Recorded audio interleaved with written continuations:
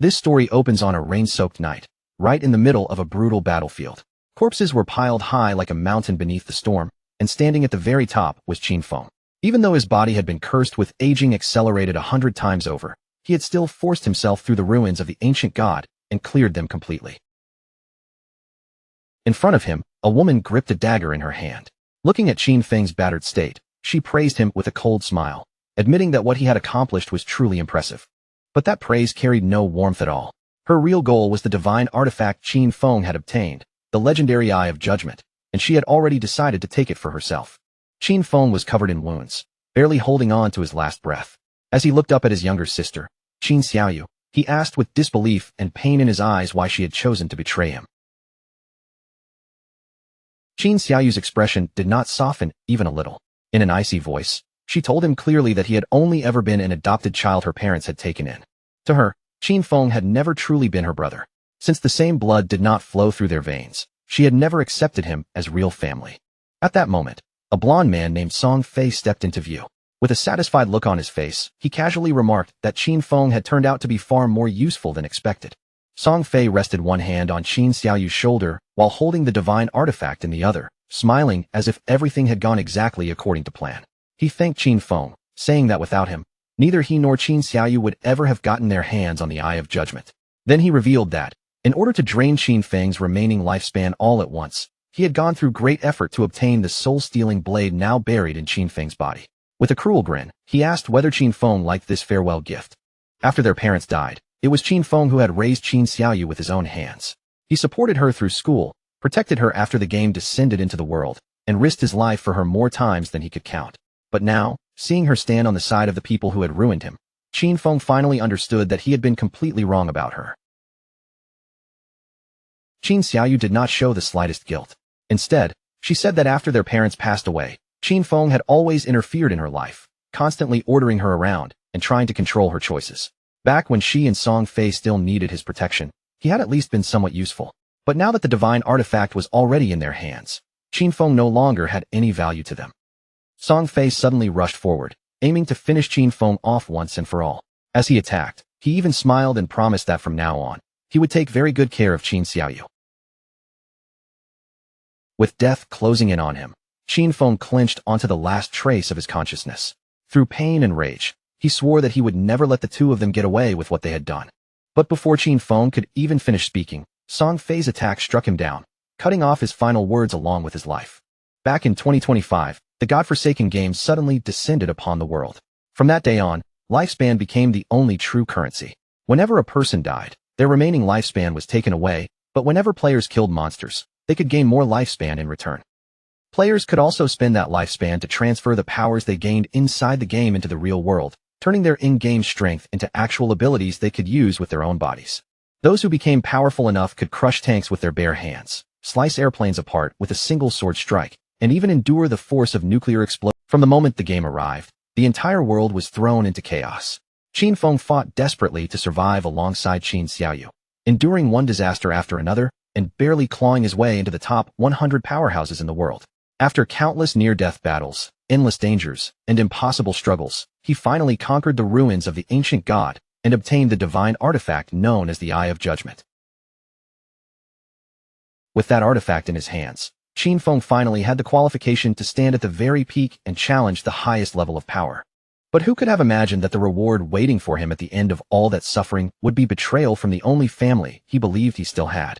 Everything he had poured his life into had become nothing but interference in Qin Xiaoyu's eyes, and every battle he fought had only cleared the road for someone else to steal the victory. If Qin Feng ever had the chance to live again, he swore deep in his heart that he would no longer sacrifice himself for anyone else. This time, he would fight only for himself. Then, as if fate had suddenly twisted, Qin Feng opened his eyes again. Instead of the bloody battlefield, he found himself lying inside his own room. He shot upright almost instantly, his body tense and his mind racing. Looking around at the familiar walls and furniture, he realized that this was not the game world. Confusion flooded through him because he clearly remembered dying. But when he grabbed his phone and turned on the screen, the date displayed there made his pupils shrink. It was the year 2025. Qin Feng moved to the window and looked outside at the bright, peaceful city below. Only then did it truly sink in. He had been reborn 9 years into the past, on the very day the godforsaken game descended upon Earth. The next day, Qin Xiaoyu suddenly kicked the door open and stormed inside. When she saw Qin Feng calmly sitting at home and drinking coffee, her anger immediately exploded, and she demanded to know why he had ignored all her calls. She kicked the trash can in frustration, sending it rattling across the floor. Watching her lose her temper, Qin Feng remembered this day clearly. On the day the Forsaken game descended, he and Qin Xiaoyu had gotten into a huge argument because of Song Fei. Posters of Song Fei were plastered all over the wall. Before the game appeared, Song Fei had been a somewhat famous underground idol, and Qin Xiaoyu was one of his most obsessive fans. On the surface, he looked dazzling and charming, but in reality, he was nothing more than a rotten scoundrel who had tricked many fans out of their money and taken advantage of their bodies. To keep Qin Xiaoyu from being deceived by him, Qin Feng had always forbidden her from getting close to that man. Yet in the end, Qin Xiaoyu accused him of controlling her life.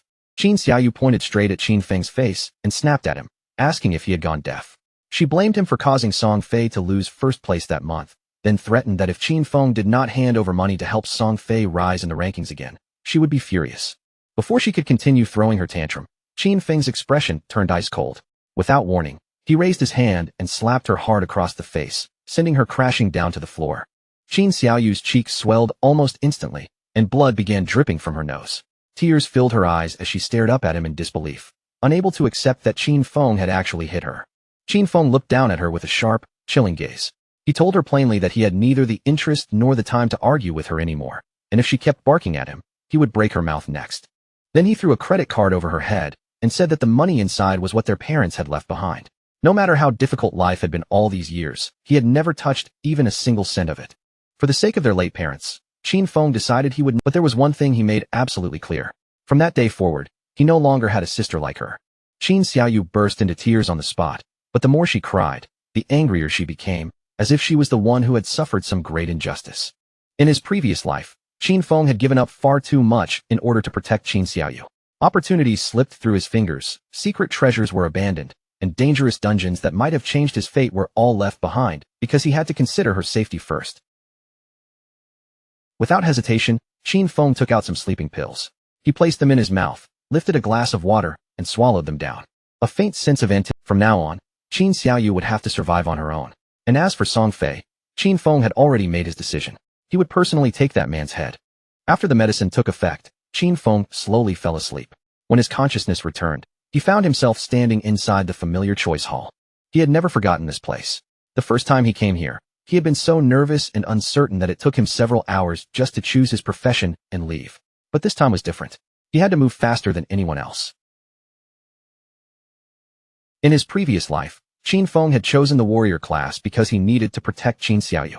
The warrior profession was by no means weak, but it was no longer the best path for him. Without Qin Xiaoyu dragging him down, he could clear everything alone at a much faster pace.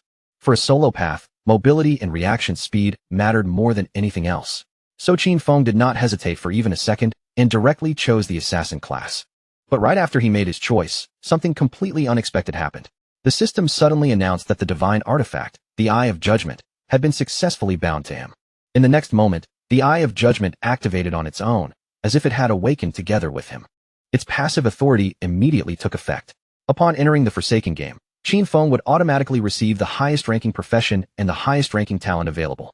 Qin Feng stood there in shock as he realized that the Eye of Judgment had followed him even after his rebirth. Only now did he finally understand how the artifact truly worked. As long as it recognized someone as its master, even if another person stole it, it would be completely useless in their hands. Perhaps this was the very reason he had been reborn in the first place. Just then, dark shadows began surging toward him, flowing into his body from every direction like living smoke. Soon after, Qin Feng's body began to transform. His hair gradually turned white, and his entire presence shifted, as if he himself was becoming one with the shadows. Qin Feng's entire appearance had transformed before anyone could even make sense of it. Shadow was the highest-tier hidden profession within the assassin path, standing far above any ordinary class. Compared with the warrior profession he had chosen in his previous life, this was on a completely different level, and just receiving it had already filled his body with terrifying power. Qin Feng's eyes widened as the memory struck him. Every profession had an extremely tiny chance of awakening into a stronger hidden advanced class, but that chance was so low that most people would never even hear of it. Yet the authority of judgment had turned that almost impossible probability into an absolute certainty. At that moment, the system awakened and delivered even more shocking information. The authority of judgment was the oldest and purest primordial authority in the universe, a force that stood above ordinary rules and order itself. For now, Qin Feng could not actively control it because he still lacked divinity, but its passive power had already begun working on him. This revelation stunned Qin Feng deeply. In his previous life, humanity only learned about the power of order in the 7th year after the godforsaken game descended, when one powerful player finally escaped God's abandoned realm and stepped into the realm of order. But even after that discovery, no human had ever truly obtained the power of order. Qin Feng had never imagined that he would touch something even greater so early. At the very beginning of this new life, he had already obtained a primordial authority that surpassed both order and rules. As long as he could one day leave God's abandoned realm, enter the realm of order, and gain divinity, he would be able to activate this authority himself. Just like that, Qin Feng gained another clear goal for this life. Now that the profession selection was finished, the system's cold voice sounded again, asking Qin Feng to enter the alias he would use inside the game. Qin Feng paused for a brief moment, then made his decision. Since this new profession had been born from Shadow itself, he chose the name Shadow. The next second, Qin Feng's body was wrapped in light, and he was directly teleported into God's abandoned realm. The place before him was a broken, ruined land filled with danger, where countless monsters wandered beyond the safe zones. Qin Feng knew he had to stay cautious, because every creature outside was ready to rip players apart and steal their lifespan.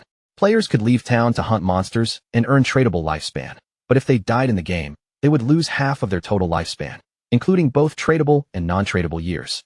Right now, Qin Feng had arrived in Shell Town, one of the beginner safe zones. Inside Shell Town, there were no monsters roaming the streets, and players were unable to attack one another. The speed at which lifespan was consumed here was also only multiplied by 1, making it the safest place for beginners to catch their breath. A large number of people had been dragged into the game without warning. Some had simply taken a nap after eating, while others had fallen asleep after a long day of exhausting work, only to open their eyes and find themselves stranded in this unfamiliar world. Soon, everyone's attention gathered on Qin Feng. No one could tell what profession he had chosen or why his appearance looked so different from theirs. When some of them noticed the weapon at his side, they guessed he might be an assassin. Qin Feng knew very well that before long, powerful figures from different countries would begin appearing one after another, and the entire order of the real world would be reshaped by this game. If Qin Feng wanted to stay ahead of those future monsters, he could not afford to waste even a second. In this world, practice and opportunity would never wait for anyone. Just then, 3 men and 1 archer were suddenly teleported back into town. Whenever players died while hunting monsters outside, they would be returned to the safe zone, and these players looked both furious and terrified.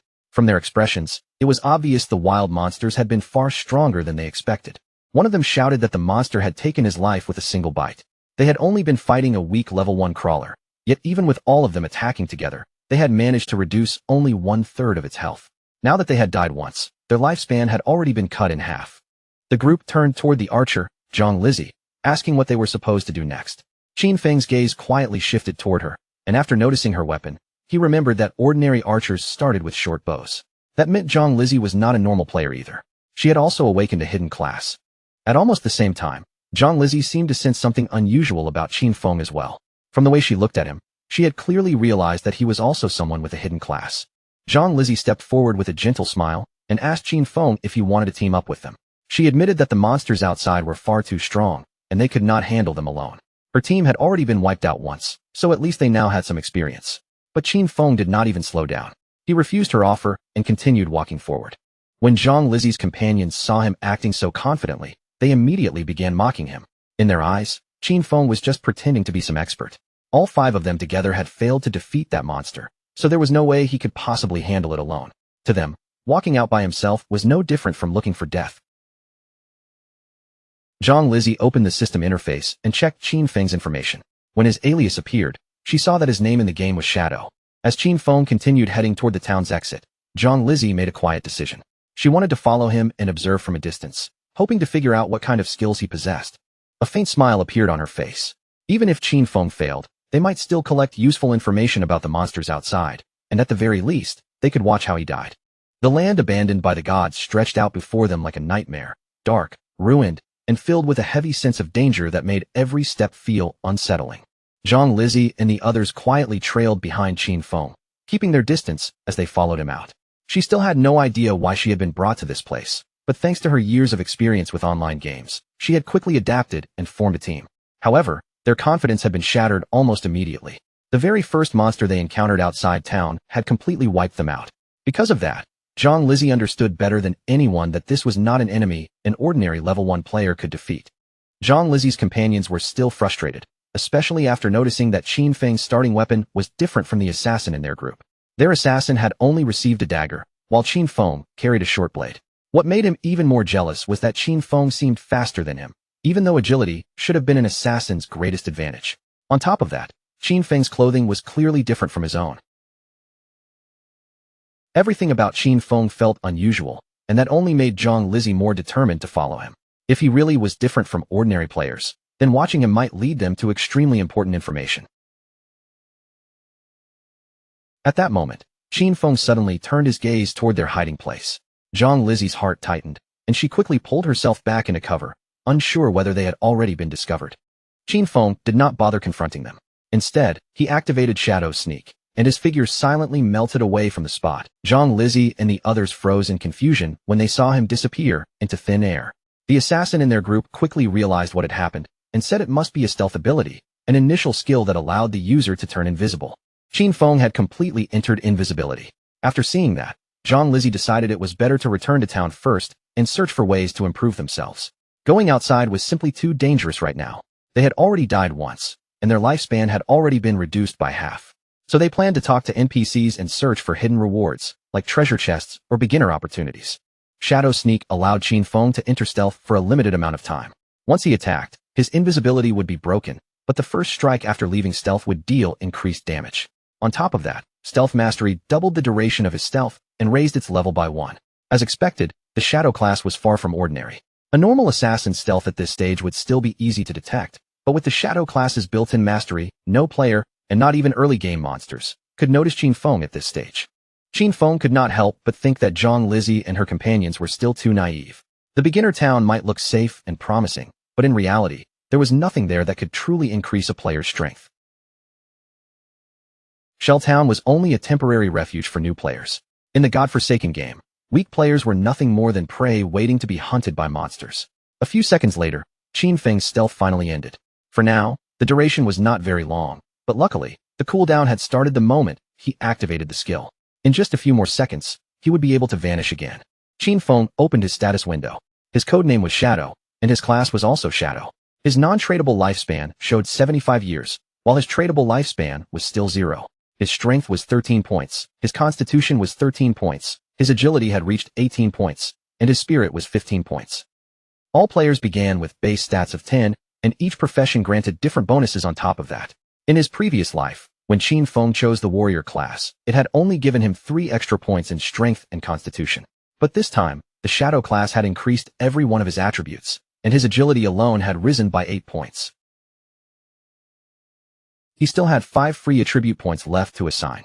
Most players at the beginning would spend those points on strength or spirit to increase their physical or magical attack power. But Qin Feng knew from experience that this was a serious mistake. Without wasting even a moment, Qin Feng placed all 5 free points directly into agility, pushing the stat up to 23 points.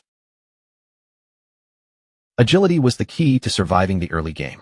No matter how players allocated their stats, early monsters could still deal overwhelming damage if they landed a hit. The only reliable way to kill monsters without being injured was to move faster than them, dodge their attacks, and strike before they could react. Just as Qin Feng finished adjusting his attributes, something nearby suddenly caught his attention. Behind a tree not far away, a monster was hiding in the shadow. It was a level 1 crawler of normal grade, but something about it was abnormal. The creature was in the middle of evolving. Qin Feng immediately became alert. When he noticed that the crawler was still absorbing lifespan, he quickly understood what had happened. This was the same monster that had just wiped out Zhang Lizzie's group of 4 players. The crawler also sensed Qin Feng's presence. Its body was still injured, and part of its health had already been lost from the earlier fight. The monster suddenly lunged forward, but Qin Feng reacted instantly and jumped aside, cleanly dodging the attack. He knew that when monsters killed players, they could obtain that player's lifespan, and once they absorbed enough of it, they would begin to evolve. Qin Feng activated Shadow Sneak and drew his short blade in one smooth motion. Just as the crawler was about to close the distance, his figure vanished from the air again. While the crawler twisted around, trying to locate where Qin Feng had gone, Qin Feng suddenly appeared above it. Using Stealth Break Strike, he dropped down onto the monster and drove his short blade fiercely into its head, dealing 174 damage in a single hit.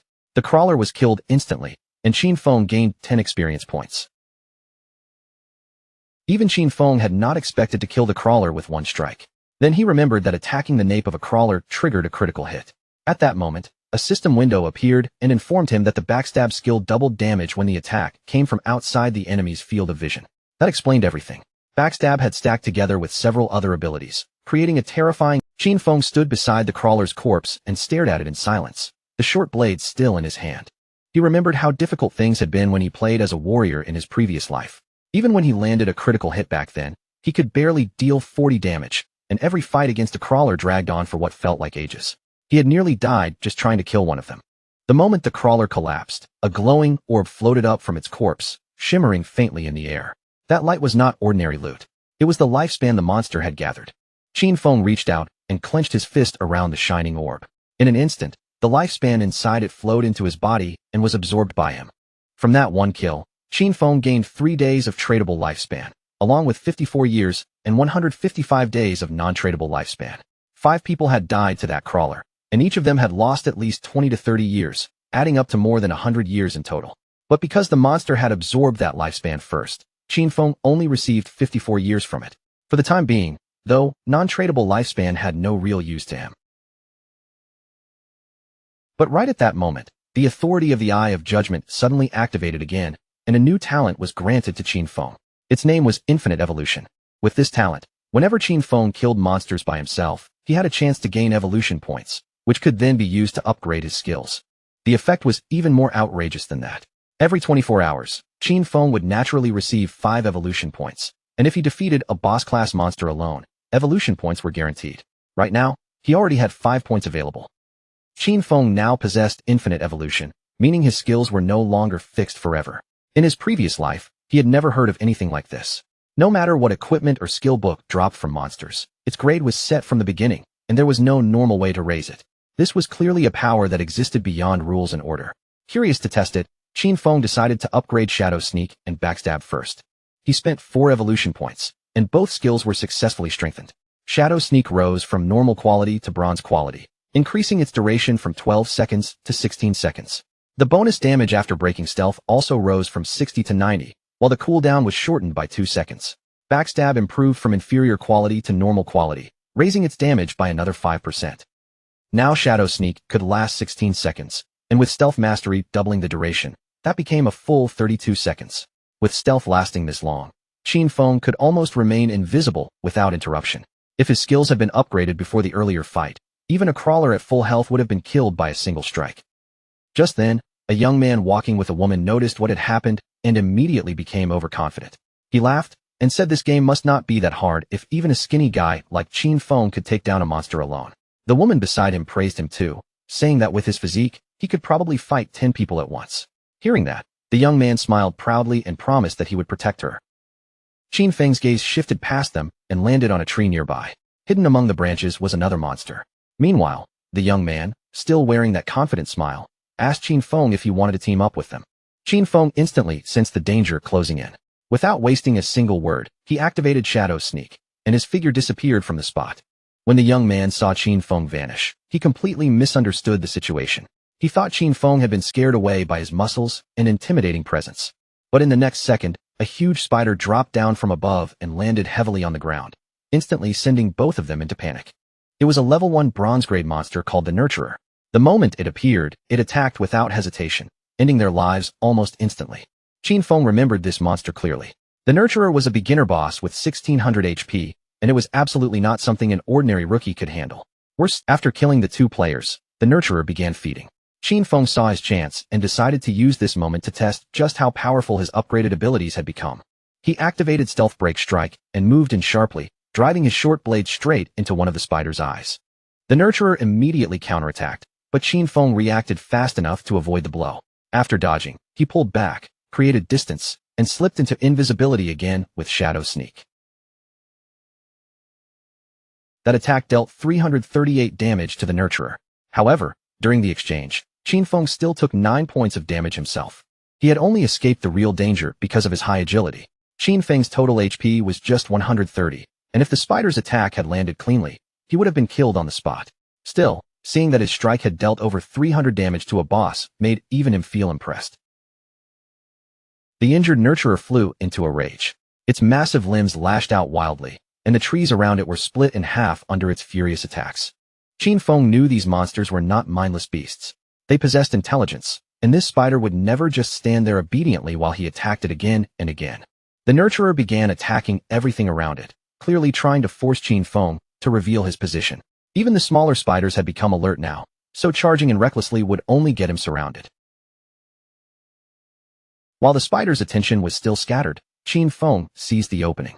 He picked up a rock and threw it hard, striking the nurturer directly in the abdomen and dealing 299 points of damage. Qin Feng immediately grabbed another rock, and his guess was proven correct. His main damage did not come from the weapon itself, but from the bonus of stealth ambush strike and the enhancement granted by his class skills. Because of that, even something as simple as a thrown rock could still cause solid damage. All he needed to do now was wait until Shadow Sneak came off cooldown, then attack again with another rock from stealth. By doing this, the thrown rock would trigger the bonuses from ambush strike, backstab, and weak point attack all at once. The moment Shadow Sneak's cooldown ended, Qin Feng threw another rock, dealing 279 damage to the spider, then immediately activated Shadow Sneak again and vanished. His strategy was simple but extremely effective. Stay hidden, wait for Shadow Sneak to refresh, strike from the shadows, and then disappear before the monster could touch him. At the same time, back in Shell Town, the leaderboard suddenly updated. It announced that the player Shadow had killed the bronze-grade boss Nurturer, becoming the first player to reach level 2 and instantly rising to number 1 on the list. The other players were stunned, because most of them had already died to ordinary mobs, and they could not understand how someone had defeated a boss this early.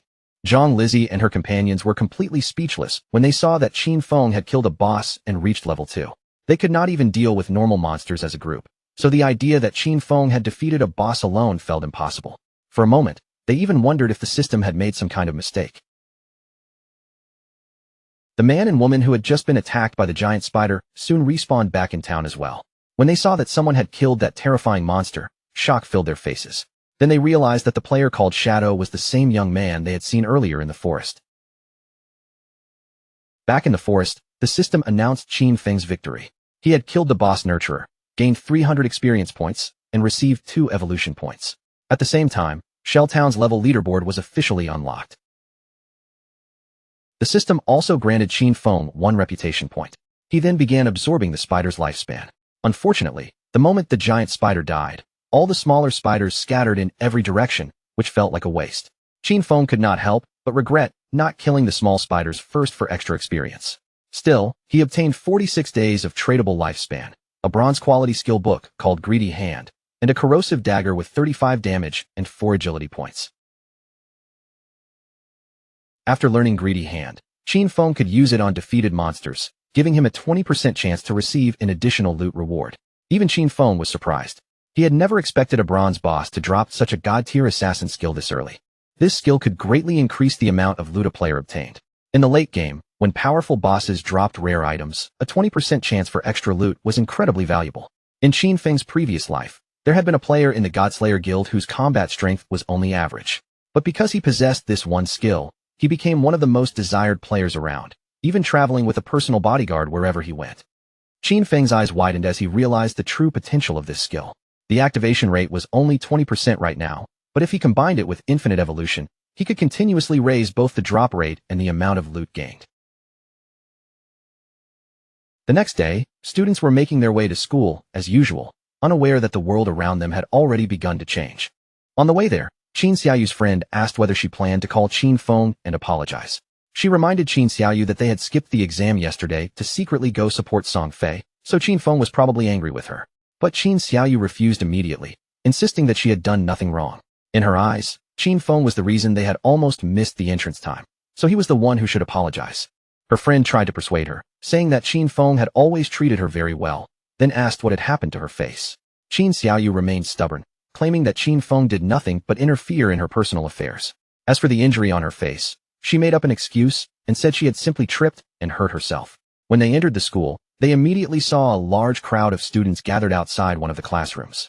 Qin Xiaoyu's friend became curious and pushed her way through the crowd. Once she stepped into the classroom, she saw Xiang Wei sitting there with his body becoming faint and semi-transparent. One of Xiang Wei's friends explained nervously that he was not completely sure what had happened. A moment ago, Xiang Wei had said he was going to take a nap, but when they turned around again, he had already become like this. And this was not an isolated incident. Similar cases were spreading all over the internet. People across the world were experiencing the same strange phenomenon, and some experts were saying that anyone who fell asleep might enter a ghost-like semi-transparent state. The worst part was that nobody knew why it was happening. Qin Xiaoyu's friend immediately became alert and decided to call her parents to warn them. She also advised Qin Xiaoyu to call Qin Feng, just in case he needed to be warned too. But Qin Xiaoyu refused coldly, saying she would rather see him dead than contact him. Meanwhile, Qin Feng was focused on evolving his newly acquired skill, Greedy Hand. He upgraded it from bronze quality all the way to gold quality. After the upgrade, the chance of gaining an extra piece of loot from an enemy increased from 20% to 70%. Thanks to this improvement, Qin Feng used Greedy Hand and obtained 2 more evolution points. Qin Feng clenched his fist and activated the skill again. This time, he successfully gained 2 evolution points along with 46 days of tradable lifespan. He was extremely satisfied with the result. Now that he had gained 2 evolution points, he knew he only needed 3 points to raise Greedy Hand to the next level. Once that happened, the chance of receiving extra loot would soon reach 100%. Qin Feng also understood that the governments around the world must have realized the seriousness of the situation by now. More and more people would soon flood into the game. So he had to speed up his progress and equip anything useful immediately. Without hesitation, he put on the bronze quality corrosive dagger, gaining 35 attack points and 4 additional agility points. Then Qin Feng activated Shadow Sneak to avoid attracting the attention of nearby monsters. He knew that before long, people would discover that the skills and equipment obtained in this game could be extracted into the real world. Once that secret spread, the entire world would descend into chaos. Extracting skills and equipment required 2 conditions. First, reaching level 10, and second, possessing enough tradable lifespan. Since farming small monsters would waste too much time, Qin Feng decided his next target would be stronger bosses. As Qin Feng moved through the wilderness, the sound of fighting suddenly reached his ears from somewhere ahead. He followed the noise to the edge of a cliff, and from there, he saw several players below struggling against a level 2 bronze-grade monster known as a sprint predator. Qin Feng had just been thinking about searching for stronger bosses to speed up his growth, and now a sprint predator had appeared right in front of him. The timing could not have been more perfect. The monster lunged forward, but the player holding a shield and mace stepped up and blocked the attack without much difficulty. That player was Wang Ming. Qin Feng's eyes narrowed slightly when he recognized him, realizing the rumors from his previous life were true. It was said that when Wang Ming first entered the Forsaken game, he had gathered an entire squad of hidden class players, and all 6 members of his team possessed hidden professions. Wang Ming raised his shield and summoned Holy Barrier. In an instant, a golden wall of light appeared in front of him, pushing back the monster and forcing it away. His hidden profession was Holy Shield Warrior, a class with twice the basic stats of an ordinary warrior. And as if that advantage was not already ridiculous enough, he also possessed an innate invincibility skill. While the monster's attention was held by Wang Ming, the mage in the team seized the opening. She lifted her staff, formed a blazing fireball, and launched it straight into the creature's arm. Her hidden profession was Prophet, an advanced mage class that allowed her to deal double the magical damage of an ordinary mage. It also came with a built-in prophetic fireball skill, giving her powerful early game damage. The team's archer also had a hidden profession from the archer path, called Sharp-Eyed Shooter, which granted double the stats of a normal archer and came with the rapid shot skill. Even their priest was not ordinary. She had the Oracle Priest class, giving her twice the healing ability of a normal priest, along with a group healing skill. The archer and the mage attacked together, sending their strikes toward the sprint predator from a distance. But the monster dodged their attacks with frightening ease, then turned and charged at Wang Ming, forcing him to step back under the pressure. Seeing their ranged attacks miss again and again, the archer's face turned pale with panic. She realized this boss was simply too fast for them to lock onto properly. The priest quickly cast healing magic on Wang Ming, restoring his condition. Wang Ming then made his decision, believing their best chance was to keep attacking the boss little by little while the healers focused on keeping everyone alive. From his hidden position, Qin Feng immediately understood what Wang Ming was trying to do. He planned to slowly wear down the monster's health, but in Qin Feng's eyes, that idea was far too optimistic, because Wang Ming had forgotten the most dangerous part of fighting in the wild. This was the wilderness, not a safe arena. The longer a battle dragged on, the more likely it was to attract other monsters. And just as Qin Feng expected, 2 more monsters suddenly appeared behind Wang Ming's team. Qin Feng recognized them at once. They were corruptors, regular level 2 monsters covered in dark brown mud, known for using ranged attacks to weaken and restrict their targets. The swordsman in Wang Meng's team reacted first. He rushed toward the two corruptors, raised his weapon, and slashed at one of them. Qin Feng watched the swordsman closely and realized that his profession was also a hidden class, though it was one Qin Feng had never personally seen before. The swordsman's strike landed, but it only dealt 33 points of damage. In that instant, he understood that these monsters had extremely high defense and could not be cut down easily. Before he could adjust his stance, the corruptor opened its mouth and spat a thick mass of mud directly onto him. That attack was ground-bind. The mud clung to his body like a heavy restraint, and his movement speed was instantly reduced. At the same time, the other corruptor turned toward the mage and began chasing her down. The mage's eyes filled with tears as she stumbled backward, forced to flee in panic. But just as the corruptor was about to close in, Qin Feng suddenly leapt into action. In the blink of an eye, his figure flashed past, and the monster's head was severed cleanly from its body. The attack dealt 441 damage, saving the mage on the spot and leaving everyone frozen in shock. Qin Feng's strike was so powerful that the corruptor died instantly. The mage stared at the fallen monster in complete confusion, unable to understand who had saved her or whether someone nearby was secretly helping their team.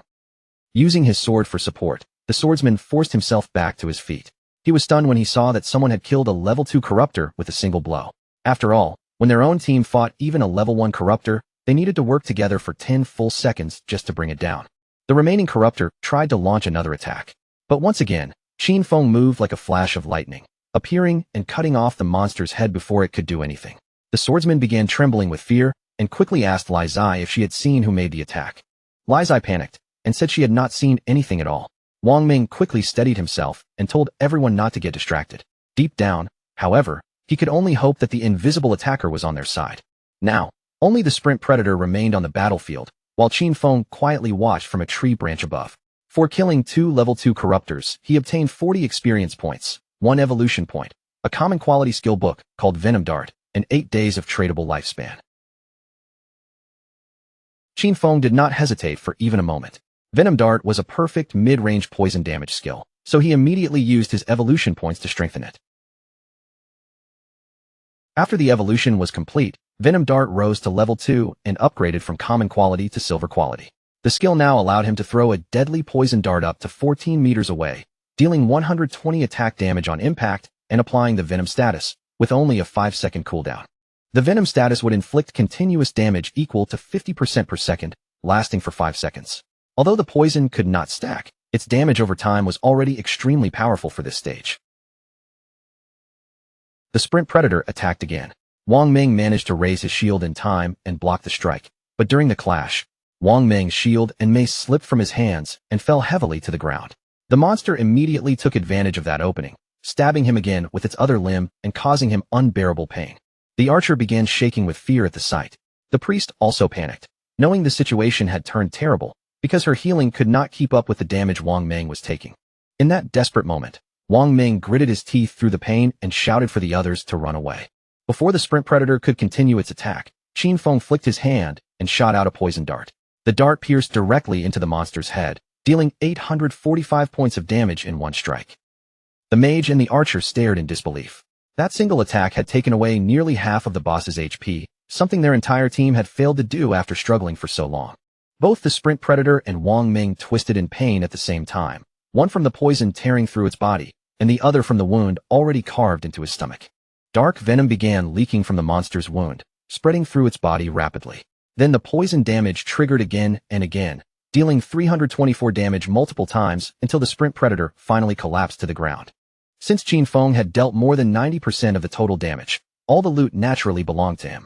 For killing the sprint predator, he gained 600 experience points, reached level 3, obtained 2 evolution points, and received 55 days of tradable lifespan. What surprised him even more was that Venom Dart's damage over time had triggered his class passive ability, with stealth allowing him to stay invisible and poison darts letting him attack from range. Almost nothing in the early and mid-game could stop him anymore. Loot began rising from the sprint predator's corpse. Wang Ming stared at the fallen boss in shock, still unable to process the terrifying amount of damage it had suffered. A few seconds later, the loot vanished from the ground. Wang Ming forced himself back up and turned toward Qin Feng's direction. With a serious expression, he thanked him for saving their lives. But Qin Feng only gave him a calm warning. In the wildlands, people could not trust strangers so easily, and his words immediately left everyone stunned. Wang Ming accepted the warning and thanked him for the advice. He and his team decided not to disturb Qin Feng while he checked the loot. Before leaving him alone, Wang Ming added that if Qin Feng ever needed anything, he could come find him. Qin Feng picked up the loot while quietly judging Wang Ming in his heart. Wang Ming seemed like a trustworthy person, and more importantly, he had the support of Daxia's government, which controlled a huge amount of resources. Because of that, Qin Feng began considering whether he could use Wang Ming as a stable channel to sell the loot he did not need. Then Qin Feng used Greedy Hand on the Sprint Predator's corpse. The skill brought him 3 evolution points, another 55 days of tradable lifespan, and a pair of bronze-quality leather greaves from the Sprint Predator. Qin Feng immediately equipped the leather greaves. Once he put them on, he gained 9 points of physical defense, 5 points of resistance to all elements, and a 15% increase in cooldown speed. This loot haul was excellent. Qin Feng still had several pieces of class gear and skill books he could not use, and once his bag was full, he decided he would return to town and exchange everything for lifespan. A confident light shone in Qin Feng's eyes. Compared with his previous life, his growth speed this time was already more than 100 times faster. Not far from where he stood, another group of players was being attacked by more monsters. Seeing the number of enemies increasing around them, the players quickly realized they could not win and decided to escape. But before they could get away, an even larger monster suddenly appeared in front of them, blocking their path like a living wall. And just as the players tried to flee, that massive monster struck first. Sharp vines shot out with deadly speed, piercing through the group and killing every last one of them. After being wiped out, the players respawned back in town, their faces full of frustration and despair. They complained that the monsters outside always moved in groups, and whenever their health dropped low, they would run away instead of fighting to the end. Everyone had heard that players needed to reach level 3 before they could leave the game, but right now, that goal felt almost impossible. Some players believed the answer was simply to gather more people. Since a team of 3 was clearly not enough, they thought they should form groups of 6 or even 10 before heading out again. But another player immediately argued that this would not solve anything. He had personally seen a 10-person team get surrounded and wiped out, and if too many people gathered together, they would only attract a boss. Not long ago, a group of 40 players had triggered something called the Curse Master, and that monster had annihilated more than 30 of them with a single strike. Zhang Lizi's team also respawned in town, looking far worse than before. If players could not reach level 3, they would be trapped inside the game forever. Since all of them had entered after falling asleep, that meant only their consciousness had been pulled into this world. If they remained stuck here for too long, their real bodies outside would eventually starve to death. Zhang Lizi felt increasingly irritated because she could not understand why this game was so brutally difficult. One of her companions panicked, saying they had already died 3 times, and their non-tradable lifespan had dropped to less than 10 years. If this continued, they would really die in the real world. Even though Zhang Lizi still did not know whether everything was truly real, she understood one thing clearly. They could not afford to die again. When Zhang Lizi saw that Shadow had already reached level 3, confusion flashed across her face. He had advanced far faster than everyone else, so she was certain he must have discovered some hidden trick. At that moment, she understood that if her team wanted to escape this game, they needed Shadow to carry them all the way to level 3. Zhang Lizi clenched her fist and quickly gave orders to her teammates. She told them to spread the word everywhere. They had to make Shadow help them reach level 3 no matter what. Once they returned to reality, she was willing to pay him 10 million in cash. Her teammates were stunned by the amount, but Zhang Lizi was confident. In her mind, there was no way Shadow could ignore 10 million. Meanwhile, back in the forest, Qin Feng killed a level 2 polluter, gaining 20 experience points and 1 evolution point from the fight. After absorbing the monster's lifespan, Qin Feng checked his evolution points and decided he had gathered enough. Without hesitating, he spent 5 points to evolve Greedy Hand again. The skill's quality rose sharply, upgrading from Platinum to Emerald. Its chance of producing extra loot increased all the way to 160%, and now, the bonus loot even had a 20% chance of being 1 tier higher than normal. Qin Feng was amazed. Rain began falling through the forest, soaking the leaves and darkening the ground beneath his feet. As Qin Feng moved through the wet wilderness, something ahead suddenly caught his attention. There, wandering through the rainy forest, was the monster known as the Curse Master. This monster was a bronze tier boss, and right now, it was consuming vital force as it slowly prepared to advance into a silver tier boss. To Qin Feng, it was no surprise that this boss had wiped out a team of 40 players. With its power, that result was completely normal. But his inventory was already full, so even if he killed the Curse Master now, he would not be able to pick up all the loot. For the moment, he decided to mark this location on his map first. The boss's evolution would take some time, which gave Qin Feng a chance. He planned to empty his inventory first, then return later to deal with it properly. Back in town, the news had already spread everywhere. Someone was offering 10 million for Shadow, the #1 player on the leaderboard, to help them level up quickly. Players were dying over and over, losing lifespan each time, and the wealthy had already started using money to search for a way out. For ordinary people without resources, the situation looked more and more hopeless. While everyone was still discussing the offer, Qin Feng suddenly appeared in town, and the surrounding players immediately fell into shock. Qin Feng opened the system interface and activated the market stall function. A system announcement immediately rang out, declaring that he was selling equipment and skills, and that the stall would only remain open for 10 minutes. The nearby players were stunned when they saw he was already wearing 2 pieces of bronze tier gear, and even more shocked when they realized he was selling 2 additional pieces. Many players still could not believe that he had truly killed a bronze tier boss. One of them stared at Qin Feng and asked why they could not see his face clearly. Another player quickly explained that Shadow had enabled the face concealment function. Since the game appearance matched the player's real appearance, hiding his face meant he clearly wanted to keep his identity mysterious. A mage walked up to Qin Feng's stall, her eyes scanning the items with interest. She pointed to the icicle spell and asked how much it cost. Qin Feng answered calmly that the price was 100 days of tradable lifespan. This mage was Grey Rose, currently ranked 11th in Shell Town. Just like Qin Feng, she had also activated face concealment, keeping her real appearance hidden from the other players. Grey Rose hesitated because 100 days of lifespan was not a small amount. She asked if he could lower the price a little. Qin Feng explained that even though Icicle Spell was only a common tier skill, it could greatly increase a mage's farming speed in the early stage, so 100 days was already a bargain. Grey Rose then asked if she could pay with real-world money instead. Qin Feng refused without hesitation. He advised her that if she had cash, she could first use it to buy tradable lifespan from other players, then exchange that lifespan with him. If no one offered a higher price, he was willing to hold the skill until she gathered enough lifespan. Grey Rose lowered her head and began thinking it over.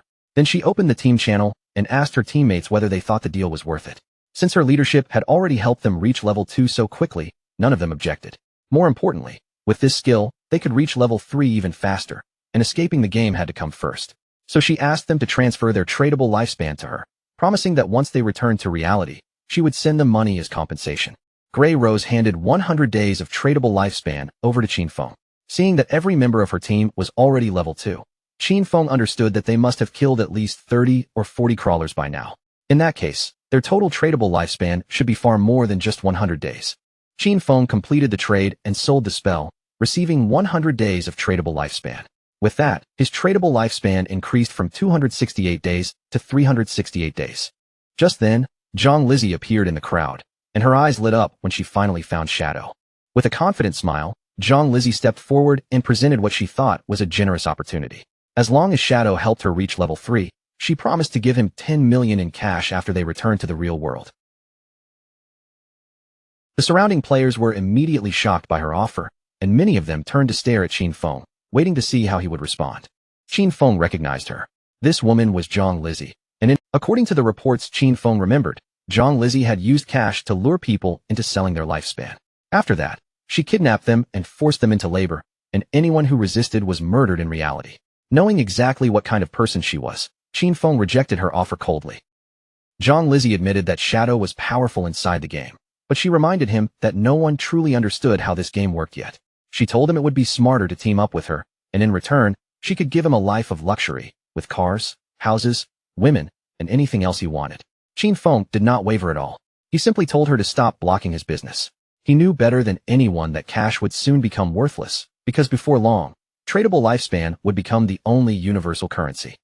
Zhang Lizzie's expression darkened, and her arrogance surfaced immediately. She said coldly that if this were the real world, she would have already taught him a harsh lesson. Qin Feng's gaze turned murderous. He warned her in a chilling voice that if she said one more word, he would kill her again and again until her lifespan dropped all the way to 0. Zhang Lizzie and her companions felt the terrifying pressure coming from him. Without daring to waste another second, they turned and fled from the area. A few minutes later, Qin Feng sold the final item in his stall, the Gleam Robe of Tier Bronze. After the last trade was finished, Qin Feng's total tradable lifespan had reached 546 days. Now that his inventory was emptied and everything had been sold, Qin Feng decided it was time to return to the forest and deal with the Curse Master. His body faded quietly as he activated stealth once again. No one in town understood it yet, but tradable lifespan was the key to extracting skills into reality. Once that secret became known, the godforsaken game would drag the real world into chaos. The family backgrounds, wealth, and status people were once proud of would soon lose their meaning, and only personal strength would matter. After escaping from the stall area, Zhang Lizzie and her team finally stopped some distance away. They were all out of breath from running, their faces still tense from Qin Feng's threat. Zhang Lizzie gritted her teeth and told the others that Shadow had not only rejected her offer, but had even dared to threaten her. Anger burned in her eyes as she swore that once they returned to the real world, she would find him and kill him. While Zhang Lizzie was thinking about revenge, a man named Mao Lijun, also known as Lao Mao, walked toward her from nearby. Lao Mao said that he had already reached level 2, and with a confident look, claimed that he knew some tricks that could help people level up inside the game. He then asked whether he could take the 10 million offer that Shadow had refused, saying he could help Zhang Lizzie and her team reach level 3 instead. Zhang Lizzie immediately became cautious and asked what kind of tricks he was talking about. Lao Mao smiled and said he usually kept these methods secret, but for her, he was willing to make an exception. He explained that under their current situation, the fastest way to level up was to put all attribute points into agility as soon as possible. Once their running speed became faster than the monsters, they could avoid being hit and find chances to win without taking damage. Zhang Lizzie froze when she heard this. She had put all her attribute points into strength, and only now did she realize she might have made the wrong choice from the very beginning. In the end, Zhang Lizzie agreed to Lao Mao's offer, but she cut the price down to 5 million because he was not as strong as Shadow. Lao Mao accepted the deal, though he could not help mentioning that while Shadow was powerful, it was strange for him to refuse such a huge amount of money. Meanwhile, Qin Feng reached the exact location he had marked on the map earlier. His body remained hidden in stealth, and from the shadows, he quietly studied the creature ahead. The monster had already broken through into the silver rank, and the thick gray fog twisting around its body made it clear that its evolution still had not finished. Without wasting any more time, Qin Feng activated his venom dart ability. He knew very well that if this creature was allowed to keep evolving until it reached the gold rank, the whole process would still but Qin Feng had no intention of standing there and waiting that long. The moment his chance appeared, he fired the poison dart straight at the monster, and because the strike came from stealth, the attack landed cleanly, dealing 659 points of damage. And that first hit was only the beginning. Once the poison seeped into the monster's body, the damage kept ticking, eating away at its health by 219 points every single second. Qin Feng immediately sprang toward the monster and activated Shadow Sneak, closing the distance in an instant. He understood that a silver boss was on a completely different level, with health that was at least 2 or 3 times higher than a bronze level 1 monster. Right then, the monster suddenly lifted its hands, and a terrifying amount of magical energy began gathering between them. As the power swelled, its already huge body seemed to expand even further, becoming more oppressive by the second. Qin Feng quickly judged the situation in his mind. As long as he could land Venom Dart 2 or 3 more times, this silver boss should be finished before its evolution could go any further. But before he could act again, the monster suddenly released a devastating attack. The blast erupted outward with brutal force, tearing through the surrounding ground and smashing the area around it into chaos. This was a magic-type boss, the kind of monster that could unleash massive area damage in one strike. After throwing out Venom Dart, Qin Feng had already started retreating, and even then, he only barely slipped out of the attack range in time. Still hidden from sight, Qin Feng felt the danger even more clearly. With his current health and defense, taking that attack head-on would be no different from throwing his life away. The fight dragged on, and before long, the monster began preparing another large-scale attack. Magical power once again gathered around it, making the air feel heavy and unstable. Its enormous body slowly turned in Qin Feng's direction, but he did not panic. He kept moving with careful steps across the battlefield, eyes locked on both the boss and his cooldown timer. His hidden shadow ability still was not ready, so he had to stay patient and wait for the boss to expose a weakness. His strategy was simple, but every second had to be perfect. Wait for the right opening, strike exactly where it hurt, then vanish before the monster could counterattack. A moment later, the creature staggered, its focus slipping for just an instant. That tiny opening was all Qin Feng needed. He rushed forward without the slightest hesitation, raised his hand, and released Venom Dart again before the boss could recover. The attack flew in perfectly and struck the monster dead on, bursting against its body and dealing another 659 points of damage. Almost immediately, the venom began spreading through the boss once more. Its health started falling rapidly, with 219 points being drained away every second. Sensing that its life was in danger, the monster actually tried to flee. But Qin Feng had no intention of letting his prey escape now. He chased after it closely, his gaze sharp and steady, completely locked onto the creature. By this point, the monster was already close to death. No matter how desperately it tried to run, its body was weakening too quickly, and its escape attempt had become meaningless. In one swift movement, Qin Feng disappeared from sight and reappeared directly above the creature's head. With a heavy strike, he slammed it down hard into the ground, ending the fight with brutal precision. The system immediately confirmed his victory. Qin Feng had successfully defeated the silver-ranked boss, and a stream of notifications flashed before his eyes. He gained a total of 1,800 experience points, causing his level to shoot up from level 3 straight to level 5. On top of that, he received 4 evolution points and an unexpected 124 days of tradable lifespan. Seeing that one boss kill had raised him by 2 full. As the monster's body collapsed and transformed into loot, Qin Feng immediately reached out and activated his evolved skill, Greedy Hand. The air around the loot shimmered faintly, and a system screen quickly appeared to confirm that everything had been collected. The rewards were even better than Qin Feng had expected, giving him another 4 evolution points along with an additional 124 days of tradable lifespan. With his gains doubled once again, Qin Feng's lips curled into a satisfied smirk. Getting 2 extra bonuses so easily was far better than he had imagined. After adding everything together, he realized this one silver-ranked boss had brought him a total of 12 evolution points and 372 days of tradable lifespan. Just as Qin Feng was still taking in the size of his rewards, another notification suddenly appeared before him. This time, it revealed an unexpected bonus from Greedy Hand's secondary effect. One of the items he had looted had been upgraded from silver rarity all the way to gold. Qin Feng looked at the message with clear interest. A gold-tier item was no small reward, and now he understood even more why Greedy Hand was considered a Jade-level skill. It did not just collect loot. It could actually push the quality beyond its original limit. After that, Qin Feng turned his attention back to the scattered equipment on the ground. 7 or 8 pieces of gear had dropped from the boss, but the problem was that his backpack only had 10 empty slots left. He let out a quiet sigh, already seeing the trouble ahead. If he had to run back to town every time he killed a boss, it would waste far too much time. Something like a storage ring would have solved this problem perfectly. Just as Qin Feng was about to examine one particular item among the loot, the scene suddenly shifted back to Shell Town. Back in Shell Town, the mage from Wang Meng's team appeared in a flash of light. The tension on her face finally eased, and she looked visibly relieved. She had made it back safely, and it was all thanks to Wang Meng. One after another, the rest of the team returned as well. They gathered around Wang Meng and thanked him since the mage, however, still had one regret she could not shake off. She sighed softly, wishing she had managed to add Qin Feng as a friend back in the forest. In her mind, maybe the problem was that she had been covered in mud at the time and looked too miserable.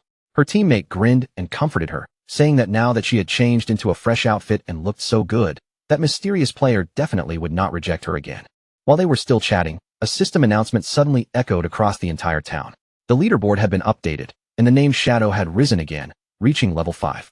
The news instantly shook the players in town. Someone stared in disbelief, unable to understand how Shadow had jumped from level 3 to level 5 so quickly.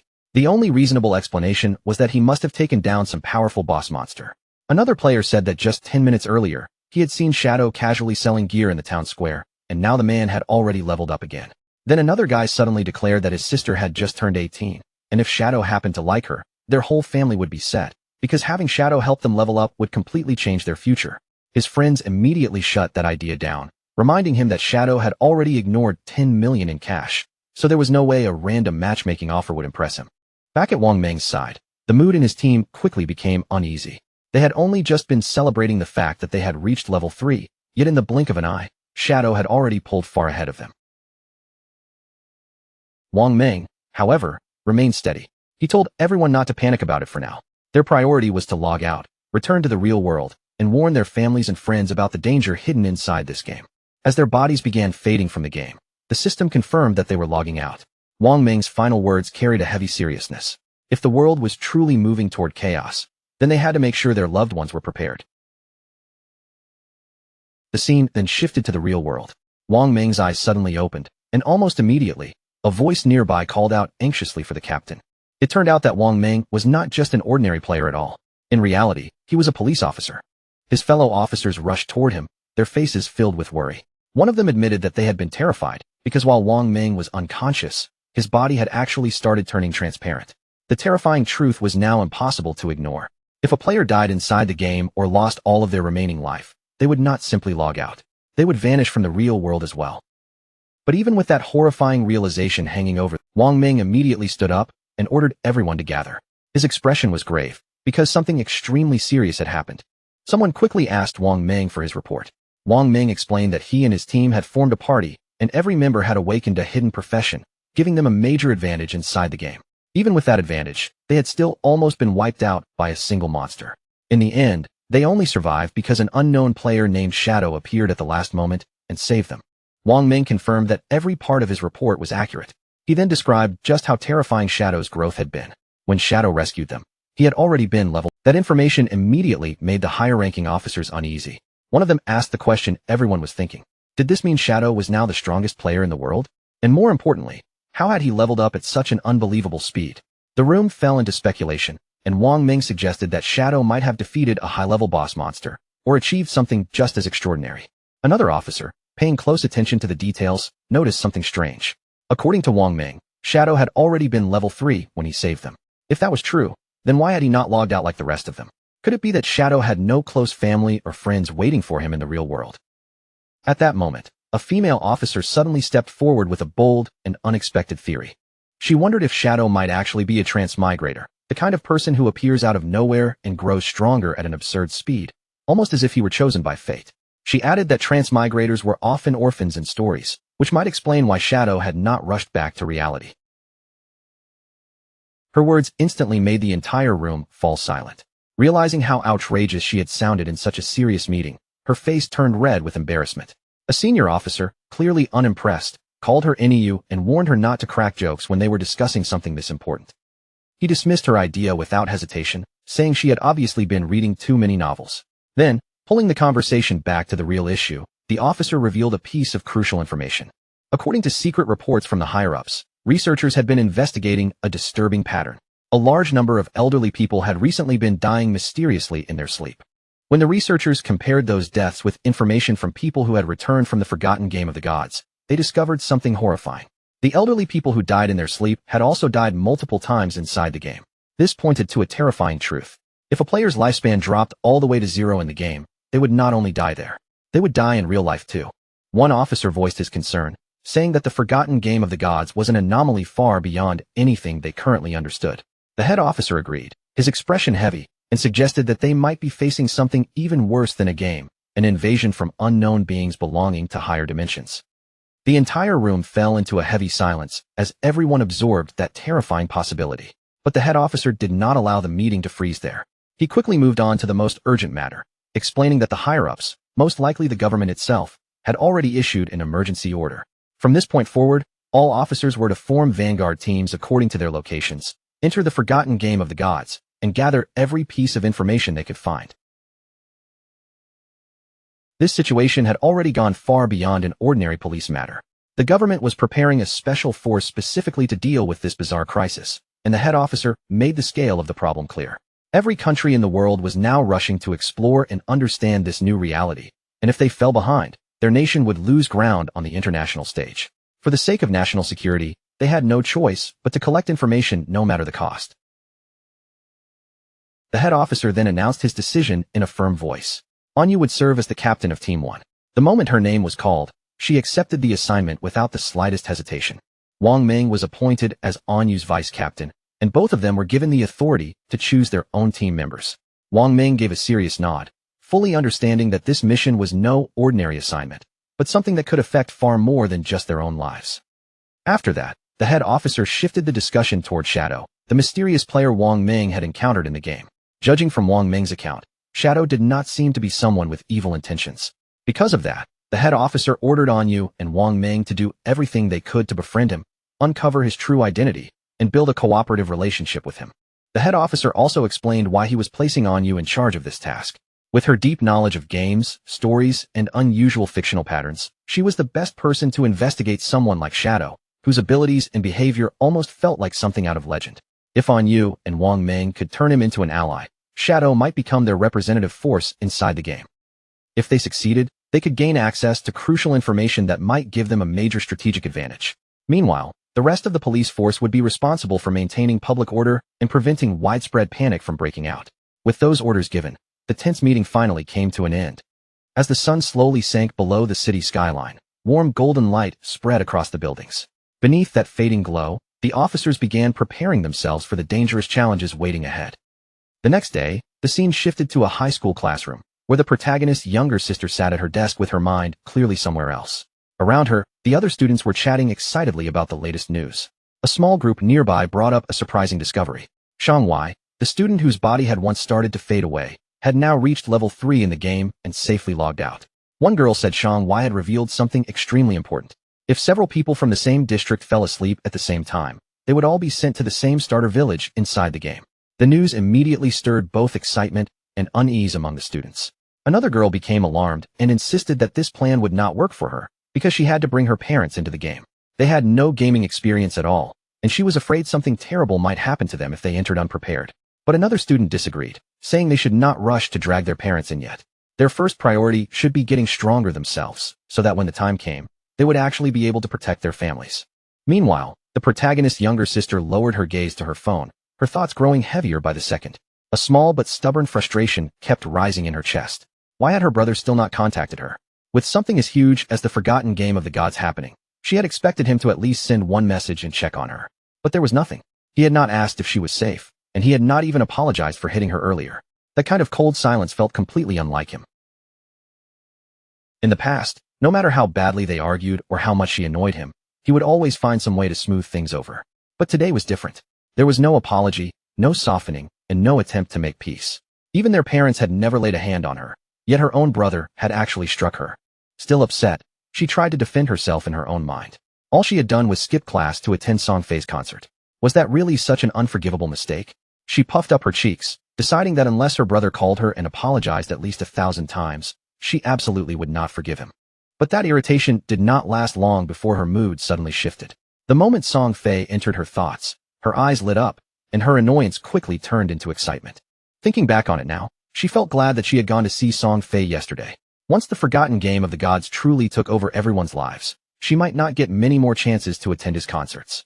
A dreamy smile spread across her face as she remembered the previous night, especially the feeling of being so close to him while he performed on stage. In her mind, Song Fei appeared again beneath the bright stage lights, looking dazzling as the crowd cheered around him. Just remembering it made her unable to hold back her admiration for how amazing he had been. Then a sudden thought struck her.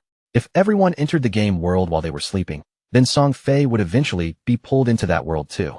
The moment she imagined meeting Song Fei inside the game, her cheeks flushed red, and her heart seemed to jump a little faster.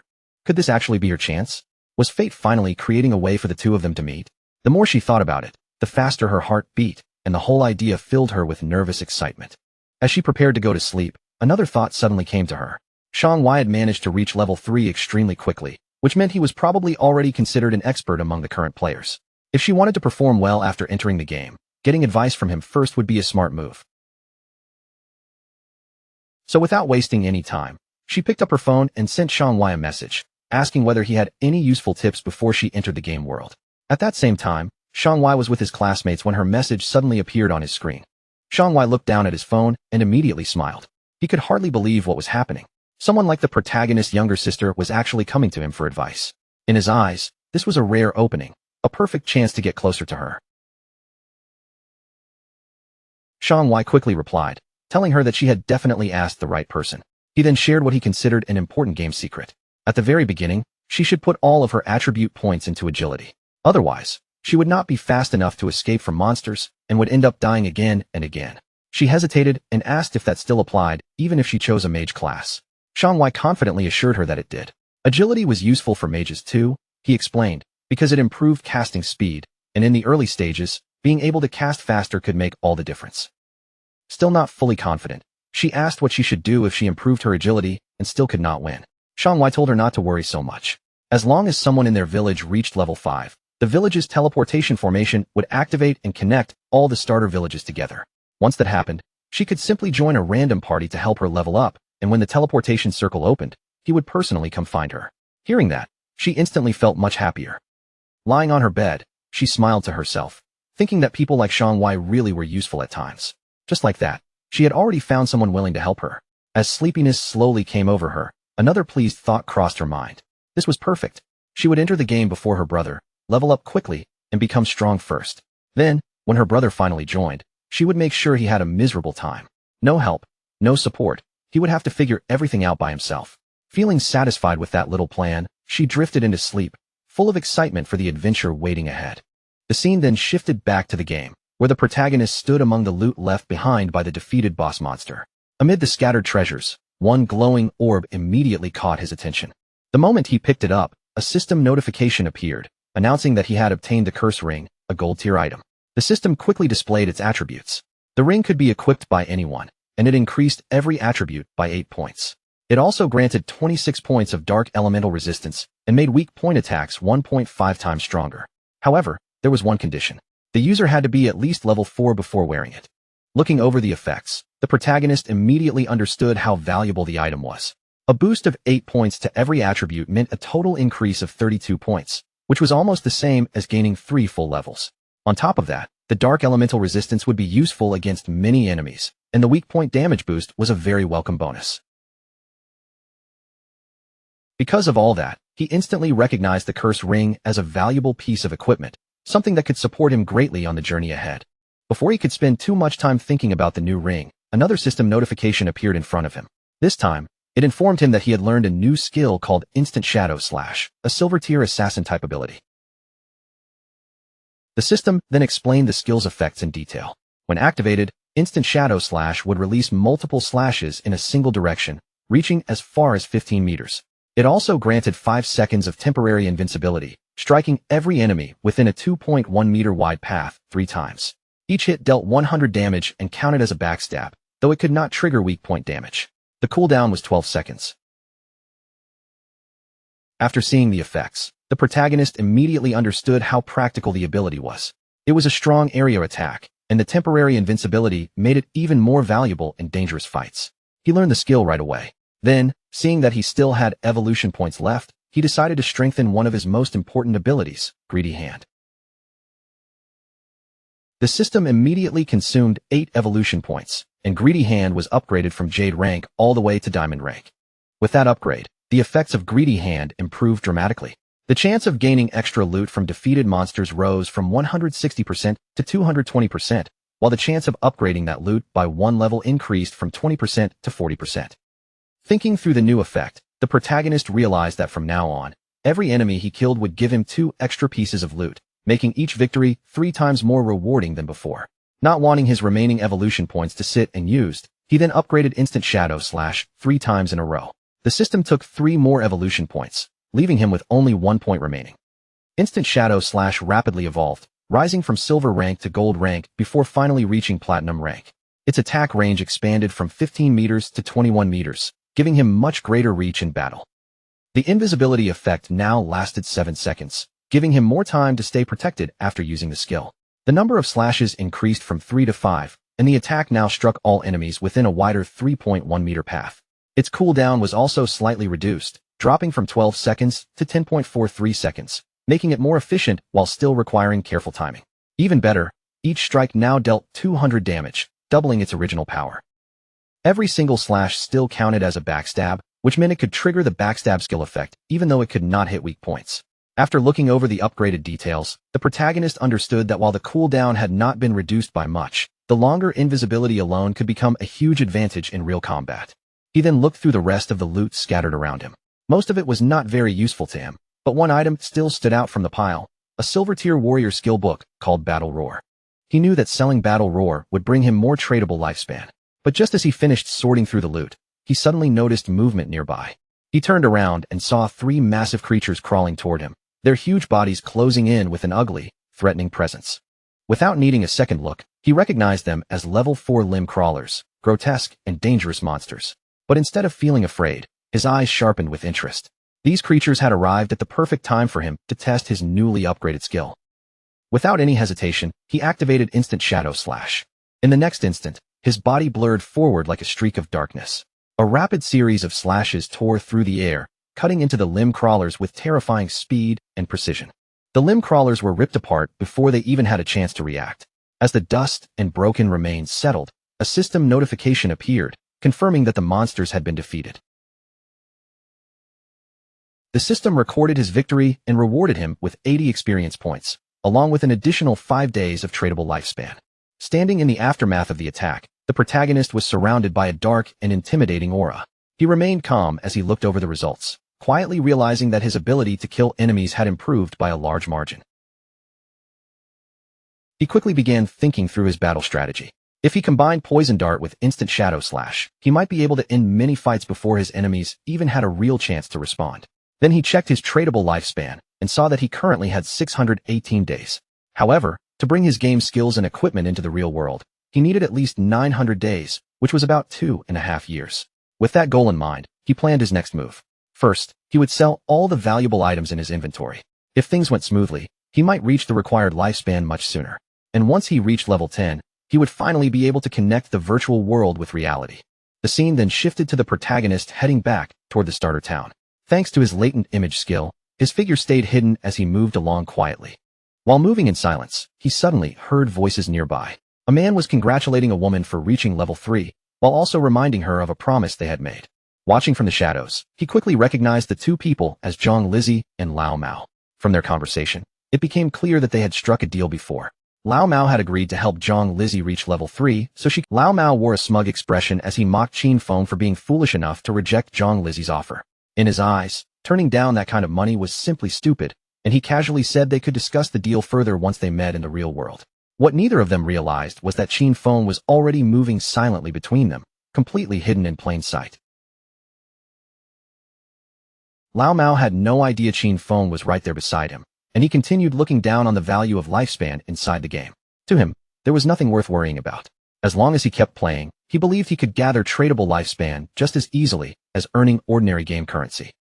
From Lao Mao's point of view, the smartest path was obvious. He could turn his progress in the game into real money outside of it, and that made him feel like he had discovered a brilliant shortcut before everyone else. Back in the starter town, Qin Feng stood before the teleportation gate. As he slowly stretched out his hand toward it, bright blue energy began to surge across the gate's surface, lighting up the area in front of him. The blue light grew more intense, and a system window soon appeared before Qin Feng. It congratulated him for activating the teleportation formation in Shell Town and rewarded him with 1 reputation point. The system also explained that he could use the teleportation gate once per day for free, but if he wanted to use it more than that, he would have to pay with tradable lifespan. But for now, the gate had almost no practical use. None of the other teleportation gates in the game had been activated yet, so there was nowhere for this one to connect to. Qin Feng understood the teleportation system very well. It worked both ways, which meant activating only one side was meaningless. For the formation to truly function, another player in a different starter town had to reach level 5 and activate their own gate too. He remembered clearly that in his previous life, Song Fei had been in Firefly Town. To make sure he stayed one step ahead, Qin Feng set up an altar that would alert him the moment the Firefly Town gate became active. He was not simply waiting around. He was preparing in advance. The instant that gate opened, he would be ready to face Song Fei. As he moved deeper through the city, his real objective was to reach level 10 and enter the god's abandoned realm. Only there could he finally activate his authority, and only after that would the true trial of the godforsaken game begin. A short while later, Qin Feng opened his shop again. Almost immediately, a system announcement spread to the nearby players, informing them that he was selling equipment and skills for only 10 seconds. It was first come, first served, and the reaction was instant. Players rushed toward him in excitement, shouting that the expert had finally appeared again. Some players shouted that they had been waiting specifically for this moment, saving up tradable lifespan just so they could buy from him. One person proudly said he had already saved 150 days, while another remembered that the last time Qin Feng opened a stall, he sold an icicle spell that helped Gray, the buyer, climb all the way to second place on the rankings. Then another player spotted something that made his eyes light up. It was a silver tier skill book called Battle Roar, and it was a warrior-only ability. Without hesitating for even a second, he decided to buy it. A system notification appeared right after, confirming that the Battle Roar skill book had been sold for a massive 300 days of tradable lifespan. The surrounding players were stunned by the price. One of them could not help but ask whether a single skill book was really worth that much. Another player immediately brushed off his doubt, explaining that Battle Roar could greatly improve a warrior's farming efficiency. With that kind of skill, earning back 300 days of tradable lifespan would take less than 2 days, which made the purchase extremely worthwhile. Once the crowd understood how valuable Qin Feng's items were, the atmosphere became even more frantic. The remaining players surged forward, desperate to grab anything they could before the stall emptied out. In only a few seconds, every item was completely sold out. Qin Feng looked at his system window, and checked the result of the sale. In just 1 minute, he had earned 650 days of tradable lifespan, bringing his total up to 2,174 days. Even so, he was far from satisfied. To bring his attributes, skills, and equipment into the real world, he would need far more lifespan than this. Meanwhile, some unlucky players complained that they had not even gotten a chance to buy anything. They quickly asked whether he would set up shop here again, and Qin Feng calmly confirmed that he would. Just then, a female player suddenly called out to him from the crowd. She said she had a treasure in her possession and asked whether he was interested in making a deal. Qin Feng turned his head toward the voice, and the moment he saw her, he recognized her. She was one of Wang Ming's teammates from earlier. The system quickly identified the item she had brought out. It was a space ring with 12 inventory slots, and even more importantly, it would not take up Qin Feng's backpack space or any of his equipment slots. Qin Feng was briefly surprised by what he saw. He knew exactly how valuable a space ring was. This kind of storage item was rare because it provided extra carrying capacity without occupying a normal ring slot or taking space inside a backpack. Since players could only carry up to 3 storage backpacks, an item like this was incredibly precious. Qin Feng knew that space rings could technically drop from any monster, but the drop rate was absurdly low. For this girl, with her profit-related profession, to obtain one so early in the game was almost unbelievable. Her luck was truly frightening. Without wasting time, Qin Feng asked her for the price, already calculating its true value in his mind. In his past life, a 12-slot space ring like this had once sold for an astonishing 3,600 days of tradable lifespan. But instead of asking for lifespan, the girl gave him an offer he had not expected. She did not want his tradable lifespan at all. What she wanted was for him to add her as a friend and team up with her to defeat a boss monster. Qin Feng agreed immediately, and a system notification appeared soon after, confirming that the player Big Plum had accepted his friend request. After leaving Shell Town together, Qin Feng asked Big Plum about the boss monster she needed help with. Big Plum explained that it was a gold-tier boss, but because she had seen it from too far away, she had not managed to catch its name. All she knew was that it was located on an old, worn-out boat deep in the swamp. Qin Feng's eyes narrowed slightly in surprise. A worn-out boat in the swamp, and a gold-tier boss on top of it. Could it be the Golden Ghost ship? He knew that the Golden Ghost ship was a rare special boss that could appear at almost any level. Its spawn rate was extremely low, but whenever it appeared in his previous life, the powerful equipment it dropped always drew big guilds into brutal fights. Just discovering the existence of this monster was enough to spark a large-scale battle. But judging from Big Plum's description, Qin Feng guessed that this Golden Ghost ship should only be around level 5, which would make it the easiest version to defeat. Even so, he could not help wondering how Big Plum had managed to find such a rare boss so close to the starter town. His thoughts quickly began connecting the clues. The space ring, her connection to Wang Ming's team, and now a gold-tier boss appearing almost as if luck had dragged it in front of her. Suddenly, a possibility flashed through Qin Feng's mind. Could she be the rumored koi fish from his previous life? He remembered the whispers he had heard back then. People had once said that someone on Wang Ming's team possessed terrifying luck, the kind of luck that allowed them to stumble upon rare bosses, treasure chests, hidden palaces, and ancient temples just by wandering around. At the time, Qin Feng had assumed those rumors were just a cover story meant to hide the team's real intelligence sources. But now, looking at Big Plum right in front of him, he realized those rumors had most likely been true all along. Lost in thought, Qin Feng stared at her for a moment, trying to understand what her existence really meant. Big Plum noticed his gaze, her cheeks turning slightly red as she asked why he was looking at her like that. Qin Feng quickly snapped back to himself, told her it was nothing, and shifted his attention back to the road ahead. As Qin Feng and Big Plum passed through the main gate of the starter town, neither of them noticed the figure hiding nearby. Behind a tree, a bald player crouched in the shadows, silently watching their every move. Elsewhere, a group of fierce-looking players had gathered together. In front of several bald players stood a long-haired man, speaking with the confidence of someone used to being obeyed. He boasted about his past victories, including how he had once led his team to conquer the overlord of Sand City. With a proud expression, he told the bald players that as long as they followed him, he would guarantee their success in this game. But before he could continue, the bald player who had been tracking Qin Feng hurried back and reported that the target had left town with a girl. Their boss immediately broke into a smirk. Hearing that Qin Feng had left with a girl, he laughed and assumed Qin Feng was just another young man easily distracted by a pretty face. Without wasting another second, he gathered his men and ordered them to move out.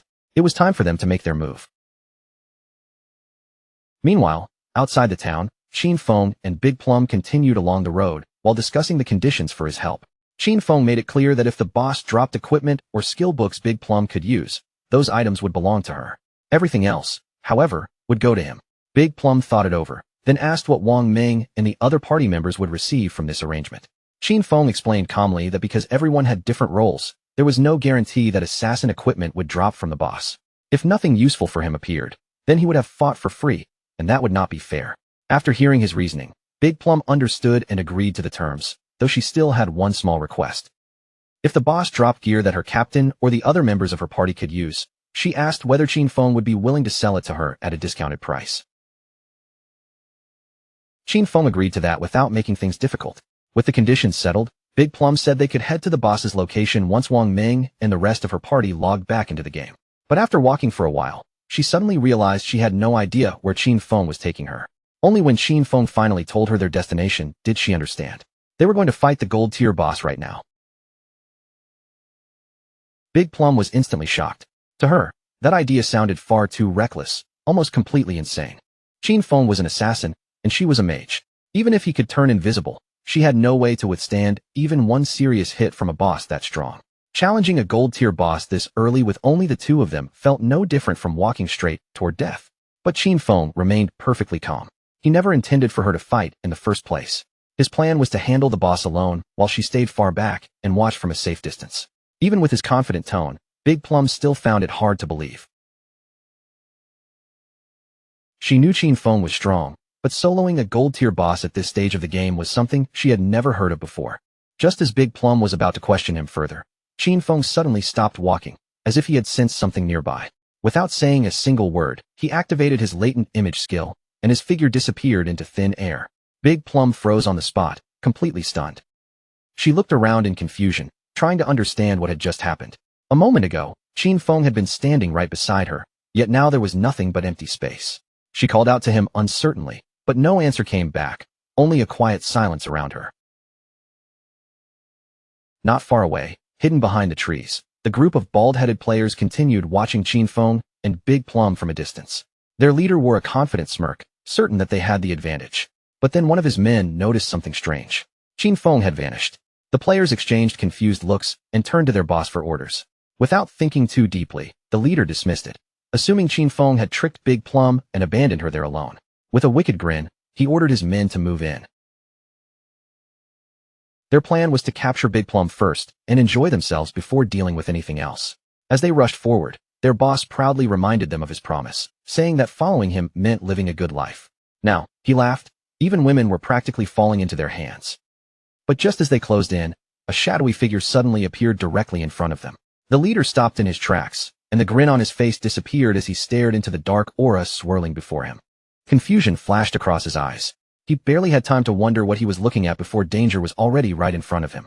Qin Feng activated Instant Shadow Slash, and in the blink of an eye, the fight was over. A cold flash sliced through the air, and the entire group was cut down before they could even defend themselves. Their bodies collapsed one after another, torn apart so quickly that they barely understood what had happened before their lives were gone. After finishing them off, Qin Feng seemed to melt back into the darkness. His figure vanished again, leaving no trace behind. A system notification appeared, confirming the result of his attack. 5 players had been killed, and Qin Feng earned 12 days of tradable lifespan from them. Qin Feng glanced briefly at the fallen bodies, but he did not waste much attention on them. Their loot was practically worthless, barely even worth picking through.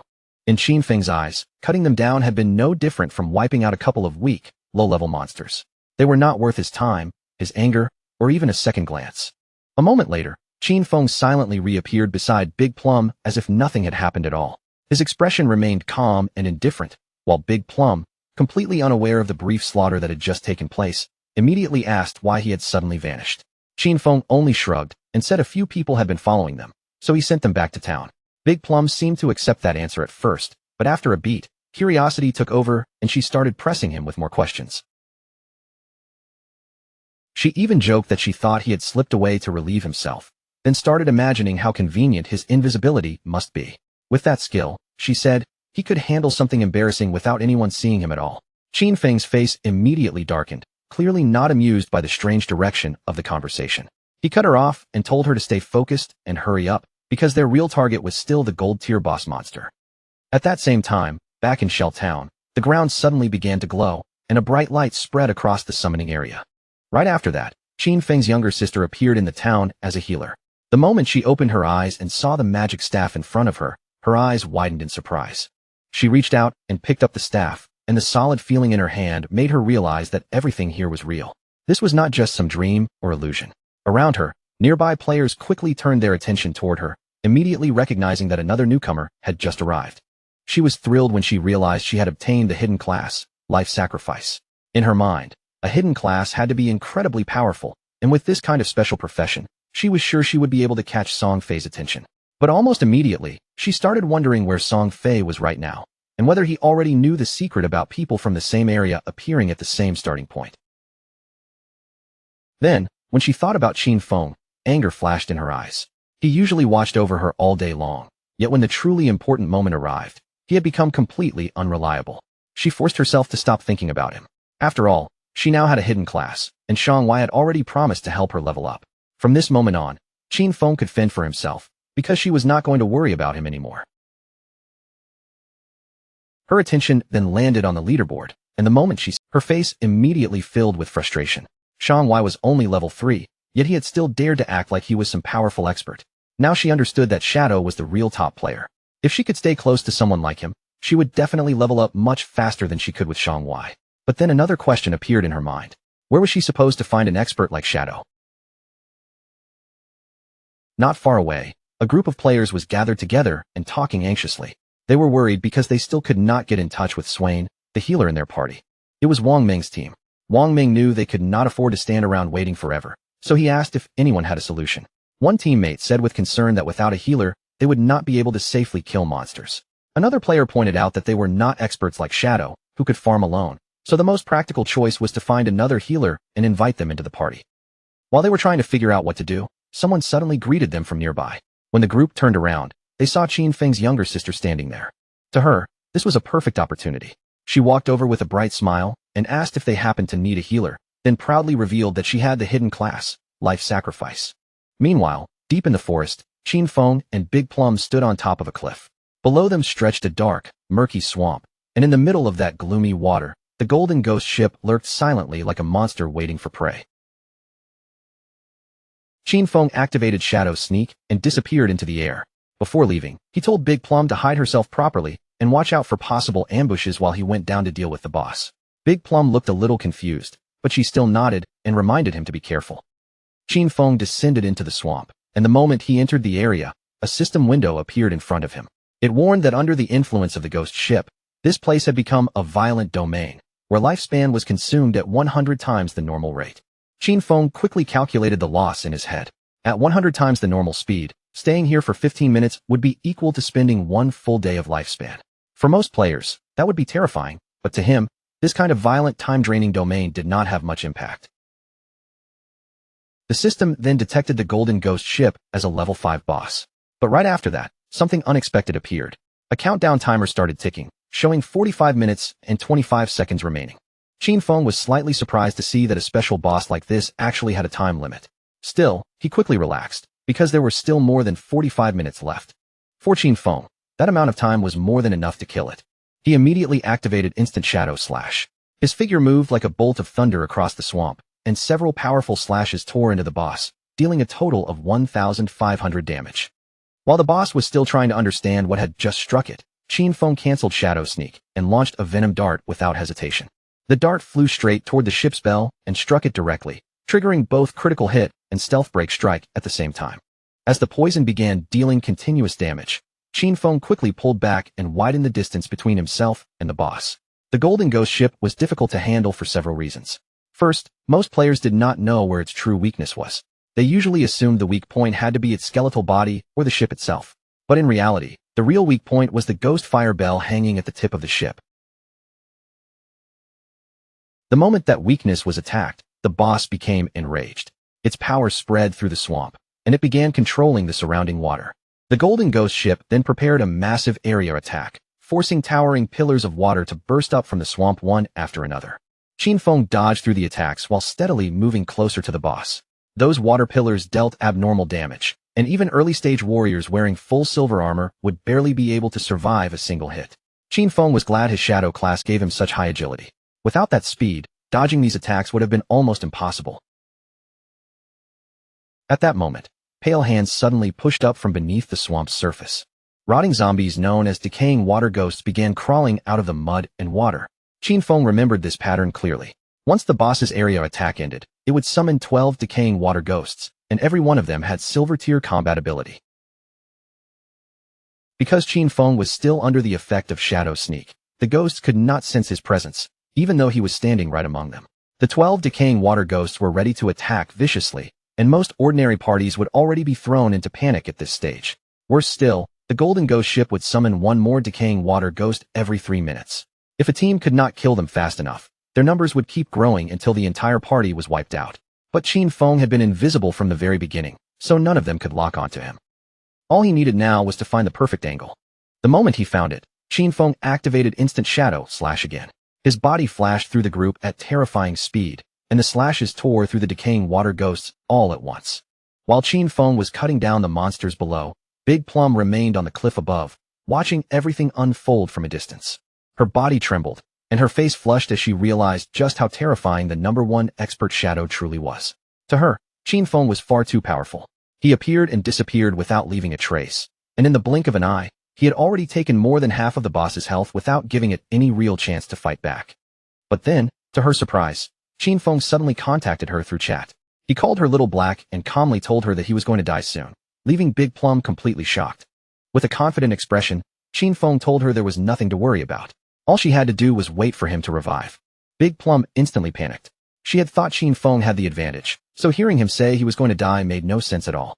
On top of that, she could not help asking who Little Black was supposed to be. Qin Feng calmly asked if that was not her name. She immediately corrected him, saying her nickname was Big Plum, not Little Black, which sounded more like a dog's name. At that moment, someone stomped hard against the ground nearby. It was the man Qin Feng had killed earlier, and this time, he had brought his entire team with him. His face was twisted with anger as he cursed himself for being careless before. Back in his glory days, he had claimed to defeat legends one after another, yet now he felt like he had been humiliated by a mere little girl. One of his men rushed over with good news. He had found the girl on the cliff, and he reported that Shadow, that bastard, was challenging the boss alone at the bottom. Hearing this, the leader's confidence surged. This time, he had brought his full team, so he believed they had a real chance to kill Qin Feng. Down in the swamp, the Golden Ghost ship was furious, and the ship's bell began shining with an eerie light. Qin Feng had already pushed the fight into its 4th stage, which was also the most troublesome and dangerous part of the battle. The boss lifted its, or high, stirring the swamp into violent waves. Once its health dropped to half, it unleashed its massive skill, Soul Surge. The waves spread rapidly across the swamp, rolling outward with terrifying force. From the cliff, Big Plum's eyes widened in fear as she watched the attack sweep toward Qin Feng. Soul Surge instantly disabled Qin Feng's invisibility skill, and at the same time, something began rising beneath his feet. In the very next second, a giant pillar of water erupted upward and trapped his body inside it.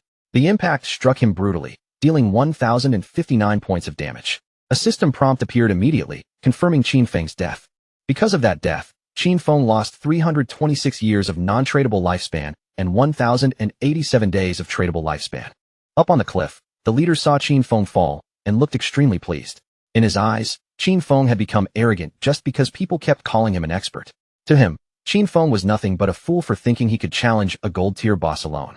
When the leader and his men saw Qin Feng's dropped lifespan glowing on the ground, their eyes lit up with greed. They rushed toward it like madmen, never imagining that Shadow was this rich. A light orb that large had to contain at least 100 days of lifespan. Since the boss was already low on health, they decided to kill it themselves while also grabbing Qin Feng's dropped lifespan at the same time. But the moment the group took another step forward, their surroundings suddenly changed. Instead of landing near the loot, they found themselves appearing high in the air, completely thrown off by the strange shift. The leader's face twisted in confusion, unable to understand what had just happened. In the next instant, he and all of his men were forcibly teleported back to Shell Town, their plan collapsing before they could even touch the battlefield. The group was furious and frustrated, still unable to figure out why that boss was so terrifying. They could not understand how Shadow had managed to attack it until its health was already down to half. Some of them were especially enraged because the moment they stepped into the swamp, the boss had instantly killed them with a water pillar. And as if that was not bad enough, the entire swamp was also crawling with smaller monsters. To them, this boss was simply impossible to fight. The leader clenched his teeth, refusing to accept such a humiliating result. They had already suffered heavy losses, but instead of backing down, he barked an order for his men to follow him again. He was determined to go back and try one more time. At the same time, someone suddenly jumped back into the swamp. It was Qin Feng, who had already returned to the battlefield. But when he saw so many lifespan orbs scattered across the ground, even he felt a little puzzled. Through the chat, Qin Feng told Big Plum that he had already returned, then asked why there were so many lifespan light orbs lying around. Big Plum was surprised by how quickly he had come back, but she quickly explained that the lifespan belonged to a group of players who had rushed loudly at the boss, only to be wiped out by the water pillar almost immediately. Qin Feng could not help but smile when he realized those people had completely overestimated themselves. But the sight also reminded him of his previous life, when he had suffered quite a bit because of the Golden Ghost ship as well. The boss was still roaming through the swamp, and Qin Feng watched it carefully. He knew that the Golden Ghost ship would only use its immobilization skill once, so the rest of its remaining health would be much easier to deal with. However, once its health fell below half and it took damage, there was a fixed chance it would disappear and reappear far away, which was exactly what made it so difficult for ordinary players to kill. Without wasting another second, Qin Feng launched a poison dart straight toward the boss, and the dart struck the ship's bell with perfect accuracy. The Golden Ghost ship instantly became enraged and began preparing another attack. The moment Qin Feng saw that movement, he activated Shadow Sneak and vanished into invisibility. After calmly studying the boss's movements, Qin Feng used Instant Shadow Slash and rushed in with swift precision. He had already seen through its attack pattern, so every movement he made was sharp and deliberate. Meanwhile, the leader and his men returned to the cliff once again. One of them quickly reported that Qin Feng was already fighting the boss again. Hearing this, the leader's eyes darkened, and he immediately began looking for a chance to take down both Qin Feng and the boss together. When Big Plum saw that the same group of idiots had come back to cause trouble again, anger surged inside her. Shadow was clearly close to killing the boss, and she refused to let these bastards ruin everything and get away with it. She tightened her grip around her magic staff and focused her power. In the next moment, crackling thunder began gathering around the staff. A bolt of lightning shot out from the magic staff and crashed down onto the men below. The strike scorched their bodies instantly, leaving the others around them staring in shock. The leader, now furious, shouted out and demanded to know who had attacked him. One of his men quickly raised a trembling finger and pointed toward Big Plum, telling him that she was the one responsible. The leader grabbed his axe from the ground, his face twisted with rage, and ordered his men to kill her. The moment Big Plum saw them turning toward her, fear filled her eyes. She immediately turned and ran, shouting for help as fast as she could. Behind her, the leader and his men charged after her, cursing loudly and swearing that they would kill her. Not far from that area, a man hiding behind a tree quietly watched the chase unfold from the shadows. And he was not alone. Another man was hiding behind him as well. When they noticed Big Plum and the group of pursuers getting closer, both of them quickly ducked back behind the tree and concealed themselves again. Back in the swamp, Qin Feng pulled some distance away from the boss, his eyes locked firmly on its movements. He could tell at a glance that the Golden Ghost ship was already close to death. Still, everything had gone about the way he expected. Even though the Golden Ghost ship was only a level 5 boss, fighting it alone was still extremely troublesome. His damage was not high enough to end the battle quickly, so the fight had dragged on longer than he wanted, which naturally attracted more people to watch. When Qin Feng noticed movement on the cliff, he immediately realized those were the same players who had just died and returned. He also spotted another group waiting near the swamp, clearly planning to let him finish killing the boss first before attacking him and stealing the loot. At that moment, the poison finally began taking full effect on the boss. Its eyes started glowing, and not long after, its entire body began fading away. The system announced that the gold-grade Golden Ghost ship had been defeated. Qin Feng received 480 experience points as a reward, and his level rose all the way to level 8. Along with that, he gained 7 evolution points and 216 days of tradable lifespan. Right after that, Qin Feng activated Shadow Sneak again and disappeared from sight. Their dream of stealing the spoils had been a nice one, but unfortunately for them, they had miscalculated. A global system announcement rang out across the entire game, declaring that the Shelltown player Shadow had become the first person on the server to kill a gold-grade boss. As a reward, he received 3 reputation points. That announcement immediately drew the attention of every player in the area, and countless eyes turned toward the news in disbelief. No one knew exactly who Shadow was, or how he had become so powerful. Some players were shocked, while others were furious, insisting that the first person to kill a gold-grade boss should have come from Han City instead. In Shelltown, Wang Ming stared at the system notification in confusion. It had not been long since Shadow had been fighting a bronze boss alone, yet after such a short time, he had already solo killed a gold boss. Wang Ming could not understand why the gap between Shadow and everyone else was so enormous. At the same time, Qin Feng's younger sister stared at the announcement with determination shining in her eyes. Now she was certain that Shadow was the strongest player. If Shadow helped her level up, then she would definitely have a much better chance of seeing Brother Song Fei. After the boss's body disappeared, glowing lifespan and scattered loot were left behind on the ground. The boss of the group hiding behind the tree could not hold back a grin when he saw how much loot had dropped. With a wicked look in his eyes, he realized that Shadow had gone invisible without collecting anything, which meant Shadow must be cautious of them. He immediately ordered Guang to use his skill and locate Shadow. They planned to kill Qin Feng and take the gold boss's loot for themselves. Guang nodded, raised his bow, and activated a skill called Phantom Horned Eagle. He released an arrow toward the swamp, and as it flew through the air, it transformed into the ghostly shape of an eagle. The spectral eagle soared over the swamp before suddenly exploding. Countless ghostly feathers scattered down from above, drifting across the entire area. Qin Feng observed them carefully from the shadows. He had not expected this hunter to learn an anti-invisibility skill so early. No wonder these people were so confident about killing him and stealing the loot. But unfortunately for them, Qin Feng's assassin class gave his invisibility an extra level. Guang's skill was only level 1, so it was not strong enough to break through his shadow sneak.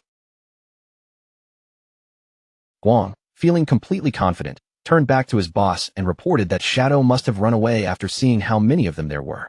The boss and his men began moving toward the loot.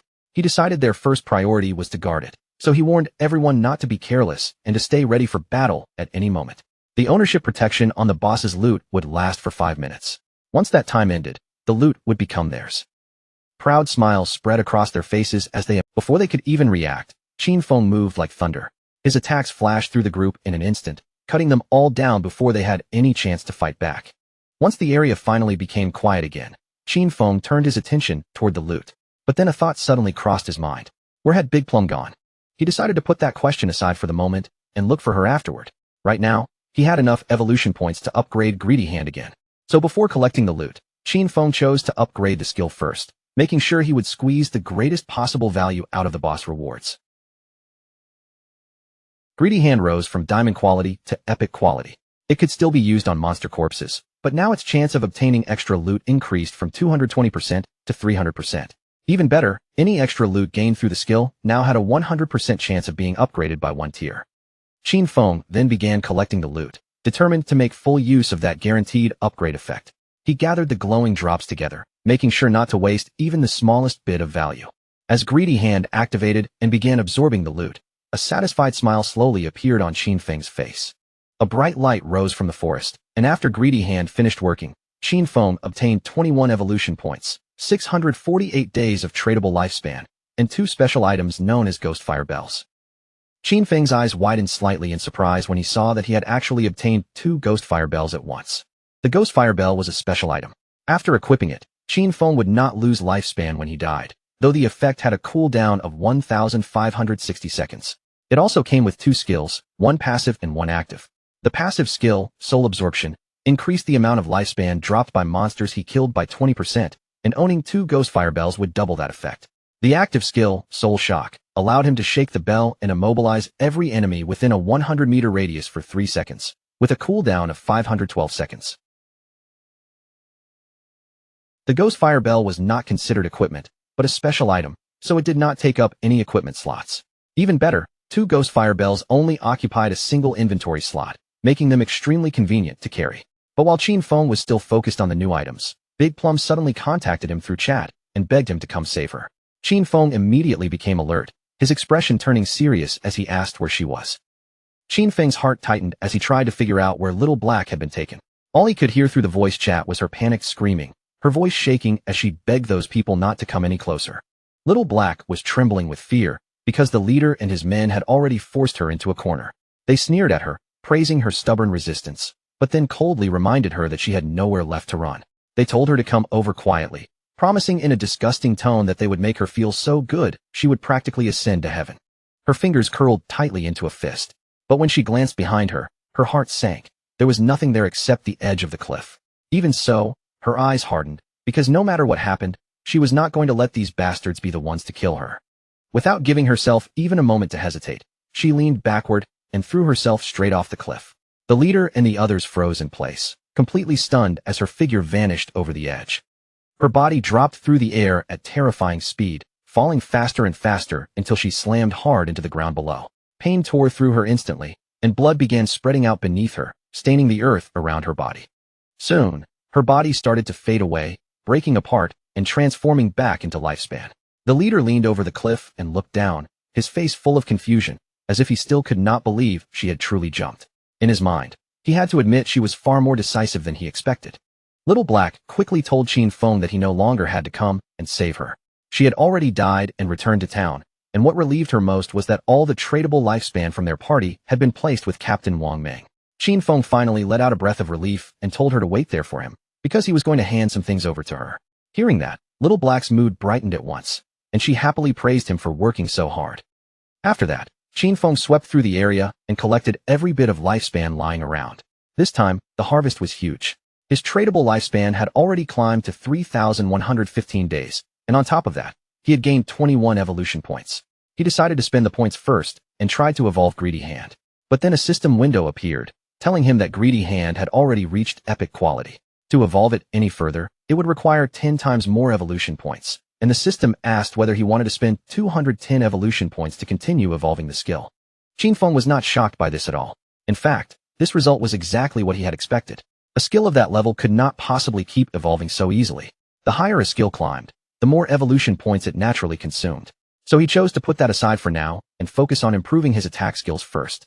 After all, the stronger his damage became, the stronger the bosses he could challenge, and that meant the loot he gained would only get better. He focused his attention on Instant Shadow Slash, and in one breath, the skill jumped directly from Platinum Grade to Diamond Grade. Its attack range expanded from 21 meters to 27 meters, and the invisibility duration also increased, stretching from 7 seconds to 9 seconds. The improvement did not stop there. Now, instead of striking enemies along the path 5 times, Qin Feng could unleash 7 slashes in a single sequence. The total duration reached 10 seconds, and even the length of each slash increased, growing from 3.1 meters to 4 meters. With the slash length now reaching 4.1 meters, every strike would also deal 300 additional damage instead of the previous 200. After spending 10 evolution points, Qin Feng was left with only 3 points. Then his starter skill, Backstab Enhancement, also rose from normal grade all the way to gold grade, skipping bronze and silver entirely. From now on, whenever he used Backstab, the damage increase would be 30% instead of only 15%. Qin Feng was extremely satisfied, because after evolving Instant Shadow Slash twice, the skill's damage had practically doubled. Even without entering stealth mode, and without breaking invisibility, he could still deal around 3,000 points of damage. And if stealth was broken while he performed Backstab, the combined damage from all 7 slashes could reach somewhere between 6,000 and 7,000. Through the system window, Qin Feng began carefully checking his skills and loot. He remembered that a gold-tier boss would normally drop only 2 to 4 pieces of silver equipment, with just a small chance of dropping gold equipment. But because of Greedy Hand's effect, he had obtained 11 pieces of gold equipment and skill books, along with 2 platinum pieces of equipment and 1 platinum skill book. This harvest was already very impressive, especially since 3 of those items could actually be used by assassin-type players. Among the equipment was a platinum-grade assassin weapon called the Ghost Ship Dual Blades. Its damage reached 136 points, it added 22 agility, increased attack speed by 24%, and provided 17 points of armor penetration. The requirement to equip it was level 5, and its unique effect was even more eye-catching. Every normal attack would deal damage twice. Qin Feng immediately. Next, Qin Feng was genuinely amazed when he saw the effect. Leveling up had not increased his constitution. Using the system settings, Qin Feng chose to hide the appearance of his defensive equipment and kept the basic starter look of the assassin class on the outside. That way, other players would not be able to judge his equipment just by looking at him. They would have to open the game interface and inspect him properly to see anything. But his upgrades were not finished yet, because there was still one final item waiting in his inventory. When Qin Feng checked his inventory again, he discovered that the last item was a skill book. It was called Ghost Shadow Blur, a gold-tier assassin class skill. This skill was passive, granting a 15% dodge rate, and whenever dodge successfully activated, it would make the user immune to all damage from that attack. Qin Feng was happy at first, because he had finally obtained a survival skill for assassins. But almost immediately, he remembered why this skill was usually considered weak. In this game, increasing dodge rate was extremely difficult. If a player invested too much in a dodge, their other attributes would fall behind. And if dodge failed to activate at the critical moment, the situation could become extremely dangerous. But Qin Feng was different from ordinary players. As his body began to glow with the light of learning the skill, he knew he had an advantage no one else had. He could evolve skills infinitely. For him, raising the dodge rate would not require sacrificing other attributes at all. That meant this skill brought him only benefits, with almost no drawback. After finishing his upgrades, Qin Feng started leaving the area and decided it was time to return. The remaining loot was mostly equipment for warriors, priests, and archers. He could sell those items to Wang Ming at a 10% discount. And although Wang Ming's group probably could not afford everything right now, Qin Feng was sure that with Wang Ming's personality, he would still take them on credit. This huge round of upgrades was all thanks to Little Black. Without that lucky koi, Qin Feng would never have found a level 5 ghost ship to attack in the first place. So he decided he definitely had to thank her properly. As Qin Feng passed by a tree on his way back, several figures suddenly appeared nearby. It was the furious leader from before, and his men had come with him. Qin Feng noticed the moment they saw Shadow standing there, fear filled their eyes.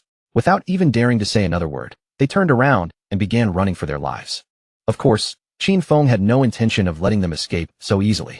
He activated Shadow Stealth, and as his figure began fading from sight, he let out a quiet sigh. Before those men could even take another proper step, Qin Feng moved like a flash of thunder. In the blink of an eye, he caught up and killed all of the leader's subordinates. When the leader saw his men fall one after another, panic completely took over. He turned and ran with every bit of strength he had, but Qin Feng was never going to give him that chance. Qin Feng suddenly appeared right in front of him and released his invisibility. The leader nearly crashed into him face first, and his eyes were already wet with fear. Trembling, he admitted that he had been wrong and swore he would never do it again. He begged Qin Feng to spare him, saying that he had less than 1 year of lifespan left. Qin Feng looked at him coldly and asked whether he had ever thought about his own fate before attacking other people. Qin Feng showed no mercy. He struck the leader with a poison dart, and as the man collapsed and twisted in pain behind him, Qin Feng simply turned his back and walked away. Because Qin Feng had killed too many players, he gained a layer of a status called Killer. Right now, he was only at the first layer of the Killer status, but if he died, he would lose 75% of his current lifespan. Even so, Qin Feng remained calm. He still had the Ghostfire Bell, and if he accidentally died once, that item would protect him from losing any lifespan. After leaving the area, Qin Feng finally returned to Shell Town. The moment he entered, countless eyes immediately turned toward him. The players around him began whispering among themselves. After all, Qin Feng had just killed a gold-tier boss, and that news alone was enough to leave everyone stunned. But when some people saw that he did not appear to be wearing any impressive equipment, they began suspecting that he must have exploited some kind of bug to defeat the boss. As Qin Feng continued walking through the town, a man suddenly stepped forward and politely asked him to wait. Qin Feng turned back with a curious look. The man smiled and held up a skill book, explaining that they had mistakenly bought an assassin skill book earlier.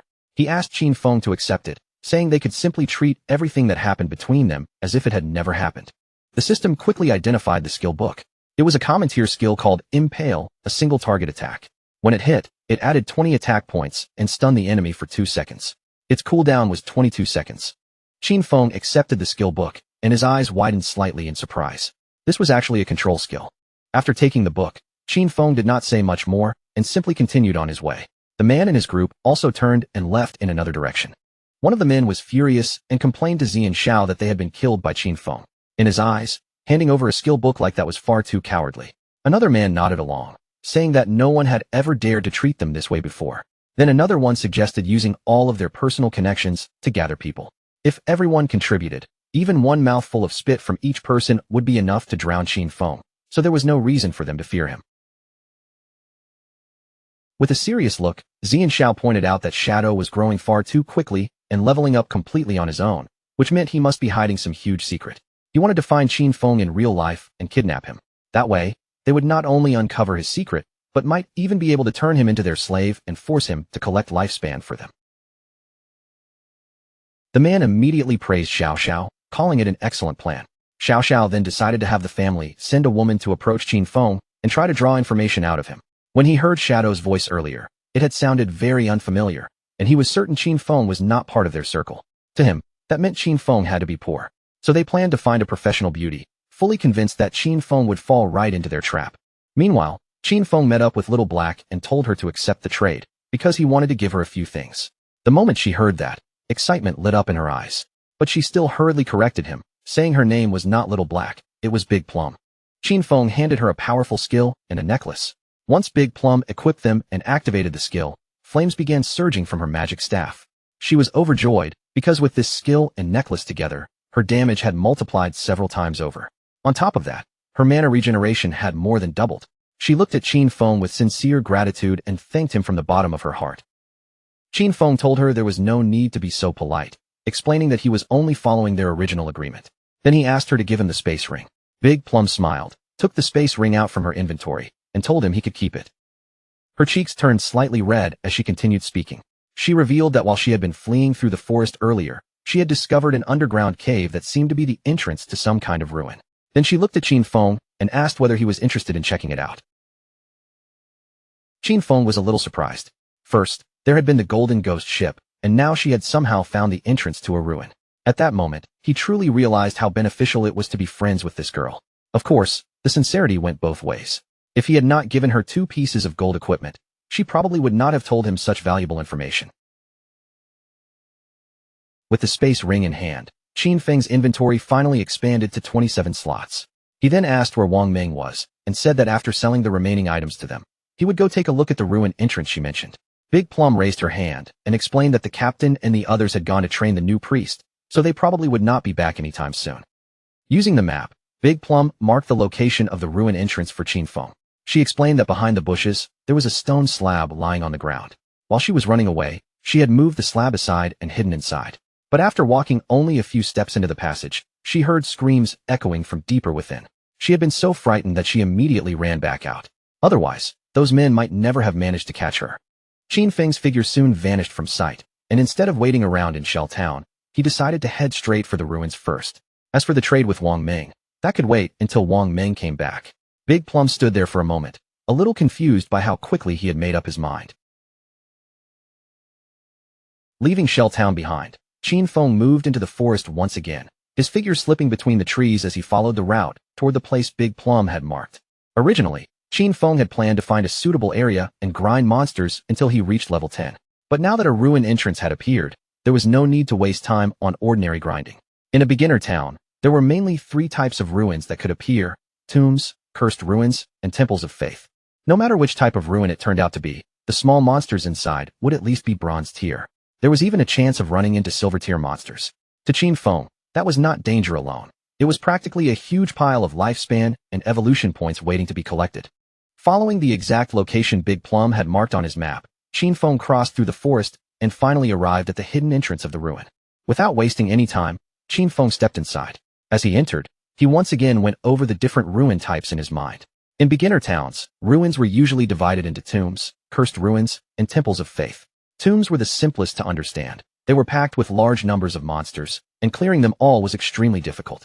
Most of the time, there would also be a golden boss waiting at the end. Cursed ruins were different. The monsters inside had all been cursed by ancient gods or evil gods. Some of them might once have been human, but after being corrupted, some lost their minds, while others became ghosts after death. As for temples, the monsters there were usually believers of ancient gods or evil gods, and the temple layouts were often twisted, complicated, and much harder to navigate. The deeper Qin Feng walked, the more ancient murals appeared along the surrounding walls. In places like this, if someone managed to pass through the final 2 sections, they would often receive a special item or even a skill book as a reward. As Qin Feng looked closely at the murals carved into the walls, he quickly realized what kind of place this was. This ruin was not a tomb or a cursed ruin. It was a temple of faith. He slowed his steps and began studying the murals more carefully, because the images felt strangely familiar. Right then, low roars echoed from deeper inside the passage. Qin Feng continued walking down the hall. At the same time, somewhere else in the forest, Wang Meng and his party were in the middle of fighting a monster. Wang Meng stood at the front with his shield raised, bracing himself as he blocked the monster's attacks head-on. But the monster suddenly lunged forward with frightening speed. Before Wang Meng could fully react, its sharp claw ripped toward him, striking him hard enough to send his whole body flying through the air and dealing terrifying damage in an instant. Seeing their captain badly injured, the party's archer immediately panicked. He shouted for the healer to heal him right away. But Qin Feng's sister froze in place, her body stiff with fear, completely unsure of what she was supposed to do. Tears welled up in her eyes as she clutched the magic staff tightly with both hands. Her voice trembled as she asked them how she was supposed to heal him. While everyone's attention was shaken, the monster leapt again and prepared to attack. Seeing the danger closing in, the party swordsman drew his sword at once and urgently ordered Qin Feng's sister to use her skill. But instead of following the order, she collapsed to her knees on the ground. The magic staff slipped from her hands, and she broke down crying, completely overwhelmed by fear. The monster attacked again without mercy, and Wang Ming's entire party was wiped out. In the next moment, all of them were eliminated and teleported back to Shell Town. When Wang Ming and his men reappeared in town, their faces were dark with anger, and the frustration around them was almost impossible to hide. Big Plum happened to be nearby and greeted them as soon as she saw them return. With a smile, she asked why they had come back so quickly, then explained that the expert Shadow still had not returned yet, so they could not buy the equipment for the time being. The archer, still furious, immediately pointed at Qin Xiaoyu and snapped that he had never seen anyone as stupid as her. In his eyes, she did not know how to dodge monster attacks, and she did not even know how to use her own skills. Qin Xiaoyu's eyes turned red, and she began crying, completely lost and not knowing what to do. Big Plum quickly stepped in front of Qin Xiaoyu and looked at the archer in confusion. She asked why he had to be so harsh, explaining that Qin Xiaoyu was only a beginner, and since this was her first time playing the game, dying once was perfectly normal. But the archer's eyes burned with rage as he told Big Plum to move aside, saying he was going to scold Qin Xiaoyu to death. The swordsman then explained the real problem to Big Plum. They had not died just once. In less than an hour, they had already died 3 separate times. The moment Big Plum heard that, her eyes widened in genuine surprise. Then Big Plum smiled and proudly showed off the necklace Qin Feng had given her. She decided to go with them herself, saying that she had just received 2 excellent things from the expert. Now that she had become much stronger, she believed that as long as she joined them, they should not die again. Wang Ming stepped forward and firmly ordered everyone to stop arguing. To him, Big Plum's suggestion was actually not bad. With her joining the party this time, things should go much more smoothly, and maybe once they returned, they would be able to meet Shadow as well. Although Qin Xiaoyu was furious deep down, she forced herself to look grateful on the outside. She apologized softly and promised that she would work hard. But in her heart, she could hardly believe these people had the nerve to blame her when they could not handle the fight themselves. If it were not for the fact that they had connections to Shadow, she would not have bothered dealing with them at all. The more she thought about it, the angrier she became. Meanwhile, Qin Feng had already entered a room deeper inside the temple, and something in front of him immediately caught his attention. 2 monsters were kneeling before him as if worshipping something. The system quickly identified them as devout followers of the ancient god. They were called the Judged, and both of them were level 10 silver tier monsters. A suspicious light flashed in Qin Feng's eyes as he stared at the 2 kneeling monsters, clearly sensing that something about this situation was not normal. But he did not waste another second standing there. With a determined look, Qin Feng immediately launched instant Shadow Slash and attacked the 2 monsters. His body vanished into invisibility, and after the attack passed through them, Qin Feng turned back to check the damage. To his surprise, their health had barely dropped. Even after he broke stealth and used backstab, the 2 monsters only lost a small portion of their health. Still, Qin Feng had expected something like this. After all, they were level 10 silver bosses, and the combined health of these 2 devout followers was already higher than the gold tier golden ghost ship. Just then, something strange happened in front of him, and Qin Feng's expression shifted as curiosity rose in his eyes. The 2 monsters knelt down before him again.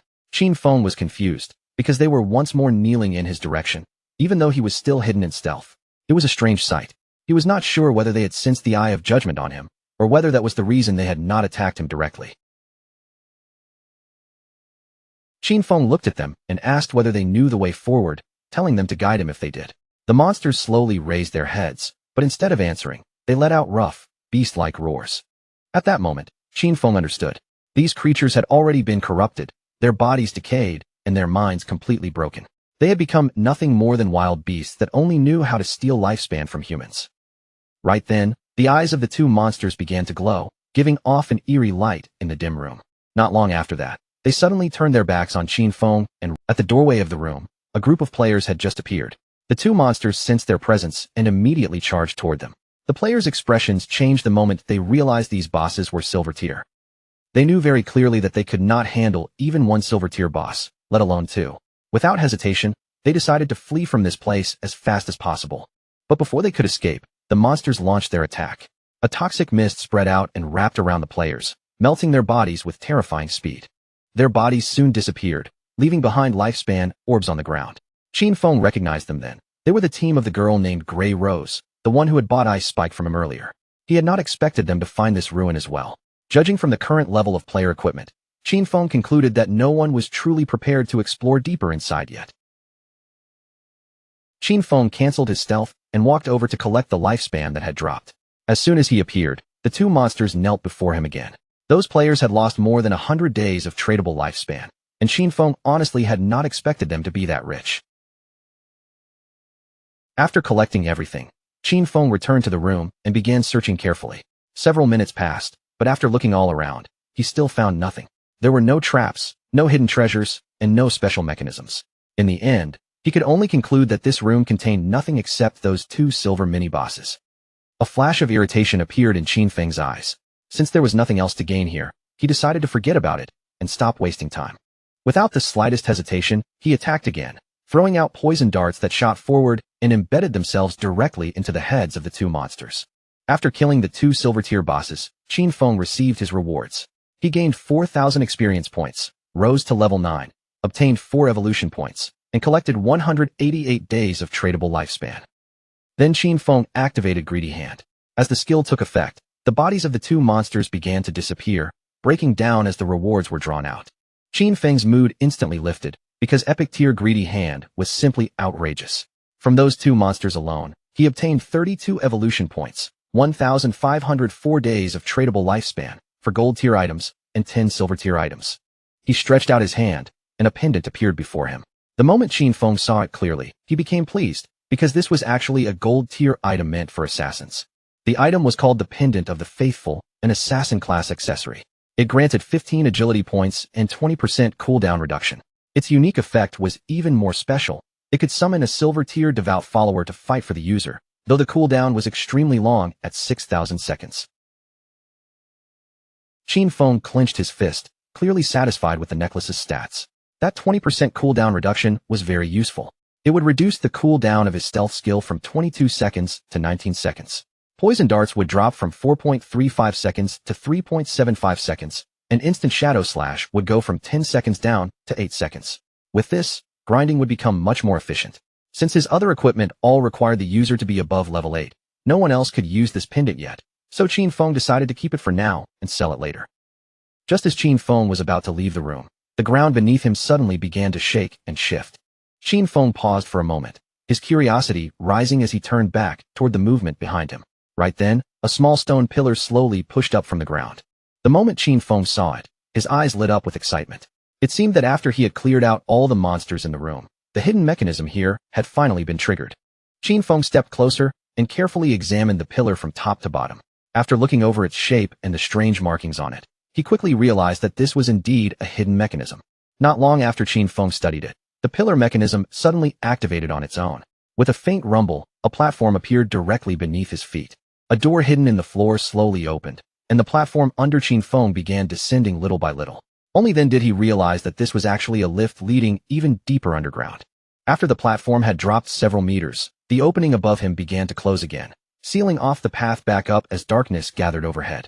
Several minutes passed before the platform finally came to a stop. Judging from the depth and the time it had taken, Xinfeng felt as though he had descended at least 300 or 400 meters underground. The place before him was pitch dark and carried a gloomy, unsettling atmosphere. Xinfeng narrowed his eyes slightly, his attention completely fixed on the strange space ahead. With the knowledge he had from the past, Xinfeng quickly understood where he was. This was the hidden maze buried beneath the temple. He knew that ruins had a certain chance of containing hidden mazes like this. In his previous life, he had explored many of them, so he knew very well that places like this were packed with countless traps. But as long as there were people ahead to act as cannon fodder, exploring them was not truly dangerous. The only real problem was that it would consume a huge amount of time. With confidence in his eyes, Xinfeng took out the pendant. With his current attributes, if he accidentally triggered one of the traps himself, he would most likely die on the spot. Fortunately, he now had this item, which could summon a silver-tier devout follower to fight and scout for him. Xinfeng raised his hand and activated the power inside the pendant. In the next moment, a devout follower was summoned, and a zombie-like figure appeared on the ground before him. Pointing toward the hallway stretching into the maze, Xinfeng gave it a direct command to go ahead and scout. The devout follower slowly stood up, then began moving step by step toward the dark passage. Xinfeng crossed his arms and could not help feeling satisfied. Having a summoned lackey walk ahead to explore made things much easier. Still, the maze was not completely safe, so just in case, he decided to evolve his dodge passive first. He spent 11 evolution points, and Ghost Shadow Blur immediately rose from Gold Tier to Epic Tier.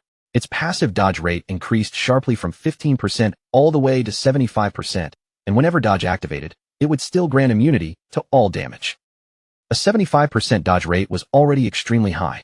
After that upgrade, Qin Feng looked at his remaining points and realized he still had just enough to evolve Instant Shadow Slash into Epic Tier as well.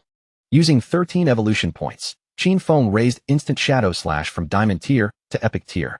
Its range expanded to 30 meters, and its duration increased to 12 seconds. Now he could unleash 9 slashes instead of 7, while the cooldown became 8.8 seconds. The width of each slash also grew to 5 meters, and the additional damage rose from 300 points to 400. Qin Feng's eyes shone as he thought about the evolution rules. To evolve something from Epic Tier to Legendary Tier, it required 10 times the evolution points. That also meant the higher a skill's starting tier was, the more profitable it became to evolve it. For example, if a skill started at Epic Tier, then evolving it to Legendary Tier would count as its first evolution. That meant it only needed the base evolution cost of 1 point, and because the target was Legendary Tier, that cost would be multiplied by 10. In the end, 1 times 10 was only 10 points. In other words, if Qin Feng obtained an epic skill, he could quickly push it to Legendary Tier, then later to Mythical Tier, Ancient Tier, and even Immortal Tier. But if a skill started at Normal Tier, then reaching Epic Tier would already require 7 evolutions. By the time the 10 times cost appeared, it would consume hundreds of points. The good news was that no matter what tier a skill started at, he could still spend a relatively small number of points to raise it to Epic Tier. From now on, all of his skills would at least reach epic quality. Qin Feng still had 11 evolution points left, and the only skill he could evolve now was his starter skill, Shadow Sneak. He spent 8 points, raising it from Silver Tier to Platinum Tier. The skill duration increased from 16 seconds to 24 seconds, and the bonus damage when breaking stealth changed from 50 to 120. Its cooldown also dropped from 26 seconds to 22 seconds. On top of that, Qin Feng had attributes that reduced cooldown speed by 35%, so the final cooldown of Shadow Sneak became 16.3 seconds. Still, he felt that the cooldown was too long, and the stealth-breaking attack was not impressive enough, so he knew he would have to replace this skill in the future. As the devout follower walked through the hallway, it suddenly stepped on a stone slab. The trap activated instantly, and a massive rock dropped from above, crashing down directly onto its body. The huge stone crushed the summon completely, and its body quickly transformed into light and disappeared. Since the summon had died, Qin Feng could only wait for the cooldown to finish before summoning another one. This maze was complicated and dangerous, so slow exploration was his only option. He could only hope that when he finally reached the end, there would be something valuable waiting for him. Meanwhile, on the upper layer of the temple, a shield-carrying man and a hooded woman cautiously poked their heads through the doorway. The man quickly reported to his captain, Grey Rose, that the monsters inside had disappeared. Hearing that, Grey Rose could not help but show a trace of surprise on her face. They carefully entered the room, and Grey Rose immediately noticed that the lifespan dropped there had also vanished. She understood at once that someone must have killed those monsters and taken the lifespan away, though she had no idea who it was. The shield-bearing man said that only the expert Shadow could possibly kill 2 Silver Tier bosses. Grey Rose felt that he was probably right, but she was also relieved, because at least they would not have to die again here. She placed a hand under her chin and thought back to what they had seen when they first came here. At that time, there had been someone who seemed to be communicating with the monsters. She was not sure whether that person had been Shadow, or whether he possessed some kind of skill that could charm bosses. If that was true, then his power was simply incomprehensible and terrifying. At the same time, down in the second layer of the temple, Qin Feng's devout follower died once again after triggering another trap in the maze. Ahead of Qin Feng stretched a long path that led straight to a door. By this point, he had already explored the maze for 3 full hours, and this place should have been the end. Based on his experience from his previous life, if ordinary players used human lives to explore a maze like this, at least hundreds of people would have died. Qin Feng activated the pendant once more and summoned another devout follower to take the lead for him. The summoned monster began walking ahead, and Qin Feng followed closely behind it, keeping just enough distance to stay safe. When they arrived in front of the door, Qin Feng pointed forward and ordered the devout follower to open it. Following Qin Feng's command, the monster used all its strength to push against the door. But no matter how hard it tried, the door did not move. It strained so much that its whole body began trembling. Seeing that even the summoned monster could not open it, suspicion flashed through Qin Feng's eyes. This door clearly was not ordinary. After a brief pause, Qin Feng stepped forward himself and reached out, placing his hand directly on the door. The moment he touched it, the door slowly began to open. Qin Feng's expression changed at once, and even he was shocked by how easily it responded to him. From the other side of the door, a wave of air rolled outward, followed by a curtain of drifting smoke that spread into the hallway. Cold sweat began to gather on Qin Feng's forehead. Just from that strange reaction, he could tell this was definitely not a good sign. Beyond the door was a large room, filled with pillars. At the very center of the room sat a treasure chest, tightly wrapped in thorn-covered vines. Qin Feng stepped into the room and examined the chest carefully. It was covered from top to bottom in sharp thorns, and it was clearly locked. Beside the chest stood an NPC. The NPC was a woman, and the lower half of her face was wrapped in bandages. Qin Feng tried to use the system to detect her stats, but no information appeared at all. Qin Feng's eyes widened in surprise. This was the first time he had encountered an NPC whose information could not be detected by the system, making her seem even more mysterious. The woman began whispering in a strange language Qin Feng could not understand. Then she slowly knelt down, and her entire body transformed into light, fading away right before his eyes. Qin Feng watched her closely, his gaze fixed on the spot where she had been. He had no idea why she had suddenly disappeared like that. Right after the mysterious woman vanished, the thorny vines wrapped around the treasure chest also began to disappear little by little. Even so, Qin Feng did not lower his guard. Although he could not see the mysterious woman's information, he was certain that she had some kind of connection to the Eye of Judgment. The chest soon began glowing with a golden light. Qin Feng immediately realized that it contained epic tier items, but he remained cautious.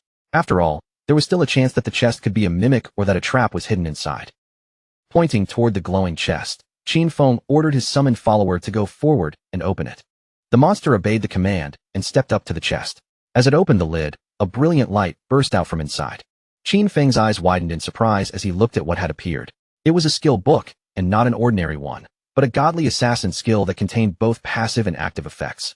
Inside the chest was an epic tier assassin skill book called Stole of Mercy.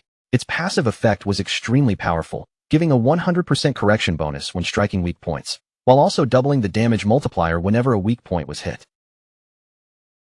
The skill book also carried an active skill called Slit Throat. After activation, Shadow's next attack would apply the Slit Throat effect, causing damage equal to 100% of that attack every second for 3 seconds. Its normal cooldown was 60 seconds, but with Qin Feng's cooldown reduction, it dropped all the way to 44.4 seconds. Qin Feng immediately noticed how terrifying the passive ability was. It directly doubled the hitbox range of an enemy's weak points, making precise attacks much easier to land. But compared to that, the truly ridiculous part was still the active skill, Slit Throat.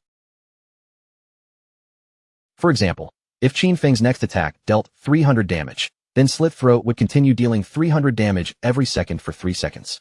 That meant the debuff alone could add 900 extra damage, bringing the total impact to 1,200 points, which was 3 times more than the original attack by itself. Qin Feng read through the details more carefully. A multi-hit skill like Instant Shadow Slash could land several times, but Slit Throat would only calculate the first strike. Even so, this skill was only epic tier, which meant he only needed 10 evolution points to push it into legendary tier. This harvest was enormous, because his burst damage had just increased by several levels at once. After putting the skill book away, Qin Feng began heading toward the exit. He knew this entire opportunity had come from Big Plum's information, so it was time to return and sell the remaining equipment to her party. Through the chat, he told Big Plum to inform Wang Meng to return to town, because he had items to sell. When they heard that Shadow had already finished exploring the ruins, they immediately decided to head back. By the time Qin Feng returned to the starter town, he had barely stepped inside before his eyes widened in surprise. A huge crowd of players was already waiting for him. Every one of them seemed eager to add him as a friend, and some even offered to become his followers, promising they would cheer him on from the side. The chairman of the Runding Group from Jianghai City had also arrived in person, formally inviting Shadow to join their corporation. There were even fans from Firefly Town who had rushed over just to greet him. Players from several different towns had gathered here, all hoping for a chance to form a team with Qin Feng. Seeing players from other places appear like this, Qin Feng immediately realized that the teleportation gates between towns had started activating. That meant he could finally head to Song Fei's Firefly Town. Without wasting even another second, Qin Feng's figure vanished from where he stood, melting into the shadows without leaving a trace. Using his invisibility skill, Qin Feng quietly slipped away from the noisy crowd. Meanwhile, the players behind him started arguing among themselves, thinking Shadow had left because they had surrounded him too aggressively and annoyed him. Qin Feng soon reached Big Plum's side, and his sudden appearance immediately drew her attention. Big Plum quickly raised her hand and called out to her captain, telling him that the expert Shadow had arrived. But just as Qin Feng looked over the group, one figure immediately caught his attention. That person was none other than his own sister, Qin Xiaoyu. Qin Xiaoyu showed him a gentle, kind-looking smile, but Qin Feng's mind instantly filled with questions. He had no idea how she had managed to enter Wang Meng's team, and he knew very well that with her around, Wang Ming's whole crew could easily be dragged into disaster. Qin Feng knew he had to be extremely careful. Now that everyone was aware of Shadow's existence, he absolutely could not expose his true identity. He still had no way to use his powers in the real world, and with so many people watching him, even something as ordinary as a kitchen knife could kill him right now. Qin Xiaoyu could not help blushing as she looked at him. Just from his presence, she could tell how powerful Shadow was, and compared to him, Wang Ming's entire party seemed almost worthless.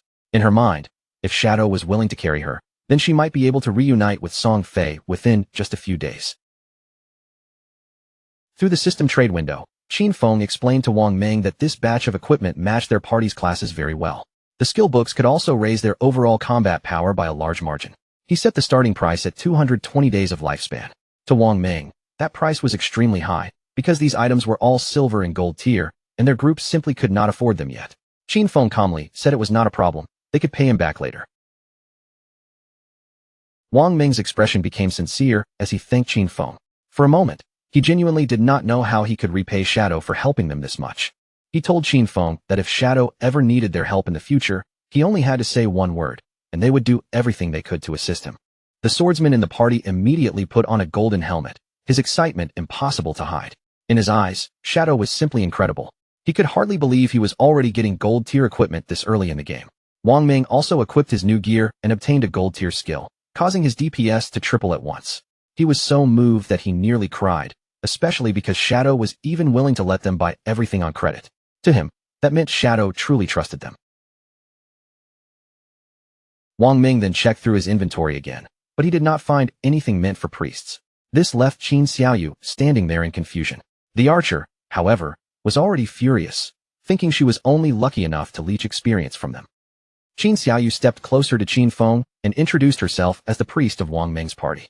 With a soft expression, she asked whether he had any equipment that she could use. Right then, the system notified Qin Feng that a player named Little Graceful wanted to add him as a friend. Qin Xiaoyu's eyes widened in surprise as she waited for Shadow's response. Qin Feng simply stared at her with a cold gaze. Then, without saying a single word, he disappeared from sight, leaving Qin Xiaoyu frozen in shock. With a confused look on her face, Qin Xiaoyu asked where Shadow had gone. Wang Ming explained that maybe he just had not gotten any priest drops this time, and perhaps next time, he would bring something suitable for her. But the archer stated the harsh truth directly. Shadow had clearly ignored her on purpose. As for Big Plum, she only felt that Shadow was incredibly cool, appearing and disappearing like a dragon that no one could catch.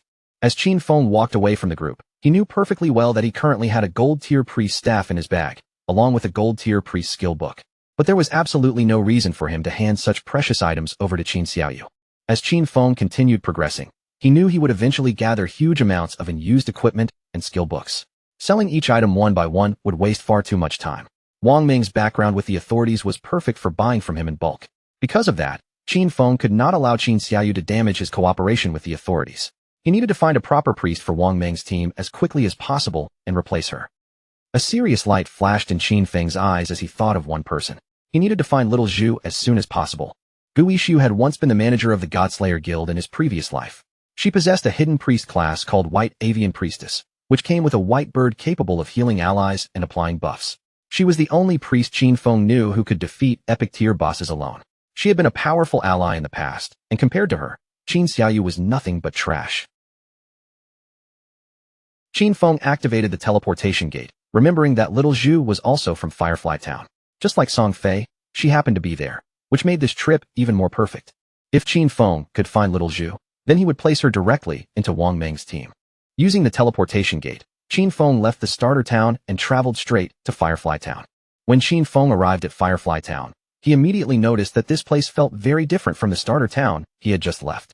As he walked through the area, he overheard two players talking anxiously about hurrying back. They said the silver boss was already below half health, so they could not let someone else steal it after they had already died for it. One of them cursed Song Fei, saying that bastard had brought a crowd of fangirls with him, making it impossible to compete. He could not understand how some minor celebrity had so many brainless fans following him around. Qin Feng had only just arrived in Firefly Town, yet he had already picked up clues about Song Fei's location. Following those players from a distance, Qin Feng soon arrived at a valley. This was a level 5 area known as Wailing Valley. The monsters that roamed this place were Ember Fiends and Shackles, both dangerous creatures suited to this area's level. After walking a little farther into the valley, Qin Feng began hearing the sounds of players fighting up ahead.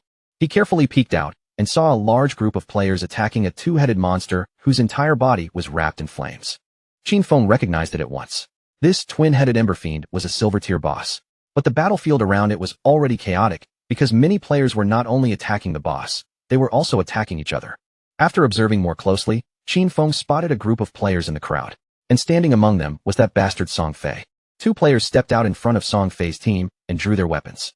One of them glared at Song Fei, saying he had been ambushed by him before and had his lifespan stolen, so he swore he would kill him today.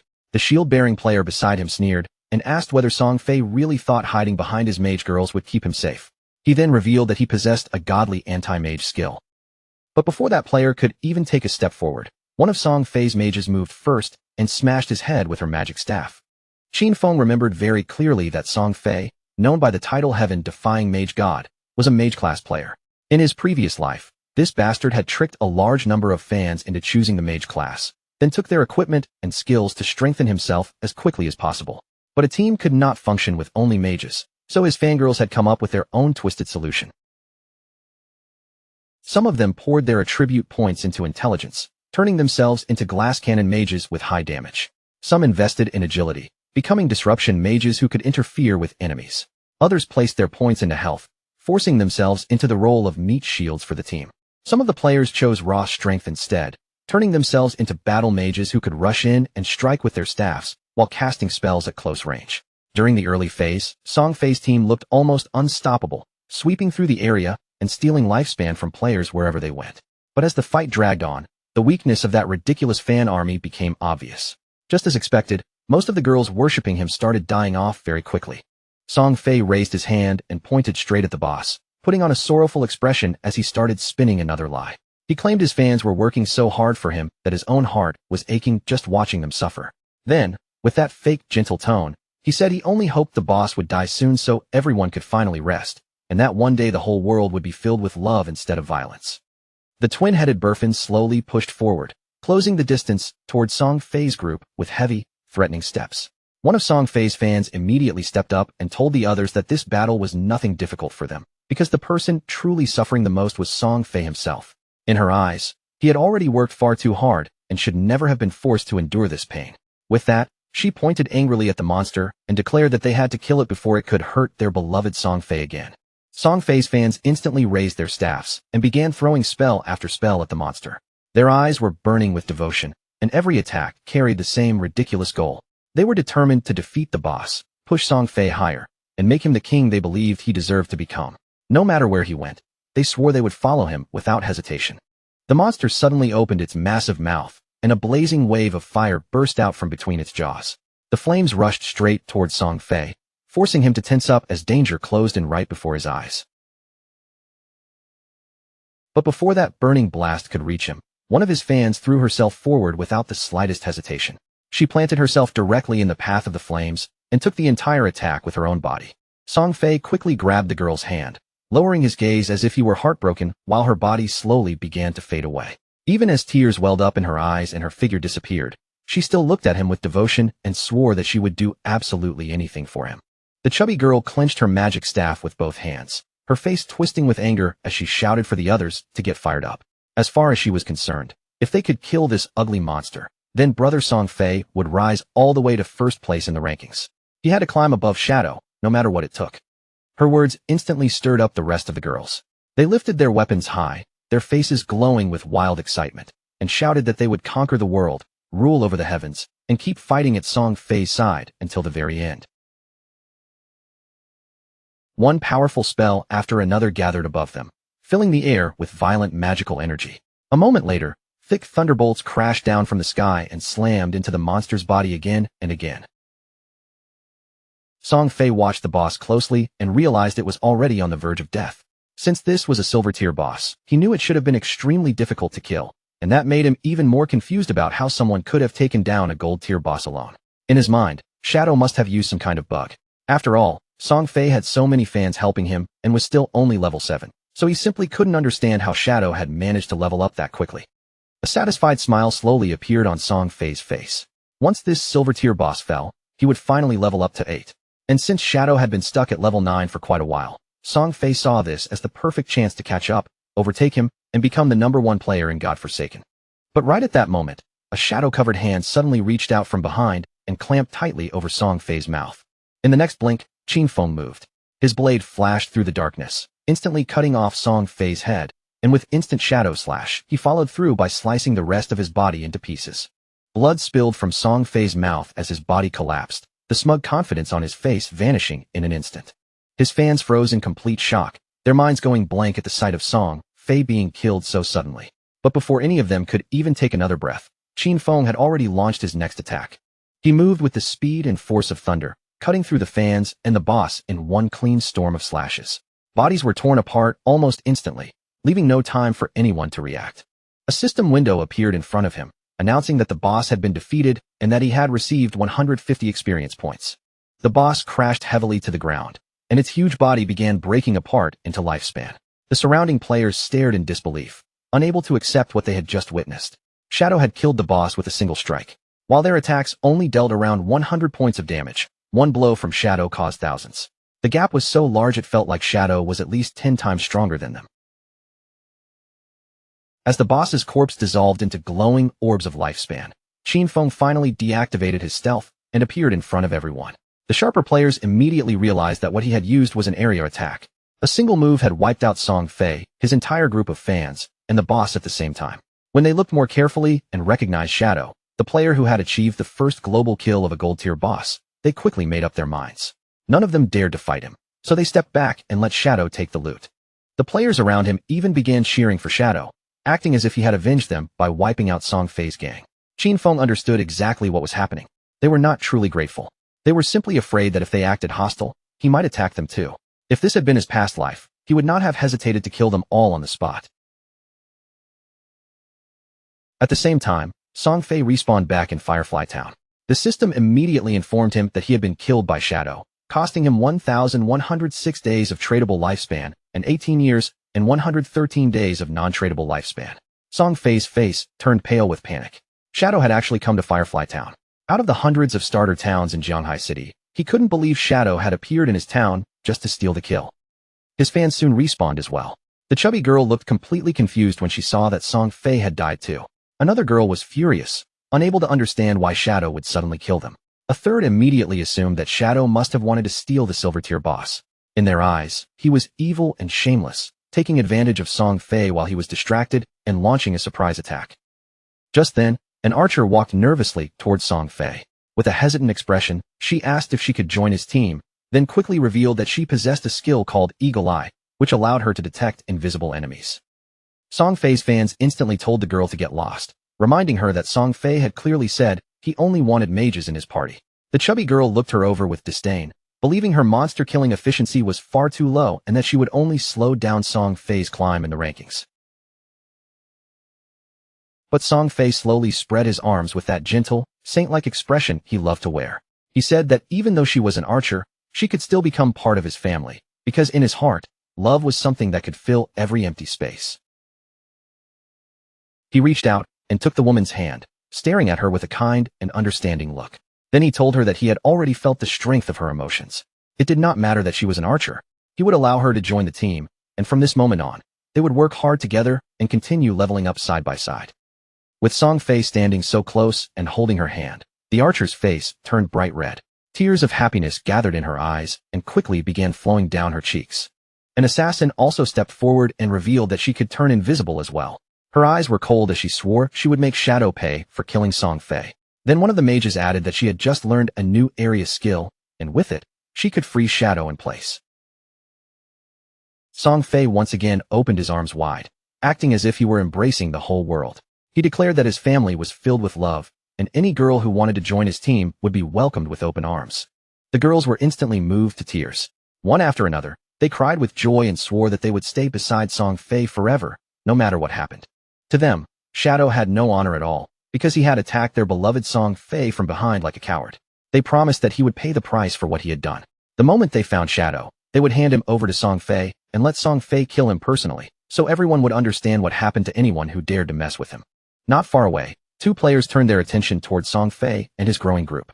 They had no idea what he was planning to do next, but they did know one thing for sure. Someone had killed him out there, and honestly, that alone felt extremely satisfying. They remembered that Song Fei had always been surrounded by so many girls protecting him, so they couldn't figure out how he had still managed to get killed. But after thinking about it for a moment, the answer became obvious. It had to be Shadow. In their eyes, Shadow was truly incredible. And when they looked at all those girls crying over Song Fei, they couldn't help feeling that something was seriously wrong with their heads. A confident smile spread across Song Fei's face.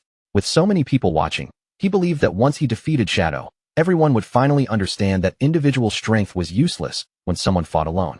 This was especially true for an assassin. In Song Fei's mind, Shadow was nothing more than a weak, soft assassin who had dared to challenge a great and noble mage like him.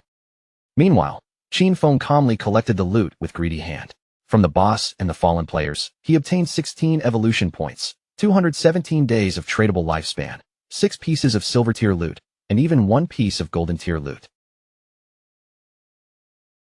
Qin Feng immediately decided to evolve Graceful Liberation, spending 10 of his 19 evolution points. The skill rose from epic grade to legendary grade. Its passive effect, weak point attack correction, increased from 100% to 200%, and the weak point attack multiplier doubled as well.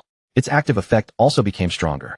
His next attack would now trigger the throat slit effect, causing 150% attack damage per second instead of the previous 100%. The effect would last for 3 seconds, while the cooldown dropped from 30 seconds to 18.5 seconds. The increase in weak point hit correction was especially terrifying. It had risen by a full 100%, reaching 200%, which was basically equal to doubling the enemy's weak point area. If this effect continued to be amplified, then in the future, half of an enemy's body might count as a weak point. Qin Feng even suspected that under those conditions, his Shadow Slash could also trigger weak point damage. His original epic level skill had been able to evolve into legendary grade with only 10 evolution points. But once a skill reached legendary grade, evolving it again into mythical grade became far more expensive.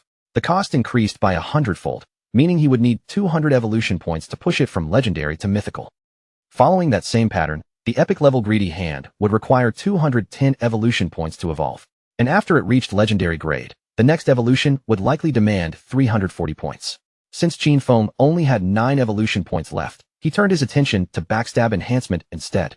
He spent 8 points, raising Backstab Enhancement from Gold grade to Platinum grade, and its passive damage bonus increased from 30% to 40%.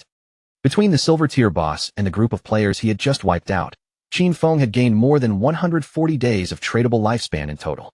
His mission had already been completed, so he decided there was no reason to stay any longer. It was time to return. But while Qin Feng's attention was still on his gains, a girl suddenly moved in from the side and tried to ambush him. Her intention was clear from the attack. She wanted to kill him. Shadow simply turned his gaze toward her in silence. Without showing the slightest sign of panic, he shifted his body and avoided her attack with almost no effort.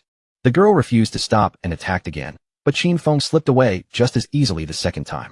Her strike cut through empty air, failing to touch him at all. She froze in shock, staring at him in disbelief. No matter how she attacked, he seemed able to dodge everything as if he had already seen her movements before she made them. Realizing she could not hit him directly, she stopped wasting time. In the next instant, she activated stealth, and her figure vanished from sight. Just then, Song Fei's fans appeared above him at the top of the cliff, looking down from the high ground.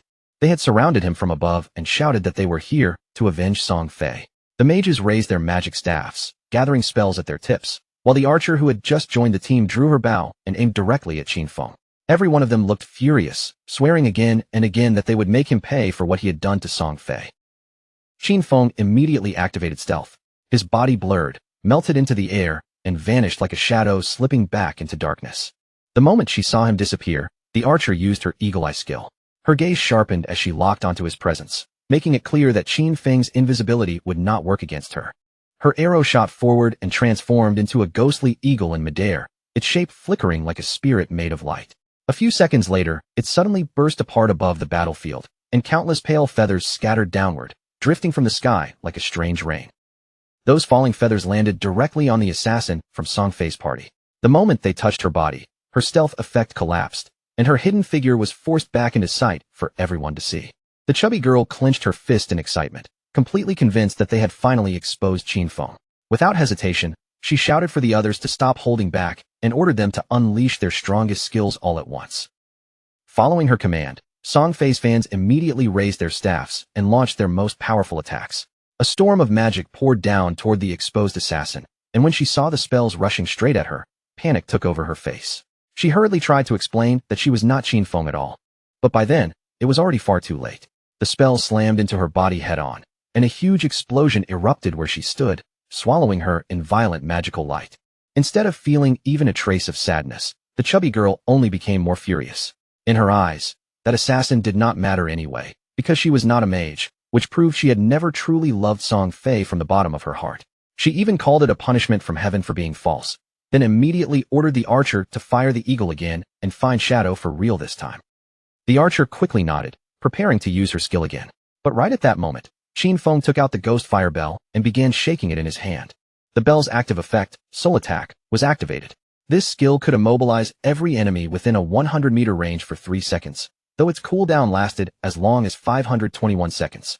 Just before the archer could release Eagle Eye again, a strange aura wrapped around her body and spread across her companions as well. In an instant, every one of them froze in place, unable to move, and confusion flashed across their faces. Before they could even understand what had happened, Qin Feng appeared. With instant slash, he attacked like a bolt of thunder, his blade tearing through them so quickly that their bodies were cut apart before they had any chance to react. Song Fei, who had been hiding behind a corner, quietly poked his head out and stared in confusion. He had no idea what had just happened or why his fans had suddenly died. At first, he suspected Shadow was responsible, but he quickly rejected the thought, believing that if Shadow had made a move, he should have revealed himself. Qin Feng, still hidden in stealth, silently approached from nearby. With a cold and arrogant look, he made it clear that Song Fei's death was already close. The moment Song Fei heard Shadow's voice, his eyes widened in fear and shock, and his whole body began trembling. Without wasting another second, Song Fei hurriedly activated his magic shield. A powerful barrier appeared around his body, wrapping him in a protective glow. But to his horror, Qin Feng simply threw out a poison dart. The dart pierced straight through Song Fei's magic shield with almost no resistance, shattering the barrier into pieces as if it were nothing. The poison dart struck Song Fei right in the forehead. He dropped to the ground at once, screaming in agony as the pain spread through his body. Song Fei's body quickly dissolved into glowing orbs of lifespan. Qin Feng deactivated stealth, and when he saw how much lifespan Song Fei still had left, he realized that before all this, Song Fei must have originally possessed more than 2,000 days of tradable lifespan. As Song Fei's body disappeared completely, only the scattered lifespan remained behind. Qin Feng looked over it with a trace of confusion, wondering why his fans had no tradable lifespan at all. Then he understood it. They had already handed all their lifespan over to Song Fei. Even after so much time had passed, there were still people who foolishly believed God-Forsaken was nothing more than an ordinary game. Those crazy fans were genuinely terrifying. To Qin Feng, it was a pity, because the tradable lifespan they had gathered added up to several hundred years, yet now most of it would only be absorbed by the nearby monsters. Back in Firefly Town, Song Fei and his fans respawned once again. Song Fei was furious, because out of more than 2,000 days of tradable lifespan, he now had only 500 days left. With a confused and angry stare, he turned to the archer and demanded to know why her detection skill had failed to find Qin Feng. The archer quickly explained that she had indeed used the skill, but the only person it revealed was their assassin sister. The chubby girl frowned, and said she could see there was a stealth level listed in the attribute panel. She began wondering if Shadow's stealth level was higher than they had expected. The archer then revealed that her Eagle Eye skill only had counter stealth level 1. That meant she could only detect enemies whose stealth was also level 1. If the opponent's stealth level was higher than that, she had no way to see them. Song Fei became even more frustrated, because Shadow could attack and disappear without leaving a single trace. He had no idea how he was supposed to defend against that. Song Fei touched his face and began thinking it over. In his mind, he had never offended Shadow, and now that Shadow had already stolen the boss kill too, there should have been no reason for him to keep coming after him. But then another thought crossed his mind. Maybe Shadow was jealous of his unmatched beauty, and that was why he might return to kill him again. Song Fei's fans immediately raised their weapons and decided that, for everyone's safety, they should go level up somewhere else. Wherever Song Fei chose to go, they swore they would follow him without question. Not long after that, Qin Feng also returned to Firefly Town. After searching around for a while, Qin Feng felt that something was strange. Song Fei and the others were already gone. He could not tell whether they had moved to another town or simply logged off. Qin Feng deactivated stealth and asked a nearby player if he knew where Song Fei and his group had gone. The moment the man saw Shadow appear in front of him, fear spread across his face, and he could barely keep himself calm. The man quickly pointed in one direction and revealed that Song Fei and his fans had gone that way. Then, almost begging, He pleaded with Shadow to kill Song Fei. But he also had one request. After killing Song Fei, he asked Qin Feng if he could spare his girlfriend, a female hunter named One Flying Treasure Cat. Qin Feng calmly advised him to find another girlfriend, immediately realizing that this girlfriend was the hunter who could detect invisibility. Qin Feng activated stealth again, and his figure disappeared from sight. Behind him, the man kept begging, saying he had worked extremely hard just to get that girlfriend. Although Qin Feng now knew the direction Song Fei's group had taken, he still had no idea where they were actually heading. Searching blindly would waste far too much time. As the man cupped his hands near his mouth and kept calling for Shadow, Qin Feng realized that finding Gu Yishu would make everything much easier. At that very moment, a woman happened to pass by his side. Qin Feng's attention immediately shifted to her, and a hint of surprise appeared in his eyes. That girl was none other than Gu Yishu. Qin Feng deactivated stealth and called out to her with a cheerful look, casually calling her beautiful before asking if she could help him with something. When Gu Yishu saw that the person in front of her was Shadow, she could not hide her surprise. Qin Feng took a golden grade staff out of his inventory and told her that he had heard her class could search for targets across a wide area.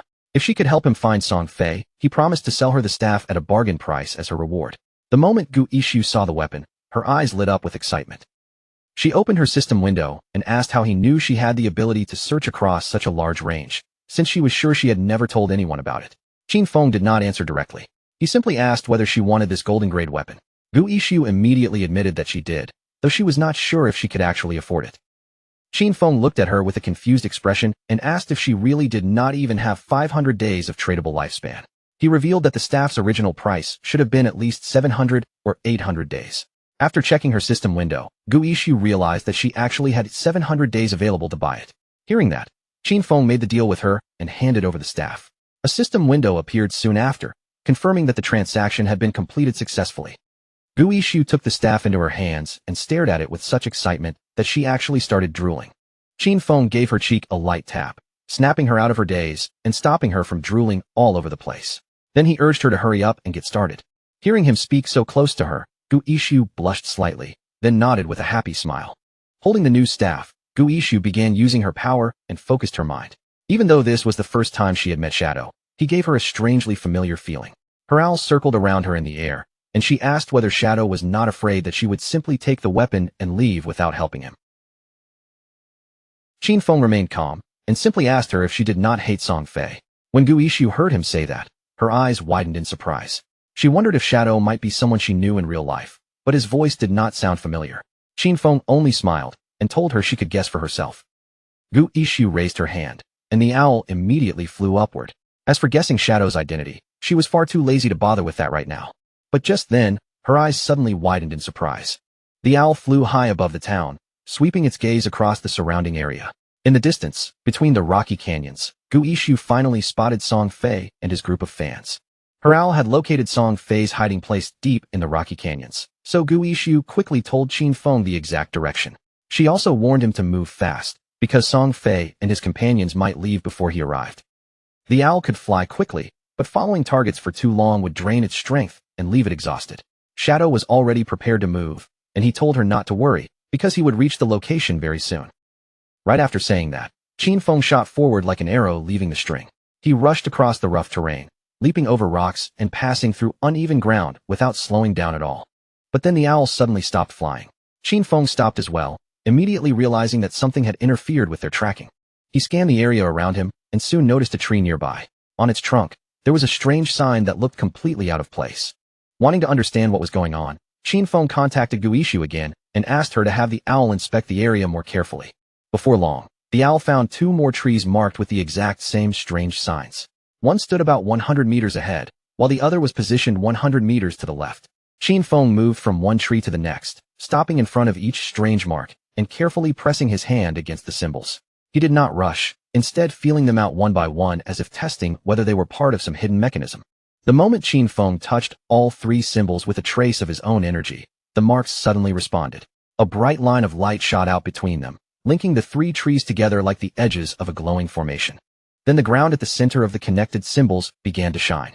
The light grew brighter and brighter, until a treasure chest suddenly rose into view, wrapped in a vivid green radiance and a faint golden glow. Qin Feng was stunned. He never expected a treasure like this to appear in an ordinary starter area like Firefly Town. Even Qin Feng could barely believe what he was seeing. Treasures left behind by ancient gods were unbelievably rare, and they could appear in almost any location. Some of them brought terrifying monsters, some released entire waves of beasts, and some, like this one, contained priceless rewards. Gu Ishu, watching everything through her owl, was just as shocked. A green chest like this could be worth 1,000 days of lifespan, or more than 10 million in real-world money. Qin Feng could not help admiring Gu Ishu's sharp instincts for noticing something misvaluable. Back in Qin Feng's previous life, 1 year of lifespan had only been worth around 10,000 at the very beginning. But by the second day, that value had already exploded, rising all the way to 50,000. Gu Ishu was still fascinated by what had just happened, so she quickly began memorizing the strange symbols, clearly planning to keep them in mind for later. A clever light flickered in Gu Ishu's eyes. With her tracking abilities, there was no telling how many hidden secrets like this she might be able to uncover in the future. Qin Feng stepped forward and opened the chest. Inside was a skill book wrapped in a dark, ominous aura, named Curse of the Blossoms. It was a powerful emerald-grade ability. Once activated, it could make cursed flowers grow from the body of a defeated enemy, draining that enemy's tradable lifespan all the way down to 0. The skill had no cooldown, but it came with one harsh condition. It had to be used within 15 seconds after the target died. Qin Feng immediately remembered how terrifying this spell had been in his previous life. With it, every enemy he defeated could be turned into an even greater advantage. If he managed to kill Song Fei again and guard the body for just a short while, then this time, he could take everything from him. A sinister smile slowly curled across Qin Feng's face. Song Fei would not simply lose this time. He would be drained completely, down to the last bit of tradable lifespan. With that thought in mind, Qin Feng hurried straight toward his target, while far away, things were already moving in another canyon. Deep inside a distant canyon, Song Fei's most devoted fans were busy surrounding another boss and attacking it with everything they had. Spell after spell slammed into the monster, while Song Fei safely stayed behind them, waiting for the perfect moment to step in and take the final blow. Song Fei looked completely confident, even a little smug. He was certain that Qin Feng would never bother chasing him all the way out here. After all, Qin Feng had already killed a silver-tier boss and humiliated him twice. In Song Fei's mind, that should have been more than enough, and the matter should have ended there. Unfortunately for him, he was completely wrong. Just as the boss was about to fall, the heavier girl among Song Fei's fans suddenly noticed another group of players nearby. That group was also fighting a different boss of their own. Song Fei smoothly slipped into his usual act and started manipulating his fans again. He told them that the other group must be supporters of a rival idol, deliberately trying to steal the spotlight and make him look bad. The moment his fans heard that, their faces twisted with anger. In their eyes, no one had the right to outshine their precious Song Fei. Without thinking twice, the girls charged straight toward the other group. The team nearby saw them approaching and mistakenly thought they had come to help, so they welcomed them with open arms. But before the other side could even finish greeting them, the heavier girl lifted her staff and slammed it down with brutal force, knocking out their leader in a single hit. The rest of the team froze in shock as Song Fei's fans suddenly turned on them. The girls attacked like lunatics while shouting strange things about idols, destiny, and their absolute devotion to Song Fei. One of the opposing players tried to ask what was going on, but he never got a proper answer. Before he could finish speaking, a spell came crashing down and silenced him on the spot. Then the situation became even stranger. Song Fei's fans began reciting bizarre, dramatic lines, praising Song Fei as if he were some divine being who stood above everyone else. After wiping out the other team, the girls obediently stepped aside and cleared a path for their golden prince, Song Fei, to come forward and finish off the boss himself. Song Fei continued playing his role perfectly, putting on a grateful expression and showering the girls with meaningless thanks. He even spun another ridiculous story, claiming he had almost been caught in a dangerous ambush and calling the girls heroes for saving him. His words immediately made the girls blush and giggle. They were completely trapped in the fantasy he had created for them, happily believing every fake compliment he gave. But that moment of celebration was the end of it. At the same time, Shadow had already appeared at the edge of the canyon. Song Fei suddenly felt something was wrong. A cold chill crept down his back, and his confident expression stiffened for a brief instant. But by the time Song Fei finally turned around to look, it was already far too late. Qin Feng's sword flashed through the air like a stroke of judgment, cutting forward with terrifying speed in a single instant. Song Fei's head was severed in one clean motion, and his body collapsed heavily to the ground before he could even understand what had happened. This time, however, Shadow did not simply kill him and walk away. He crouched beside Song Fei's fallen body and activated Curse of the Blossoms. The fangirls stood frozen in place, their faces full of shock. None of them could understand the terrifying thing happening right in front of their eyes. Soon after, Song Fei reappeared at the portal in Firefly Town, both confused and irritated. He still could not understand why Shadow kept targeting him again and again, and in his twisted way of thinking, he decided the reason had to be jealousy. Maybe Shadow was jealous of all the attention Song Fei received from his fangirls. Or maybe one of those girls was secretly someone Shadow liked. Song Fei convinced himself that Shadow's constant appearances in Firefly Town must be part of some complicated revenge scheme. But while he was still lost in those wild thoughts, a system alert suddenly popped up, terrifying him with the news that his tradable lifespan was dropping fast, much faster than a normal death penalty. At first, Song Fei thought this might be some special punishment for dying too many times in a row. But before he could figure out what was really happening, his fan club began appearing at the portal one after another as well. The heavier mage girl was among the first to arrive. She was out of breath as she rushed over and told Song Fei about the creepy red flower that had grown from his body, clearly draining away something extremely important. Song Fei immediately understood. That cursed flower, along with his rapidly vanishing lifespan, had to be Shadow's doing. Shadow had obtained some frightening new ability. The realization struck Song Fei hard, and he suddenly ordered all his fans to log off. He knew that if they kept losing to Shadow like this, their tradable lifespan could be drained all the way down to zero, and that would mean real death. Even then, he still put on the act of a noble leader, calling them his family and promising that he would go into the real world to extend their lifespan. After that, he said they would return with new equipment bought using the lifespan they had saved. The girls were still completely under Song Fei's control, and instead of questioning him, they became excited as they imagined coming back stronger and finally defeating Shadow. Even as Song Fei disappeared from the game, anger and humiliation twisted across his face. He refused to see this as a real defeat. After spending 2.5 years building himself up to this point, he could not accept being crushed by some unknown player who had appeared out of nowhere. In his mind, money could solve everything. As long as he had enough resources, he could smash through any obstacle standing in his way. All he needed was a little more time. Back at the place where the battle had taken place, red flowers had bloomed everywhere. Each one grew from the body of a fallen player, silently draining the tradable lifespan from Song Fei's fans. With Shadow's relentless attacks and repeated kills, his killer rank had already risen to level 4, causing the lifespan lost upon death to reach a terrifying 96.8%. But Shadow was not bothered by that number at all. After calculating his gains, he realized this ambush had added roughly 1,000 days to his lifespan. It was all thanks to Song Fei and his misguided followers. They had done all the hard work of fighting monsters and gathering resources, only to hand the final rewards over to him. But that harvest did not last forever. Soon, the cursed flowers began to fade, and the flow of energy stopped. Shadow immediately understood that the players had logged off to prevent themselves from losing even more lifespan. High above the canyon, the white owl continued circling silently through the air. Gu Yixu had watched the entire thing through the owl's eyes, and even she was shaken by what she had seen. Witnessing the true strength of the top player up close was completely different from just hearing rumors about him. When Shadow asked Gu Yixu whether Song Fei had really logged off, she nodded and confirmed that the whole group had disappeared from the game to buy themselves some time. Shadow calmly told her to continue keeping watch and to let him know right away if Song Fei ever came back online. Gu Yixu wondered if her task was already finished, but Shadow told her to stay on it for a little longer. Then he mentioned that he had just obtained a golden tier priest skill called Sword of Divine Judgment. The moment she heard that, Gu Yixu's interest was instantly sparked. She clearly wanted that skill, and seeing the look in her eyes, Shadow made her an offer. He said he would trade the skill to her for 500 days of lifespan, but if she agreed to one condition, he could cut the price in half. Gu Yixu's eyes narrowed immediately, and she warned him that she would never trade away her dignity, which left Shadow briefly stunned. Shadow quickly explained that she had completely misunderstood him. What he wanted was simple. He needed her to join his team and become their main healer. Once Gu Yixu realized what he meant, she relaxed and laughed.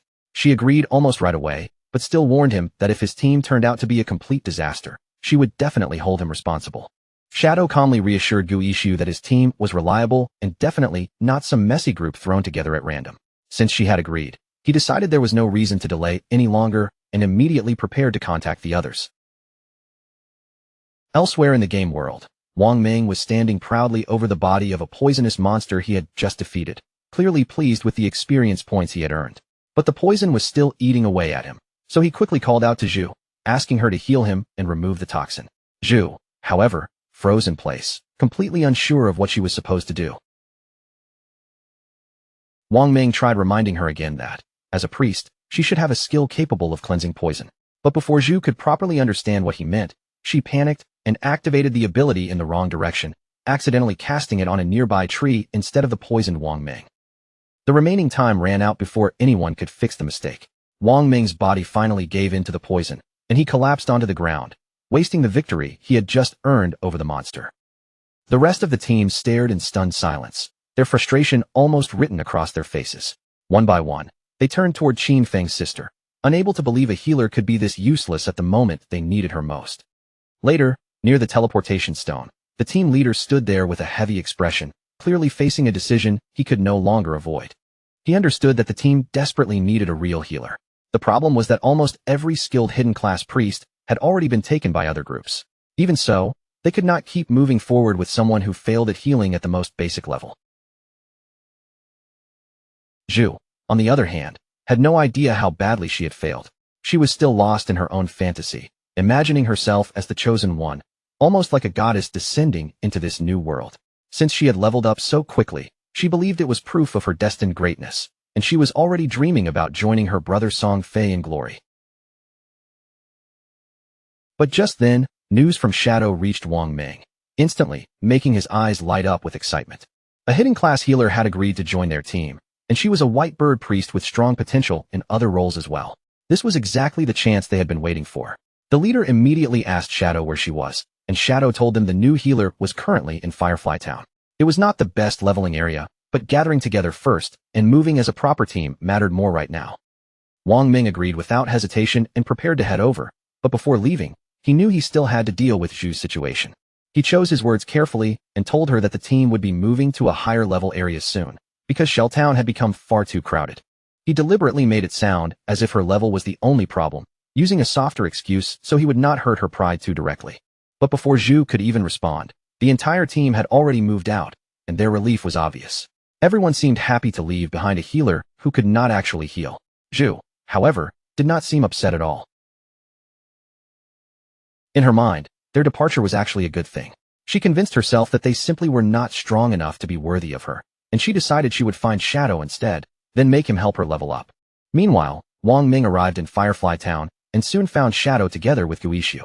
The first thing Wang Ming did was hand over the lifespan he had gained from their previous fight, settling the share honestly before they moved on. As they prepared to reorganize the team, Wang Ming could feel more clearly than ever how difficult it was to keep up in this game. While discussing their next plans, Wang Ming brought up another possible ally, a captain named Yinyu. The moment Shadow heard that name, he stopped in place, his thoughts suddenly racing. That name was definitely not ordinary. Then, almost as if on cue, she appeared. With a cheerful wave, Yinyu greeted them openly, and both men immediately turned their attention toward her. Shadow could hardly believe what he was seeing. The woman standing in front of them was Yinyu, also known as Justice Execution, the only player in the entire game with the hidden class Dragon Swordsman.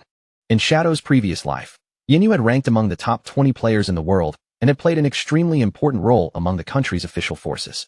She was a national hero, someone respected and feared in equal measure.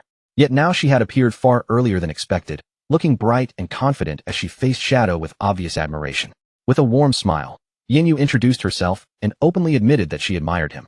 She even joked that with the speed he was growing, he almost seemed like a time traveler or some reincarnated hero who already knew the path ahead. Shadow stayed quiet for a moment, his thoughts drifting back to his previous life, when their paths had crossed much later under far darker circumstances. Back then, she had not been part of Wang Ming's team, which made this early meeting even more unexpected. She likely already carried a large amount of tradable lifespan, probably collected on behalf of government groups. As a dragon swordsman known for toughness and survival, she was indeed the perfect person to hold such resources. Shadow understood the logic behind the government's choice and respected it. Yinyu was direct as well. She told Shadow that if he had any equipment he wanted to sell, she and her group would be interested in buying it. Her tone remained sweet, but there was firmness beneath it as she reminded him that she carried responsibility for her entire city. Shadow saw no benefit in opposing her, and both of them clearly understood that. He agreed, saying it would be short-sighted to miss out on such a mutually beneficial deal. Although Yinyu looked cheerful and harmless on the surface, Qin Feng knew very well that there was far more hidden beneath that friendly smile. Meanwhile, Song Fei's fans began logging out of the game one after another. They had seen the official announcement, and the contents left them completely shaken. Lifespan in God Forsaken was real. If a player's lifespan reached 0 inside the game, that person would truly die in the real world. The archer was furious when she realized this was no longer just some harmless game. What terrified her even more was the fact that she had already handed all of her tradable lifespan over to Song Fei. Some of the girls discovered they only had a few days of lifespan remaining. The assassin among them had killed several players and carried the assassin stat, which meant if she died one more time, she would lose double the lifespan. They were all stunned. None of them could understand how dying only 3 times could cost such a terrifying amount of lifespan. The chubby girl hurriedly read through the messages, and sweat quickly covered her face. She realized with horror that in the game, as a tank mage, she had always charged at the front. She had killed many people and died many times as well. Now, after checking her remaining lifespan, she discovered she had only 1 day left. If that number reached 0, she would die for real. Just then, one piece of information caught her eye. Brother Song Fei was buying lifespan. To her, that was wonderful news. She immediately decided to go find Brother Song Fei, firmly believing he would definitely help her. She quickly changed clothes and decided to wear Brother Song Fei's support outfit from head to toe. In her mind, this was perfect. She was going to see Brother Song Fei, and he would absolutely save her. She even excitedly mentioned Brother Song Fei's newest product release, the Song Fei Ultra Thin Anti-Side Leak. After dressing herself completely in Song Fei merchandise, she wasted no time at all. She rushed out of her house and headed straight toward the concert venue. Not far away from there stood a group of apartment buildings. Qin Feng's sister had also logged out of the game. For a moment, she stood there in confusion, almost unable to tell whether she was truly back in the real world or still trapped inside the game. She turned on her phone, and a smile soon appeared on her face. At the current rate, 1 day of lifespan could be sold for 15,000. With more than 200 days left in her hands, she felt as if she could become a millionaire overnight. But her smile froze when she saw the news that Shadow had killed Song Fei 3 times. Sadness and fury immediately overwhelmed her, and tears began spilling from her eyes. She remembered what everyone had said clearly now. If a person's lifespan reached 0 in the game, they would truly die in real life. Even though Song Fei had 100 years of non-tradable lifespan, dying 3 times had reduced his remaining time to barely 12 years. Qin Feng's sister thought of Brother Song Fei again and could not understand why Shadow had killed him so mercilessly. According to the group chats, even while surrounded by dozens of people, Shadow had still managed to kill Song Fei 3 separate times. To her, he was not just strong, he was terrifying. At that moment, the chubby girl began sending frantic messages into the chat, telling everyone that Brother Song Fei urgently needed help. She called on any sister in Jianghai City to come find her and sell their tradable lifespan. She also revealed that Song Fei was currently at Dajiang Plaza, and the exchange rate for lifespan was 1 day for 10,000. In her eyes, this was the perfect chance to get rich while helping Brother Song Fei at the same time. Qin Feng's sister immediately started putting on her clothes. She could hardly believe Brother Song Fei was at Dajiang Plaza, so close to where she lived. She told herself she could not just stand by and watch his lifespan run out. She had to go help him. Thanks to Shadow and the others, she had managed to save more than 200 days of tradable lifespan, which was just enough to support Brother Song Fei. Without wasting another moment, she made up her mind and rushed off toward Dajiang Plaza. At the same time, back inside the game, Qin Feng was slaughtering monsters one after another with almost no difficulty. A system window appeared in front of him, announcing that he had reached level 10. His attributes increased by 2 points, and he also received 5 free attribute points to distribute. With level 10 reached, Qin Feng unlocked the class promotion function. On top of that, as the first player in the Jianghai City area to reach level 10, he earned 7 reputation points. As the first player in the Great Xia Kingdom area, he earned 14 reputation points. And as the first player in the entire world to reach level 10, he gained 21 reputation points. The system window also revealed that the teleportation. At that moment, the system announcement echoed through every town, telling all players that Shadow had officially reached level 10. The players everywhere were stunned, and excited discussions broke out immediately. Many of them said that, as expected, it was Shadow again. He had already taken the first kill of a gold-tier monster, and now he had become the first player in the world to reach level 10. To them, Shadow was simply far too powerful. Some had even heard that this big shot had recently killed a small celebrity several times, and as far as they were concerned, Song Fei had completely deserved it. Other players were venting their frustration everywhere, cursing in disbelief when they realized Shadow was actually from Great Xia. Some compared his progress to their own, complaining that their hidden class blacksmith was only level 8, while Shadow had already pulled so far ahead that it barely made sense. No one could understand what was happening with him, and some even wondered whether, among the 1.5 billion people of Great Xia, there really wasn't a single person capable of catching up to Shadow.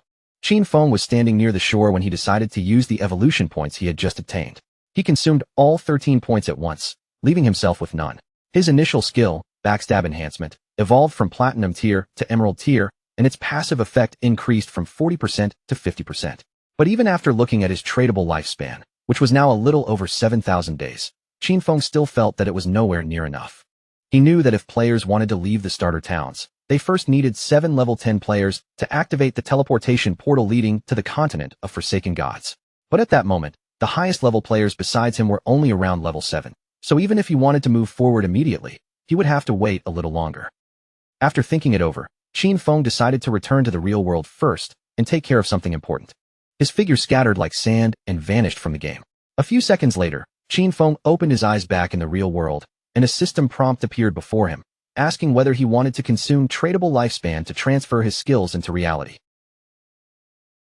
Without hesitating for even a second, Qin Feng accepted. When the system asked which skill he wanted to extract into the real world, he immediately stood up and chose to extract his class first. The system consumed 1,000 days of tradable lifespan, and the extraction was completed. Qin Feng successfully obtained Shadow in reality. Its passive effect activated at once, raising his attributes across the board. Strength increased by 3, Constitution by 3, Agility by 8, and Spirit by 5. After that, Qin Feng chose to extract level 2 as well. The system informed him that level 2 extraction had succeeded, consuming another 2,000 days of tradable lifespan. His real-world level instantly rose to level 3, and his stats received another boost. Strength increased by 4, Constitution by 4, Agility by 14, and Spirit by 4. The system then reported that he had consumed 900 days of tradable lifespan to extract the Platinum tier skill Shadow Step. After that, it also informed him that another 2,262 days had been consumed to extract the Silver tier skill Venomous Dagger. Qin Feng was quite satisfied with the result. He still had 1,292 days of lifespan left, though for now, he no longer had enough to extract any other skills. What pleased him most was that he had only paid the price of extracting a low-tier skill, yet he had managed to bring out the Platinum tier Shadow Step. No matter how he looked at it, this was a huge bargain. But when Qin Feng thought of Song Fei, his expression darkened, and he could not help clenching his fist in anger. Right now, his base stats were already twice that of an average person, and his agility had reached 32 points, directly surpassing the human limit. With unlimited invisibility and a poison dagger that could be thrown up to 14 meters, Qin Feng was confident that if he found the right opening, he could finish off Song Fei in the real world. Qin Feng began checking his phone and was surprised to find that Song Fei was aggressively buying up lifespan. He wondered if that bastard was planning to return to the game and come after him.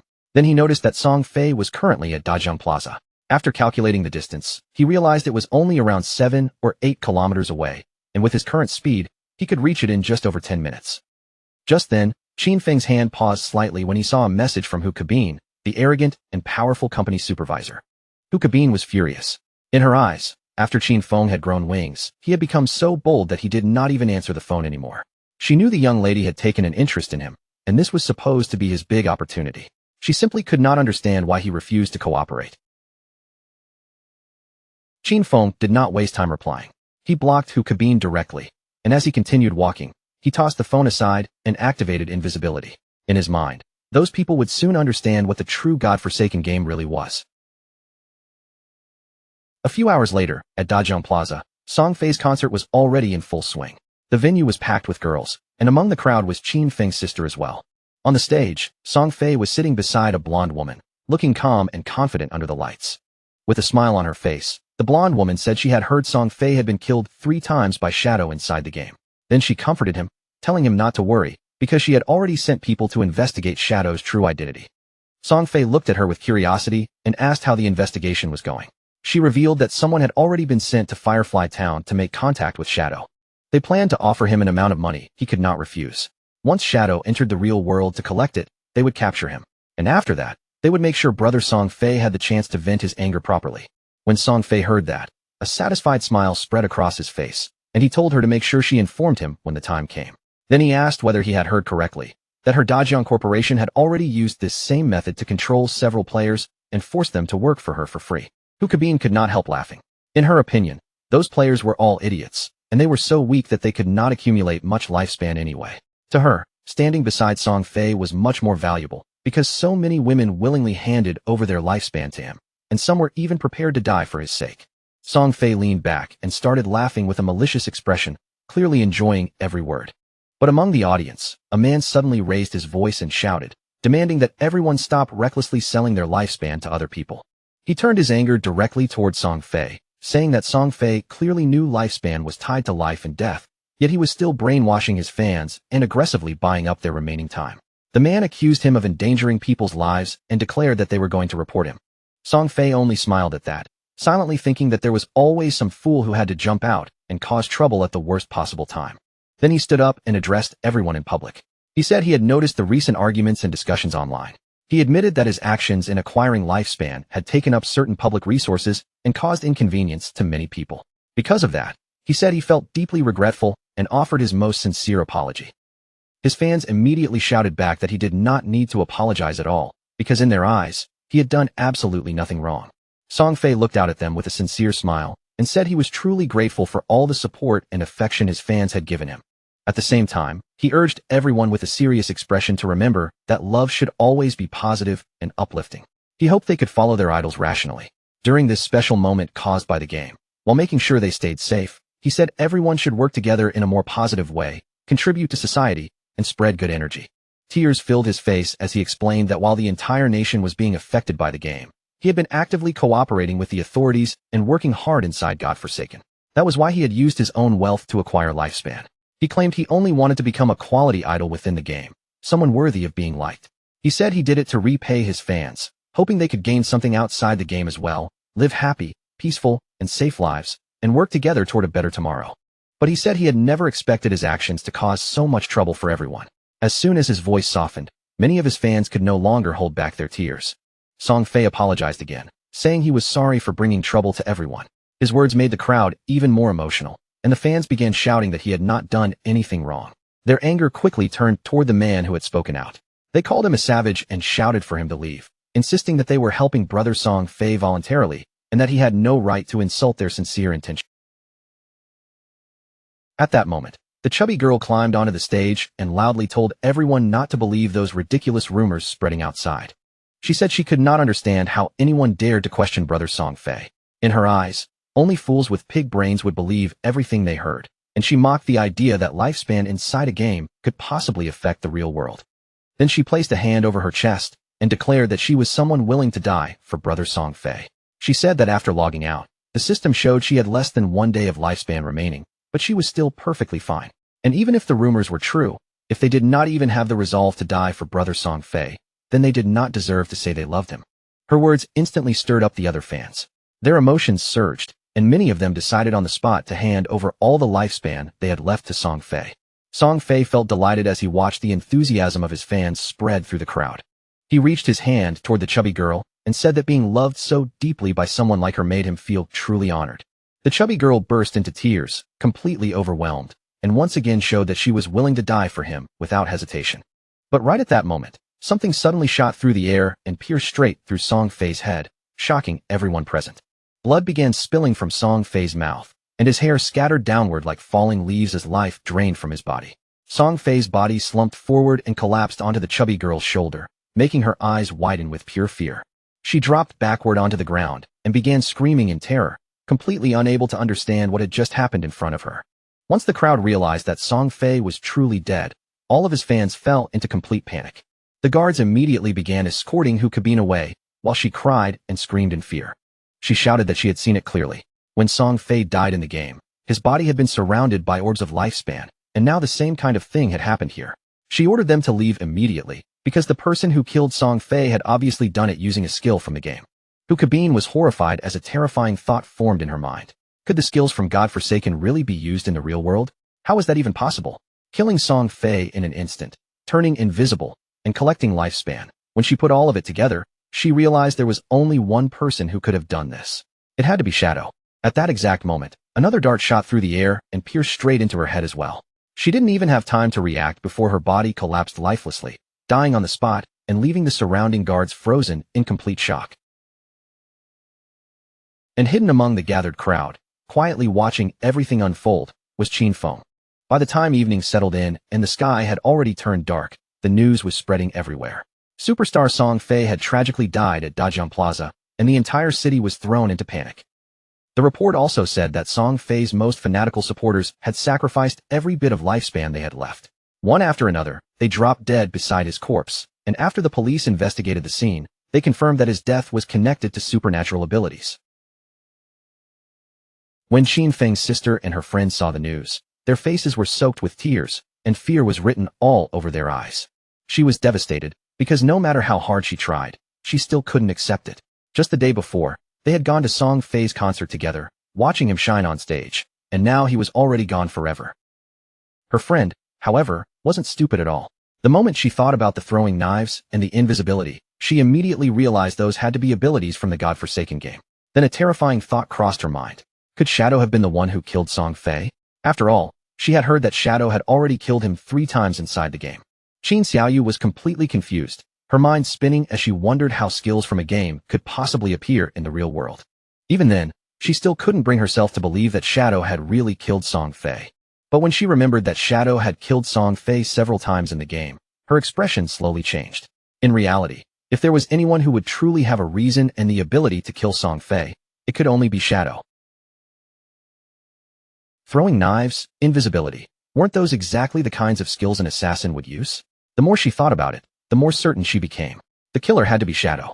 Her beloved brother had been murdered by him, and from that moment on, her entire world felt like it had lost its light. If Shadow had truly found a way to bring game skills into reality, then she would get close to him. She would approach him no matter how dangerous it was. No matter what price she had to pay, she would become stronger. Starting that day, only one goal remained in her heart. The taxi pulled over at the roadside, and the two of them quickly got out. Her friend looked at her in confusion and asked if she was really okay. But Qin Xiaoyu's eyes were already burning with rage. At that moment, there was only one thought left in her mind. She wanted to kill Shadow and avenge her brother, Song Fei. At the same time, Qin Feng was sitting quietly inside a small restaurant, calmly eating a bowl of noodles as if nothing had happened. In the godforsaken game, even though players had just then, his phone suddenly started ringing. Qin Feng unlocked the screen and saw a new message. Someone told him that Fat, who was furious, had already blocked his phone number in WeChat, and if Qin Feng didn't show up soon, he would be fired and lose his salary for the entire month. The message had come from Yang Xiaoya. In Qin Feng's eyes, she was a kind girl, though a little fragile and often bullied by others. In his previous life, she had also been a member of his Zhanshin guild. Qin Feng simply told her not to worry about him or the job, and instead to focus on leveling up properly in the game. Yang Xiaoya was confused and asked Qin Feng if he had also started playing. She had heard that the game was incredibly difficult, and that many people's lifespan was almost completely drained. Qin Feng explained that no matter what profession she had chosen, in the early stage, she only needed to focus on raising agility. She decided to trust him, but then added that she had heard the lifespan produced inside the game was extremely expensive right now. After that, she asked how his own progress was going and how much he had earned. Qin Feng replied casually that it wasn't much, because he had already spent almost everything. Qin Feng knew very well that Fat, who was nothing more than a lackey. The real trouble was the person standing behind him, Qian Shishir. She was the daughter of the president of Qian Group, and the company Qin Feng used to work for was under that group. That young woman spent her days doing almost nothing except chasing after men. She had once entered a hotel with 6 middle-aged foreign men, and she had even driven a sports car around with 3 African men just for fun. And now, she had somehow started showing interest in him as well. Qian Shishir was obsessed with foreign culture. After the godforsaken game arrived, she left Great Xia and went to North America, where she led the creation of one of the top 3 guilds there, Alice's Wonderland. That woman had always stood openly against Great Xia. In Qin Feng's previous life, she had caused endless trouble for Great Xia and for the Zhanshin Guild. Qin Feng knew he had to find a way to deal with her before she left the country. Otherwise, once she reached North America, handling her would become far more difficult. If Qian Shishir died, then Alice's Wonderland might never be established at all. Rumor had it that the key founders of that guild were all connected to her in some way, and once that woman disappeared, the link binding those founders together would naturally collapse. Before long, Qin Feng's phone rang again. This time, the caller was Qin Xiaoyu. Qin Xiaoyu sounded a little surprised when Qin Feng actually answered the call, because she had assumed he had already died in the game. Since he was still alive, she told him directly that she had earned enough money to buy a house, so he no longer needed to worry about her. Qin Feng decided to go along with it, and calmly asked if she had anything else to say. She told him not to bother her anymore, and said she would not come looking for him either. She even warned him not to try finding out where she lived, because from this moment on, She had completely cut ties with him. Qin Feng hung up the call, and instead of feeling upset, he couldn't help feeling strangely happy. After that, he decided it was time to return to the game and continue leveling up. It wouldn't be long before someone reached level 10 and discovered that game skills could be transferred into reality. And once that secret spread, the world would never be peaceful again. Not long afterward, Qin Xiaoyu and her friend also logged back into the game. Her friend still looked uneasy and asked if cutting ties with her brother was a little too harsh, even advising her to make peace with him. But Qin Xiaoyu's attitude didn't soften at all. She firmly refused and revealed that she had already sold her lifespan to Qian Group, receiving a full 2 million in return. Her friend was shocked speechless. Qin Xiaoyu then said she had already bought a house, and from now on, the two of them would live together. She added that she would soon meet Shadow, and once that happened, Qin Feng would no longer matter to her at all. Just then, a player passing through the area suddenly caught Qin Xiaoyu's attention. The man walked up with a smile and handed her a book, saying this was the assassin skill book she had wanted. He also reminded her not to forget what she had promised him. Qin Xiaoyu smiled brightly, nodded, and said that once everything was finished, she would satisfy his little wishes. But deep down, she was already sneering at him as nothing more than a flatterer, thinking that once she met Shadow, no one would care about a useless piece of trash like him. She quickly informed Wang Meng that she had obtained an assassin skill book, and that it was a control-type skill. Then she asked him to check with Shadow and see whether he needed it, because if he did, she was willing to give it to him. A smile slowly spread across her face. In her eyes, Zhang Wei, that shameless flatterer, was still somewhat useful after all, since he had actually managed to bring her such a good skill book. This book would become the red thread connecting her to Shadow.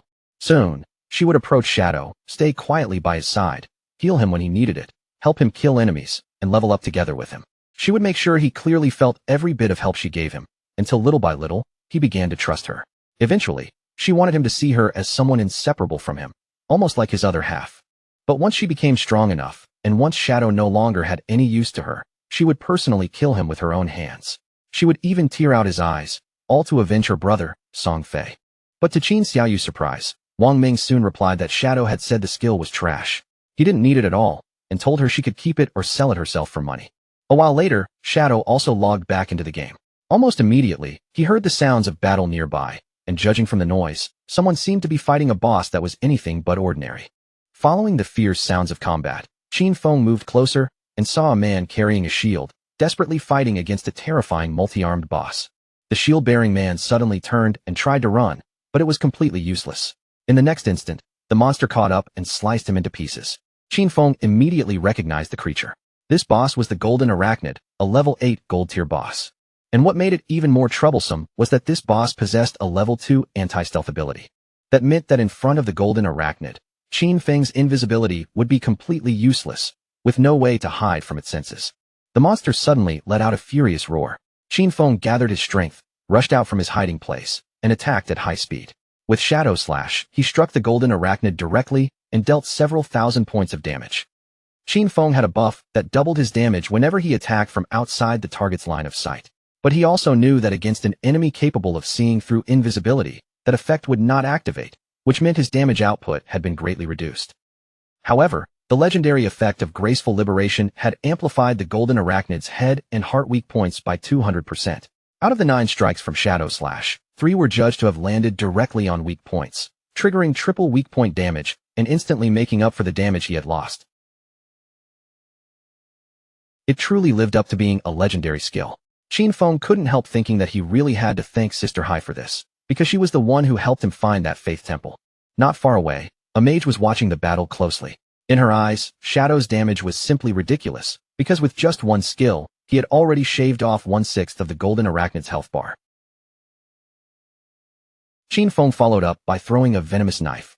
The blade shot forward and stabbed straight into the monster's head, dealing 1,783 points of damage. Even so, Venomous Throwing Knife was still only a silver tier skill. Its damage was already starting to fall behind compared to the stronger abilities Qin Feng now relied on. Qin Feng knew very clearly that he still had to advance his profession as soon as possible. Only by completing that step could he obtain a higher level invisibility skill and stop being restrained by enemies with anti-stealth abilities. But before he could think any further, the monster suddenly rushed forward. Its massive body lunged straight at him, and in the blink of an eye, it was already preparing to launch another fierce attack. Seeing the Golden Arachnid charge and so violently, the mage instantly panicked. But Qin Feng didn't retreat at all. Instead, his eyes sharpened and began to glow with calm, unshakable confidence. The monster's attacks came down one after another, but Qin Feng moved lightly between them, dodging each strike with almost no effort, as if the danger in front of him was nothing at all. The mage and her companion were completely stunned. They couldn't help wondering what kind of terrifying speed this was. But soon, they realized it wasn't just his movement speed. Qin Feng's reactions were unbelievably fast, and he seemed to understand the boss's attack patterns far too well. In terms of pure speed, Qin Feng was nearly on the same level as the boss. Every time the golden arachnid attacked, he slipped away at the perfect moment, making it look as if he had fought this exact monster countless times before. Back in his previous life, Qin Feng had traveled together with Qin Xiaoyu, but she could barely protect herself, let alone heal him properly. Because of that, he had slowly trained himself to survive through movement. A warrior couldn't rely only on taking hits head-on. Agile footwork and sharp evasion skills were just as important. A fierce light flashed in Qin Feng's eyes. This was also one of the reasons why, even with only an ordinary warrior class in his previous life, he had still managed to force his way into the world's top 100. He seized the opening and launched a chain of slashes at the boss. Blade light flashed across the golden arachnid's body, and before long, its health had already dropped to less than half. Qin Feng then slipped into invisibility again, thinking to himself that compared with special bosses like the Golden Ghost Ship, which had unavoidable attacks, the golden arachnid was actually much easier to handle. The mage stared at the battlefield in disbelief. The boss that had looked so terrifying moments ago was now actually trying to flee. Of course, Qin Feng had no intention of letting it escape. He drew his dagger, rushed in close, and cut straight across the monster's throat. A system window immediately appeared, confirming that he had killed the level 8 gold tier boss and received 640 experience points, 7 evolution points, and 497 days of tradable lifespan. Qin Feng activated Greedy Hand as well, and from that extra harvest, he obtained another 21 evolution points and 497 more days of tradable lifespan. Seeing the rewards stack up, Qin Feng felt quite satisfied. Just one gold tier boss had given him 28 evolution points in total and nearly 2,000 days of tradable lifespan. But just when he thought the rewards were over, another system window appeared.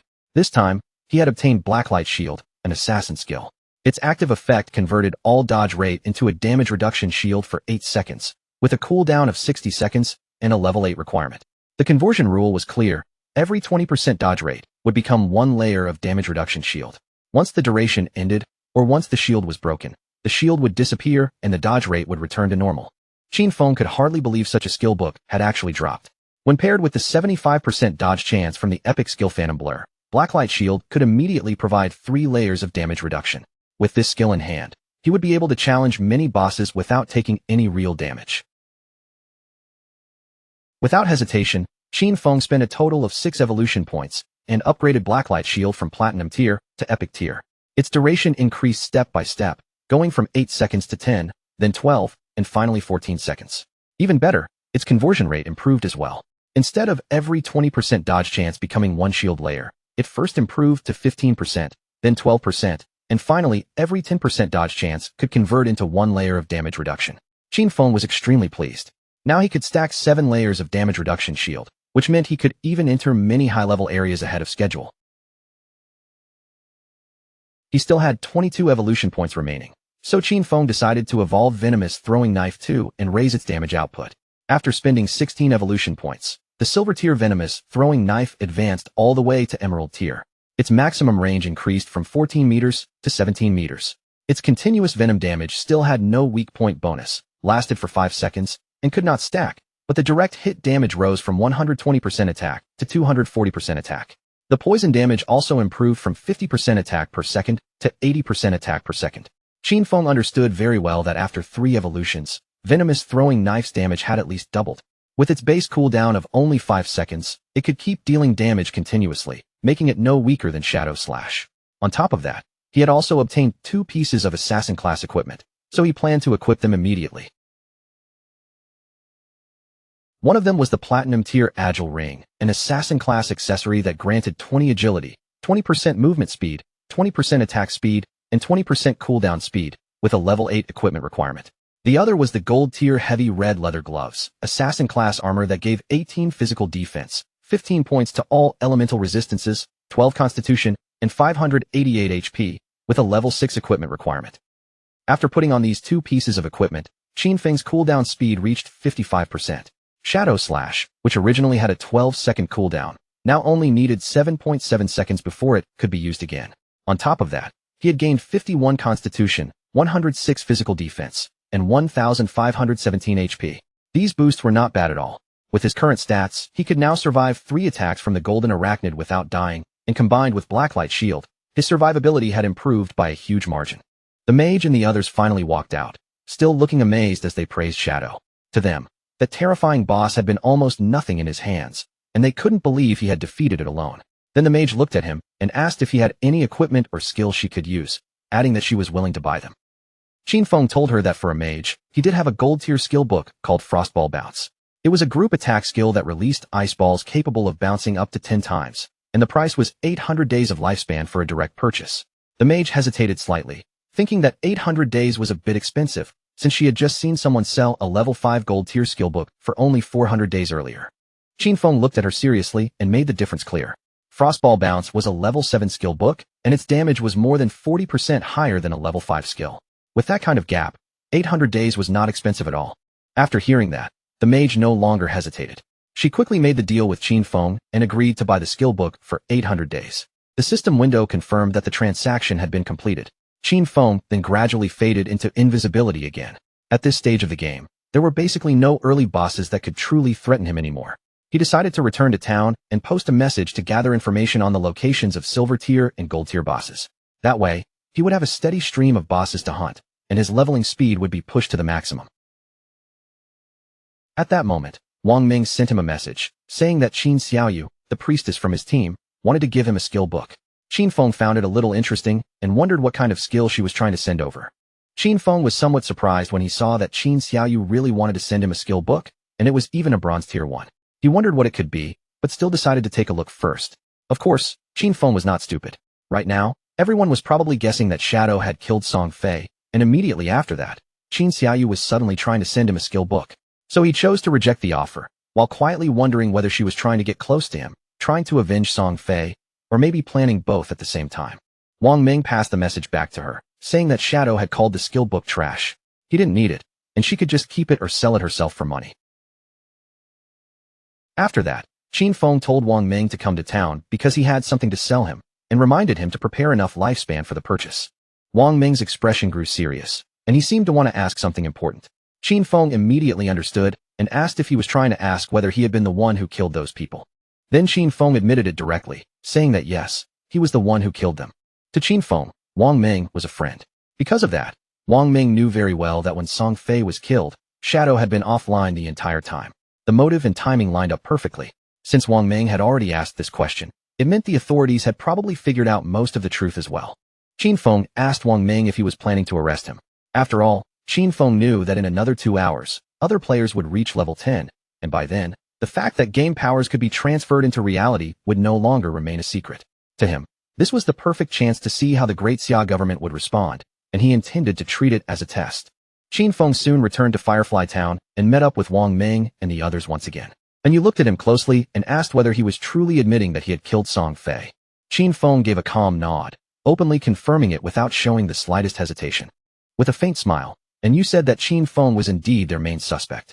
However, they also knew that Song Fei and Jiang Lai had carried malicious intentions toward him first, and that Dajiang Industries had captured and abused many players, forcing them to work against their will. Strictly speaking, killing those two could be considered an act of self-defense. Qin Feng immediately understood what was going on. Since they still could not uncover his true identity, they had chosen to maintain a temporary cooperative relationship with him instead. He remembered that in his previous life, because he had worked with the officials, his record had always remained completely clean. But this time, things were different. He had directly killed Song Fei and Jiang Lai, and that might cause the future to shift in unexpected ways. Qin Feng was actually looking forward to seeing just how much his rebirth could change that doomed era brought by the game. For now, Qin Feng decided to sell the platinum tier equipment he had no use for. Since this group had official backing, they would accept equipment and skill books from any class. More importantly, they had enough resources to make the trade worthwhile. Qin Feng opened the system window, and the moment the others saw the items inside, they could barely believe their eyes. Platinum tier equipment and skill books were actually sitting there. They cried out in shock, wondering if Shadow had just achieved the first kill of a platinum grade boss. but they quickly rejected that idea because no global announcement had appeared. Qin Feng casually said that his luck had been pretty decent. He had found a few treasure chests, and Xiao Zhu could confirm it. Even she herself had obtained an emerald-tier skill book from one of them. The mage immediately nodded and confirmed that she had personally seen Qin Feng open that emerald chest. Little Black couldn't help feeling jealous when she noticed that Qin Feng called the mage Xiao Zhu so naturally. But when it came to her, he only called her Yu. Qin Feng then decided to call her Little Blackie instead of Little Black, which immediately made her angry. She quickly told him that he would be better off just calling her Little Black. Qin Feng then announced the prices. The Platinum Grade Archer skill book was fixed at 2,500 days, the Platinum Grade Berserker weapon was 1,500 days, the Platinum Grade Mage skill book was 3,000 days, and the Gold Equipment and skill book package was 8,000 days. Including the remaining Platinum equipment and skill books, there were 25 items in total. Since they were buying in bulk, he gave them a discount and set the total price at 16,000 days. Wang Ming was completely shocked and immediately told Yu to pay whatever Shadow asked. Then he looked at her again and asked if she wasn't going to bargain at all. And Yu simply smiled and said she felt the price was actually very fair. She would also include what Xiaosu and Wang Ming owed from before in this deal. The transaction was completed smoothly, and Qin Feng couldn't help praising her. He called her a true heroine, straightforward, decisive, and not the kind of person who wasted time. Deep down, Qin Feng knew that once tradable lifespan exceeded 10,000 days, the unit would automatically change into years. 60 years converted into days was roughly 22,000 days. According to the current exchange rate, that was equal to around 400 million in cash. Even for the officials of Zhanghai City, this was still an enormous expense. However, the benefits they gained were far greater than the money they spent. With this batch of equipment and skill books, many teams under Zhanghai City's official support could develop far ahead of schedule. Qin Feng understood that the stronger the authorities became, the more unnecessary trouble could be avoided in the future. They might even gain an advantage later in international confrontations. At that moment, Yu told Qin Feng that several players were still being imprisoned inside Dajang Industries. They were preparing to launch a rescue mission, and she asked him directly whether he wanted to join them. Qin Feng felt a little puzzled by their attitude. He couldn't tell whether the authorities were genuinely trying to recruit him, or whether they were simply trying to make his killing of Song Fei look more acceptable. So he calmly refused to join the rescue mission, but before leaving, he decided to give them a warning in advance. Their guess was right. He had indeed used skills from the game to kill those two people, and the moment those words came out, everyone around him was stunned. Qin Feng then made the key point clear. Once players reached level 10 inside the game, they could consume lifespan to extract their skills from the game and bring them into reality. And Yu immediately understood what that meant. This was probably the reason Dajang Industries had been buying large amounts of lifespan at this time. Once their own people reached level 10 and pulled game skills into the real world, the rescue mission would face far stronger resistance than expected. Seeing that she had grasped the danger so quickly, Qin Feng felt relieved and decided it was time for him to leave. Not long after that, Qin Feng's figure melted into a dark shadow, and in the next moment, he vanished from where he stood. With a serious expression, Yu immediately gave Wang Ming an order. From this moment on, they would stop leveling together as one full group and instead split up. Their 6-person team was already at a fairly high level, and when they stayed together, even ordinary monsters were being killed in one blow because their combined damage was too excessive. But if they separated, and each person led a smaller team, their overall leveling efficiency would rise by a large margin. Wang Ming nodded in agreement, and Yu added firmly that right now, everyone's top priority was to reach level 10 as soon as possible. After giving that order, she told Wang Ming to log off for a moment and report the information they had just received. Meanwhile, 2 players in town noticed that Shadow had set up a stall again. But this time, he wasn't putting items up for sale. Instead, he was openly buying information. A system window appeared above the stall, announcing Shadow's offer. He would buy silver boss coordinates for 30 days of lifespan and gold boss coordinates for 100 days. The moment one of the nearby men saw that announcement, a sly smile slowly appeared on his face. He walked up to Qin Feng and said that his young lady had already made her offer.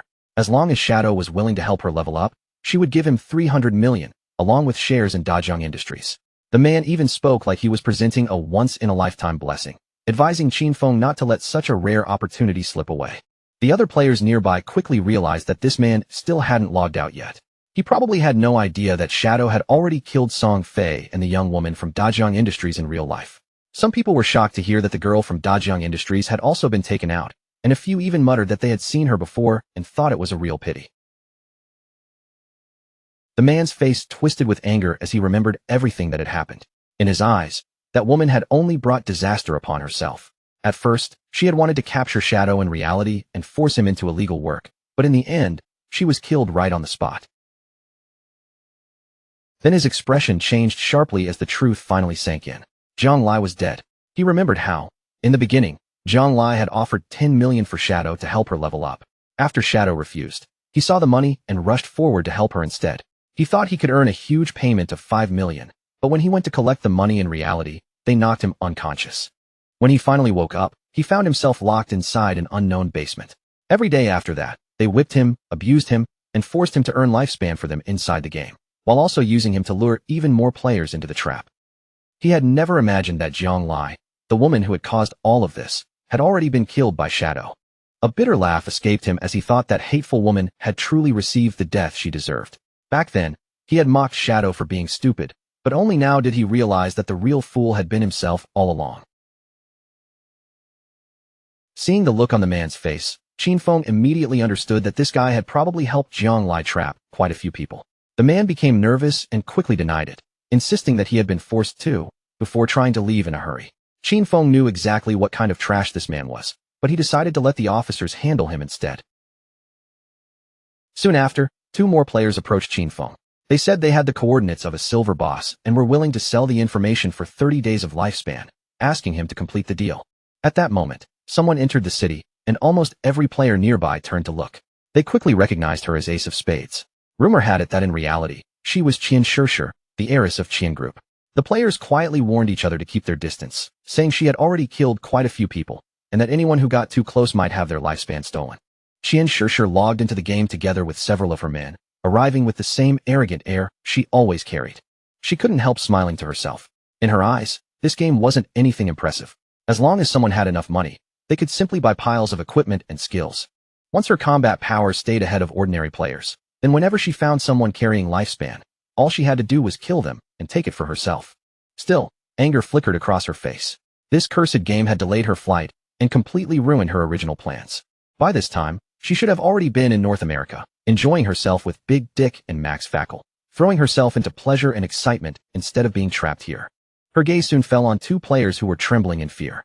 She was still stuck in Great Xia's magic city and couldn't leave the country, and as she looked at those Great Xia men, she saw them as nothing but weak insects. In her mind, Tony's men were far more appealing. Tony smiled and said that she had excellent taste. According to him, they were naturally much stronger than the men of Great Xia, especially in that regard. He added that once they returned to reality, she could experience it for herself.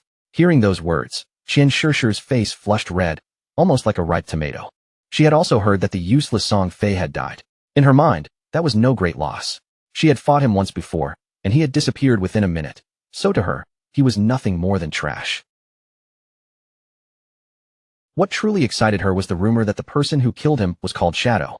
Even though Shadow was a man from Great Xia, he was still the #1 player in the world. That made her feel that perhaps he was worth getting to know.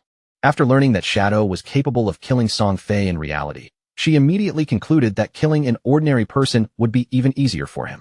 To Qian Shishir, this was a perfect chance to build a connection with him. She told her men that she would log off for a moment, make a call, and send someone to contact Shadow on her behalf. She believed that even if Shadow didn't care about cash, he definitely wouldn't refuse 3,000 days of lifespan. And to obtain that much, she felt all she needed to do was kill an ordinary person with a casual flick of her finger. Deep inside, she let out a quiet laugh. She had never forgotten the look on Qin Feng's face when he rejected her, and in her mind, it wouldn't be long before Qin Feng was dead. At the same time, deep in the forest, a player had just killed a monster. Its body dissolved into lifespan, while a healer beside him was still patching him up from the wounds left by the monster's attacks. The man looked completely exhausted and begged Qin Xiaoyu that the next time she healed him, she shouldn't push it so far. Just now, he felt like he had nearly gone to meet his great-grandmother. Qin Xiaoyu turned her back on him and asked why he was being so fierce, adding that he wasn't dead anyway. The man looked confused and quickly explained that he hadn't meant to sound fierce. He was only trying to remind her. At that moment, Qin Xiaoyu said the system had warned her that her hunger level had already reached 90%. She decided to log off and eat together with her friend Yin Yin. The 2 of them vanished from the game, leaving the man standing there in confusion. The more he thought about it, the angrier he became. He cursed silently in his heart, remembering how Qin Xiaoyu used to call him boss. But after seeing Shadow once, she had started looking at him with disgust. He swore to himself that sooner or later, he would make her pay and tear away that proud attitude of hers. At the same time, Qin Xiaoyu logged out of the game and opened her eyes inside her new house, only to feel her stomach painfully empty. When she checked her phone, she was stunned. Every delivery place was already closed, and not a single delivery worker was accepting orders. She couldn't help wondering whether everyone had gone into the godforsaken game. Then she suddenly remembered how, back at home, Qin Feng had always prepared delicious food for her. She had never needed to lift a finger or even think about what to eat. But the next second, rage flashed in her eyes. She forced herself to stop thinking about it, and told herself she needed to be more ambitious. It was only food. Compared with freedom, this kind of problem was nothing at all. Clenching her fist tightly, she encouraged herself again and again.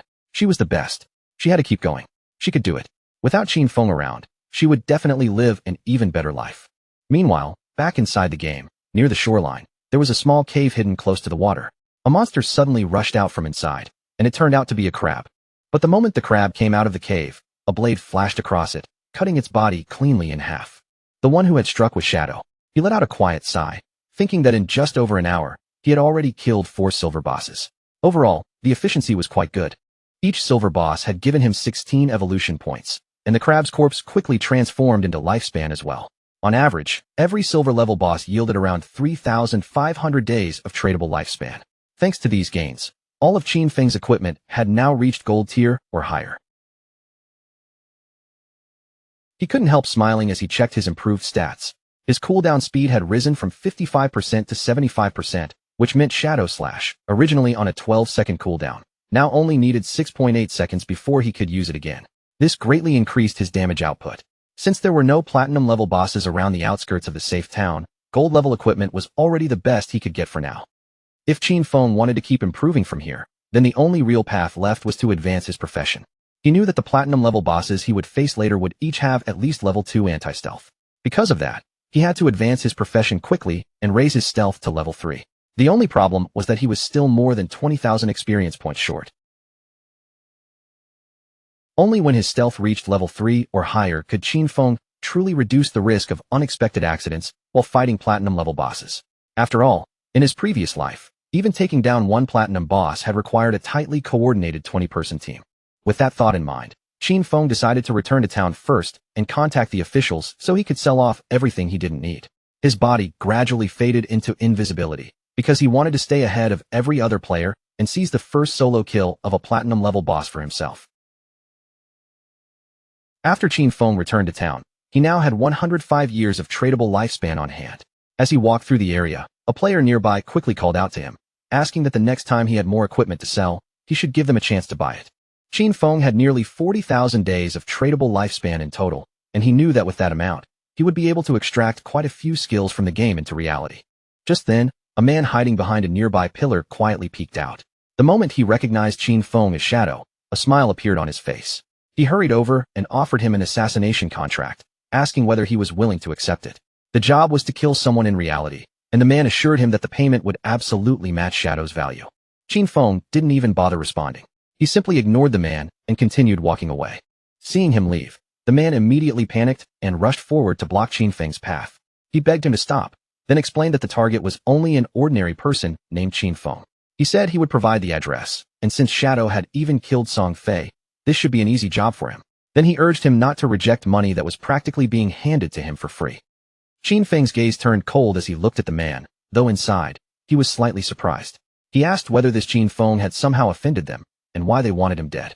Then, in a calm tone, he told the man not to worry about that part. The man smiled arrogantly and made it clear that the reward would not be small. If Shadow completed the task, he would receive 3,000 days of tradable lifespan. Qin Feng felt a flicker of interest, because at the current market price, 3,000 days was worth roughly $50 million. For a contract like this, the offer was definitely not ordinary. Qin Feng quietly wondered who wanted him dead. He had never met this messenger in reality, and in his previous life, this person had not been any player he remembered. That meant the man in front of him was likely just a middleman, while the real person trying to kill Qin Feng was hiding somewhere behind the scenes. He remembered that in his previous life, many of his grudges had only surfaced during the later stages of the godforsaken game. The man couldn't help smiling, clearly thinking this offer was far too tempting to refuse. But Qin Feng understood that being targeted this early had to be connected to a grudge from before the game arrived. Only someone who already hated him would be willing to pay such a high price. At that moment, Qin Feng couldn't help wondering whether the person behind this was Qian Shishir. After all, Qin Feng knew better than anyone that Qian Shishir had both the motive and the resources to hire someone to kill him. However, with the financial power of Qian Group, if they had truly wanted Qin Feng dead, they could have arranged it long before the game ever arrived. So this contract likely had another purpose hidden inside it. Qin Feng suspected that her real goal was to get close to Shadow. As for killing Qin Feng, that was probably just an added bonus, because he had once rejected her invitation for fun. He laughed coldly in his heart. How interesting. He hadn't gone looking for her yet, but she had already taken the initiative to find him. With a faint smile, Qin Feng said that he would accept the job. However, he demanded half the payment as a deposit first, and he also made it clear that he alone would decide when to make his move. The man immediately became nervous after hearing those conditions. He quickly asked Shadow to wait for a moment, saying that he had to report this to his superiors first. After contacting the people above him, the man finally agreed to pay half the deposit in advance. Once the transfer went through, Qin Feng received 1,500 days of tradable lifespan. He was quite satisfied, thinking that he would take this deposit first as interest. Then, with a cold snort in his heart, he told Qian Shishir to wait, because he would be coming for her soon. The man then handed Qin Feng the target's address and personal information, saying that with Shadow's abilities, finding this person should be no problem at all. But when Qin Feng looked at the information, he was slightly shocked, because every detail about him was actually correct. Shadow turned to leave, and simply told the man to wait. The man's face darkened with anger when he saw that arrogant attitude, and he couldn't help thinking that Shadow was working for Miss Qian just like he was, so why was he acting so superior? Just then, another voice suddenly called out from behind, asking Qin Feng to wait. It was a woman who had heard that Shadow was collecting boss coordinates. She asked if he was interested, saying she had the coordinates of a gold-level boss. With a smile, she offered the information for 100 days of lifespan, and even said he could pay after confirming the boss was really there. Qin Feng thought the deal sounded acceptable and decided to go with her. The woman asked him to follow, then explained that the place was a bit far away, north of the city. Qin Feng asked for the boss's name, and the woman told him it was called the Plague Enveloper. When he heard that she actually knew the boss's name, he asked if she had truly seen it with her own eyes. She hesitated and said she didn't know whether he could handle it alone. Then she suggested that he bring a healer, warning him that the boss had area-wide toxic damage. Qin Feng refused without hesitation and decided to go in without a healer. He knew that the Plague Enveloper was indeed a gold-level boss. This boss possessed a poisonous aura, and anyone who stayed within its range would continuously lose health every second. Because of that, the only way to deal with it was to kill it as quickly as possible. But for Qin Feng at this moment, taking down that boss would only require a few skills.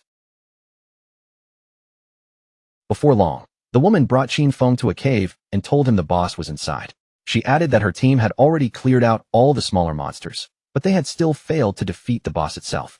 After saying that, she prepared to guide Shadow deeper into the cave. After they entered, the woman pointed toward a tree standing in the middle of a swamp filled with poisonous mist. She told him that the boss, a system window appeared immediately, confirming that the transaction had been completed and that Qin Feng had paid 100 days of tradable lifespan.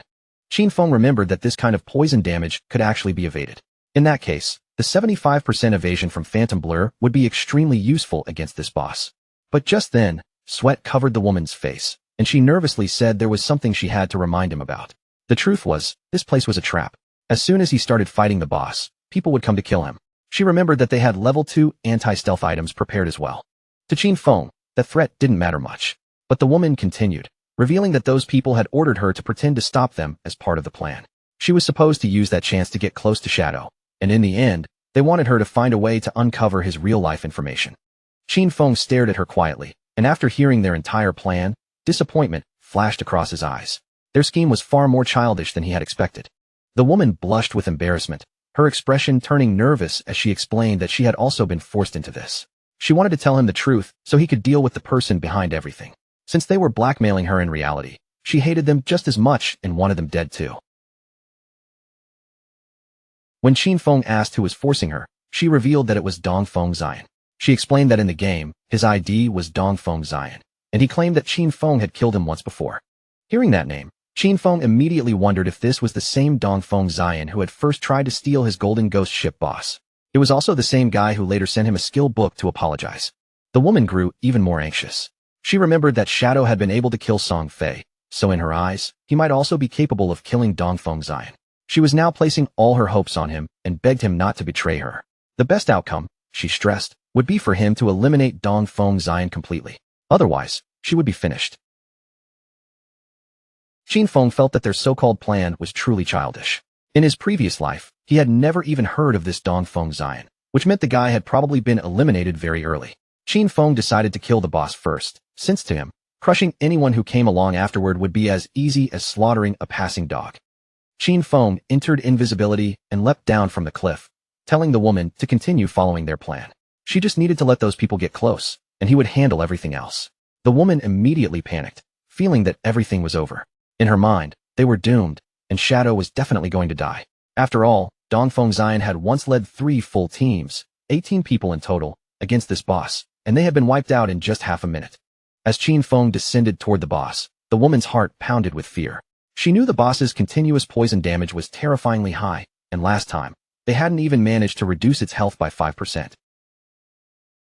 No matter how powerful Shadow was, against poison attacks that covered everything indiscriminately, she believed there could only be one outcome: death.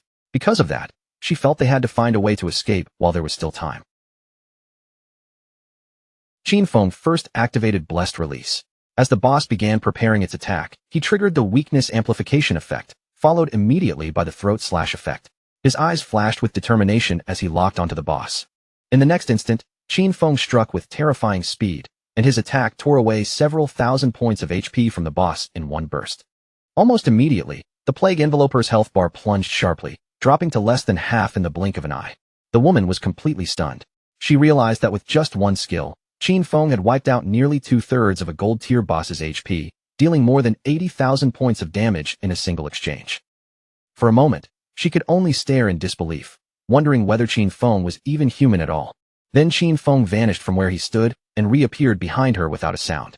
Fortunately, the active effect of Blessed Release only had a 25-second cooldown. With Qin Feng's 75% cooldown speed boost, the final cooldown became just 14.3 seconds. He decided not to kill the boss right away. Instead, he would wait for Dongfeng Zion's men to arrive and throw themselves into death, while using that time to let his skills finish cooling down. Not long afterward, Dongfeng Zion and his men entered the cave, clearly coming with the intention of killing Shadow. Their leader's eyes were filled with anger as he warned everyone in a harsh voice that if anyone dared to block them, they would kill that person without mercy. Snowy immediately drew her sword. Qin Feng felt a little annoyed as he watched the group rush in, because out of all people, it was this same guy again, and now he was even connected to Dongfeng Zion. He wondered whether their plan, where Snowy pretended to stop this group, would actually work. More than 10 people were charging in at once, and Qin Feng wasn't completely sure whether Snowy's combat power was strong enough to hold them back. Snowy immediately activated her power, and a golden shield appeared in front of her like a solid wall of light. The moment Shadow saw that defense take shape, he instantly understood why they had chosen her to put on this act.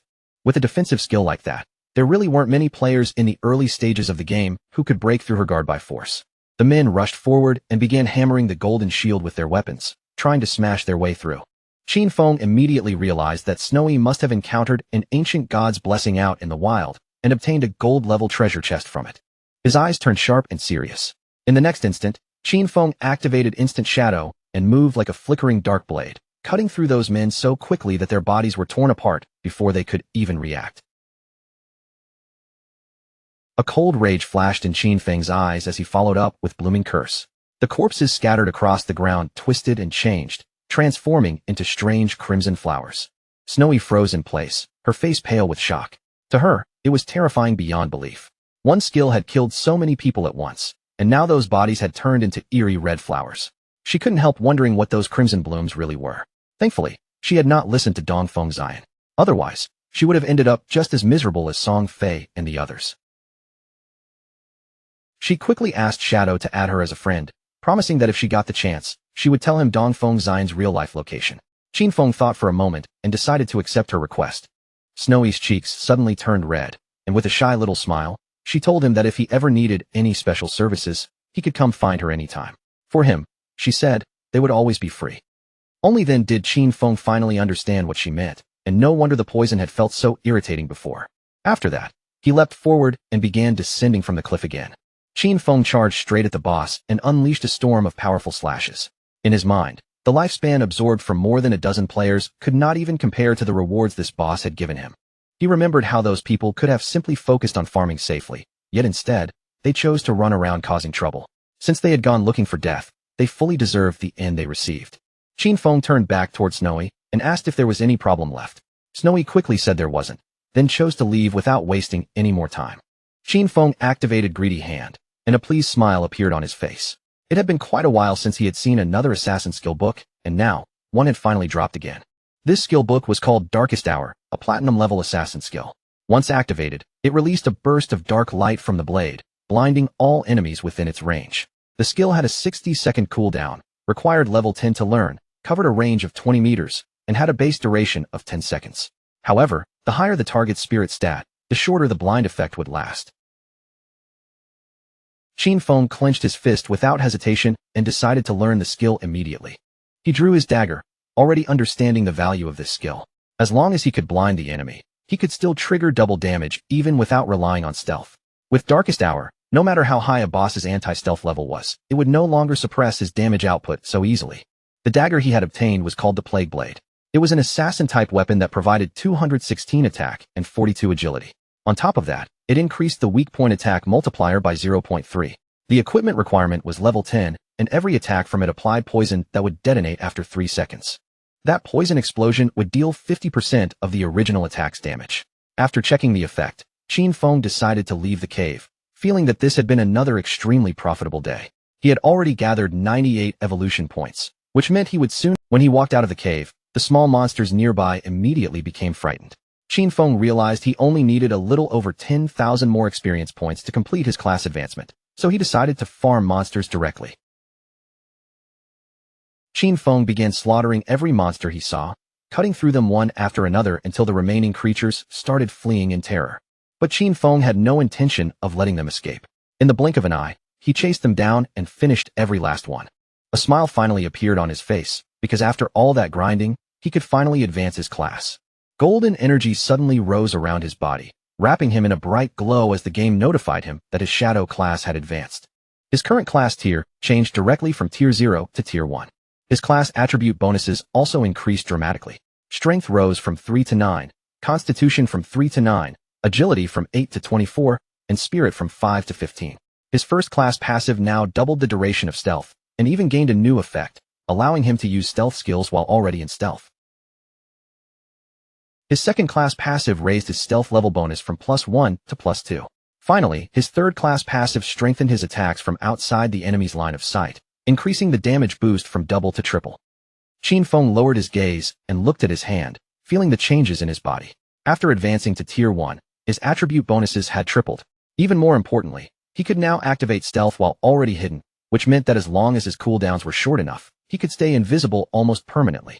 And now, attacks launched outside an enemy's sight no longer dealt double damage, but triple damage. This was only tier 1, yet it was already this powerful. No wonder Shadow was known as the strongest stealth class. At that moment, the game announced that 7 players in Jianghai City had already reached level 10. It also announced that the teleportation array leading to the Divine Abandoned Continent would activate in 10 minutes, urging all qualified players to prepare for departure. A ranking table appeared in front of everyone. Shadow stood firmly in first place, followed by Gray Rose in second. In third place were Snowy Day, Black Elf, Doll, Lai Zai, and Wang Ming, while fourth place belonged to Huai Yu and Yuhan. Qin Feng noticed that it was already 8:30 p.m. He had not expected so many players in Jianghai City to reach level 10 this quickly.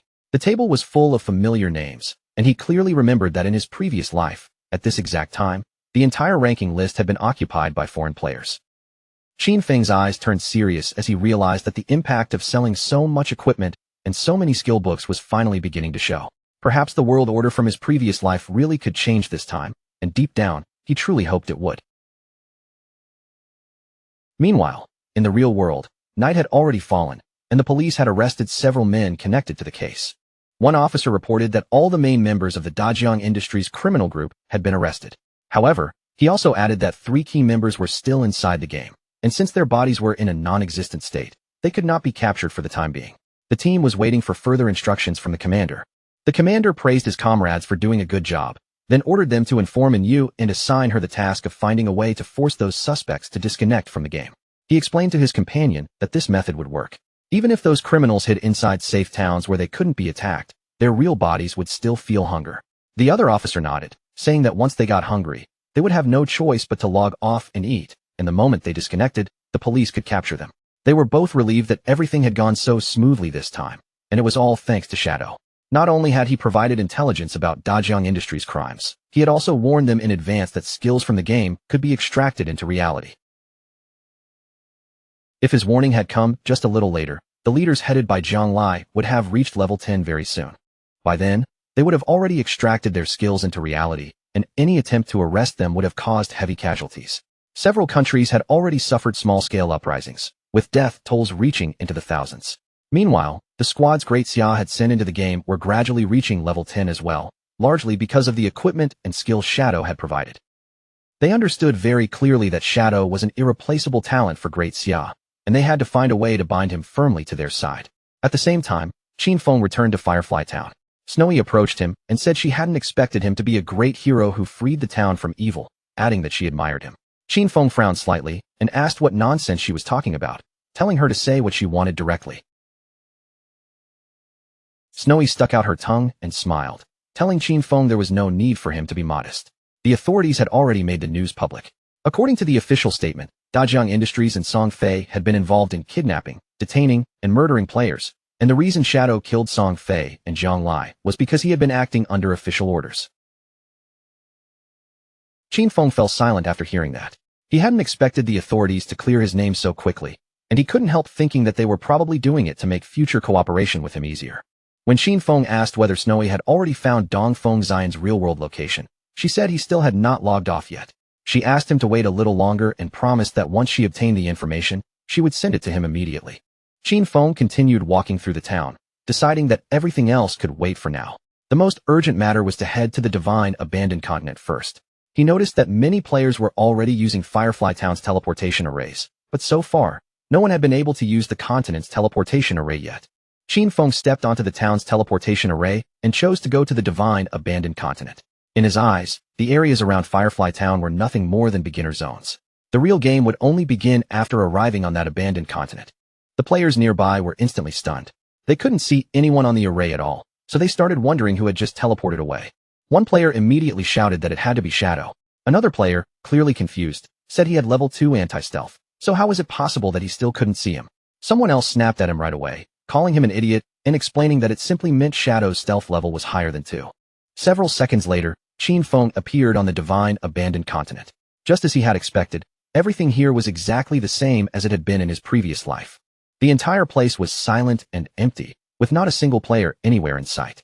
While Qin Feng moved through the broken streets and quietly inspected the area, a pair of eerie glowing eyes locked onto him from the shadows. These were the familiar ruins of Zhonghai City. Whenever players from different cities first entered the Divine Abandoned Continent, they would always appear inside the ruins that matched their own city. Even stranger, the position of each ruined city lined up perfectly with its real-world geography, and to this day, no one had ever truly understood why. The creature finally crawled out from the place where it had been hiding. Qin Feng immediately sensed the movement behind him, and without the slightest panic, he turned his body and looked back. A worm-like monster burst into view, its twisted body rising from the ruins as it let out a harsh, furious roar that echoed through the broken surroundings. The monster rushed forward with terrifying force, slamming into the ground so violently that the surface cracked apart and chunks of debris exploded outward. Qin Feng instantly activated Shadow Blur, and his figure blurred like a streak of darkness, slipping away from the attack just before it could crush him. Right after dodging, he followed up with instant Shadow Slash, flashing past the creature in a single deadly motion and slicing its massive body cleanly in half. A system window quickly appeared in front of him, confirming that he had successfully killed a level 11 Earthshaker. But before the silence could settle, more Earthshakers suddenly emerged from the ruined ground and charged straight at Qin Feng. He kicked off the floor, leapt into the air, and avoided their attacks, his eyes shining with a sharp, dangerous light. Qin Feng immediately used Blessed Release, then activated Instant Shadow Slash again. In a flash, his blade tore through the monsters one after another, cutting their bodies into scattered pieces. Their broken corpses began transforming into lifespan, and Qin Feng understood at once that this place was completely different from the starting towns. Out here, there were no safe zones waiting to protect anyone. Monsters were hidden in every direction, buried beneath the ruins and watching from the darkness, ready to launch a surprise attack at any moment. Even so, Qin Feng also knew one crucial secret. As long as someone could locate the refuge hidden deep within the ruins, they could establish a fortress there and take control of the surrounding region. He clearly remembered that the best refuge in the ruins of Zhanghai City was hidden in the northwest. In his previous life, that very place had become the refuge of the Godslayer Guild. At the same time, somewhere else on the divine abandoned continent, another group of players had also just arrived. It was Wang Ming's party. Little Black looked around with visible surprise, while Wang Ming frowned in confusion, unable to understand why this place looked so much like the ruins of a modern city. For their group, the scenery felt strangely familiar. Little Black lifted her hand and pointed toward the distant tower, asking if these were not the ruins of Zhongnan City. Du Yishu looked in the same direction and confirmed that she was right, saying that the towers of Zhongnan City were still standing there. Little Black kept scanning the area from side to side, because she had heard someone mention that Shadow had teleported here. Her eyes searched the ruins anxiously as she wondered where he could be. Du Yishu told her to stop looking so desperately, reminding her that Shadow could turn invisible. At that exact moment, two earthshakers suddenly broke out from beneath the ground. Wang Ming reacted immediately, pulling out his shield and warning the entire party that monsters were attacking them. Du Yishu raised her power and activated her skill, Elven Blessing, sending a supportive enhancement over Wang Ming and the others. The monsters rushed in with shocking speed, but Wang Ming planted his feet firmly and blocked their attack with his shield. Thanks to Du Yishu's enhancement, he managed to withstand the heavy impact. Du Yishu quickly warned Wang Ming to be careful, telling him that even these ordinary monsters hit harder than the silver tier bosses around the starting town. The party's archer reacted right away and used Binding Shot, drawing his bow and firing a sharp arrow straight toward the charging monsters. In the blink of an eye, the arrow burst with energy, forming glowing ropes that wrapped tightly around the monsters' bodies and locked them in place. Seeing the monsters restrained, the archer smiled and said that these creatures were weak against control effects. As long as he kept them immobilized, they could pour on their damage and finish them off. Little Black raised her magic staff high into the air, gathering power at its tip before summoning a prophetic fireball. Two blazing flames shot forward and slammed directly into the trapped monsters, engulfing their bodies in scorching fire. The Earthshakers were quickly killed, and their bodies began dissolving into glowing lifespan. Wang Ming immediately turned to Xiaoshu and told her to send her owl high into the sky so it could scout the surrounding terrain. Xiaoshu nodded, and her owl spread its wings before circling above the ruins. After looking through its vision, she reported that monsters were everywhere, and there were far too many of them. Worse, the noise from their fight had already attracted more creatures, and those monsters were now heading straight toward them. She also said she could not see any nearby safe zone, then anxiously asked the captain what they should do next. Wang Ming was stunned when he heard there was no safe zone nearby. The archer instantly panicked, asking what kind of terrible continent this was and why it had suddenly turned into a survival game. Little Black quickly told Xiaoshu to try finding Shadow. She explained that Shadow had arrived about 10 minutes before them, so he should not be too far away. If they could locate him, she was certain they would be safe. At first, Xiaoshu could not spot any human figure anywhere nearby, but after searching a little longer, she suddenly began to notice clusters of glowing lifespan. She saw a huge gathering of bright lights shining toward the northwest, and immediately realized those were rewards left behind by defeated monsters. From that, she guessed it had to be Shadow's work, and he probably had not picked up the loot because his inventory was already full. More monsters suddenly crawled out from beneath the ground and started charging toward them. Wang Ming immediately turned and ran, shouting for everyone to hurry and keep moving. Since Shadow had already cleared out all the monsters in that direction, that area should be safe for the moment. If they followed the glow of the rewards, they would most likely be able to find him. Wang Ming ordered the group to stay alert, keep their formation tight, and make sure no one fell behind. They would not simply run blindly, they would fight while retreating. At the same time, not far from them, another group of Earthshakers rose from the broken ground and prepared to launch an attack. But before the monsters could even strike, a figure moved through them at incredible speed, cutting their bodies into pieces in an instant. It was Shadow. He knew that even without the active effect of graceful release, the total damage from Shadow Slash could still reach 20 to 30,000. Against these mobs, that was more than enough for an instant kill. To him, this place was practically a perfect farming paradise. A few minutes later, after cutting through the monsters along the way, Qin Feng finally reached the hideout. He stood there and carefully observed the area, remembering that beneath these ruins was an enormous underground palace. In his previous life, it had taken a very long time before anyone discovered it. That underground palace alone contained more than 1,000 resting rooms and dozens of large halls. It was the largest hideout in Zhanghai City, and in his previous life, it had served as the base of his guild, Godslayer. Before anyone could claim it, the hideout was no different from a dangerous dungeon. It was filled with countless traps, roaming monsters, and even a guardian boss. And the larger the hideout was, the stronger its guardian would be. Qin Feng entered the hideout, and memories from his previous life surfaced in his mind. Back then, After founding the Godslayer Guild, he had gathered 3 squads with 18 elite members in total. Every single one of them had reached level 15 and was fully equipped for battle. Even with that kind of lineup, they had only barely managed to conquer this palace. He stepped onto the stairs and began descending deeper, moving down toward the lowest part of the ruins. A system window appeared and confirmed that he had arrived at the hideout. This place was crawling with monsters, and it was known as the land of soul purification. Qin Feng's eyes shone with confidence, because he knew very well that even on his own, he had the strength to conquer this place. Another system window appeared, informing him that if he defeated the guardian of this area, he would be able to claim ownership of the entire region. The monsters inside immediately fixed their attention on Qin Feng, and without hesitation, they all lunged toward him at once. Qin Feng remained completely calm. He slowly drew his dagger, realizing that the enemy in front of him was a level 12 gold-tier mob known as an elemental spirit. Just as the monsters were about to rush him, Qin Feng activated Darkest Hour without hesitation.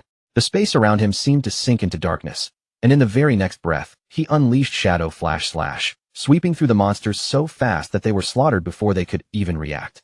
Qin Feng's figure kept moving through the hideout at high speed, cutting down every monster that crossed his path. One after another, their bodies were sliced apart and dissolved into glowing lifespan. He could not help feeling a surge of joy.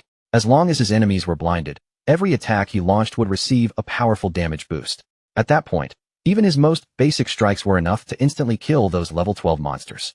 But even after all 15 monsters in the hall had been wiped out, the land of soul purification still had dozens of halls and thousands of small rooms waiting deeper inside. A faint smile slowly appeared on Qin Feng's face. This was definitely going to be a massive job, but to him, that only meant even more gains. He lowered his gaze and carefully examined the lifespan scattered across the ground, watching the glowing rewards gather around him. Judging from the number of monsters inside this hideout, Qin Feng quickly realized that once he cleared them all out, he would have more than enough to evolve Greedy Hand again. Qin Feng looked down toward the floor beneath his feet, and the light in his eyes became much more serious. He knew very well that once every monster in each area had been cleared away, the true guardian of the hideout would finally appear. Not long after that, 2 players who had originally been inside a bookstore were suddenly teleported into the divine abandoned continent. The man looked around in confusion, still unsure whether everything in front of him was real. He wondered aloud if they had truly arrived on the divine abandoned continent.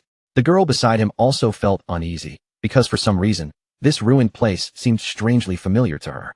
After taking a closer look at the broken streets and collapsed buildings around them, they realized that these ruins were actually Chaoyu. As they continued exploring the area, they eventually reached the ruins of Mountain City, and a few hours later, they even arrived at the ruins of London. The man was completely shocked by what they had found. He began wondering if players from different regions had all been transported to the ruined versions of their original cities. The girl found it just as strange and guessed that maybe the locations of these cities matched the real world's geography exactly. While the 2 of them were still distracted by that thought, something began moving toward them from nearby. They immediately became alert, and when they turned around, several Earthshakers were already staring at them with glowing eyes. Panic hit them at once, and they decided to run. The monsters launched their attack without delay, forcing the 2 players to flee from the area as fast as they could. At the same time, inside the Zhonghai ruins, the ground was already covered with glowing lifespan. Not far from that scene, Wang Ming and his team were hiding quietly beneath a pile of rubble. Wang Ming carefully poked his head out from behind the rubble. After confirming that there were no monsters nearby, he suggested that everyone should take this chance to rest and recover for a moment. And you could not help blushing as she thought about how incredible Shadow was. She had once believed their team was already strong enough, but in the end, they could only hide here, trembling under the shadow of the boss. Wang Ming coughed awkwardly and told her to watch how she phrased that. And you looked confused and asked if what she said was not accurate.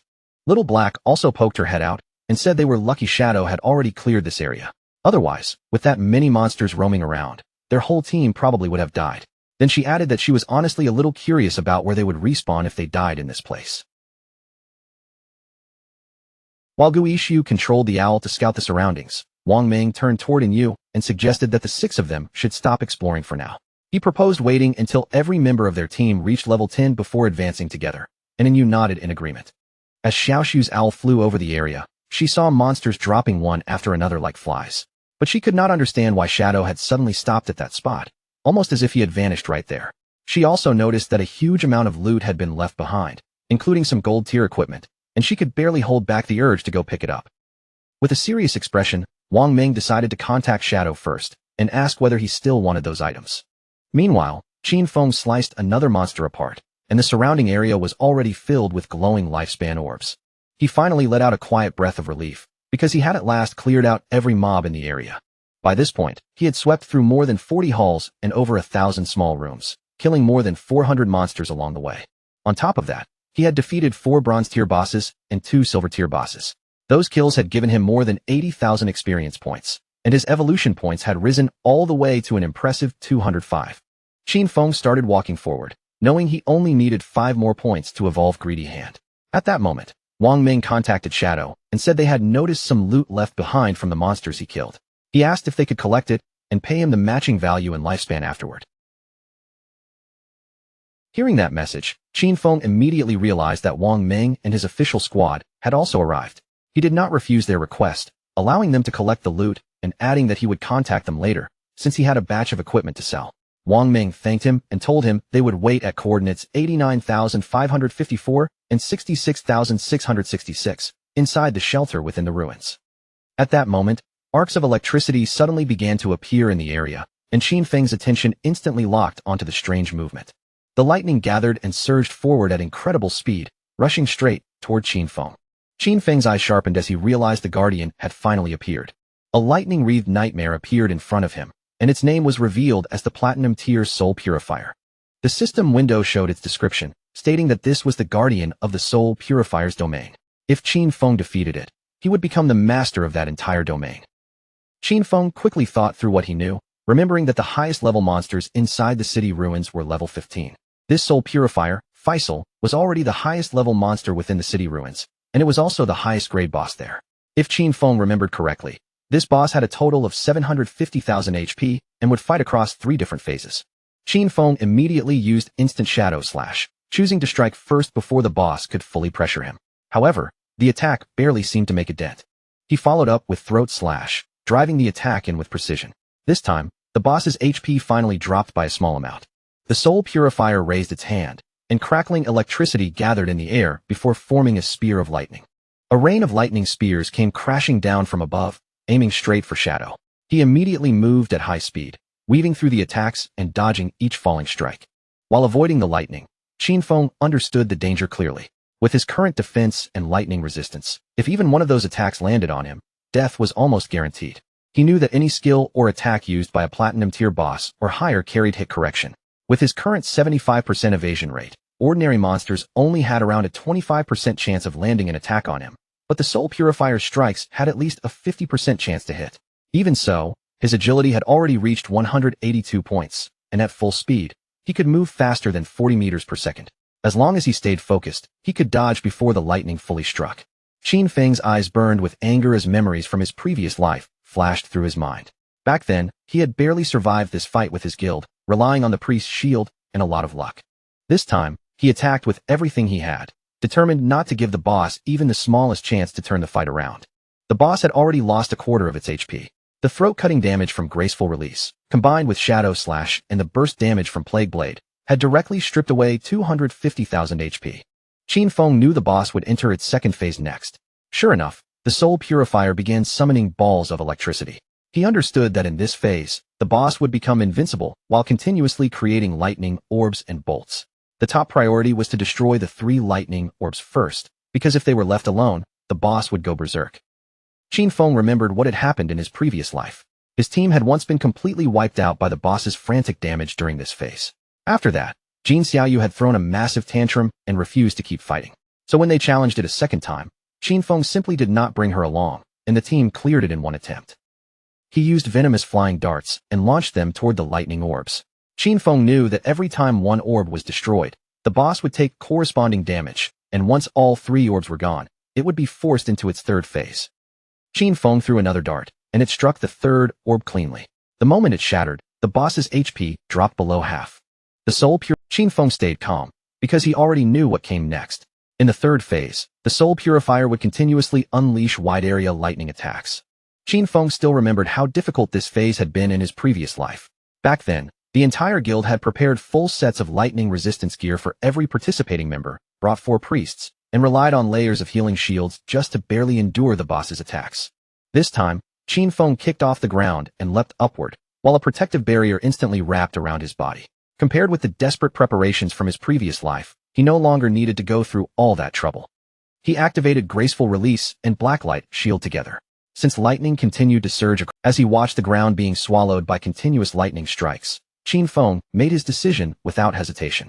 Staying below would only invite danger, so he would attack from above.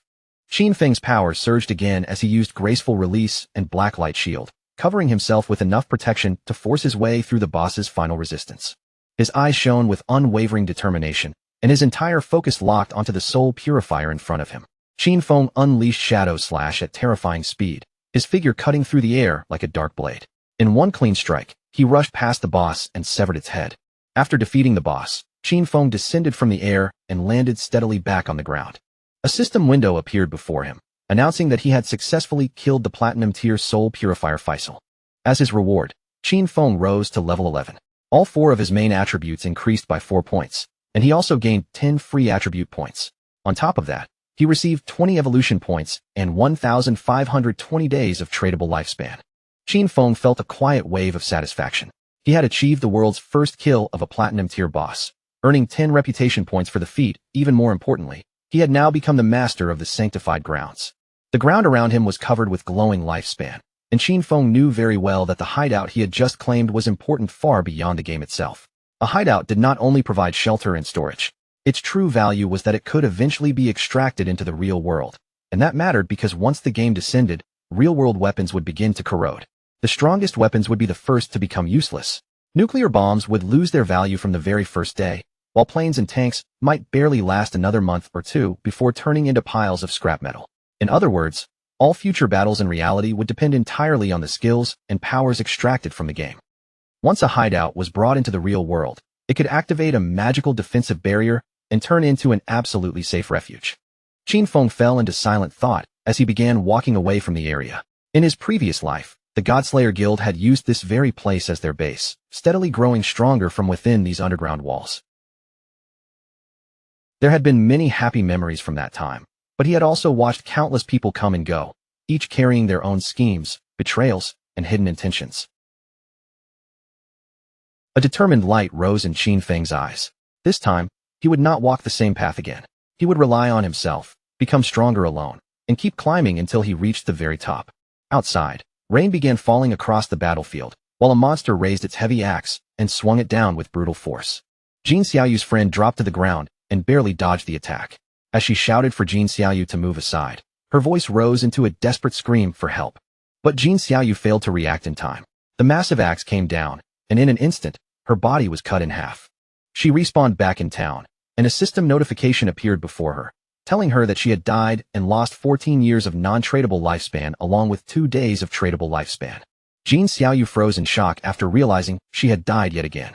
Her teammate was furious, calling her an idiot and scolding her for failing to dodge such an obvious giant axe attack from the boss. Jin Xiaoyu immediately snapped back at him, angrily asking who he thought he was insulting. She shouted that he was supposed to be the tank, and if he could not properly draw the boss's attention, how was she supposed to dodge its skills? The tank became even angrier and called her an idiot again, asking how he was supposed to pull aggro on an AoE skill. After that argument, he quit the party on the spot. Jin Xiaoyu's friend panicked the moment she saw the tank run off. With the boss still attacking her, she started crying out for help.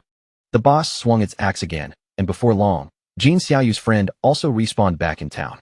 With worry written across her face, the friend suggested that they should stop challenging bosses for now and focus on killing small monsters to level up first. She admitted that she felt uneasy because they did not have much lifespan left, while Jin Xiaoyu fell into silent thought. At that moment, the system announced that the player Shadow from Jianghai City had achieved the world's first kill of a platinum-tier boss, earning 10 reputation points. Everyone's eyes locked onto the system window. None of them could believe what they were seeing. To them, it was almost insane that someone had managed to solo kill a platinum-tier boss. Many players began commenting in amazement, saying they had only just reached the continent, yet Shadow was already farming there alone. The name Shadow spread through the crowd once again, and everyone started wondering who he really was. The achievement was simply too shocking, especially since most players had not even seen a gold-tier monster yet. It was obvious that Shadow was someone with terrifying strength. Jin Xiaoyu felt completely confused, unable to understand why the other players were so weak. Their own group had struggled just to fight a silver-tier boss, so she could not figure out how Shadow had somehow achieved the first kill of a platinum-tier boss. Back at the hideout, Qin Feng began collecting the glowing lifespan orbs scattered around him. After killing the soul purifier, he had reached level 11. He knew that after level 10, every level up granted 4 points to all attributes and 10 free attribute points, so he continued putting every free point into agility. His logic was simple. With enough agility combined with his infinite invisibility, he could kill many bosses without taking damage. What surprised him most was that this boss kill had directly given him 20 evolution points, which meant he could evolve Greedy Hand again. Qin Feng could not help feeling pleased. The additional loot rewards had increased from 3 to 5, and on top of that, he had gained an extra storage space of 100 slots. After spending 210 evolution points, he still had 15 points remaining. As a result, his Greedy Hand skill successfully evolved from Epic Tier to Legendary Tier. The Assassin skill now gave him a 500% chance to obtain extra loot rewards, and any extra loot had a 100% chance of increasing by 1 tier. It also gained a new passive effect, granting him 100 slots of greedy space for storing items. Qin Feng immediately decided to use his Legendary Tier Greedy Hand to collect the loot, and the skill triggered 5 extra drops at once. He also gained another 100 evolution points, bringing his remaining total to 115. While checking the system window, Qin Feng noticed that 2 pieces of assassin equipment and 1 assassin skill book had dropped. However, since his level was still too low to use them, he decided to place them in the safe house warehouse for the time being. Qin Feng summoned a devout believer and gave it a simple order: collect every piece of loot throughout the palace and pile everything together. The devout believer immediately began working. Qin Feng was in a good mood, because he knew the 115 evolution points he still had could now be used to upgrade the skills that had not yet reached Epic Tier. He first consumed 42 evolution points and evolved Shadow Stealth 3 times in a row, raising it all the way to Epic Tier. After evolving, Shadow Stealth's duration increased from 36 seconds to 60 seconds. The attack that broke stealth now dealt 300 to 500 damage, and its cooldown dropped from 22 seconds to 15 seconds. Next, Qin Feng spent 34 evolution points to evolve Backstab Enhancement twice, raising it to Epic Tier and increasing its backstab damage bonus from 50% to 75%. Then he used 6 evolution points to evolve Darkest Hour through Platinum, Emerald, and Diamond tiers until it reached Epic. The skill could now unleash a burst of dark light that blinded all enemies within an expanded 50-meter range. Its base duration also increased to 16 seconds, although that duration would be reduced against targets with higher spirit attributes. Finally, Qin Feng spent 33 evolution points to evolve Bloom Curse 3 more times, pushing it all the way to Legendary Tier. The skill could now be used on player corpses within 60 seconds after death, and it had gained brand new effects. It could simultaneously absorb 50% of the target's remaining non-tradable lifespan and also absorb scattered non-tradable lifespan light spheres. Any corpse drained by Bloom Curse would completely cease to exist. Qin Feng's eyes widened slightly when he realized that the skill could even absorb non-tradable lifespan orbs. He remembered that in many high-level areas, as well as in the rage zones of certain special bosses, lifespan would drain hundreds or even thousands of times faster than normal. And when that kind of consumption began, it would always eat away at non-tradable lifespan first. At that moment, Snowy contacted Qin Feng and congratulated him on securing the first kill of a Platinum Tier boss. Snowy explained that she had heard Eastern Sage's clan was gathering at the Jiangnan Hotel. Apparently, they had purchased a large amount of lifespan and planned to convert it into combat power inside the game. While the devout believer continued piling up the loot, Qin Feng praised Snowy for the information. But she told him there was no need to thank her, because this was what she was supposed to do. Then she said he had to defeat Eastern Sage no matter what, or she would be doomed.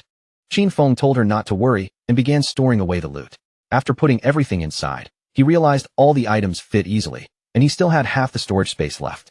Thinking about how useful the 100-slot backpack truly was, he decided to go find Wang Ming and sell the equipment to them. When Shadow finally returned, Enyu and Little Black immediately widened their eyes with joy. Enyu became excited and quickly ran toward him, looking as if she was about to rush in for a hug. But before Enyu could actually hug him, Qin Feng raised one hand and stopped her in place. Then he got straight to the point, saying that the rules were the same as always. He set the price, and if they did not accept it, they could simply pass. He explained that more than 30 of the items were common grade and bronze grade junk, so he would give them a discount and sell the whole batch for a single price of 950 days of lifespan. And you still had Qin Feng's handprint on her face, but instead of looking embarrassed, she smiled brightly and agreed right away. She said they had already calculated the value of the loot they picked up earlier, and it came to roughly 1,000 days. To keep things simple, they would just pay 2,000 days of lifespan for the entire batch. Qin Feng was a little confused and calmly pointed out that this batch included silver tier, gold tier, and even platinum tier items, with a total value of nearly 18,000 days of tradable lifespan. And Yu quickly opened the system window and started checking the contents. And the more she looked, the more shocked she became. She could hardly believe there was actually platinum tier equipment inside. Even she only owned a single piece of gold tier gear, so in her eyes, only a true big boss would be willing to sell items of this level. Her excitement rose immediately as she realized this would greatly speed up Zhonghai City's development, and she thanked Shadow again and again. Qin Feng simply said it was fine, since they were helping each other. Little Black looked at him nervously and could not help asking how he had so many inventory slots, even wondering if he was secretly some kind of doorman. Qin Feng guessed their own bags were probably already full, so as a friendly reminder, he told her that beneath the statue in the center of the city ruins, there was a staircase leading to a teleportation portal back to the starting town. Qin Feng then began walking away from them, adding one final warning. If they wanted to return to the starting town, the first teleportation would cost 500 days of lifespan. After that, coming back again would not cost anything, but whether it was worth using or not was something they needed to decide for themselves. After saying that, Qin Feng left the area, and Yu immediately pointed in his direction with a proud smile, saying she had told them so. She was convinced Shadow had to be a reborn player, because otherwise, there was no way he could know such hidden information. Seeing how excited she was, Wang Ming felt a little uneasy, and Yu's face turned red, and she suddenly asked what they would think if she tried flirting with Shadow. After Qin Feng left them behind and moved to a quiet place, the system asked whether he wanted to consume tradable lifespan to extract a skill into the real world. Qin Feng did not hesitate for long. He chose to activate both level synchronization and class advancement synchronization. The system notified him that he had consumed 27,000 days of lifespan, and both level synchronization and class advancement synchronization had been completed. Qin Feng felt a rush of excitement, because the next step was skill extraction. He remembered that he had already extracted Shadow Meld before, but it was only level 1. This time, he not only intended to raise Shadow Meld's level in reality, but also planned to extract several more skills at once. He first spent 1,946 days to raise Shadow Meld to level 10. Then he extracted skill after skill.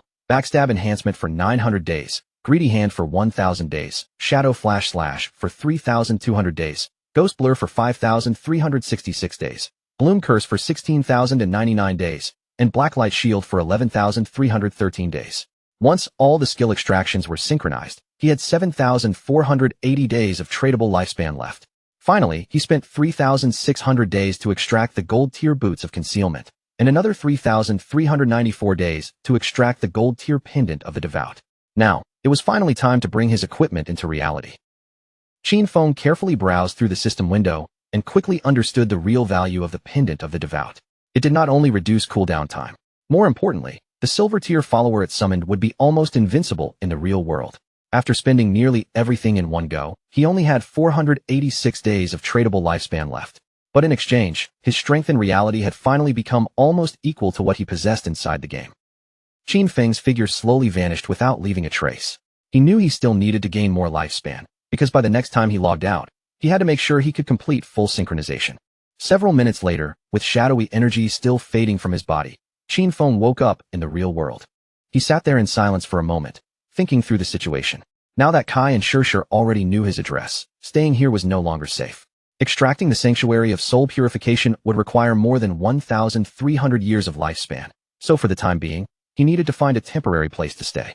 With a serious light in his eyes, Qin Feng activated Greedy Hand and began absorbing everything inside his room.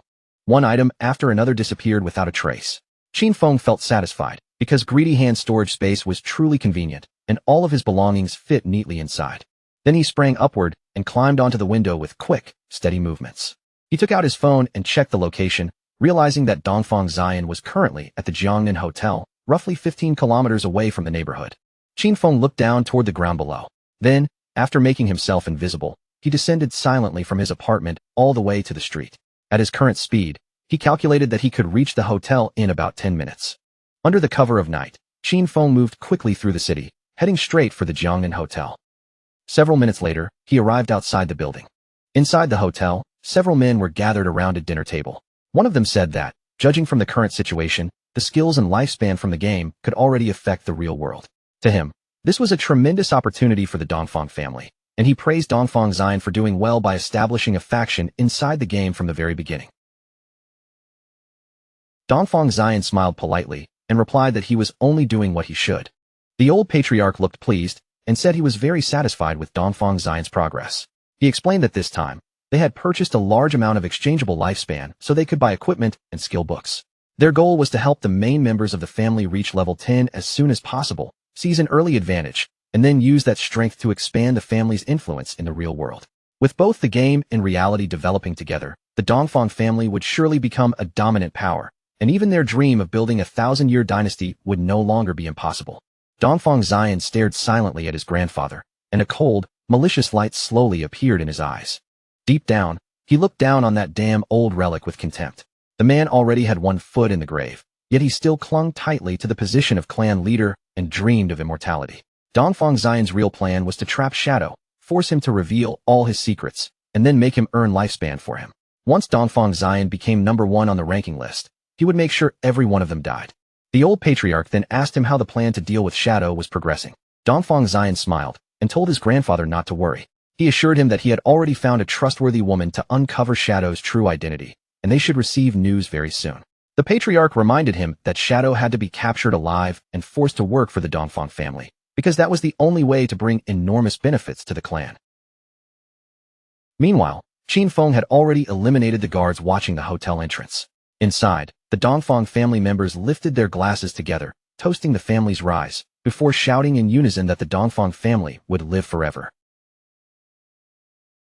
Qin Feng's eyes grew serious. He had not expected these noble families to be armed. Although Ghost Blur and Blacklight Shield could protect him, they still could not guarantee a perfect 100% evasion rate. Worse, he had not extracted any armor into the real world. If a bullet struck his heart or head, there was no doubt he would die instantly. Since caution was the smarter choice, Qin Feng stretched out his hand and used the pendant of the devout to summon one of his followers.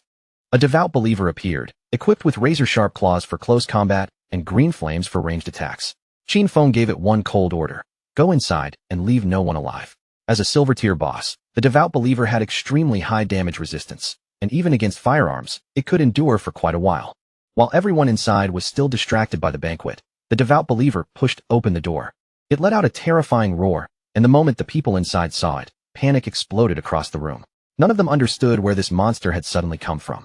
With its eyes glowing fiercely, the devout believer charged straight toward them.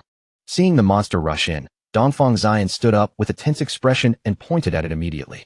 The guards raised their guns and aimed at the creature, while Dongfang Xian stared in disbelief, realizing this was actually a monster from the game. He quickly ordered them to open fire. Bullets struck the devout believer directly in the head, but the attacks barely seemed to affect it. The devout believer swung its arm with brutal force, instantly killing one of the guards. Then it drove its sharp claws straight into the chest of another guard. As the devout believer began slaughtering the guests, Dongfang Xian broke into a cold sweat, fear spreading across his face. The monster then turned toward his grandfather and attacked. The old man panicked immediately, screaming for someone to save him. But Dongfang Xian did not waste even a second trying to help. Instead, he turned around and ran. He did not dare look back. All he knew was that he had to escape this place as fast as possible, because as long as he could get away and enter the game, he would be safe. His eyes were filled with fear, and one thought kept repeating in his mind. As long as he could reach level 10 in the game, extract his skills into the real world, and come back stronger, nothing would be able to threaten him anymore. But at that very moment, he saw Qin Feng standing at the entrance of the hotel. Before Dongfang Xian could even take another breath, Qin Feng moved with terrifying speed, and Dongfang Xian's head flew into the air. Blood sprayed from Dongfang Xian's severed neck as Qin Feng calmly turned his back and began walking away. Dongfang Xian's eyes were still wide with confusion. Even in his final moment, he could not understand what had just happened. Not long after, strange flowers began blooming from his body. Qin Feng stopped and observed the flowers carefully. Then the system revealed the result. He had absorbed 27,000 days of tradable lifespan and 482 years of non-tradable lifespan. His eyes lit up at once, shining with undisguised joy, because this haul was far better than he had expected. It was the kind of loot that made all the danger feel completely worth it. As Dongfang Xian'er's body dissolved into a burst of blooming flowers, Qin Feng's mood instantly lifted. This time, Blooming Curse had not just— the skill had wiped away every corpse and every trace of blood, leaving the room clean of evidence. Even better, it had squeezed out every last drop of lifespan from Dongfang Xian'er, pushing Qin Feng's non-tradable lifespan all the way up to 2,327 years. With that much lifespan stored up, Qin Feng would not have to feel nearly as much pressure the next time he entered those dangerous rage zones. At least now, he had far more room to take risks. Before long, a frightened shout rang out from outside. Someone was yelling for the police, warning everyone that gunshots and screams had just erupted from one of the private rooms. Qin Feng's expression immediately turned sharp. At almost the same moment, several police officers rushed down the hallway toward the private room, clearly remembering that this was where the Dongfang family had been holding their meeting. They were convinced a shooting had taken place, but the moment they reached the room and looked inside, they froze in disbelief. There were no bodies, no obvious victims, and nothing that matched the chaos they had expected. The whole situation felt far too strange. One officer stared around the wrecked private room, his face filled with confusion. Tables and chairs had been smashed apart, and the place clearly looked as if a brutal fight had broken out. But what he could not understand was why there was not a single person left inside. He immediately turned to the others and asked whether anyone had seen people leaving the hotel. Their answers only made the situation even more bizarre. Everyone was left wondering where the entire Dongfang family had vanished to, as though they had disappeared into thin air. In the end, they decided this was no ordinary case and that the investigation unit had to be called in. By then, Qin Feng had already slipped out of the hotel and was putting distance between himself and the scene. His next target was already clear in his mind, the Kane Corporation. However, the Kane Corporation's main headquarters had moved to North America before the game descended. Right now, the only key person still trapped in the Demon City area was the CEO's daughter, Qian Shishir, and Qin Feng had to eliminate her before she could escape the country.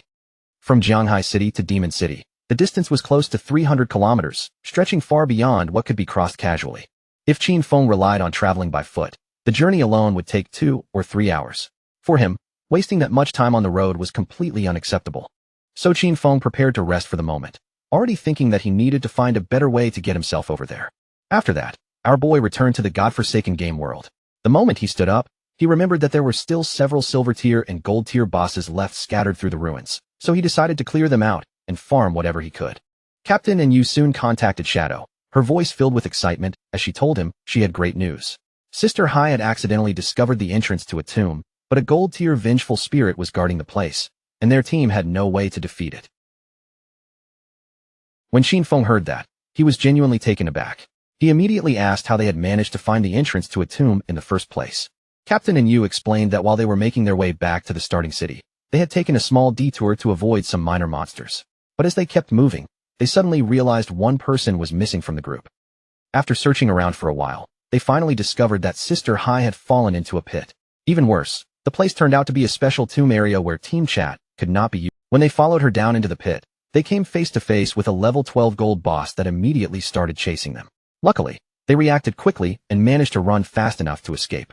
And Yu told Qin Feng they had already returned to Shell Town, and if he wanted to enter the tomb himself, she could send him the exact coordinates. Qin Feng could only admit that a real lucky charm was truly on another level. To think someone could find a hidden tomb simply by taking one wrong step in the ruins of the city was almost ridiculous. He knew very well that tombs, just like faith temples and cursed ruins, were random wilderness events, and encountering one was extremely rare.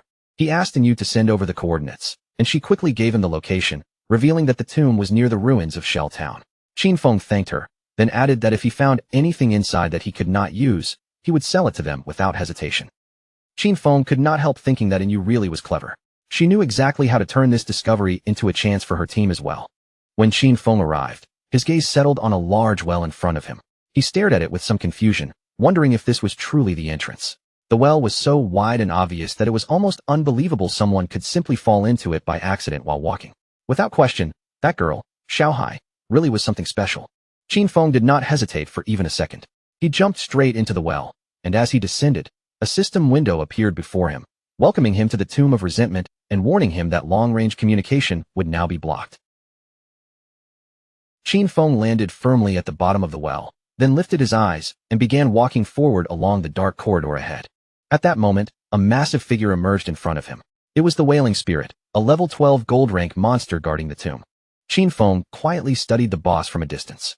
He had never encountered this Wailing Spirit in his previous life, but just from its appearance, he could tell it had terrifying attack power and a very wide attack range.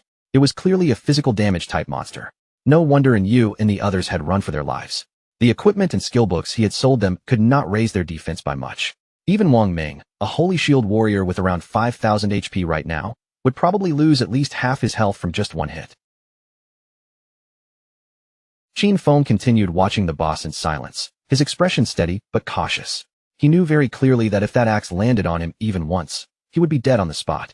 The next instant, Qin Feng combined Blessed Release with instant Shadow Slash. His figure flashed forward at high speed, and his blades cut cleanly through the monster's arms. He knew this boss had extremely high defense, and instant Shadow Slash could only deal 80% of its normal damage here. But that did not bother him at all, because the real killing blow would come from the follow-up throat-slitting damage triggered by Blessed Release. But just then, the monster's severed arms suddenly twitched and moved toward Qin Feng, causing a flicker of alarm to pass through him. A moment later, the arm exploded violently. Qin Feng reacted just in time, leaping out of the blast area before it could swallow him. His eyes narrowed in surprise. It was a corpse explosion. He immediately realized he had been careless by not dodging sooner. Fortunately, Ghost Blur had activated at the critical moment. Otherwise, that sudden explosion would have killed him right there. As the boss's corpse transformed into Lifespan, Qin Feng remembered something similar from his previous life.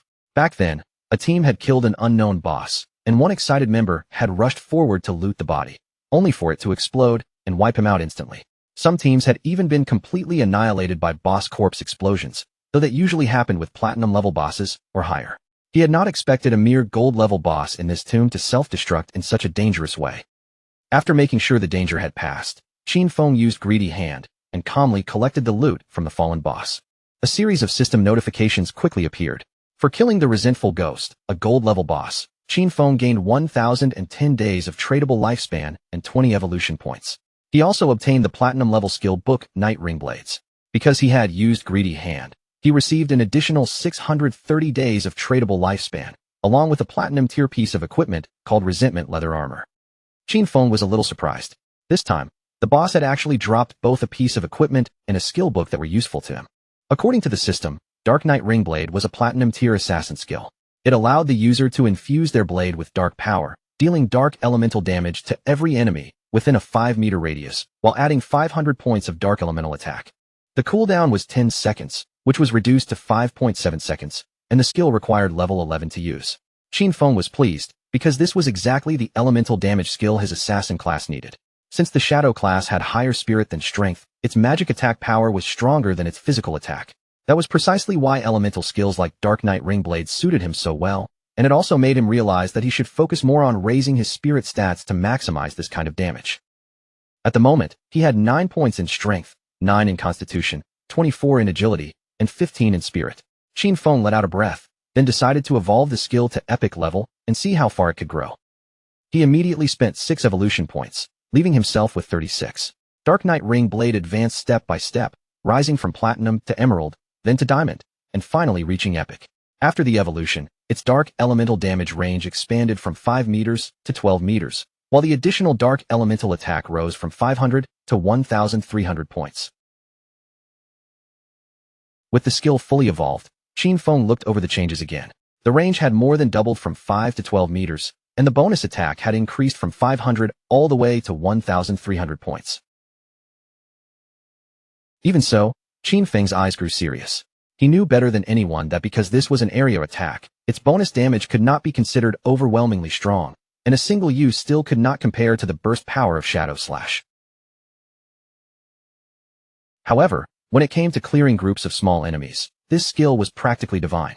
Shadow Slash could cut across a 5-meter range, but in the end, it was still a straight-line attack. Dark Knight Ring Blade, on the other hand, struck in an area around him, making it far more effective when enemies surrounded him from all sides. The system then displayed the details of the platinum-level Resentment Leather Armor. It granted 55 physical defense, 45 points of resistance to all elemental types, 42 points of damage block, and a full 777 points of health. The equipment requirement was level 11. On top of that, it came with the Resentment effect, which gave Qin Feng 30 points of base attack power after he was attacked. Qin Feng continued forward toward a massive door, already judging the equipment in his mind. The Resentment effect itself was not especially important, but the armor's base defense, elemental resistances, and damage block were all very high. It was more than enough to replace the level 5 golden Ghostfire leather armor he had been wearing. Altogether, the remaining loot added up to around 20 items, and if he sold them all, he could earn more than 10,000 days of lifespan. Now that he had entered the tomb, he hoped to find even better materials inside, and if he could obtain a mount, that would be the best outcome. At the same time, Somewhere else, a goblin raised its sword and swung down with brutal force, slicing Qin Xiaoyu and her friend in half. A moment later, Qin Xiaoyu and the rest of her party respawned back in town, their failed battle ending in complete defeat. The man was so furious that he completely lost control, shouting at the top of his lungs like a madman. Then he grabbed Qin Xiaoyu hard by the collar, yanking her close as his anger finally exploded. He cursed her as a useless fool who had only grown taller but never grown smarter, blaming her again and again for dragging the entire team into defeat. Because of her mistakes, he said, he now had only 2 years of non-tradable lifespan left. With a rough shove, he threw Qin Xiaoyu to the ground, making her hit the floor in humiliation. Then he pointed at her and threatened her coldly, warning her not to even think about coming to find him at school, because if she did, he would definitely deal with her himself. Her friend hurried over at once, bending down to help Qin Xiaoyu up from the ground. As for the man, he did not bother saying anything else, and simply disconnected from the game. Her friend gently urged Qin Xiaoyu to come with her to her parents' small town. She said she had heard there was a community support group there, specially made to help elderly people and players like them who had no idea how to survive in the game. But as she spoke, Qin Xiaoyu clenched her fists so tightly that her anger almost trembled through her whole body. In the end, Qin Xiaoyu disconnected from the game and rejected her friend's kindness.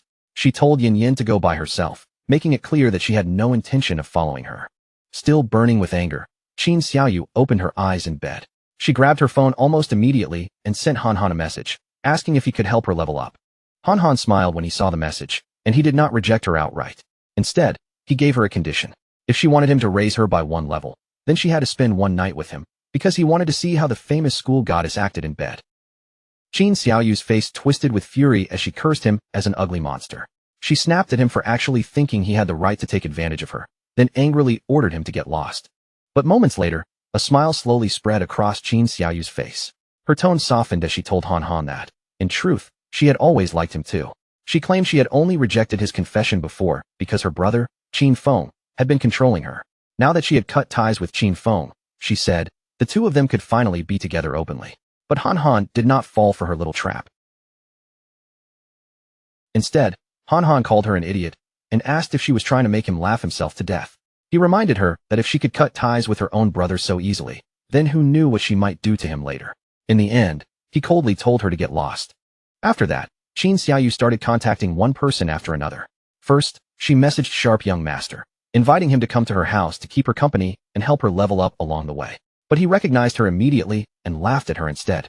He boasted that he now had a platinum-level talent and no shortage of women around him, then bluntly told her to get lost. Then Qin Xiaoyu tried her luck with brother Xiaoma, telling him she was bored and waiting for him in Shell Town. His reply was just as cold. He reminded her that everyone already knew how she had tricked Zhang Wei, then threatened that if she bothered him again, he would use his new skill to beat her up.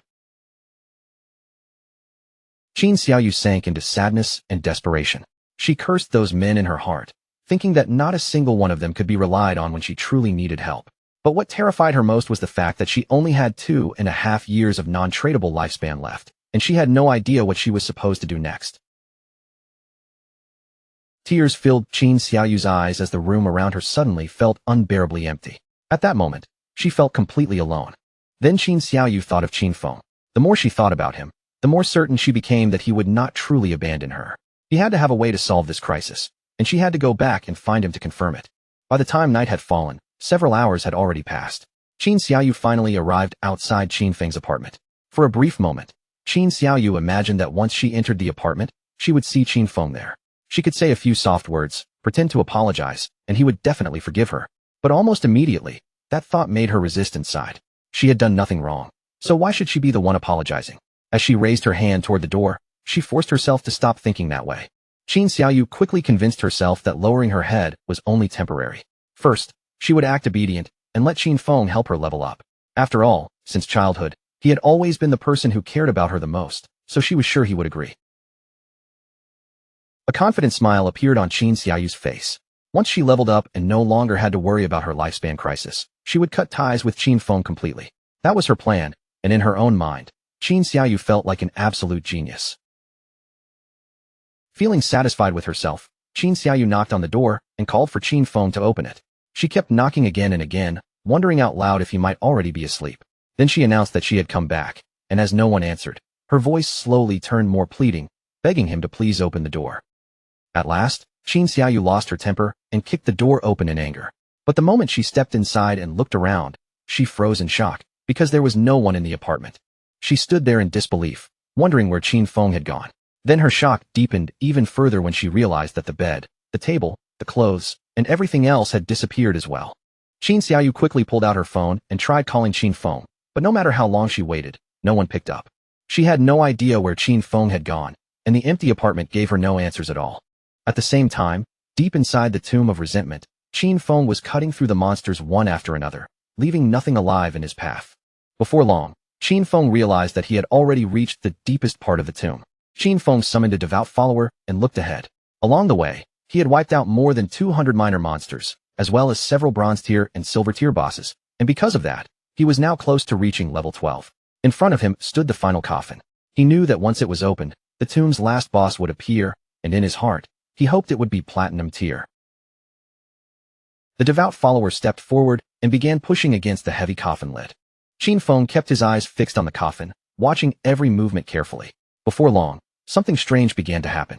A wave of evil energy suddenly poured out and drilled into the devout follower's body through its eyes and mouth. The system immediately informed Qin Feng that his devout follower had been annihilated. Qin Feng instantly recognized what he was facing.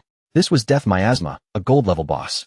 He cursed his luck under his breath, because this thing was disgustingly troublesome.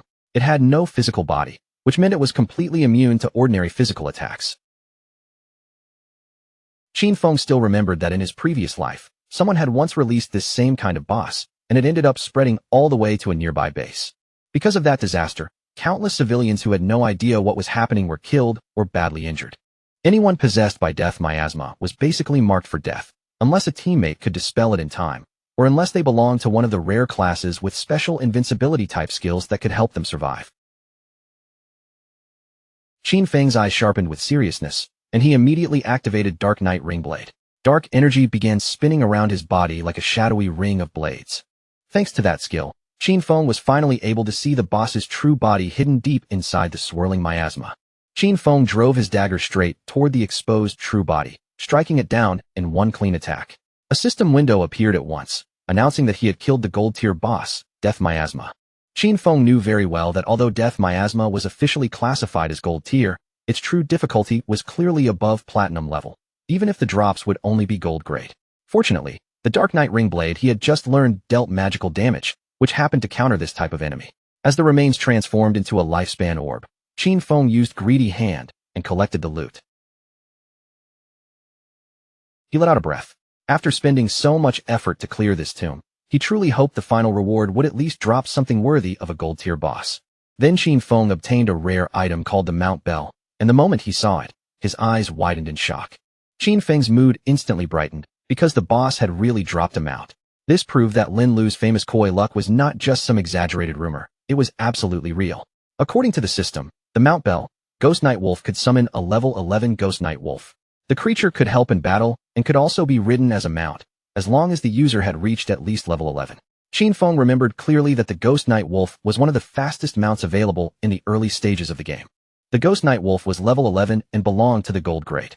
Its stats were impressive as well, with 148 strength, 155 constitution, 135 spirit, and an outstanding 191 agility. Even better, the mount could gain experience together with its owner and grow stronger over time. However, if the bell was traded away, the creature's level would return to its original state. Its skills were just as impressive. While mounted, it increased movement speed by 245%. Its Nightwalk ability allowed it to remain permanently in level 1 stealth during the night. Attacking would break the stealth, but it would also add 120 reveal damage, and the stealth would only return after 60 seconds. Its pounce skill let the mount leap at a single target 3 times in a row, with each strike dealing an extra 267 physical damage and a 12-second cooldown.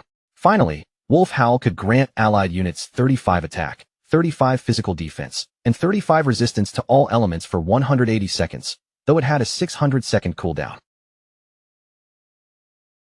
Qin Feng immediately understood that this was not just a simple mount. It was also a battle pet that could fight by his side. And the fact that it even came with a stealth skill made this reward feel even more valuable. For Qin Feng, this was an enormous gain. Under the cover of night, Qin Feng mounted the Ghost Night Wolf and rode out from the ruins, heading straight toward his next destination. His plan was very clear. He had to reach level 15 and accumulate enough lifespan so he could extract the mount into reality. Once Qin Feng disconnected from the game, he would head directly to Magic City to eliminate Kane Shirshir, cutting off any future threat before it could grow. As Qin Feng passed by Jianghai Coliseum, he remembered just how massive the place was. It covered an enormous area, and beneath it were 2 additional underground levels, forming a complicated maze-like structure. The entire place was crawling with monsters, packed so densely that it looked dangerous at a glance. But for Qin Feng, that made it the perfect hunting ground to level up as quickly as possible.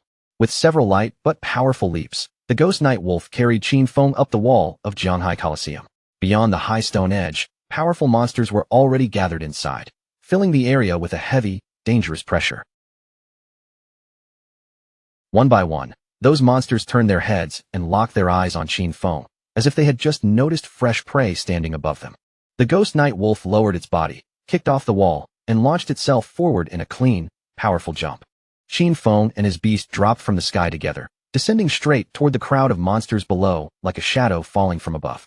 Qin Feng's eyes sharpened, glowing with calm determination as he prepared to tear through everything in front of him. The next instant, Qin Feng activated Instant Shadow Slash. His figure flashed through the monster horde, and wherever his blade passed, the monsters were cut down one after another. At the same time, in another part of the ruins, Yu was fighting with her own team. She swung her sword cleanly through one of the nearby monsters, cutting it down in the middle of the battlefield. As the monster's corpse dissolved and transformed into lifespan, Yu finally let out a small breath of relief. At least this battle had not been for nothing. Her teammate, Ma Naoyang, the son of a department head in Jianghai City, immediately started clapping as he praised her with an excited smile. He said that, as expected of Captain Yin, her damage was absolutely insane. The hidden class dragon swordsman was truly powerful, and in his eyes, Yu was definitely the woman he had chosen. But Yu only looked at the fallen boss and said that this golden boss was merely level 8, yet they had still spent more than 10 minutes fighting it. Because of that, she truly could not understand how Shadow had managed to kill a platinum boss alone. Ma Naoyang kept praising her, but when Shadow was mentioned, he quickly brushed off the achievement. In his opinion, Shadow was just a stealth-based assassin who relied on hiding and slowly wearing down the boss over time. Someone who fought that way, he claimed, would never become truly great. Deep down, he felt secretly pleased, because he knew Yu did not have any powerful background supporting her. With his identity as the son of an official, he believed bringing her under his control would be effortless. Yu, however, calmly shot back and asked whether a mediocre archer like him would not be even more suited for slowly grinding down a boss. Ma Naoyang was so startled by her words that he dropped straight onto his backside. Sitting there awkwardly, he quickly explained that he was an upright person and would never lower himself to doing something like that. Then his expression turned serious, and he revealed that he had heard Shadow's character was terrible. According to the rumors, Shadow was a ruthless killer even in the real world. Ma Naoyang also said he happened to know a hunter from the Metropolitan Police who already had level 3 anti-stealth skills. Because of that, he suggested they find a way to set Shadow up, uncover his real-world identity, and then take control of him afterward. In Ma Naoyang's view, someone as dangerous as Shadow could only be trusted if he was forced to work for their organization. Otherwise, disasters like the Song Fei incident and Jiang Lai incident would only continue to happen. He sounded completely fed up, saying he was tired of cleaning up Shadow's messes. But when Yu and Wang Meng heard that, they looked at each other for a moment before both of them burst into laughter at Ma Naoyang. They asked him if he truly still had not understood the situation. Shadow had never begged them to clean up after him. In reality, they were the ones who had to deal with what Shadow left behind, because only by doing so could they keep their interests aligned with his and continue cooperating with him. Then they reminded Ma Naoyang of Shadow's achievements, the world's first solo kill of a gold boss, and the first solo kill of a platinum boss. Ma Naoyang's face twisted with anger. To him, Shadow was nothing more than a fragile assassin. As long as their anti-stealth level could keep up, he could not understand why Shadow could not be controlled. He cursed them as a bunch of nobodies, furious that they actually dared to lecture him. Then Ma Naoyang turned toward Yu and told her to watch carefully. He declared that he would ruin Shadow's reputation and capture him with his own hands. And when that day came, he said, and Yu would kneel in front of him, apologizing and begging for his forgiveness. Wang Meng ignored Ma Naoyang's outburst and turned to Yu instead, asking what loot the boss had dropped. Yu checked the rewards and replied that it had dropped a piece of gold tier equipment for a priest. There was also one piece of silver tier equipment and a silver tier skill book. Yu touched her chin as she thought about it. Shadow usually sold them several pieces of gold equipment, and sometimes even platinum equipment, which made her wonder just how many bosses he had actually killed. Or maybe his talent was related to treasure hunting, and all those items came from opening chests. At that moment, Wang Ming's expression became serious. He said he was a little worried, and then you could not help feeling confused. Wang Ming then brought up the Zhongnan restaurant case, where the entire Dongfang family had been murdered during a gathering. Then Wang Ming raised an unsettling possibility. If Shadow had really been the one behind that incident, were they still supposed to keep cleaning up after him? He admitted that he still could not fully understand Shadow's personality, and what he feared most was that Shadow might truly be a ruthless serial killer in the real world. And you had already heard about that case, so Wang Ming's concern did not come as a surprise to her. The higher-ups were taking the matter extremely seriously, and many people were already speculating in private about whether the incident had anything to do with Shadow. But Yu only smiled with confidence. She said that even if the case really had been done by Shadow, she would still choose to cooperate with him. And even if the higher-ups refused to clean up his messes, she would personally stand on his side and support him. Wang Ming looked even more confused and asked why she would go that far. And Yu simply replied that the real question was who would not want to support Shadow. Just then, one of their subordinates appeared and reported that they had found a place ahead that looked like an arena. However, every monster inside had already been killed. With a serious look, the subordinate explained that bodies were scattered everywhere across the area. He had no idea what kind of party could have been strong enough to wipe out every monster in the arena. The moment Yu heard that, her eyes brightened with interest.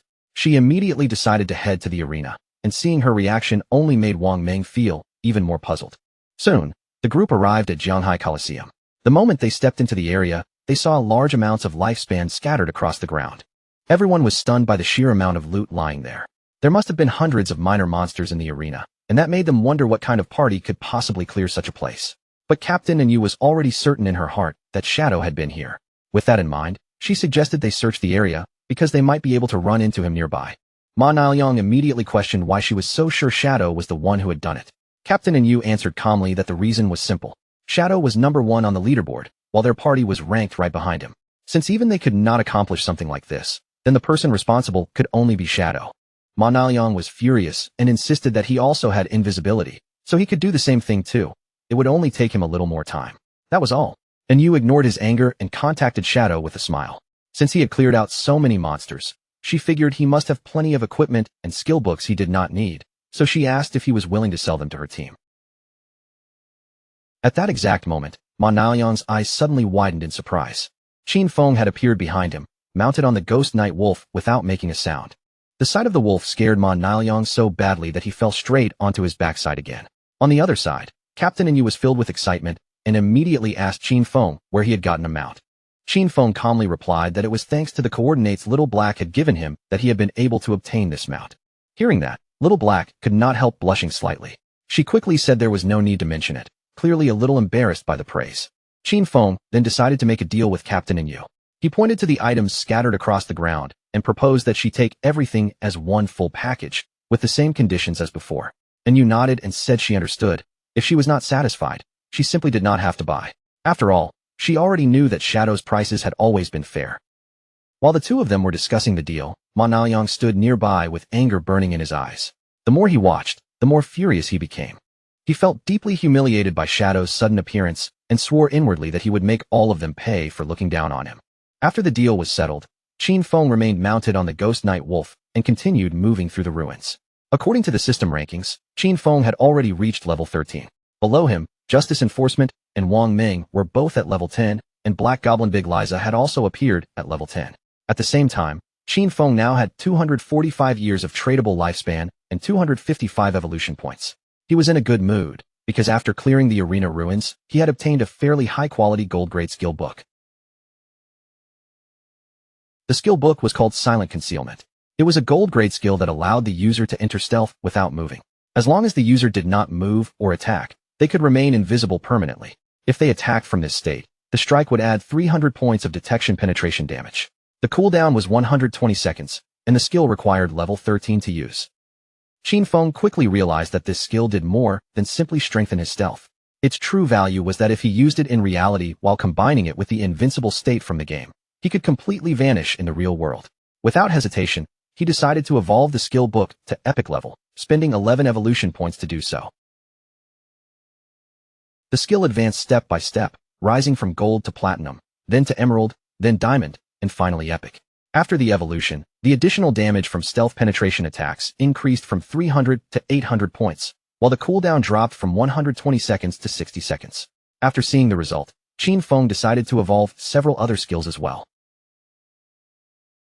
First, Qin Feng spent 34 evolution points to raise Venomous Dart to epic level. The skill advanced from Emerald to Diamond and finally to Epic, greatly improving its attributes. Its maximum range increased to 20 meters, its on-hit attack damage rose to 400, and it now applied the Venom status. That status dealt 100% damage per second for 5 seconds, had no weakness bonus, and could not stack. After that, he invested a massive 200 evolution points to raise Blessed Release to Mythic level. Once it evolved from Legendary to Mythic, its weakness attack bonus surged to 300%, and its weakness attack multiplier doubled, while its level remained at 5. Its active effect now applied Throat Slash, dealing 200% of the attack's damage every second for 3 seconds, and its cooldown was reduced to only 15 seconds, or 9.7 seconds after his bonuses. Qin Feng was delighted, because mythic-level skills were truly powerful. Now, except for certain special monsters, almost every attack he launched would count as a weak point strike. Then he took out the necklace, studied it carefully, and decided it was time to evolve that as well. The necklace was the Deceiver's Pendant, a platinum-grade assassin accessory. It granted 45 points of physical attack, 20 strength, and 20 constitution. The requirement to equip it was level 13, and it also had a unique effect that increased stealth level by 1. After adding together his skills and equipment, Qin Feng realized that his stealth level had already reached 4. At this stage, he was convinced that no one should be able to detect him. On top of that, he also had the item Shadow Veil. Thanks to it, his evasion rate had shot up directly to an astonishing 83%. This gold-tier assassin equipment granted 5 constitution, 5 spirit, and a powerful 32% evasion rate. At that moment, a small explosion suddenly rang out nearby, breaking the silence around him. Qin Feng immediately stopped moving, his attention shifting toward the source of the disturbance as he prepared to find out what had just happened. And when he turned around to look, something slowly began to emerge from the ruins behind him. What emerged from the ruins was a gigantic boss with an unsettling body. Instead of normal arms, heavy chains stretched from her shoulders, and at the ends of those chains were 2 sharp blades that looked like hands made for slaughter. The moment Qin Feng saw her clearly, he recognized her at once. This was the Steel Saintess, and he could not help wondering which lunatic had been reckless enough to release a boss like this. Qin Feng still remembered her from his previous life. Back then, the Steel Saintess had appeared in the ruins of Jianghai City, and more than 1,000 people had tried to hunt her down, only for the battle to end with over 4,000 deaths in total. In truth, she was the guardian of a refuge known as Church Sanctuary, the second largest safe haven in the Zhonghai ruins. Qin Feng's original plan had been to deal with Kane Shirshir first before coming back for this boss, but since the Steel Saintess had appeared right in front of him, he decided to handle her now. With a powerful leap, the Ghost Knight Wolf carried Qin Feng upward, landing steadily on top of a nearby building. Below them, the Steel Saintess began spinning her chained arms with terrifying force, the blade-like ends tearing through the nearby players as if they were nothing. She cut down one of the players in an instant, and when the others saw how easily he died, they finally realized just how powerful this boss truly was. But before they could even react properly, the Steel Saintess swung her blade-formed arms again with brutal speed, sweeping into the remaining players and beginning another round of slaughter. Watching from above, Qin Feng could tell those players actually wanted to challenge the Steel Saintess. In his eyes, they were clearly overestimating themselves far too much. At that moment, a player riding on a tiger charged forward and started fighting the boss. Qin Feng immediately recognized him as Chen Wuming, the owner of the Hidden Class Paladin. Chen Wuming was an old acquaintance of Qin Feng from his previous life. The two of them had fought for 9 whole years without ever deciding a true winner. This man was cunning, slippery, and full of dirty tricks, and every time he was close to losing, he always found some underhanded way to escape. Qin Feng remembered that in his previous life, the Steel Saintess had eventually been defeated by Chen Wuming's guild, the Night Sanctuary. That victory was what gave rise to the saying, West/God, East Sanctuary, because the two sides controlled the western and eastern regions of the Jianghai City ruins. When the Night Sanctuary Guild recruited its first members, it forced them to sign extremely harsh contracts. On the surface, those contracts guaranteed safety, but the price was a lifespan tax that could reach as high as 50%. Most of the members were reduced to black slaves, basically working under the control of the guild's higher-ranking players. A pleased light flashed in Qin Feng's eyes. To him, this situation was simply perfect. This time, he silently promised himself that Chen Wuming would not be allowed to escape again. While the Steel Saintess continued spinning her chained arms in wide, violent circles, Qin Feng used invisibility and quietly descended near her while everyone's attention was still on the boss. A cold, dangerous gleam appeared in Qin Feng's eyes. Without wasting even a second, he activated Dark Knight Ring Blade, and in an instant, the players standing nearby were caught in the attack and killed on the spot. Wrapped in a red aura, Qin Feng spun through the battlefield at frightening speed, cutting down every player around him. When Chen Wuming saw what was happening, his eyes widened in shock. The moment Chen Wuming realized the attacker was Shadow, he shouted in anger and confusion, asking why Shadow was killing his people when they had no grudge against him. Qin Feng appeared right behind him like a ghost. With a murderous look in his eyes, he answered coldly that it was because he did not eat beef. Hearing such an absurd response, Chen Wuming's eyes widened in fear. With a cold and arrogant expression, Qin Feng activated Instant Shadow Slash. His figure flashed past Chen Wuming, and in that single movement, he killed him outright. Then Qin Feng calmly raised his hand and activated Blooming Curse over the fallen players. Not long after that, the players who had been killed respawned back in their town. Chen Wuming was furious, unable to understand what Shadow not eating beef had to do with any of them. One of his subordinates panicked, saying his lifespan had already dropped to 0. Chen Wuming immediately realized this had to be the effect of one of Shadow's skills. He decided they would gather their people and prepare to counterattack, but before that, they needed to move somewhere else to level up and recover the lifespan they had lost. Among the players who respawned with them was Qin Xiaoyu. Qin Xiaoyu could not stop herself from crying. She kept wondering why Shadow had targeted her directly, and her fear grew even stronger because her lifespan was now on the verge of running out completely. The system informed Qin Feng that Blooming Curse had absorbed 4 days of tradable lifespan and 1 year of non-tradable lifespan from Qin Xiaoyu. When Qin Feng realized she had also been in Chen Wuming's party, he could not help feeling pleased. His eyes brightened with excitement. The fact that Blooming Curse had only absorbed such a small amount of lifespan from her clearly showed that she was already desperate. That desperation must have driven her to join the Night Sanctuary Guild as a black slave, and in Qin Feng's view, this was exactly what she deserved. At that moment, the Steel Saintess suddenly turned her attention toward Shadow and launched an attack, kicking up a thick cloud of smoke across the battlefield. When the smoke finally cleared, Qin Feng was still unharmed. He had dodged the attack with Ghost Blur, and he knew very well that during the first phase, this boss was not too difficult to handle. The Steel Saintess seemed momentarily confused, as if she could not understand how her attack had missed.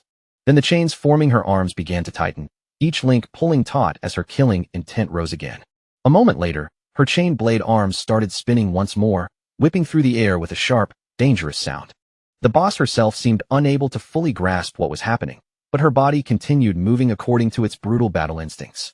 Qin Feng's eyes sharpened with seriousness.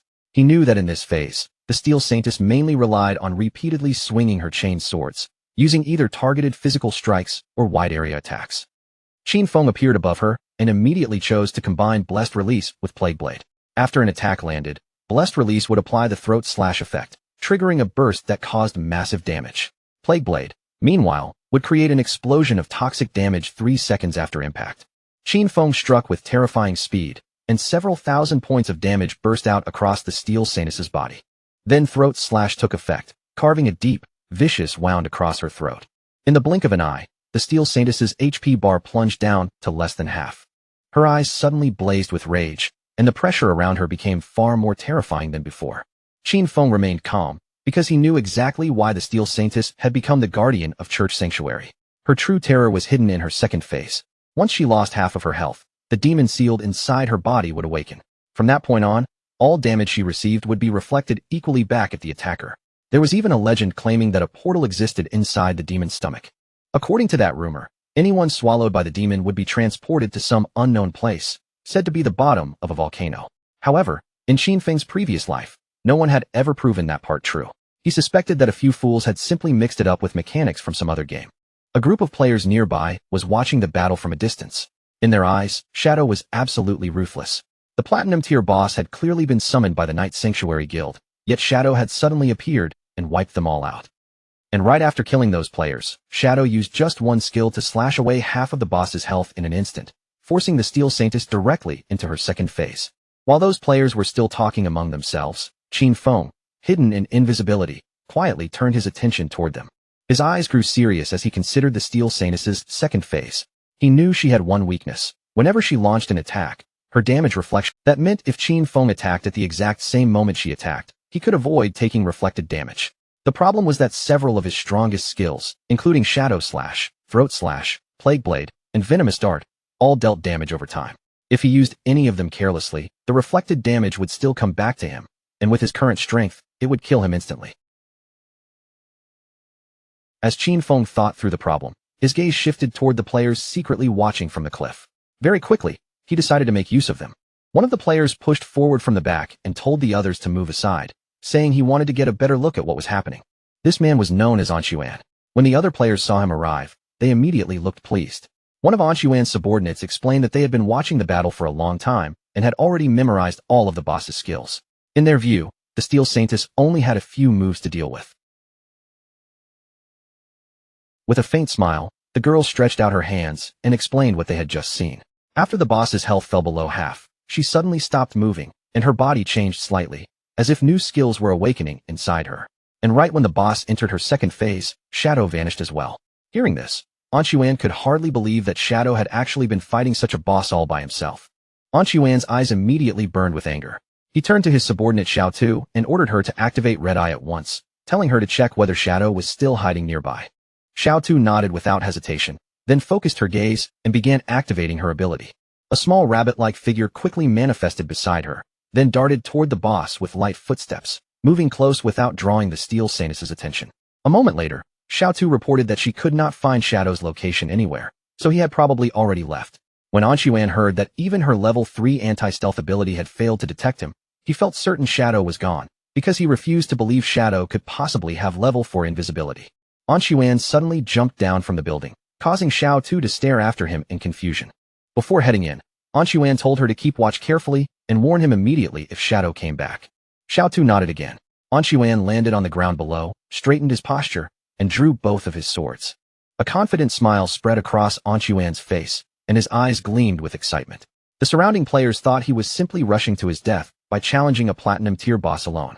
But one of them suddenly recognized him, saying he had once seen Anshuan defeat a gold-tier boss in the starting town without taking a single scratch. His class was Soul Warrior, a class that gave him 100% dodge while rolling, and he was the famous player known as Safety First. There were even rumors that he had once been a top global streamer for Souls-type games, with terrifyingly fast reflexes. The Steel Saintess immediately turned her attention toward Anshuan, locking onto him as her next target. Without warning, she swung her sharp blade-like arms toward him, the attack cutting through the air with terrifying force. Luckily, Anshuan reacted at the perfect moment. He slid low across the ground, narrowly slipping past the deadly strike by the smallest margin. The Steel Saintess then formed arms made of pure energy and tried to crush him where he stood, but Anshuan rolled again, dodging the attack just before it could land. When the boss reached out again, trying to grab him directly, Anshuan performed another smooth roll and pulled himself out of her range. His subordinates immediately started praising him from a distance, stunned by how skillfully and calmly he dodged every attack. What impressed them most was his discipline. He never got greedy for one extra hit, and every movement looked clean, controlled, and brilliant. One of them smiled in amazement, saying Anshuan was truly incredible for perfectly avoiding every strike from the boss. It looked almost unbelievable. He even saw several slash effects flash across the Steel Saintess's body, making him wonder if the Soul Warrior class was really that powerful. The black-haired woman beside him explained with a curious look that when Anshuan rolled, he triggered the Soul Warrior's special passive counterattack mechanic. Every perfect dodge or roll created a counterattack that damaged the boss, so each time he avoided an attack, he was also striking back and draining her health at the same time. Xiao Tu smiled and added that perfect dodging was only the foundation of Anshuan's strength. What truly made him frightening was his offense. Every attack he launched was precise and fierce, turning defense into a constant storm of counterattacks. His timing and skill combinations made him not only hard to touch, but deadly as well. His defense kept him alive, but his offense was what ended battles quickly. The Steel Saintess kept trying to catch Anshuan, her attacks growing more frantic as he slipped away again and again. Xiao Tu's eyes shone with confidence as she revealed another detail. If Anshuan successfully triggered a dodge during a roll, his next attack would ignore 50% of the boss's defense. At that moment, Anshuan suddenly turned back toward the boss, choosing to face her head-on. Blue energy began rising from his body, wrapping around him like a surging aura. The moment his subordinates saw that striking effect, they immediately realized that his next blow would definitely deal 4-digit damage. Anshuan's eyes lit up with excitement as he prepared to unleash the attack he had been building toward. Before the Steel Saintess could respond, Anshuan released the powerful strike he had prepared. His movement looked almost like a graceful dance, a single attack splitting into 3 shadowy flashes, fast and fierce like shooting stars cutting through the battlefield. With practiced mastery, he swung both swords through the openings in the boss's defense, leaving deep cuts across her body. In the blink of an eye, her HP bar dropped again, falling to less than half. His subordinates immediately burst into applause when they noticed that, before they had even fully processed what happened, the boss had only about 1/3 of her health left. Anshuan turned his back on the Steel Saintess, wearing a confident smile, as if the fight was— But at that exact moment, a series of powerful slashes suddenly struck him, dealing more than 34,000 points of damage and killing him instantly. His subordinates instantly panicked. They could not understand why Anshuan had died, because they were certain he had dodged every attack. What confused them even more was that although their skills had clearly hit the boss, her health had not dropped from those blows, even though they had seen her HP fall dramatically just moments earlier.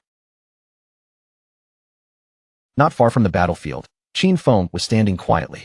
He silently looked at the lifespan orbs left behind by Anshuan, then thanked him in his heart, without the slightest trace of sympathy. Anshuan's constant showboating had forced the Steel Saintess to use many of her moves. Qin Feng's eyes shone with satisfaction. During all that time, he had been attacking from the shadows, steadily reducing the boss's health until only 1/3 remained. The Soul Warrior's flashy movements had indeed dealt some decent damage, but in the end, Anshuan had only pushed himself toward his own death. Because of the Soul Warrior class's own traits, defeating the Steel Saintess was simply impossible for him. When he rolled, he could not attack directly, and when he attacked, he suffered reflected damage. Against this boss, that was no advantage at all, it was a curse. The Steel Saintess began turning her body away, and Qin Feng's gaze immediately locked onto her movement. He knew at once that this was bad. With her health already so low, the Steel Saintess was trying to retreat back to the church sanctuary. If she successfully returned there, she would completely recover, and all the damage dealt so far would become meaningless. Qin Feng quietly glanced toward Anshuan's subordinates, watching their frightened expressions for a moment before his eyes grew serious. He understood that the Soul Warrior's sudden death had terrified them, and they probably would not dare attack the boss again. But if the Steel Saintess did not attack, her damage reflection effect would not briefly disappear. At this point, Qin Feng knew it was time to get serious. Qin Feng landed directly in front of the Steel Saintess, blocking her path. No matter what, he could not allow her to return to the sanctuary. When the other players saw Qin Feng appear, they were stunned. In their eyes, Anshuan had only been a clown after all. Shadow was the true monster on this battlefield. Thinking back, it was terrifying to realize that all those cuts on the boss's body just moments ago had actually come from him. Xiao Tu was especially shocked, because her level 3 anti-stealth ability had failed to detect Shadow at all, which meant his invisibility had to be level 4, or even higher. One player's gaze slowly drifted toward Anshuan's lifespan orbs on the battlefield.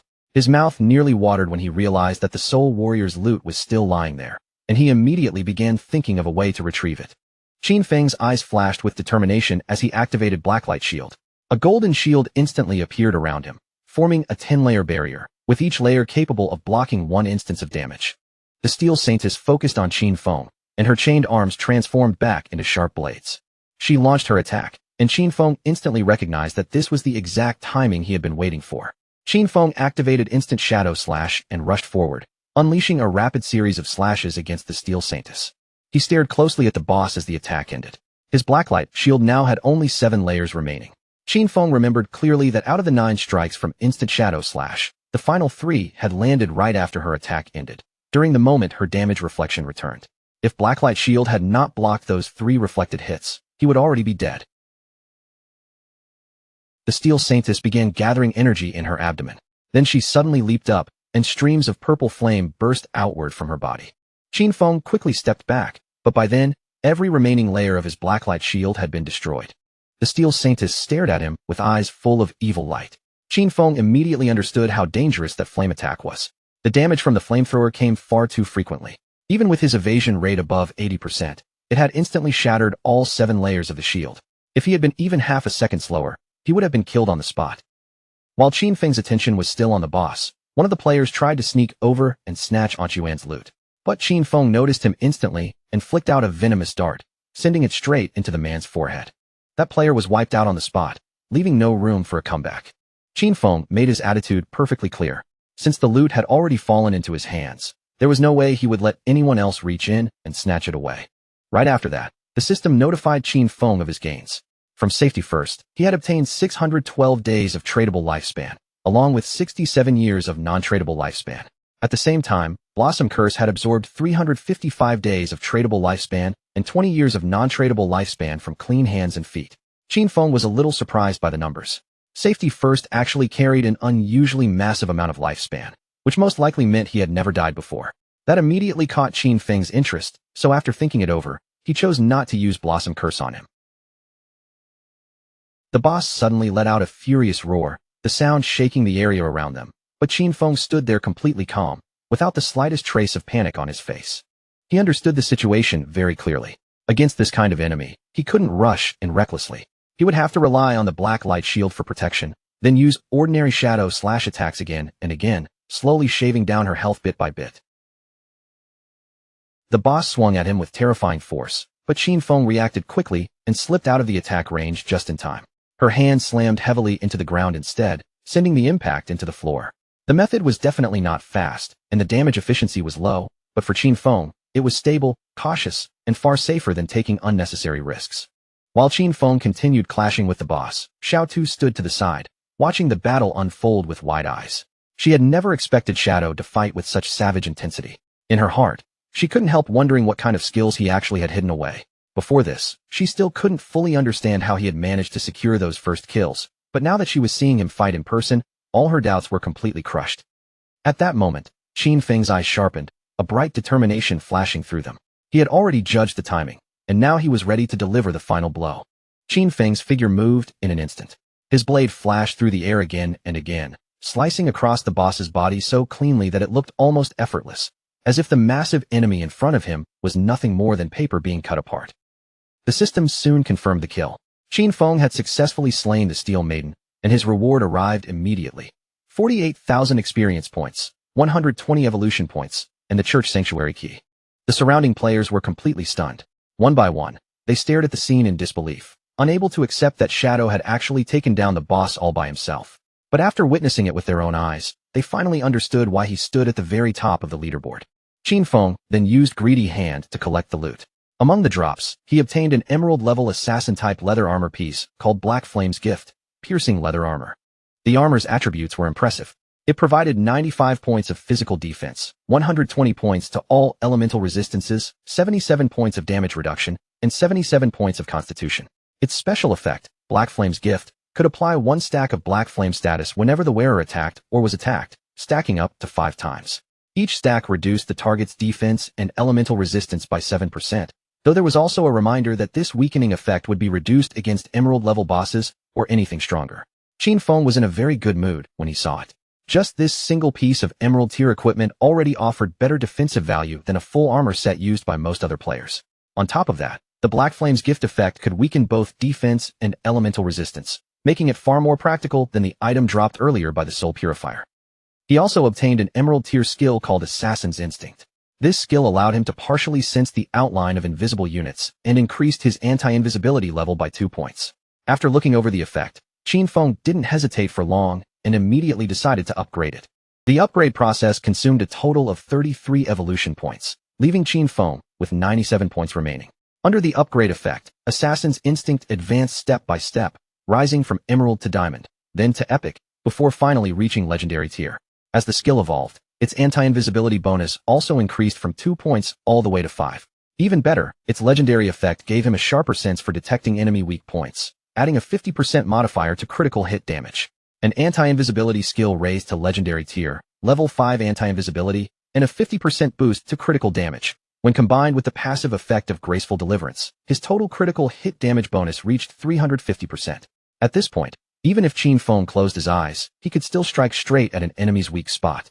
Qin Feng still had 97 evolution points left, so he chose to evolve Ghostly Blur to Legendary tier next.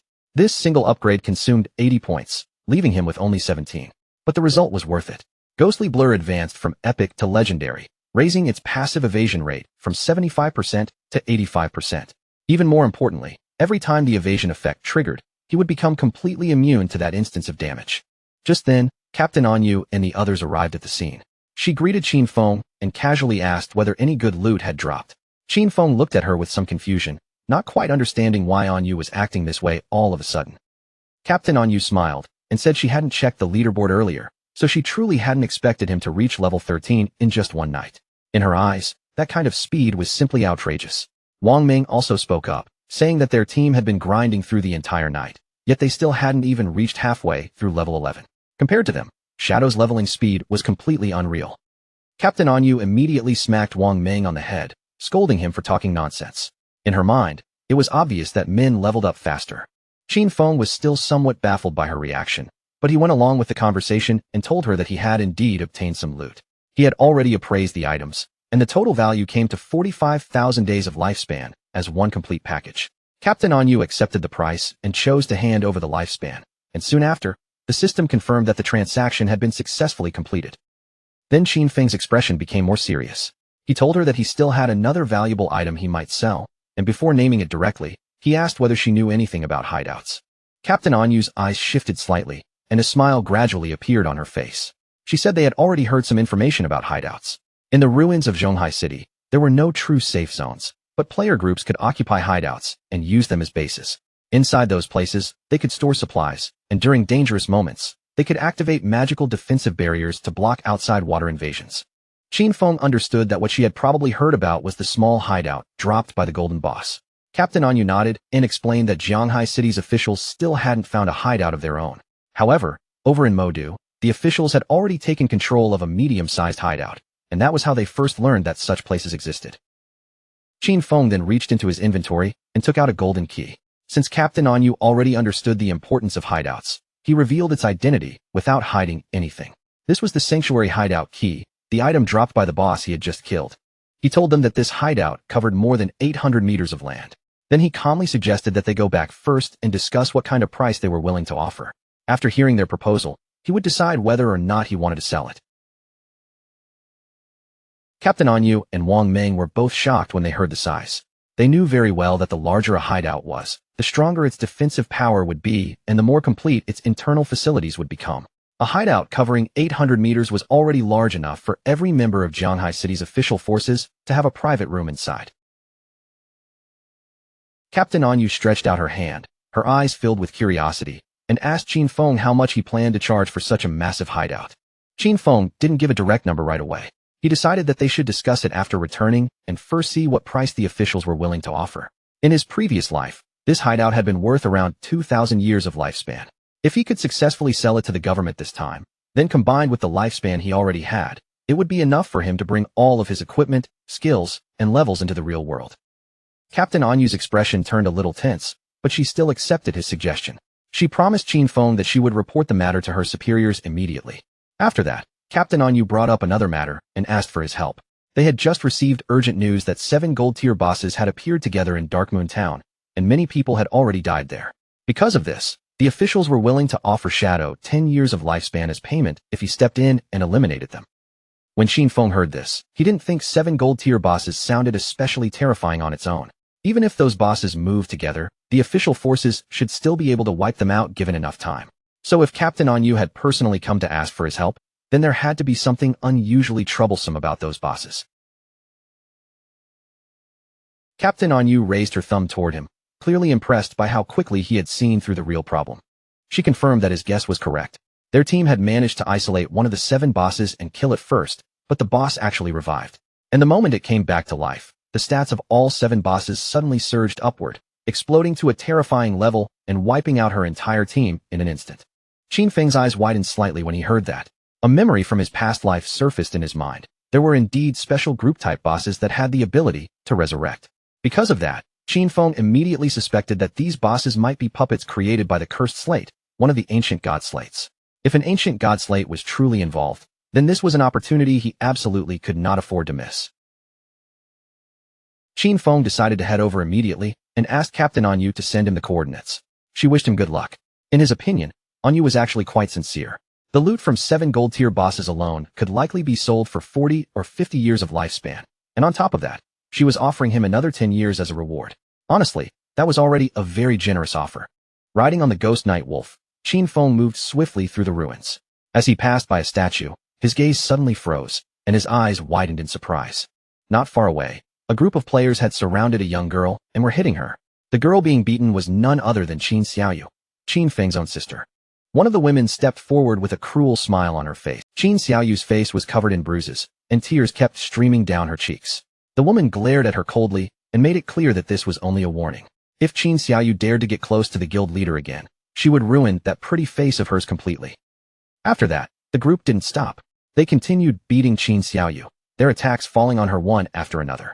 From the top of a nearby building, Qin Feng watched everything in silence. He quickly realized that after joining the Knight's Sanctuary, Qin Xiaoyu had been dragged into the guild's internal power struggle. These petty fights and insignificant schemes were nothing new to him.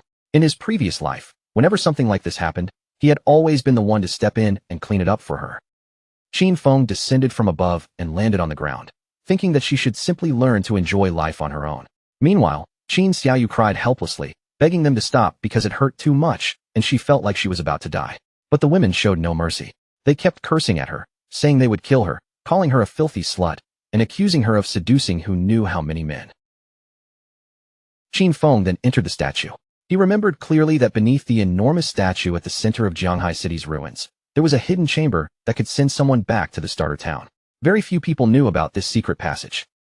A magic circle soon appeared in front of Qin Feng. He knew very well that teleportation through this place was not free. The first teleport cost 500 days of lifespan, the second cost 1,000 days, and the third cost 2,000 days, with the price doubling every time it was used. As time passed, the starter town would eventually develop into a higher-level area. The weak monsters there would gradually transform into bosses, and hidden treasures would begin appearing as well. This time, the ancient god slate was one of those treasures, and Qin Feng had no intention of letting it slip through his fingers.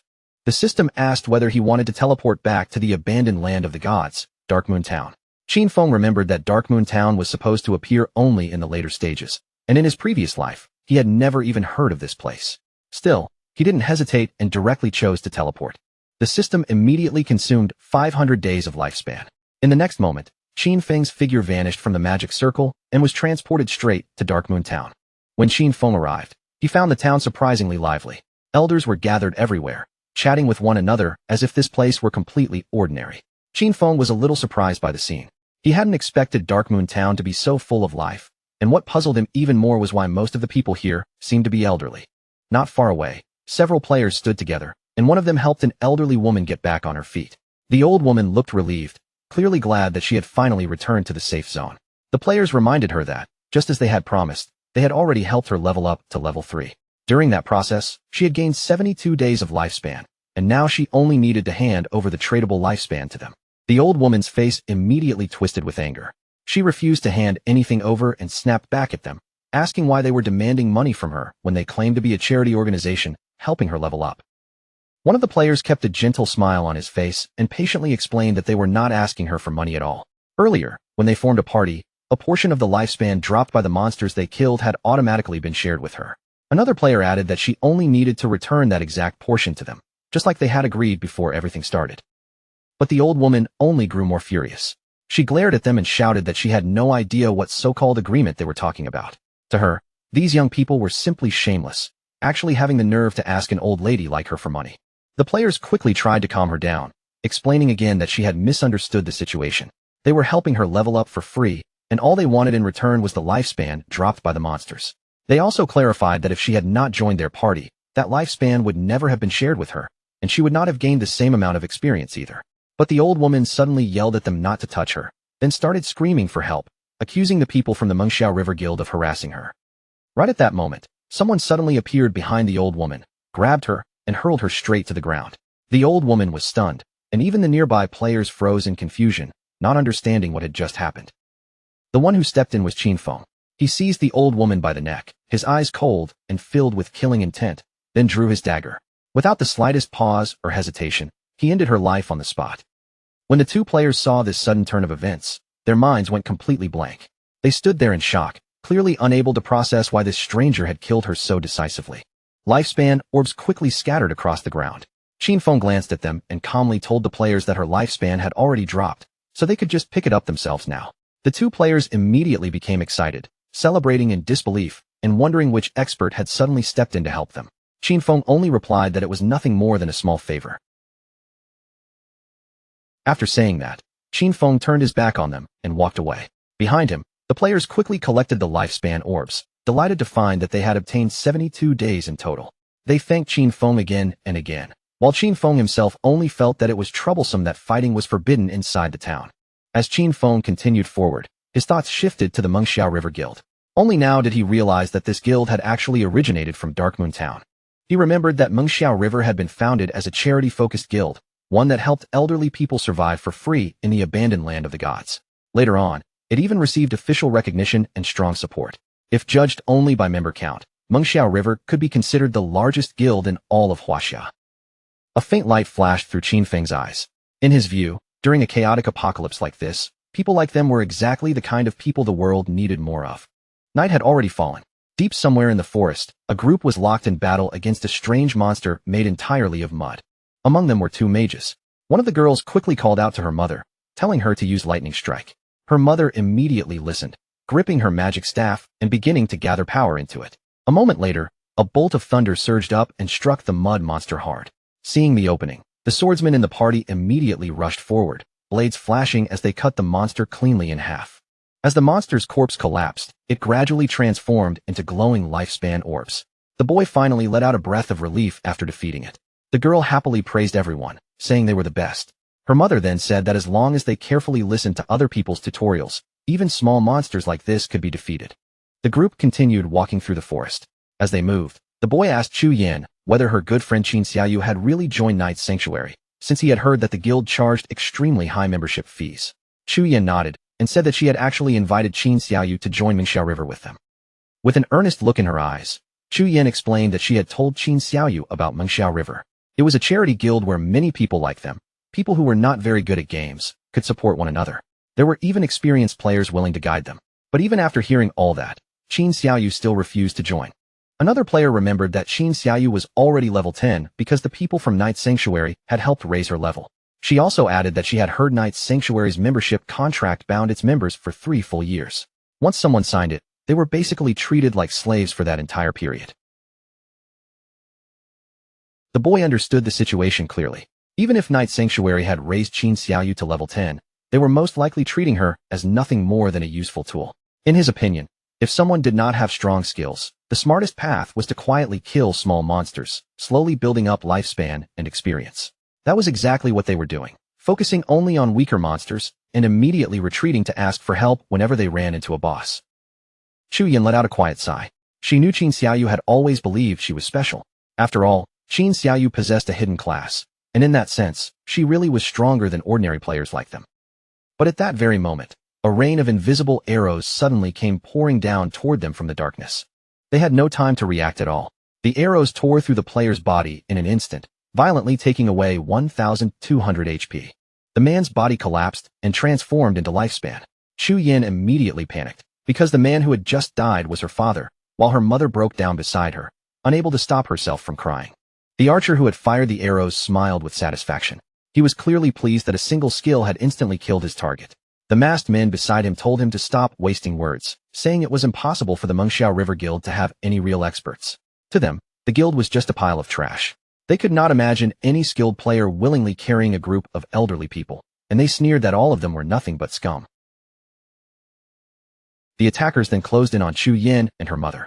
With a relaxed smile, the archer told them to hand over. Chu Yan could not stop fear from rising in her chest. She knew the authorities had officially banned killing people in-game, and these attackers were putting themselves at risk of becoming wanted criminals. But the archer simply pointed at her with a mocking smile, making it clear that he did not care about the authorities at all. Then he lost interest in talking and coldly gave them 3 seconds to hand over their lifespan. Chu Yan's mother was about to obey, but Chu Yan stood firm and immediately told her not to even think about it. She urged her mother to quickly call for help in the guild channel while she stayed behind to hold the attackers off. Seeing her resistance, the archer's expression turned cruel. He ordered his men to attack, telling them to kill the older woman first and keep the young one alive for entertainment. The masked men rushed forward at once, but just as they were about to reach them, a wolf suddenly burst into the scene and sank its teeth into the attackers. Chu Yan froze in place, completely confused by the sudden change. She had no idea where this wolf had come from or what was happening. The archer's eyes also filled with confusion, his confident expression cracking for the first time. Before he could even take another breath, a figure flashed past him with terrifying speed, and in the next instant, his head was sliced clean off. The one who appeared was none other than Qin Feng. While the wolf tore into the archer's subordinates, Qin Feng quietly looked down at the severed head. He soon realized that this man was Shadow. The archer and his subordinates soon respawned back in town. He was furious, and his men were just as enraged. They wondered whether this had happened because of their killer status, but even with that status, it still should have been impossible for all of their lifespan to be completely drained. They were horrified and completely unable to understand what had happened. Not only had all of their lifespan disappeared, but such a huge amount had even dropped as tradable lifespan. Panicking, they immediately ran toward the forest. They knew that if things continued like this, they would die for real, so they had to kill monsters as quickly as possible and recover some lifespan. But just then, a strange energy suddenly appeared around them. A moment later, a sword formed from pure energy descended from above and struck down toward them. That energy pinned them in place, making it impossible for them to move. As someone approached from ahead, they finally understood that after wandering around and attacking other players, they had at last been caught. The people who appeared were two priests. The man holding a skill book revealed that they were official bounty hunters, and according to the law, they were going to arrest them. He ordered the attackers to provide their real-world information. The other priest stared at them with a cold, serious gaze and warned them that if they dared to resist, their lifespan would be ended immediately. Back in the forest, flowers slowly began blooming from the archer's corpse, spreading out from the place where he had fallen. Chu Yin was overwhelmed with relief and quickly thanked Qin Feng. She knew very well that without his help, both she and her mother would have been finished. Qin Feng lowered his gaze toward the ground, quietly thinking that Chu Yin was surprisingly good-natured. She was kind-hearted and brave, completely different from Qin Xiaoyu. He did not know how the two of them had become best friends, but fortunately, they had chosen different paths. In the next moment, Qin Feng vanished without leaving even a trace behind. When Chu Yin and her mother noticed he was gone, both of them were left standing there in confusion. Chu Yin picked up the lifespan orb from the ground, her eyes filled with uncertainty because she did not know whether it belonged to her father. Her mother also looked around in confusion, wondering where the other attackers had gone. She asked Chu Yin how Shadow had disappeared so suddenly. Chu Yin said she did not know either. The only thing she knew was that he was the #1 shadow boss in the world. Elsewhere in the forest, another group of players was waiting. They remembered that Captain Anyu had said Shadow would arrive in just a few minutes, but almost half an hour had already passed. None of them could understand what he was doing. With curiosity written across his face, one player asked another whether Shadow could really defeat the bosses inside. The other player said he doubted it. After all, those bosses could revive. To him, it was already unbelievable that Shadow had dared to accept a mission involving bosses that seemed capable of resurrecting endlessly. Meanwhile, Qin Feng, still invisible, silently passed right between them. Qin Feng moved away from the group without making a sound. In his mind, he was thinking about the ancient god slate. He knew that this kind of slate could add 1 positive affix and 1 negative affix to equipment. If luck was good enough, those affixes might even alter class traits. In fact, there had even been people who witnessed the 7th-ranked player in the world use 7 of these slates to summon the ghost of an ancient god, destroying a legendary-level boss in one overwhelming strike. Sometimes, these bosses could even hide themselves completely, carrying stealth levels so high that ordinary players would walk right past them and die before they ever understood what had struck them. The group-type bosses born from the ancient god slate were not ordinary enemies at all. Each one carried its own special combat rules, and every boss had a different set of skills that made them troublesome in its own way. Qin Feng looked ahead and saw several monsters standing there, their eyes glowing with clear malice. Some bosses created by ancient god slates could become invisible, their stealth levels so absurdly high that players nearby would be killed before they even realized danger had arrived. In other cases, the real boss might be a summoner-type sorcerer hiding somewhere nearby, while the monsters players fought on the surface would simply keep respawning endlessly. According to the information currently available, once these bosses were killed, they would revive. Even worse, every resurrection would give all of them another stack of a berserk attribute. Official reports said that killing just one boss was enough to trigger both the resurrection and the berserk state. But Qin Feng immediately thought of another possibility. If all of them were killed at the exact same time, would they still be able to revive? That was something worth testing. Qin Feng first decided to equip the follower's pendant and use a devout follower as a probe. With that thought settled, he summoned one directly in front of him. The devout follower immediately rushed toward the bosses without fear, charging straight into their range and launching an attack that dealt more than 1,400 points of HP damage. In the next instant, the eyes of one boss suddenly lit up with rage, its gaze locking onto the devout follower. The boss turned around, and only a moment later, the devout follower's body exploded apart on the spot. Yet the bosses barely reacted afterward. They did not even bother paying any real attention to the poor devout follower they had just destroyed. Qin Feng's eyes sharpened with seriousness. From that brief test, he realized that all of these bosses were only level 10. They had no damage reflection, and their overall stats were merely about twice as strong as those of normal gold tier bosses. Without wasting time, Qin Feng activated Shadow Ringblade. A strange red energy instantly spread outward, covering the surrounding area like a dangerous field. Right after that, Qin Feng launched his poison darts. The darts cut through the air and buried themselves directly into the throats of the bosses. The bosses' corpses soon began to fade and disappear. But Qin Feng frowned slightly when he noticed that nothing had dropped, leaving him a little confused by the result. At that moment, the vanished bosses suddenly began fusing together, their forms merging into one much stronger monster. The creature that emerged was enormous. Its huge body towered over the area, and the moment it fully formed, it charged straight toward Qin Feng. Qin Feng immediately became alert. He understood that killing them at the same time had been the correct choice, and now the fight had clearly moved into its next phase. Then his gaze caught the strange symbols covering the giant boss's body. The boss launched an attack, but Qin Feng calmly dodged out of the way. As he moved, he recognized the markings on its body as ancient god characters. By reading the separate words and rearranging them in the proper order, he finally translated the boss's true name, Euthos, the Calamity Ancient God. As the massive boss crept closer step by step, Qin Feng felt uncertain for a moment, unsure how to proceed. Then a thought flashed through his mind. Maybe he needed to strike the different parts of the boss's body in the order of those characters. After all, in his previous life, he had poured a huge amount of manpower and resources into studying the ancient god language just to conquer the ancient god ruins. Qin Feng slipped past the boss's movement and struck the symbol on its leg first. Then he shifted positions, attacking the symbol on its arm, and finally drove his attack into the marking on its chest.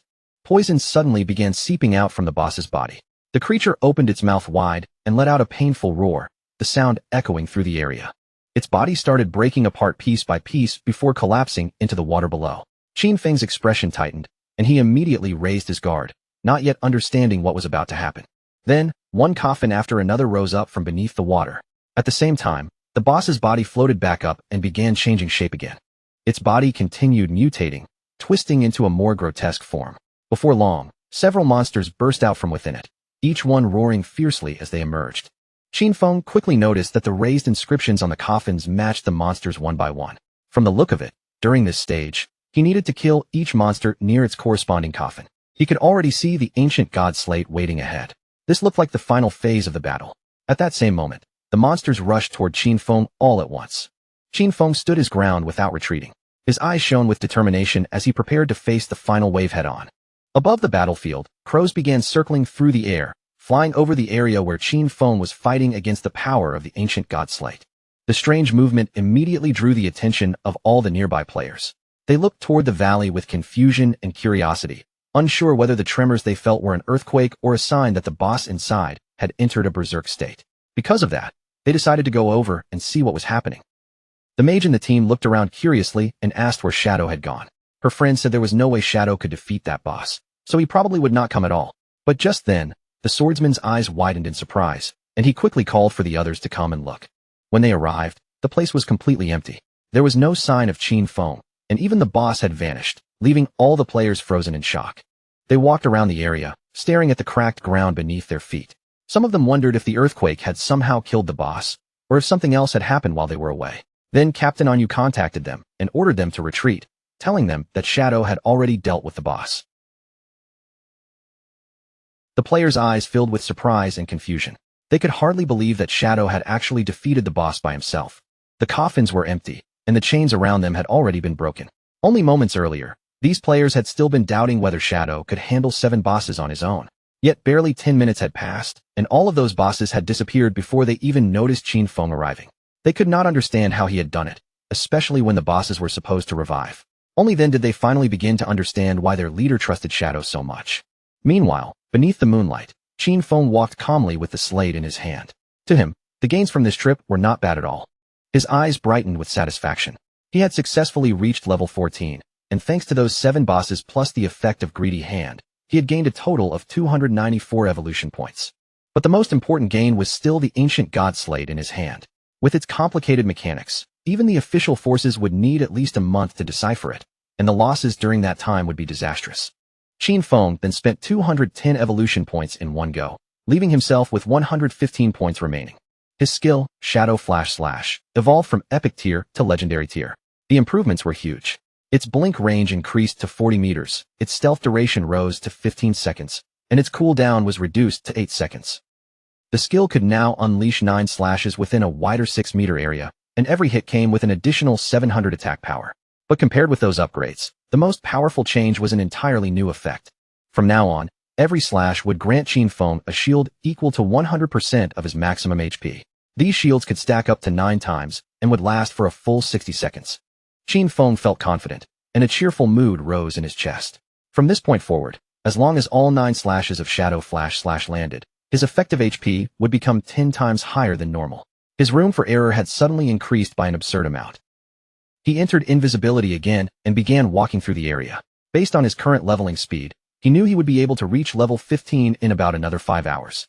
Once that happened, it would be time to head toward Modu. Several hours later, Qin Feng returned to the ruins. To his surprise, the women from earlier were still there, still beating Qin Xiaoyu. They clearly looked ready to beat her to death. Qin Feng was a little surprised to see that the fighting still had not ended. These women were far more ruthless than ordinary troublemakers. The white-haired woman stretched her arms, finally taking a short break. She looked exhausted and complained that both her back and waist were aching. Her friend was just as irritated, staring at her swollen hand and grumbling that after hitting Qin Xiaoyu for so long, her hands were practically smoking. After that, they spat on Qin Xiaoyu and decided that this was enough for today. In their eyes, this beating should be more than enough to teach her a lesson. Qin Xiaoyu's body was covered in bruises and wounds. Only after the women stopped did she slowly begin to push herself up from the ground. She could not hold back her tears. In her mind, all of this was Qin Feng's fault. She had told him to cut ties with her, and he had actually ignored her afterward. She could not understand why he failed to realize that when girls said things like that, they often meant the complete opposite. Using her magic staff for support, Qin Xiaoyu struggled to stand. Fortunately, she had already signed a contract with Knight's Sanctuary, so at least she would not need to worry about surviving for the next 3 years. Even though she had to hand over 50% of her lifespan, she would still keep the rest for herself, which meant her growth speed would still be faster than Chu Yin and the others. Then Qin Xiaoyu activated Holy Healing, a skill capable of restoring all of a target's health. As the healing effect took hold, she became certain of one thing. Once she grew stronger, she would make sure that everyone who had looked down on her paid the price. Qin Feng would not escape, and neither would those crazy women. To everyone's surprise, the healing spell did not land on Qin Xiaoyu at all. Instead, the soft glow drifted through the air and began restoring Qin Feng, who was still hidden in invisibility. Poor Qin Xiaoyu dropped to her knees, staring blankly at her own hands. She thought she had failed the spell again, and with tears still on her face, she couldn't understand where the healing effect had gone. At the same time, over in the ruins of Modu, a group of players was locked in battle against a massive boss made entirely of stone and rock. The rock boss swung down with heavy force, but the party's tank stepped forward at once, raising his shield and blocking the attack head-on. Not far from the battlefield, 3 players were hiding in the shadows, quietly watching the fight unfold. Among them was Qian Shishir. Qian Shishir looked at the players with clear contempt and said that Daxia's men were truly weak. In her eyes, sending 18 people to deal with one boss, while still being too scared to fight properly, was simply pathetic. Her companion winked at her and told her not to say it like that, because those people were working hard for their benefit, so they should at least feel grateful. Qian Shishir blew him a kiss, then laughed, and said he was very polite. But to her, those Daxiao pigs dealt such pitiful damage that even killing a miserable gold-tier boss took them forever. The players kept attacking with everything they had, and after a long struggle, the boss's HP bar had finally dropped below half. The team's mage smiled with excitement and shouted for everyone to push harder. The boss only had a little health left, so they had to keep up the pressure and fight for the final blow. But at that exact moment, a spear suddenly pierced straight through his chest. The mage died instantly, and his body collapsed into lifespan before he could even react. The one who had killed him was one of Qian Shishir's subordinates. With a relaxed smile, the subordinate thanked the mage for all his hard work, as if the dead player had merely prepared an offering for them. To him, these weaklings had delivered everything right into their hands. When the remaining players realized what was happening, panic spread through them instantly. They recognized the attackers as the Spade Gang, a band of thieves made up of mysterious women from Daxia and foreign players. They could not understand how such monsters could exist, people who would actually guide outsiders to massacre their own countrymen. The players gritted their teeth and charged forward. Their leader shouted for everyone not to be afraid and ordered them to attack together, because the enemy only had a few people. Seeing them try to resist, Qian Shishir's expression became even more vicious. She promised to massacre all the pigs of Daxiao, and coldly warned them to get ready to die. Her subordinate pulled out a pair of heavy hammers and activated thunderous tremor. The ground shook violently beneath everyone's feet, and the players were trapped in place as the earth locked around them. Qian Shishir then drew her daggers and moved like a flash of thunder. In the blink of an eye, she swept through the trapped players and killed them one after another. After cutting them down, she could not help mocking them. In her eyes, Daxia's men really were nothing but a bunch of useless fools. Her eyes glinted with malice as she realized that Daxia's authorities had already reported their information. But to her, that meant nothing. In her twisted view, all of Daxia was nothing more than a garbage dump filled with filth. Her companions said these were only ordinary players, so of course they had no chance of competing against people like them, especially when Qian Shishir's side had powerful capital backing them from behind. As the corpses on the ground slowly transformed into lifespan orbs, Qian Shishir explained that although their real identities had not been exposed yet, they should still leave Daxia as soon as possible for safety and head to North America. She looked down at the ground and decided that once they got there, they would create a guild dedicated to hunting down Daxia pigs. The black man beside her thought it sounded like a good idea, while the other man asked what they should name the guild. Qian Shishir lifted her dagger with a faint smile and decided that their new guild would be called Alice. Then she dropped down to the ground, already imagining herself surrounded by black men as she laughed to herself. In her mind, they had done enough for today. It was time to disconnect and celebrate the founding of Guild Alice with a huge party. Elsewhere, Captain Anyu smiled and waved at Qin Feng, telling him that they could finally discuss the hideout's price. She also let him know that they had already arrived. Qin Feng went straight to the point and asked how much they were offering. Captain Anyu gave the number as 1,500 years of lifespan, but Qin Feng immediately felt that the price was far too low. Captain Anyu admitted that she also knew 1,500 was not enough. Because of that, she had argued fiercely with her superiors and finally managed to make the big boss raise the offer to 2,000 years. Qin Feng agreed to complete the deal at the statue in the center of the ruins. He knew Captain Anyu was smart, but even so, she had still tried to start with a low price. A while later, Qin Feng arrived at the statue and saw Captain Anyu waiting there, accompanied by several knights. Captain Anyu blushed slightly and smiled as she explained that she was carrying too much lifespan on her. The High Command did not feel safe letting her come alone, so they had arranged a military escort for her. Qin Feng's eyes grew serious for a moment. To him, this escort was nothing impressive. The authorities still had no idea how strong he really was, and those knights only knew one or two decent moves at most. Qin Feng handed over the key, and almost immediately, the system notified him that the transaction had been completed successfully. He lost the church sanctuary hideout key, but in exchange, he obtained 2,000 years of tradable lifespan. After finishing the deal, Qin Feng turned to leave, and Captain Anyu said goodbye to him. The knights around her were still confused, unable to understand why she would spend 2,000 years of lifespan just for this. Captain Anyu calmly told them that they simply did not understand its value. This was a hideout capable of sheltering hundreds, possibly even thousands of people, and other than Shadow, no one would be generous enough to give up something like that. As for Qin Feng, Captain Anyu's timely payment came at the perfect moment. With this lifespan, he could fully prepare himself before heading to Modu. Qin Feng immediately began investing the tradable lifespan he had just received. He first consumed 71.2 years to raise himself to level 15. After that, he purchased several new skills, including the mythic level Blessed Liberation for 161.7 years and the legendary Assassin's Instinct for 71.12 years. He then bought 3 epic level skills, Shadow Ring Blade, Silent Concealment, and Darkest Hour, costing 36.35 years, 23.71 years, and 30. At that moment, the system alerted him that his hunger level had already reached 90%. Qin Feng realized he had gone far too long without eating, so he decided to disconnect first and deal with his hunger before continuing. Qin Feng logged out of the game, and when he opened his eyes in the real world, he found himself waking up inside a cage at the Huoluan Hotel. The men nearby immediately noticed that Qin Feng had regained consciousness.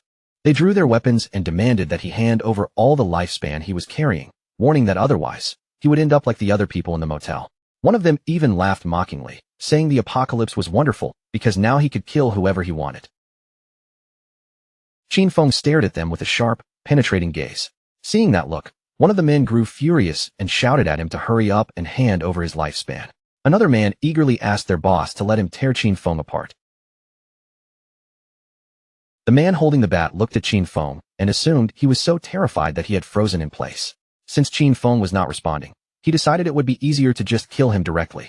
But before any of them could take another breath, a strange energy quietly began spreading through the air around them. Qin Feng activated Shadow Ring Blade, and soon after, the entire hotel began collapsing apart, breaking down piece by piece under the force of his attack. Afterward, Qin Feng picked up a pack of instant noodles. He realized that the more power he synchronized into the real world, the more energy his physical body would need. At his current strength, ordinary food was no longer enough to properly satisfy him. Qin Feng began eating the instant noodles while thinking ahead. Once he dealt with Qian Shishir and her newly founded guild Alice, he would need to find a way to obtain the divine gifted book. Mounted on his wolf, Qin Feng set off once again. He knew Qian Shishir was extremely cunning, far harder to track than Song Fei. However, he still had one useful method. The mission called Kill Qin Feng that he had accepted earlier could be used as bait to lure her out. Still hungry, Qin Feng headed toward Modu, planning to find something to eat along the way. At the same time in Modu, Qian Shishir was throwing a huge party. In front of her men, she smiled proudly and praised them, saying they had all done an amazing job.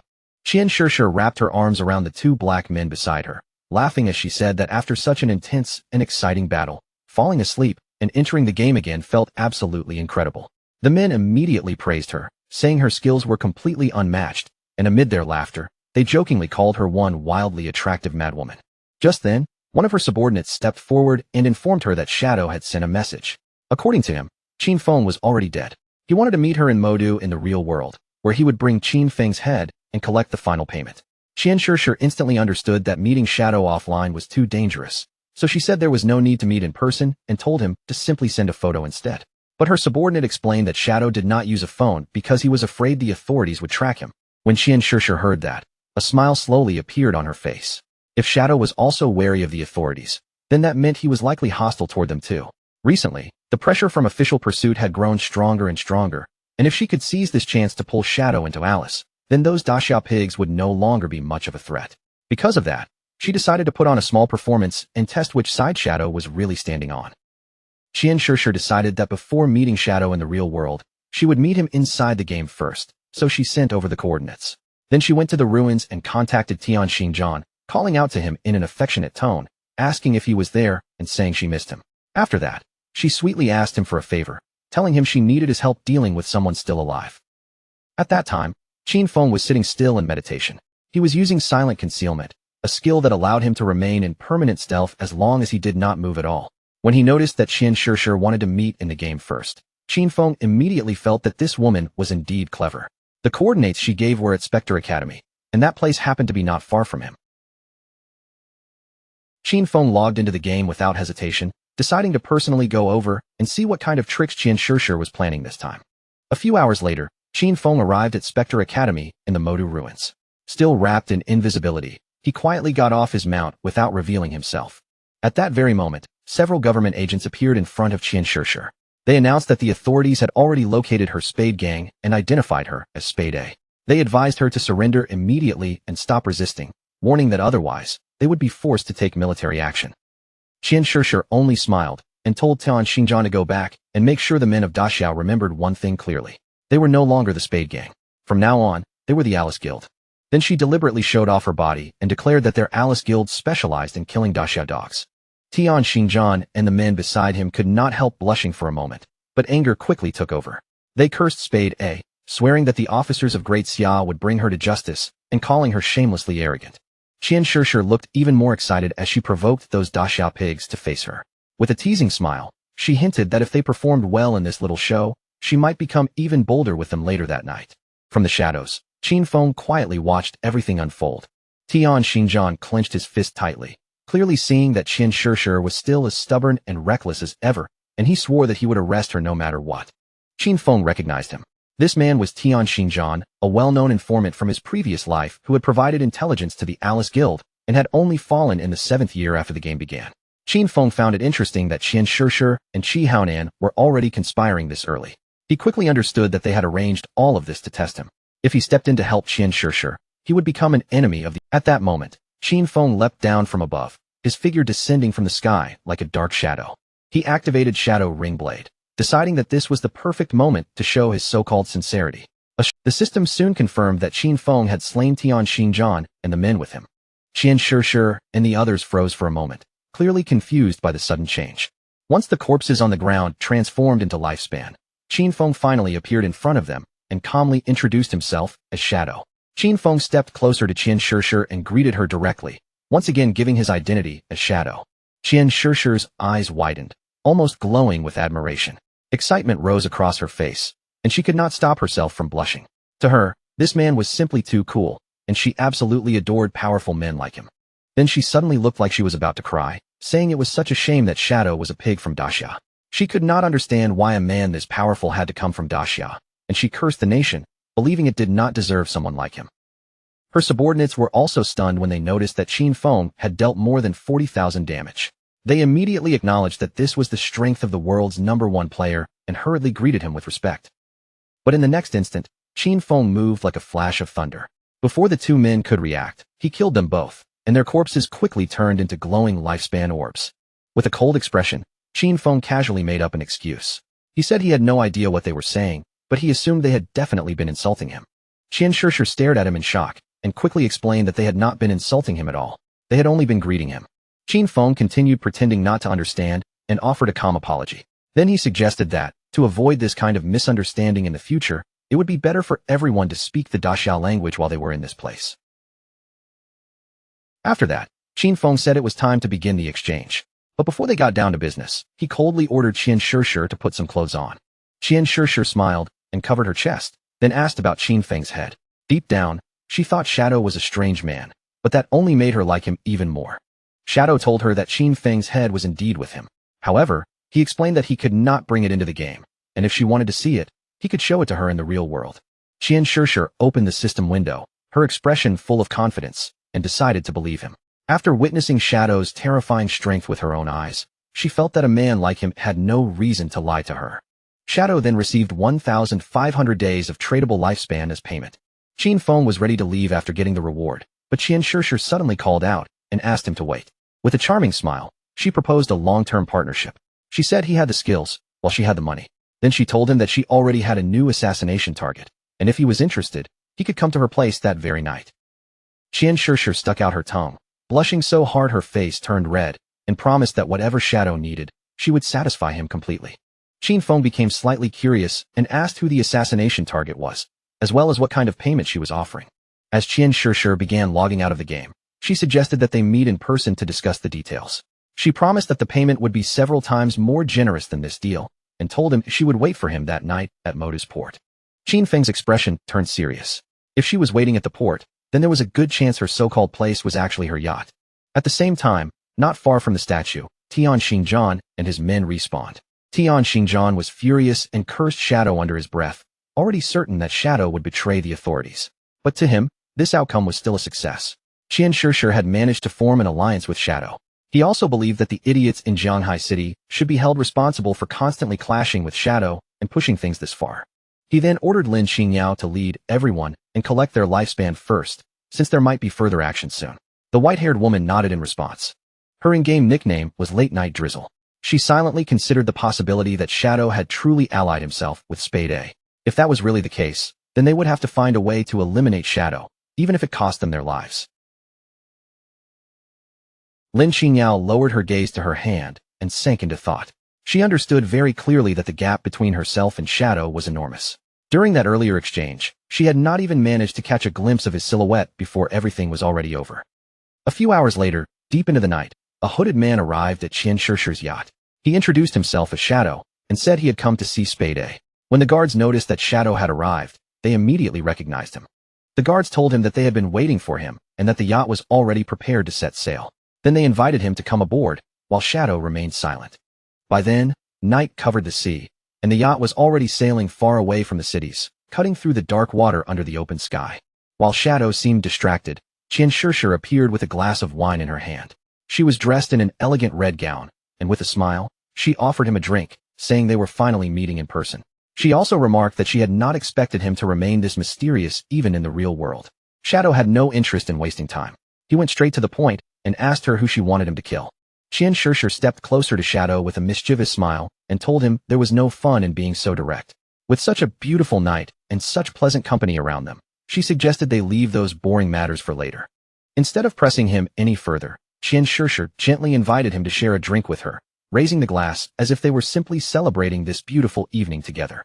Shadow accepted the wine glass from her hand, and without showing even the slightest hesitation, he brought it to his lips and took a calm sip. Seeing him drink so easily, Qian Shishir could barely hide the joy spreading across her face, and before long, Shadow had settled himself down on the sofa. Qian Shishir immediately sat down beside him, leaning close as she wrapped her hands around his arm. With a sweet smile on her face, she asked if he was already starting to feel something, then proudly revealed that the wine had been mixed with her own special secret recipe. Her breathing grew heavier as excitement rose inside her, and she admitted that anyone who drank that mixture would end up obeying her every command. In her mind, she was already celebrating, convinced that everything had gone exactly as planned. Even Shadow, in the end, was still only a man. But her excitement quickly turned into stunned surprise when she saw just how intense the reaction seemed to be. Drooling with anticipation, she moved in front of Shadow and softly told him not to be nervous, urging him to relax and enjoy himself. Then she laid out her plan with a thrilled smile. Once they both reached the peak of the moment, she would finally lift his hood and look clearly at his face, certain that he had to be unbelievably handsome. Until then, though, she wanted to preserve the mystery a little longer. Qian Shishir lost herself in the moment with Shadow, amazed that Daxia could actually have such an extraordinary man. Only now did she feel she understood why he was called Shadow. A fierce heat spread through her body, overwhelming her senses as she marveled at the experience. Feeling that scorching warmth swallow her completely, she urged him to keep going, crying out that she was ready and telling him to release himself, until the moment finally reached its peak. But right at that instant, something strange suddenly erupted from Shadow's body. Green flames burst outward and rushed straight onto Qian Shishir, burning across her body. Qian Shishir froze in horror, feeling a searing heat tear through her as panic flashed across her face. In disbelief, she wondered if this was actually fire. Someone appeared beside her in an instant and snatched the protective crystal pendant hanging around her neck. He had not expected her to possess such a valuable item, one that had actually saved her life. It was a gold-tier universal accessory, a protective crystal pendant with a unique effect that granted its wearer a layer of damage immunity once every 300 seconds. The person standing there was none other than Qin Feng. His body gave off a suffocating pressure, and his sharp gaze locked firmly onto Qian Shishir. She was completely shaken, unable to understand why he was still alive, because she clearly remembered seeing Shadow kill him before. Qin Feng decided there was no longer any need to hide the truth from her. There was only one reason he could be standing there. He was Shadow. Qian Shishir instantly backed away from the so-called Shadow still sitting on the couch, her eyes stretching wide as fear finally crashed over her. The hooded man on the sofa was actually a devout follower Qin Feng had summoned to impersonate him. And judging by its delighted reaction, it had clearly enjoyed its time with Qian Shishir far more than expected. The once proud and arrogant Qian Shishir was now kneeling in front of Qin Feng, slamming her forehead against the floor again and again in desperate panic. She begged him to spare her life, sobbing that she knew she had been wrong. She even offered up every bit of her lifespan and swore she would become his slave, telling him that from that moment on, he could do absolutely anything he wanted with her. Qin Feng looked down at her coldly and asked about the 5 foreigners who had been with her. With tears filling her eyes, Qian Shishir suddenly began barking like a little dog, shamelessly calling him daddy and asking if he would let her live in exchange for the information. Before she could even finish speaking, Qin Feng snapped her neck. As her body twisted in pain, he picked up her phone and quickly realized that the 5 men were not on the yacht. From Qian Shishir's death, Qin Feng obtained 659 years of tradable lifespan. He had originally wanted to catch all of them in one clean move, so this outcome was a little disappointing. Still, he quickly decided his next step. He would use Qian Shishir's phone to contact the authorities, while remaining not far from her luxurious yacht. Soon, police boats began racing across the water toward the yacht. A major murder case had been reported on board, and one of the victims was the heiress of the Qian Group president. According to the informant, the killer's methods were extremely similar to Shadow's skills in the game, making the suspect's identity almost obvious. An investigation team was immediately sent to the scene. Qiu Haonan was also on one of the police boats. In his eyes, Shadow had no respect for the law at all. This kind of senseless killing was a direct provocation against the laws of the country. Once they boarded the yacht, he planned to use search skills on the corpses, and the moment Shadow's location was confirmed, they would unleash full firepower to eliminate him. No matter what, he would avenge his Shishir. Within seconds, the police boats closed in from every side and completely surrounded the yacht. The officers began examining Qian Shishir's corpse. The preliminary autopsy showed that her cause of death was a fractured cervical spine. They also found unidentified DNA samples in her mouth, along with clear burn marks on her body. Qiu Haonan cursed Shadow under his breath, furious that he had not only killed her, but had also humiliated her after death. Xiao Haonan placed his hand on her corpse and activated a skill called Last Words of the Deceased. By touching the body, this skill allowed him to learn the killer's location for 5 minutes. Gritting his teeth, Xiao Haonan swore that he would personally make sure the culprit was brought to justice. But the next second, his eyes suddenly widened in complete shock. He instantly went on alert, drawing his pistol as he warned his men to stay careful. Shadow was right there with them. Without wasting another moment, he ordered everyone to launch a full attack toward the 6 o'clock direction. Before he could even turn around, a powerful venom dart shot through the air and pierced straight into his head, leaving the surrounding officers frozen in shock. Xiao Haonan's body collapsed beside Qian Shishir's corpse, but Lin Xingyu kept her composure and did not panic. With a firm and determined expression, Lin Xingyu immediately summoned a group shield and opened fire. She accused Shadow of killing the investigator and demanded to know whether he was trying to make himself an enemy of the authorities. Qin Feng calmly told them not to be nervous. He explained that the reason he killed Xiao Haonan was because the man was a traitor who had leaked official information to Qian Shishir in exchange for personal benefits. As for proof, Qin Feng pointed out that the evidence should be on Xiao Haonan's phone, and they were free to investigate it carefully. One of the officers turned on Xiao Haonan's phone, checked through it, and quickly reported to Captain Lin that they had indeed found communication records between Captain Xiao and Qian Shishir. It was also revealed that Qian Shishir had been the player known in the game as Black Ace. Captain Lin Xingyu still found it hard to believe, so she decided to look through the evidence herself. She reached out and took the phone, but the officer suddenly panicked and told her to wait a moment. Lin Xingyu frowned in confusion, wondering what exactly was on the phone that she was supposedly not allowed to see. Then her eyes widened in surprise as a photo appeared on the screen, showing Xiao Haonan and Qian Shishir kissing each other. When Lin Xingyu opened the photo gallery and saw all the private photos of Xiao Haonan and Qian Shishir, her face instantly flushed bright red. The officer beside her grew nervous and awkwardly said that he had already tried to warn her.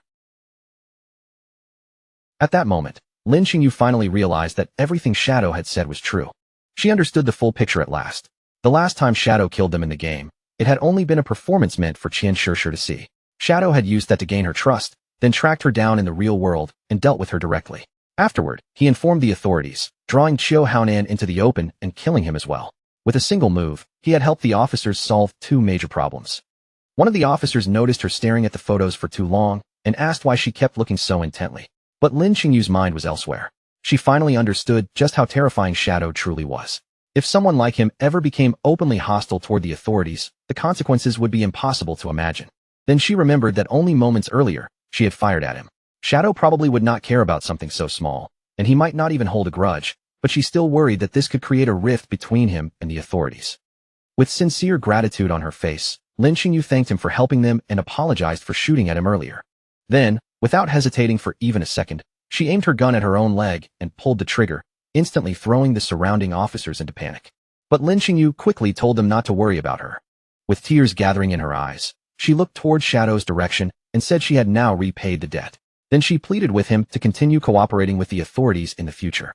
One of the officers moved in to support her and told her there was no need to be that cautious.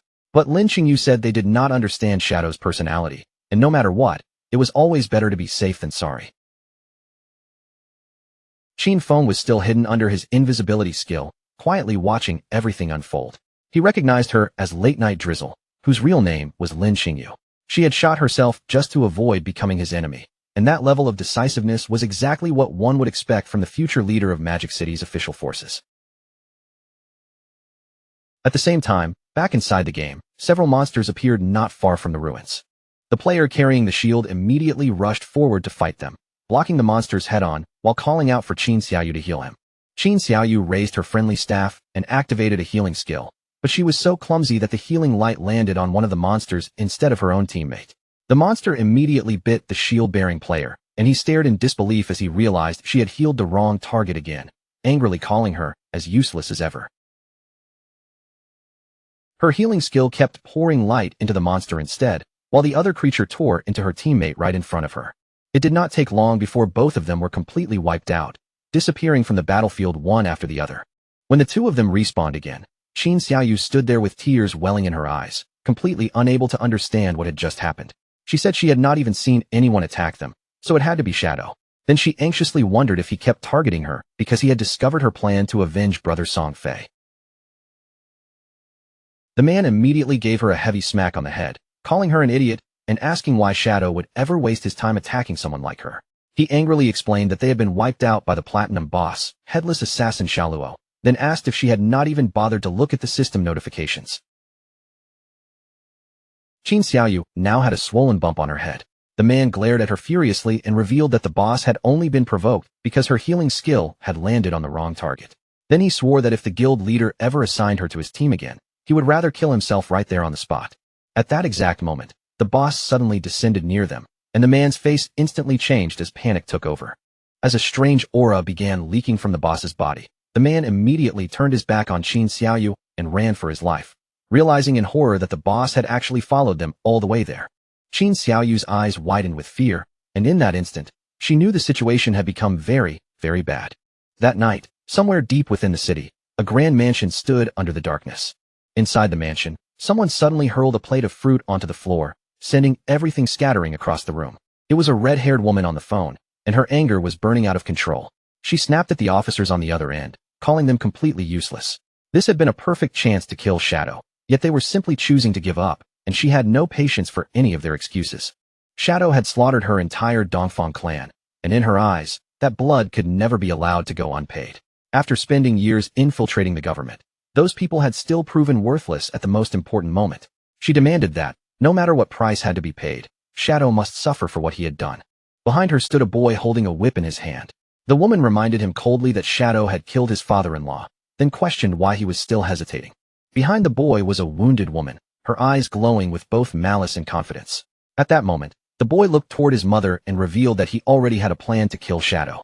His mother immediately became curious and asked her son, Nantian, what kind of plan he had come up with. After all, that godforsaken game was only open to adults over 18, and he still had no way to enter it himself. Nanshan's eyes shone with confidence as he explained that even if he could not enter the game, he could still use his brain. Since Shadow enjoyed killing people so much, his idea was to send some people to provoke him and draw him straight into his father's fireworks factory. They would set everything up ahead of time, and the moment Shadow appeared to kill those people, they would detonate the entire factory.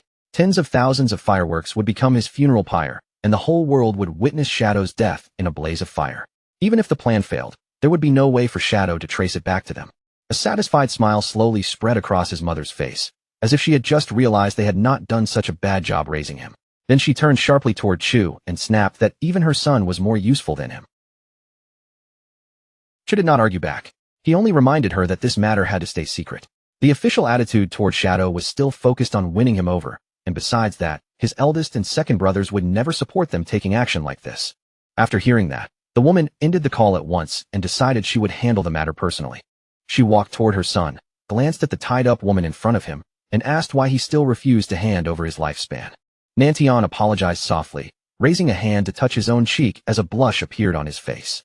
He admitted that he had lost control for a moment and had accidentally killed her. At the same time, inside the godforsaken game, within the ruins of Magic City, the boss that had chased Qin Xiaoyu and her companion attacked with terrifying speed.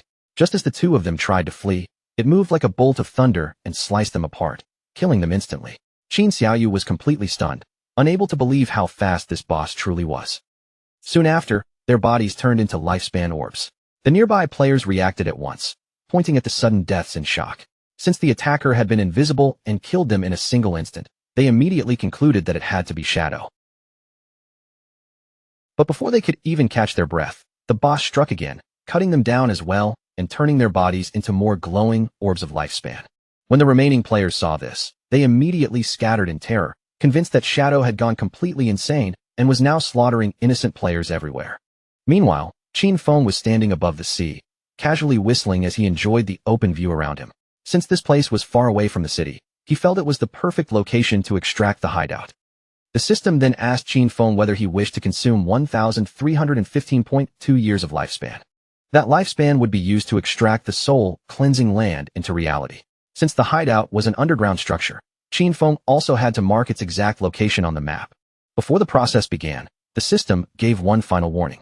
Any material overlapping with the hideout would be completely obliterated, and it asked Qin Feng to confirm the action. Qin Feng lowered his gaze toward the bottom of the sea and calmly confirmed it. Not long afterward, a magic circle began to appear across the water. The sea suddenly split apart, opening a path through the water, and the soul-cleansing land was successfully extracted into the real world. With a calm and steady expression, Qin Feng decided that it was now time to go and search for the divine book. After Qin Feng logged into the game, Wang Ming quickly informed him that someone had reported him for killing players indiscriminately. However, Wang Ming knew it could not have been him, because Qin Feng had not even been online. After looking into the situation, Wang Ming discovered that the real culprit was a platinum-tier boss named Headless Assassin Xiaoluo. Her stealth level was terrifyingly high, and no one could see her at all. Because of that, Wang Ming asked Qin Feng if he could step in and deal with the problem. In the ruins of Magic City, the boss was still massacring every player in the area, leaving nothing behind but lifespan orbs scattered across the ground. Anshuan hid behind a pile of rubble, unable to stop the fear rising in his chest. He wondered what kind of monstrous boss this was, since even his level 3 anti-stealth ability could not detect her. The last time, the Iron Saintess had been overshadowed by shadow, and he had been extremely unhappy about it. With a confident smile, Anshuan claimed that the only real problem was that he could not see the boss. Otherwise, he said he could have contained her all by himself. He even declared that if Shadow appeared, he would be just as helpless against this headless assassin, Xiaoluo. Yin Yin immediately panicked and urged Anshuan to lower his voice before he attracted the boss's attention. Then Yin Yin suggested that they move to higher ground first, since the view from above would give them a much better chance of seeing what was happening. Anshuan began sneaking forward carefully, but in the middle of moving, his foot landed on a banana peel lying on the ground. Poor Anshuan slipped instantly and crashed down, confused about who could have thrown a banana peel there. But before he could even finish his complaint, the boss moved like lightning, slicing Yin Yin and the subordinate clean in half. Their bodies immediately turned into lifespan orbs, and Anshuan was the only one who survived, all because he had accidentally slipped on that banana peel. Anshuan stared in shock, realizing that the boss had wiped out all of his subordinates in an instant. Without wasting a single, Xiaoluo raised her arm, clearly preparing to eliminate Anshuan next. But instead of trembling in fear, Anshuan shouted back at her, boldly declaring that he was not afraid. As the boss prepared to attack, Anshuan quickly rolled away, only to immediately panic when he realized he had rolled far too early. With no time to think of anything else, Anshuan simply kept rolling again and again without stopping. His eyes widened in confusion as he wondered what she was waiting for, and why she still had not attacked him. Anshuan kept rolling around the boss non-stop, circling her over and over until his head spun from reaching his absolute limit. When Anshuan finally stopped rolling, he looked up in confusion and noticed that the boss was beginning to disappear. But by then, he was so dizzy that his vision had blurred, and he could barely see anything clearly at all. After gathering power for her strike, Xiaoluo suddenly unleashed anti-stealth strike. The attack shot straight toward the dizzy Anshuan, and before he could roll away again, the blow landed directly on him. In the very next instant, Anshuan's body shattered apart and transformed into lifespan, leaving nothing of him behind. And while the boss's attention was still caught by that attack, Shadow's figure began to quietly emerge from the darkness. Out of nowhere, Qin Feng appeared above Xiaoluo like a shadow dropping from the sky. Using true anti-stealth strike, he drove his dagger forcefully into her back, dealing more than 28,000 points of damage and killing her instantly. His movement was so fast that Xiaoluo did not even have the chance to turn around or sense him behind her. But when Qin Feng saw the boss's name, he could not help feeling slightly surprised that she was actually called Xiaoluo. A few minutes before Qin Feng showed up, every guild member hiding in the city ruins had started pointing at poor Qin Xiaoyu, blaming her for casting her spell on the wrong target. They said her mistake had awakened the headless boss, causing the monster to notice her and chase her. Qin Xiaoyu's eyes filled with tears, her face full of sadness and helplessness as she quickly explained that she had never meant for any of that to happen. Two of the players were furious and told the guild leader that their teams would never dare accept someone like her. With Qin Xiaoyu around, they said, they might die without even understanding what had killed them. The guild leader quickly told his men to keep their voices down, asking if they were not afraid of drawing the boss over again. The guild leader looked at Qin Xiaoyu with a serious expression and finally understood that she was simply not suited for combat. Because of that, he told her that from now on, her job would be gathering information about hideouts. If she found a gold tier hideout, he would reward her with 3 years of lifespan, and if she discovered a platinum tier one, he would give her 10 years. He could still remember how, back when they first saw her hidden class, they truly thought they had found a treasure. Pointing directly at Qin Xiaoyu, the guild leader then decided that from now on, he would give her 1 year of lifespan every day, since letting her keep dying over and over was far too wasteful. A system window appeared in front of Qin Xiaoyu, informing her that she had received 2 days of tradable lifespan. Her remaining tradable lifespan had now become 2 days, 13 hours, and 32 minutes. With a deeply grateful expression, she thanked him from the bottom of her heart. When the other girls in the guild saw this, anger immediately flared in their eyes. They were convinced that Qin Xiaoyu had only gotten lucky, and that this had been her plan all along so she could see the guild leader every single day. Gritting their teeth and cursing little Xiaoyu, they declared that they would do the same thing too. Just then, lifespan began rising from the area, and someone suddenly noticed that the boss's name was Xiaoluo. The moment they heard that, the guild leader and his men could not help showing curious and confused expressions. A short while later, the boss's corpse appeared on the ground. Then Qin Feng stepped into view and silently fixed his gaze on the guild leader, and the others stared at him with wide eyes, their mouths falling open as shock washed over their faces. Without hesitating for even a second, the guild leader's face twisted with anger, and he immediately landed a heavy blow on the head of one of his own men. At that moment, a strange energy suddenly wrapped around Qin Xiaoyu, and the space around her began to distort, leaving her standing there in confusion. Her eyes widened with fear and surprise, and neither she nor the surrounding players had any idea what was happening. The guild leader reacted instantly. Without wasting even a breath, he kicked Qin Xiaoyu hard in the backside, sending her flying away. Qin Xiaoyu's body floated helplessly into the air, and she immediately screamed in panic, crying out for someone to save her. At that same moment, 3 headless bosses appeared around her. Seeing this, Qin Feng's attention immediately locked onto Qin Xiaoyu. An Xuan and the others, who were watching from a corner, panicked the moment they saw 3 bosses appear. But then they realized there were actually 4, and soon after, 5, because one of them had just been instantly killed by Shadow. Only then did they understand why it had felt like the boss was everywhere at once. There were multiple clones. With tears in her eyes and desperation written all over her face, Qin Xiaoyu began begging for help.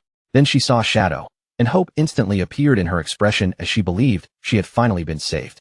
She stretched her hand toward Qin Feng and pleaded for him to save her, calling him Brother Shadow. But the moment Qin Feng heard the word brother from the mouth of someone who had once betrayed him, rage began to burn in his eyes. Just before the headless bosses could launch their attack, Qin Feng moved. Qin Feng activated his new shadow dash, his figure flashing forward in the blink of an eye. In one swift motion, he cut through the bosses and poor Qin Xiaoyu together, slicing them all into pieces. Qin Xiaoyu was stunned beyond belief, unable to understand why Shadow had killed her too. The system then informed Qin Feng that he had killed headless assassin Xiaoluo and Qin Xiaoyu, gaining 48,000 experience points, 20 evolution points, and 1,520 days of tradable lifespan. As lifespan orbs rained down from the sky, Qin Feng turned his back on Qin Xiaoyu's remains and coldly said that she was simply unlucky. Qin Feng used greedy hand to collect the loot. He quickly realized that aside from the 1,520 days of lifespan dropped by the boss itself, there were also many glowing orbs of light. Those were the non-tradable lifespans the boss had just absorbed from other players, which it had not yet fully digested. Captain Anyu and Wang Meng soon appeared. With a smile, Anyu greeted Qin Feng and offered to buy the items from him if he had no use for them. Qin Feng felt a little surprised, wondering why Captain Anyu and Wang Meng seemed to show up everywhere. With a calm look, Qin Feng said they had arrived at just the right time, because he happened to know another place with good loot. If the price was suitable, he could take them there. He told Wang Meng and the others to come with him, but Anyu could not join. Captain Anyu immediately became both angry and confused, demanding to know why she was not allowed to go. Shadow raised his finger and pointed toward Wang Meng, then clarified in a calm tone that, to be more exact, women could not go.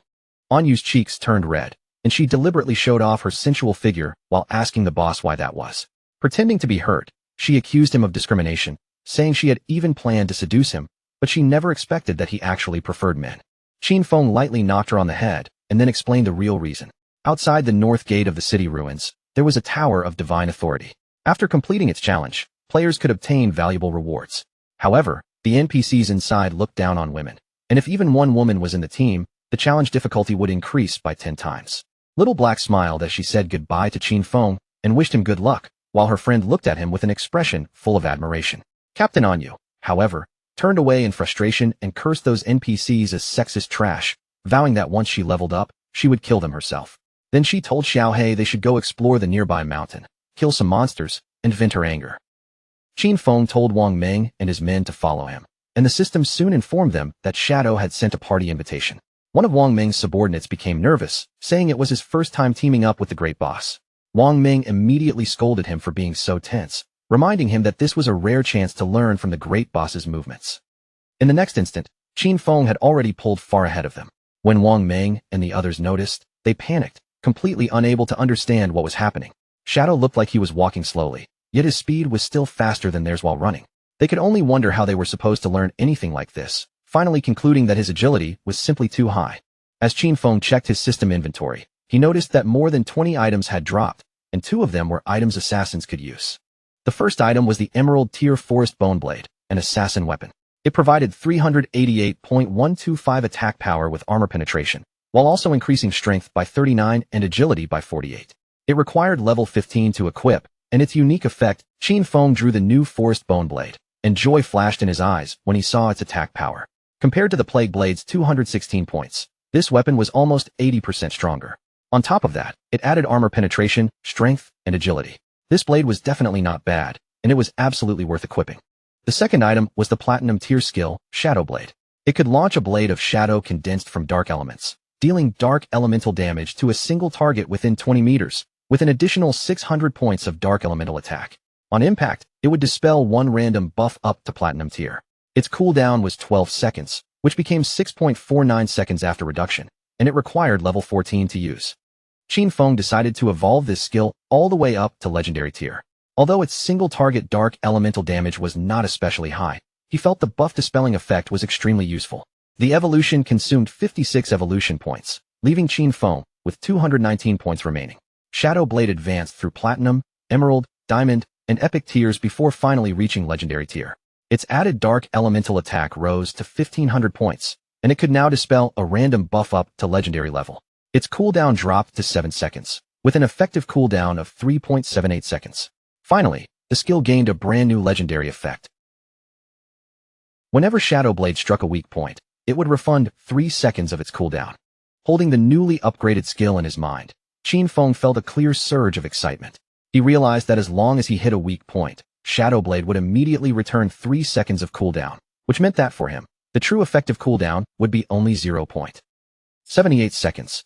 Qin Feng finally came back from his thoughts, but when he turned around, Wang Ming and his subordinate had already vanished from the area without a trace. At the same time, nearly 2 kilometers behind Qin Feng, Wang Ming's subordinates were gasping for breath, completely exhausted. They complained that Shadow was moving far too fast, and that no one could possibly keep up with him, until one of them finally told their captain that he simply could not continue. Wang Ming grabbed one of the exhausted men by the feet and began dragging him along the ground, telling him to stop talking nonsense and keep moving. Qin Feng and the others eventually arrived at the Tower of Divine Authority, which stood deep in the middle of a forest. The tower rose so high into the sky that from the ground, its top could not even be seen. Qin Feng looked toward Wang Ming and his men, then calmly told them this was the place. Once they stepped inside the tower, an NPC would appear and personally give them a challenge. He warned them ahead of time that this NPC was extremely nasty, because the better they performed during the trial, the higher the prices of his items would become afterward. With a calm expression, Qin Feng advised them to hold back and use only 1% of their true strength. Then he told them to try their best, because in the end, all they needed to do was defeat a gold tier boss. But when Qin Feng turned around, he saw Wang Ming and his men sprawled across the ground, their bodies trembling from exhaustion. Clearly, not a single one of them had been able to keep up with his pace. Wang Ming's face was drenched in sweat, and he was gasping so hard he could barely speak. Even so, he forced himself to raise a thumbs up and told Qin Feng not to worry, confidently guaranteeing that the mission would succeed. As Qin Feng walked toward the entrance of the Tower of Divine Authority, he reminded them to communicate through team. Qin Feng and the others pushed open the massive door of the tower and stepped inside together. Wang Ming and his men were immediately surprised when a hooded NPC appeared before them, floating quietly in the air. The figure greeted them warmly as friends from Blue Star and assumed that the arrival of the Forsaken Gods had already made them feel uneasy. The hooded NPC revealed that this place was the Tower of Divine Authority. If they successfully completed the challenge inside, they would earn the right to trade with him. Then he calmly told them to inform him once they were ready to begin. Wang Ming's men were both surprised and confused when they realized the game actually had NPCs. One of them quickly asked Shadow what kind of boss they would have to face in the challenge. Qin Feng simply told them to follow his lead during the fight and assured them it would be easy. But the swordsman in the party grew even more confused and asked him to explain it more clearly. The swordsman wanted every single detail. He asked how long the battle would last, how many phases the boss had, what skills it used, and whether the fight depended more on mechanics or raw stats. He kept going, asking whether the boss had movement skills, instant kill attacks, targeted abilities, where its weak points were, and exactly how long they should expect the battle to continue. Wang Ming told Qin Feng not to mind him. He explained that this guy was nicknamed Steady as an old dog, and ever since an accident during one mission caused 2 party members to die, he had become extremely cautious no matter what he was doing. Qin Feng did not waste any more time and directly told the NPC that they were ready to start. The swordsman instantly panicked, hurriedly saying that he was not ready yet. The NPC slowly lowered his head toward them and announced that it was time for them to start enjoying the trial. A moment later, a portal opened in front of them, and from within it stepped a powerful boss, the level 20 gold tier obsidian skull-splitting puppet. The swordsman's eyes widened with fear when he saw the boss's level. This monster was level 20, while the highest level player among their group was only level 11. Qin Feng remained completely calm and said there was no problem, then signaled for Wang Ming to go first. Following Shadow's order, Wang Ming pulled out his shield and drew his sword from his inventory. With shield charge activated, he rushed headfirst at the boss and slammed his shield hard into its teeth. The boss was instantly enraged and swung back at Wang Ming. Luckily, Wang Ming reacted quickly and managed to block part of the blow with his shield, but the impact still sent his entire body flying backward. Qin Feng moved like thunder and caught Wang Ming before he could crash into the wall. Seeing this, the swordsman and the archer were stunned for a moment, and both of them started to worry for Qin Feng. Qin Feng fixed his eyes on the boss and told the archer not to worry about anything. He ordered him to use Starshine Shot, then turned to the swordsman and commanded him to unleash Triple Ground Slash. Both of them nodded immediately. The archer raised his bow and fired a dense rain of arrows at the boss, making the monster roar in pain as the attack struck its body. Taking advantage of the boss's lowered guard, the swordsman moved in like a gust of wind and launched a series of precise, yet powerful slashes. The boss opened its mouth as blood began to spill out, and its rage grew even stronger. Then it slammed the ground with terrifying force. A powerful aura erupted around the boss's body, and a strange black energy began forming near the swordsman. The moment Qin Feng saw it, he realized that the boss had entered berserk mode. Qin Feng immediately warned them that he would handle it himself, then ordered everyone to stay far away from the black oil spreading across the ground. The swordsman quickly crawled away from the strange energy, while on the other side, the archer barely managed to dodge one of the boss's attacks. Qin Feng leaped into the air, raised his hand, and hurled his shadow blade straight toward the monster. The attack was so fast that the boss had no chance to react. The blade struck directly into its face, instantly dealing more than 4,500 points of damage. But instead of calming down, the boss only roared even louder. Qin Feng immediately used his skill to dispel the berserk state from its body. Wang Ming could not help smiling as he commented that the damage Qin Feng dealt did not match his true strength at all. It was almost as if the boss had removed all of his gear. The swordsman's face lit up with joy as he said Shadow was truly amazing at pretending, since he had stayed in the corner the whole time. The NPC probably thought he was a complete beginner. The archer became curious and asked Qin Feng how he knew the NPC's items would become more expensive when stronger players performed too well. More than that, he wanted to know how Qin Feng had discovered such a hidden detail in the first place. Qin Feng thought for a moment before explaining that this game was full of secrets. A great deal of information was buried deep within the ruins, so they should often ask themselves whether they had truly made an effort to explore and whether their knowledge had actually grown. The archer and the swordsman both fell silent, unable to come up with any response to his words. While they were distracted by Qin Feng's explanation, the boss suddenly opened its mouth and began charging a fireball. As the fireball in the boss's mouth grew larger and more powerful, Qin Feng warned them that the monster was about to spin clockwise and spit flames. He told them to dodge properly, explaining that once the fire touched the black oil on the ground, they could be burned to death in only 3 seconds. Wang Ming and the others immediately scattered in different directions, but Wang Ming quickly noticed something wrong and shouted that Old Dog was running the wrong way. Qin Feng instantly realized it was already too late for Old Dog to dodge. Without hesitation, he ordered Wang Ming to activate invincibility and block the attack for him. Wang Ming obeyed at once, stepping forward with his shield raised and taking the attack head-on. Qin Feng praised him for the quick response, then ordered everyone to wait until the flames died down before unleashing their strongest damage skills and attacking with everything they had. The archer immediately released another rain of arrows, while the swordsman leaped forward and prepared to strike. Wang Ming followed close behind, ready to block any counterattack from the boss. Their combined assault worked perfectly. Before the boss could even take another breath, Wang Ming and the others dealt more than 25,000 points of damage, killing it on the spot. The system congratulated them for defeating the level 20 obsidian skull-splitting puppet.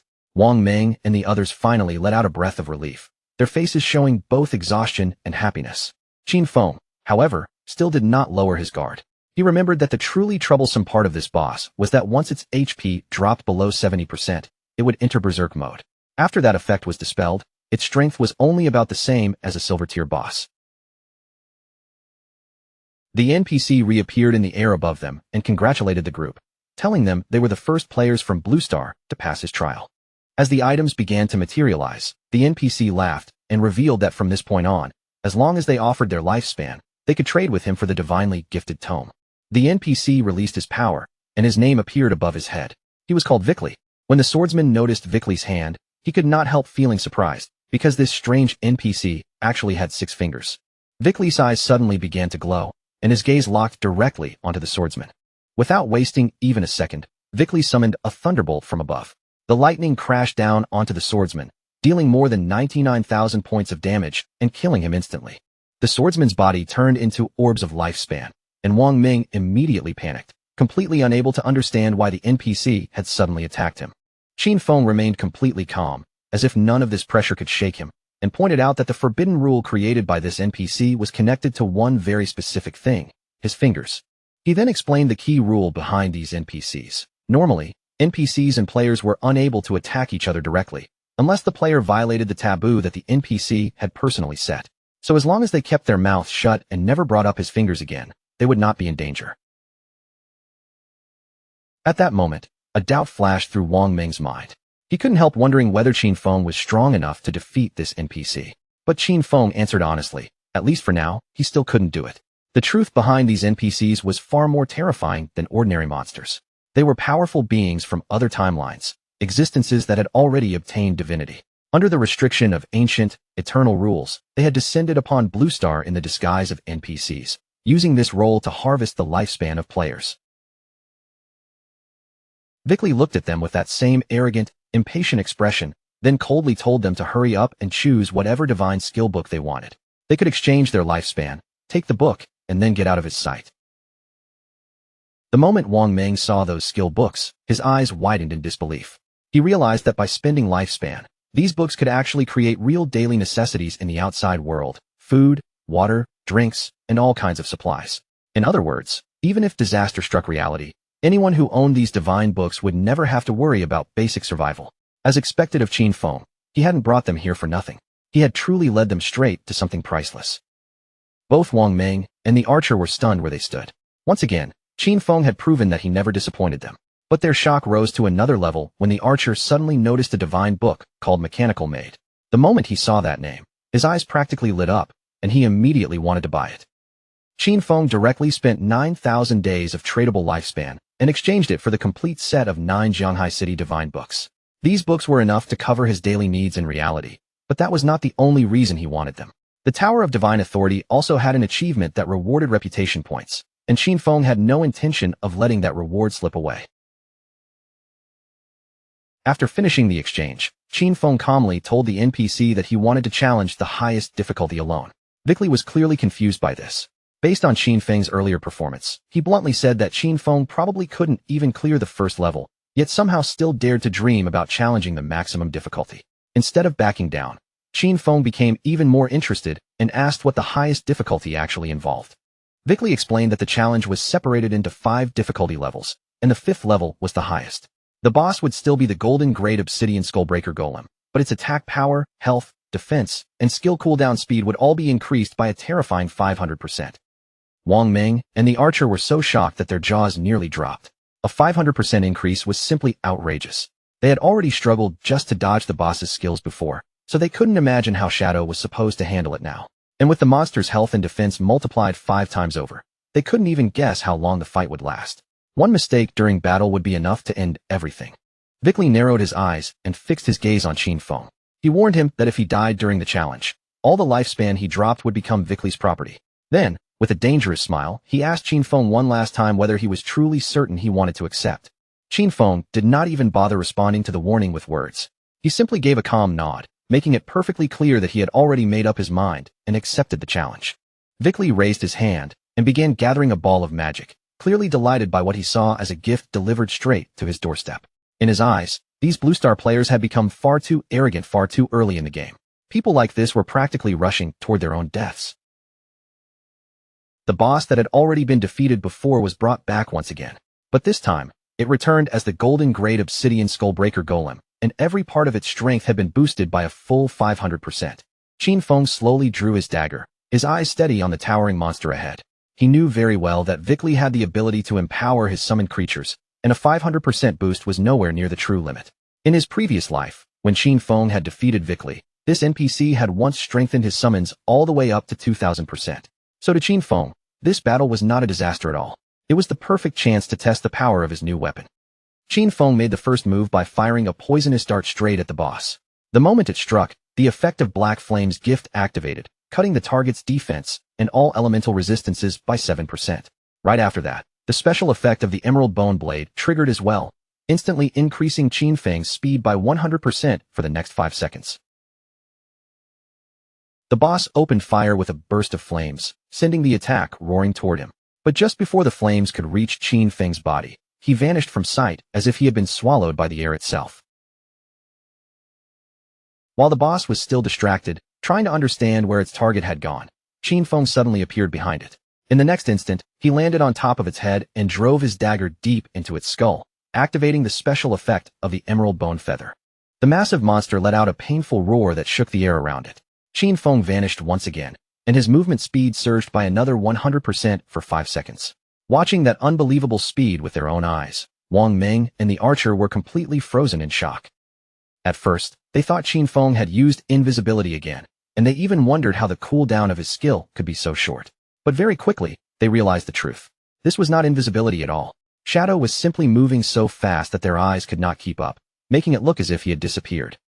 Qin Feng then activated Blessed Liberation, preparing his next strike so that it would carry the throat slash effect and unleash an even deadlier follow-up. Using Shadow Dash, Qin Feng shot forward like a flash of thunder, cutting through the boss and dealing more than 100,000 points of damage in a single explosive attack. At the same time, Black Flame's gift stacked even further, reducing the monster's defense and all elemental resistances by a massive 64%. Even after Qin Feng used his strongest skills, the monster's health bar had only dropped slightly compared to its enormous total. But Qin Feng was actually pleased with the result, because he knew this was thanks to the buff from the ancient Godstone tablet. Without that item increasing the stacking limit of Black Flame's gift, every hit from Shadow Dash would have dealt only around 18,000 damage at most. Wang Ming stared at the boss's health bar in disbelief.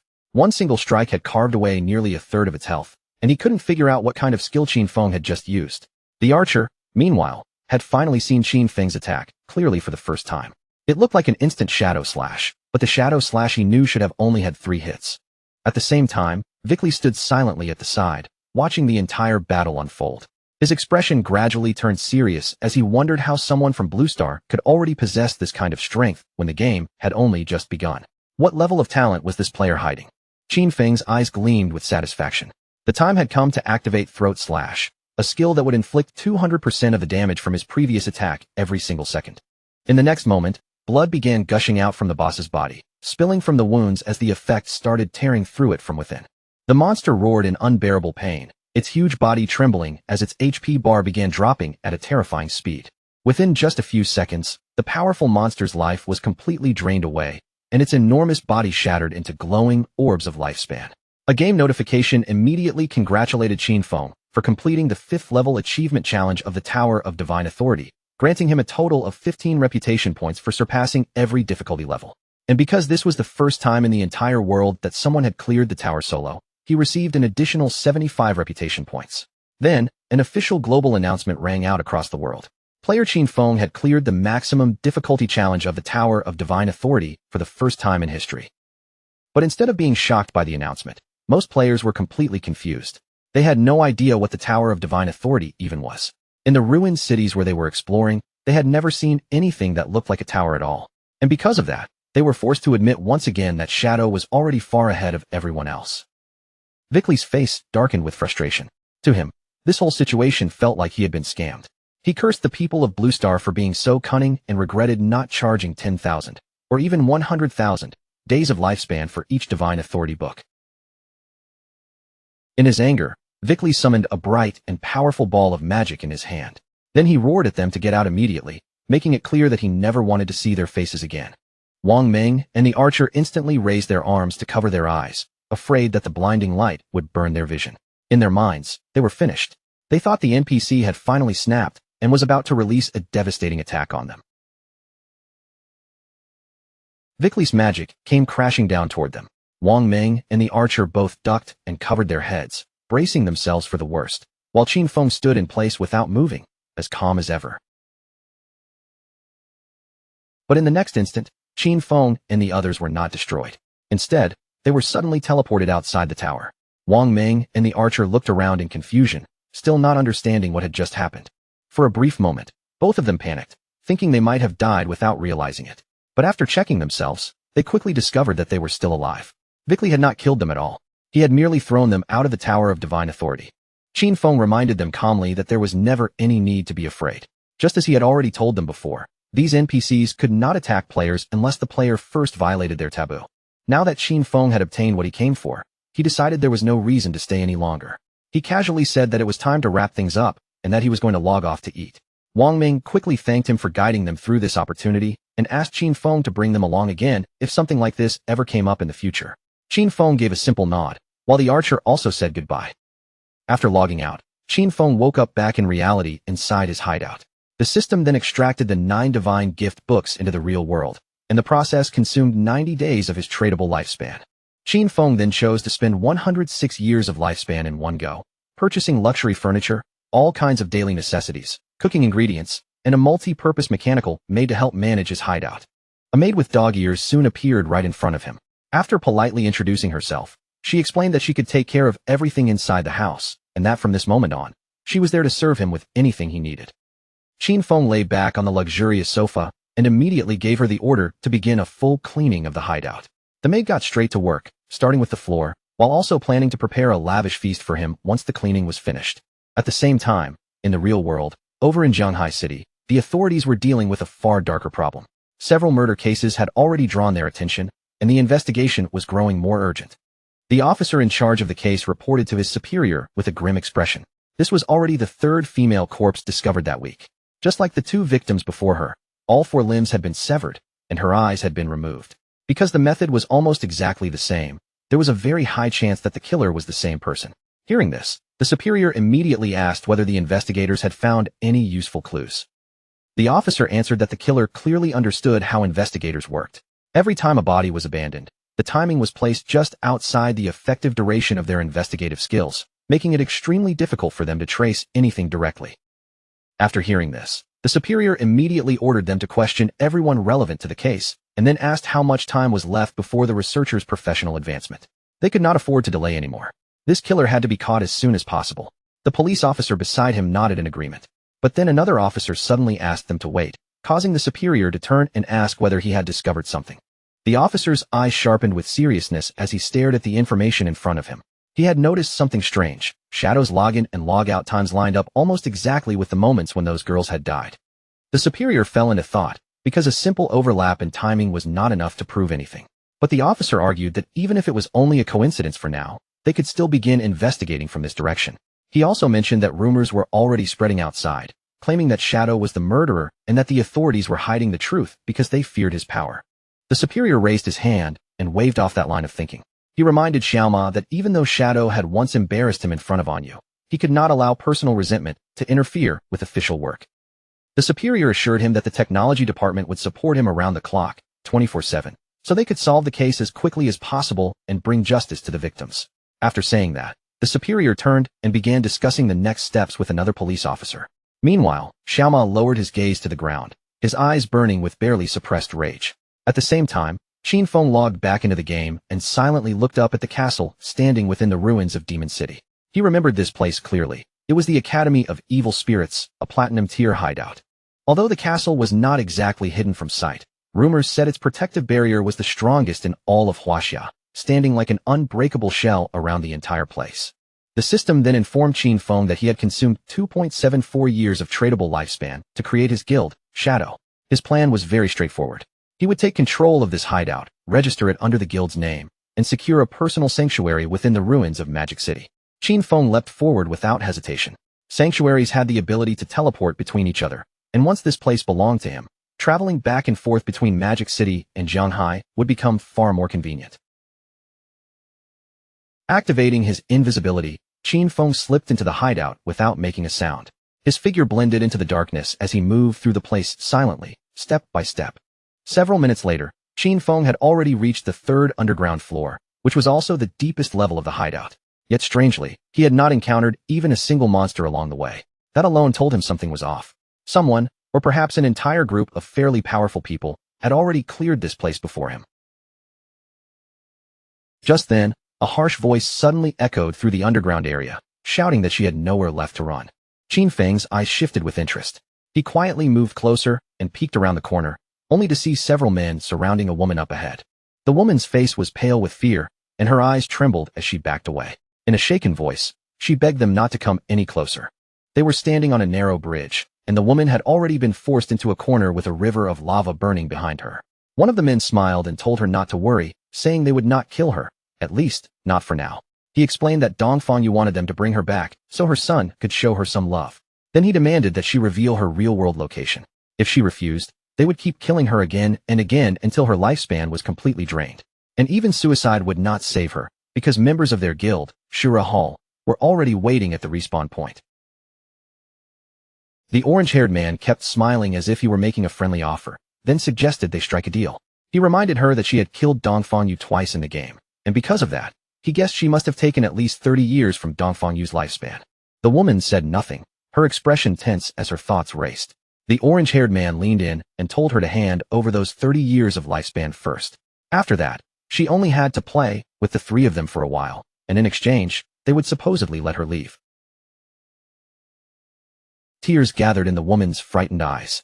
Her voice shook as she looked at them and asked what exactly they were planning to do to her.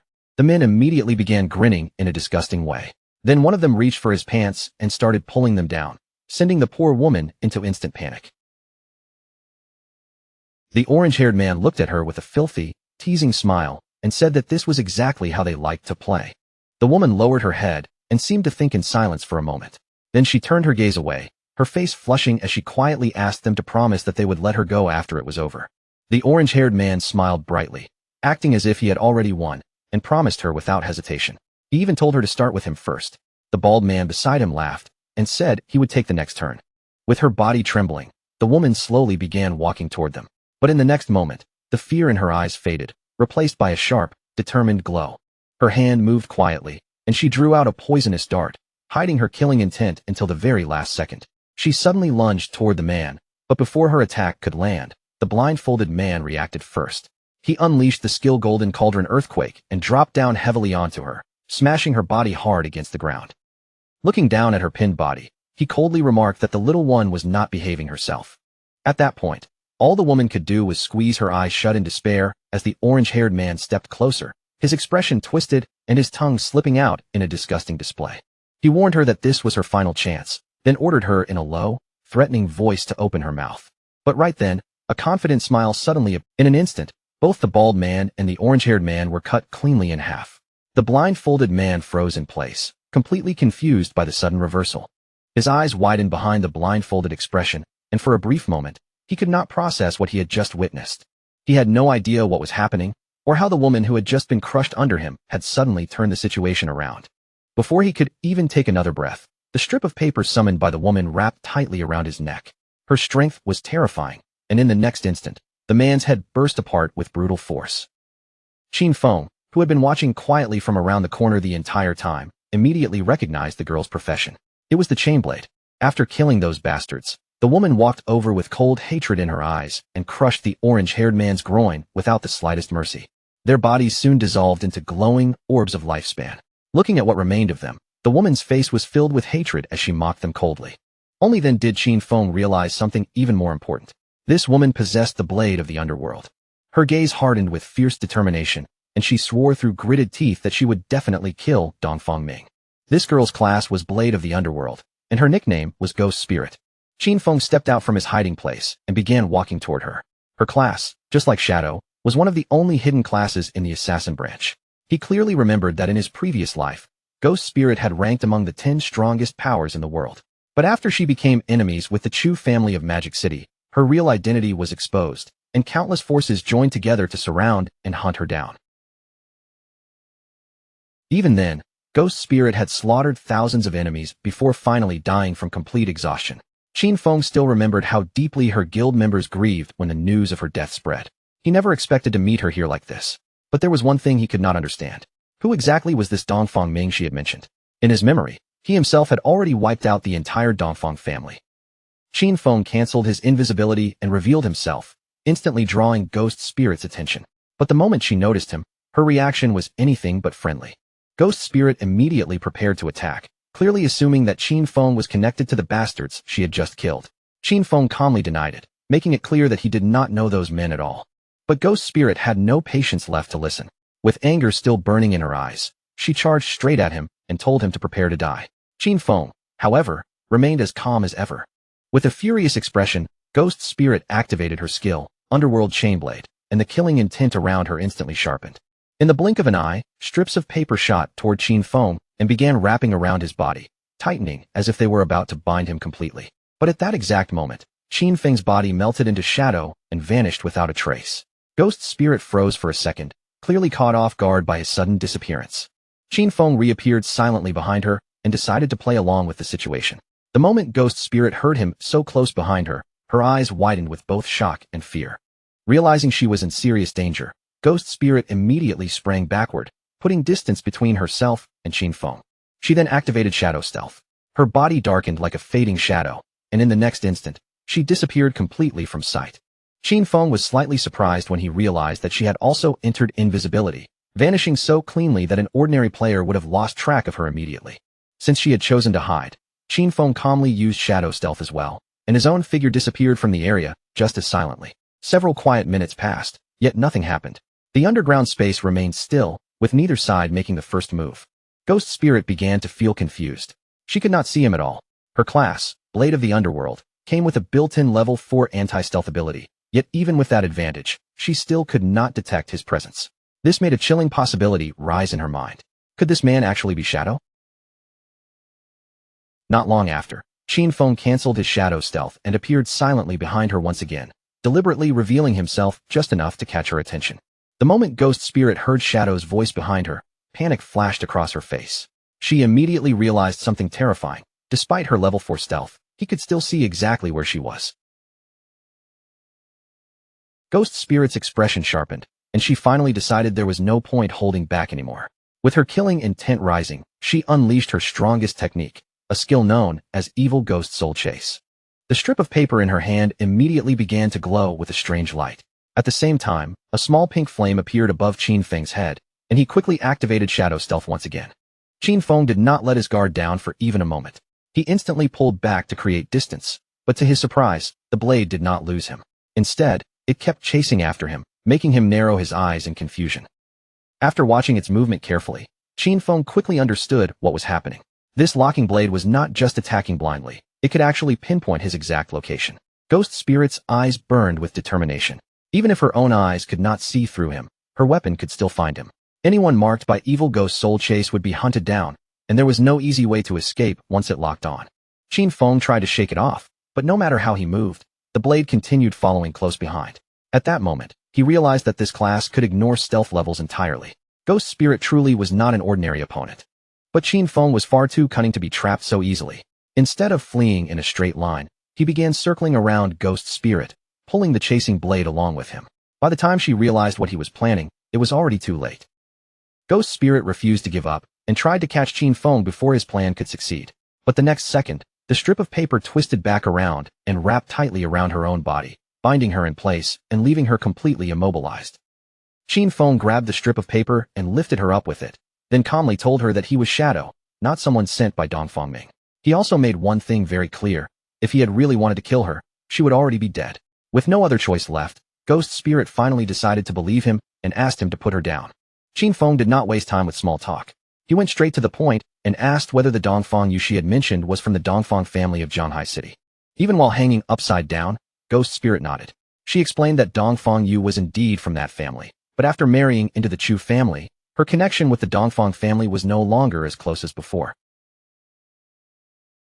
Qin Feng immediately understood the situation. A fish had slipped through the net. Apparently, Dongfang Yu had not been present when he wiped out the Dongfang family. Ghost Spirit's eyes widened in shock when she realized what he meant. The person standing in front of her was actually the one who had annihilated the Dongfang family. Her shock quickly turned into excitement and joy. If Shadow had destroyed the Dongfang family, that meant he and Dongfang Yu were enemies as well. She immediately told him to put her down, saying that the enemy of her enemy was her friend, and that the two of them could work together. Qin Feng loosened his grip on the strip of paper without warning, and Ghost Spirit dropped straight down, landing heavily on the ground. He looked down at her and said that cooperation could wait. Before anything else, he wanted to know why she was so determined to kill Dongfang Yu. Ghost Spirit clenched her teeth so hard that her jaw tightened, and the hatred in her eyes became impossible to hide. She said she wanted revenge for her murdered family, then began telling the dark and painful story behind it. Before the arrival of that godforsaken game, Dongfang Yu had killed Ghost Spirit's mother in a drunk driving accident. But because the Chu family stepped in and found someone else to take the blame, Dongfang Yu escaped punishment completely. Her father could not accept that injustice. He eventually found evidence that could convict Dongfang Ming, but the very next day, his body was pulled out of the river, and the official conclusion was simply written off as suicide. When Ghost Spirit went to Dongfang Yu's home to demand an explanation, the Chu family's guards beat her until she was nearly dead. She sank into despair, pushed to the edge of ending everything, and it was at that exact moment that the godforsaken game arrived. After entering the game, the very first thing Ghost Spirit did was kill Dongfang Yu. But if she wanted to make that death permanent, she had to completely drain Dongfang Yu's lifespan. After Dongfang Yu revived again, she began hiring countless people to hunt Ghost Spirit down, which eventually led to the situation Qin Feng had just witnessed. Qin Feng stood there in silence as Ghost Spirit finished telling her story. From beginning to end, he did not interrupt her even once. Tears streamed down Ghost Spirit's face as she looked at Shadow with desperation in her eyes. Her voice trembled as she begged him to help her kill Dongfang Yu. Qin Feng's answer was cold and direct. Without softening his words or giving her false hope, he refused. But Ghost Spirit did not give up. With sorrow filling her tearful eyes, she begged him again, pleading for him to help her kill Dongfang Yu. Qin Feng quietly stared at her. He could tell from her expression that she was not the kind of person who would easily abandon her revenge. With a pained look on her face, Ghost Spirit promised that she would not ask for his help without paying a price. She offered him everything she had. She would work for him, hand over every bit of lifespan she earned, give him her equipment, and even surrender her skills, as long as he helped her kill Dongfang Yu. And then, with her pride already crushed by hatred and desperation, she declared that she would even become his slave willingly. Qin Feng studied her in silence, and a trace of surprise flickered in his eyes. Then, with a calm but almost arrogant gaze, he told her he would not help her kill Dongfang Yu. That revenge belonged to Ghost Spirit, and it had to be settled by her own hands. Qin Feng was not some heartless villain, so he told her that he would help her reach that point. But how far she could truly go after that would depend entirely on her own fate. Ghost Spirit froze in shock, her eyes widening with confusion. She could not understand what kind of help he meant or how he planned to support her revenge. Qin Feng spoke honestly, his gaze calm and steady. He told her to join his guild, become one of his people, and in return, he would help her complete her revenge. A system window appeared in front of Ghost Spirit, informing her that Shadow had invited her to join his guild, which was also named Shadow. Ghost Spirit fell silent and thought it over. Then her eyes slowly lit up with joy when she realized that Shadow's guild currently consisted of only him. If all she had to do was join, then there was nothing to hesitate about. Without wasting another second, she accepted the invitation, and a system window confirmed that she had officially joined Qin Feng's guild. Qin Feng accepted Ghost Spirit's friend request as well. Seeing that she had chosen to join, he felt satisfied and told her that there was only one thing she needed to focus on now: class advancement. Qin Feng turned his back to her and said she would have to figure out for herself what class advancement was and how to complete it. Once she achieved it, she could come find him again. Ghost Spirit remained kneeling on the ground, but her eyes began shining with renewed determination. Qin Feng made his meaning clear. If she could not even accomplish this much, then she might as well give up on revenge altogether. Using shadow stealth, Qin Feng disappeared from the area.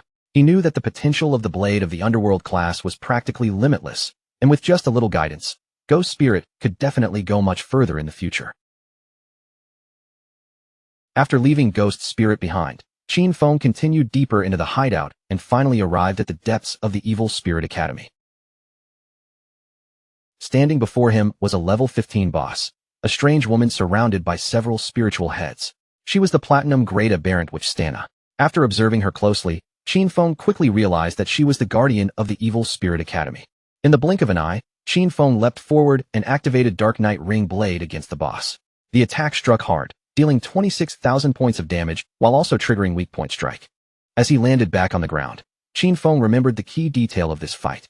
During the first phase, only one of the boss's 4 heads would activate, and she would be immune to physical damage. Because of that, he could only rely on elemental skills for now, even though they dealt slightly less damage. Qin Feng summoned his Shadow Blade, his eyes glowing with confidence. He had the pale white bone blade to increase his movement speed, and his Shadow Blade skill could reset its cooldown whenever it hit a target.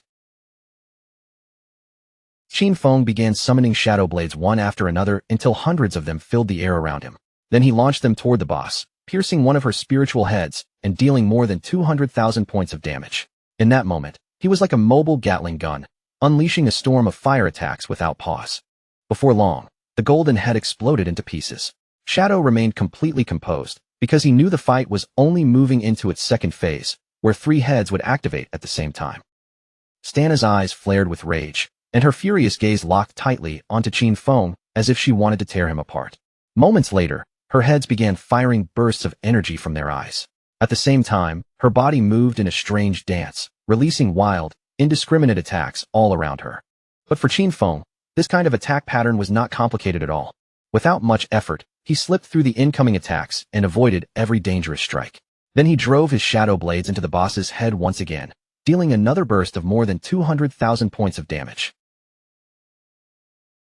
As Stana twisted in pain, Qin Feng landed lightly back on the ground. Without even looking back at her struggling body, he turned away as if the battle had already lost his interest, calmly bringing the performance to an end.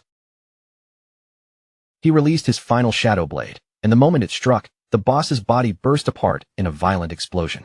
The system immediately announced that Qin Feng had killed the aberrant witch Stana, gaining 50,000 EXP and obtaining the Platinum Tier hideout key of the Evil Spirit Academy. Qin Feng's eyes widened slightly when the system revealed that he now met the requirements for class advancement. Without hesitation, he chose to advance his class. A dark shadow quickly wrapped around his entire body, and his shadow class rose from Tier 1 to Tier 2. With that advancement, his attribute bonuses surged dramatically. Strength increased from 9 to 27, Constitution from 9 to 27, Agility from 24 to 72, and Spirit from 15 to 45. This class advancement directly tripled all of his attribute bonuses, causing a huge rise in his strength, constitution, agility, and spirit.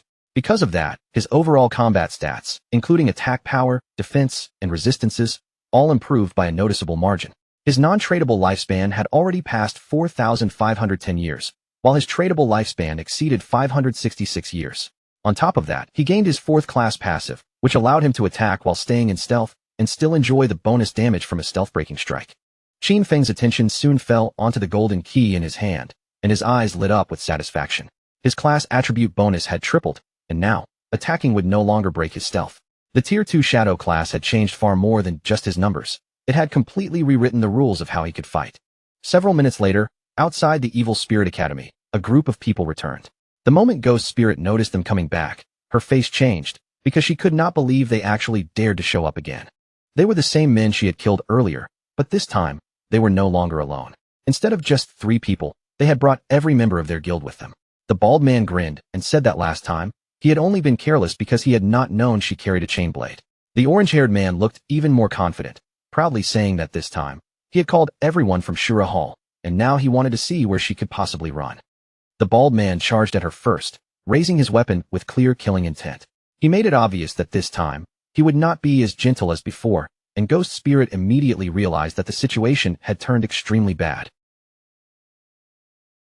Using Earth Slash, the bald man came crashing down toward the ground and swung his axe straight at her. Fortunately, Ghost Spirit reacted just in time, twisting her body away and narrowly dodging the heavy strike. With a sharp and confident look in her eyes, Ghost Spirit immediately tried to activate Shadow Stealth. But at that exact moment, someone threw a flash grenade toward her. It exploded right in front of her face, releasing a blinding burst of light that forced her to cancel the skill and raise her hands to cover her eyes. Taking advantage of that opening, the bald man rushed in and kicked her hard, sending her body crashing down. He stepped on her head with an arrogant smile, pressing her into the ground as he said he was going to teach her a real lesson this time. Even so, Ghost Spirit's eyes still refused to surrender. She struggled to move and quietly pulled out a small green vial. But before she could use it, the orange-haired man stomped down on her hand and snatched the vial away. After examining it closely, he realized it was suicide poison. Its effect was to sacrifice half of the user's lifespan and return them to the respawn point. Instead of being angry, the man seemed amused, laughing at how fierce and stubborn her personality was. He stuck out his tongue with a twisted expression, unable to hide his excitement. The more she resisted, the more he seemed to enjoy it, as if her defiant personality only made him more interested. Ghost Spirit's eyes widened with fear, and for the first time, a trace of helplessness flickered across her face. Then he leaned closer and began licking her cheek. But in the very next moment, his eyes suddenly widened in shock as a system window appeared in front of him. It announced that the Great Platinum Sanctuary, the Evil Spirit Academy, now belonged to the Guild Shadow. The barrier had been activated, and every person who did not belong to this guild would be treated as an intruder. The sanctuary's defense system immediately began eliminating the intruders. A powerful thunderbolt tore down from above, striking the men before they even had time to react. In the blink of an eye, their bodies were reduced to glowing orbs of lifespan, scattered across the ground where they had just been standing. Ghost Spirit stared in stunned silence as she realized what had happened. The Evil Spirit Academy was actually a sanctuary, and now it belonged to her guild. That meant that within just a few minutes, Shadow had killed the Guardian and obtained the key. Qin Feng also obtained the Jade Tier Aberrant Witch's Ring. This ring could be used by all classes starting from level 14, and it increased every attribute by 22 while also raising cooldown speed by 30%. Its unique effect increased the range of area skills by 25% and boosted area damage by 10%. As if that were not already impressive enough, he also received the Platinum Grade Virulent Poison Trap. This Platinum Grade skill was designed for Assassin and Hunter classes. It allowed Qin Feng to place a trap with level 5 stealth. Any enemy who triggered it would suffer 500 additional poison damage, be slowed by 50% for 5 seconds, and continue taking poison damage equal to 100% of his attack power. He could place up to 3 traps at most, each with a 4.65 second cooldown and a duration of 3,600 seconds. Qin Feng was quite satisfied, because 2 of the items that dropped were usable by assassins. The ring, in particular, was very useful to him. Both his Instant Shadow Slash and Dark Knight Ring Blade were area of effect skills, so the ring would give him a major boost. His eyes then lit up with joy as he noticed that he had 363 evolution points, exactly what he needed to evolve his Backstab Enhancement skill to Legendary. He consumed 340 evolution points, leaving only 23 behind. With that, Backstab Enhancement successfully evolved from Epic to Legendary, and its passive effect increased back attack damage from 75% to 100%. Even better, the Legendary effect made all of his damage while in stealth count as backstab damage. Qin Feng was extremely pleased, because combining this constant backstab bonus with the permanent stealth effect from his advanced class would massively raise both his damage output and his ability to survive. Just then, Little Black contacted Qin Feng and told him she had discovered another set of ruins, asking if he wanted to come take a look. When Qin Feng asked where she was, she said she was in the Jianghai City ruins. According to her, the stones around the temple entrance were carved with murals that looked very similar to the ones in the beginner village ruins. Shadow was a little confused and asked why they had not explored it themselves. With their current progress, they should already be capable of dealing with a platinum grade boss. Little Black answered honestly that they had wanted to keep going, but after they cleared all the enemies to the very end, a teleportation orb appeared. When they touched the orb, nothing happened at all. The system only said that a fated person was required to enter, so Little Black wondered whether her boss might be that person. Qin Feng decided to check it out personally. He told her to wait for him and prepare her lifespan, because he would bring over the new equipment he had just obtained. Besides, now that he could teleport between sanctuaries, traveling from the Magic City ruins to the Jianghai ruins had become much more convenient. Little Black also mentioned that the officials on Jianghai's side did not have enough lifespan, so he could sell the equipment directly to the officials in Magic City instead. At that same time, Little Black was waiting on the outskirts of the Jianghai City ruins. She was riding on a white llama, and the creature was calmly lowering its head, chewing on the grass as if nothing dangerous could happen nearby. Not long after, Qin Feng appeared silently behind her and asked where the ruins were. Hearing Qin Feng's voice so suddenly from behind, both Little Black and the llama were startled at the same time. Little Black quickly complained and told him not to scare her like that. Qin Feng had clearly done it on purpose, but he still lied with a straight face and promised he would be more careful next time. Little Black leaned forward and peeked over the edge of the cliff, then pointed down and said the entrance to the ruins was at the bottom. When Qin Feng asked how they had found a place like this, she gave a slightly awkward look and said it was a long story. Little Black turned toward the llama beside her and explained that she had found a mount in this area, a little sheep-like creature. While she was playing around with it, a silver gray boss suddenly appeared nearby, scaring both of them badly. In her panic, Little Black accidentally fell off the cliff. Fortunately, she was caught by a tree growing near the bottom, and that was exactly how she noticed the cave hidden below. Very carefully, Little Black began making her way down toward the bottom of the cliff, reminding Qin Feng to watch his step and not slip. She explained that after she respawned, she called Captain and Uncle Wang Meng over, and the three of them explored the place together. Qin Feng jumped down after her with ease, casually commenting that finding a hidden place like this really did fit her style. Little Black immediately praised Shadow's smooth movements, then mentioned that Wang Meng had tried to jump down the same way before, only to slip and die from the fall. The two of them entered the cave. As they moved deeper inside, Little Black explained that there was a labyrinth ahead, but they had already cleared out the monsters and explored the entire route. Qin Feng then reminded her that from now on, she should avoid dying whenever possible. He warned her that if her non-tradable lifespan ever reached 0, the situation would become extremely dangerous. Little Black smiled confidently and promised that she understood. She said she already knew about skills that could drain other people's lifespan, but they had taken precautions because they had a way to replenish their non-tradable lifespan. Qin Feng was slightly surprised and asked if they really had a reliable method for restoring it. Little Black raised a finger and explained that inside the city ruins, they would lure monsters that had absorbed non-tradable lifespan into a secluded area. After killing those monsters, they would gather and store all the non-tradable lifespan that dropped. Then, whenever they needed to restore their own, they could simply return to that place and replenish it. Qin Feng grew interested after hearing that, and said it was actually a pretty good method. Little Black looked shocked, because Qin Feng had guessed it correctly in one try. Qin Feng, however, remembered very clearly that in his previous life, Anyu had been the one who invented this method, and over time, nearly everyone ended up using it. Not long after, they reached the teleportation orb. Little Black placed her hand against it, but the system immediately informed her that she was not the fated person, so the mechanism would not activate. She then asked Shadow to give it a try, explaining that everyone believed this temple might be connected to the one back in the beginner village. Qin Feng became curious as well. He stood in front of the orb and quietly observed it for a moment, watching it without rushing to act. Finally, he reached out and touched it. The instant his hand made contact, the orb began to glow brightly, and a powerful wave of energy started pouring out from within. Little Black quickly raised her arms to cover her eyes, completely confused by the sudden burst of light and not understanding what was happening. When the light faded, she was shocked to find that Qin Feng had disappeared without a trace. Even the orb was gone. Realizing that both her boss and the mechanism had vanished together, Little Black confirmed her suspicion. Shadow really was the fated person. Meanwhile, Qin Feng found himself transported to a new place known as the Cave of the Ice Tide, and the moment he arrived, he realized that all remote communication had been blocked. Qin Feng did not relax for even a second after arriving in this unfamiliar place. His eyes swept across the surroundings, and he immediately activated his invisibility skill, hiding his figure before anything could catch him off guard. Right then, the system assigned him a new mission: protect the Ice Tide crystal. Qin Feng's gaze instantly locked onto the crystal in front of him.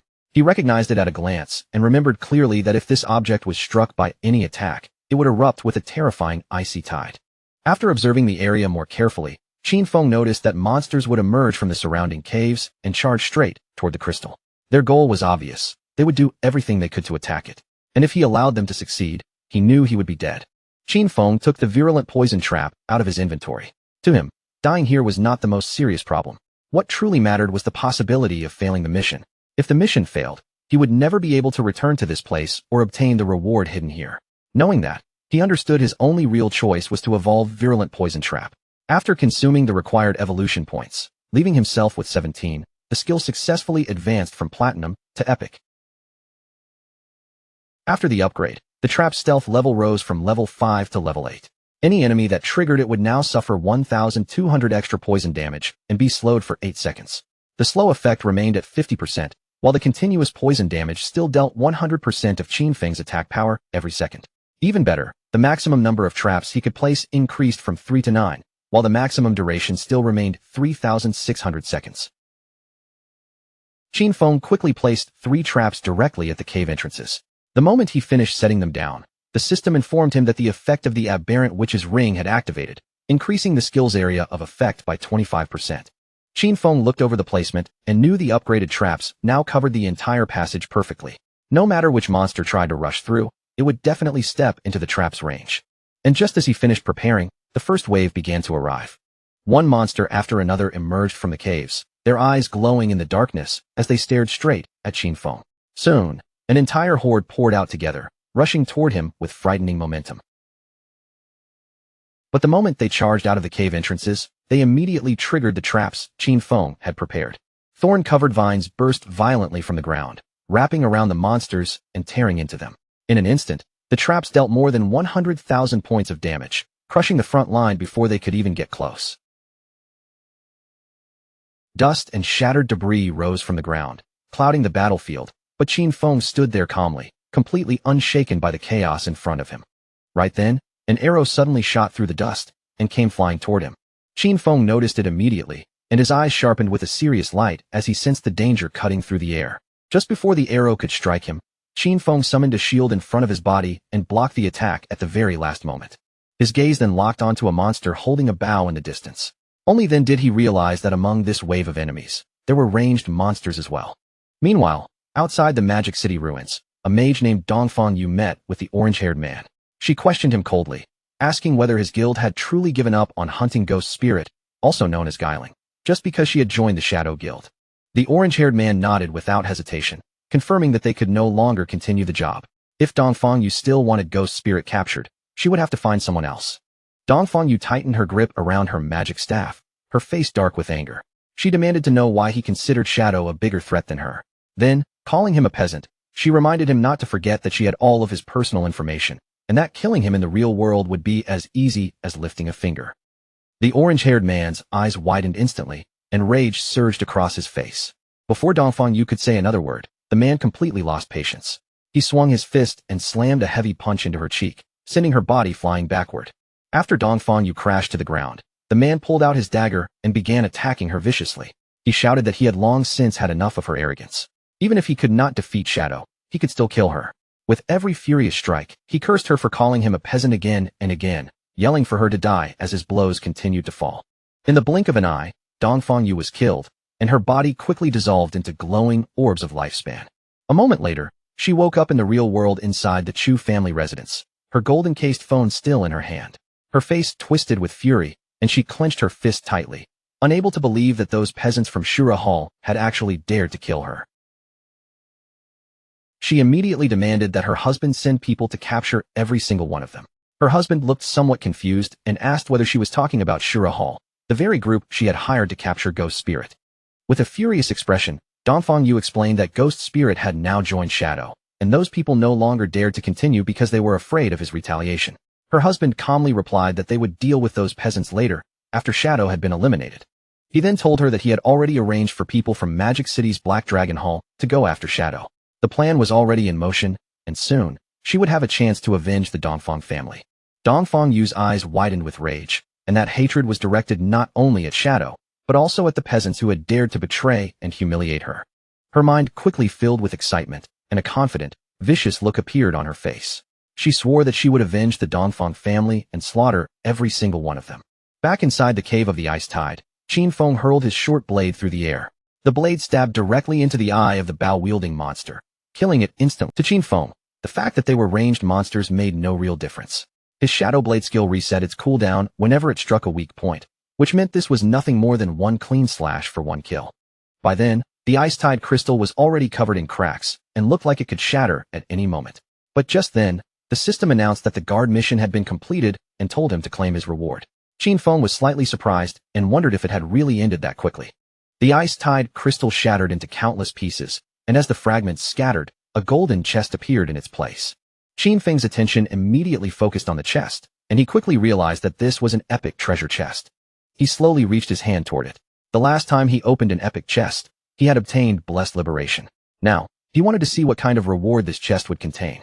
The chest opened, and a brilliant golden light surged out from within, filling the space in front of him. Then, from within that golden glow, the figure of a woman gradually began to take shape. The woman who appeared before him was an NPC.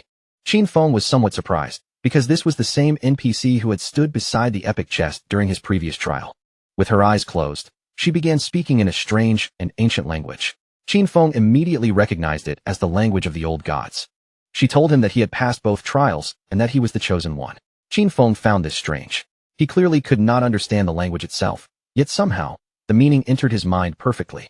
He could not help wondering whether this was because of his eye of this was the same NPC who had stood beside the epic chest judgment. As her body continued to transform, she revealed a heavy truth to him. The old gods had already perished, and Qin Feng was the one who had inherited the mantle of judgment. The NPC's body began changing before his eyes, and Shadow could only stand there in silent amazement as the transformation unfolded. Little by little, the woman's form shifted further, as if some ancient power sealed inside her was finally awakening. The third eye on her forehead slowly opened, and a powerful aura erupted from her body. She then told Qin Feng that her name was Asatiz, and that from this moment on, she would follow him and witness his rise as the true god of judgment. After saying that, Asatiz asked him to accept the gift she had prepared especially for him. The gift was Asatiz's summoning bell. It was a bell created by Asatiz, the herald of judgment, using the power of order itself. With it, Qin Feng would be able to summon her once at level 25, again at level 35, and one final time at level 50. Each summoning would give him the chance to challenge a special ruin. If he successfully completed all 3 challenges, Asatiz would be able to live in his hideout and provide him with a skill upgrade function. Qin Feng took the summoning bell, and his eyes lit up with joy. He understood that the previous temple had been level 5, while this one was level 15. What surprised him even more was that Little Black had somehow stumbled upon both of them. Her luck was truly beyond common sense. Asatiz then asked Qin Feng to choose a skill, telling him that he had one free chance to upgrade it directly to his current level. His expression slowly turned serious, and a focused light settled in his eyes as he began thinking it through. Qin Feng understood very clearly that the strength of a skill was never judged by just one thing. In this world, every skill was mainly measured by 2 standards: its quality and the level requirement needed to use it. The quality of a skill was normally fixed from the moment it appeared, and under ordinary circumstances, there was no way to raise it. But Qin Feng was different. With infinite evolution in his hands, he could forcefully push a skill's quality higher. Even something as ordinary as Shadow Lurk could be dragged all the way up into mythic grade if he was willing to spend the cost. As for the level requirement, that part was even more important than it looked. It didn't only decide when someone could activate a skill, it also affected how strong the skill would be overall. Just from the numbers alone, a level 5 Shadow Lurk and a level 51 Shadow Lurk were practically 2 completely different things. For most players, getting a skill that was both high quality and high level was almost impossible, but for Qin Feng's future, this kind of problem would no longer be a real obstacle. All he needed to do was burn through lifespan and raise any skill's level by force. With that thought in mind, confidence flashed across Qin Feng's face, and without hesitating for long, he chose to upgrade the highest grade skill he currently had, Graceful Release.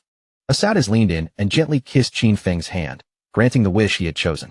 The moment the effect took hold, his mythic skill Graceful Release surged upward, rising directly from level 10 all the way to level 16. The weak point attack correction also climbed sharply, increasing from plus 300% to plus 410%, while the attack multiplier against those weak points doubled as well. On top of that, when the skill was actively used, it now applied a throat slit effect, dealing 310% of the initial attack's damage every second for 3 full seconds. Even the cooldown had changed, settling at 6.97 seconds. After everything was completed, Asathis's figure began to fade little by little. Before disappearing completely, she left Qin Feng with a soft farewell, saying that she was looking forward to the next time they would meet. Right after that, a blue portal slowly opened in front of Qin Feng. The glowing entrance shimmered quietly in the air, and it was clearly the path leading out of this place. But before stepping through, Qin Feng suddenly paused. He turned back toward the treasure chest, stretched out his hand, and noticed that there was still one more thing left inside. What he obtained was the Epic Tier Baffich's equivalent exchange agreement. It was a pair of epic-grade leg armor made for the assassin class and required level 15 to equip. The armor granted 198 physical defense, all elemental resistance, and damage block, while also providing 19.8% damage reduction and plus 19.8 whispering resistance. Its unique ability, Art of Equivalent Exchange, was even more interesting. It allowed Qin Feng to sacrifice one piece of equipment or one skill book up to epic grade, then randomly receive another item of the same level and same grade that matched his class. The only restriction was its 1-hour cooldown. Qin Feng picked up the skill book, and his eyes immediately brightened with excitement. He quickly realized how useful this ability could become. His inventory still held a pile of jade-grade equipment and skill books, and with this exchange effect, all of those useless items could now be turned into things meant for an assassin. After checking everything over, Qin Feng decided it was finally time to leave. The harvest this time had been far beyond what he expected, and thinking about it carefully, he really did owe Little Black a proper thanks for bringing him here. Outside the cave entrance, Little Black was still waiting there beside her little llama. When Qin Feng finally walked out, he was slightly surprised. She had spent the last hour standing guard instead of using that time to go level up. The moment Little Black saw Qin Feng return safely, relief and happiness showed on her face. It turned out she had been waiting at the exit the entire time, worried that someone might try to ambush him when he came out. As a reward for her thoughtfulness, Qin Feng took out one of the skill books he had obtained from the ruins and handed it to her. Little Black froze in shock the second she saw what it was. This was the level 13 Platinum Magic Shield skill. Her eyes widened, and she hurriedly thanked her boss, fully aware that once she learned this skill, her chances of surviving dangerous fights would rise by a huge amount. After accepting the gift, Little Black climbed back onto her small llama. Sitting on its back, she cheerfully said goodbye to Qin Feng, then slowly rode away from the cave entrance. Qin Feng's own body then began to fade as well. Since everything here had been dealt with, he decided it was about time to log off and fill his empty stomach. Meanwhile, over in the ruins of Jianghai City, the newly claimed silver-grade guild sanctuary of the Knights Templar stood firmly in place. A broad smile appeared on the guild leader's face as he looked over the gathered members. With obvious pride in his voice, he announced that this was a truly important day, because the Knights Templar Guild finally had a home that belonged to them. The members immediately became excited, their voices rising with energy. The leader continued, admitting that although this new home was not especially large, it was still a wonderful beginning for the guild. From now on, they would no longer have to constantly worry about being slaughtered by a boss that suddenly appeared out of nowhere. When they grew tired from leveling, they would finally have a safe place to return to and rest. And for all of this, there was one person they needed to thank most, Qin Xiaoyu. After all, Qin Xiaoyu had been the first one to discover this place. The guild leader raised his voice and asked everyone to welcome her onto the stage with the warmest applause they could give. The crowd immediately began praising Qin Xiaoyu, and wave after wave of applause and compliments washed over her. Standing there under everyone's attention, she couldn't help feeling happy and proud. Qin Xiaoyu stepped onto the platform and began by thanking her master, who had patiently and tirelessly taught her along the way. Then she thanked her friends, because they had extended their hands to help her whenever she was in trouble. After that, she even thanked the people who hated her, because their mockery and contempt had pushed her to become stronger than before. When the women in the guild heard those words, they couldn't help feeling proud of Qin Xiaoyu. Seeing her stand there so confidently made them feel as if she had truly grown. Finally, tears began to gather in Qin Xiaoyu's eyes as she thanked her father and mother. Her voice trembled slightly as she said she wished they were still alive, because then they would be able to see what an excellent person she had become. She believed that one day, she would definitely make them proud. Before Qin Xiaoyu could continue getting more emotional, the guild leader quickly cut her speech short. He asked her to tell everyone directly what kinds of difficulties and obstacles she had overcome in order to find this hidden sanctuary. Qin Xiaoyu did not try to exaggerate anything. Instead, she answered honestly and said that some time ago, she had actually had a dream. In that dream, an incredibly powerful warrior had guided her forward, and together, they had captured this hideout. The memory of the dream was still a little blurry, but the feeling had been strangely real. Because of that, she came here with the attitude of simply giving it a try, never imagining that she would actually find the place. The moment the others heard this, laughter broke out around her. To them, the idea that she had found the sanctuary because of a dream sounded completely ridiculous, and they could hardly believe she was being serious. The guild leader also had to hold back his laughter. Still, he put on a polite expression, thanked Qin Xiaoyu for her wonderful speech, and then jokingly asked whether she had dreamed about anything the night before. Qin Xiaoyu touched her cheek thoughtfully and admitted that she really had dreamed again. In that dream, there was an enormous and magnificent hideout filled with many people, and judging from how grand it looked, she believed it might even be a platinum-grade hideout. The guild members burst into laughter once again. Some teased her for truly living inside her dreams, while others joked that maybe they would be moving into an even bigger house very soon. But this time, the guild leader's expression gradually became serious. Instead of laughing it off, he called it an excellent dream, then handed Qin Xiaoyu the reward she had earned, 1 full year of tradable lifespan. With a warm smile, the leader placed his arm around Qin Xiaoyu's shoulder and told everyone that he hoped they could all learn from her dedication to the collective good. He declared that as long as the entire guild worked together with one heart, they would definitely be able to stand firm in this chaotic world and grow better day by day. After that, he dismissed the crowd, telling those who needed to level up to go level up, and those who needed to explore to start moving. Before letting Qin Xiaoyu leave, he specifically entrusted her with continuing the search for more hideouts, encouraging her to keep up the good work because he was counting on her. Qin Xiaoyu's eyes instantly lit up with joy. A bright smile spread across her face, and she nodded firmly, clearly taking the leader's words to heart. Several hours later, Qin Xiaoyu appeared once again inside the ruins of Zhonghai City. She held her magic staff carefully in her hand as she moved through the broken surroundings. Worry shone in her eyes as she followed the vague feeling left behind by her dream. But no matter how she searched around the area, she still couldn't find the place that was supposed to be there. At the same time, several members of the guild were secretly following behind her. After the meeting ended, they had seen Qin Xiaoyu head straight for this area, and they couldn't help wondering if she was really trying to find that platinum-grade hideout from her dream. When they saw Qin Xiaoyu enter a nearby building, the women exchanged glances and quickly made up their minds. Without revealing themselves, they quietly followed her inside. Qin Xiaoyu stepped into the building and soon found herself moving through a narrow tunnel. The atmosphere inside made her uneasy. It looked somewhat like the place in her dream, but at the same time, many details felt completely different. Even worse, she had the uncomfortable feeling that someone was following her from behind. She stopped for a moment, closed her eyes, and let out a long breath.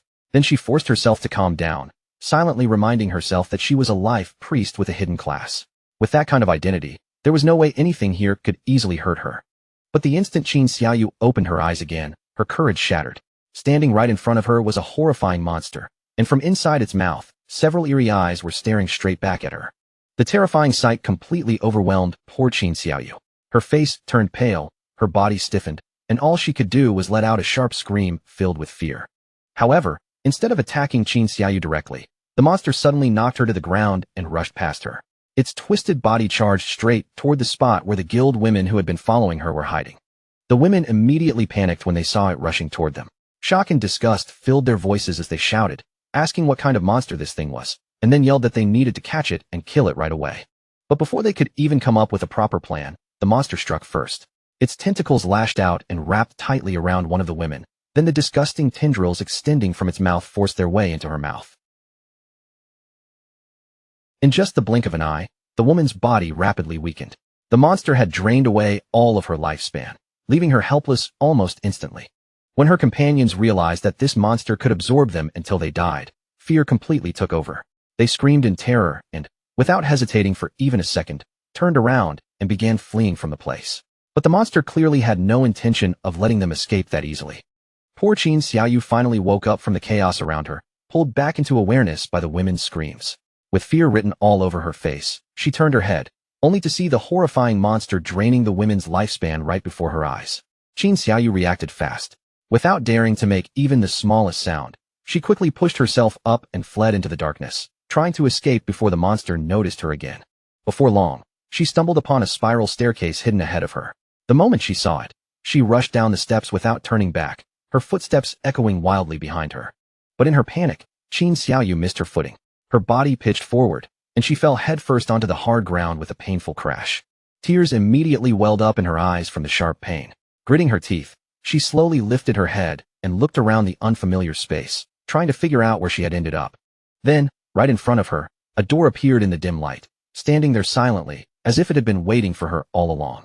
Qin Xiaoyu's eyes suddenly widened, and shock froze her in place. She recognized it at once. This was the entrance she had seen in her dream. After all that fear and confusion, she had actually found it. This had to be the platinum-grade hideout, and she needed to inform the guildmaster immediately. Qin Xiaoyu quickly contacted the guildmaster and told him she had discovered the platinum-grade hideout. The leader sounded a little surprised, but he immediately ordered her not to move, saying he was already bringing people over. He also told her to join his party so they could see her exact location. Qin Xiaoyu joined right away and replied that she would stay there and wait for them. But at that very moment, Qin Xiaoyu's eyes widened with terror. Strange sounds began creeping toward her from behind, and when she slowly turned around, she saw that sinister monster staring at her with a chilling smile. Even though fear was gripping her heart, Qin Xiaoyu clenched her teeth and forced courage into herself. She kept telling herself not to panic. She could handle this. She could definitely defeat this monster if she stayed calm. The sinister monster continued watching her like prey, but Qin Xiaoyu struggled back onto her feet and tightened her grip around her magic staff. She reminded herself that she was no longer the weak girl she used to be, and this time, she had the power to fight back. A powerful aura suddenly surged out from Qin Xiaoyu's body. Confidence returned to her face little by little, and with a faint smile, she reminded herself of who she was now, the noble hidden class, the life priest. Qin Xiaoyu raised her magic staff and immediately activated her strongest skill, venomous vines. Thick vines burst out from the staff and twisted around the monster's body, tightening around it while draining away more than 500 hit points. Seeing the attack actually land, Qin Xiaoyu became so excited she almost cheered out loud. Now that the poison had taken effect, it would continue eating away at the monster while she prepared her next move. She quickly pointed her magic staff at the monster again and cast corrupting poison mist. A cloud of poisonous fog spread out from the spell, beginning to damage the boss and continuously drain its life. This was no ordinary poison. It was a corrupting toxin, far more vicious and dangerous than the usual kind, and its effect was clearly much more brutal. The poisonous mist did not stay in one small area. It continued spreading outward, rolling through the space until it began filling the entire place around her. The moment Qin Xiaoyu noticed what was happening, panic flashed across her face. Her eyes filled with fear as she realized this was an enclosed space, and the poisonous mist had nowhere to escape. If it filled the whole area, she would be trapped inside her own attack. She hurriedly waved both hands in front of her face, desperately trying to fan the smoke away. But the mist kept drifting around her, and she could no longer hold her breath much longer. Qin Xiaoyu's chest tightened as she reached her limit, but at that critical moment, she suddenly remembered something important. As a life priest, she had an antidote spell. She raised her magic staff at once and used the antidote skill. Under the spell's effect, the poisonous mist slowly began to fade away, but at the same time, it also stopped affecting the monster. With the mist clearing, the monster's attention locked firmly onto Qin Xiaoyu. Its twisted face curled into a smile, making the danger feel even closer than before. Tears gathered in Qin Xiaoyu's eyes as fear overwhelmed her. In the confusion, she accidentally inhaled a little of the remaining poisonous mist before it fully disappeared. The effect was immediate. Qin Xiaoyu's body could not withstand the poison at all, and she died on the spot, her figure breaking apart and turning into lifespan. A system message appeared, announcing that the player Qin Xiaoyu had committed suicide. In the next moment, she respawned inside her guild's hideout. Just then, the guild master contacted her through chat and asked why she had suddenly returned. Qin Xiaoyu quickly told him that a monster inside the place had killed her. The leader and his men had already killed the monster by then. He asked if she was talking about the soul-sucking hag, the silver-grade monster they had just defeated. But the more he thought about it, the stranger it seemed. The soul-sucking hag was slow, and its attack power was low, but anyone it caught would have their lifespan completely drained. Because of that, he could not understand how Qin Xiaoyu had managed to survive at all. Hearing his confusion, Qin Xiaoyu's face slowly broke into a smile. She told the guild master that in that desperate moment, she had chosen to kill herself instead, because she knew that if the monster caught her, she would definitely die for real. The leader was stunned for a second, then exclaimed that she was incredible and had actually found the only possible way to survive. When the leader praised her and called her a true genius, Qin Xiaoyu happily thanked him for the compliment. She then told the guild master she was already on her way back. As she moved, excitement rose inside her, because from the looks of it, the three nasty women who had secretly followed her were gone for good. That was exactly what happened when someone dared to mess with her. A while later, Qin Xiaoyu returned to the door of the hideout and told the guildmaster that the platinum-grade hideout was right behind it.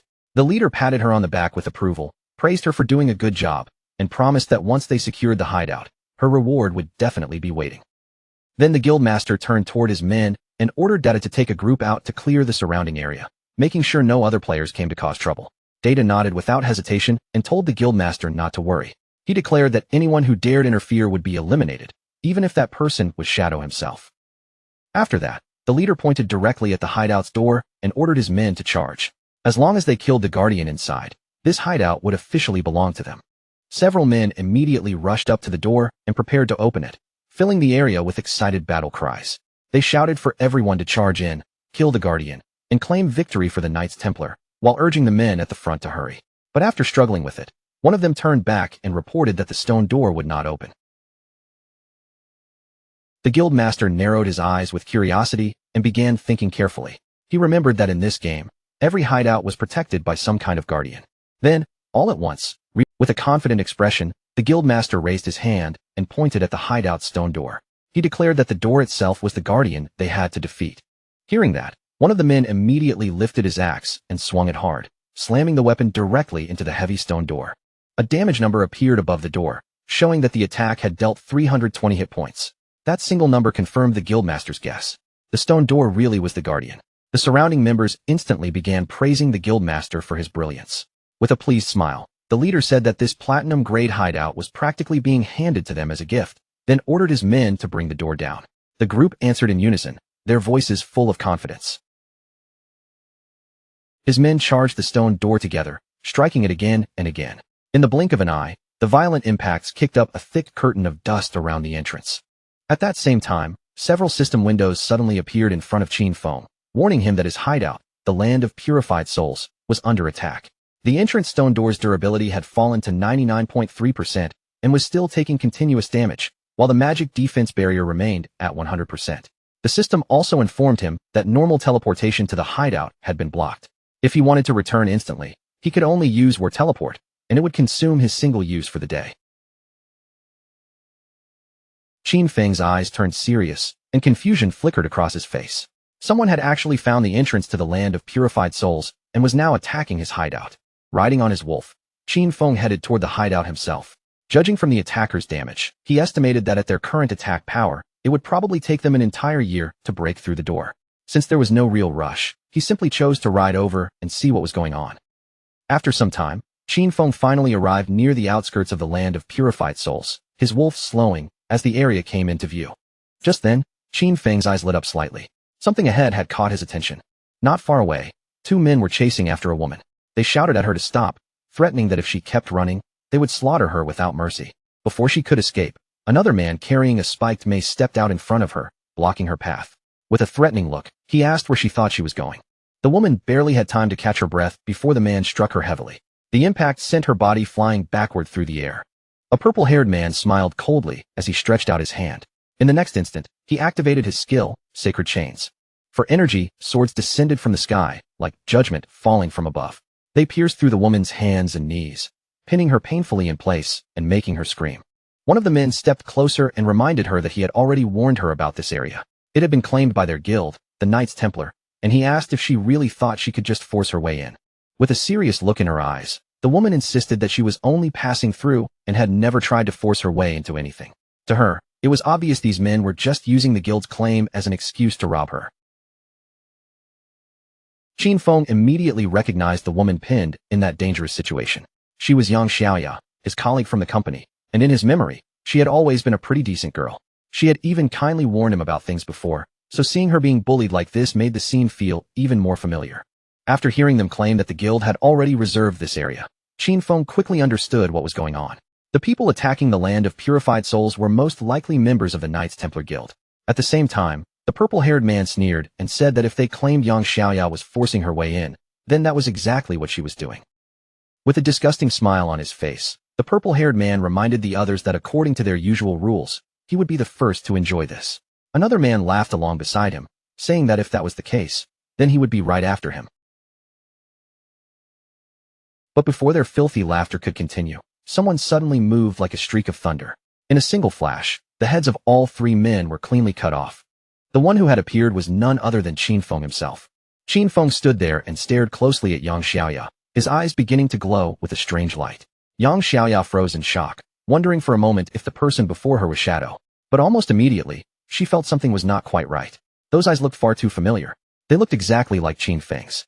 Without saying anything extra, Qin Feng simply raised his hand and snapped his fingers, activating one of his skills in an instant. The skill was Blooming Curse. Brilliant red spider lilies suddenly burst out from the corpses of the men Qin Feng had just killed, spreading across their bodies as they drained away the last traces of lifespan left inside them. Qin Feng stood quietly in the middle of that glowing red energy. His face remained calm and cold, as if cutting down those men had not shaken him in the slightest. Not far away, Yang Xiaoya stared at him in complete shock. The more she looked at those glowing eyes, the stronger the sense of familiarity became, and she couldn't help murmuring in disbelief, wondering if he could really be Qin Feng. The orbs of lifespan left behind by the fallen men were quickly pulled together, drawn into a spinning vortex of blue energy before disappearing completely.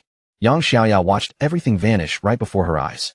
For a moment, she stood there silently, trying to make sense of the unbelievable scene she had just witnessed.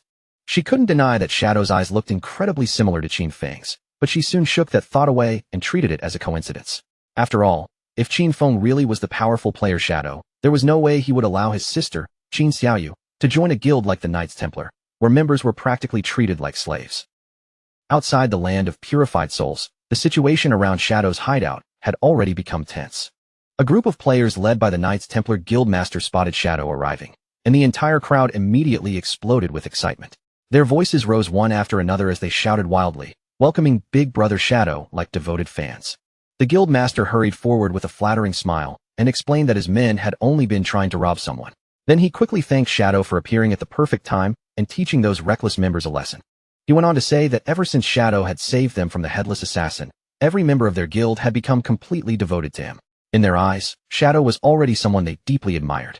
The Guildmaster kept piling on the flattery, claiming that their guild now followed Shadow's positive values and was working hard to become a bright and upright Sunshine Guild. Only after saying all of that did he finally ask, with a careful smile, why Shadow had come all the way here. Shadow had no interest in listening to his sweet talk.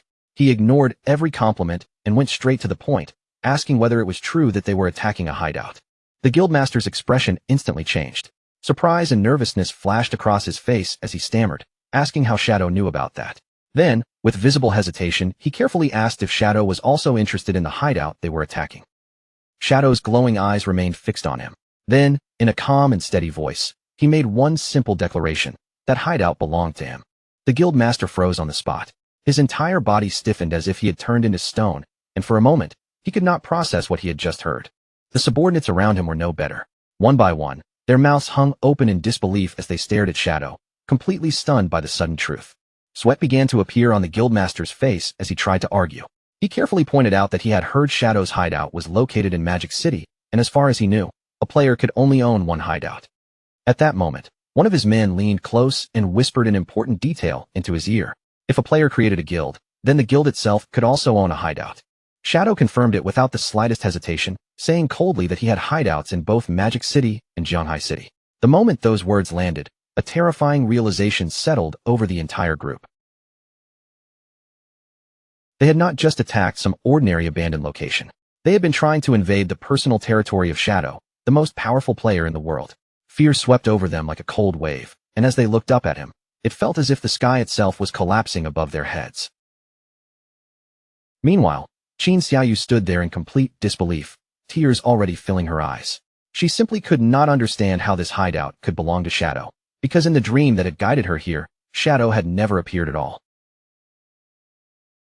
Now that the true owner of the hideout was standing before him, the Knights Templar Guildmaster immediately lowered himself and began begging. He bowed deeply in front of Qin Feng, frantically explaining that they had no idea the place belonged to him and begging to know how they could make it right. Shadow glanced at a holographic panel showing the hideout status, then coolly pointed out that they had been attacking his gate for quite some time, and repairing that damage would not be cheap. With a cold look in his eyes, Shadow stated the compensation amount directly: 500 years of lifespan. The Guildmaster screamed in horror the moment he heard that number. The amount was so outrageous that the pressure hit him all at once, and he dramatically fainted on the spot, while his subordinates cried out around him. One of the men quickly caught the unconscious Guildmaster and held him in his arms. Looking up at Qin Feng looming over them, he pleaded in a trembling voice, asking if the price could possibly be reduced. Qin Feng looked at him coldly and asked whether he had any idea how much it cost to repair a gate like that. When the subordinate nervously admitted that he did not know, Qin Feng told him to shut his mouth. A moment later, the Guildmaster finally woke up with a dazed and miserable expression. Still shaken, he muttered to himself about the unbelievable repair cost, wondering what terrible thing he had done to deserve this disaster. But his despair suddenly turned into rage. He rushed straight toward Qin Xiaoyu and grabbed the front of her robes in both hands. Furious beyond control, he blamed the entire mess on her. He shouted that she was trying to destroy him, and that because of her, the whole Knights Templar Guild might be dragged into ruin. Qin Xiaoyu lowered her head with a look of shame. Instead of arguing back, she quietly accepted the blame and admitted that it was all her fault for dragging everyone into this situation. Then she turned toward Qin Feng and bravely took full responsibility in front of him. She told him to punish her instead, saying that she would do anything he ordered and was even willing to give her life to him. Qin Xiaoyu swore that she could become his servant from that moment on. Every bit of lifespan she earned in the future would be handed over to him until the entire debt was repaid. Facing Qin Feng, Qin Xiaoyu continued begging with a trembling but determined voice. She said that no matter how he wanted to punish her, whether by beating her, cursing her, or the Knights Templar Guildmaster and the surrounding members watched her sacrifice herself like this, and for a moment, they were genuinely moved, but Qin Feng did not respond to Qin Xiaoyu at all. His glowing eyes simply shifted past her and locked directly onto the Guildmaster. Then Qin Feng spoke a single name, Chen Wuming. The guildmaster's real name was Chen Wuming, and the moment he heard it, terror struck through him. He stammered in disbelief, unable to understand how Qin Feng knew his true identity. Qin Feng then asked Chen Wuming a cold question, his tone calm, but piercing. Did he really think Qin Xiaoyu was worth 500 years of lifespan? The moment those words reached him, a twisted, manic grin slowly spread across Chen Wuming's face. In the next second, he suddenly launched himself at Qin Xiaoyu. He swung his fist at her with rage in his eyes, screaming for her to die. His punches sent Qin Xiaoyu flying backward as he furiously accused her of causing them to invade Qin Feng's hideout, only to then pretend to be the hero in front of everyone. His jealousy finally erupted as he screamed that she was only trying to get close to Qin Feng and become his servant, something he believed she had no right to do. With Qin Xiaoyu lying unconscious on the ground, Chen Wuming dropped to his knees and began begging again. He cried that his own plan to get close to Qin Feng had completely failed, then pleaded for mercy, saying that his guild was small and could never afford 500 years of lifespan. As long as Qin Feng changed the condition, he promised they would do anything else he demanded. Qin Feng finally offered them another way out. He told them to pay 100 years of lifespan first, and the remaining 400 years could be repaid by bringing him every member of their guild who carried killer status. For each person they handed over, 1 year would be deducted from the debt. Chen Wuming was instantly overjoyed when he heard this new condition. He quickly explained that it would be easy for them, because the guild had more than 2,000 members, and this would also help him clear his own killer status. Without wasting another moment, he transferred the payment, and a system notification immediately confirmed that Qin Feng had received 100 years of lifespan. Chen Wuming quickly asked Qin Feng to wait for a moment. Then he turned around and began shouting orders at his men, urgently calling for every guild member carrying killer status to gather in front of them right away. While the Knights Templar members were still assembling, Qin Feng calmly decided to make use of the lifespan he had just received. A system window appeared in front of him, asking whether he wanted to spend 7 days of lifespan to repair the damage done to his hideout. Qin Feng accepted the repair request without any hesitation. A moment later, another notification appeared, confirming that the payment had been completed and that the damaged hideout had already been fully restored. Once all of Chen Wuming's guild members with killer status had been gathered together, Shadow made his move. A terrifying vortex of dark energy erupted around them, spinning like a blade-filled storm before cutting through all 400 players at the same time. A system notification immediately confirmed the kills, and the ground was soon covered with glowing orbs of lifespan. Because he had killed so many players with killer status, Shadow's own killer status was reduced as well, dropping from level 4 down to level 3. Chen Wuming, the guild master of the Knights Templar, immediately began clapping with exaggerated enthusiasm. He praised Shadow for being incredibly efficient, then coldly said that the men who had just died were nothing but troublemakers who had violated the guild's rules, so the lesson Shadow gave them was exactly what they deserved. Shadow then turned his gaze back toward Chen Wuming and gave him a new arrangement. From now on, the Knights Templar Guild would be responsible for guarding this hideout. Shadow explained that this would also be a perfect way to control the guild's unruly members and keep them from causing trouble elsewhere. He ordered Chen Wuming to arrange shifts and have his people guard the area properly. Then Shadow warned him in a cold voice that if anyone attacked this hideout again in the future, Chen Wuming himself would be the one held responsible. Chen Wuming agreed on the surface, forcing himself to nod respectfully. But deep down, he was already cursing Shadow, because he understood very clearly that his guild had just been turned into free security guards. Just then, another system notification suddenly appeared in front of Qin Feng. His other hideout, the Evil Spirit Academy, was under attack. The defensive barrier there was already taking damage, and the system asked whether he wanted to use his single daily war teleport. Qin Feng's mood immediately turned sour. Annoyed by this second problem appearing right after the first, he decided to use the teleport and deal with the new threat himself. Blue light began to wrap around Qin Feng's body as the teleport activated. As he disappeared, he wondered out loud who could possibly be stupid enough to provoke him, especially when everyone should already know that the Evil Spirit Academy belonged to him. After watching Shadow vanish in the blue glow, Chen Wuming immediately dropped his obedient act and ordered the guild members to pack up and leave. One of his subordinates quickly reminded him that Qin Feng had ordered them to guard the hideout. Chen Wuming glanced over and pointed at Qin Xiaoyu, who was only just beginning to wake up, then cruelly declared that she would be the one left behind to guard it. He mocked Qin Xiaoyu with a cold smile, saying this was exactly what she had wanted anyway. Then he ordered her to stay right there and report immediately if anything happened, warning that if she failed, he would drain her lifespan as punishment. Over in the ruins of Magic City, the Evil Spirit Academy stood like a massive Gothic cathedral, dark and imposing, its towering structure looming over the ruined surroundings. Outside the academy, A group of men from the Magic City Black Dragon Hall were attacking the main doors without stopping. Blow after blow crashed into the entrance as they tried to break through the magical barrier protecting it. In the next moment, Qin Feng arrived through the teleport and appeared directly inside the battlefield, landing within the Evil Spirit Academy. Standing high above them on the academy walls, Qin Feng looked down at the attackers with a puzzled expression. He could not remember ever dealing with the Magic City Black Dragon Hall before, so he wondered why they had suddenly decided to become his enemies. Down below, the leader of the Magic City Black Dragon Hall was already rallying his men for one last powerful strike. He roared for everyone to lend him their power. Under his command, the men joined their strength together, gathering a massive ball of dark energy before preparing to unleash their combined attack. The leader shouted the name of the attack, Black Flame, Magic Dragon Break. In the next instant, a colossal blast of dark power rushed forward and slammed violently. The barrier cracked badly under the impact, and its durability plunged all the way down to just 13%. Seeing this, the attackers burst into celebration. They believed the gate was about to collapse, and excitement filled their faces as they imagined the hundreds of years of lifespan they were about to seize. Watching from above, Qin Feng quickly understood that these men were nothing more than hired pawns. He began thinking about who still had a grudge against him and was alive enough to act on it, and very quickly, his mind landed on Dong Fenghua. But before the attackers could continue celebrating, they suddenly heard a strange sound echoing from above, and their expressions changed at once. When they raised their heads, they saw a massive ethereal dragon descending from the sky, its enormous form pressing down on them like a nightmare. A powerful wave of energy swept over the group. In an instant, the men were frozen in place by fear, their eyes spinning in a dazed, hypnotic state as their bodies refused to move. Completely unable to escape, they could only stand there helplessly. Then one of the guild members suddenly raised a trembling hand and pointed frantically toward the sky.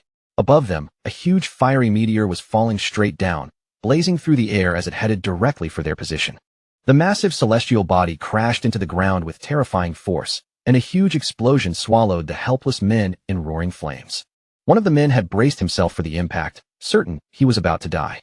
But when the flames faded, he was shocked to find that he was still alive. Relief immediately turned into laughter as he bragged that the meteor had only dealt 3,000 damage, and his high health build had saved him. His celebration ended almost instantly. Before he could finish laughing, his head was severed from his body, and dark tendrils swallowed him up, tearing through him until his entire body disintegrated. After the battlefield fell quiet, another group of players arrived at the area. When they saw the Magic City Black Dragon Hall members lying dead everywhere, they were stunned and began wondering who could have killed them all. Among them was a young woman with pink hair and a witch's hat. The moment she saw the aftermath, she immediately suspected that the one behind it was the legendary player, Qin Feng. Her companions were doubtful because they could not see anyone nearby. But she insisted that Shadow's power could never be judged by ordinary standards, and he might even have a way to stay permanently invisible. From his unseen position, Qin Feng quietly observed the newcomers. He soon recognized them as members of the Sky Dome Guild. He also identified the pink-haired woman at the front as Zhang Yaoying, a player who possessed the unique hidden class known as Soul Painter. At that point, Qin Feng understood where the dragon and meteor attacks had come from. They had not appeared naturally at all. Zhang Yaoying had painted them into existence with her magical brush. Qin Feng remembered that the Soul Painter class was extremely powerful during large-scale battles. However, despite its terrifying battlefield potential, it also had a major weakness. It was vulnerable to sudden surprise attacks. Sensing that he was nearby, Zhang Yaoying looked around and called out respectfully, asking whether she could speak with Senior Shadow. To the shock of Zhang Yaoying and everyone beside her, Qin Feng's voice suddenly answered from empty air, calmly asking what she wanted. Zhang Yaoying's face flushed slightly as she explained her purpose. She needed to enter his hideout to search for something required for her class advancement, and she promised that she would pay him generously for the chance. Shadow quickly connected the dots. In his previous life, the Sky Dome Guild had controlled this hideout, and now he finally understood why. Zhang Yaoying must have discovered it while doing this advancement quest. Thinking about it, Qin Feng realized that his actions had once again changed the course of history.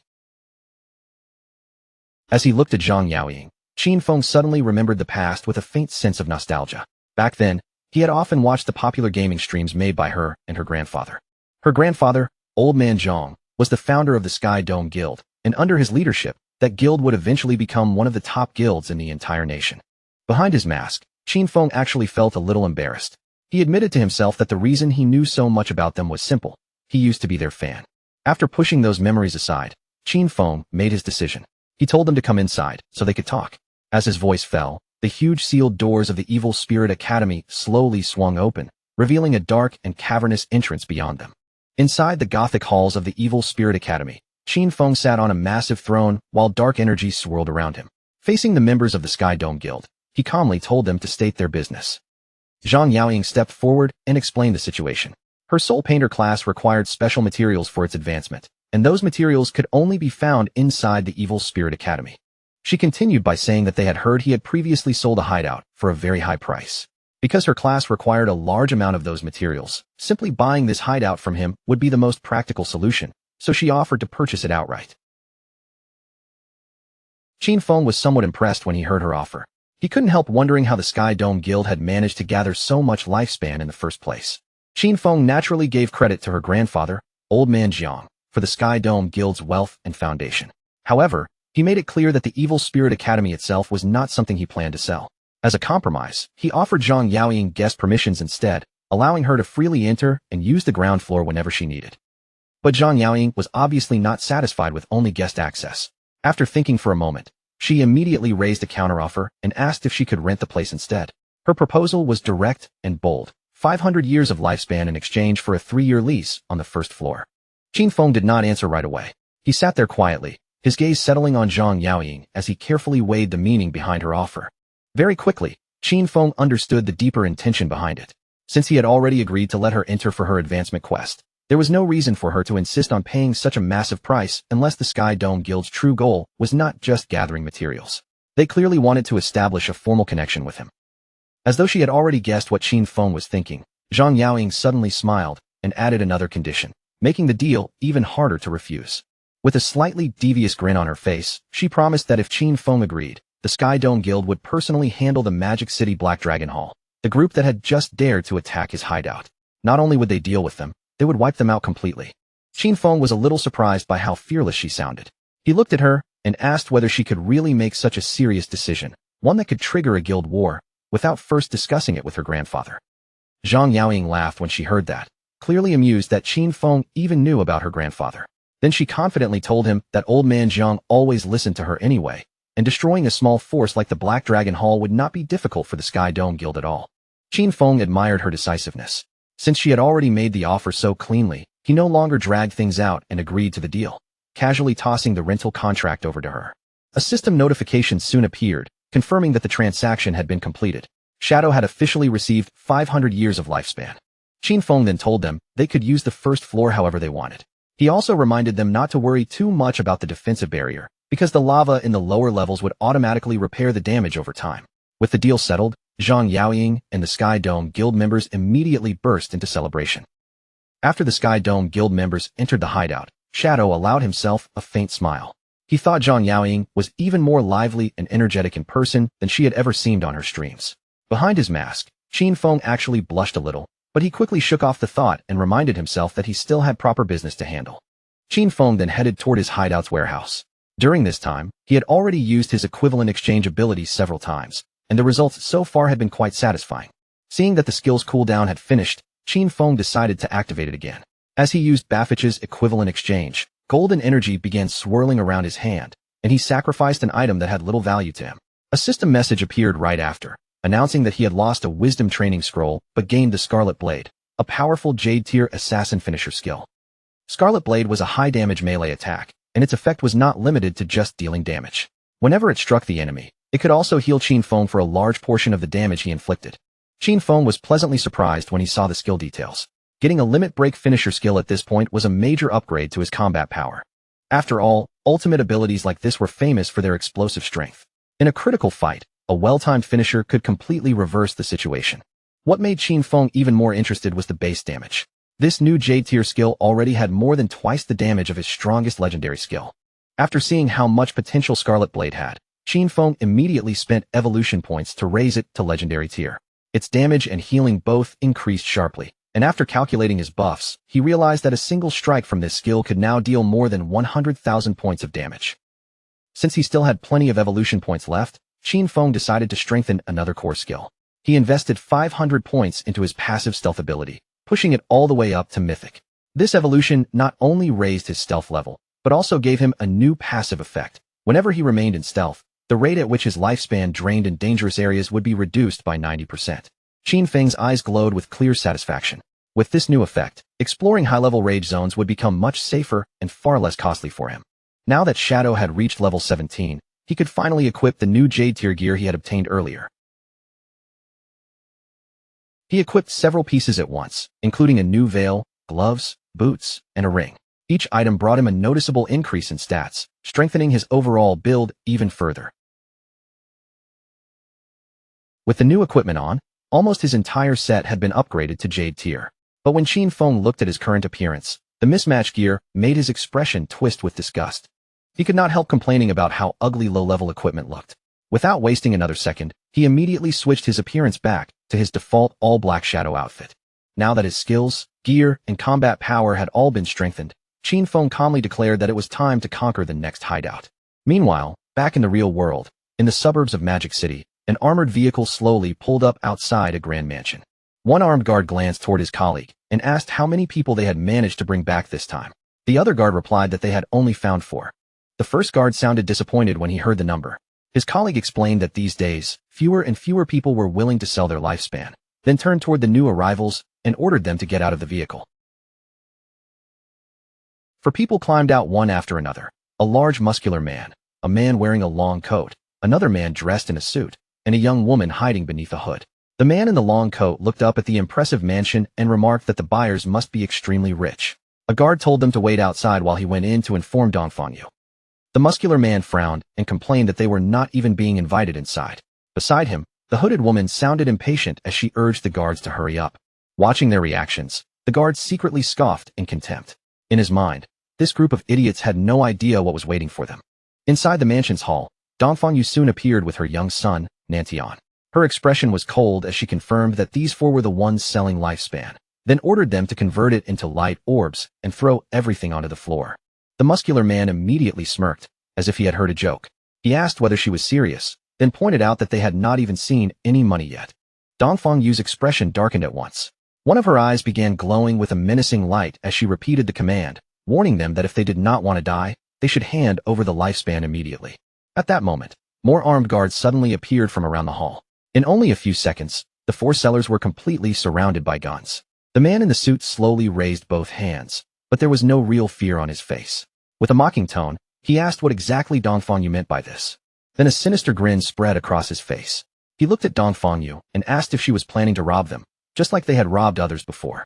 Before he could even finish speaking, one of the mansion's guards suddenly rushed forward. But in that instant, Dongfangyu realized the situation was not going the way she had expected, and shock flashed across her face. The man in the long coat revealed his class as an insect manipulator. With a smug expression, he summoned a swarm of glowing insects into the air and laughed that they had finally found a fat sheep worth robbing. At the same time, the hooded woman's eyes began to glow. She ordered her companions to wash this beauty clean, clearly preparing to rob Dongfangyu and everyone under her. The battle exploded instantly as Dongfangyu's guards opened fire. The muscular man from the sellers group stepped forward and summoned a massive golden shield, a platinum tier ability called Golden Round Wall.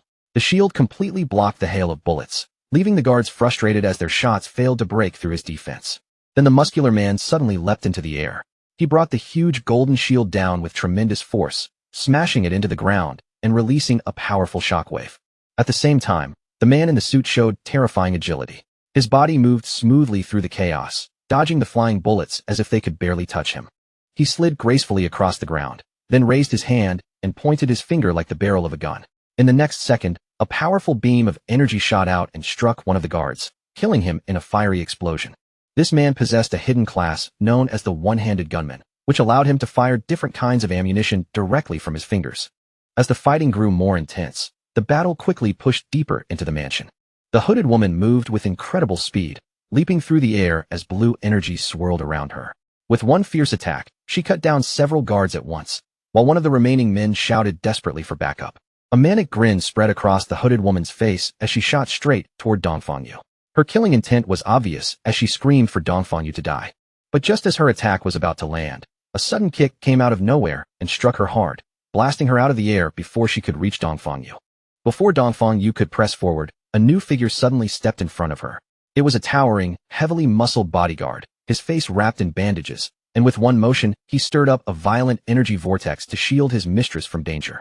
His voice turned grim as he warned Dongfangyu not to act carelessly, Because the enemy in front of them was not ordinary at all, one of them carried a hidden class. But Dongfang Yu was already furious. She coldly ordered him to take them alive, planning to enslave every one of them and force them to farm lifespan for her son. The bodyguard looked at the enemies ahead, his expression heavy, and admitted that they were extremely strong. Even for him, the odds of pulling this off were only about 50%.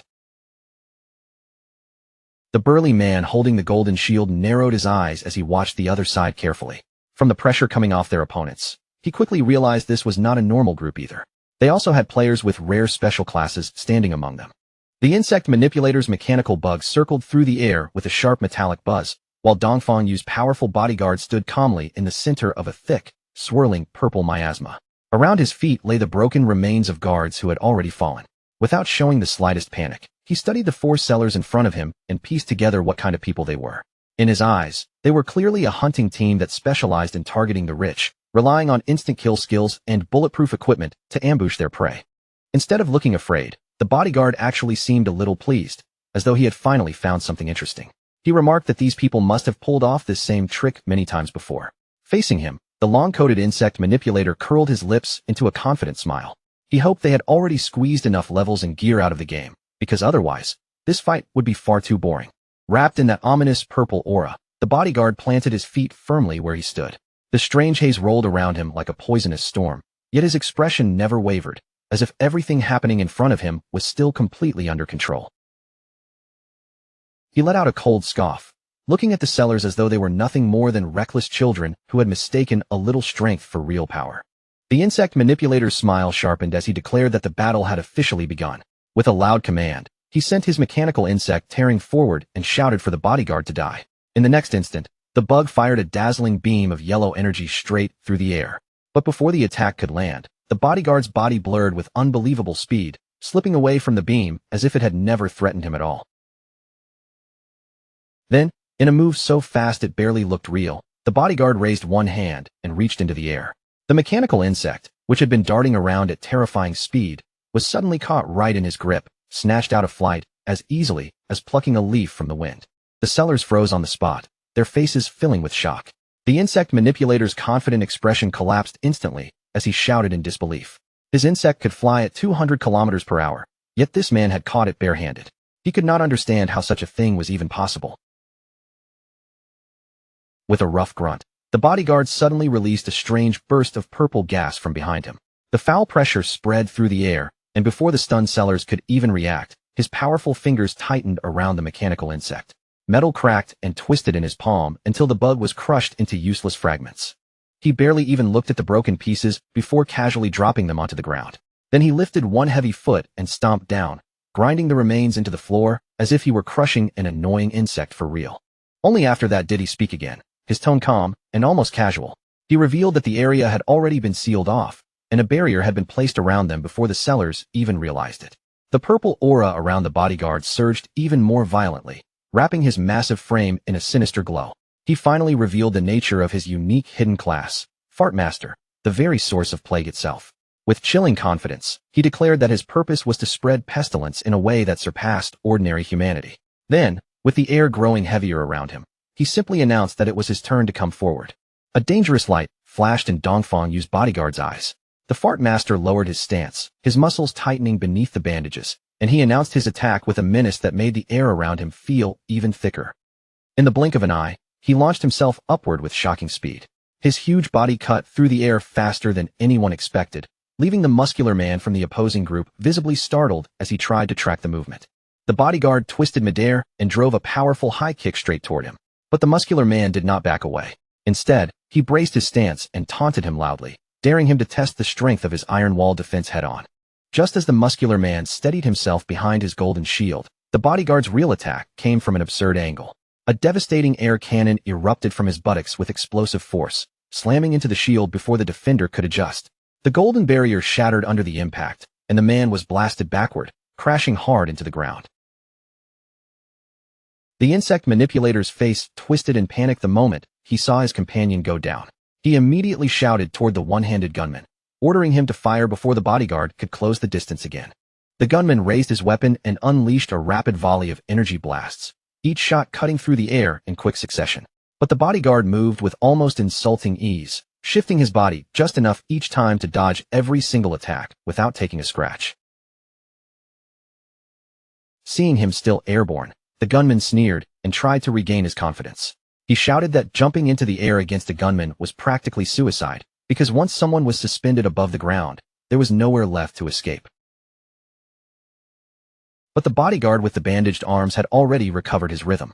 Instead of falling into the gunman's trap, he clenched his body, brought his buttocks together with terrifying force, and released a thunderous sonic boom that exploded outward like a shockwave. The blast struck the one-handed gunman before he could even finish reacting. His glasses shattered across his face, his body jerked under the impact, and in that single instant, the sonic boom killed him on the spot. The bodyguard landed near the corpse and looked down at him with complete indifference. In a flat, almost disappointed tone, he remarked that the man's cultivation level must have been pitifully low if something as simple as a sonic boom was enough to take his life.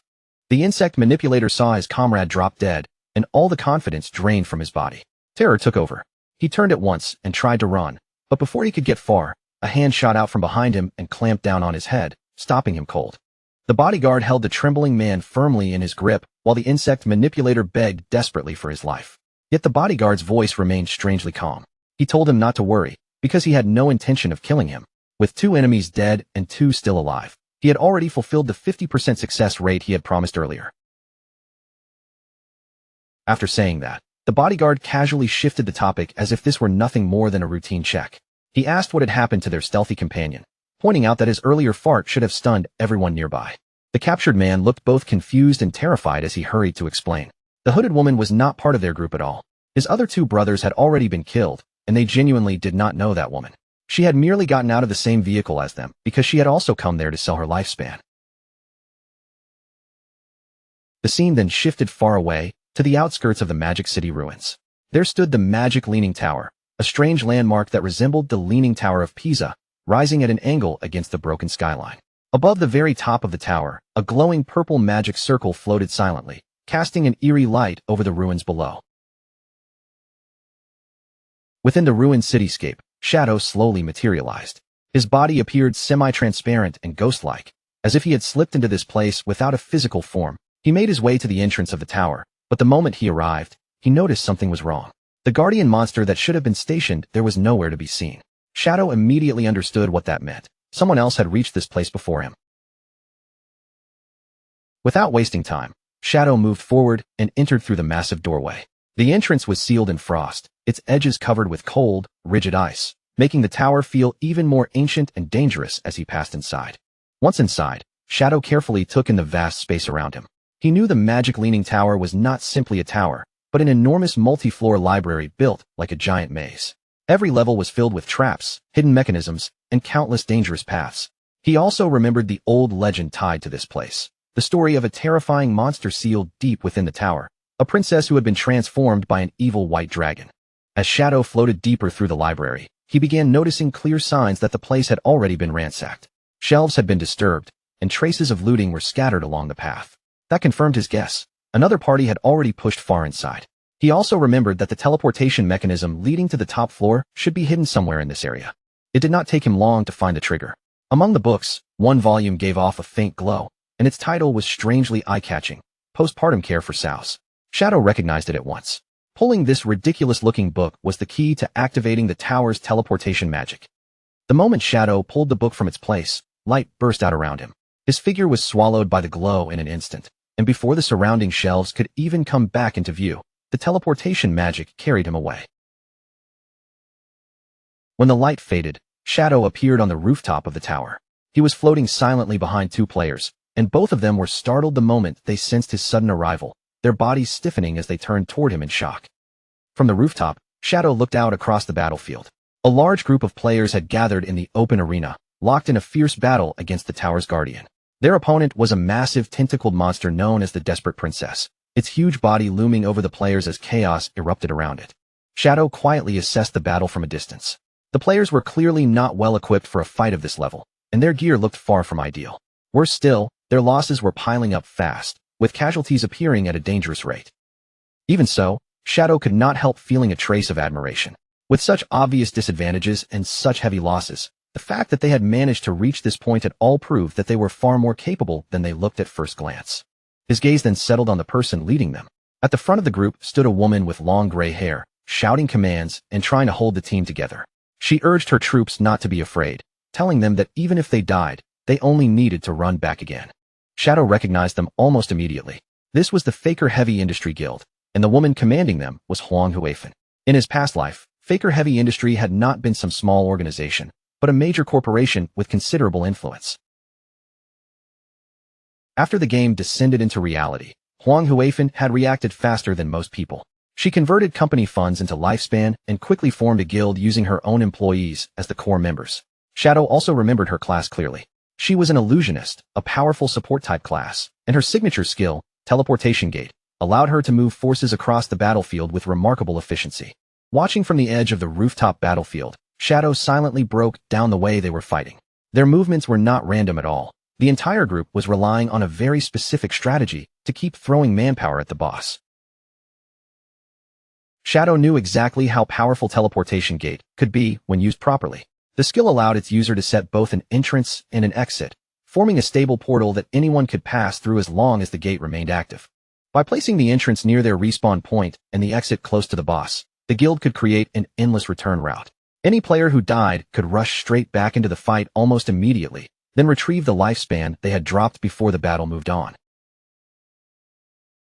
In Shadow's past life, this exact tactic had been one of the main reasons Faker Heavy Industry rose so quickly. With that portal strategy supporting their forces, the guild eventually became one of the top 20 guilds in the entire nation. But Shadow also knew the cruel truth. Against this particular guardian, their proud strategy was completely useless. The enemy before them was the Desperate Princess, a level 18 Platinum tier boss, and she was not the kind of monster that could be worn down through repeated deaths. This boss possessed a terrifying ability that made ordinary attrition tactics incredibly dangerous. Whenever the Desperate Princess killed a player, she absorbed that player's lifespan at a speed 100 times faster than normal monsters. In other words, every fallen player was not just a casualty. They were fuel being poured directly into the boss. Shadow could already see where this was heading. If Faker Heavy Industry kept fighting this war of attrition, the Desperate Princess would soon evolve into a Jade-tier boss and restore her health. At that point, the entire party would be wiped out, and the lifespan cost would be enough to cripple the guild completely. Shadow understood the danger clearly, and after watching the situation unfold, he decided he could no longer remain on the sidelines. He had to step in. Shadow dropped from above and landed directly in front of the guild leader, Huang Huifan, cutting into the battlefield without the slightest hesitation. Huang Huifan stiffened in surprise as he calmly laid out his terms. Pay him 1,000 years of lifespan, and he would take care of the boss for them. As for anything that dropped for an assassin, that would belong to him. Huang Huifan's eyes widened the moment she got a clear look at him. Her words caught in her throat, and she stammered in disbelief as realization hit her. The person standing in front of her was none other than the legendary Shadow. Shadow confirmed his identity without any dramatic reaction, his voice steady and cold. Then he gave Huang Huifan and her guild a direct warning. They had no chance of winning this battle as they were now. Before she could even fully gather her thoughts, he told them they had only two choices: accept his deal or retreat immediately while they still had the chance. But before Huang Huifan could answer, an arrogant young man stepped forward with anger written all over his face. He glared at Shadow and snapped at him, demanding to know who he thought he was to declare that their guild could not win. The young man sneered even harder when he heard the price. 1,000 years of lifespan sounded completely insane to him, and he openly mocked Shadow for daring to ask for so much. He barked at him to get lost, while Huang Huifan's expression changed at once. She hurriedly tried to stop him, shouting for Huang Ziqing not to be rude, but her warning came a moment too late. Before Huang Huifan could finish speaking, Shadow had already moved. His hand shot forward with frightening speed and clamped directly over Huang Ziqing's face, cutting off the young man's arrogance in an instant. Then, with one smooth and effortless motion, Shadow swung him away like he weighed almost nothing. Huang Ziqing's body flew straight toward the guild's teleportation gate and was thrown into the glowing portal. The moment Huang Ziqing appeared on the other side of the gate, Shadow raised his power without hesitation.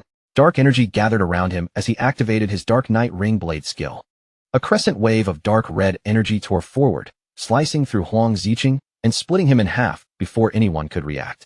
The same strike shattered the teleportation portal behind him, breaking the guild's return route in an instant. As her subordinates' remains fell, Huang Huifan's face twisted with horror, and she screamed out for her son.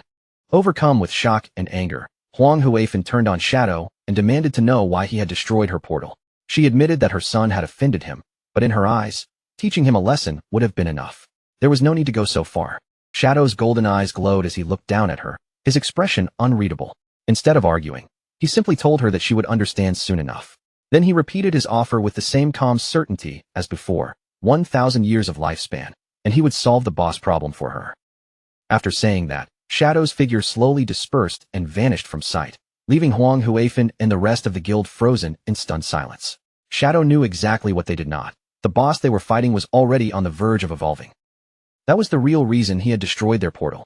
Their strategy of dying, respawning, and rushing back into the fight looked useful on the surface, but against this monster, it would only keep feeding the boss more lifespan until the entire guild was wiped out. Of course, Shadow's reason for stepping in was not purely out of kindness. Beneath his calm actions, his true motive was far more practical. He summoned his spectral wolf beside him, its ghostly form taking shape in the ruins. In his mind, the guild being destroyed was only a minor matter. What really bothered him was the thought of losing out on 1,000 years of lifespan. Shadow landed among the ruined streets of the city with quiet confidence. He knew the remaining members of the guild would provide just enough lifespan for the boss to complete her evolution. And the pulsing light rising from the tower was the final sign that everything was moving exactly as expected. His plan was simple, clean, and perfectly timed. Once the boss advanced to the Jade tier, Shadow would return to kill her himself. By waiting until she evolved, he could claim far greater rewards than if he ended the fight too early. Just as Shadow settled in to wait for the right moment, a message suddenly came through from Ghost Spirit. Her voice carried obvious excitement as she reported that she had found Dongfang Yu in a suburban manor. But there was a serious problem. Dongfang Yu was being protected by an incredibly strong player, and that person had nearly killed Ghost Spirit. Shadow immediately told her to meet him at the Withered Bone Field and bring every detail with her. At the same time, he felt genuinely impressed. Finding a single person inside the vast magic city was no easy task, which proved that Ghost Spirit was far more capable than most people. Not long afterward, the two assassins met in a bleak wasteland scattered with bones. The air around them felt dry and desolate, and Shadow wasted no time. He asked Ghost Spirit to describe the guard protecting Dongfang Yu. Ghost Spirit explained that the man was a fast and powerful melee fighter, but his main attack method was strangely ridiculous. He fought by farting. She added that he could see through her stealth completely, and that his body was surrounded by a smoky aura spreading about 10 meters around him. Shadow understood the situation at once. He told her that she had run into someone with the hidden class known as Source of the Plague. That smoky aura was one of its first-tier abilities, a plague field capable of sensing any physical body within its range, which made it a perfect counter to her stealth. He also explained that the class could strengthen the user's body and recover through plague-based abilities. At higher tiers, it was even rumored to be nearly impossible to kill. Ghost Spirit's face went pale as she listened. Horror and frustration sank into her eyes, and for a moment, she almost lost hope, wondering whether she would ever be able to take revenge against an enemy like that. But Shadow did not leave her in despair. He calmly revealed that this class had a critical weakness. While the plague power strengthened the user's body, it also ate away at the user's mind. If the person's mentality was weak, that inner corrosion would become their greatest flaw. Then Shadow shifted the conversation to her own class. He told Ghost Spirit that Blade of the Underworld also had an evolutionary path. Once it reached Tier 2, it would advance into the Yellow Spring Evil Ghost. As his words fell, a massive spectral green demon began to form behind Ghost Spirit. Its towering shape rose out of the gloom, and its glowing eyes opened slowly, filling the bone-covered field with a chilling presence. Ghost Spirit stood frozen in awe, staring at the terrifying figure connected to her own future. Her eyes shone with an ethereal light, and in that moment, she finally began to understand just how much potential was hidden inside her class. In the middle of that desolate field of bones, Shadow advised Ghost Spirit to push her class to Tier 2 as soon as possible. Only by advancing could she break through her current limits, and that path, he told her, was the true route she needed to follow. Ghost Spirit looked at him in amazement, still shaken by everything he had just revealed. She could not help asking how he knew so much about her class, especially details that even she herself had never understood clearly. Shadow did not answer her question directly. Instead, he bent his knees and leapt upward, landing lightly on top of a large tombstone overlooking the graveyard. Standing above her, Shadow spoke in a calm and distant tone. He told her that the game was far deeper than most people realized, and that persistence mattered more than quick results. If she wanted to reach true greatness, she first needed to build a foundation strong enough to support it. Ghost Spirit listened quietly, and his words lit a fire inside her. She suddenly felt filled with determination, believing that Shadow's overwhelming strength had not come from luck alone, but from constant effort and relentless training. Shadow then pointed out that this graveyard was the perfect place for her to level up. The monsters here respawned quickly, giving her a steady flow of enemies to fight, and they could also help her upgrade her class weapon, the Underworld Chainblade. However, he warned her not to underestimate the area. Every monster here was an elite, with 3 times the health, defense, and attack power of ordinary enemies. To help her understand, Shadow said that these monsters were not impossible to handle. As long as she used the right technique and attacked properly, even elite enemies like these would not be that difficult. Then he moved before she could blink, leaping straight into a cluster of monsters. His attacks landed with terrifying precision, striking their weak points one after another, and in only a few moments, the entire group was wiped out effortlessly. Ghost Spirit watched from the side, her face flushing slightly as she stared at him in astonishment. The ease with which Shadow destroyed those elite monsters made his strength look almost unreal. In the next instant, Shadow appeared beside her again, as if the distance between them had never existed.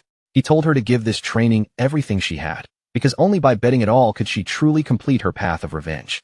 After leaving those words behind, Shadow vanished in a flash of blue energy. The light scattered across the bone-covered field, and when it faded, Ghost Spirit was left standing there alone. She remained silent for a while, thinking back to the moment he mentioned revenge. For just an instant, she had clearly felt a fierce and unmistakable killing intent coming from Shadow, sharp enough to make her heart tremble. Meanwhile, far away in the ruins of Zhanghai City, the sky was already sinking into sunset, and the broken streets were bathed in the dim light of evening. Little Black was resting on the ground, leaning heavily against her white llama. After exploring for so long, exhaustion had finally caught up with her, and she looked as though she barely wanted to move. Her stomach was already starting to feel empty, but after checking the map, she decided to push herself a little longer. The area was almost fully explored, and since she was already this close, she wanted to finish the job before stopping. While she sat there catching her breath, something unusual caught her eye.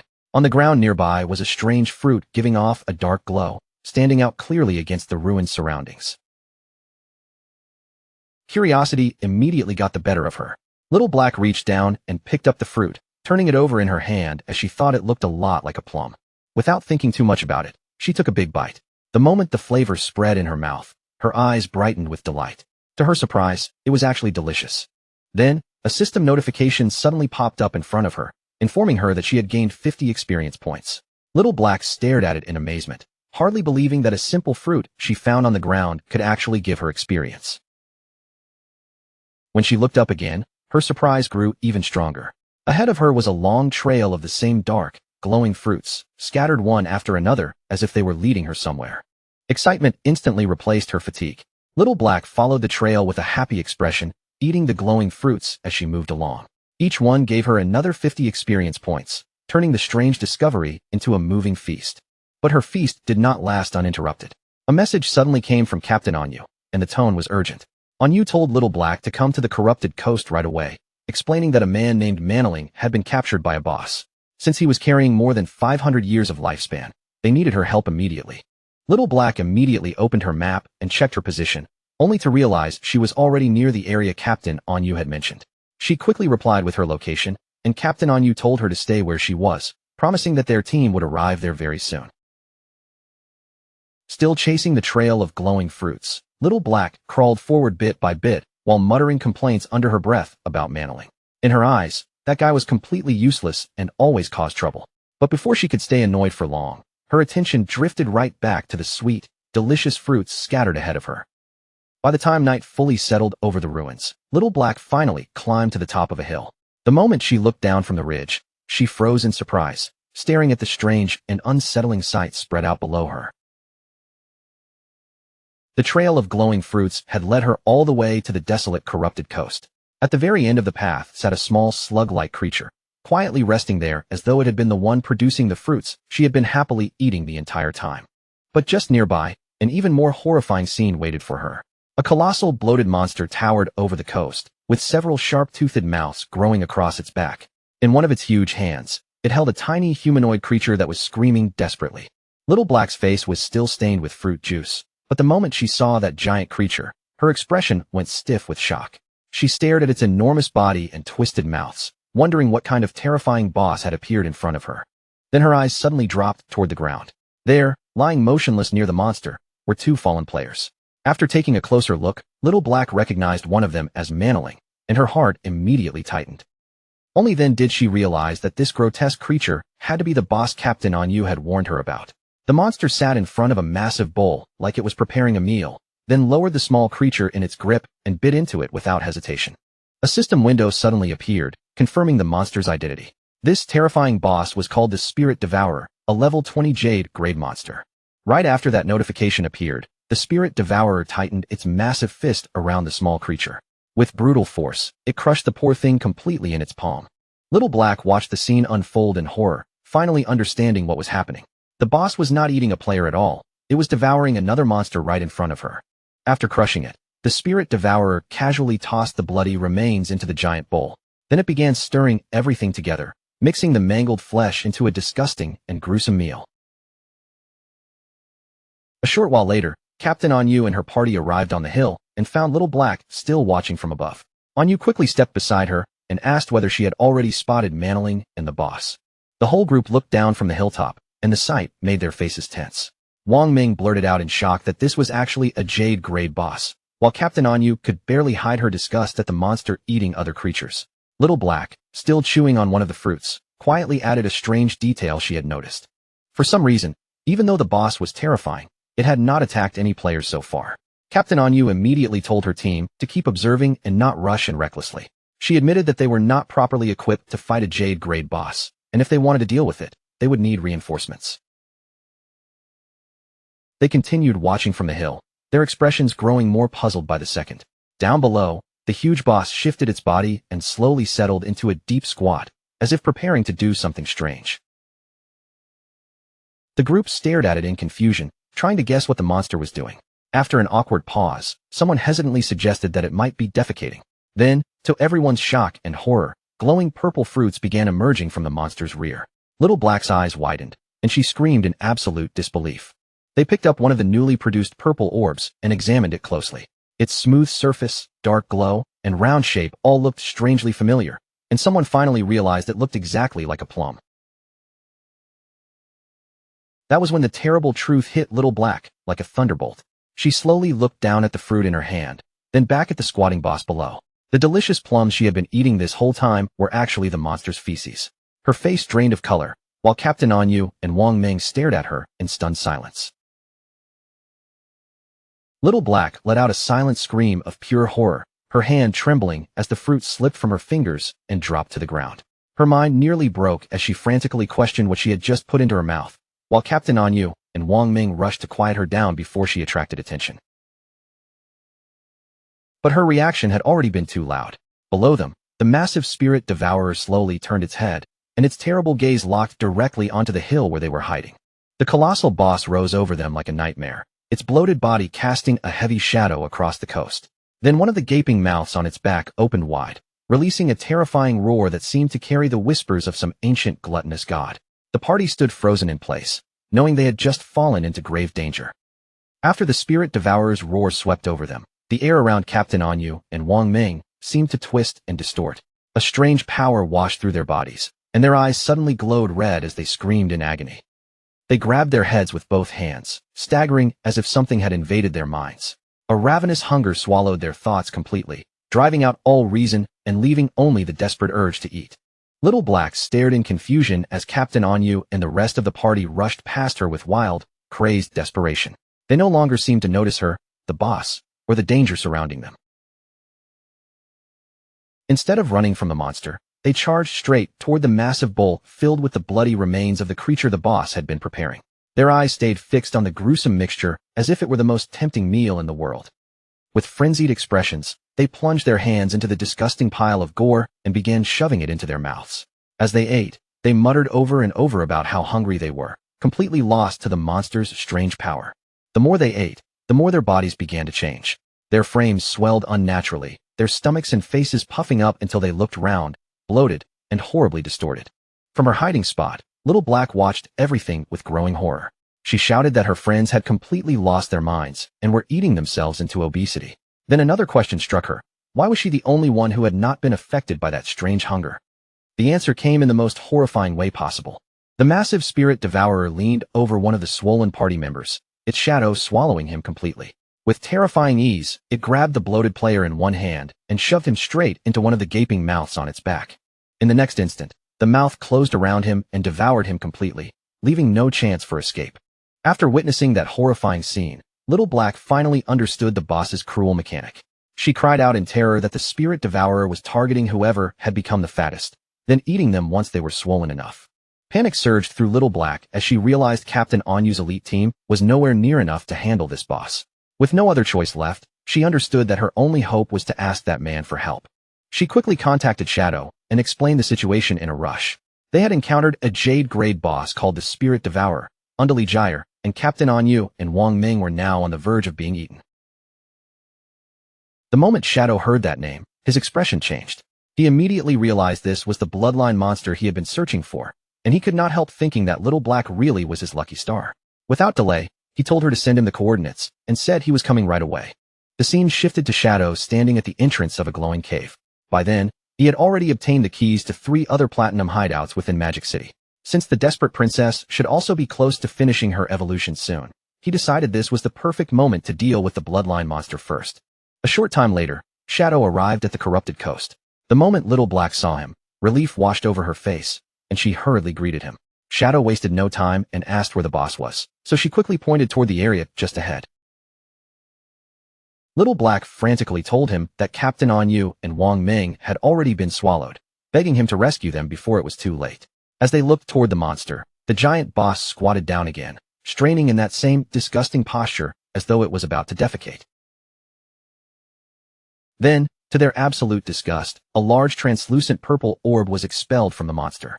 Suspended inside the orb, clearly visible through the glowing surface, was Manoling's horrified face. Both Shadow and Little Black were stunned by what they saw. Little Black cried out that the boss had actually excreted Manoling, and her panic deepened as she worried the same horrifying fate would happen to Captain Anyu and the others. Shadow quickly explained how the monster worked. The Spirit Devourer was a servant of the gluttonous ancient god, and it released a whisper that forced players into uncontrollable gluttony. The more they ate, the fatter they became, and once they were bloated enough, the boss would devour them and slowly digest their lifespan.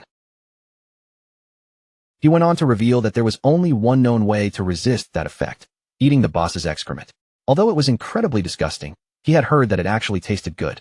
Then his eyes shifted toward Little Black, and as he began to ask whether that meant she had already, Little Black, mortified and on the verge of tears, cut him off immediately and begged him not to say another word.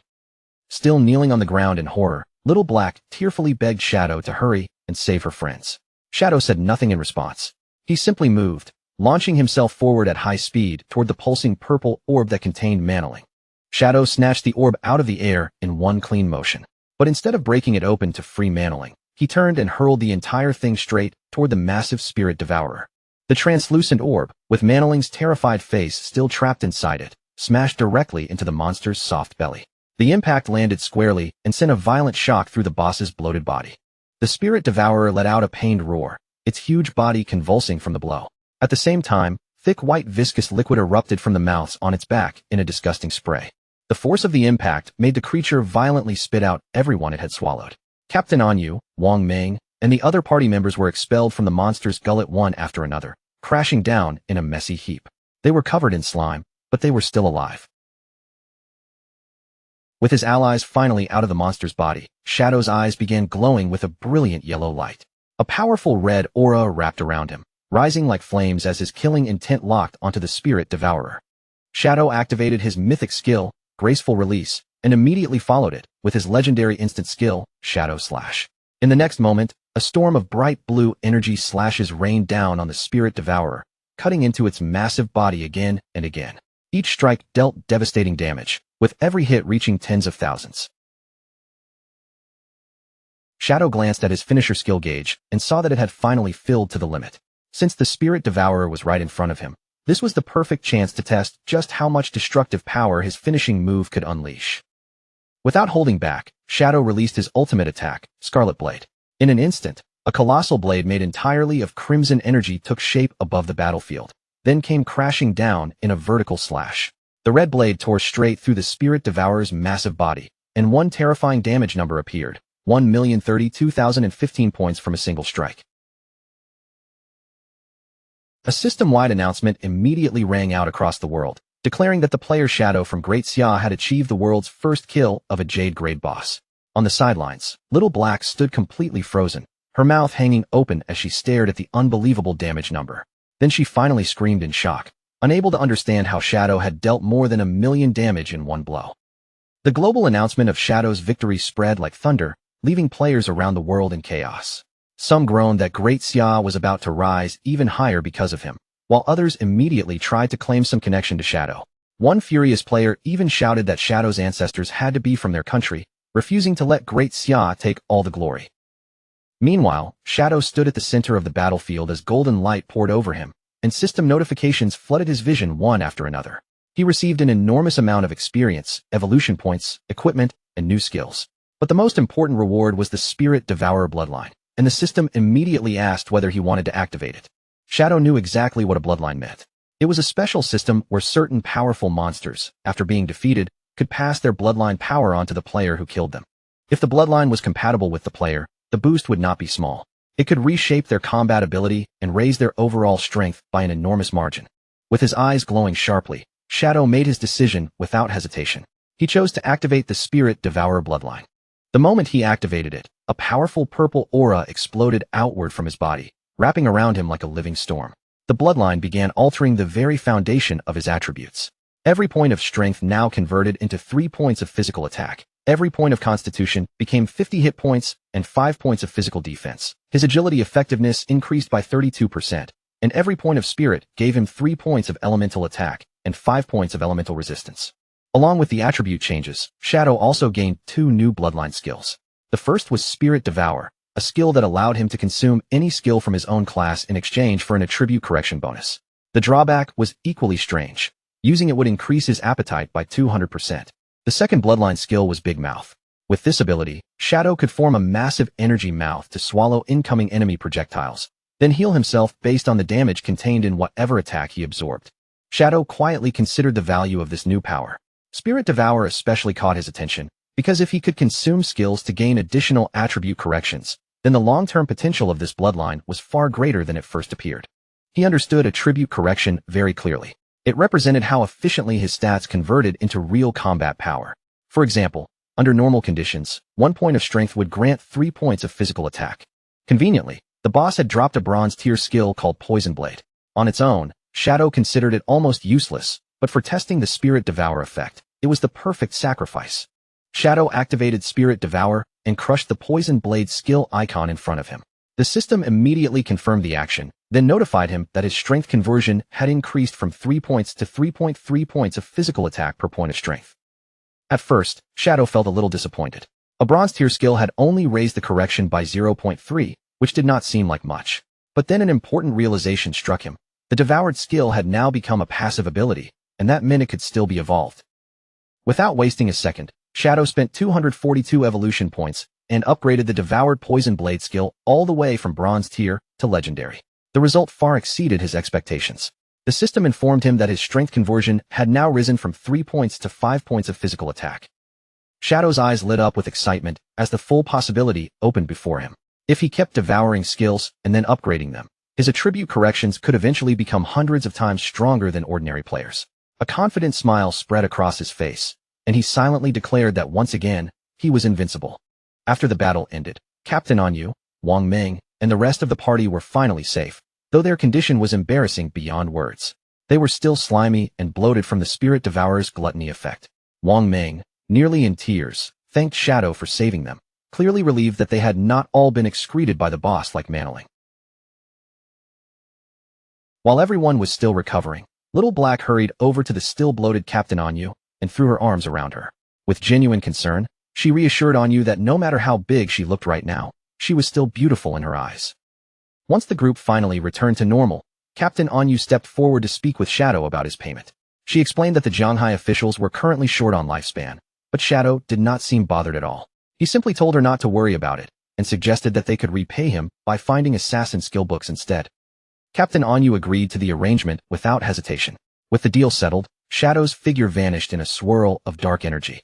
Now that the mission was over, Anu turned back to her team and told everyone it was time for them to return as well.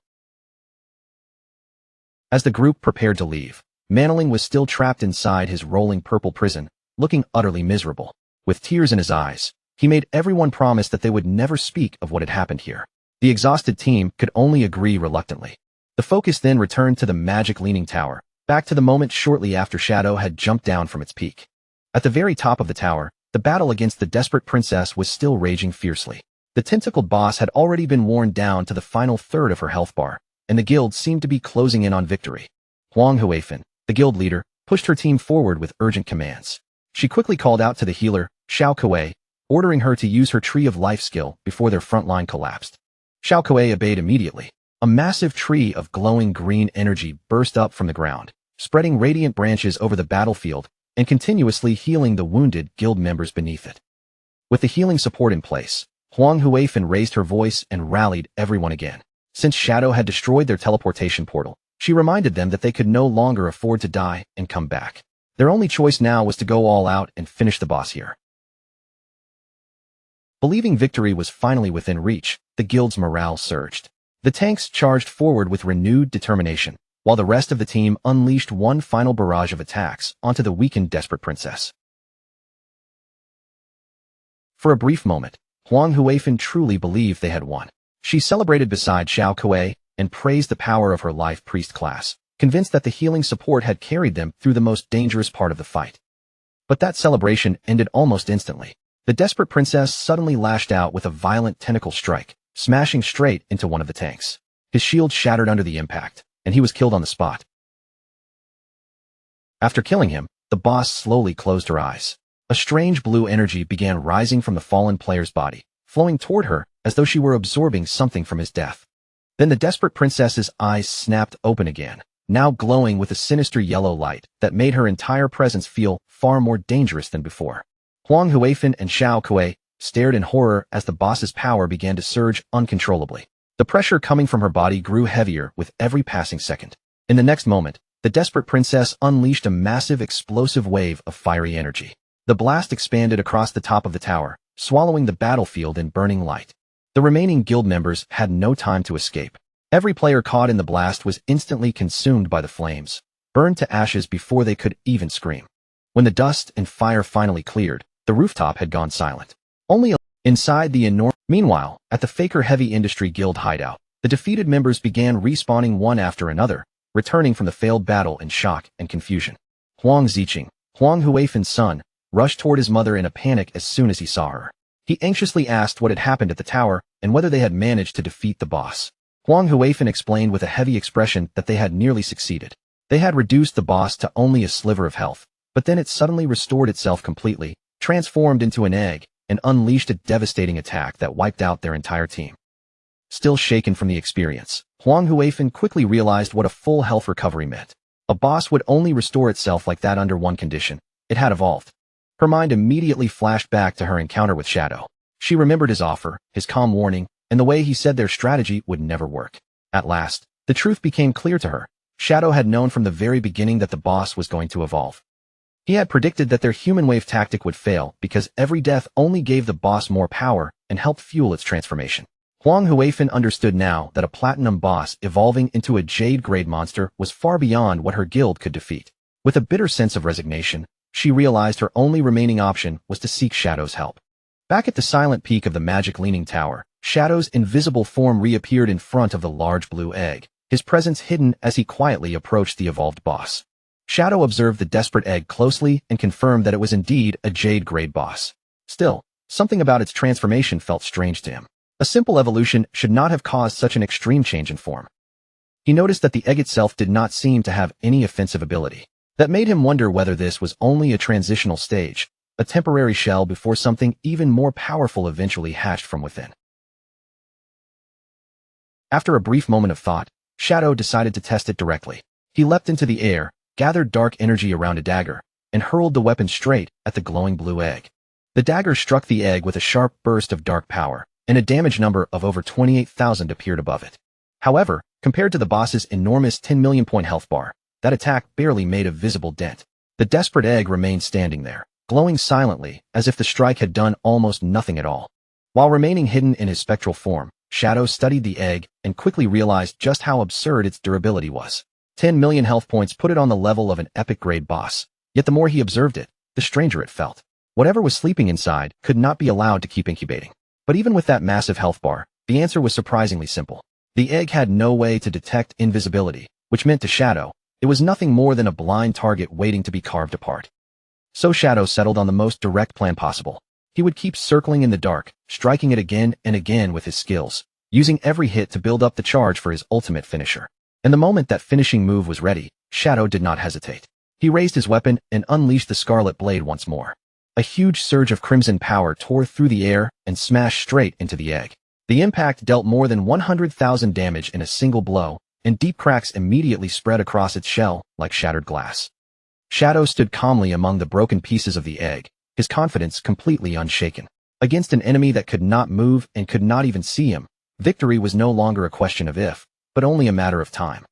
But just as Shadow was preparing to continue, something unexpected suddenly pulled his attention away. When the desperate egg finally broke apart, Shadow expected another monster to emerge from inside. Instead, lying unconscious on the floor was not a beast at all, but a young woman with long, pale blue hair spread around her body. A system window appeared beside her and identified her as the desperate princess, yet her status was shockingly weak. She was only level 1, with just 10 health points to her name. Shadow materialized beside the girl and looked down at her with a puzzled expression. This had to be the princess's true form, which meant the old legend he had once heard was real, the story of a princess cursed by a white dragon. But when his eyes landed on her tiny health bar, he could not help wondering whether the boss fight would only end if he killed this defenseless girl. He summoned his dagger, ready to finish the battle then and there. But with the blade hovering near her, Shadow hesitated, unable to ignore how strange and wrong the situation felt. That brief moment of hesitation changed everything. Above him, the sky suddenly twisted open as a dark vortex began to spin, with violent blue lightning flashing through the center. Shadow looked up in shock as an enormous skeletal dragon slowly forced its way out of the portal, its massive frame casting a terrifying shadow over the battlefield. A system window immediately confirmed the identity of the new enemy. This was the cursed white dragon, Ates, a level 100 mythical grade monster, far more dangerous than anything Shadow had expected to face here. Right after the desperate egg shattered, the gigantic skeletal dragon, the cursed white dragon Ates, descended from the portal in the sky. Without giving Shadow any time to breathe, it launched a devastating attack straight toward him. Shadow's eyes widened as the attack came crashing down. He could not understand why a mythical-grade boss had suddenly appeared in the middle of this battle. As the dragon's roar shook the air, Shadow finally pieced it together. This was a hidden boss, and the legend about the princess cursed by the white dragon had never been just a story. At the same time, down on the ground, the desperate princess stirred from her unconscious state. In her human form, her eyes slowly opened as if she were waking from a long nightmare. Shadow watched closely as the princess rose from the floor, her body drifting upward. Instead of running away, she floated straight toward the enormous skull of the skeletal dragon. She flew directly up to the monster, but there was no attack in her movement. Instead, she reached out and gently wrapped her arms around the dragon's snout. As tears fell from her eyes, she clung to the dragon with heartbreaking tenderness. Then her body began to burn away little by little, and within her chest, a bright red heart started glowing through the light. In the next instant, the princess completely dissolved against the dragon's face in a brilliant flash. That light spread outward, growing wider and brighter until it swallowed the entire skeletal beast. Under the glow, the cursed white dragon's bones began to collapse and crumble apart. Shadow stared in confusion as the enormous body disappeared, leaving only a glowing red heart suspended in the air. As the heart slowly floated toward him, the system informed Shadow that he had stopped the resurrection of an ancient god named Cthulhu and obtained the heart of the curse. The item came with two choices. He could use it and become Cthulhu's servant by devouring lifespan, or he could destroy it and receive a mythical great item instead. Shadow studied the choice carefully, weighing the danger behind each option. Using the heart might grant him powerful new skills, but the description made it sound less like a reward and more like a parasitic curse, one that could eventually lead to him being consumed by Cthulhu. In the end, Shadow decided the power was not worth gambling with his life. Without dragging it out any longer, he chose to destroy the heart on the spot. The moment Shadow crushed the pulsating organ in his hand, it burst apart in a dazzling explosion of light. Even Shadow was caught off guard by how intense the blast was. The radiance surged over him all at once, completely swallowing his body. When the blinding light finally faded, Shadow found himself somewhere else. He was still standing atop the magic leaning tower, but the atmosphere around him had changed completely. Then he realized something even stranger. He was inside the body of a horned knight. As he looked down at the armored hands that now belonged to him, Shadow wondered whether he had triggered some kind of trial or was being pulled into an old memory. Before he could fully understand what was happening, a young princess with long greenish hair ran toward him. Her face lit up with affection as she called him Ates. Shadow saw a young man with white hair and horns sitting on the wall, and he understood that this was the person the princess was speaking to. Looking up at him, she asked Ates whether he was planning to leave again. Ates gave her an apologetic smile and explained that an enemy had summoned a monster to attack the harbor. As one of the kingdom's guardians, he had no choice but to head there and provide support. The young princess immediately grew furious. With her cheeks puffed in anger, she called him a liar and reminded him that he had promised to teach her how to ride the wind that very day. She argued that the coast was 7 days away, so there was no possible way he could come back before the day ended. To her, he was breaking his word and lying to her just like her father always did. Then she pointed at him angrily and declared, with all the outrage she could gather, that men were nothing but terrible liars and shameless scoundrels. Ates looked completely flustered by her outburst. Trying to calm her down, he asked where she had even learned such harsh words in the first place. Then he reached out and presented her with a silver object that looked almost like a dragon scale, calling it the Scale of Promise. Ates explained that under the witness of this scale, anyone who broke a promise would lose their wings and would never be able to fly again. The princess instantly blushed and panicked, pushing the gift away without thinking. She cried out that she did not want Ates to lose his wings, not even as part of a promise. Ates gently reassured her, promising that he would not break his word. Then, with calm confidence, he told her not to underestimate his ability to ride the wind. As he said that, Ates spread open a pair of magnificent white wings, each one large and powerful enough to fill the princess's eyes with wonder. The princess stared up at him with sparkling eyes, completely captivated. She exclaimed that every time he transformed like this, he looked handsome and unbelievably cool. Before leaving, Ates promised her that he would be back in time for dinner. He also told her that his 3 shadow guards would stay behind to keep her company while he was gone. With that promise made, Ates launched himself into the open sky and flew away on his white wings. Below him, the princess waved with both excitement and worry, wishing him a safe journey. After watching him disappear into the distance, the princess clenched her small fists with determination. Since Ates was working so hard for the kingdom, she decided she could not afford to fall behind either. She turned to the shadow guards and ordered them to follow her. With bright enthusiasm, she announced that she would gather ingredients and prepare a grand dinner for Ates when he returned. By then, Shadow understood what he was seeing. This was a memory sealed inside the heart of the curse, revealing the past shared by the desperate princess and Ates, the white dragon. From there, the memory unfolded into warmer moments from the princess's day. She spent her time with the shadow guards, cheerfully picking mushrooms in the forest, running into a strange rabbit, and fishing beside a quiet lake, all while the magic leaning tower stood in the distance over their kingdom. Later, worn out from all her preparations but glowing with happiness, the princess finally presented the large feast she had worked so hard to make. With obvious pride, she began listing the unusual dishes one by one, including steamed rock and volcanic ash pizza.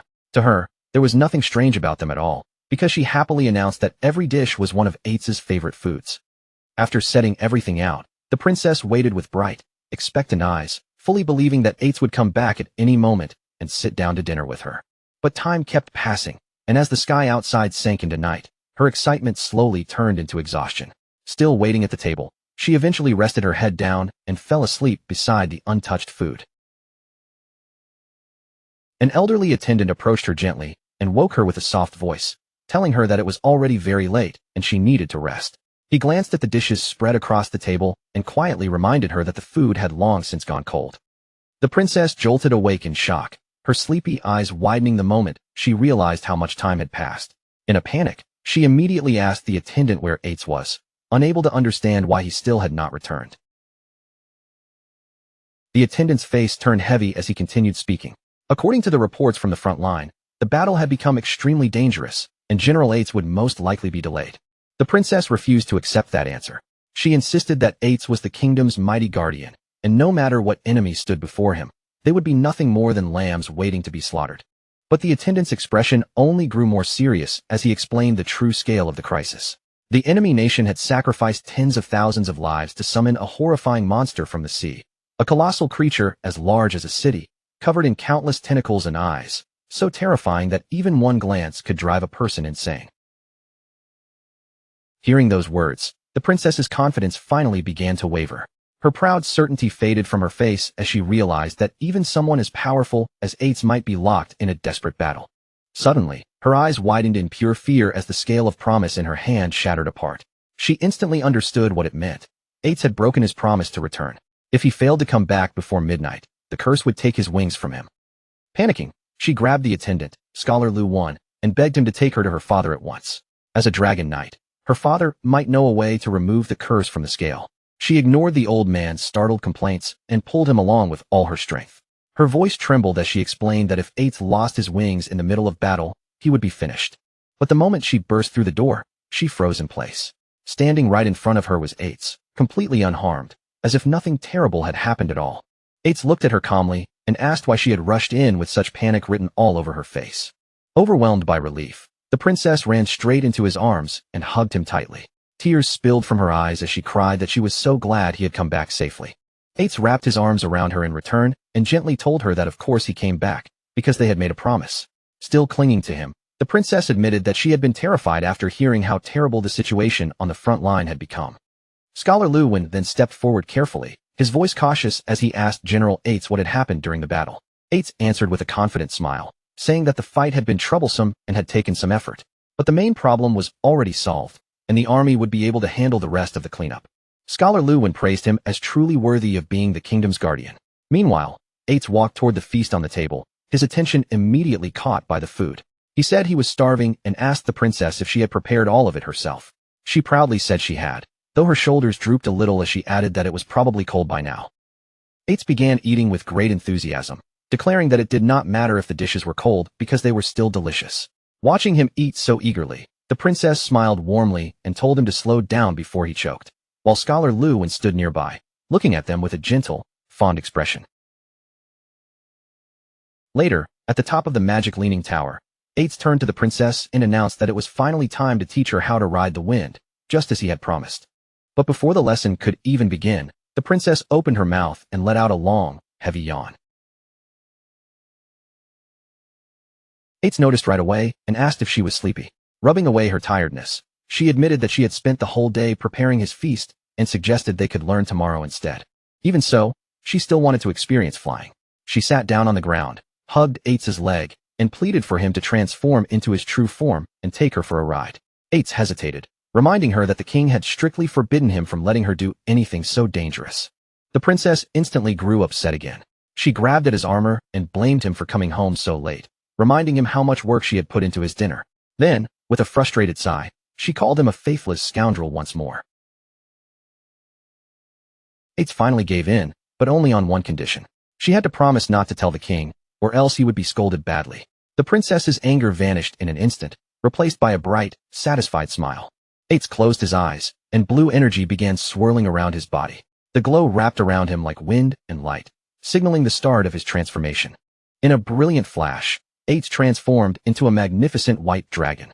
The princess stood there in awe, staring up at his enormous, shining dragon form with wonder in her eyes. She stepped closer to the massive white dragon and gently placed her hand against his snout. In a soft, loving voice, she told him to stay safe. Then a stream of green energy lifted the excited princess from the ground. She floated upward with delight before settling carefully onto Eights' head. With one powerful beat of his wings, Eights launched into the night sky. Carrying the princess with him, he soared high above the land beneath the moonlit darkness. The memory then shifted to a quieter moment, where Eights gently tucked the sleeping princess into bed with a teddy bear beside her. Nearby, the king watched with a grave expression that made the peaceful room feel heavy. The king revealed that he believed the enemy empire was carrying out a dark ritual. He could sense a terrifying wave preparing to sweep across the entire continent, and he warned Eights that they had to be ready. Even Eights, as a member of the dragon race, would not be spared from the danger that was coming. Under the dark sky, Eights stood firm and resolute. He pledged his loyalty without hesitation and agreed to follow whatever arrangements the king had prepared.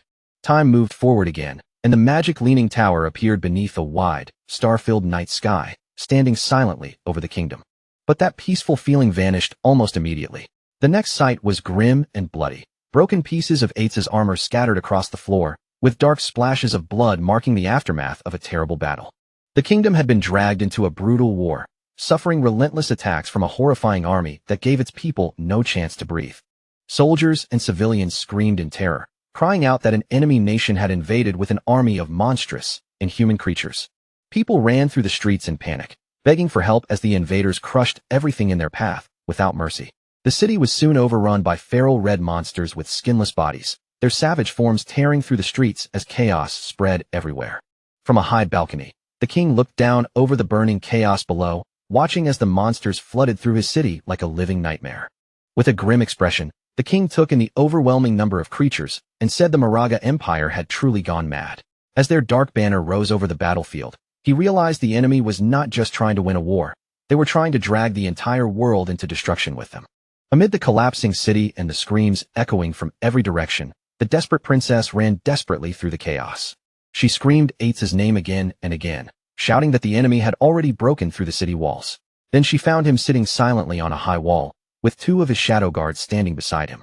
Looking down at the massacre below, the princess rushed toward him and begged him to move.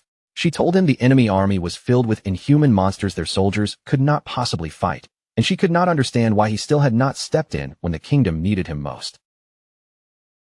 Eights turned toward the desperate princess with a strangely calm expression and told her that he had actually been on his way to find her. He ordered her to stay inside the magic leaning tower, telling her that it was safe there and that she must not go anywhere else. The princess agreed, but immediately urged him to hurry out and destroy the enemy army. But Eights refused. He said he would stay right there to protect her. Confused and furious, the princess demanded to know what he was talking about. She reminded him that he was the guardian of the kingdom, and his duty was to protect the entire nation, not only her. She threw her hand toward the city below, where the soldiers were being overwhelmed and slaughtered. With desperation in her voice, she shouted that the capital was about to fall, and that his role was to transform into a dragon and burn their enemies to ashes. The princess insisted that she did not need Eights himself to guard her. Just like before, his shadow guards were enough to keep her safe. Eights said nothing. He only lowered his head in silence, avoiding her desperate gaze as the war continued raging below. After lowering his head in silence, Eights finally began to speak, his voice heavy as he revealed the history behind the terrifying power their enemy was using. He explained that 5 years earlier, they had discovered the Moraga Empire was carrying out a mysterious ritual called Forsaken by the Gods. And despite the frightening name, the basic method behind it was horrifyingly simple. By sacrificing their own lifespan, someone could summon inhuman creatures into the world. The more years of life they offered up, the more monstrous and terrifying the creature they brought forth would become. Eights said this ritual was ancient, but under normal circumstances, no sane person would ever trade away their own life just to call forth a monster. For the Moraga Empire, however, this desperate ritual had become the only hope they had left. As he explained, he showed her a map of the region. The Moraga Empire was an inland archipelago, blessed with a rare magical plant known as the blood flower. This plant grew only in their homeland, and the powerful magic it released had extended the lives of their people to an average of 700 years. But thousands of years ago, conflict began spreading outward from Moraga, slowly dragging the rest of the continent into war. To bring those endless wars under control, the Moraga Empire sent powerful envoys like Eights into other nations. Bound by contracts, these envoys served the kingdoms they were assigned to, lending their strength to the weaker side whenever conflict broke out, so no single power could dominate the continent and peace could be maintained. But after that, suffering descended upon Moraga like a slow-moving disaster. Curses, plagues, and internal division tore through the empire, leaving its people weakened and desperate. Then the final petal of the last blood flower withered and died, triggering a devastating avalanche. In that darkness, as the people of Moraga faced extinction, they reached for one last desperate hope. That final hope was the ritual known as Forsaken by the Gods. With sorrow in his eyes, Eights revealed that he could no longer transform into a dragon, and as smoke and rubble surrounded him, he continued speaking the painful truth he had kept hidden. Leaning heavily on his sword, Eights seemed to sink into the weight of the years. Time had passed far too quickly, and everything around him had changed before he could stop it. That change had created a deep rift between them, because Eights could never fully understand the difficult choices the king had been forced to make after taking the throne. The king could only conclude with sadness that Eights would never truly understand humans, just as humans could never truly understand someone like Eights. Even so, through their shared affection for the child, the king had found a fragile new hope, something gentle enough to soften the distance between them. Then the king faced forward with a calm expression, accepting the fate that was now coming for him. In the next moment, the monstrous creature unleashed a devastating blast of energy directly toward him. As the blinding light swallowed his body, the king vanished within it. His final thoughts were filled with bitter regret, realizing too late that he had been wrong about everything. A massive explosion tore through the castle, shaking the entire area and marking the king's defeat with a burst of destructive light. From the magic leaning tower, the desperate princess saw the distant blast erupt across the capital. Her eyes widened in horror, and she cried out in shock. Beside her, Eights remained strangely calm as he stated that the capital had fallen. Then he quietly predicted that the monsters would be coming for them soon. As if answering his words, a swarm of dark-winged creatures suddenly descended from the sky.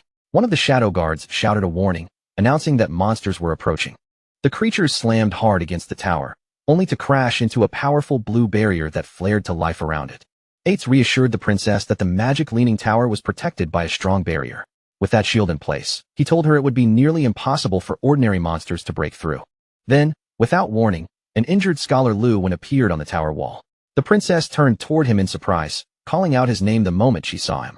Leaning weakly on his staff, Scholar Lu told Eights that he had come under the king's orders to escort the princess away from the tower. The princess immediately noticed how badly he was wounded and cried out in alarm. Eights accepted the plan without hesitation, saying he would use his wind magic to send them to the designated location. When he asked whether their contacts were ready, Scholar Lu confirmed that everything had already been prepared, but the princess quickly interrupted them. With a heavy heart, Scholar Lu finally delivered the news she feared most. Her father, the king, had fallen. The princess froze in shock as he explained that the king had arranged for her to escape to a neighboring country for safety. Trembling with anxiety, she immediately asked whether Eights would be going with them. Eights turned to her with a sad smile and asked where he could possibly go. The monsters swarming below were his own people, the Moraga, and to the rest of the world, he was now an enemy. No matter where he ran, humans would hunt him down and kill him. Kneeling at the edge of the wall, Eights looked down at the horde below and accepted the fate waiting for him. He declared that where a knight fell would become a dragon's tomb, and this place was where he belonged. Until the last of his lifespan drained away, he would remain here and protect it. After hearing that solemn promise, the princess's grief slowly hardened into determination, and the look in her eyes changed completely. Without warning, she used her wind magic to break away from Scholar Lu and leaped straight back toward Eights. She landed in front of him and declared that if he was staying, then she would become his dragon knight. This was her home too, and she would protect it by his side. With proud confidence, she added that her wind riding skills were already perfect. Eights looked up at her in stunned silence, completely shaken by the unwavering loyalty shining in her eyes. Moved by her resolve, Eights reached out and took the princess's hand in his armored one. With a gentle but sorrowful smile, he finally agreed to her request. Then he presented the silver scale of promise to her, explaining that it would serve as their contract, just like it had in the old days. The princess smiled brightly, relieved that the contract was so simple. Happily, she began sealing their pact, starting to promise that the two of them would remain together forever. But Eights cut her off before she could finish. With a heart-wrenching twist, he completed the promise himself, saying that their vow was to never see each other again. The princess's smile vanished instantly. Her eyes widened in shock and disbelief, as if she could not understand the words she had just heard. Before she could respond, Eights released a powerful gust of wind that swept her and Scholar Lu away from the tower. As the wind carried them through the air, Eights entrusted the princess's safety to Scholar Lu, leaving her protection in his hands. The princess screamed Eights' name, her voice filled with confusion, fear, and betrayal as she was forced farther and farther away from him. Left alone on the wall, surrounded by swirling wind magic, Eights told her to go. Her place, he insisted, was not beside a dragon's tomb. Then everything turned horrifying. Scholar Lu's eyes suddenly glowed with a red light, and without warning, he drove his hand straight into the princess's chest, ripping out her still-beating heart. In a chilling voice, he told her that she did have a place where she belonged, a place meant for humans. From the tower, Eights watched the betrayal unfold in utter shock, while the princess stared in horror, unable to stop her own life from being torn away. As Scholar Lu died, he gasped out one final warning to Eights. With his remaining strength, he told him to be careful, revealing that the Moraga were not the only ones who had been cursed. Then Scholar Lu's face was swallowed by a monstrous red growth. From his body, a massive tentacled monster burst forth, seizing and devouring the princess's heart. The creature laughed cruelly, mocking Eights as it savored the flesh and lifespan it had consumed. Then it taunted him, asking whether killing the person Eights loved was fitting revenge for being burned by his dragon flames in the past. Eights stood frozen in stunned silence, unable to move, while the tentacled monster laughed louder and louder in deranged triumph. The monster lifted the princess's lifeless body along with her bloody heart, waving them before the white dragon like a trophy. It sneered at Ates, asking whether destroying his beloved was enough to repay the agony of his dragon flames. Then, in one final gruesome act, the monster clenched its fist around the princess's heart and crushed it completely. Rage finally exploded through Ates. Beside him, his two loyal shadow guards faced the monstrous creature in silence, their eyes burning with a cold, vengeful light. One of the guards, the Shadow of Sorrow, turned into a swirling vortex of dark energy and rushed forward to catch the princess's falling body. At the same time, the other guard charged straight at the monster, slashing furiously and cutting its writhing tentacles into pieces. But the monster only sneered, treating the attack as if it meant nothing. Nearby, the Shadow of Sorrow knelt on the ground, holding the princess's body carefully in its arms while a soft blue aura wrapped around her like a final shield. From beneath the guard's helmet, a single tear slipped free and fell in silence. In the last fragile moments of her life, the princess weakly whispered Ates' name. Then her voice faded, and she passed away in the Shadow Guard's arms. Even though its host body had been torn apart, the monstrous entity kept mocking Ates.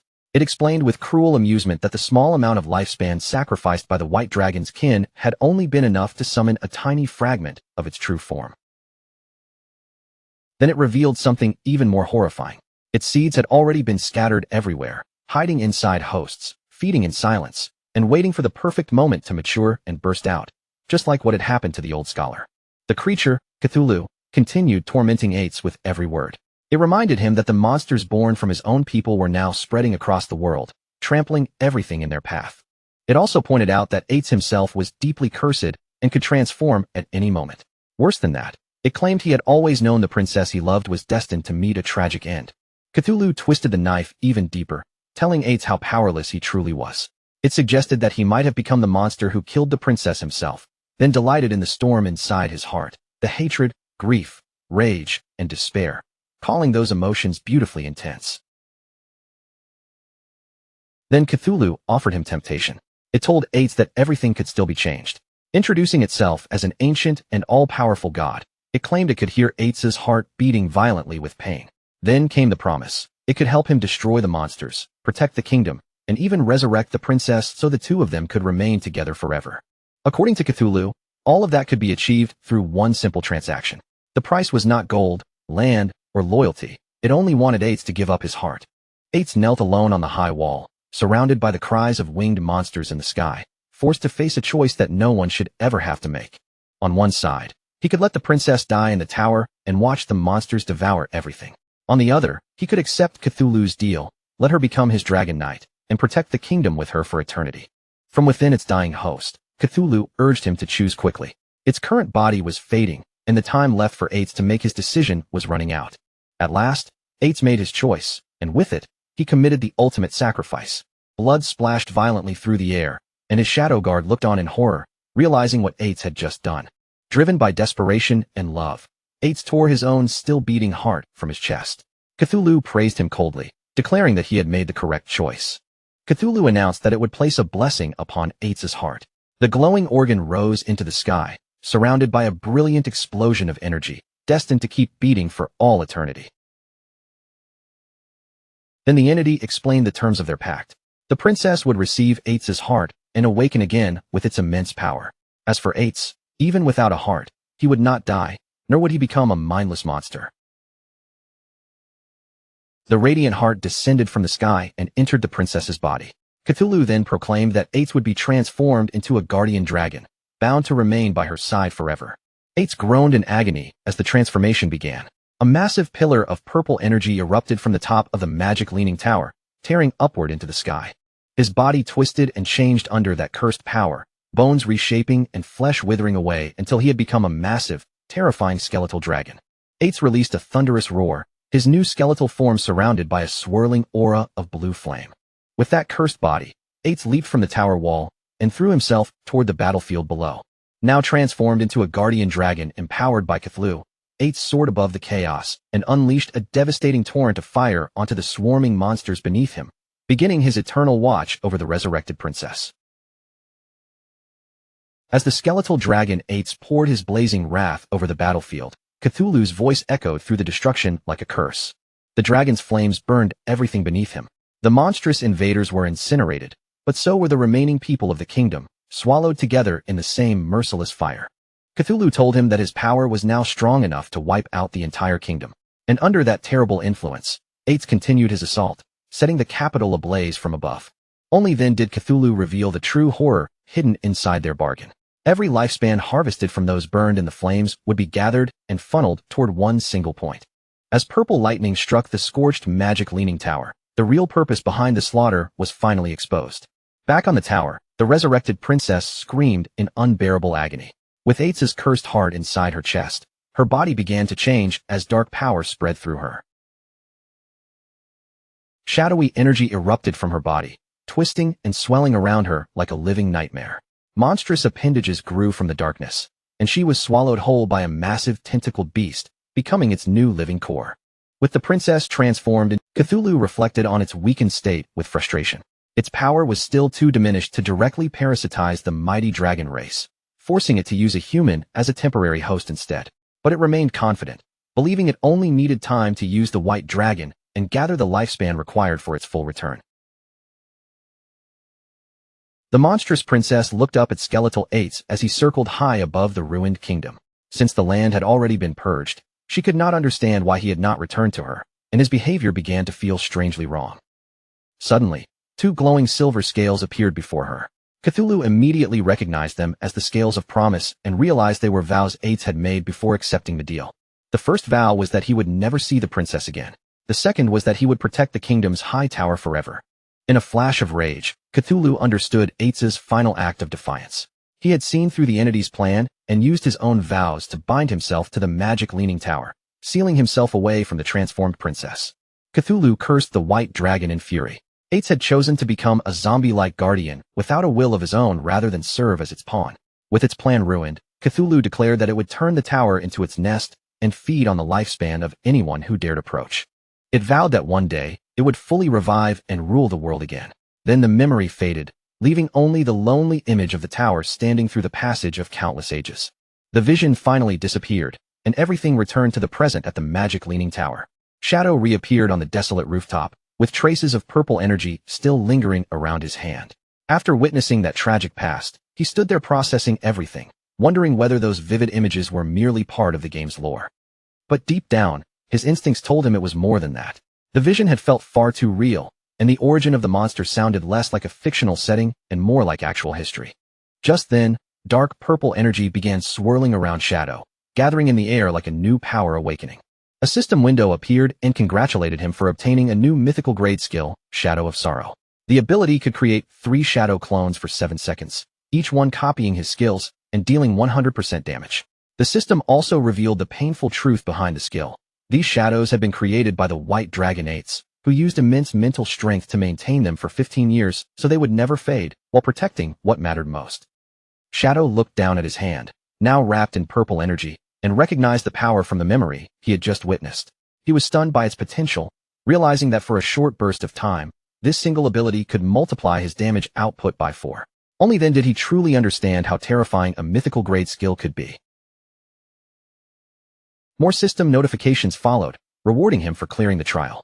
Shadow obtained the key to the magic leaning tower's hidden area, reached level 19, and received a large number of evolution points, along with equipment and skill books. Among those rewards were a gate key and a map leading to a level 20 area called the Withered Bone Ruins. Shadow's curiosity was immediately stirred, because he had never heard of that place before. He unrolled the old map and found Withered Bone City marked on an island in an inland sea. Looking at its location, Shadow quickly made the connection. It had likely once been part of the Moraga Empire from Ates's tragic story. Convinced that this new area had to be connected to the White Dragon's homeland, Shadow felt his curiosity flare up at once. A place tied to Ates's past was almost certain to hide deeper secrets and rarer treasures. Since the map marked it as a level 20 area, and he had already reached level 19, Shadow quietly decided that he would head there before long. But before chasing after that new mystery, Shadow lifted the ornate golden key to the magic leaning tower's hideout and made another decision. This kind of valuable item was better turned into profit first. The view then shifted to the hideout of the Faka Heavy Industry Guild. Inside the guild base, Huang Huifan and her members were still regrouping after their crushing defeat. One guild member asked what they should do next, openly admitting that they had no way to beat the new Jade Grade boss. In his eyes, their only real option was to contact Shadow and ask for his help. Huang Huifan let out a tired sigh and reluctantly agreed. She planned to reach out through her contacts in Zhanghai City, hoping those who had a good relationship with Shadow could act as intermediaries for the guild. But just as she was considering that approach, Shadow suddenly materialized directly behind her. Before anyone could react, he calmly told her there was no need to go through all that trouble, because they could simply trade face to face. The guild members froze in shock, and Huang Ziqing was especially startled by Shadow's silent arrival. Several people cried out Shadow's name in alarm, while Huang Ziqing angrily accused him of sneaking around and demanded to know what he had come for. Shadow simply walked a few steps away, calm as ever, and reminded them that if he had come with hostile intentions, they would already be dead. Then he casually pointed out that the barrier around their hideout could be opened, which was exactly how he had entered. Still shaken, Huang Huifan forced herself to stay composed and asked what kind of trade he meant. Shadow turned back toward her and raised the ornate golden key in his hand. He offered to sell them the key to the magic Leaning Tower's hideout, then asked if Huang Huifan was interested in buying it. The guild members were completely stunned. They recognized the key almost immediately, and that meant Shadow had somehow defeated the Jade Grade boss they had failed against, something they could hardly believe. Huang Huifan's eyes lit up, and she accepted the offer without hesitation, asking Shadow to name his price. Shadow answered just as calmly as before, saying the price remained the same, 1,000 years of lifespan. While Huang Huifan was ready to agree, Huang Ziqing exploded in anger. He shouted at Shadow, calling him shameless and accusing him of setting this whole situation up from the very beginning. Pointing straight at Shadow, Huang Ziqing laid out his accusation with growing fury. In his mind, Shadow had attacked him first, used that chance to destroy their portal, cut off their reinforcements, and caused their whole team to be wiped out. Now Shadow was pretending to be their savior while selling them the key at a ridiculous price. Huang Ziqing declared he had never seen anyone so vile. Huang Huifan sternly ordered her son to stop, but Huang Ziqing refused to back down. He kept trying to convince his mother that they were being tricked, arguing that the key should have belonged to their guild in the first place, and that they could not let Shadow profit from their losses. Shadow remained completely unfazed by his outburst. Instead of getting angry, he calmly looked at Huang Ziqing and asked what he wanted to do about it. A greedy grin spread across Huang Ziqing's face as he made an outrageous demand. According to him, Shadow should return the key to them, and even compensate the guild with 800 to 1,000 years of lifespan. Shadow glanced toward Huang Huifan and sarcastically remarked that she truly had a remarkable son. Then, to Huang Ziqing's surprise, Shadow actually said he would follow that suggestion. But his eyes turned cold as he gave the new price. The key would now cost 1,800 years of lifespan, and he would not sell it for even a single day less. At first, Huang Ziqing looked proud. Shadow patiently explained that he had originally come with sincerity to do business, which was why he had not retaliated even after Huang Ziqing cursed him. But now that he had been insulted, the previous discount was gone, and the new price was final. Huang Huifan finally reached her limit. Without another word, she stepped forward and slapped her son hard across the face. Then she angrily ordered a guild member to take Huang Ziqing away and make him level up, forbidding him from returning without her permission. As he was dragged off, Huang Ziqing kept protesting, asking why she had hit him when he had not even finished speaking. Once he was gone, Huang Huifan turned back to Shadow and apologized, asking whether there was any room to reconsider. Shadow's response was cold and direct, 1,800 years, and he would not repeat the offer again. With a weary expression, Huang Huifan accepted the price. She admitted it was still reasonable, since she had heard Shadow had sold other hideouts for 2,000 years. However, because the guild had suffered such heavy losses, she explained that they could not pay the full amount immediately and asked to settle it in installments. Shadow agreed to the installment arrangement. His condition was simple. They had to pay 1,000 years up front, and 10 days later, he would return to collect the remaining 800. Huang Huifan was visibly relieved and thanked him sincerely before completing the transaction. A system window appeared, confirming that she had received the key and that Shadow had gained 1,000 years of lifespan. As Shadow's figure began to fade, he said his goodbyes without lingering. In his mind, the Faka Heavy Industry Guild still had potential, and giving them a strong hideout could help them become a useful force for the Great Xia server. With their new base finally secured, Huang Huifan turned to address the entire guild. She announced that the platinum-grade hideout now belonged to them, but to repay their debt to Shadow, every member would be charged a 50% lifespan tax. She acknowledged that the rate was harsh, yet framed it as a necessary investment for their future, urging everyone to work harder. Her guild members responded with renewed determination. Later, in a forest under the glow of sunset, the small party accompanying Huang Ziqing tried to talk sense into him. One girl told him not to blame his aunt, and said he had clearly been in the wrong, but Huang Ziqing angrily brushed her off. Lowering his voice, He muttered to himself that sooner or later, he would make Shadow pay. Their conversation was suddenly interrupted when one of the party members spotted a silver grade boss nearby, the human-faced Spider Emperor. The team immediately prepared for battle, rushing forward to engage the boss. Huang Ziqing, however, stayed farther back.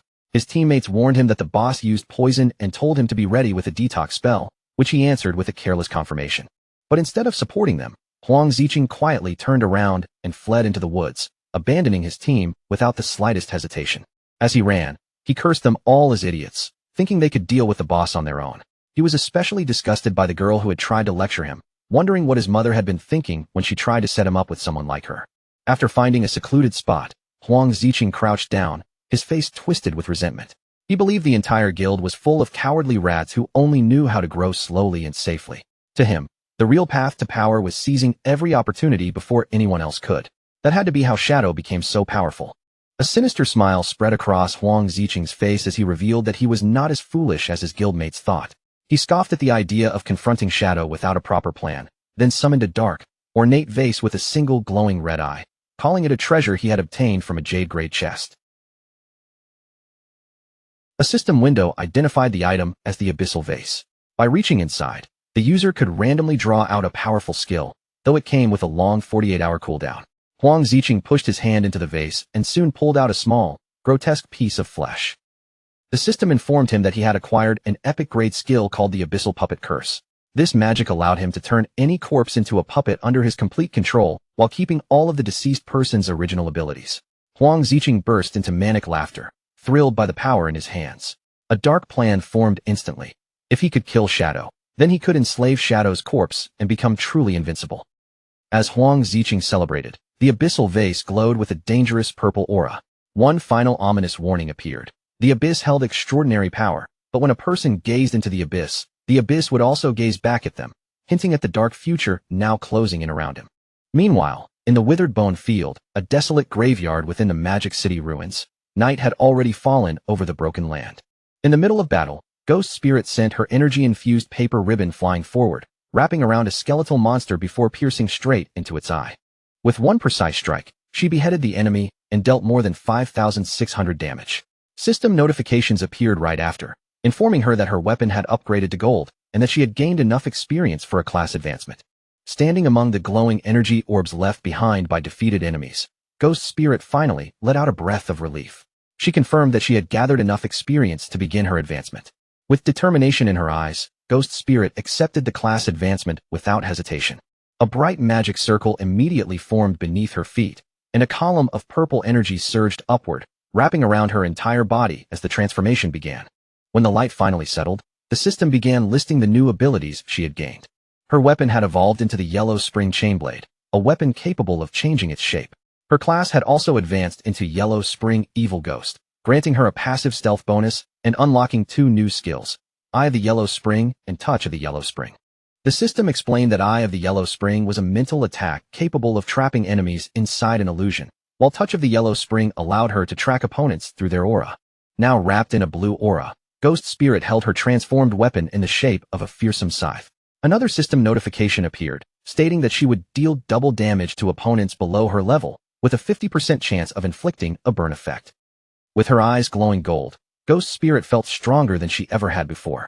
Her damage, speed, and newly awakened mental attack all gave her greater confidence, and in her heart, she knew these powers would help her avenge her parents and defeat Dongfang Yu, along with the source behind the Plague Wielder. After completing her advancement, Ghost Spirit sent a message to Shadow, her teacher, telling him that she had reached Tier 2 and would repay him for his guidance. From a rooftop, Shadow saw that she had already logged off, and he understood at once that her thirst for revenge had driven her straight toward Dongfang Yu. He thought back to the memories of his previous life, remembering how Ghost Spirit had finally taken revenge back then. But because she had spared a single dog, that tiny loose end gave a Beastmaster the chance to follow her trail. That one mistake exposed Ghost Spirit's true identity, and once the powerful families learned who she really was, they launched a terrifying large-scale hunt against her. The conflict dragged official forces into a brutal war, costing them heavy casualties, and in the end, Ghost Spirit collapsed from complete exhaustion and died, leaving the entire Magic City region swallowed by chaos. Shadow quietly weighed Ghost Spirit's talent in his mind. Her potential was terrifying, but because she was still too young, and her emotions were far from stable, He feared she might act too recklessly when pushed too far. To stop her from walking into the same fatal mistake again, Shadow made his decision. He would log off immediately and check on Ghost Spirit in the real world before things slipped out of control. Soon, the scene moved to Dongfang Manor, standing on the outskirts of Magic City. The entire estate was wrapped in a thick poisonous fog, making the buildings look hazy and dangerous beneath the night air. 2 guards were making their rounds through the misty manor grounds, but neither of them looked focused. As they walked, they grumbled about how unlucky they were to be stuck with patrol duty. Their complaints quickly turned into idle talk about women. One guard brought up Mrs. Dongfang, saying that even now, she was still incredibly attractive, and his companion immediately agreed with a knowing grin. The two of them began fantasizing about defeating her bodyguard and doing whatever they wanted with Dongfang Yu. But just as their dirty thoughts were getting worse, one of the guards suddenly narrowed his eyes and noticed something moving inside the fog. A figure slowly took shape in the mist before them. It looked exactly like Dongfang Yu, appearing like an alluring illusion right in front of the 2 stunned guards. She was dressed in a seductive black dress, kneeling in a provocative pose as the fog curled around her body. The guards froze completely, their eyes wide and their voices shaking as they stammered, asking why she was there and why she was dressed so revealingly. The illusion leaned closer, her voice dropping into a soft whisper. She claimed she could no longer stand her weak husband and needed other men to satisfy her desires, then teasingly asked whether the 2 of them were capable enough for her. The guards were instantly bewitched. Drool almost slipped from their mouths as they stared at her in disbelief, unable to believe such a perfect chance had fallen into their laps, and they eagerly asked if she was truly serious. The 2 guards immediately started arguing over who should go first, both too blinded by lust to think clearly. Still kneeling before them, the illusion of Dongfang Yu gave a sly little smile and suggested they did not have to fight, because they could enjoy her together. Before either guard could react, a sharp streak of purple energy flashed through the mist. In a single instant, both of their heads were sliced clean from their bodies. Their headless bodies dropped heavily to the ground as the illusion vanished like smoke. Dark energy burst from the severed necks, while a magical ribbon spun around them with a cold, deadly rhythm.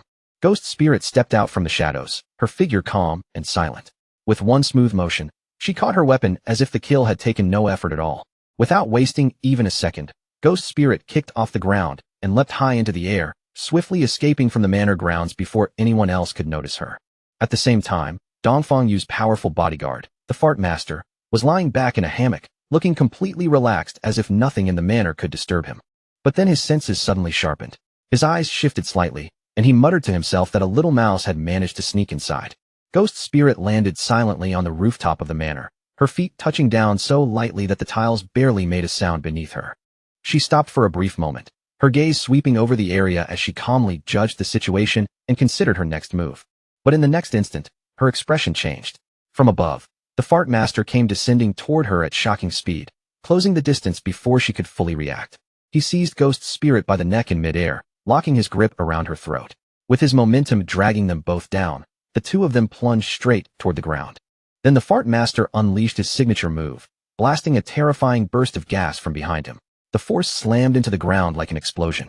The impact tore open a crater in the courtyard, with the Fart Master pinning Ghost Spirit down at its center.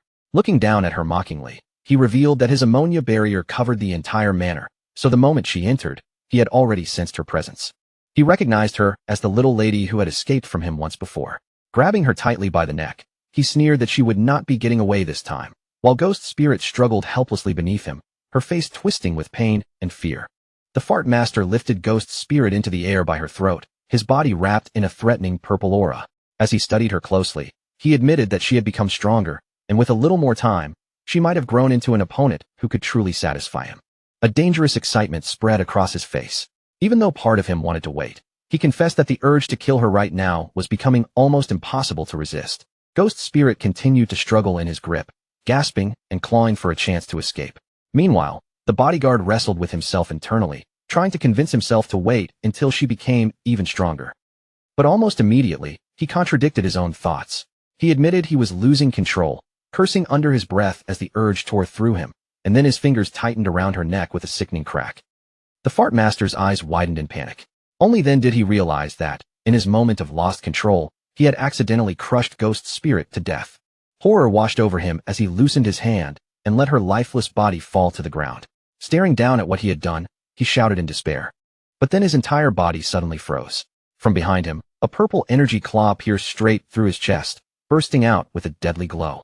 In disbelief, he slowly turned his head and saw Ghost Spirit standing behind him, her arm driven into his back. The body he had dropped moments earlier had never been the real her at all. It was only a decoy. Confusion and shock filled his face as he questioned how something like this could be possible. He had been completely certain that he had already killed her. Ghost Spirit's eyes glowed a chilling red as she revealed the truth.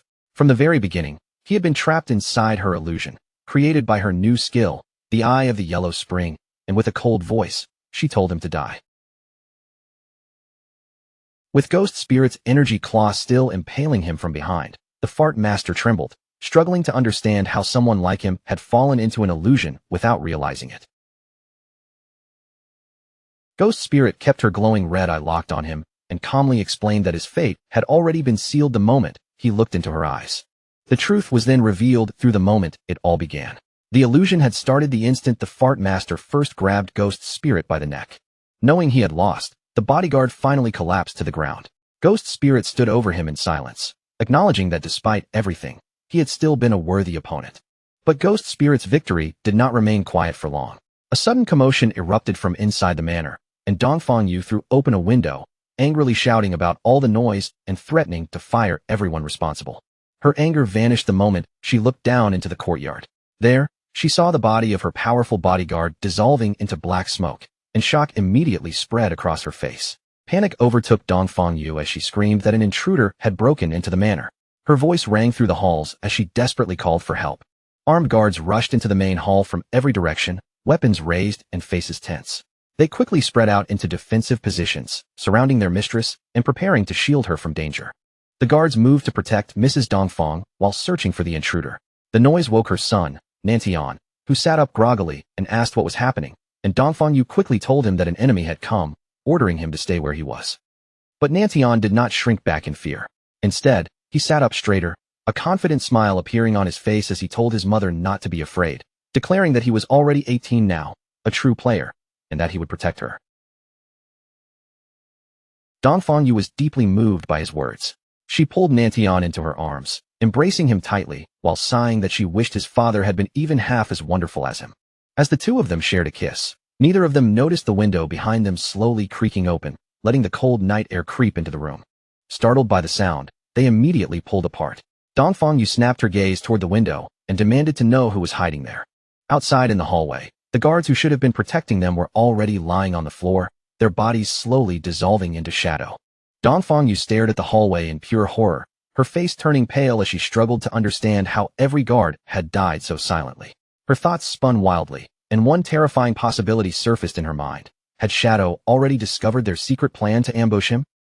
At that exact moment, Ghost Spirit's spectral figure quietly emerged behind her like a shadow rising from the Dongfang Yu spun around in alarm, her eyes locking onto the hooded figure behind her. Trying to hide her fear beneath anger, she demanded to know who this attacker was, why she had come after her, and insisted they had never had any grudge between them. Ghost Spirit did not rush to answer. She simply stood there with eerie calm, staring straight at Dongfang Yu as she asked whether Dongfang Yu truly failed to recognize her. Then Ghost Spirit's eyes lit up with a threatening red glow. Her voice turned colder as she ordered Dongfang Yu to look carefully and remember exactly who stood before her. Dongfang Yu's expression twisted with fear as recognition finally struck her. The girl in front of her was someone she had believed was long gone, and she cursed in disbelief that Ghost Spirit was still alive. Before Dongfang Yu could even gather herself or make a move, a burst of energy shot forward and pierced straight through her body. Ghost Spirit stood above her fallen enemy, looking down with burning hatred in her eyes. She called Dongfang Yu a demon and coldly commanded her to die right there. Inside the bedroom, Nantian and his small dog were trembling beneath the covers, too terrified to move. Ghost Spirit made her reason clear. Dongfang Yu had murdered her parents, so now she would repay that blood debt by killing Dongfang Yu in front of her own son. Broken and crying, Dongfang Yu knew she had already lost. She accepted that she could not escape death, but with tears running down her face, she begged Ghost Spirit for one thing: do not hurt her son. Ghost Spirit let out a mocking laugh as her energy ribbons wrapped around Dongfang Yu and lifted her helplessly into the air. Nantian cried out for his mother from the bed, but Ghost Spirit only sneered, asking what right Dongfang Yu had to make demands now. Dongfang Yu kept pleading through her tears, desperately insisting that the hatred was only between the two of them. Her voice shook as she begged Ghost Spirit to spare Nantian, saying her son was innocent. Ghost Spirit's anger exploded. She screamed at Dongfangyu, asking whether she had ever imagined this day would come when she murdered Ghost Spirit's parents all those years ago. With one final furious cry, Ghost Spirit released a devastating wave of dark energy.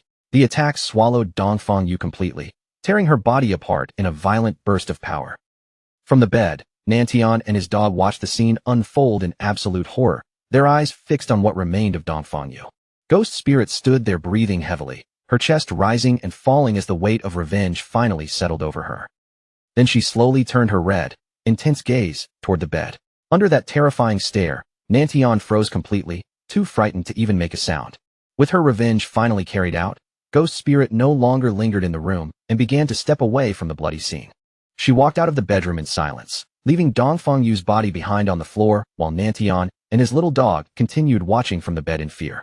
But the moment Ghost Spirit disappeared from sight, Nanshan's frightened expression quietly changed. The fear drained from his face and twisted into a sinister grin. Nantian revealed that he had already grown tired of living under his mother's control, and instead of mourning her, he felt grateful that Ghost Spirit had killed her. Beside him, the small dog's eyes also glowed red, as if eagerly waiting to feast on the young girl's flesh.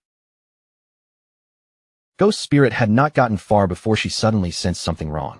She stopped in place, her body tightening as she realized she was no longer alone. She turned around cautiously, her nerves on edge, and saw several shadowy figures floating in the air around her, silently blocking every escape route. Back inside the bedroom, Nantian pointed from beneath his blanket, a malicious smile spreading across his face. Revealing his true power as the corpse necromancer, he ordered his undead minions to capture Ghost Spirit alive. The shadowy figures surrounding her were reanimated corpses, strengthened by Nanshan's power and still carrying the abilities they had in life. One by one, they moved in on the trapped Ghost Spirit. Then, without warning, a massive explosion ripped through the side of the manor, blasting apart the wall with a deafening crash. Ghost Spirit was thrown violently out of the building by the impact, her body flying through the broken debris as she screamed in pain. Outside the manor, Ghost Spirit crashed down helplessly while the reanimated corpses descended on her from above. The one-handed gunman stepped in close, raising his weapon to fire a deadly energy blast at point-blank range. But just as the shot was released, black spikes suddenly erupted into its path, intercepting the attack and saving Ghost Spirit at the last second. The force of the counterattack swept outward and slammed into the undead minions, knocking them down before they could finish her off. Ghost Spirit lifted her head from the ground, confused and breathless, unable to understand who had suddenly turned the situation around. Inside the bedroom, Nantian was no longer hiding safely beneath his blanket. He had been lifted by the head and was screaming in terror. A figure stood over him, holding his severed head while crushing his demonic dog beneath one foot. It was Qinfeng. Through the shattered wall, he looked directly toward Ghost Spirit and delivered a cold final lesson. Showing mercy to your enemies is the same as being cruel to yourself. Ghost Spirit lay on the ground outside, staring up at Qinfeng through the broken window. Still shaken and unsure who had saved her, she forced out a question, asking who he was. From within the shadows, Qinfeng told her that enemies should never be spared. Then he activated his blooming curse on Nanshan's decapitated body, and red spider lilies began sprouting from his head in a haunting bloom. Only then did Ghost Spirit realize that this man had saved her and had also allowed her to finish her revenge.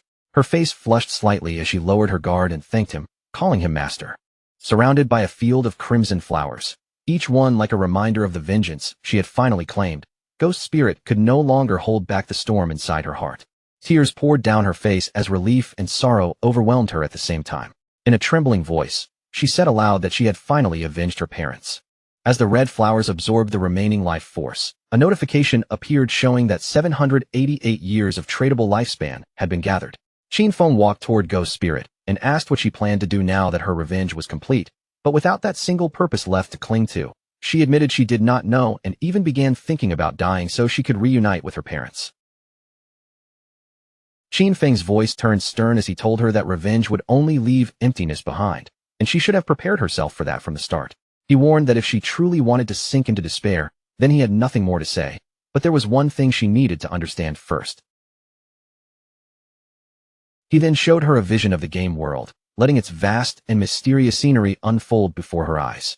Qinfeng explained that this godforsaken game hid endless secrets, and somewhere among those secrets, there might even be a way to resurrect the dead.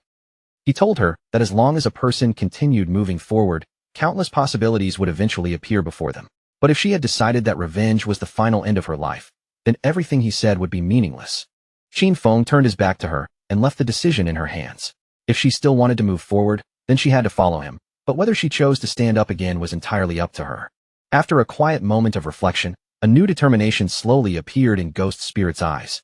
She pushed herself back on her feet and ran after Qin Feng across the moonlit field. Soon, the scene shifted away from the battlefield and returned to Magic City in the real world. At Qin Feng's hideout, known as the Soul Cleansing Land, they arrived inside a vast ethereal space that shimmered like endless water, calm and unreal in every direction. Ghost Spirit looked around in confusion and asked where they had come to. Qin Feng calmly explained that this place was his hideout in the real world. He led her forward until they reached the doors of an unbelievably luxurious mansion. The sight of the grand entrance alone left Ghost Spirit staring in stunned silence. When they stepped inside, Qin Feng's maid immediately greeted him and welcomed her master home. Ghost Spirit was caught off guard, clearly surprised that Qin Feng even had a maid waiting for him. Qin Feng casually ordered the maid to prepare dinner for two. Seeing Ghost Spirit's confusion, he explained that the maid had been created by the Divine Authority book. Qin Feng went on to explain that the Divine Authority book could create all kinds of necessary items whenever they were needed. He then promised that he would take Ghost Spirit to challenge the Tower of Divine Authority in Magic City, so she could obtain a book of her own. Hearing this, Ghost Spirit lowered her head gratefully and thanked her master once again. Sometime after Qin Feng and Ghost Spirit had already left, the scene shifted back to Magic City, where the Chu family manor stood under a tense and uneasy atmosphere. A man came rushing into the manor in a panic, shouting at the people around him to move faster with the rescue. His voice was filled with urgency as he declared that absolutely nothing could happen to his wife. This man was Chu Kunshan, Dongfang Yu's husband and a military staff officer. He looked completely confused and unsettled, remembering the desperate call for help his wife had made, and wondering who would dare attack them so late at night. The first person who came to Chu Kunshan's mind was Shadow. As he hurried deeper into the manor, he worried that their secret plan involving the fireworks factory might have been exposed, though he quickly tried to push that thought aside. Inside the manor, his personnel were already combing through the scene. Some examined the huge crater left behind in the courtyard, while others searched the empty bedroom for any trace of what had happened. One officer stepped forward and reported to the stunned Chu Kunshan that the signs of battle were obvious everywhere. But despite all the destruction, they had not found a single person inside. Chu Kunshan's panic grew even worse as he demanded to know where his wife, his son, the guards, and the servants had gone. The officer could only give him the grim truth. No one was there, and rage surged through Chu Kunshan as he realized this was exactly like what had happened to the Dongfang family. Everyone had disappeared without leaving behind even the slightest trace. The terrifying thought that his wife and son were both gone hit him like a heavy blow. Chu Kunshan staggered backward, his face filled with denial as if he could not accept what was right in front of him. His grief quickly twisted into tearful fury. Chu Kunshan screamed that Shadow had killed his family, then roared for an immediate arrest warrant to be issued against him. Lin Qingyu, who had been quietly watching the situation unfold, finally stepped forward and asked how he could be so certain Shadow was responsible. Chu Kunshan snapped back furiously, saying it was obvious because his wife's family, the Dongfangs, had also been wiped out by Shadow. Lin Qingyu remained completely calm. She pointed out that there had never been solid evidence in the Dongfang family case, so using that incident to connect Shadow to his wife's disappearance was far from convincing. Her gaze sharpened as she pressed him further, asking whether he knew something others did not. She suggested that maybe his family had some hidden grudge with Shadow, and if so, this could simply be revenge coming back to them. Those words hit Chu Kunshan's sore spot instantly. His expression darkened with anger as he warned Lin Qingyu to watch what she said, then demanded to know if she thought she could interrogate a military staff officer. Lin Qingyu did not show even the slightest fear. In a calm, steady voice, she told Chu Kunshan that threats like that would not work on her. She then revealed that not long ago, the Sky Dome Guild had captured members of Magic City's Black Dragon Hall and handed them over to the authorities. During interrogation, those men confessed that Chu Kunshan had personally ordered the attack on Shadow's hideout. They also admitted there had been a plan to lure Shadow to a fireworks factory and kill him there with a massive explosion. Lin Qingyu explained that the authorities had originally planned to arrest everyone involved at the factory itself. But now that Dongfang Yu had disappeared, she was officially suspected of fleeing justice. Then Lin Qingyu turned her accusation directly on Chu Kunshan, stating that he had abused his authority and conspired to commit a terrorist act, so he needed to come with them for investigation. Two officers immediately stepped forward and grabbed Chu Kunshan from both sides. Shocked and furious, he struggled hard, shouting at them and demanding to know what they thought they were doing. He turned his anger on Lin Qingyu, yelling that she had some nerve colluding with a trashy guild and using that as an excuse to arrest an official like him. Even as he fought against the officers restraining him, Lin Xingyu's expression remained cold and unmoved. She told him that his official status meant nothing to her, because she only stood on the side of justice, while Chu Kunshin continued screaming for them to let him go. Lin Xingyu simply advised him to cooperate. If the investigation proved he was innocent, she said, then he would be free to settle the score with her afterward. Then Lin Xingyu gave him one final piece of chilling information. He would be taken to Magic City Prison for interrogation, a place where lifespan drained 100 times faster than normal, and she told him ominously to prepare himself. As Chu Kunshin was forced into an armored truck, he screamed and thrashed in protest. He shouted that they had no right to do this to him and threatened that he would report every one of them. Without anyone noticing, two figures watched the arrest from a nearby tree. One of them confirmed that the noisy man being dragged away was indeed their target, Chu Kunshin, the military staff officer. The two figures smirked at each other and bumped fists. Purple energy began surging around them, showing that they were already prepared to make their move. Later that night, a convoy of armored trucks drove along a dark forest road, their headlights cutting through the trees as they transported the prisoner away. Inside the lead vehicle, Chu Kunshin still refused to accept his arrest and kept protesting to Lin Xingyu. One guard calmly told him that the order had come from above, leaving Chu Kunshin stunned into silence. Then, out of nowhere, a brilliant blast of energy tore through the night and came hurtling straight toward their vehicle. The blast struck the armored truck with terrifying force. The entire vehicle was thrown off course, careening violently off the road before crashing in a mangled wreck. Inside the overturned truck, Lin Xingyu braced herself against the wreckage, gritting her teeth as she cursed under her breath. When she turned her head, her eyes widened in shock. The guard who had been sitting beside her was already dead, his face frozen with the fear of his final moment. Pinned by the twisted wreckage, Lin Xingyu quickly realized she could not move. Before she could free herself, the roof of the truck was suddenly torn open from the outside. A hand reached down through the broken opening and grabbed the unconscious Chu Kunshin by the collar, yanking him out of the wreck as if he weighed nothing. Standing on top of the ruined truck were the two attackers, a man with a pompadour and a girl with blue hair. The pompadour-haired man helped Chu Kunshin up and smugly declared that the mission had been way too easy. At that moment, reinforcements from the second truck arrived in a rush. The officers aimed their weapons and ordered the pair to release the prisoner and surrender immediately. But the two attackers did not look intimidated at all. Instead, they burst into laughter, openly mocking the officials standing below them. As the arriving officers raised their weapons and prepared to fire, one of them suddenly sensed something else and shouted a warning about another threat. A huge muscular man with glowing red eyes dropped down from the trees, gripping an enormous flaming hammer as he descended toward them with terrifying momentum. He smashed the massive hammer down with overwhelming force, striking the official's vehicle before leaping away. In the next instant, the vehicle erupted into a huge explosion, and screams rang out from inside the flames. The man with the pompadour watched the destruction alongside another bald, muscular man, both taking in the power of the attack. The pompadour-haired man remarked that Mr. Theodore really had not been lying about what they had received. The hammer-wielding attacker landed amid the fiery wreckage as glowing orbs of lifespan floated up from the fallen officers. He laughed like a madman, reveling in the strength of his attack and the thrill of killing the official dogs of Great Xia. Standing proudly in the middle of the burning wreckage, the muscular hammer user held up a glowing card and gloated over its power. He bragged that this card had come from Mr. Theodore himself. He boasted that the card had multiplied his attributes by 5, giving him the strength of a level 50 player even though he was only level 10. Then he complained that the dead officers had dropped far too little lifespan, but the pompadour-haired man brushed that aside, reminding him that their true reward from Mr. Theodore would be 1,000 years of lifespan.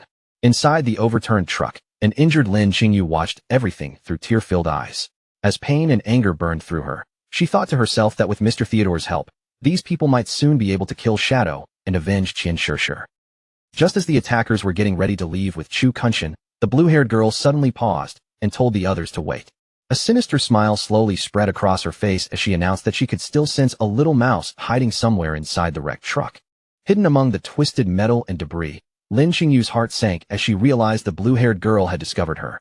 Then the blue-haired girl hurled a massive fireball straight at the already destroyed truck, triggering a second explosion that was even more violent than the first. With a smug smile tugging at her lips, the blue-haired girl coldly declared that not a single official dog would be allowed to leave this place alive. As the group turned and started walking away, the woman pouted and complained that the others were still thinking about Qian Shishir, asking if she herself was not beautiful enough for them. The pompadour-haired man only laughed, saying she was definitely cute, but Qian Shishir had been their old partner, and helping her get revenge had always been one of their traditions. After saying that, the group disappeared deeper into the night, their figures slipping past the trees until the darkness swallowed them completely. From the wreckage, a naked and battered Lin Qingyu watched them leave, her body covered in injuries and her face tense with shock. At that moment, she finally understood that these attackers were the remaining members of the Alice Guild. Her passive skill, killing intent perception, confirmed the truth for her. These people had been sent by a man named Theodore to capture Chu Kunshin, and now that her entire squad had been wiped out, Lin Qingyu knew she had to report this disaster immediately. After leaving the real world behind, Shadow brought Ghost Spirit to the Tower of Divine Authority, a mysterious structure hidden within the ruined parts of Magic City. Seeing Ghost Spirit's surprised expression, Shadow explained that the NPC guarding this tower was commonly known as Old Mom, though her true name was Queen Veer of the Waning Moon. Shadow then told her about Vier's tragic past. Long ago, she had watched her own son and daughter be brutally murdered before her eyes, and that unbearable trauma shattered her mind, leaving her trapped in the belief that her children were still alive and causing her to give players almost impossible quests. But Shadow also revealed that her delusion had a weakness. If one young man and one young woman entered the tower together, Veer would mistake them for her lost children, making the challenge much easier while also greatly improving the rewards. Then Shadow told the horrified Ghost Spirit that the moment they entered, she had to call the NPC mom. Seeing her shocked face, he explained that this was exactly why players had given Veer the nickname Old Mom, and told Ghost Spirit to focus on acting while he handled everything else. Ghost Spirit hesitated for a moment, clearly uncomfortable with the idea, but she still nodded in agreement.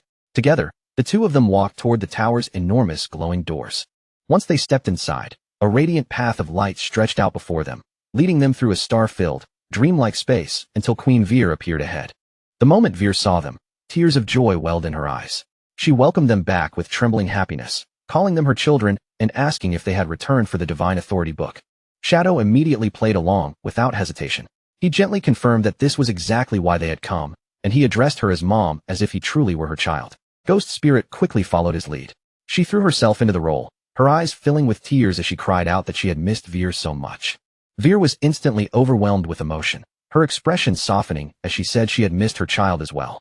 But even though she wanted to hand over the book immediately, she explained that the rules of the tower required them to complete a challenge first. With a wave of her power, Veer summoned her avatar before them, a massive level 20 Jade tier entity, and told the two of them that they had to defeat it to pass.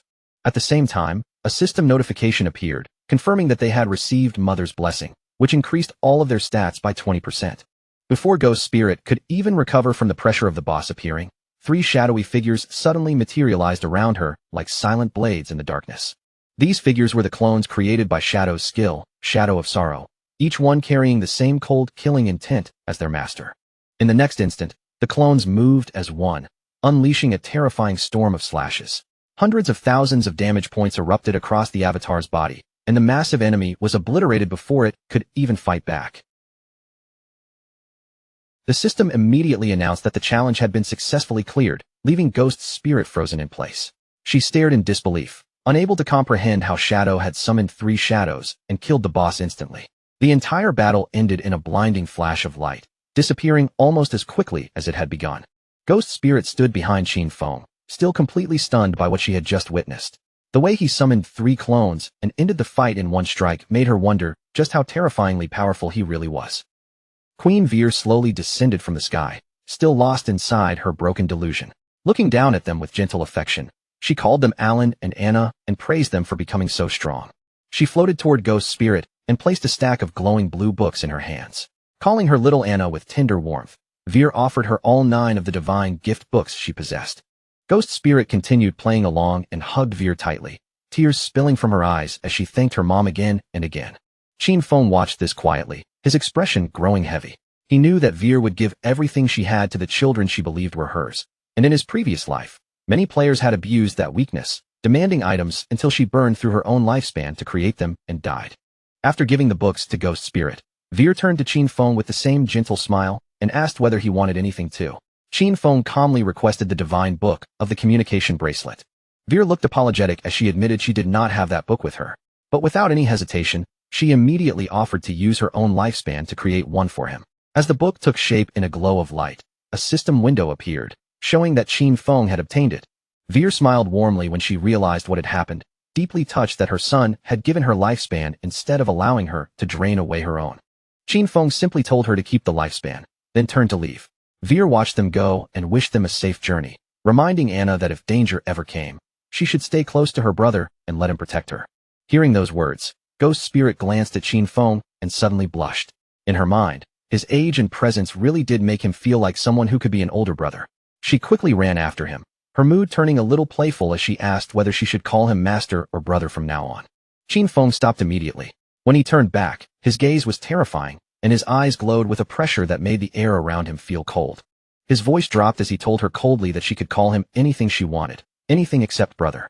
Ghost Spirit was startled by his harsh reaction and froze for a second. As Qin Feng walked away, she awkwardly agreed, wondering why he hated that title so much and whether some painful past was tied to the word. Soon after, Captain Anyu contacted Shadow through voice chat and asked him to share his friends list with her. Shadow was confused by the sudden request, so Anyu quickly began explaining the situation. A serial killer had appeared in Zhanghai City, leaving 7 victims behind. Even worse, rumors had begun spreading through the city that Shadow was the one responsible. Anyu explained that the victims' times of death happened to match Shadow's login times. Since the killer had acted with extreme precision, many people were starting to believe that Shadow might truly be involved. Still, Anyu added that she and her team did not believe he would ever do something so low and cruel. Shadow immediately understood the key point. If someone was framing him based on his login times, then that information must have leaked from someone on his friends list. Shadow began listing the possible suspects: Anyu's squad, Radiant Martial Virtue, Milky Snow, Old Man Zhang, and his granddaughter from the Sky Dome Guild, as well as his own guild member, Ghost Spirit. Then he asked where the bodies had appeared, and Anyu replied that they were scattered throughout Zhanghai City before asking whether he would investigate. Shadow confirmed that he would, and Anyu sounded relieved as she said she would send over the case files, confident he could catch the real killer within minutes. After ending the call, Shadow immediately ordered Ghost Spirit to log off as well, telling her they had a mission to handle.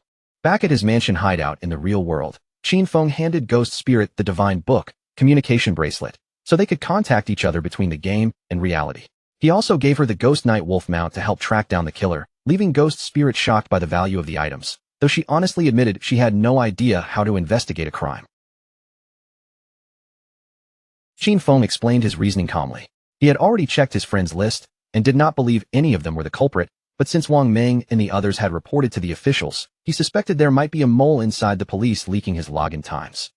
He told Ghost Spirit that she was the best person for this job because her skill, Touch of the Yellow Spring, allowed her to track targets through aura or scent. After sending her the case files, he reminded her to use her abilities flexibly. Ghost Spirit's eyes filled with determination as she accepted the mission. No matter what it took, she vowed to find the true culprit behind the murders. Meanwhile, inside a hotel in Magic City, Tony and the blue-haired girl dragged the bound Chu Kunshin in and threw him roughly onto the floor. Tony stepped forward and announced to the man waiting in the shadows that he had brought the target. From the darkness, an older bald man slowly turned around, a cigar held between his fingers as smoke curled around his face. The bald man praised Tony for completing the job so cleanly. The moment Chu Kunshin saw him, fear rushed across his face as he recognized him as Mr. Theodore from the embassy. Theodore smiled with a chilling calm, saying he was pleased dear Chu still remembered him, then claimed he simply could not bear to watch Chu suffer such injustice. So he had asked a few friends to rescue him. Chu Kunshin's face stiffened as he looked around at the group. Even through his fear, he pointed out that Theodore's so-called friends were all wanted criminals. He stared at Theodore with suspicion and asked him directly what his real goal was. Was he trying to deal with Shadow, or was he aiming at the Great Xia government itself? Theodore burst into laughter, as if Chu Kunshin's question amused him. With a casual smile, he asked whether there was really any difference, since the officials and Shadow were already standing so close together. Chu Kunshin's anger finally spilled out. He ranted that his wife and son had died, yet instead of arresting Shadow, the authorities had arrested him, a military officer. Then he looked up at Theodore with a grim expression, admitting he knew this rescue was not free, and asked what Theodore wanted him to do. Theodore answered in a calm, measured voice that his divination had pointed him straight toward Chu Kunshin. According to that result, Chu could help him find something he desperately wanted, and with that, Theodore asked what profession Chu used in the game. At first, Chu Kunshin looked confused by the question, but a moment later, he seemed to understand why Theodore had gone so far to capture him, and with his head lowered, he revealed his secret. He held the only hidden class in the priest system, the Feng Shui Master. Chu Kunshin explained his abilities in a low voice. Yin-Yang Harmony allowed him to manipulate an enemy's emotions and inflict extra damage on ghosts, while Ley-Line Perception allowed him to locate treasures and monsters. Still, Chu Kunshin could not hide his frustration. He bitterly admitted that although his hidden class sounded special, it was mainly a support role and would not be very useful in a direct battle against someone like Shadow. But just then, a sinister glint flashed through Chu Kunshin's eyes. A yin-yang symbol appeared around him as he secretly activated his yin-yang harmony skill. The effect spread instantly through Theodore's subordinates. Tony and the bald, muscular man suddenly turned on each other, their tempers exploding as they began arguing with violent intensity. In the blink of an eye, that argument turned into a savage brawl. Chu Kunshin watched them coldly, explaining that under the influence of his skill, they would fight until one of them died, though the effect would not work on enemies more than 5 levels above him. Theodore did not panic at all. Instead, he watched the chaos with an amused smile. Then Theodore pulled out a magical tarot card burning with blue flames and ordered his men to stop fighting. With a relaxed tone, he remarked that internal fighting was never a good thing. Theodore threw the card forward and activated its power, releasing a spell known as Moon God's Purification. A spectral moon appeared above them, and from it, a massive pillar of blue light descended, wrapping around the 2 men still locked in their brutal fight. The blue light washed over their bodies like a cleansing tide, instantly stripping away the negative emotional influence created by Chu Kunshin's skill. Tony and the bald man both collapsed unconscious once the spell ended. The blue-haired girl, Mei Jing, laughed at the sight and commented that Mr. Chu's skill was surprisingly powerful, while Theodore calmly ordered her to heal them. Chu Kunshin stood there drenched in cold sweat, terror spreading across his face. He knew exactly how strong his skill was, and ordinary purification should never have been able to remove it so easily. He stared at Theodore in growing fear, silently wondering what kind of class this man could possibly have. Theodore simply spread his arms wide and formally welcomed Chu Kunshin into their group. As Theodore sat there surrounded by swirling magical energy, the truth about his power became clear. He also possessed a unique hidden class within the priest system, the diviner, allowing him to draw different cards for divination, enhancement, purification, and teleportation, and he could even give those cards to others for one-time use. Meanwhile, on the streets of Zhonghai City, Ghost Spirit crouched low against the pavement and activated her skill, Touch of the Yellow Spring. A faint red aura spread from her fingertips as she felt along the invisible trail left behind. Her eyes sharpened, and she declared that she had found the killer's aura. The trail stretched far into the distance, and Ghost Spirit raised her hand, pointing the way for her mount, the Ghost Night Wolf. She told the wolf to move out, then climbed onto the beast's back. In the next moment, they dashed through the empty city streets, chasing the crimson trail cutting through the night. The scene then shifted to a high-rise apartment, Qin Feng's former home, where a knock suddenly sounded at the door. Inside the apartment, Qin Xiaoyu opened the door with a bright and expectant smile, happily greeting the visitor as mom. Standing outside were a middle-aged woman in a suit and a tall white-haired man dressed just as formally. Qin Xiaoyu immediately grew excited and asked if the man had come to buy the house, praising the woman for finding a buyer so quickly. But the woman looked apologetic and quickly corrected her. She explained that this man was not a buyer, but a diviner she had hired to help find Qin Xiaoyu's brother. The white-haired man adjusted his tie with a composed smile and introduced himself as Diviner Rintu. Qin Xiaoyu's smile faded at once. She asked why they needed divination to find her brother's location, and the woman explained sadly that she would be moving away in a couple of days, so she could not feel at ease leaving Qin Xiaoyu alone. Shocked by the sudden news, Qin Xiaoyu asked why she was leaving so soon. The woman explained that the Zhonghai city officials had extracted a platinum-grade hideout called the Church Sanctuary and invited the Mengsha River Guild to move there for safety.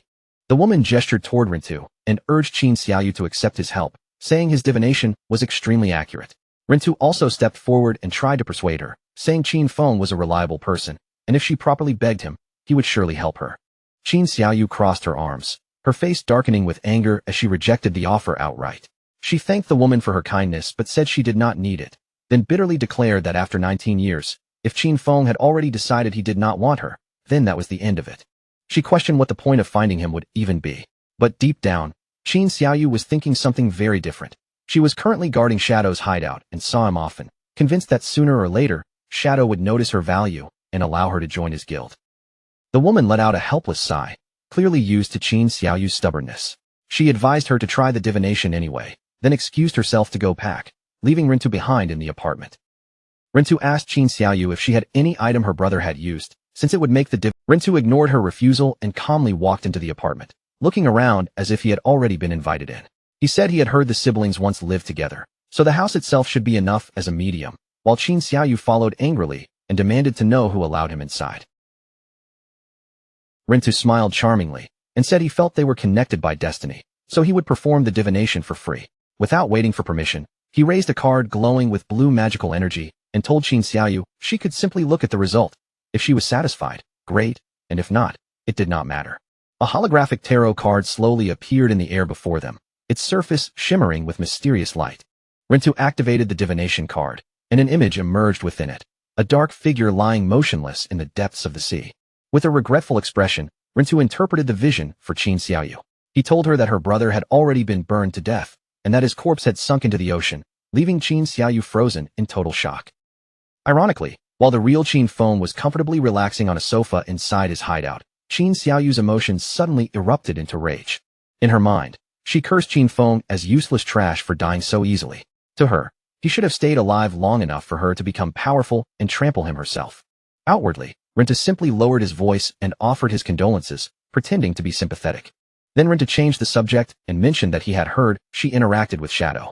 He claimed his divination had already found Shadow's location, then held up a golden card and asked if she wanted to go with him, explaining that he could teleport her there immediately. Rintu continued manipulating her, suggesting that even though her brother was dead, she could simply recognize Shadow as her new brother, and then everyone would be happy. Qin Xiaoyu eagerly agreed, while secretly scoffing that Qin Feng had gotten off too easily by dying, though it no longer mattered because Shadow would definitely protect her. The moment she accepted, Rintu activated a blue magic circle beneath their feet, and the two of them vanished.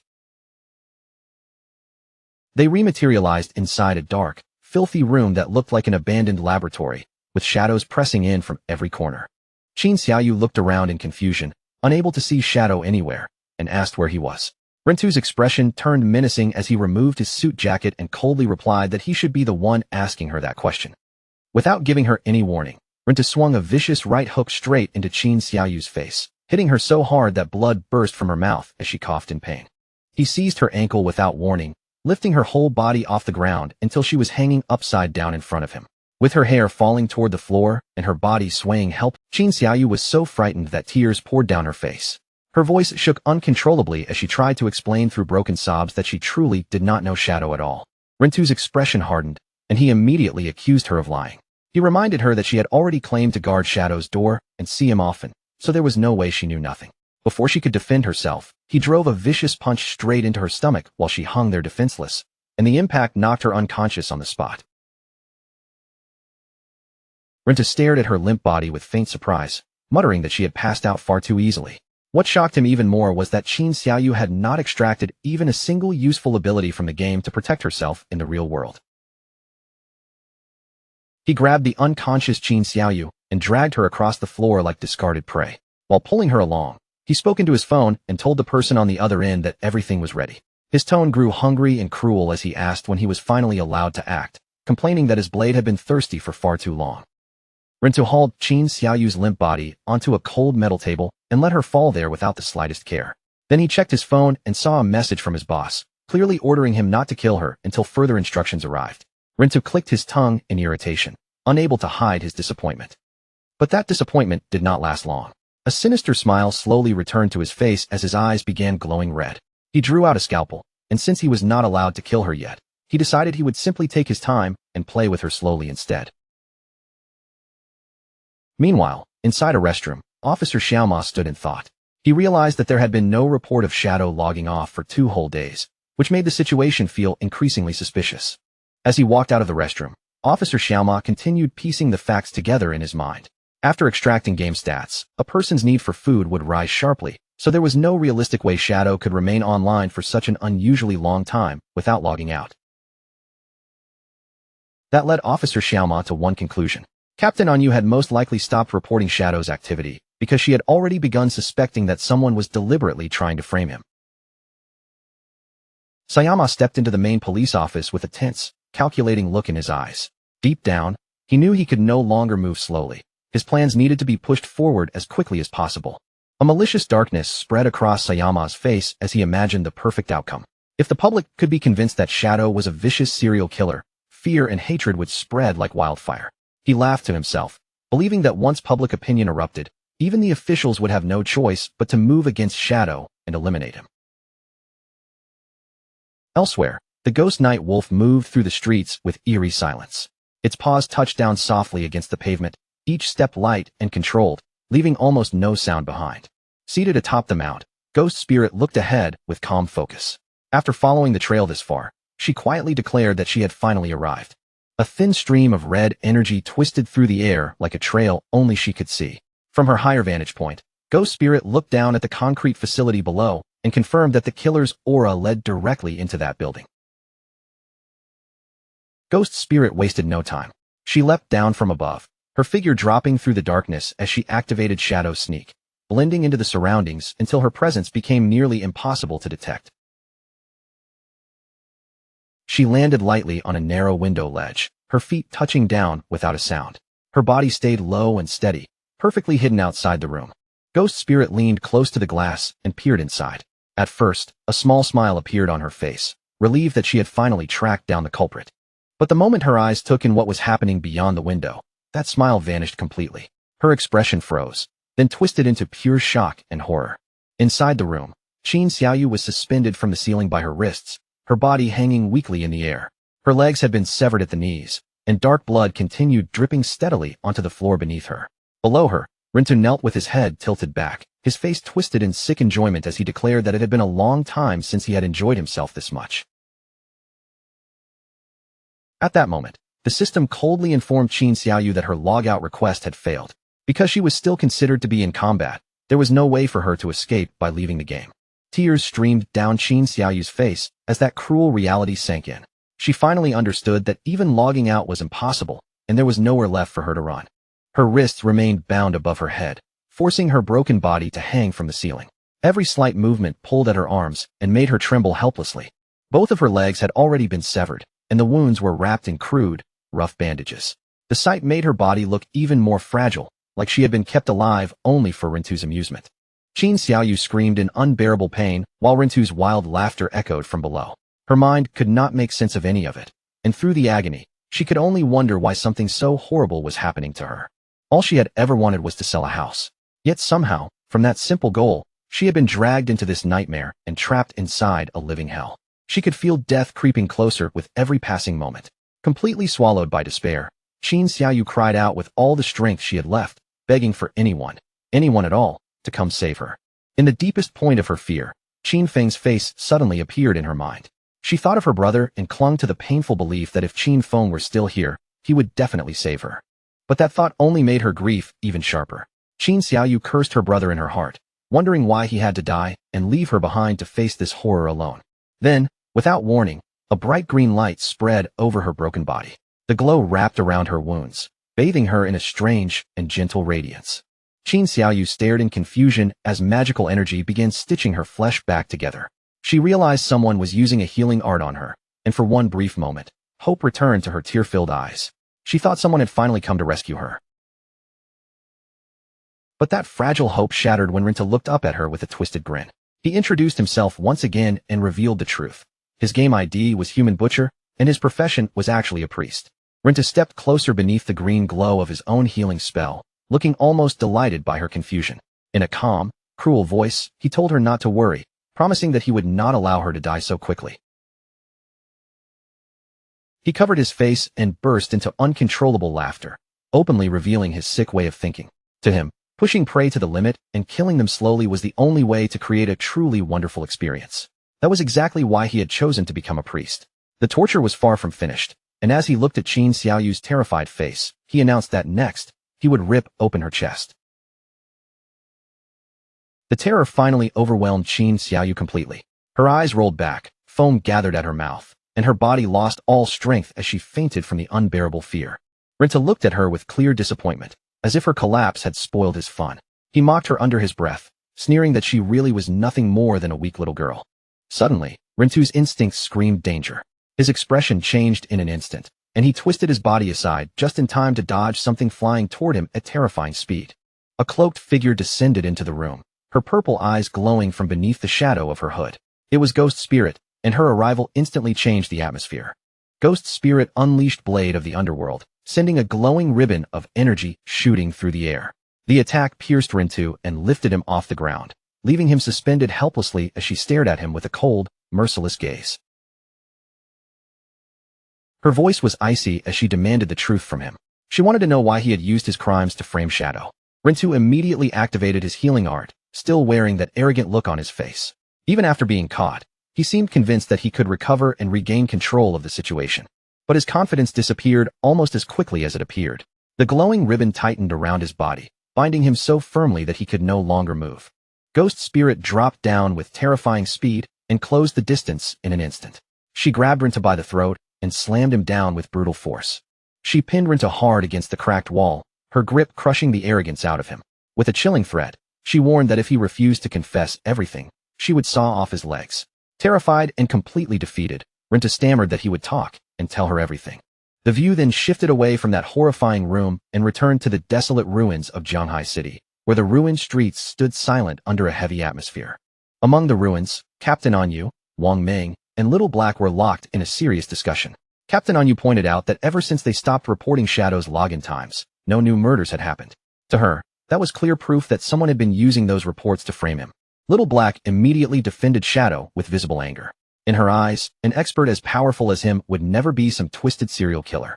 If Shadow truly wanted someone dead, she argued, he would erase them completely and turn them to ashes, not leave bodies behind for people to discover. Captain Anyu remained calm, but serious. She explained that even though they understood Shadow was innocent, the ordinary public did not know the truth at all. That was what worried her most.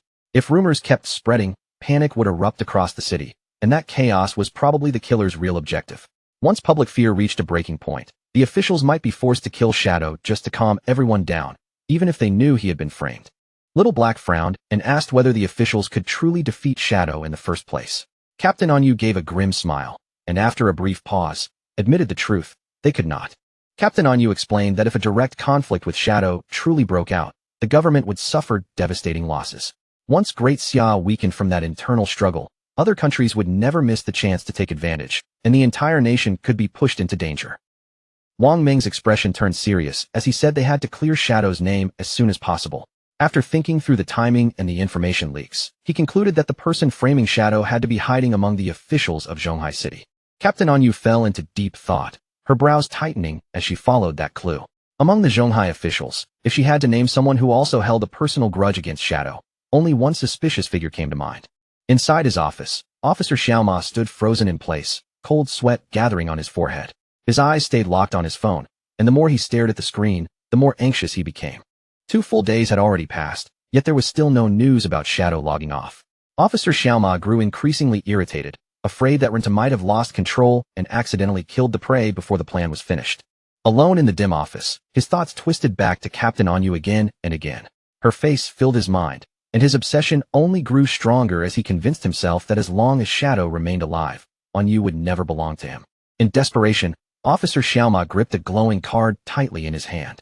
For Anyu's sake, he was willing to cross every line, even if it meant standing against all of Great Xia itself. Just then, the silence was broken by a sudden vibration from his phone. Officer Xiaoma quickly checked the screen and saw a message that appeared to be from Rintu. It claimed that the prey had escaped and demanded 3 years of lifespan to extract a tracking skill, even attaching an address where Xiaoma was supposed to deliver the payment. Rage flashed across Officer Xiaoma's face as he clenched the phone in his hand. He could not believe his subordinate had failed such a simple task, but he also knew that if this scheme was exposed, everything would be over for him. So he had no choice but to go there personally and clean up the mess. Under a gloomy, heavy sky, Officer Xiaoma drove all the way to an abandoned industrial facility. The place stood silent and deserted, giving off a cold, ominous feeling before he even stepped inside. He pushed into the dark warehouse and called out for Human Butcher in an angry voice. His tone was full of blame as he demanded to know why Rintu had allowed the prey to escape. But the moment he looked deeper into the warehouse, his words died in his throat. He stopped completely, and his expression shifted into pure shock. Officer Xiaoma slowly raised his head and saw a horrifying sight above him. Qin Xiaoyu was still suspended from the ceiling, hanging there in a state that made the entire room feel like a nightmare. Yet what shocked him even more was the figure hanging beside her. His own hired killer, Rintu, had also been bound in the air, unconscious and completely unable to move. Before Officer Xiaoma could even process what was happening, a streak of purple energy suddenly shot out from the darkness. The glowing ribbon whipped around his body in an instant, tightening around him before he had any chance to struggle free. His body was yanked off the ground and hoisted into the air, leaving him hanging upside down beside the other 2 captives. Panic finally burst through his voice as he shouted at the approaching figure to release him, angrily demanding whether they had any idea who he was. Ghost Spirit stepped out from the shadows, her eyes glowing with a terrifying red light. Her voice stayed calm as she told him she knew exactly who he was, Ma Naoyang, the son of Jianghai City's mayor. Rintu had already confessed everything, including how Ma Naoyang ordered him to kill people and dump the bodies during Shadow's offline hours to frame him. Ghost Spirit then glanced toward Rintu and thanked him for keeping his promise by luring out the true mastermind. She cut him loose from the bindings, looked down at him coldly, and said that as a reward for cooperating, she would give him one last chance to enjoy himself. Rintu rose to his feet, wrapped in a surge of eerie purple energy, his face twisted into a completely deranged smile. Ghost Spirit ordered him to kill Ma Naoyang in whatever way pleased him most, and Rintu giggled madly as he thanked the young miss for giving him such a wonderful opportunity. Still under Ghost Spirit's control, Rintu turned his crazed eyes toward Ma Naoyang.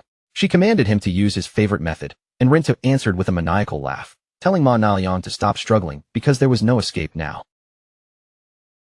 Ma Naoyang screamed in terror, but Rintu was already lunging forward with a scalpel in hand. Ma Naoyang looked up in absolute horror as the cold blade flashed toward him, aiming straight for his throat. But Ma Naoyang had not come completely unprepared. At the last second, just before the scalpel could cut into him, he activated a golden card. A powerful shockwave exploded outward, blasting Rintu back and giving Ma Naoyang just enough time to roll away to safety. The next instant, a huge burst of fire and violent energy swallowed Rintu's body. The explosion lit up the entire warehouse, while Ghost Spirit stood nearby and watched the blast. When the smoke finally thinned, Rintu was lying dead on the ground.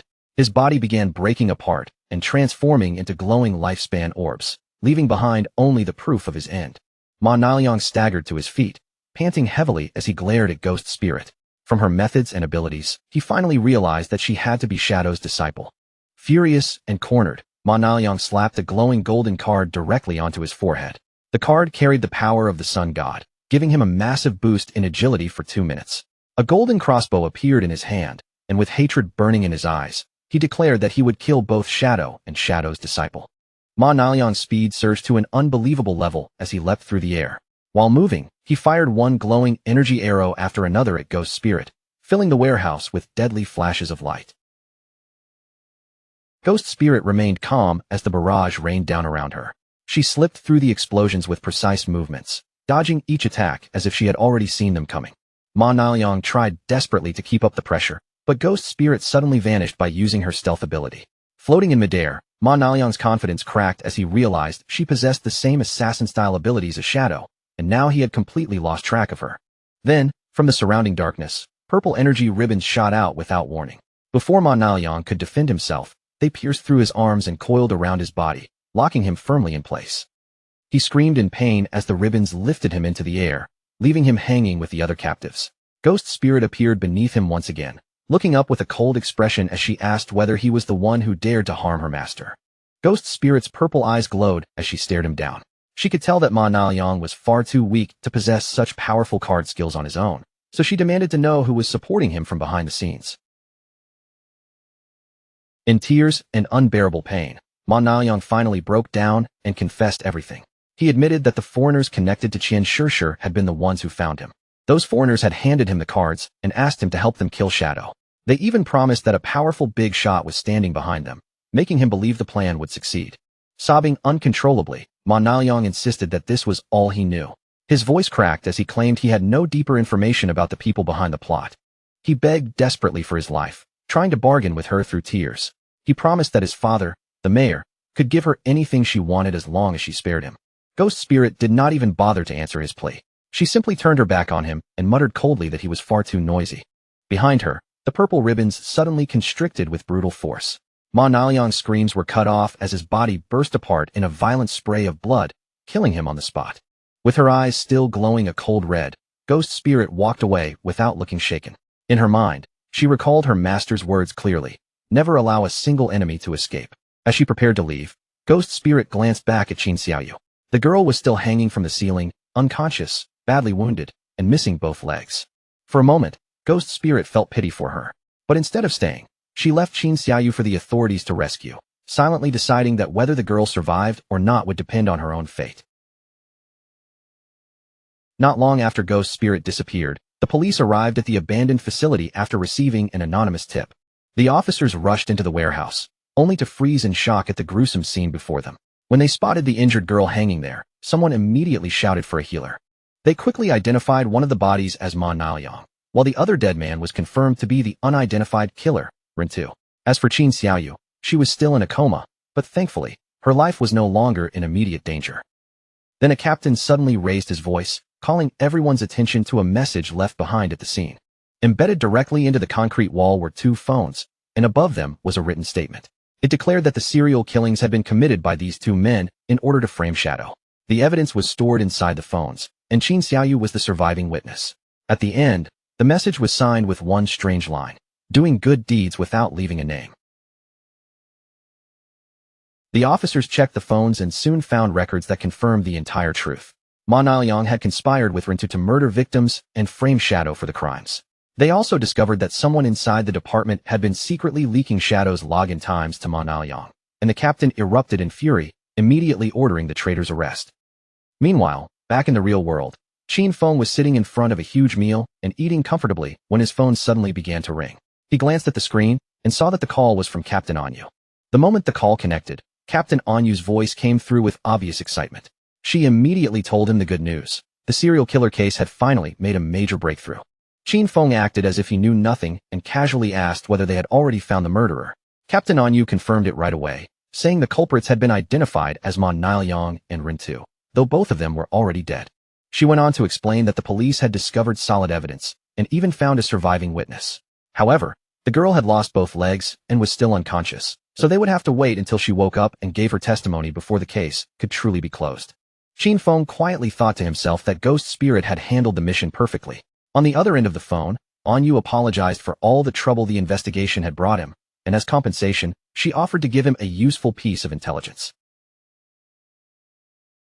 Captain Anyu told him about a strange phenomenon happening in a novice town within Zhanghai City. 5 flying monsters had been circling the sky and hunting players, but the truly bizarre part was that no matter how many were killed, the number always returned to 5. She suspected some kind of treasure was hidden there and urged Shadow to look into it. Qin Feng's eyes widened the moment he heard that detail. He immediately understood what it meant. Another ancient god slate had appeared. He began analyzing the situation in his mind.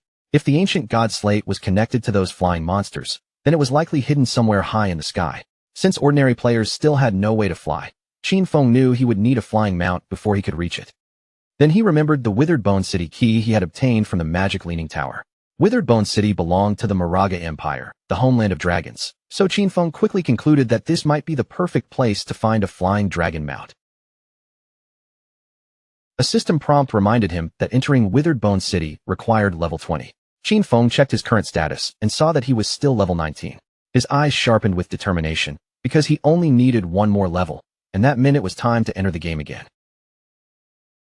Shadow teleported to the outer beach of Withered Bone City. The moment he arrived, a desolate coastline stretched before him, covered in enormous skeletons, while far across the water, a dark castle loomed on a distant island like a silent ruin. As Shadow stood on the shore, he noticed glowing lifespan orbs scattered across the ground. Their presence made it clear that other players had recently fought and died in this area. Shadow's expression tightened as he sensed something unusual nearby. Without making a sound, he slipped behind a massive skeleton and concealed himself in its shadow. In the distance, a huge skeletal lobster monster stood upright on its hind legs. Its body towered over the battlefield as it spat streams of green acid toward a group of struggling players. Among those players were Lin Xingyu, Late Night Drizzle, and a large bald man. Lin Xingyu's face changed in shock as floating bubbles of green acid drifted toward her, each one looking ready to burst at any moment. The bald man in the party stepped forward with complete confidence. He raised his posture as if he had everything under control and told the others to watch closely. A ghostly green aura wrapped around his body. The system identified his class as Soul Walker, a hidden support class capable of turning both himself and his teammates into spirit forms. While in that state, they could not attack, but they were immune to damage and had no physical collision. The monster unleashed a roaring wave of green acid breath, flooding the area in front of it. But thanks to the Soul Walker's ability, the attack passed straight through the intangible players without harming them at all. Watching from behind the skeleton, Shadow narrowed his eyes. He recognized this group from the memories of his past life. He remembered that this bald man, Zuma, had once joined forces with Theodore and several others to trap the officials of Magic City. That scheme caused severe casualties among the official forces, leaving them unable to maintain order, and as a result, Magic City fell into chaos for 3 full months, indirectly leading to hundreds of thousands of deaths. The fight against the giant skeletal lobster quickly reached a critical point as the monster let out a furious roar. Seeing that the boss's health was already low, Lin Xingyu immediately shouted a warning that it was entering its second phase. The boss responded by releasing a swarm of blue bubbles into the air. One after another, the bubbles burst open, revealing a horde of smaller lobster monsters inside. The party was overwhelmed almost instantly. A shield-bearing teammate struggled to hold the front line, gritting his teeth as he complained that there were simply too many enemies to block.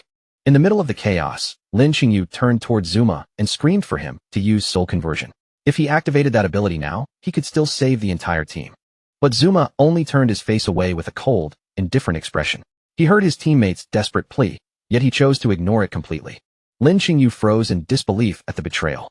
At that same moment, the small lobster slipped past the collapsing front line and lunged straight toward her. The team's formation fell apart in seconds. Lin Xingyu fired her dual weapons again and again, but even while attacking, she realized they could no longer hold the line. She shouted at Zuma one last time, demanding to know what he was doing, but by then, it was already too late. The massive boss and its swarming minions rushed toward her together as she lost her footing and fell. Terror filled Lin Xingyu's eyes as she looked up from the ground. The monster loomed over her, opening its jaws as if it were about to devour her whole. Just as the monster struck, a flash of blue energy tore across the battlefield. The slash cut through the creature in an instant, slicing it apart before it could reach her. Shadow had finally stepped into the fight. He moved so fast that his body became a blur, unleashing a skill that swept across the battlefield and instantly carved through the swarm of small lobsters.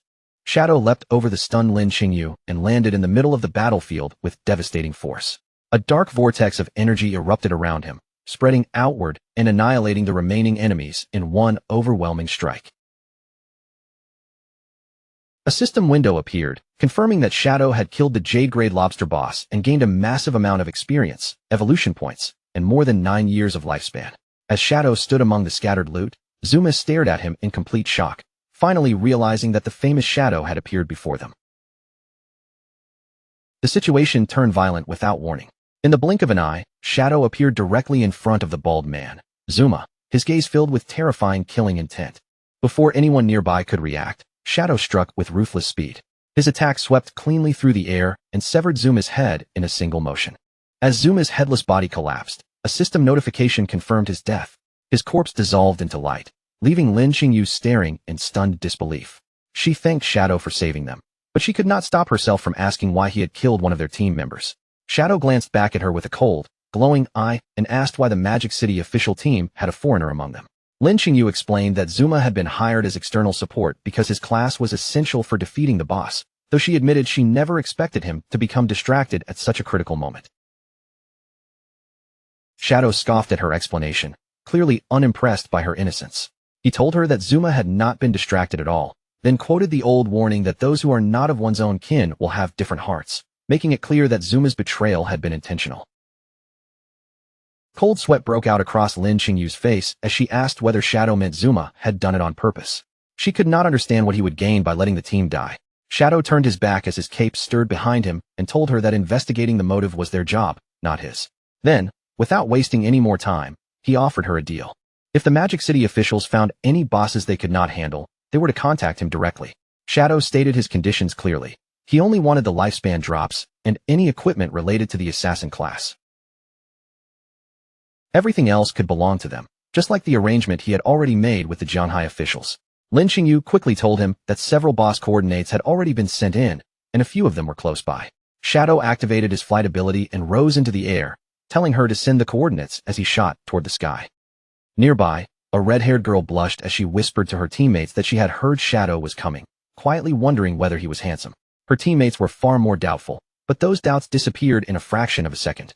The beast fell almost immediately, and a system notification confirmed Shadow's kill, rewarding him with experience, evolution points, more than 5 years of lifespan, and a platinum-grade assassin skill called Smoke Bomb. Then another terrifying Jade-grade boss appeared, the noble's eldest son, Traitor Lulu, clad in dark lava armor and holding a giant flaming sword. The nearby player froze in terror, feeling as if his life was already over. But in the next blur of movement, Shadow struck and dealt massive damage before anyone could even follow his motion. The system confirmed the kill, granting Shadow experience, evolution points, more than 10 years of lifespan, and a Jade-grade skill called Merge into Darkness. The rescued players stared in awe, completely unable to process what they had just seen. Each of Shadow's attacks had dealt over 300,000 damage, a number so absurd that it left them speechless. Instead of learning the skill directly, Shadow made a different choice. He activated his Spirit Devourer bloodline ability and consumed the card, using it to strengthen himself even further. A system notification immediately confirmed the result. By devouring the legendary skill, Shadow's elemental attack and elemental resistance had both increased by a significant amount. As Shadow continued forward, he noticed the path ahead dropping sharply downward. Surprise flickered through his mind when he realized he was no longer simply moving across the coastline, but heading deep underground through a dark, rocky passage. While moving through the long tunnel, Shadow quickly figured out its purpose. This underground passage ran beneath the ocean floor, connecting the mainland coast directly to the isolated island ahead. He kept traveling through the darkness until, at last, an exit appeared in the distance. Shadow stepped out from the cave mouth and found himself standing in a grim, storm-covered landscape. Above a high cliff, a dark and ruined castle loomed under the flashes of lightning, giving the entire place a dangerous, ancient atmosphere. A system notification appeared, welcoming him to the Moraga Empire's withered bone city ruins. At the same time, a severe warning followed. This was a berserk area, and any player inside would lose lifespan at 100 times the normal rate. Shadow stood by the dark water and looked back toward the hidden passage beneath the sea, silently admiring how cleverly it had been designed. At that moment, a memory from his past life surfaced in his mind. Back then, a strange madman had once rambled endlessly about a secret tunnel buried under the ocean. At the time, no one had taken that man seriously. Everyone simply thought he had lost his mind and was mixing up this world with some other game. But now, standing here with the truth right in front of him, Shadow finally understood that the so-called madman had never been talking nonsense. Everything he said had been real. Shadow moved forward through a dead forest filled with withered trees and scattered bones. But before he could get far, the ground beneath his feet suddenly began shaking violently, as if something enormous was waking up underground. Nearby, a gigantic skeletal dragon skull that had been lying on the ground started to tremble. Cracks spread across its surface, and the bones groaned as if they were about to break apart. Then, without any warning, a colossal creature burst out from inside the skull. The impact shattered the ancient dragon remains into fragments, sending bone pieces and dust flying everywhere. Shadow did not retreat. He stood firmly in place as the dust slowly cleared around him, and the horrifying shape of the monster finally appeared before his eyes. It was a giant skeletal centipede, and above its monstrous body was a stitched-together female torso with a single red eye glowing eerily. The system identified it as the guardian of the withered bone ruins, Thousand-Blade Centipede Moire, a powerful diamond-grade boss. Shadow calmly studied the enemy in front of him. Her upper body still vaguely kept the shape of a human woman, but everything below had been twisted into the body of a terrifying monster. Then his gaze fell on the festering wounds spread across her body. Those scars looked almost identical to the ones he had once seen on the white dragon, Atesh. As the terrifying creature lunged toward him, Shadow immediately understood what had happened. She had once been a citizen of the Moraga Empire, only to be corrupted by Cthulhu's curse. He dodged as the massive centipede body swept through the air, and while avoiding the attack, he looked at the scars across her human torso. From those wounds, he could tell she must have suffered inhuman torture while she was still alive. The skeletal legs stabbed toward him again and again, but Shadow kept weaving between them with sharp, controlled movements. When the monster brought down a crushing strike, Shadow kicked off the ground and leapt high into the air, narrowly avoiding the blow as it smashed the earth beneath him into broken pieces. Then Shadow launched his counterattack. He activated his skills in quick succession, summoning his Shadow clones while using Blessing of Release to stack a massive amount of additional damage onto his strikes. In a flash of purple energy, Shadow and his clones moved at the same time. Their synchronized Shadow Flash slash struck the boss 4 times in an instant, cutting through the air with terrifying precision. One of the blades swept cleanly across the monster's neck, leaving a sharp line of damage across her twisted body. Shadow's eyes glowed as the system showed that his skill cooldowns had instantly reset. Without hesitation, he steadied his stance and prepared to unleash another round of attacks. He activated Blessing of Release once again, and a chaotic red aura surged around Mowire's body, wrapping her in the energy of his next devastating strike. The 4 shadows moved together, forming a final coordinated attack from different angles and sealing off every possible path of escape. Beams of purple light sliced through the boss from all sides. Mowire's monstrous body was cut apart piece by piece before exploding in a burst of magical fire, while Shadow landed safely on the ground without a trace of panic. A system notification appeared, confirming that Shadow had killed the Diamond Grade Guardian, Mowire. He received a huge amount of experience, evolution points, more than 10 years of tradable lifespan, and several dropped items. Shadow looked down at her fading body with a solemn expression and quietly told her to rest in peace. As the monster disappeared, the spirit of the beautiful woman she had once been briefly appeared. She gave a peaceful smile, finally released from the curse, before dissolving into glowing lifespan orbs. After defeating the Diamond Grade Guardian, Shadow continued deeper into the desolate ruins. He raised his head toward the cliffs, where the ominous castle stood beneath flashing lightning like a dark shadow pressing over the land. Without slowing his pace, Shadow lifted his hand and unleashed a long-range attack, sending a wave of dark energy tearing forward through the ruins. The attack struck a spider-like monster hiding in the shadows. It had the upper body of a human woman fused to a spider's lower half, and it let out a piercing scream as the dark energy impaled it. A system notification appeared right after, confirming that Shadow had killed the cursed spider, Molly. He gained a large amount of experience, evolution points, and another 10 years of tradable lifespan. Standing among the floating loot, Shadow took in the grim reality of the place around him. Every monster he had encountered here shared the same horrifying pattern, a human upper body fused with a twisted, monstrous lower half, and even more unsettling, they still carried their original human names. His eyes then shifted to a huge dragon skull lying on the ground nearby. Even the bones themselves had clearly been changed by something unnatural. The skull had far too many eye sockets, along with strange horn-like growths jutting from its structure. Seeing this extreme biological corruption, Shadow concluded that the entire withered bone ruins had once been used as a biochemical experimentation ground. He recalled the lore Atesh had told him before. In order to win the war, the people of Moraga had summoned Cthulhu, the ancient sea god, but that decision brought a terrible curse upon the city. The curse twisted everyone inside, transforming the entire population into monsters. As Shadow walked farther in, he could feel the curse growing heavier around him. The closer he got to the center of the city, the thicker and more oppressive that corrupted presence became. Suddenly, a massive object came plummeting down from the sky. A giant golem with rock-like skin crashed violently into the ground in front of Shadow, shaking the area as it blocked his path. The system identified the new enemy as the Royal City Guard Commander, Marun, a level 25 platinum grade boss. The golem's huge body glowed from within, as if molten magma were flowing beneath its stone shell. Shadow looked up at the towering giant, but there was no fear in his eyes. Instead, he seemed almost unimpressed, wondering why a Royal Guard Commander was only a low-level platinum grade boss. The Guard Commander raised one massive stone arm, and red energy began gathering around its fist like burning heat. It slammed its fist down with earth-shaking force, cracking the ground where Shadow had been standing. But Shadow easily dodged to the side, leaping away before the impact could touch him. The fight truly began as Shadow summoned his Shadow Blade and struck first, sending a powerful slash straight into the stone golem's body. But the moment the damage numbers appeared, a strange bounce-back effect suddenly triggered around the boss. Shadow's expression changed as pain shot through his own body. The exact damage he had just dealt had been reflected back onto him instantly. He landed on the ground and immediately understood that this opponent was far more dangerous than it looked. Staring at the Royal City Guard Commander's glowing red eyes, Shadow identified its ability as damage reflection. After a quick analysis, he realized this boss had 10 times the health of a normal platinum grade boss, along with a terrifying 100% damage reflection attribute. Shadow's expression turned grim. If his blacklight shield had not already been active, that single reflected hit might have killed him outright. This land was clearly far more dangerous than he had expected, and he could not afford to be careless. Shadow kicked off the ground and leapt high into the night sky, his figure briefly silhouetted against the moon above the ruined city. To counter the reflection effect, he fully activated his defenses and summoned 10 layers of blacklight shield around himself.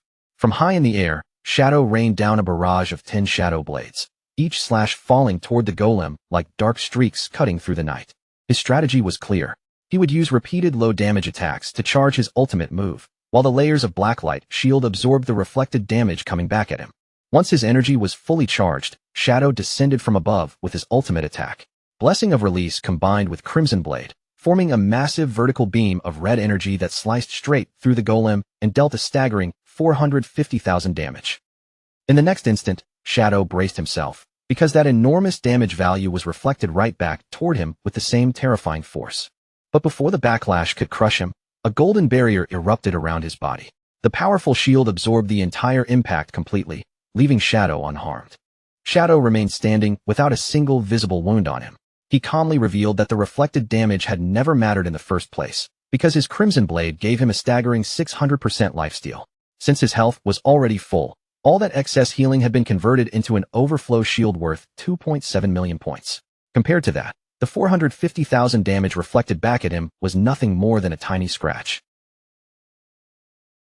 With the Royal City Guard commander finally brought down, a system window flashed in front of Shadow and confirmed his victory.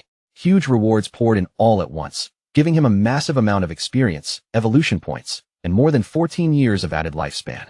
But mixed into the reward message was a dangerous warning. The commander's death had now alerted every guard inside the city.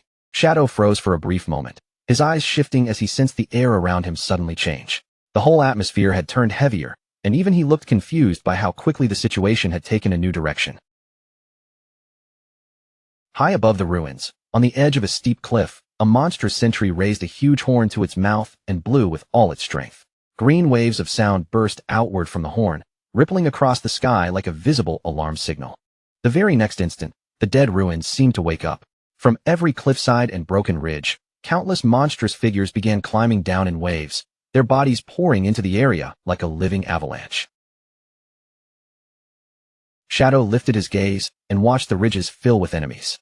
Winged creatures, spider-like hybrids, and all kinds of twisted beasts crowded the heights above him, their silhouettes packed tightly together as they stared down at him. Then, right beside him, a gigantic fur-covered foot crashed into the ground with terrifying force. The impact shook the earth, making it clear that something massive had just stepped into the battlefield. In only a few moments, Shadow found himself completely boxed in by a dense army of monsters. A giant white bear towered among them, while terrifying centipede-like creatures crawled through the crowd around him. Then a system notification appeared, announcing that Shadow had triggered the Monster Horde event. The requirement to continue was simple, but merciless. Every single monster had to be killed. Shadow looked up at the towering wall of enemies pressing in from every side. Their red eyes glowed through the darkness like countless burning embers. But instead of showing fear, a laugh slipped out of him as he took in the situation. To Shadow, being surrounded by this many enemies felt strangely refreshing, almost exactly like the kind of chaos he had been hoping for. The monsters noticed their supposed prey laughing in the middle of the encirclement.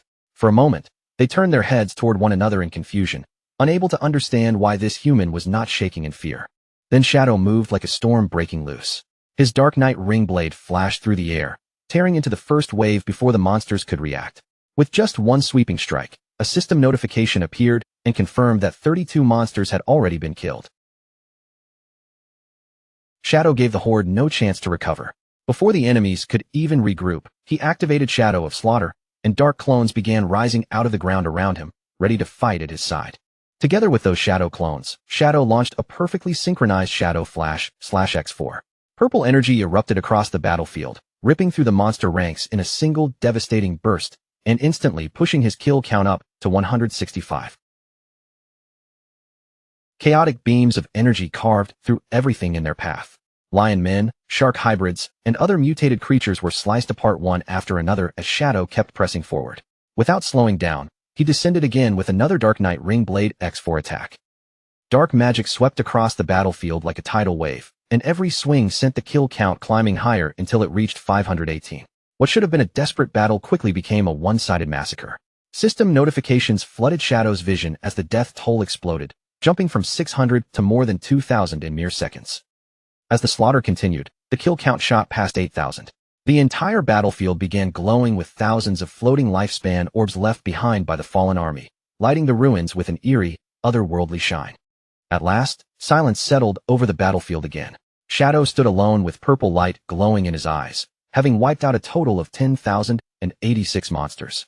A system window appeared and confirmed that every monster had been killed, unlocking the road to the Withered Bone City ruins core.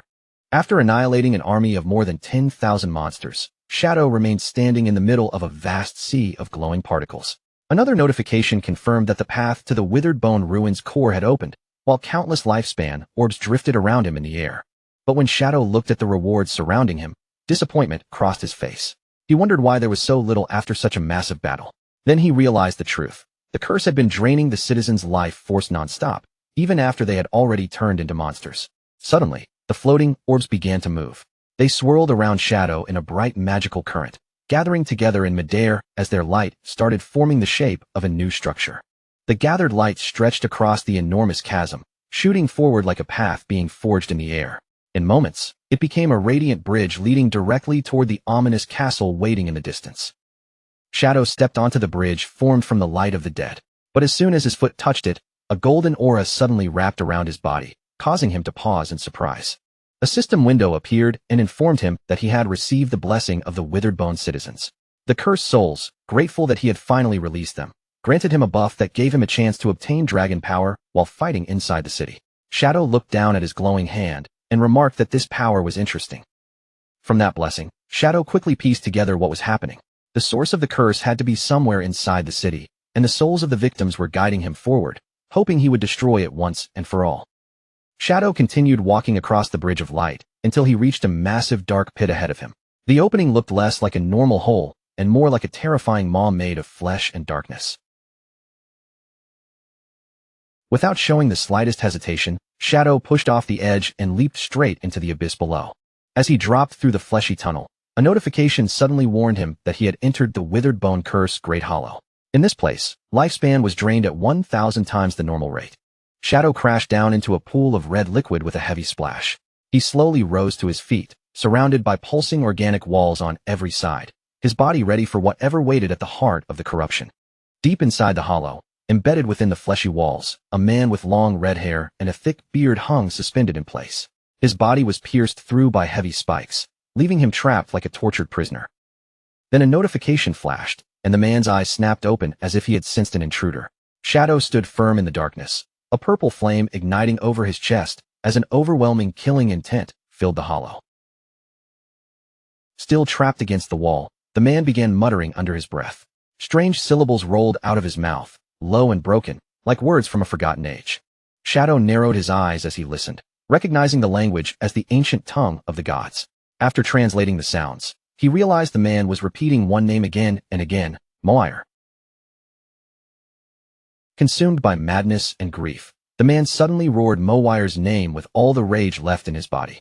Then he tore himself free from the wall, ripping away from the spikes that had held him in place. The moment he broke free, his body began to twist violently. Flesh tore apart, bones shifted, and his entire form started changing into something far more terrifying.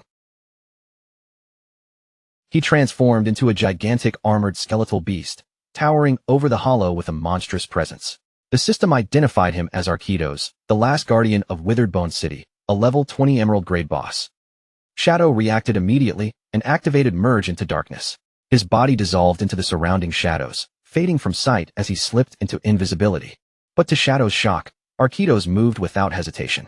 The massive beast swung one enormous claw directly toward him, cutting straight through his stealth as if it meant nothing. Shadow barely dodged the crushing blow in time. The claw smashed into the ground where he had just been standing, shattering the floor with terrifying force. He leaped back to open up distance, and after landing safely, he frowned in confusion, wondering how Arkitos could see through his level 21 stealth. Arkitos charged at him again, still screaming the name of the woman he had loved. As that grief-filled roar echoed through the hollow, Shadow finally began to understand the reason.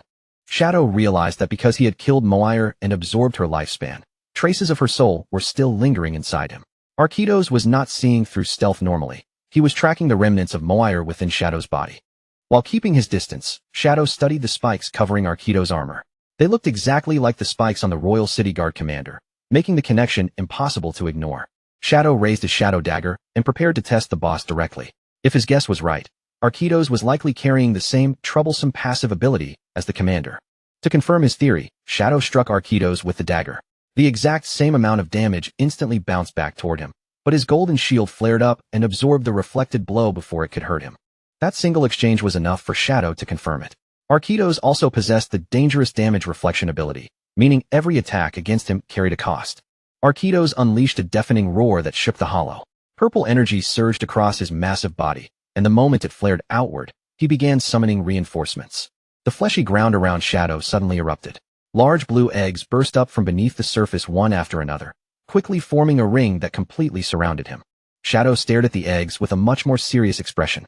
He realized they also carried a damage reflection effect, and if they were allowed to hatch, they would most likely release dangerous elite-level monsters. To test how tough they were, Shadow threw a shadow dagger at one of the eggs. The blade struck hard and dealt more than 3,000 damage, giving him the first clear measure of their durability. The egg shattered under the attack, but Shadow immediately calculated the price. Breaking just one egg required 3 daggers, which meant he would lose 3 layers of his blacklight shield to the reflected damage. Since each shield layer needed 2 seconds to regenerate, he quickly concluded that there was no way he could destroy all the eggs in time. With no better option left, Shadow chose to let the eggs hatch instead of wasting time trying to destroy them. He kicked off the ground and shot high into the air, taking the higher position so he could watch the battlefield clearly and prepare for whatever monsters were about to break free. As Shadow began dropping back down toward Arquitos, his gaze sharpened. At that moment, he noticed his ultimate skill had finished charging, giving him the perfect chance to strike before the situation spiraled further out of control. Without holding anything back, Shadow unleashed the Crimson Blade. A massive beam of red energy tore down from above and slammed directly into Arquitos, exploding against his body with terrifying force and dealing a staggering 450,000 damage. Shadow touched down without making a sound, his posture steady and calm. Around him, the overwhelming healing from his lifesteal had formed a huge golden barrier, wrapping his body in a thick protective glow. The chaos around him could not injure him at all. At the same time, the blue eggs finished hatching in an instant. A swarm of cursed young dragons ripped free from the eggs and soared into the air. Each one was a level 20 emerald-grade monster, screeching sharply as their wings spread and they prepared to dive toward Shadow. Shadow dropped back into the pool of red liquid and landed in a low crouch. With the newborn dragon horde gathering in front of him, he raised his head and faced them without a trace of panic. Shadow did not hesitate for even a second. He released his Dark Knight ring blade, and a swirling vortex of dark energy roared outward, tearing through the young dragons and dealing nearly 30,000 damage to each one it touched. The battle was over almost as soon as it began. Shadow stood calmly inside his golden barrier while a notification confirmed that 9 dragons had been killed. Seeing the reflected damage fail to threaten him, he remarked that as long as his blood shield remained, their damage reflection was nothing to be afraid of. As the cursed dragons collapsed and died, their bodies dissolved into glowing lifespan orbs. The light drifted upward from the red pool, spreading through the air like sparks rising from a battlefield. But this time, the lifespan orbs did not flow into Shadow. Instead, they gathered above him and began spinning violently, forming a dense mass of light. From within that glow, a voice rang out in the ancient god language, coldly addressing Shadow as an outsider. The gathered energy twisted and reshaped itself, reforming Arquitos into an even more horrifying state. The system identified this new form as Flesh Curse, Arquitos Blue Scale. With a sinister smile spreading across his monstrous face, Arquitos declared that Shadow would never succeed in destroying his race. The battle instantly grew even more intense. Arquitos lunged forward, his mutated body surging with power as he aimed a massive, energized punch straight at Shadow. Shadow's eyes flashed neon blue, and he answered with an instant shadow slash, moving so fast he became a blur. In a single split second, he struck Arquitos from every direction, but then his eyes widened. The word immunity appeared around Arquitos, and every attack passed without causing any damage. Shadow was stunned, unable to understand why none of his strikes worked. Arquitos did not waste that opening.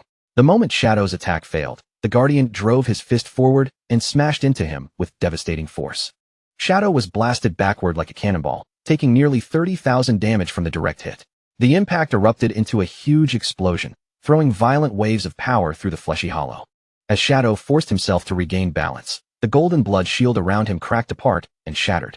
Listening closely to Arquitos' guttural words, Shadow translated the meaning and realized the monster was declaring that as long as his bloodline and soul remained, his home would never fall. Arquitos stood within the surging purple energy, his huge body radiating a terrifying presence. He proclaimed that Withered Bone City would never be conquered, leaving Shadow staring at him in confusion. Normally, only epic-grade monsters or beings above that level were capable of speech and true self-awareness. Yet Arquitos was only an emerald-grade boss, and somehow he still retained his own mind and will. Arquitos ignored Shadow's confusion and began gathering dark energy into a dense sphere. His voice continued chanting about protecting his city, his empire, and his people, as if that single obsession was the only thing still keeping him alive. Then the Guardian released his Demon Dragon Cannon. A vertical beam of destructive energy erupted with terrifying pressure, tearing through the hollow like a pillar of pure annihilation. Shadow reacted the instant the attack fired. He kicked off the ground and leaped high into the air, narrowly avoiding the blast as it ripped through the space below him.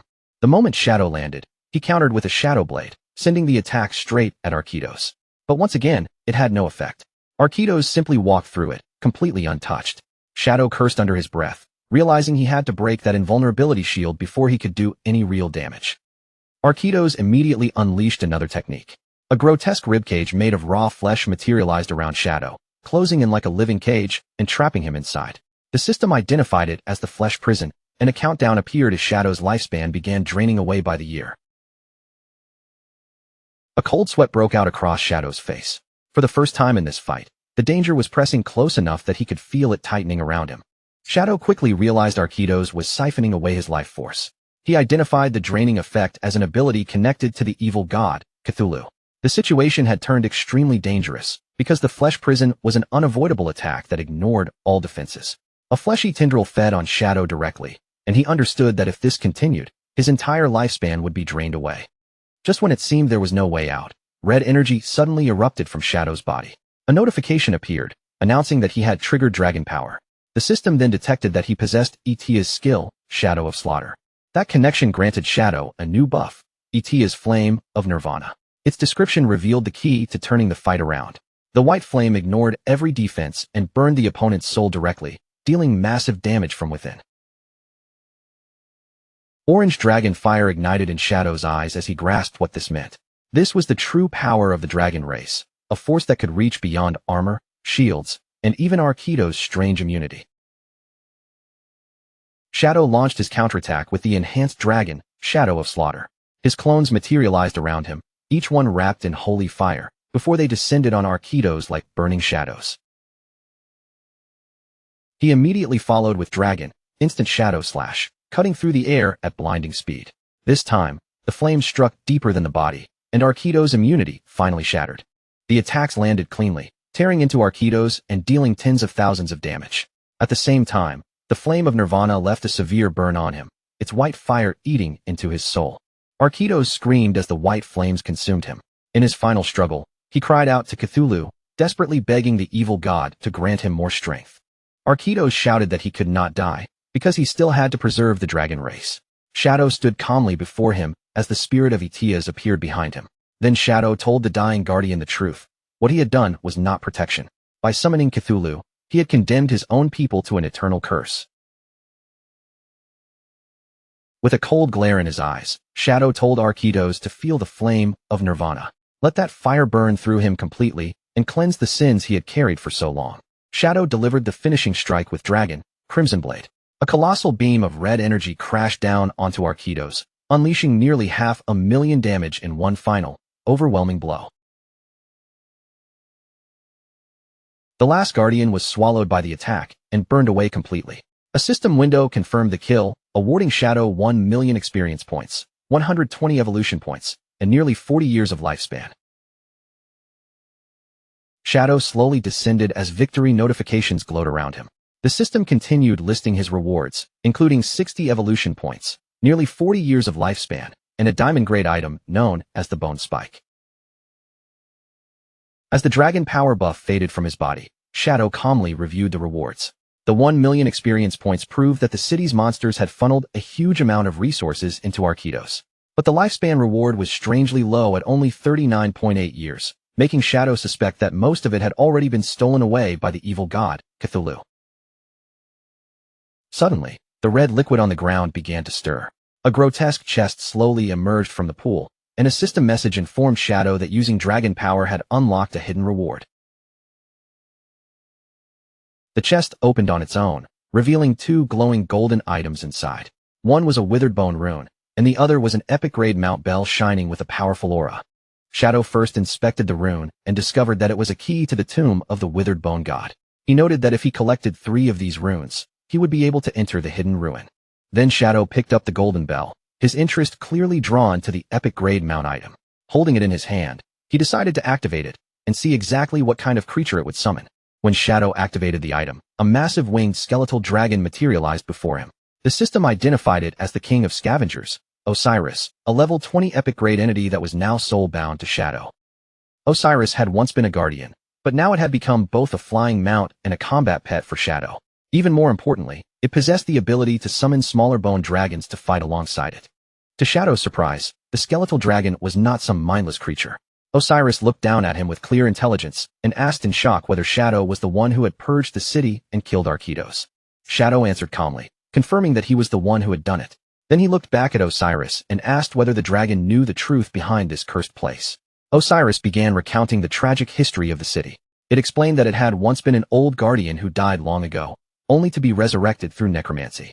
It had been brought back to fight in the war between the Moraga Empire and the continent, during the time when the empire was already facing defeat. Osiris revealed that in a desperate attempt to reverse the situation, the city lord, Arquitos, made the decision to summon the evil god, Cthulhu. The dragon then explained the terrible condition required for summoning Cthulhu. Arquitos had to sacrifice the person he loved most, and that person was his own daughter, Moire. But at the final moment, Arquitos hesitated. He could not bring himself to sacrifice Moire, so he saved his daughter instead. In her place, he offered the entire population of Withered Bone City, including himself, to the evil god. The result of that desperate choice was absolutely horrifying. What followed was not salvation, but a tragedy that swallowed the entire city whole. The citizens were cursed and filled with overwhelming power, enough to drive back the enemies invading their home. But the price was unbearable. Their bodies twisted into monsters, their minds collapsed, and the humanity they once had was stripped away forever. Osiris then revealed that Moire, the only human who had been left behind, suffered the cruelest fate of all. The monstrous citizens despised her for surviving when they had lost everything, so they tortured her relentlessly until even she was swallowed by the curse and transformed into a monster. After finishing the painful story, Osiris lowered its voice with deep gratitude. It thanked Shadow for finally freeing those miserable souls from their endless suffering and bringing an end to the tragedy that had trapped the city for so long. Then, sensing the powerful aura surrounding Shadow, the skeletal dragon bowed its head before him. With a solemn tone, it pledged to follow him forever and respectfully asked for the name of its new master. With his eyes glowing faintly in the darkness, the protagonist looked up at the massive dragon before him. Then, without any hesitation or unnecessary words, he simply answered that his name was Shadow. The enormous skeletal dragon, Osiris, folded its wings and lowered its head even further in submission. From that moment on, it swore its loyalty to Shadow and formally declared him its master. However, while inspecting his new prize, Shadow quickly noticed something strange about the dragon's attributes. For an epic grade mount, Osiris' stats felt unusually low. He pointed out that a level 20 epic boss should normally have at least 10 million health points, yet the interface showed that Osiris had only a little over 100,000. Shadow soon deduced the likely reason behind that weakness. Osiris had died long ago, and after so much time had passed, most of its original power had already scattered. This skeletal body had only been forcibly awakened, so it could retain only a small fraction of the strength it once had. When Shadow reviewed the dragon's offensive abilities, such as summoning bone shields and firing spikes, he found them rather ordinary. But one skill immediately caught his attention. Osiris could summon 12 Jade-grade winged dragons, and Shadow realized they would be extremely useful for expanding his vision across the sky. The real value of this mount was not in brute force. Its greatest strength was revealed through its movement. Shadow noted that because the dragon's entire body was made from lightweight bone, its flight speed was shockingly high. It could reach 360% speed, roughly 450 meters per second, fast enough to break through the sound barrier. Shadow concluded that even if Osiris lacked strong combat power, its supersonic travel speed alone made it a very satisfying acquisition. For movement and long-distance travel, this mount was already more than worth it. Just then, a system window suddenly appeared in front of Shadow, notifying him that he had met the conditions for a class advancement. He was surprised at first, then quickly realized that clearing the Withered Bone ruins had given him more than 1 million experience points, enough to trigger the upgrade immediately. With a firm, determined look in his eyes, Shadow chose not to delay. He directly activated the advancement. A vortex of dark energy began spinning around him, wrapping his body in a growing storm of power. Magical runes appeared in the air one after another as the energy around him became stronger and more violent. Shadow stood at the center of the swirling chaos, his eyes glowing with intense power. A red ring of energy formed around him, circling his body as the advancement reached its peak. The system confirmed that the advancement had succeeded. Shadow's class rose from Tier 2 to Tier 3, and his attributes surged dramatically. His strength and constitution doubled from 27 to 54, his spirit jumped to 90, and his agility climbed sharply all the way to 144. Along with the massive stat increase, Shadow gained a new class passive skill called Shadow Arc. Its effect was incredibly powerful. While he was invisible, any damage, negative status, or stealth removal he suffered would be delayed by 1 second. During that brief window, he could act fast enough to cancel the damage or remove the status effect completely. Shadow looked down at his hand and let out a confident laugh. He immediately understood the value of this skill. As long as his reaction speed was quick enough, he could use that 1 second gap to nullify almost any attack that hit him while he was in stealth. Thinking about his new advancement, Shadow felt deeply satisfied. He was certain that in his previous life, no Shadow class player had ever managed to survive the 3rd advancement. Otherwise, a skill as powerful as Shadow Arc would have become famous for greatly reducing the class's death rate. He also reasoned that while 1 second might sound extremely short to ordinary people, it was more than enough for high-level players. With their reaction speed, that tiny opening could allow them to activate multiple skills and completely reverse the outcome of a battle. After that, Shadow turned his attention to the rest of his rewards. A glowing red energy gathered in his hand, and within that light, a diamond-grade weapon he had obtained began to take shape. The system identified the weapon as the Spike of the Skeleton, a powerful dagger that greatly increased both physical and elemental attacks. Even more importantly, it had a unique effect that could break through an enemy's defense and resistance. Shadow equipped the dagger without hesitation. Between his successful class advancement and this new weapon, he could clearly feel that his overall strength had risen by a massive amount. With the ruins cleared and his rewards collected, Shadow prepared to leave. Osiris sprang into action, and Shadow moved smoothly with it, landing gracefully on top of the skeletal dragon's head. Before departing, Shadow decided to test how his stealth would work while riding the mount. He activated Merge into Darkness, letting the shadowy power spread over both himself and Osiris. As dark energies surged around them, Shadow was taken aback by what he saw. Osiris' stealth level was actually level 21, which was even higher than his own current stealth level. Impressed by the unexpected discovery, Shadow gave the dragon the command to take off. He wanted to experience Osiris' speed for himself and see just how fast this skeletal mount could really fly. Osiris obeyed immediately. Its skeletal wings spread wide, and with explosive force, the massive dragon launched into the air. They shot upward from the depths of the underground hollow at incredible speed, cutting through the darkness like a streak of purple light. The surroundings blurred around them as they climbed higher and higher. In the next moment, the skeletal dragon burst out of the ruins completely and soared straight into the open sky. The speed was so intense that even Shadow was left briefly speechless. Wind roared past him with crushing force, and as his eye glowed against the rushing air, he had to admit that Osiris was unbelievably fast. After testing the terrifying speed of his new mount, Shadow burst out of the underground tunnel and shot high into the sky above the ocean, leaving the ruined depths far behind him. As he flew through the air, Shadow quickly formed his next plan. He decided to head toward the location Captain Anyu had mentioned, the place where a flying monster and another ancient god slate had been spotted.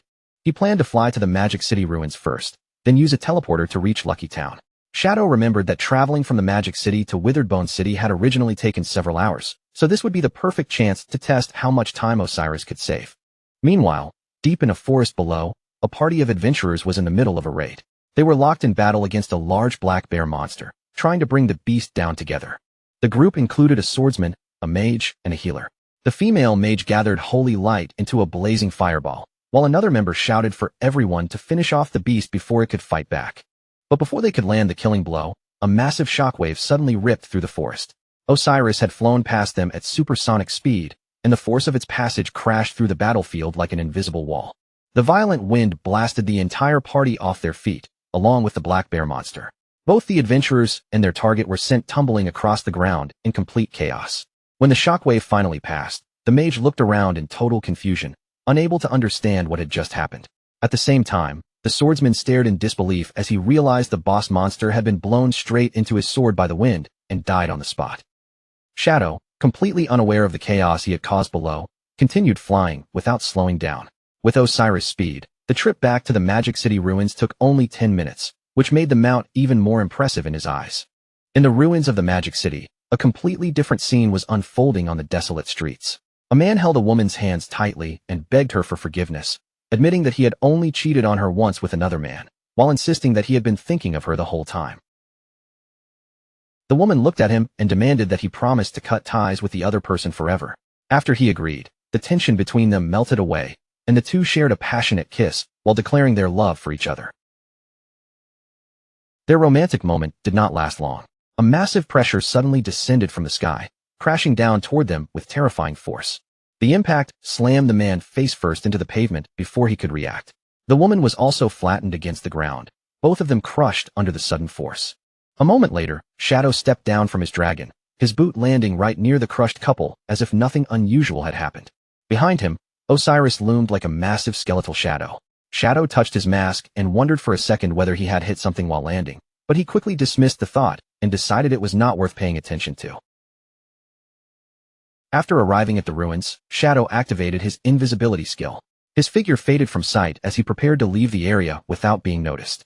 A system notification appeared, showing that he had consumed 5.4 years of lifespan to teleport back to Lucky Town. Shadow immediately complained that the cost of returning to a novice town doubled every time, making each trip more and more expensive. Even though Shadow still had more than 2,000 years of lifespan stored up, he remained unbelievably stingy with it. The cost was small compared to what he possessed, but he still felt a sharp sting in his heart as he stayed hidden in invisibility. Still unseen, Shadow walked straight through the town gates. The two guards stationed there seemed to sense something pass by, their expressions shifting slightly, but no matter how they looked around, they could not see him. As Shadow passed them, his eyes moved over their uniforms. From the style and equipment, he quickly deduced that these were not ordinary town guards, but members of the official government forces. Shadow then looked over the town's layout and understood what was happening. The officials had clearly stationed guards here to help new players and prevent attacks inside the novice town. What surprised him was that this arrangement had appeared several months earlier than it had in his past life. Walking through the calm streets, Shadow silently reflected on the change. His cooperation with the government had likely pushed their efficiency much higher than before. Around him, even elderly players were managing to survive safely in this protected environment. As he continued forward, he passed a warm and peaceful scene. An old man and an old woman were sitting together on a bench, leaning close and acting like a pair of lovers enjoying a quiet moment. But that peaceful atmosphere shattered in an instant. A desperate cry for help suddenly rang out, sharp enough to make Shadow turn his attention toward the source. At the town gate, a huge black insect monster had seized a player in its claws. The two official guards Shadow had just passed reacted immediately, rushing into action before the monster could finish its attack. The female guard opened her magic book and quickly cast a spell. A holy shield formed around the trapped player, glowing with light as it blocked the monster's strike at the last possible moment. At the same time, the male guard charged straight toward the creature, cursing it under his breath. He leaped into the air and brought his weapon down in a powerful slash, cutting into the monster for more than 1,600 damage. The female guard followed up right away. Holy light gathered in her hand, and she fired a blazing fireball toward the giant insect without giving it a chance to recover. But the insect monster was far more agile than its size suggested. It twisted through the air and dodged the holy fireball, avoiding the attack cleanly. Using that opening, the creature quickly scurried away from the guards. The male guard clenched his teeth in frustration, furious that the monster had managed to escape them yet again. Both guards looked up as the escaped insect rejoined its pack of 5 in the air. The female guard's expression darkened with despair as she pointed out that killing one was useless, because another would immediately respawn to replace it. Shadow watched everything from invisibility and quickly understood the problem. Individually, the 5 gold-grade monsters were not that powerful, but whenever they started losing, they would simply fly away. Since the guards were stuck fighting from the ground, they had no reliable way to finish the bosses off. On the ground, the male guard hurried over to check on the elderly victim. The old man was kneeling in the dirt, trembling badly as tears ran down his face. But that fear vanished almost instantly. Instead of thanking the guards who had just saved him, the old man's expression twisted with anger, and he screamed at them for being useless. Still sitting in the dirt, the old man kept berating his rescuers without shame. He complained that these flying monsters had blocked the town for days, making it impossible for him to go out and hunt. Then he accused the guards of failing to care for the elderly, and even threatened to file a complaint against them. The female guard, already exhausted and confused, tried to calm him down by explaining that Shadow was on his way. But the male guard was losing his patience fast, and he snapped at the old man, telling him to show at least a little respect. The moment Shadow's name was mentioned, the crowd only became more agitated. The old man and the surrounding onlookers began shouting, demanding to know where Shadow was. They mocked him loudly, saying big shots were always too busy, and that he was taking far too long just to kill a few bosses. The hostile crowd grew louder, yelling that if Shadow was really so powerful, then he should already be helping them. A bald old man shouted angrily that he was waiting for his son to farm lifespan, and that Shadow was wasting everyone's precious time. The situation quickly spiraled beyond control. The female guard tried to reason with the angry mob, assuring them that Shadow would arrive soon and suggesting that anyone who could not wait should simply log off. but the male guard could already tell words were useless, so he urged his partner to leave. The crowd immediately blocked their path, accusing the officials of trying to run away from their responsibilities before solving the monster problem. The mob screamed that the guards were wasting taxpayer money, called them useless for failing to kill a few bugs, and demanded an explanation on the spot. Finally pushed to his limit, the male guard erupted in anger.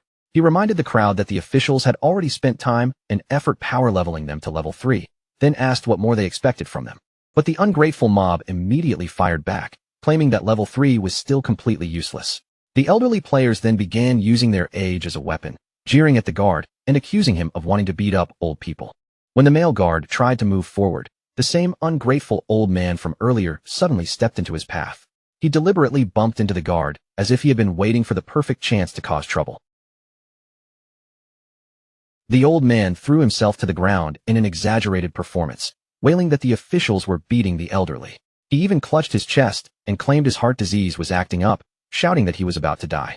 The male guard stared down in panic, desperately insisting that he had not touched him.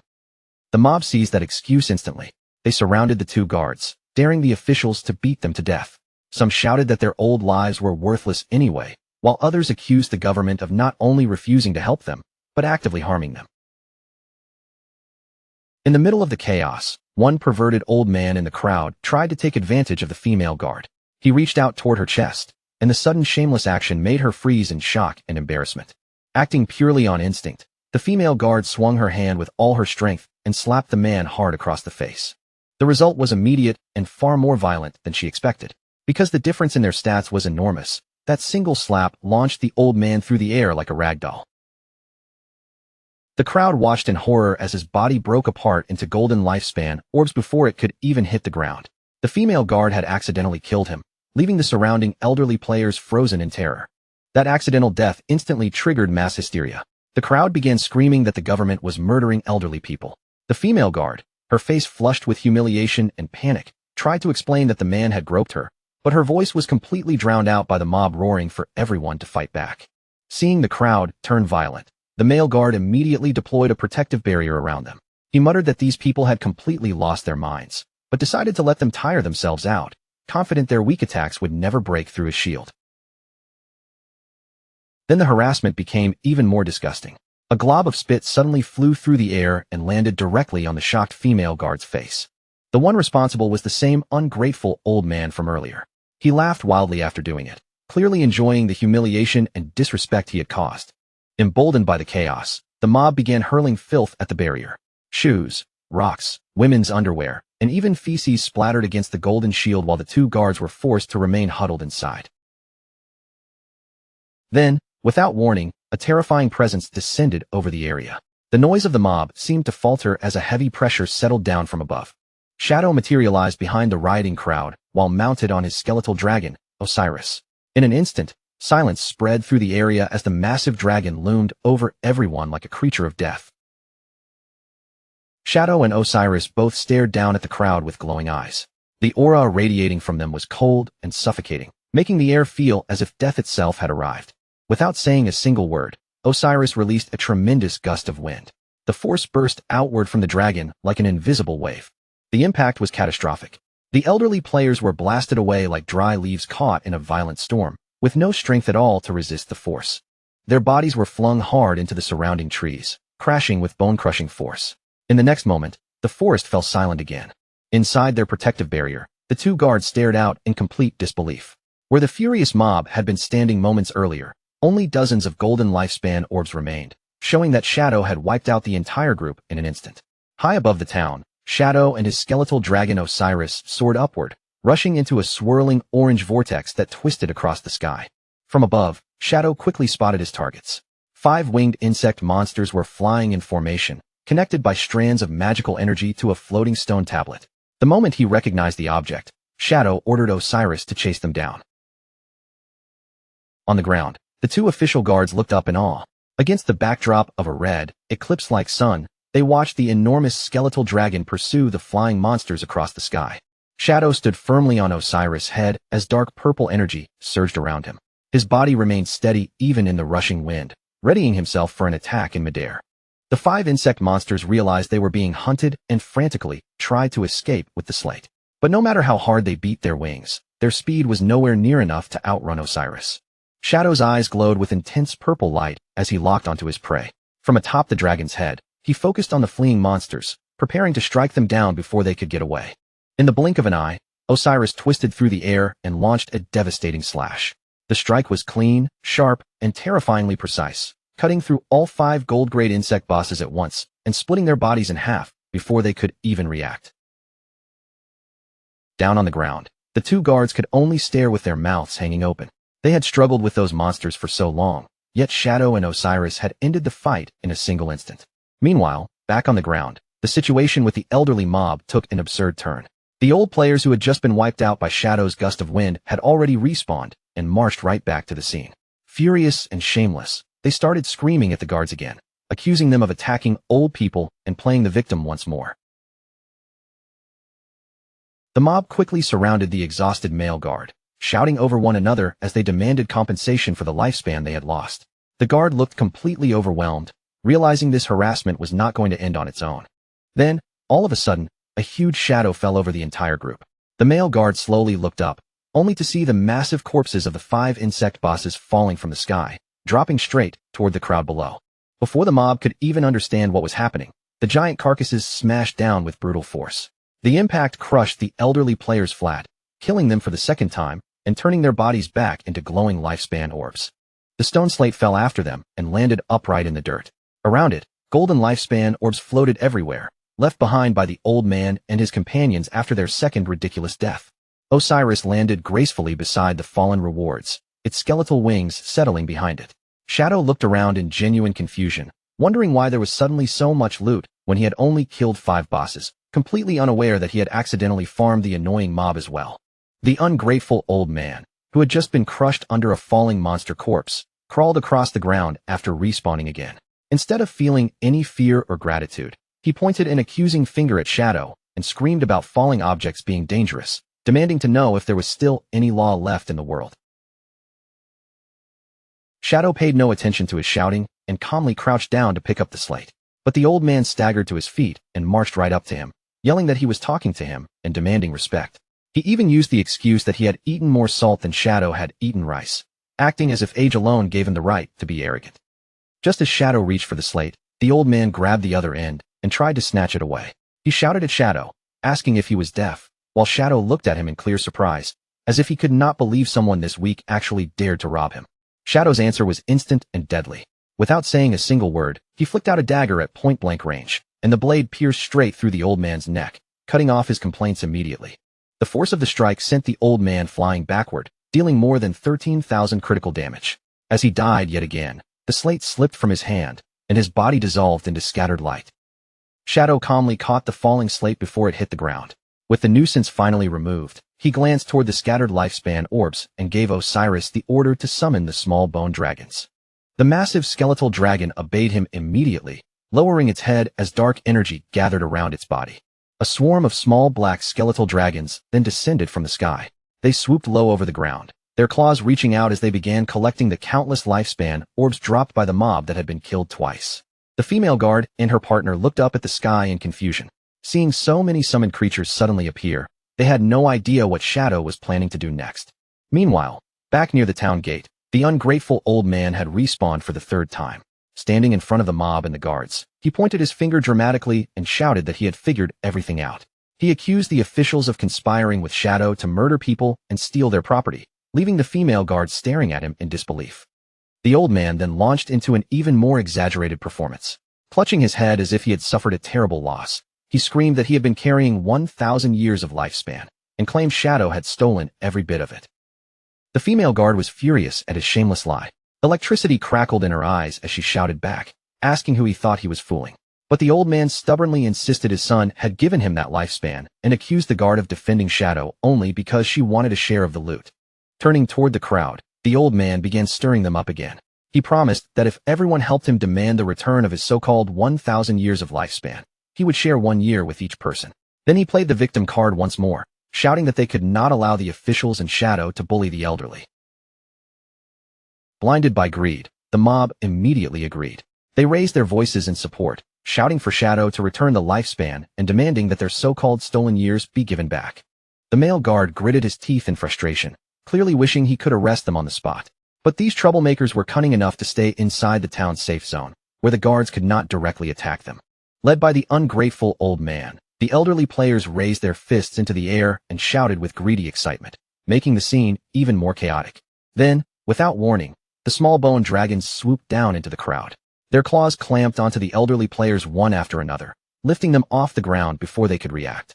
The mob was hoisted into the air, dangling helplessly as their feet kicked at nothing. The old man looked up in terror, completely confused as he screamed about where these monsters had suddenly come from. The dragons carried the screaming players high above the town, flying over the walls and straight out of the safe zone. The old man thrashed in panic, yelling for help. The bone dragons obeyed his words in the most literal way possible. They opened their claws all at once and released the players from high in the sky. As he plummeted downward, the old man's face twisted with panic. He screamed that he had not meant for them to let go right then, but by that point, it was already far too late. Shadow walked calmly out through the town gate, while bodies crashed into the ground behind him. The female guard blushed as he explained that although the safe zone prevented players from directly damaging one another, it did not stop physics from working, which meant gravity could still kill them perfectly well. With a cold stare, Shadow told the guards that his bone dragons would remain stationed here from now on to throw any unruly people out of town. Whether the guards chose to catch and imprison them or let them fall was their decision. He then confirmed that the bosses in the sky had already been cleared and prepared to leave. The male guard quickly called out to him, pointing out that Shadow had not collected all the scattered loot. But as Shadow's body began dissolving into the light of teleportation, he simply told them to keep it as a gift, leaving both guards stunned in place. The male guard stared at the glowing ground in awe. Lifespan orbs were scattered everywhere like treasure, and he could hardly believe that an expert like Shadow had casually left so much behind. He turned toward his partner and called her Electric Fox, telling her to stop standing around and help him collect the loot before it went to waste. But the female guard was not listening at all. She stood frozen in place with a dreamy look on her face, making the male guard stare at her with a mix of confusion and disgust as he asked what she was doing. Completely infatuated, she clasped her hands together against her chest and declared that her heart had already left together with Shadow. To snap her out of it, the male guard picked up a lifespan orb and tossed it straight at her. The glowing orb struck her forehead with a solid thud. She cried out in pain and immediately flared up in anger. The male guard scolded her to stop daydreaming, then bluntly reminded her that a big shot like Shadow would never look at a small-time figure like her, saying she was nothing but a toad wishing to eat swan meat. Triggered by the insult, the female guard snapped back at him, shouting that he was the real toad. The male guard playfully accepted it and joked that if he was a male toad, then she must be a female toad, which meant the two of them belonged together. Holding the glowing orbs in her hands, the female guard blushed deeply. His teasing left her flustered, and for a moment, she did not know how to respond. While the skeletal dragons continued dropping screaming elderly players from the sky, the two guards kept bickering in the middle of the chaos. The male guard teased her by asking if she secretly had a crush on him, and she immediately denied it, calling him disgusting. But when he casually asked whether she wanted to have dinner with him that night, her attitude changed instantly, and she excitedly asked if he was serious. In the real world, at Jianghai City Hospital, Qin Xiaoyu sat up weakly in a hospital room. Her face was pale, her body looked drained, and misery hung over her like a heavy shadow. A male official standing beside her bed expressed sympathy for what she had suffered, especially after losing both legs during her ordeal. But the conversation soon shifted away from comfort and turned toward the cost of her treatment. A female official then informed Qin Xiaoyu that her medical treatment had cost 50 years of lifespan in total. The government would reimburse 10 years of that amount, but Qin Xiaoyu herself still had to pay the remaining 40 years. Qin Xiaoyu panicked the moment she heard the number. She cried out that she did not have that much lifespan, then desperately asked whether she could mortgage her 2 houses to cover the debt. The female official answered coldly that they had already evaluated her properties. In this new world, those houses were no longer worth much at all, and together they were valued at only 3 days of lifespan. Qin Xiaoyu was completely stunned. She screamed that she had spent millions in cash and 200 days of lifespan on those properties, unable to accept that their value had collapsed so brutally. In desperation, she hurriedly offered 500,000 in cash instead, but the officials explained that old world currency was now useless, and only lifespan could be accepted. Qin Xiaoyu trembled as she admitted she did not have enough to pay. The male official then gave her a firm ultimatum. She had only 3 days to gather the required lifespan, or the hospital would stop all of her medical treatment. Then the officials offered her one possible solution. Qin Xiaoyu could be sent to the official logistics team and work off the debt there. The job would involve mining, gathering materials, or helping with reconstruction in the game world for at least 15 hours every single day. Qin Xiaoyu buried her face in her hands and cried even harder, her shoulders trembling as she argued through her sobs. She kept insisting that she was disabled, that her body could not handle any kind of hard physical labor, and that forcing her into that kind of work was simply impossible for someone like her. The official did not soften at all. He calmly reminded her that her real-world body might be crippled, but inside the game, her body was perfectly complete. And since powerful healing abilities might appear as players grew stronger in the future, there was even a chance her ruined legs could one day be restored. Hearing that, Qin Xiaoyu completely lost control. Her fear was not really about the work itself, but about being branded with that humiliating status. She screamed that she did not want to become a laborer, did not want to stand among sweaty, foul-smelling people every day, and cried out that just thinking about it made her feel sick. She threw herself into a louder tantrum, wailing as if the whole world had wronged her. With tears covering her face, she shouted that she was already pitiful enough and demanded to know why everyone still wanted to treat her so cruelly, insisting again and again that none of this was her fault. The two officials simply stood there in silence, their expressions cold. After a moment, the female official finally offered her another possible path. She asked Qin Xiaoyu whether she had any relatives or friends who could act as a guarantor for her. If someone was willing to vouch for her, then they could approve a loan covering the 40 years of lifespan, and with a low interest rate, she would be able to avoid being. Tears kept rolling down Qin Xiaoyu's cheeks as she desperately searched through every overwhelmed by pain and fear. Qin Xiaoyu slowly curled into herself, hugging her trembling body as she lowered her head. Her loud cries faded into broken little sobs, the kind that sounded even more helpless in the quiet room. Left alone in that dim, oppressive room, Qin Xiaoyu finally admitted the truth to herself. She could not think of a single person who would step forward to help her, and that realization made her feel as if the entire world had abandoned her. But at that exact moment, the door was suddenly kicked open with a heavy bang. The sound tore through the room, and a bold voice rang out from the entrance, loudly announcing that help had finally arrived. The two officials turned toward the doorway at once, clearly caught off guard by the sudden intrusion. Qin Xiaoyu also lifted her tear-streaked face in confusion, staring toward the entrance as if she could not understand who had come for her. A tall, muscular man strode into the room with a powerful presence, while one of his subordinates followed behind him, holding up a phone to record everything. The man was none other than the leader of the Knights Templar Guild. He reached his hand toward Qin Xiaoyu and demanded her phone, scoffing as if 40 years of lifespan was nothing more than a tiny, laughable amount. Qin Xiaoyu immediately recognized him, and for a second, she stared at him in stunned disbelief. The guild leader smiled warmly at her, putting on the gentle face of a savior, and claimed that the moment he heard about her disaster, his heart had ached terribly for her. Just then, Qin Xiaoyu's phone lit up with a fresh notification. When she looked down and saw what had happened, her face flushed with shock and emotion. The guild leader had actually transferred 100 years of tradable lifespan to her, and she could barely speak as she stammered out her thanks, completely overwhelmed by what looked like incredible generosity. The guild leader casually sat down on the edge of her bed and slipped an arm around her shoulders, telling her there was no need to thank him at all. He even said that if she needed more help later, he could continue helping her secure loans. But as Qin Xiaoyu looked closer at the transaction details, her eyes caught one small but alarming line. The annual interest rate was 30%. The guild leader explained it with an easy, careless tone, saying that those were simply the 3 points of interest for his guarantee. Then he immediately softened his expression again, flashing her a charming smile and telling her not to think too much, but to focus on treatment and recover as soon as possible. He then declared that the Knights Templar Guild would always be her strongest backing, and that from now on, the guild was her real home. Qin Xiaoyu, moved to tears by what she believed was kindness, looked up at him with shining eyes full of admiration and thanked him again, never realizing that she had just fallen straight into a ruthless predatory contract. When the leader of the Knights Templar Guild finally prepared to leave, his subordinate was still recording every moment on the phone. The guild leader raised his hand in a friendly farewell, telling Qin Xiaoyu to rest properly, because he still had important business waiting for him elsewhere.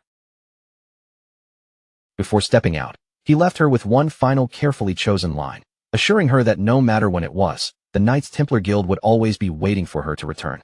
The words sounded warm, but every bit of it was meant to pull her in deeper. Qin Xiaoyu was left sitting there alone, tears still sliding down her cheeks, but the despair in her eyes had now turned into a fragile kind of determination. Her face flushed with emotion, she clenched her fist tightly and vowed that she would do her best, completely fooled by the guild leader's performance. The moment he stepped outside the room, the guild leader's gentle expression vanished. His subordinates quickly showed him the recording, and after looking it over, He nodded with satisfaction, ordering them to edit the footage properly before releasing it to the public. As they walked down the hospital corridor, the guild leader began giving detailed instructions on exactly how the story should be twisted. He wanted the final video to focus on Qin Xiaoyu's miserable condition, making sure everyone saw how helpless she was, and then emphasize that when no one else was willing to help, only the Knights Templar Guild had stepped forward. A sinister grin slowly spread across his face as his true intentions surfaced. Since Qin Xiaoyu had already caused the guild to suffer losses, he planned to squeeze value out of her tragedy by turning it into an advertisement to recruit more members.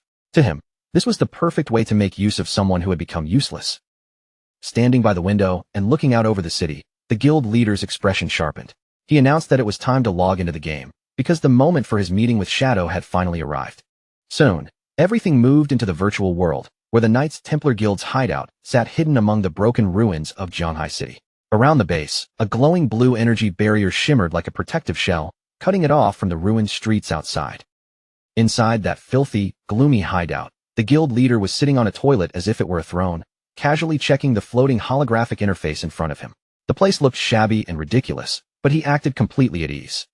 As he browsed through the interface, he noticed all of a sudden, a cloud of black mist gathered in the room, and Shadow's figure materialized from within it. The guild leader's arrogant attitude disappeared instantly, and he dropped to his knees without hesitation.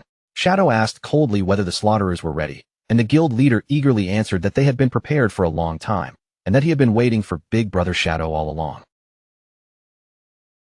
Trying desperately to flatter him, the guild leader even gestured toward the toilet and invited Shadow to take a seat. Shadow did not even bother pretending to be polite. He rejected the offer in an icy tone and ordered him to bring out the targets at once. The guild leader quickly motioned toward a large crowd of bound players gathered nearby.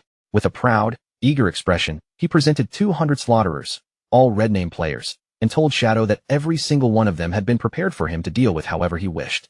Shadow accepted the offering without any unnecessary words. After giving only a casual acknowledgement, he walked past the guild leader, his black presence sweeping forward toward the bound players. Then, in a terrifying display of power, Shadow released a surge of dark energy. In an instant, the gathered slaughterers were sliced apart, as if invisible blades had passed through them from every direction. The guild leader watched with wide eyes, awestruck, as their bodies were torn into pieces before they could even resist. As the prisoners died, their bodies dissolved into a vast sea of glowing lifespan orbs that floated through the hideout like scattered lights. A system notification appeared, confirming that Shadow's slaughter value had dropped by 2 layers. Standing among the drifting orbs, Shadow simply told the guild leader that their debt was settled, then turned as if he was already ready to leave. The guild leader immediately panicked at the thought of losing Shadow's attention. He hurriedly called out after him, shouting that he had something urgent to report and desperately trying to stop him before he vanished. He quickly asked Shadow whether he had offended anyone recently, then projected a holographic screen into the air. On it was a viral news post featuring the face of the ungrateful old man from Lucky Town, with outrageous headlines accusing Shadow of killing an old man, scamming people, and colluding with corrupt officials. Shadow glanced at the image and instantly recognized the troublemaker he had already dealt with before. But Shadow's sharp gaze did not stay on that article for long. His eyes shifted slightly and caught another notification glowing on the same screen, something that immediately drew his attention. It was the propaganda advertisement the guild leader had just arranged. The headline claimed that a poor girl had been brutally mutilated and lost both legs, while the Knights Templar Guild had generously stepped in to help her. Beside the headline was a photo of Qin Xiaoyu crying helplessly, and the moment Shadow saw it, he was visibly stunned. He blurted out her name in surprise, finally realizing that the victim ghost spirit had rescued from the serial killer Rintu was actually his own sister, Qin Xiaoyu. A faint chuckle escaped him as he thought about how small the world truly was, and how unbelievably coincidental this whole situation had become. Shadow kept that discovery hidden and said only that he understood. Then his figure disappeared without another word. The guild leader, completely unaware of what Shadow had just realized, stayed beside the toilet and bowed with exaggerated enthusiasm, shouting for his big brother to take care and come back often. High above the city, Shadow flew through the sky on his skeletal dragon, Osiris, and contacted his disciple.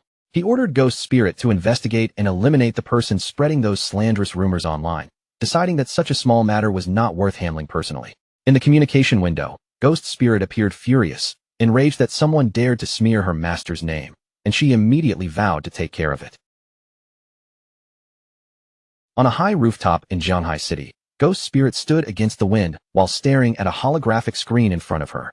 Her face tightened with disbelief and anger as she wondered who could possibly be bold enough to spread such vicious rumors about her master. The screen displayed a news article plastered with the face of the ungrateful old man from Lucky Town, claiming that Shadow had plotted against an elderly person. The accusation alone disgusted Ghost Spirit, and the old man's face only made her expression colder. With a sharp, icy resolve, Ghost Spirit raised her hands and pulled her hood over her head. Her eyes narrowed beneath the shadow of the hood as she declared that she had already memorized the culprit's face. Without wasting another second, she sprang from the edge of the building. Purple energy trailed behind her like a comet as she vowed to bring him to justice, diving through the air and gliding between the skyscrapers straight toward her target. At the same time, the focus moved to a residential complex known as Lakeview Garden, stopping outside the home of a man named Feng Xiaoying. The quiet entrance was about to be shattered by a very different kind of confrontation. A hand slammed against the door in a series of violent knocks, each blow loud enough to echo through the hallway. Outside the door stood a young man named Ma Dagon, accompanied by a woman and their injured child, who drooled helplessly beside them. Ma Dagon shouted in fury for Feng Xiaoying to come out, accusing Feng's dog of knocking his son down the stairs and leaving him paralyzed. His voice rose with rage as he screamed that Feng could not possibly escape responsibility for what had happened. Still burning with anger, Ma Dagon slammed his fist against the door again. The impact shook the doorframe as he demanded that Feng Xiaoying come out and give them an explanation immediately. At last, the door swung open, revealing Feng Xiaoying standing inside with an irritated, aggressive look on his face. He was the same ungrateful old man from Lucky Town, and instead of showing guilt, he snapped at the family to stop bothering him. Feng Xiaoying raised his hand and pointed straight at Ma Dagon, immediately turning the accusation back on him. With a hostile glare, he accused Ma Dagon of using his perspective eye ability to spy on his wife while she was showering, then threatened to call the police on him. Feng Xiaoying sneered at the family with open contempt, throwing insults without the slightest guilt. He claimed Ma Dagon's son was simply stupid and had fallen down the stairs by himself, then arrogantly demanded proof that his dog had anything to do with it. Ma Dagon immediately raised his phone in front of him, his hands shaking with anger as the screen played a clear video. In the footage, a monstrous dog could be seen kicking his son down the stairs, and Ma Dagon shouted that this was ironclad evidence Feng Xiaoying could not deny. But before Ma Dagon could say anything more, Feng Xiaoying suddenly exploded with violence. He lifted his leg and kicked hard, sending the phone flying straight out of Ma Dagon's hand. The phone crashed away, and the evidence was gone in an instant. With a shameless look on his face, Feng Xiaoying acted as if nothing had happened and coldly demanded to see this so-called proof again. Ma Dagon's anger finally reached its limit. His eyes sharpened as he activated his eagle eye skill, locking his gaze directly onto Feng Xiaoying like a hunter marking his prey. He warned Feng Xiaoying through gritted teeth that he could release poisonous fog at any moment. If Feng Xiaoying kept acting this unreasonable, Ma Dagon swore he would hunt him down no matter where he tried to hide. Feng Xiaoying did not look frightened at all. Instead, he stared back with a mocking expression, as if Ma Dagon's threat was nothing more than a pathetic joke. With the old man daring him to make a move, Ma Dagon clenched his jaw and prepared to use his skill.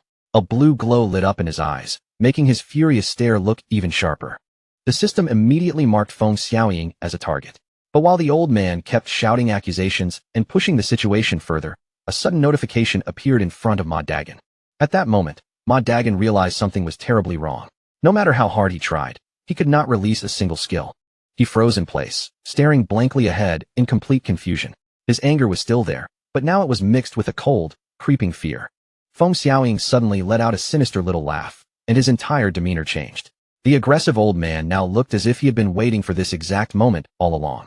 His eyes began glowing with an eerie orange light as he burst into manic laughter.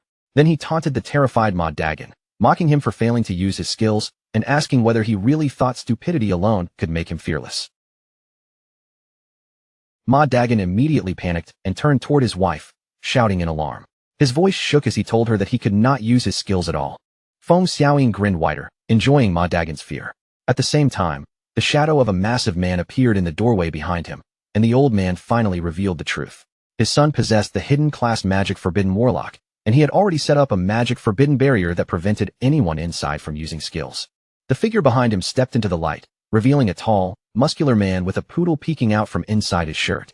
Feng Xiaoying instantly switched into the role of a victim, crying that Ma Dagon had sexually harassed him and frightened him terribly. With a cold expression, the son moved so fast he nearly became a blur. Before Ma Dagon even had time to defend himself, the Sun grabbed him by the throat in one brutal motion. Then he drove a vicious kick straight into Ma Dagon's stomach. The impact was terrifying. Ma Dagon's body flew backward and smashed into the wall on the opposite side, and blood burst from his mouth as he collapsed in agony. His wife screamed and rushed to his side, desperate to save him. But when she tried to cast healing magic, the spell fizzled uselessly in the air, completely suppressed by the magic forbidden barrier. The Sun then turned his cold gaze toward her. Without hesitation, he reached out, grabbed the wife, and lifted her off the ground as if she weighed nothing. Holding her there, he flatly stated that he did not hit women. Then he ordered her to take her husband and get lost, warning them that they had better never appear in front of him again. Tears poured down the wife's face as she trembled in his grip. Even through her fear, she sobbed that this was their fault and cried out that they had to take responsibility for what happened to her child. The Sun stared at her in silence for a moment, his expression unreadable. Then his hand loosened, and he released his grip. But the contempt in his eyes did not disappear. Looking down at her like she was nothing, he drew back his fist and coldly declared that this was an era where the strong preyed on the weak. The woman's face went pale with terror as his fist came rushing toward her. With nowhere to dodge, she could only scream in fear. Just as the punch was about to land, purple energy ribbons suddenly appeared in the air. They wrapped around the woman's waist and yanked her away at incredible speed, just as the Sun's fist smashed into the wall right beside where her head had been. The wall cracked from the force of the blow, and the Sun slowly looked up in confusion. He clearly had not expected anyone to interfere at that exact moment. Ghost Spirit now stood in front of the wife, shielding her from danger with a cold, steady presence. When the woman nervously asked who she was, Ghost Spirit answered that they were not qualified to know her identity, but she knew exactly who they were. Her eyes glowed with a terrifying purple light as she glared at Feng Xiaoying and his son. In a voice filled with cold killing intent, she stated that she knew they were the ones spreading rumors to smear Shadow, and now they would pay for it. The Sun stared at her in shock and asked if she was Shadow. Behind him, Feng Xiaoying immediately shouted for him not to be afraid, pointing out that Shadow was a man, not some petite girl standing in front of them. Hearing that, the muscular Sun regained his confidence and gave a smug smile. He boasted that even if the real Shadow came, it would not change anything. He was already level 16, with all his points poured into strength and constitution, making him invincible inside his magic forbidden barrier, where only physical combat mattered. Ghost Spirit did not take even half a step back. Purple energy swirled around her body as she looked at him with a hint of pity, called him an idiot, and declared that she would personally teach him just how stupid he really was. The fight erupted right there in the hallway, inside the oppressive field of the magic forbidden barrier. With skills sealed away, the entire battle was forced into pure physical combat. Feng Xiaoying's son stood tall and confident, his massive body blocking the hallway like a wall. He proudly declared again that inside his magic forbidden barrier, he was completely invincible. Ghost Spirit stared at him coldly, her expression sharp with disdain. To her, his confidence was nothing more than the arrogance of a frog sitting at the bottom of a well. In the next instant, Ghost Spirit attacked with blinding speed. Her body shot forward so quickly that the large man was visibly caught off guard. She swept in with a fierce kick, forcing him to react at the last second. Surprised by her agility, he quickly realized that she must be an assassin-type fighter. As Ghost Spirit followed up with another punch, he twisted his body in midair and spun aside, narrowly avoiding the attack before it could connect. Even so, the difference in raw physical stats was obvious. His strength and durability clearly overwhelmed hers, giving him a huge advantage inside the barrier. Ghost Spirit did not slow down. She launched a rapid barrage of strikes, attacking again and again with sharp movements that cut through the air. She suddenly shifted angles and struck from a different direction, trying to catch him off guard. But this time, he was ready, and he effortlessly caught her fist in his hand, stopping her attack cold. Holding her hand in his grip, the Sun laughed at her lack of power despite her speed. He reminded her that without skills, all of her physical attacks were nothing more than harmless little tickles to him. Ghost Spirit struggled to pull free, but before she could break his grip, he drove a devastating uppercut into her body. The blow sent her flying backward with brutal force. Ghost Spirit slammed hard into the ground, while Feng Xiaoying cheered loudly for his son from the side. The Sun flexed arrogantly, taunting her about the overwhelming gap in their strength and warning her not to die too quickly. Battered against the wall, Ghost Spirit lay there unable to move for the moment. The Sun looked down at her and quickly guessed that she must be working for Shadow, so he decided she still had value for interrogation. The towering Sun grabbed Ghost Spirit by the collar and yanked her up, his face twisted with rage. He shouted that Shadow had killed his mother in the game again and again, and because of that, he had to kill Shadow no matter what. Then he gave Ghost Spirit 10 seconds to reveal everything she knew about Shadow, pulling her even closer with raw aggression. With only one arm, he lifted her off the ground as if she were weightless. His voice turned colder as he threatened to tear off one of her hands if she still refused to speak. But Ghost Spirit did not show the fear he expected. Instead, she slowly looked up at him with a mocking smile and called him an idiot. The sun froze for a brief second, confused by her reaction. Then Ghost Spirit calmly told him to take a good look at his own body. In the next instant, green ghostly flames suddenly erupted across his body, spreading over him like a cursed fire from the underworld. The huge man suddenly collapsed to the floor, his body shaking as violent coughs tore through him. Only then did he finally understand what had happened, but by the time he realized he had been poisoned, it was already far too late. Ghost Spirit stood there calmly, one hand glowing with a faint green light as she looked down at him. She coldly told him he was a fool for believing that his magic forbidden barrier made him invincible. Long before the fight began, she had already placed a venom enchantment on herself, and even though the barrier blocked new skills from being released, the enchantment had been active from the start. That meant every punch she landed had quietly stacked more poison into his body. The sun screamed in unbearable agony as the green flames swallowed him from head to toe. His powerful body twisted helplessly on the ground while he cried out for his mother, and Feng Xiaoying could only watch in horror as his son burned before his eyes.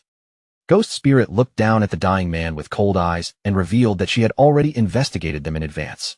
She knew Feng Xiaoying was nothing but a troublemaking nuisance, and she knew his son, Han Bingxiong, was a magic forbidden warlock.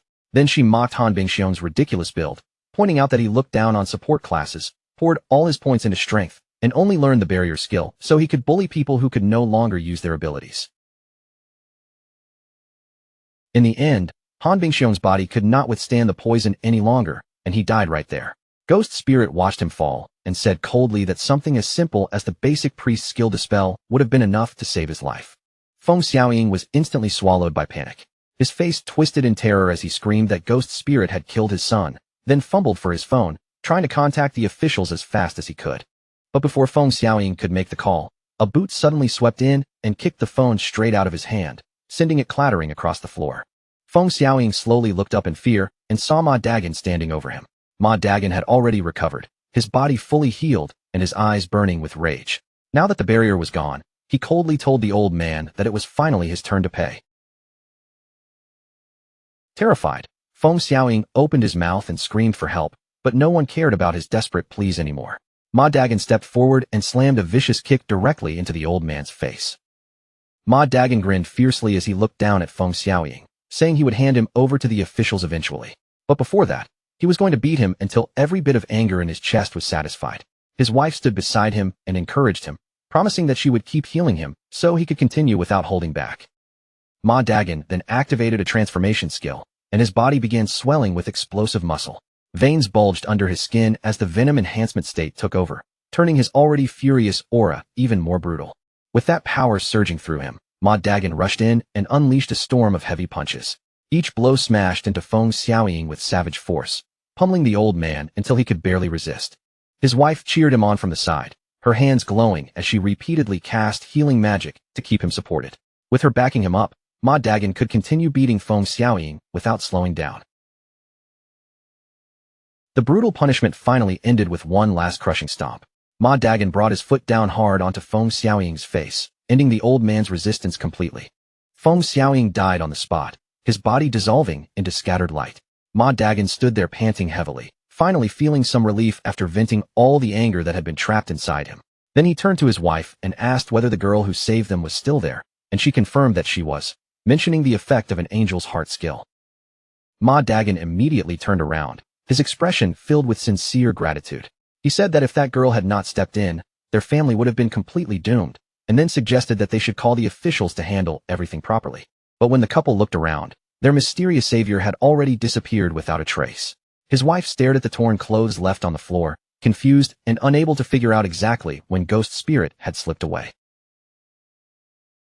Outside the building, Ghost Spirit had already leapt away from the scene. Her figure moved swiftly through the air, leaving the chaos behind without waiting for anyone to thank her. As she fell through the air, she opened a communication window with Shadow and reported that the mission had been completed. When Shadow praised her for handling it so quickly, a delighted smile spread across her face, and her mood instantly brightened. The scene then shifted to a barren wasteland 300 kilometers away from Magic City. Four cloaked figures were trekking through the harsh terrain under Chu Kunshin's guidance, while one of the subordinates looked around uneasily and questioned whether Chu Kunshin had led them to the wrong place. The entire area was filled with poisonous gas and thick volcanic fumes, constantly eating away at their health. With every step, the air itself felt dangerous, making the subordinates seriously doubt that anything could possibly survive in a place like this. Theodore, however, remained completely confident. Chu Kunshin also trusted his own ley line perception and calmly assured the others that the treasure they were searching for was hidden inside a nearby cave. Before long, the group arrived at the entrance of an enormous cave. Dark red energy poured out from inside like a burning mist, making the opening look less like a cave and more like the mouth of some sleeping monster. Before they entered, Theodore turned to Zuma, the Soul Walker, and gave him a strict order. If they encountered danger, Zuma had to immediately turn the entire group into an invincible spirit state. Zuma nodded and confirmed that he understood exactly what he needed to do. The four of them stepped into the swirling red vortex and continued forward through the dangerous terrain. After carefully making their way deeper inside, they finally reached a cliff overlooking a vast sea of crimson liquid below. At that moment, Chu Kunshin suddenly pointed ahead, his voice rising with excitement as he shouted for everyone to look. Theodore looked in the direction Chu Kunshin was pointing and immediately burst into laughter. In the center of the crimson pool, a massive fiery plant rose upward, and he knew at once that they had finally found what they came for. Chu Kunshin identified the terrifying plant as the Hellflower of Nightmares. His eyes gleamed with certainty as he declared that with this item in their hands, Shadow would absolutely die. Theodore's group had arrived inside the deep purgatory volcano, a true nightmare zone. Even the system warning was horrifying, stating that the lifespan drain here was 10,000 times higher than the normal rate. Zuma began trembling as he stared at the fiery entity in the crimson pool. His voice shook when he asked Theodore what that thing was, because just looking at it made his very soul shudder. Theodore calmly explained that it was the Hellflower of Nightmares. Then he reassured Zuma that they would be safe as long as they did not wake it up, speaking with the confidence of someone who had already planned everything. Chu Kunshin looked toward Theodore and said that since they had already found the item Theodore wanted, it was time for him to reveal the full plan. Everyone's attention immediately shifted toward Theodore. Theodore agreed and called his subordinate Tony over. He handed Tony a glowing blue book called the Divine Book, Wall Construction, then explained that this item could instantly create walls by consuming lifespan. Tony took the glowing book with visible surprise and quickly activated it. In the next instant, a massive stone wall appeared out of thin air, rising up right in front of them, as if it had been built in a single breath. Tony studied the newly formed wall and quickly analyzed its effect. He noted that creating it consumed 10 days of lifespan, but the wall itself only had 100,000 durability. Sweat formed on Tony's face as concern crept into his voice. He told Theodore that he had personally seen Shadow's attacks before, and with that level of power, he feared a wall like this would not be enough to stop him. Theodore answered sternly that he already knew that better than anyone. That was exactly why Tony's main task over the next few days would be to keep building walls non-stop, raising the book's proficiency as much as possible. Then Theodore pointed toward the Hellflower of Nightmares and gave Tony his real target. He ordered him to increase the wall's durability all the way to 10 million points. After that, Theodore finally revealed the core of his trap. He planned to lure the Chinese officials and Shadow into this cave, and once they were all inside, Tony would immediately build the wall and seal off the only exit. To make sure their targets lowered their guard, Theodore explained that he and Zuma would enter the cave together with them. By putting themselves inside the trap first, they could make the whole setup look far more convincing. Then Theodore laid out the escape plan in detail. Once he gave the signal to wake the boss, Zuma's confidence returned as he listened to the plan. He believed that once the boss awakened, their success would be guaranteed, and the rest could be left to that terrifying creature. Chu Kunshin, however, still looked doubtful. He pointed out that even if the boss killed their targets, players would normally just respawn. Theodore then began explaining the truly terrifying nature of the Hellflower of Nightmares. Once battle began inside the cave, the entire area would be swallowed by a nightmare field. Anyone trapped inside would be forced to endure its effect with no easy way out. Players caught in the nightmare field would accumulate a nightmare gauge, and once that gauge filled completely, they would fall into a state where the Hellflower drained all of their tradable lifespan. Combined with the zone's terrifying 10,000 times lifespan drain, Theodore predicted that the victims would not simply die once. They would face permanent death. Theodore's expression darkened as he emphasized just how devastating this would be. If Magic City's strongest elite squad was wiped out here, especially Shadow, it would be a catastrophic loss for Great Xia. Then Theodore spread his arms wide, his voice filled with ambition. He promised that once the plan succeeded, all of them would become heroes in Country M and spend the rest of their lives surrounded by luxury and glory. Tony, Zuma, and Chu Kunshin all began to smile as greed flickered across their faces. The thought of the rewards waiting for them made each of them look more eager than before. But then Zuma raised another question. He asked how they were supposed to wake the boss from a distance when none of them had any long-range attacks. Tony immediately mocked him for asking something so stupid, then bent down and picked up a rock from the ground. Holding up the rock, Tony explained with a smug look that in this game, anything could be turned into a weapon. If they wanted to wake the boss from far away, all they needed to do was throw a rock. Tony, acting on pure foolish impulse, actually wounded his arm back and hurled the rock straight toward the Hellflower of Nightmares. The stone struck the fiery flower, and in that instant, the sleeping monster was violently enraged. A terrifying surge of energy exploded from the center of the Crimson Pool. The entire cave trembled as the massive boss began to stir, its sleeping aura waking like a disaster being unleashed. Theodore's face changed instantly, and he screamed in panic at the top of his lungs. He cursed Tony as an idiot, then frantically shouted for Zuma to activate his Soul Walker ability right away before they were all wiped out. As the boss's monstrous aura flooded through the cave like a tidal wave, Zuma hurriedly turned the entire group into spirit forms. With no time to hesitate, they fled through the tunnel in complete panic, desperately escaping the terrifying monster they had accidentally awakened. Only after rushing back outside the cave did the group finally manage to catch their breath. The oppressive pressure from inside faded behind them, leaving everyone shaken from the near-death scare. Theodore, furious at the stupidity that had almost gotten them all killed, snapped completely. He stormed over and kicked Tony violently to the ground, screaming at him for being such a brainless fool and nearly throwing all of their lives away. Theodore loomed over the trembling Tony with a terrifying glare, his voice cold and threatening. He ordered Tony to stay there and practice building walls until he mastered it properly, warning that if Tony failed, the powerful Count Bold from Country M would personally erase him. Terrified beyond words, Tony could only nod and agree. The scene then moved to the corroded forest on the outskirts of the Magic City ruins, where the air itself seemed rotten and dangerous. Twisted trees filled the area, and the ground was covered with traces of decay. A swift white creature suddenly lunged forward like a flash of light. It opened its jaws and bit down hard on a tree-like monster, tearing into it with ferocious speed. Lin Xingyu stood nearby with her squad, watching as the white creature tore through the tree spirits one after another. Each defeated monster burst apart into glowing orbs of lifespan, scattering light across the corrupted forest floor. One of her teammates could not hide his amazement and praised her with wide eyes, marveling at how powerful her dragon was and asking when she had managed to get such an incredible treasure. Lin Xingyu laughed lightly and claimed she had simply gotten lucky while opening a treasure chest the day before. The teammate then pointed out that this was probably the first dragon mount in the entire game, and with a full 100% movement speed bonus, it would have been worth an unimaginable fortune in older games. But just as the team was admiring the mount, Lin Xingyu's expression suddenly changed. Her gaze sharpened as she sensed something strange moving nearby. A cloud of green poisonous gas began swirling around the party, thickening around their bodies. Lin Xingyu immediately shouted for everyone to be careful, warning that more monsters were hiding close by. The ground suddenly shook beneath their feet, and enormous wooden spikes and vines erupted from every direction, trapping the party in the middle. Massive green vines whipped violently through the air, knocking the players and the white creature backward in a chaotic burst of force. Then, from deep beneath the forest floor, a gigantic and horrifying tree monster slowly rose up. Its massive body towered over them like a living mountain of corrupted wood. The creature was revealed as the corroded ancestor, Azura, a level 25 emerald-grade boss. Just its name and rank were enough to make the situation feel hopeless. The entire squad was pinned down under the boss's pressure. One male teammate lay on the ground in despair, quickly calculating that the boss had 1 million health, while his own damage was only around 1,000 per second. His voice shook as he frantically asked what they were supposed to do now. Lin Xingyu immediately opened her interface, her face tense as she shouted the only solution she could think of. They had to invite Big Brother Shadow over and let him save them.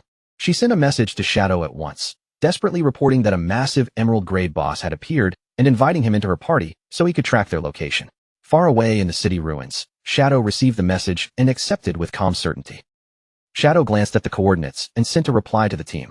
He told them that he was more than 10 kilometers away, but he would head over immediately. Back in the corroded forest, Lin Xingyu looked at the map, and her heart immediately sank. She shouted to her teammates that even though Shadow was on his way, based on the distance, he would probably need almost half an hour to arrive. Her teammates cried out in panic, warning that the poison damage was far too high and their healing could not keep up. Realizing they could not survive that long, Lin Xingyu cursed under her breath and ordered everyone to retreat. But the very moment she gave the command, Osiris descended from the sky above the giant tree monster, and Shadow calmly announced that he had arrived, leaving Lin Qingyu completely stunned. A tremendous gust of wind swept through the forest as Shadow landed, blasting through the poisonous mist around them. A notification immediately informed the squad that the wind had scattered the poison gas and removed their negative effects. Lin Qingyu and her team stood there with their eyes wide in ridiculous shock, while the male teammate stammered, asking why the captain had said half an hour when it had only taken half a minute. Another teammate stared upward in awe, trembling as he asked whether the creature Shadow was riding was actually a flying dragon. High above them, Shadow stood atop the skeletal dragon Osiris, looking down at Lin Qingyu's squad as they stared back in complete disbelief. His arrival alone had completely changed the atmosphere of the battlefield. Osiris's purple eyes glowed as it lowered its gaze toward Lin Qingyu's mount. After staring at the white creature for a moment, it wondered aloud whether that little thing below was a hybrid dragon. The instant Lin Qingyu's mount heard Osiris speak, its entire body began trembling violently. The creature shrank back in pure terror, completely overwhelmed by the presence above it.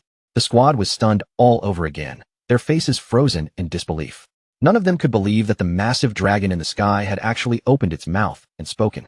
Standing calmly on his mount's head, Shadow explained that creatures of epic grade or higher were capable of speech.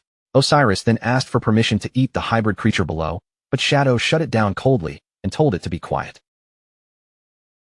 Down on the ground, Lin Qingyu's mount had already fainted from fear. Lin Qingyu looked up at Shadow with awe in her eyes, murmuring that she had never imagined Big Brother Shadow was already using an epic-grade creature as his mount. Shadow ignored her admiration and turned his attention toward the giant tree monster instead. His gaze swept over the corroded ancestor, confirming that this was the boss with 1 million health points. He quickly measured the situation in his mind and realized that with his current damage output, he would need a full combo to kill the boss. To him, that felt far too inefficient, and what he wanted was a clean, decisive strike. Deciding that the timing was, Shadow considered his options for a moment, noting that several of his main damage skills already had overlapping effects. After weighing it carefully, he chose to place the blessing on instant Shadow Slash. A golden aura immediately wrapped around Shadow's body, shining over him like divine light. A notification then confirmed that his skill had been enhanced with the blessing of Alakisi. The upgraded skill appeared as Alakisi's blessing, Instant Shadow Slash. It had become a single target attack, but the number of hits was multiplied by 6. Even better, every strike would count as a weak point attack, and each hit would also charge his ultimate skill. Shadow's eyes gleamed as he realized what this meant. Instant Shadow Slash had been transformed into a terrifying single target burst skill, and after a quick calculation, he understood that one use would now deliver 54 strikes. With his clones included, that number would rise to an astonishing 216 hits, enough to charge his ultimate skill several times over. Below him, Lin Qingyu's teammates watched in confusion, unable to understand why Shadow had suddenly started glowing. Once Shadow finished calculating the effect, he decided there was no better time to test the new power. His gaze locked onto the giant tree boss. In the next instant, Shadow vanished in a swirl of dark energy. His figure disappeared so quickly that the squad could barely follow his movement. A moment later, one of the teammates suddenly spotted him high above the battlefield. Shadow had already appeared in the air, positioned directly over the massive tree monster. The teammate shouted in shock that Shadow was about to fight the boss alone. Before anyone could react, Shadow moved at incredible speed and unleashed the empowered instant Shadow Slash against the giant tree monster. The boss was immediately swallowed by a devastating storm of attacks. Dozens of damage numbers erupted at once, and every single one was over 10,000, flashing wildly across the battlefield. That single attack instantly filled Shadow's ultimate skill meter. A red glow lit up in his eye as he realized that just one basic skill use was now enough to fully charge his ultimate. Without wasting even a breath, Shadow charged straight forward. His blade burned with crimson power as he unleashed Crimson Blade. A massive red slash tore through the boss's body, cutting across it with overwhelming force and dealing a final 450,000 damage. The system confirmed that Shadow had killed the Emerald Grade boss, and his rewards appeared one after another. The watching squad was completely stunned. The male teammates screamed in disbelief that Shadow had just instantly killed an Emerald Grade boss. Lin Qingyu, however, stayed surprisingly calm and simply asked whether this was their first time seeing Big Brother Shadow fight a boss, as if something like this was already normal for him. Surrounded by the fading red aura from his attack, Shadow quietly assessed his new strength. He noted that a single use of instant Shadow Slash now dealt around 600,000 damage, making the 450,000 base damage of his Crimson Blade ultimate feel almost lacking by comparison. Shadow landed among the glowing lifespan orbs scattered across the battlefield, thinking over the way his power had changed. Compared with this new burst potential, his previous battle methods now felt clumsy and inefficient, especially in high-level fights where every move mattered. Gripping his sword, Shadow realized that the slate had created a powerful connection between his skills. It did not just raise his damage, it also improved the flow of his combat and strengthened his ability to survive dangerous battles. Even so, Shadow understood that this was only the beginning. The true potential of the Shadow class had barely started to reveal itself. Lin Xingyu hurried over with excitement written all over her face, unable to hold back as she exclaimed how incredible Shadow was. Shadow only acted casually, dropping the loot from the defeated boss in front of her team and telling them they could take it. The group was instantly overjoyed and thanked him again and again. After handing over the loot, Shadow did not waste any time celebrating. He simply asked whether there were any other bosses nearby, and Lin Xingyu immediately became excited, nodding quickly as she began listing several boss locations in the surrounding area. Before Lin Xingyu could finish naming every location, Shadow cut her off directly. He told her to get onto his dragon, because they were going to deal with those bosses one by one without dragging things out. Lin Xingyu was so thrilled that she could barely contain herself. In the next moment, Osiris shot straight into the sky, carrying Shadow and a screaming Lin Xingyu away at high speed, leaving only their fading voices behind in the distance. The two remaining male members of Lin Xingyu's squad were left standing there like abandoned statues. They looked up at the sky in stunned silence, and one of them finally asked with a defeated expression, what exactly were they supposed to do now? Meanwhile, in the real world, inside a conference room in Magic City, the atmosphere was tense and serious. On the large screen at the front of the room, Theodore's image was clearly displayed for every official present to see. One official reported that Theodore, a man connected to the Country M embassy, had offered them intelligence about the first diamond grade boss. Another official immediately frowned and questioned whether such valuable information was really being given for free. The first official quickly clarified Theodore's condition. According to the report, Theodore's only request was a flight back to Country M, nothing more. The lead official's eyes narrowed with suspicion. For information this valuable, such a tiny request felt far too abnormal, and he openly stated that it looked very much like a trap. But his subordinate offered another angle.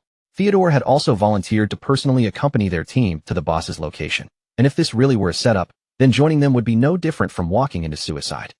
The lead official then raised the real problem they could not ignore.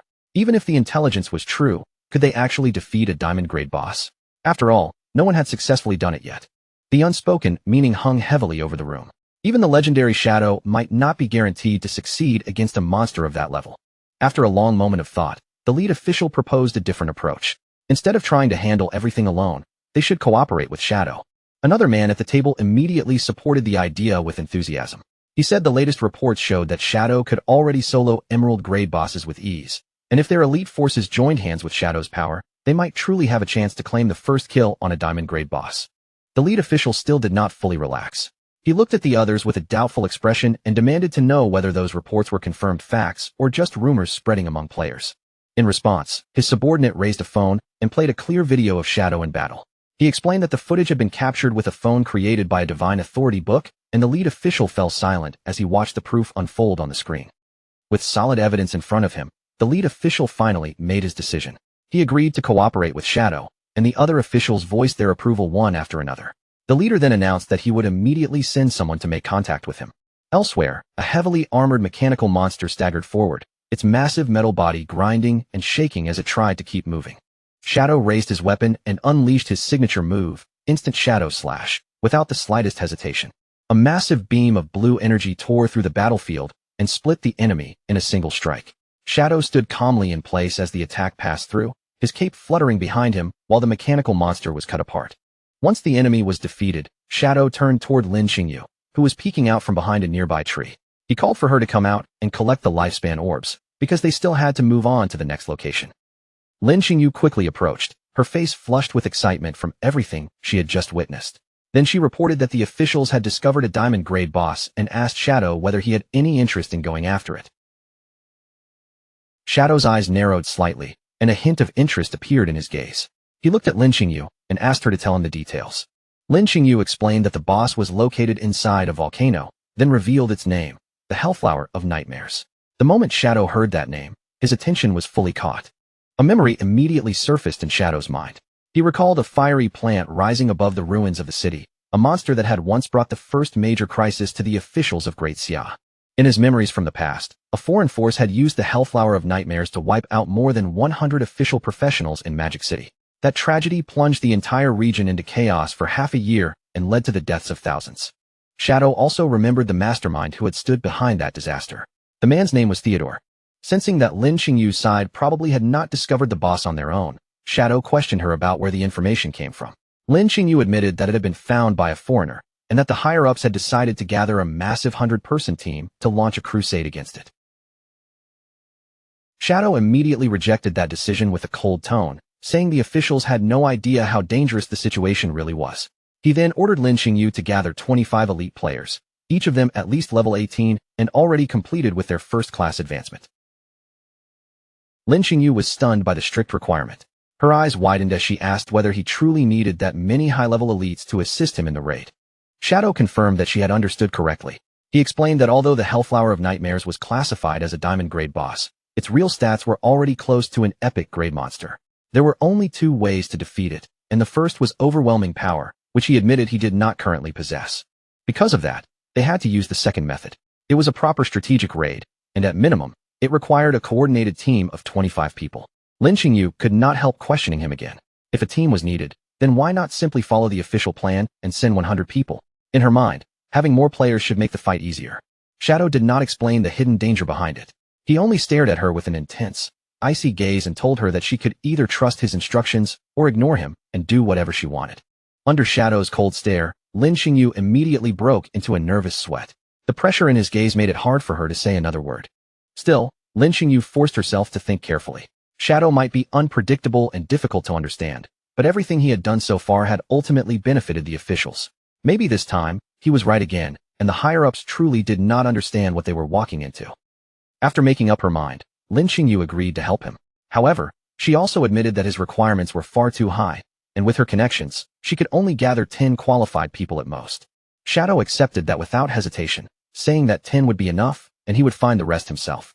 As his body began dissolving into blue energy, he told her to meet him at the Magic City ruins in 3 days. Lin Qingyu was left standing alone, staring at the empty spot where Shadow had vanished. A wave of uncertainty crossed her face as she quietly asked herself whether she could truly trust him. In a vivid dream from the past, a warrior in blue armor, King Feng, stood firmly in front of his sister. Holding up a golden shield, he blocked an incoming attack and warned her to be careful. Then Qin Feng moved with incredible speed, his figure cutting through the battlefield like a flash.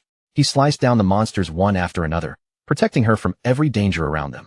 When the danger finally passed, Qin Feng reached out his hand toward his sister. With a warm, reassuring smile, he told her that everything was all right now. But the dream suddenly began to twist. Qin Feng's gentle smile darkened little by little, and his familiar face slowly transformed into Shadow's cold, masked expression. In that dream, the masked figure looked toward her and called out one name, Qin Xiaoyu. Qin Xiaoyu's eyes snapped open in an instant, shock pulling her violently out of the dream. She woke up on her hospital bed, drenched in sweat and tears. Her chest rose and fell as the lingering fear and emotion from the dream still clung to her. Sitting up in the dark hospital room, Qin Xiaoyu realized she had dreamed the same thing again. Ever since she lost her legs, the figure appearing in her dreams had become clearer and clearer. She remembered how that man had taken her to level up, protected her from danger, and given her everything she needed. Through her tears, a shocking realization struck her heart, because this time, she had finally seen his face clearly. That man was her brother, Qin Feng. Her eyes began to glow as the truth crashed over her. Qin Feng was not dead. The realization thundered through Qin Xiaoyu's mind again and again. Her brother Qin Feng was actually the legendary player known as Shadow. Qin Xiaoyu knelt stiffly on the bed, her whole body shaking as the memories of those strange dreams pressed down on her. The more she thought about it, the clearer it became. Every place she had seen in her sleep, every terrifying monster that had appeared before her eyes, had later shown up inside the game. And if those dreams had truly been real, then one question kept pounding in Qin Xiaoyu's mind. Was Qin Feng really Shadow? Desperate to know the truth, she slowly lay back down, forcing herself to calm her trembling body. No matter what, she had to enter the game right away, find him with her own eyes, and confirm whether the bond between them was real. Qin Xiaoyu lay quietly in her hospital bed, staring into the darkness while doubt wrapped around her like a heavy fog. Tears kept slipping down Qin Xiaoyu's cheeks, as she remembered how many times Shadow had ignored her. If he really was her brother, then maybe he had chosen not to recognize her at all. That thought hurt so badly she could barely breathe, and what scared her even more was that no one might believe her if she said it out loud. Worse than that, chasing this truth might even cost her life. The horrific moment when she lost her legs flashed through her mind again, sharp and unbearable. Under the blanket, Qin Xiaoyu's body curled up and trembled, as if that pain had returned all at once. But as she lay there in the silent darkness, another thought slowly rose inside her. This might be frightening, and it might be dangerous, but it was also the last hope she had left. With that tiny spark of resolve burning brighter in her chest, Qin Xiaoyu made her decision. Even if she had to use the last bit of strength in her body, she would hold on to this chance and try to reunite with him. Inside the game, deep within the Knights Templar hideout, the guild leader hurriedly supported Qin Xiaoyu as soon as she appeared. He looked her up and down in surprise, asking why she had logged in so suddenly. Although her legs were whole again in the game world, her condition was still far from normal. Her stats had been cut in half, and the stumble debuff made every step unstable. The guild leader quickly bent down and asked if she was hurt, but Qin Xiaoyu immediately put on a pitiful expression. Her eyes filled with tears as she cried that she only wanted to repay the guild for all the kindness they had shown her. With a weak, pleading voice, she begged him to let her keep doing the one job she could still handle, standing guard at the door and watching for Big Brother Shadow. The guild leader's face softened as if her loyalty had deeply moved him. Playing along, he carefully helped Qin Xiaoyu toward the door, telling her that since she already knew the task so well, she could continue watching the entrance. But at that exact moment, a system notification suddenly flashed before him. It was a private message from Shadow, sent directly to the Knights Templar Guild leader, Chen Wuming. Shadow asked if he wanted to take the first kill on a diamond-grade boss, and the instant Chen Wuming read those words, his calm expression shattered into wild excitement. Chen Wuming shouted that this was the kind of chance he had dreamed about, and in his frenzy, he completely forgot Qin Xiaoyu was still leaning on him. He dropped her on the spot and rushed away, yelling that he had urgent business to handle. As he ran, Shadow's next message arrived, telling him not to get ahead of himself. Shadow ordered him to find 2 specific people, Safety First and Grey Rose, and then meet him at the Magic City ruins in 3 days. Chen Wuming accepted immediately, his whole body practically buzzing with excitement. In a bright, comfortable room, several pieces of magical food created by the Divine Gift Book were already arranged across the table. Among them sat an enormous fortress burger, stacked so high it looked almost impossible to finish. Little Black stared at the food with sparkling eyes, drool nearly spilling from the corner of her mouth. She praised the Divine Gift Book's creations with complete sincerity, already reaching forward and preparing to enjoy the feast. Just as she was about to dig in, Captain Enyu suddenly kicked the door open with a loud bang. She shouted for Little Black to come with her immediately, because Shadow was recruiting team members. Little Black didn't even get the chance to take a single bite.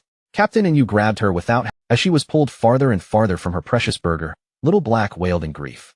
Through her tears, she suddenly realized how serious this was. After all, this was the very first time Shadow had ever taken the initiative to ask them for help. Elsewhere, Shadow sent out another message, calling the team back to Magic City. He ordered everyone to gather at the Evil Spirit Academy, a massive Gothic cathedral standing among the ruined remains of the city. Inside the hideout, a heavy door slowly swung open, and Zhang Yaoying, the witch, rushed in with quick, eager steps. She looked toward Shadow with a bright smile on her face, her tone playful as she asked whether the big boss had been looking for her. Shadow gave a simple confirmation. He needed her strength for a boss battle that would take place in just a few days. But when Shadow looked at her more closely, something immediately fell off. His eyes narrowed slightly as he asked why she was still only level 10. Zhang Yaoying answered casually, explaining that she had poured all of her experience into advancing her class tier instead of raising her level. Shadow was stunned when he realized what she had done. At such a low level, Zhang Yaoying had already completed 3 class advancements. Even he couldn't help commenting on how daring that was, while she simply giggled as if it were nothing. Suddenly, magical energy began to twist and swirl through the room. From the shifting light, a figure stepped out, white hair, red skin, sharp horns, and a demonic aura surrounding her. It was Qin Xiaoyu. She walked straight toward Shadow with steady confidence and announced her arrival, respectfully calling him master. Shadow was shocked all over again. He stared at the demon girl in front of him and couldn't hold back his disbelief, asking why she was also only level 10. Qin Xiaoyu answered seriously, saying she remembered her master's teaching. That class advancement mattered the most, so she had completed her 3rd advancement as well. Shadow let out a helpless sigh and turned away, telling both of them to follow him. Over the next few days, he would help them raise their levels properly. The 2 girls immediately lit up with excitement. cheering at the thought of finally seeing their master's true abilities up close. 3 days later, at the wild volcano in the Magic City ruins, Captain and Yu, Wang Ming, and Little Black arrived at the meeting area. Little Black was still mourning the burger she never got to eat, her voice full of resentment. Captain and Yu ignored her complaints completely and focused her gaze toward the meeting point ahead. Then, all at once, Captain and Yu's expression stiffened, and her step slowed as if she had seen something unexpected. She looked down into the valley, and surprise flashed across her face. There were not exactly countless people gathered there, but the strange part was that almost every face looked familiar. The people standing in that valley were all elite players. Among them was Safety First, the perfect evasion swordsman, known as the only man besides Shadow who could take on a boss alone. Not far away stood the arrogant leader of the Knights Templar Guild, carrying himself with the same proud attitude as always. Then there was Dongfang Yu, the #1 mage on the rankings, whose presence alone was enough to draw attention. Wang Ming began to sweat as he recognized more and more famous names in the crowd. Every person here was a top-ranking player, and he quickly understood that all of them had answered Shadow's summons. Away from the main group, Theodore and Zuma stood off to the side, quietly watching everything unfold. The Chinese players nearby began whispering among themselves, clearly wondering who those two foreigners were. Zuma looked uneasy as he leaned toward Theodore and pointed out the obvious problem. This small group was nothing like the army they had been promised. His voice tightened with worry as he wondered whether their plan to trap everyone had already been exposed. Theodore, however, remained perfectly calm. He reassured Zuma that the people gathered here were not ordinary players, but the very best among the elites. In his eyes, quality mattered far more than numbers, and this small, powerful team only proved that the officials were taking the diamond grade boss fight extremely seriously. Then Theodore revealed the reason for his confidence. He had already used his Omen of the Star God skill to divine the outcome, and according to what he had seen, victory was certain. Theodore stared into the darkness ahead, silently recalling the prophecy.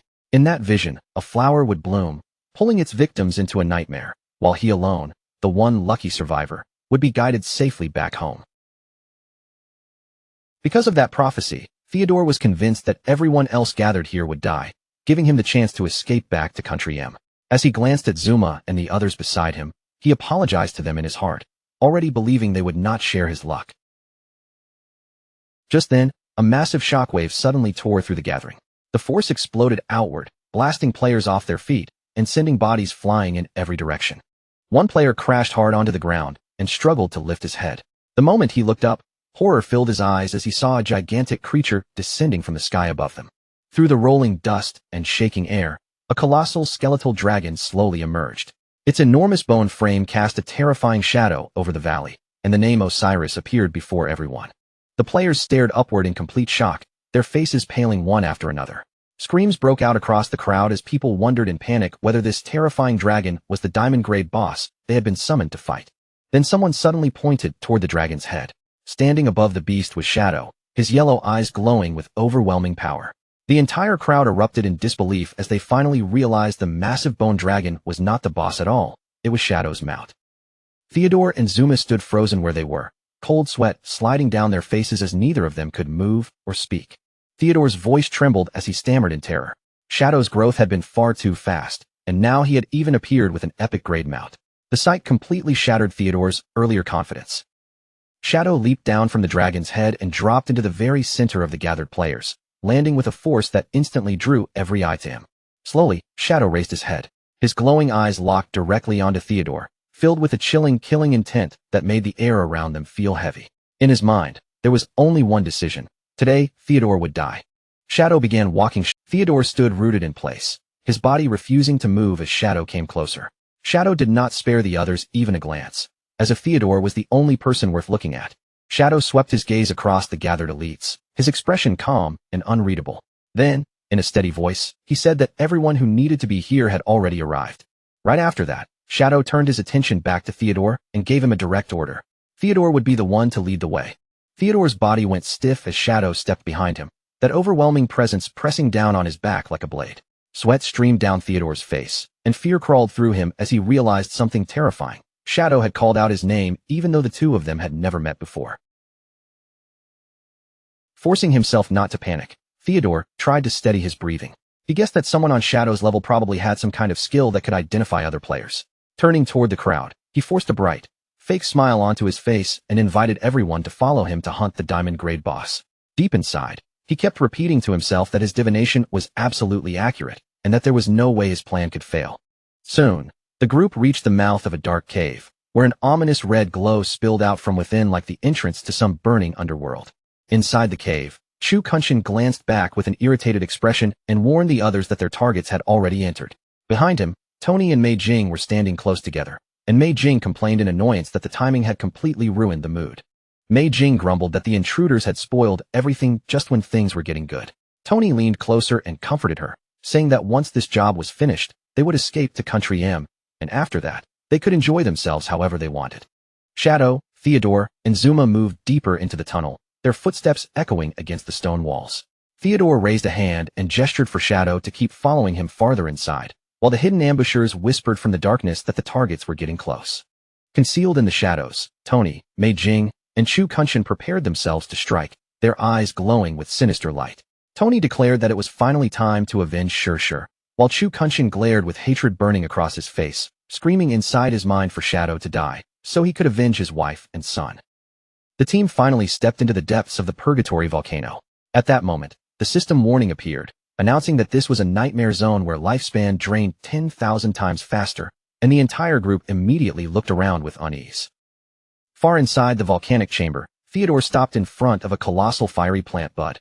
Its blazing petals were still closed, but the pressure around it was suffocating as he introduced it as the diamond-grade boss, the Hell Flower of Nightmares. Then Theodore glanced back at the group and suggested that their current numbers were still not enough.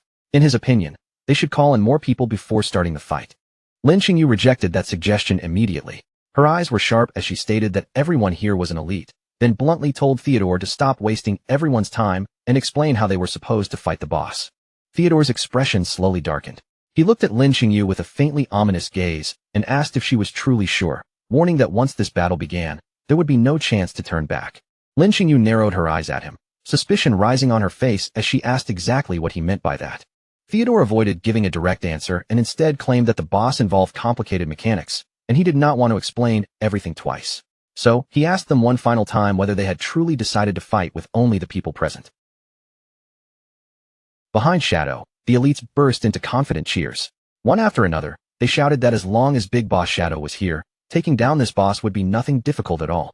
Theodore's face twitched as anger flashed beneath his forced calm. Their arrogance clearly irritated him, but he only muttered a sarcastic word of encouragement under his breath. In his heart, Theodore cursed the Chinese players for being stubborn and foolish. Then he turned his back to them, hiding the cold expression that had crept onto his face. He bent down and picked up a rock from the ground, holding it in his hand as he told everyone to listen carefully. He would explain the boss mechanic only once. The others focused on him, waiting for the key information. Theodore lifted his chin and said the boss was actually very simple, and that there was only one thing they truly needed to understand. Without warning, Theodore's eyes lit up with a red glow. He pulled his arm back, preparing to throw the rock at the Hell Flower of Nightmares, the very same action that had awakened the monster before. Then he screamed that the only mechanic was for all of them to die. The elites froze in shock, their faces changing instantly. By the time they realized Theodore had led them into a trap, it was already too late. Theodore roared and hurled the rock with all his strength. It struck the base of the Hell Flower of Nightmares, and even that single point of damage was enough to trigger the sleeping monster. In the next instant, the massive plant erupted with violent fiery energy, the entire chamber lighting up as scorching power burst outward from its body. A terrifying atmosphere swallowed the cave. The nightmare debuff spread through the air, and shadowy figures began appearing around the group, like ghosts rising from the darkness. Wang Ming shouted in confusion, completely caught off guard by the sudden change. Lin Qingyu reacted even faster, screaming that this was a trap and immediately ordering everyone to retreat. But when they turned back toward the way they came, their escape route was already blocked. Three sinister figures stood waiting in front of them, cutting off the path. Tony stepped forward, his body glowing with blue energy as a cruel laugh left his mouth. He mocked them as great Xia pigs and told them there was no way out anymore. Then Tony activated his wall construction skill. A massive stone wall slammed down with a thunderous crash, sealing the cave entrance completely. Even with the entrance blocked, Theodore remained calm. He had never planned to leave the same way as everyone else, because he believed he still had his own escape route. With a sinister grin, Theodore ordered his subordinate Zuma to use his Soul Walker ability. As long as Zuma activated it, they would be able to phase through the walls and leave the others trapped behind. But before Zuma could even make a move, an energy arrow shot through the air and pierced straight through his head. In an instant, Zuma was killed on the spot. Theodore whipped around, cold sweat breaking across his face. At that moment, he finally understood that his escape plan had already been seen through. Lin Qingyu stood with a glowing crossbow aimed directly at him, admitting that Shadow had been right all along. Her eyes were filled with killing intent as she declared that those who were not of their race would always hide treacherous hearts, and Theodore's sentence was death. Without hesitation, Lin Qingyu fired her demon-breaking arrow, unleashing it straight toward the traitor to carry out his execution. But Theodore only sneered, calling their attempt far too naive. He raised a glowing blue card in his hand and activated a skill that allowed him to swap positions. In a flash, Chu Kunshin suddenly appeared in front of the arrow. He had been forcibly teleported into Theodore's place, thrown directly into the attack's path. The arrow drove into Chu Kunshin's chest with a brutal impact, piercing through him before he could even understand what had happened. As Chu Kunshin collapsed, his eyes filled with confusion and disbelief, as if asking why he had been sacrificed. At the same time, Theodore's body dissolved into light, successfully escaping by trading places with him. Outside the sealed cave, a pair of feet suddenly landed on the ground, touching down safely beyond the stone wall. Theodore appeared there unharmed, now standing safely behind the barrier. Mei Jing and Tony stared at him in surprise, clearly not expecting him to come out alone like this. Above Theodore's head, a card floated into view, revealing the true nature of his trump card, the Dark Star Boundary. It allowed him to swap positions with anyone carrying his card, and he had given one to Chu Kunshin from the start, so he could use him as a scapegoat at the critical moment. Tony frantically asked where Zuma had gone, while Mei Jing quickly noticed that Chu Kunshin was missing too. Misunderstanding what had happened, Tony's anger exploded, and he concluded that Chu Kunshin must have betrayed them, cursing Great Xia people as completely untrustworthy. Theodore had no patience for their confusion. He ignored their questions and coldly ordered Mei Jing and Tony to log out of the game at once, telling them it was time to flee the country immediately. As Theodore's avatar began to fade, Lin Qingyu's words echoed in his mind. If they were not of the same race, their hearts would surely be different. He silently admitted that she had been right, using that thought to justify the betrayal he had just committed. Meanwhile, in the real world, inside a dark apartment late at night, a horrifying scene was already unfolding. On their beds, the physical bodies of Zuma and Chu Kunshin began shaking violently. The consequences of their deaths inside the game had now reached their real bodies, and the nightmare was no longer confined to the virtual world. Theodore looked down at his fallen comrades, his expression dark and unmoved. In a grim voice, he stated that because they had died within the boss's territory, their souls had been dragged straight into the nightmare. Then he coldly declared that there was no saving them anymore. His face showed only the faintest hint of pity, not for their lives, but for the loss of a useful asset like Zuma. But that tiny trace of regret disappeared almost immediately, replaced by a deep sense of relief. To Theodore, their sacrifice had been worth it, because Shadow and every elite trapped inside the cave should already be as good as dead. As Theodore walked through the room with Tony and Mei Jing, the words of his prophecy returned to him. The flower had bloomed, the victims had been pulled into a nightmare, and he alone was the fortunate survivor, guided back toward the home he had waited so long to return to. While preparing to leave, Theodore was already thinking several steps ahead. This disaster would deal a devastating blow to Great Xia's strength, and once he returned to Country M, they could send out their own elites to strike while Great Xia was still weakened. With one eye glowing fiercely and malice twisting across his face, Theodore silently vowed that Great Xia would be completely destroyed. Back inside the cave, the situation had already become critical. The massive hell flower of nightmares fully opened its burning petals, flooding the entire cavern with a dangerous, blood-red light. The players instantly fell into chaos as a red bar appeared above each of their heads, marking them with the nightmare status. Panic spread through the elites as they realized this was far worse than an ordinary boss fight. Wang Meng's face turned tense as he quickly explained the terrifying truth to Little Black. Once players entered the nightmare state, they could no longer revive or log out, which meant that dying here would be permanent. Those words crushed the group's morale in an instant. They were trapped with a diamond-grade boss, inside a nightmare zone where their lifespan was draining 10,000 times faster than normal. Just when despair began closing in around them, a party invitation from Shadow suddenly appeared in front of everyone, making the entire group freeze in surprise. Shadow stood ahead of them with his back turned, his cape shifting in the heated air. His voice remained calm as he told the frightened group that since he had gathered them here, he would not allow them to die in this place. Then Shadow turned his head slightly, one glowing eye cutting through the darkness. He ordered everyone to follow his commands exactly, promising that as long as they listened, they could defeat this boss. With no other, one by one, The system list began filling up as the elites accepted Shadow's invitation. Dongfang Yu, Safety First, Qin Xiaoyu, Zhang Yaoying, and the others all joined the party. Once their trust was placed in him, the terrified crowd finally found a bit of courage again. Voices rose through the cavern as they cheered for Big Brother Shadow. Shadow wasted no time and immediately began giving tactical orders. He turned toward the witch, Zhang Yaoying, and commanded her to activate Soul Link. Zhang Yaoying gave him a playful salute, then raised her giant brush with a confident smile. With broad sweeping strokes, she painted a massive magical rune directly into the air. The spell activated at once. Dark, purple chains of energy shot outward from the rune, stretching across the battlefield and linking the souls of every party member together. As the chains locked into place, Shadow explained the key behind the mechanic. Soul Link allowed everyone to share their resistances, and his plan was to use that connection to slow down the nightmare gauge. That was exactly why he had insisted on bringing players who had completed their first-class advancement. Only they possessed the hidden resistance needed to endure the nightmare. At last, the group understood how far ahead Shadow had planned. The battle erupted immediately as the Hell Flower lashed out with thorn-covered vines. Several players were caught before they could react, the twisting vines wrapping tightly around their bodies and trapping them in place. Shadow warned the team that if anyone died or slipped fully into the nightmare state, the boss would devour them and recover its own strength. He ordered everyone to focus on staying alive first, and if anyone fell, they had to revive that person immediately. Taking full command of the raid, Shadow explained that the boss had 36 million hit points divided across 3 phases. In this first phase, the Hellflower controlled 6 vines, and he had already assigned one team to hold back each vine. Then Shadow singled out Safety First and ordered him to handle one of the vines alone. Safety First was stunned for a moment, but when Shadow praised his ability, surprise quickly turned into pleased confidence. The fight exploded around them as the vines whipped through the air with terrifying speed, slicing across the battlefield like living blades. Safety First lived up to his reputation immediately. He slipped past the incoming strike with flawless timing, then counterattacked with his Moonshadow skill, sending a sharp slash straight into the vine.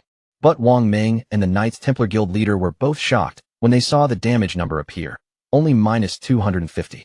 Their expressions changed instantly as panic set in, and they wondered why the damage was so absurdly low. Shadow calmly revealed the reason. During the first phase, the boss was protected by a shield that reduced incoming damage by 90%. The team's hope wavered again, and several players began asking how they were supposed to fight under such brutal conditions. Shadow ignored their panic and launched himself high into the air.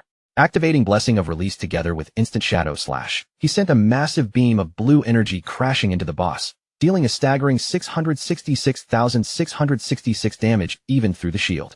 Then, as if answering everyone's fear, he said this was how they were going to fight. Without giving the boss a moment to recover, Shadow followed with a throat-cutting strike. Another critical hit landed, blasting out more than 630,000 damage. The Knights Templar Guild leader screamed in disbelief, completely shaken by the numbers. Shadow then explained the real strategy. If the vines were left without targets, the boss would unleash a wide-area attack powerful enough to wipe out everyone. Their job was not to deal damage, but to draw the vine's attention and survive, while he alone handled the boss's health. Reassured by his overwhelming power, the elites shouted that they would obey his orders. The Hellflower released the rest of its vines, and in an instant, the cave was filled with twisting thorns spreading in every direction.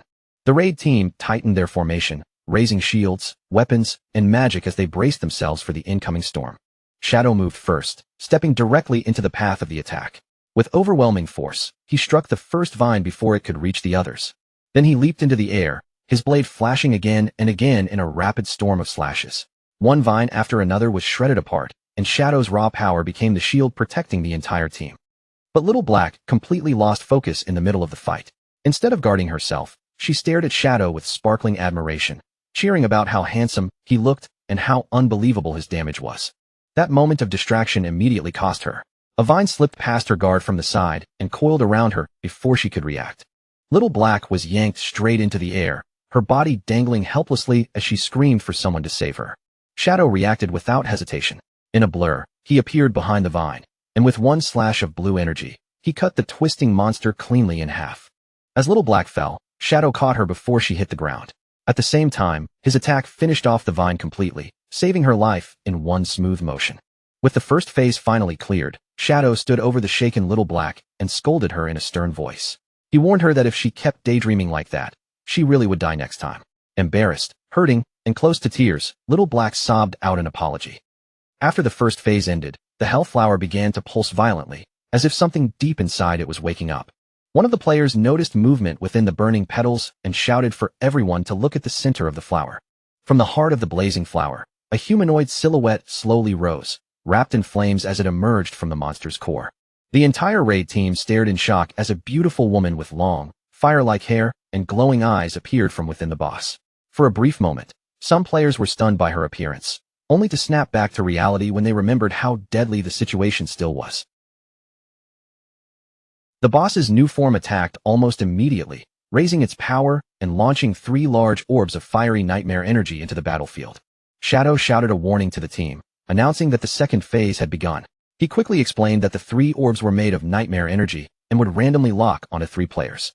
He warned them that if anyone touched one of those orbs, their nightmare gauge would instantly rise by 10%, and the orb would split into 2. Before he could finish, one of the fiery orbs slammed into a player. Just as Shadow had said, the orb split apart on impact, turning into 2 new orbs that shot off in different directions. The players panicked as the danger multiplied before their eyes.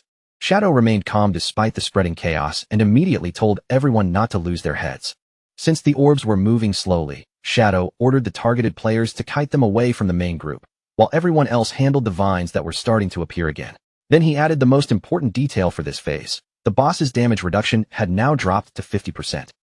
With the plan finally set, Shadow left the rest of the team to handle the battlefield hazards. Then he lowered his body, gathered his strength, and charged straight toward the boss's main body alone. Shadow came dropping down from above, cutting through the heated air as he aimed directly for the Hellflower's human form. In his mind, this diamond-grade boss was the perfect opponent. If he wanted to see just how far his current firepower could go, there was no better target than this monster. Shadow immediately activated Shadow of Slaughter, and dark silhouettes began forming around him like blades emerging from the night. In the next moment, 5 figures descended together, Shadow himself and 4 Shadow clones. They dropped around the boss from different angles, surrounding her completely. All 5 of them moved at once and unleashed the Crimson Blade Ultimate. A towering pillar of crimson energy erupted through the battlefield, striking the boss again and again with overwhelming force. Each of those 4 heavy hits dealt more than 1.5 million damage, and the numbers exploded across the battlefield like a warning of how terrifying Shadow's burst power had become. Without giving the boss time to recover, Shadow instantly followed with a throat cut, carving in another brutal attack that left a massive bleeding effect on the monster. Shadow pulled back for a brief moment to check the result. Even with the boss still protected by 50% damage reduction, that single burst had nearly shaved off 6 million health. And since Crimson Blade became stronger the lower the enemy's health dropped, he quickly calculated that only a few more full rotations would be enough to finish it. But just as he was preparing his next move, Shadow suddenly froze.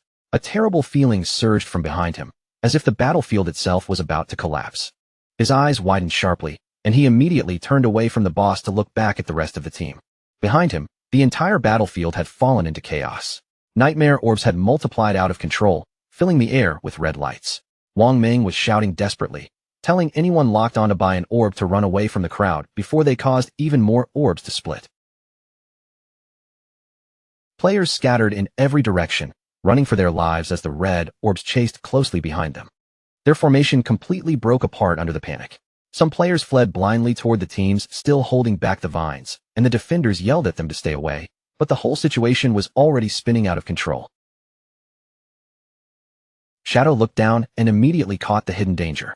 Whenever the boss's vine struck one of the orbs, that orb gained a sudden 3-second burst of speed, making it nearly impossible for ordinary players to dodge. Realizing the team would not last much longer, Shadow clenched his teeth and shouted for everyone to hold on just a little longer. He only needed 5 seconds to force the boss into its third phase. Shadow focused completely, his glowing eyes sharpening with determination as he prepared to unleash his strongest burst rotation. While stacking his buffs, he silently complained about how many layers he had to activate at once. Even so, he triggered Silent Concealment and Dark Depth, pushing both his stealth effect and damage potential even higher. Then he activated the Black Light Shield as well, forcing his attack power to rise by another 30%. Finally, Shadow used Shadow of Slaughter again, summoning clones that inherited every buff currently wrapped around his body. With all preparations complete, Shadow shot forward at blinding speed, his figure cutting across the battlefield like a streak of darkness. He unleashed his modified skill, Instant Shadow Slash, aiming the full force of the attack straight at the boss. Shadow and his clones blurred together, striking at the same time from every direction. Blue energy slashes flooded the area, and in just a split second, the system registered a terrifying total of 216 hits. But Shadow was far from done. With a sharp shout, he and his clones followed up immediately by unleashing the Crimson Blade Ultimate once again. For massive pillars of red energy crashed down onto the boss, tearing through her defenses and shaking the entire volcanic chamber. The boss's human form staggered violently, then vomited green blood as the devastating damage tore through her body. Shadow did not stop for even a heartbeat. He followed with another throat cut, landing a critical blow that dealt more than 18 million damage to the monster. Nearby, the other players could only stare in horror and awe. They had been struggling just to deal a few hundred damage at a time, yet Shadow had unleashed nearly 20 million damage in a single wave, making them wonder if he was even human. The boss reeled backward, her body convulsing in agony as the force of Shadow's attacks overwhelmed her. Then the giant flower stalk began twisting violently, its color darkening into a deep purple. Shadow immediately warned the team that the boss had entered Phase 3. The boss let out a scream, filled with both pain and rage. Her human form became wild and unstable, as if she was preparing to unleash everything she had left. The entire cave shifted with her. The blazing battlefield was swallowed by an ominous purple glow, and the atmosphere turned heavier and far more dangerous than before. Wang Ming looked up in terror as the vines began weaving together overhead. In the next instant, they twisted into enormous wooden pillars that erupted from the ground like monstrous roots. Shadow recognized the danger at once and immediately shouted orders across the battlefield. He explained that those wooden pillars were magnets for the nightmare orbs. If even one orb was absorbed by a pillar, the boss would recover 10% of its health. Shadow commanded the team to destroy the pillars as quickly as possible and stop the monster from healing. Then he laid out the new rules of Phase 3. The red orbs would no longer multiply, but every single one had become much more deadly. He warned everyone that touching an orb now would instantly drag a player into the nightmare state. Even worse, if someone already trapped in that state was hit again, the orb would transform into nightmare bugs that devoured lifespan until the victim died. The players stared at the floating red orbs in fear, fully understanding that one mistake could mean permanent death. Behind his mask, Shadow's eyes narrowed. He roared for the team to stay focused and avoid the orbs at all costs, urging them to hold the line for just 10 more seconds. At the same time, he calculated the path to victory. The boss had less than 10 million health remaining, and his skills needed only 3 more seconds to come off cooldown. One more full-power instant Shadow Slash would be enough to kill it. But before Shadow could act, the battlefield worsened again as a scream tore through the chaos. Shadow turned in shock and saw one player's nightmare gauge fill completely. The man's eyes glowed red, madness flooding his expression. Wang Ming shouted in horror as he watched a teammate fall apart before his eyes. He screamed that someone in their squad had already succumbed to the nightmare state. The player collapsed to the ground, writhing in agony while a red orb hovered above him like a death sentence waiting to fall. Then, in a gruesome instant, the red orb sank directly into the player's body. The change happened so fast that no one had time to stop it. The player's body burst open as hundreds of red nightmare bugs erupted from his flesh, devouring him from the inside out. The system confirmed the result in cold terms. Summer Horse had lost all lifespan and suffered a permanent death. The terrified guild leader lost all composure and began running blindly through the battlefield. Wang Ming tried to shout for him to stop moving so recklessly, but fear had already swallowed his reason. By the time Wang Ming realized what was happening, it was too late. The guild leader had accidentally led one of the orbs straight toward a wooden pillar. He could only apologize helplessly as the pillar's vines reached out and snatched the orb away. The pillar absorbed the orb instantly, channeling a surge of energy straight into the boss. The Hellflower recovered a massive 3.6 million health from that single orb, and Shadow could only watch as the boss's health bar climbed again. Shadow realized the battle was slipping out of his control. Everyone's nightmare gauge was already close to the limit, and this was now his final chance to end the fight. He calculated grimly that if the boss recovered more than 20 million health, even his remaining damage would not be enough to kill it. Sweat ran down Shadow's face as his eyes locked onto his own interface. All around him, the battlefield had become a storm of panic. Players screamed at one another to dodge the red orbs, knowing that any single touch could mean permanent death. The team attacking the wooden pillars finally began to crack under the pressure. Their voices trembled as they shouted that they could not hold on much longer, while their nightmare gauges climbed dangerously close to the breaking point. Shadow watched everything collapse into chaos before his eyes, his expression turning grim as he realized that if things kept going like this, the entire team would be completely wiped out. With the phasing effect from his boots, Shadow knew he still had a way to slip out alone and save himself, but his feet stayed rooted in place because escaping by himself meant abandoning everyone else to certain death. Then, in the middle of that desperate moment, a sword suddenly rose into the air, cutting through the tension like a signal.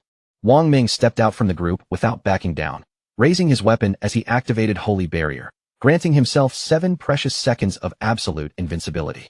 His eyes blazed with light as he shouted at Shadow to ignore everything else and pour all his strength into damaging the boss, promising that he would take care of the defense with his own body. Shadow froze for a second, clearly caught off guard by the tank's sudden determination, and he couldn't help questioning whether Wang Ming's reckless plan could really work. But Wang Ming gave him no time to argue. He immediately activated Speed Blessing, lowered his stance, and rushed straight into the deadly field of red orbs. Little Black stared in disbelief as Wang Ming threw his invincible body directly into the orbs, smashing into them one after another to stop them from reaching the boss and restoring its health. Captain Anyu screamed at Wang Ming, her voice sharp with panic as she warned him that he was being far too reckless. She shouted that the shield could block the damage, but it couldn't stop his nightmare gauge from rising, and the moment his invincibility ended, the nightmare bugs would devour him instantly.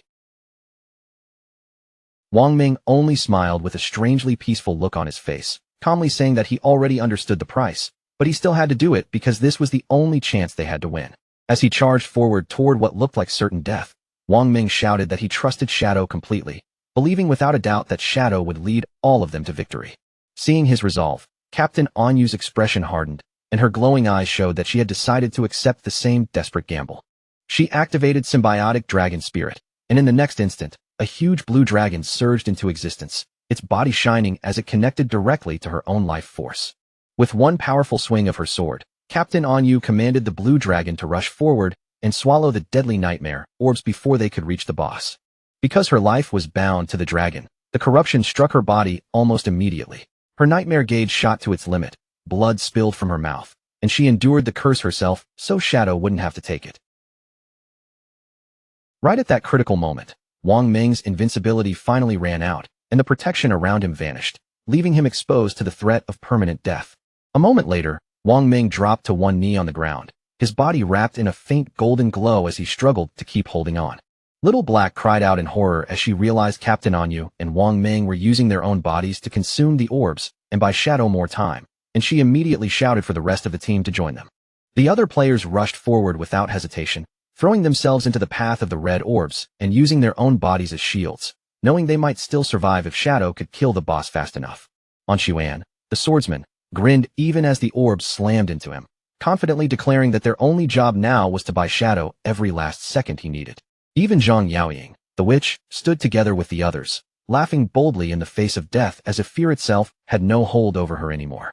One of the support players suddenly realized that since they were all falling into the nightmare state anyway, they might as well spend their final moments strengthening Shadow. He cast a blessing on him and shouted for everyone to use every skill they had on their leader. The other mages reacted instantly, raising their staffs and hands as waves of magic poured out, stacking every buff they could cast directly onto Shadow. Shadow stood in the center of that raging storm of energy, fully empowered as blue lightning crackled around his body, while his teammates screamed for him to kill the boss and drag them back out of the nightmare. Watching his teammates risk everything for him, Shadow's mouth curved with both amusement and determination as he muttered that they really were one reckless bunch. The enormous power they had poured into him surged through his body, overflowing from him in visible waves like he could barely contain it all. Without wasting a single second, Shadow activated one skill after another in rapid succession: Silent Concealment, Deepest Darkness, Shield of Black Light, Shadow of Slaughter, and Grace of Release. Now pushed to the absolute peak of his power, Shadow raised one finger toward the boss, locking onto it with cold focus as he gave the final command. His dark clones appeared around the hell flower of nightmares, surrounding the monstrous bloom from every direction like silent executioners. Together, they launched a perfectly synchronized barrage, and purple slashes spun into a violent vortex that tore through the boss's petals, instantly recording 216 hits. Shadow stood inside the surging energy with his cape whipping behind him, then sprang high into the air, positioning himself directly above the weakened monster. He came down like a falling meteor, diving straight toward the heart of the flower as his eyes burned with a deadly, focused glow. A colossal vertical slash crashed down and split the boss in two, cutting through the monstrous flower so cleanly it seemed to tear through space itself. The monster erupted into a swirling vortex of energy, and as its power collapsed, the twisted red pillars of the nightmare realm began crumbling one after another. A system window appeared before them, announcing that their party had achieved the global first kill of a diamond-grade boss. Below it, Captain Anyu and Wang Ming lay drained but still alive, surrounded by green healing flames as the nightmare finally lifted. An Xuan and Zhang Yaoying burst into cheers, their exhausted faces lighting up as they celebrated the fact that they had truly pulled it off. Captain Anyu complained weakly that the curse had drained 10 years from her lifespan, but Wang Ming comforted her by saying it was a small price to pay for surviving, and that this only proved trusting Shadow had been the right choice. As the boss's remains faded away, golden loot orbs began raining down from above. One greedy player immediately jumped toward the treasure, but the others yelled at him to stop, insisting that Shadow should be the one to distribute everything. But Little Black looked around and suddenly noticed something was wrong. Their leader was nowhere to be seen, and the team quickly started calling out, asking where Shadow had gone. Shadow's voice came through the team chat, telling them to wait for him because he still had unfinished business. The others were confused, pointing out that the boss was already dead. Then Shadow appeared far off in the distance, wrapped in deep purple energy, and coldly replied that although the monster was dead, the people who truly deserved to die were still alive. He mounted his skeletal dragon, Osiris, and the terrifying creature carried him upward into the dark sky. His target was Theodore, the traitor who had already boarded a plane and was trying to flee back to Country M. Even with all that distance between them, Shadow chased after the plane high into the atmosphere, refusing to let Theodore escape after everything he had done. Theodore's earlier prophecy echoed like a cruel mockery in the air. The flower would bloom exactly as expected. Shadow would be the only lucky one, and the invisible path across the sky would guide him back to his long-lost hometown. High above the night sky, our boy rode Osiris through the roaring winds, chasing the airplane across the clouds on the back of his skeletal dragon.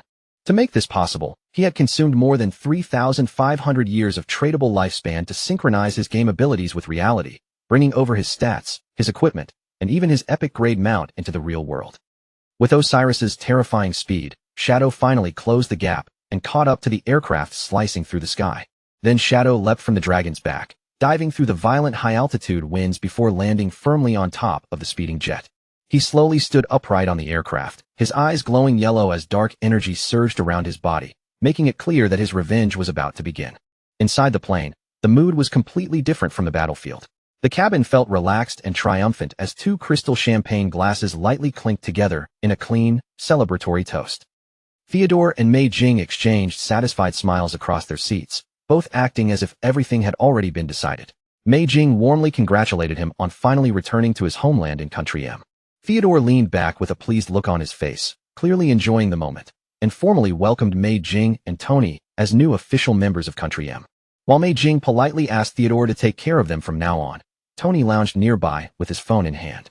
A vicious laugh slipped from his mouth as he opened the news, eager to see whether those so-called great Xiapigs had all died yet. Tony's fingers moved across the screen with mocking confidence, but the second he saw the latest report, the smug look on his face collapsed into pure, frozen shock. His hands began trembling so badly that he could barely hold the phone up. When he showed the others the impossible headline, it revealed that Shadow's team had not only survived, but had also claimed the first kill on the diamond-grade boss with almost no casualties. Mei Jing and Tony stared at the screen like their minds had gone blank, their mouths hanging open as the reality of Shadow's strength smashed through every bit of arrogance they had left. Theodore was shaken so badly that strength left his hand completely. His wine glass slipped from his fingers, hit the cabin floor, and shattered, spreading dark red wine across the ground like spilled blood. He stammered in disbelief, his voice breaking as he tried and failed to understand how anyone could. Sitting there in the dim cabin, Theodore frantically turned the prophecy over in his mind, and the more he thought about it, the colder his expression became as he realized he might have understood it completely wrong. The true meaning of the omen of the star god finally locked into place. The pitiful ones were never Shadow's team at all. They were Theodore's own subordinates. His eyes slowly shifted toward Tony and Mei Jing, and an icy chill crawled down his spine as the final line came back to him. If he was truly the only lucky one, then the two people beside him were already doomed. As though his fear had pulled it into reality, Theodore looked beyond them and saw something that should have been impossible. Outside the plane window, Shadow's masked face appeared in the darkness, his glowing yellow eyes staring straight at Theodore. Theodore screamed on the spot, his face twisting with terror as he pointed a shaking finger at the window and shouted that Shadow was right outside the plane. Tony, completely confused by his boss's sudden breakdown, leaned forward and pressed his face against the glass to check for himself. Then he turned back with a puzzled look, saying there was nothing outside except empty sky, never realizing death was only inches away. Theodore stared down at his phone with horror written all over his face, and in a trembling voice, he confirmed to his panicked subordinates that Shadow really had tracked them down. Tony finally pieced together the impossible situation and screamed that Shadow must have extracted the skeletal dragon into the real world. Theodore instantly understood what that meant. To extract an epic-grade mount would require a terrifying cost of more than 1,000 years of lifespan, and beside him, Mei Jing broke down crying, convinced that they were finished. But Theodore forced himself to breathe and think logically, his eyes darting around the cabin as he pointed out that this was still a civilian flight packed with ordinary passengers.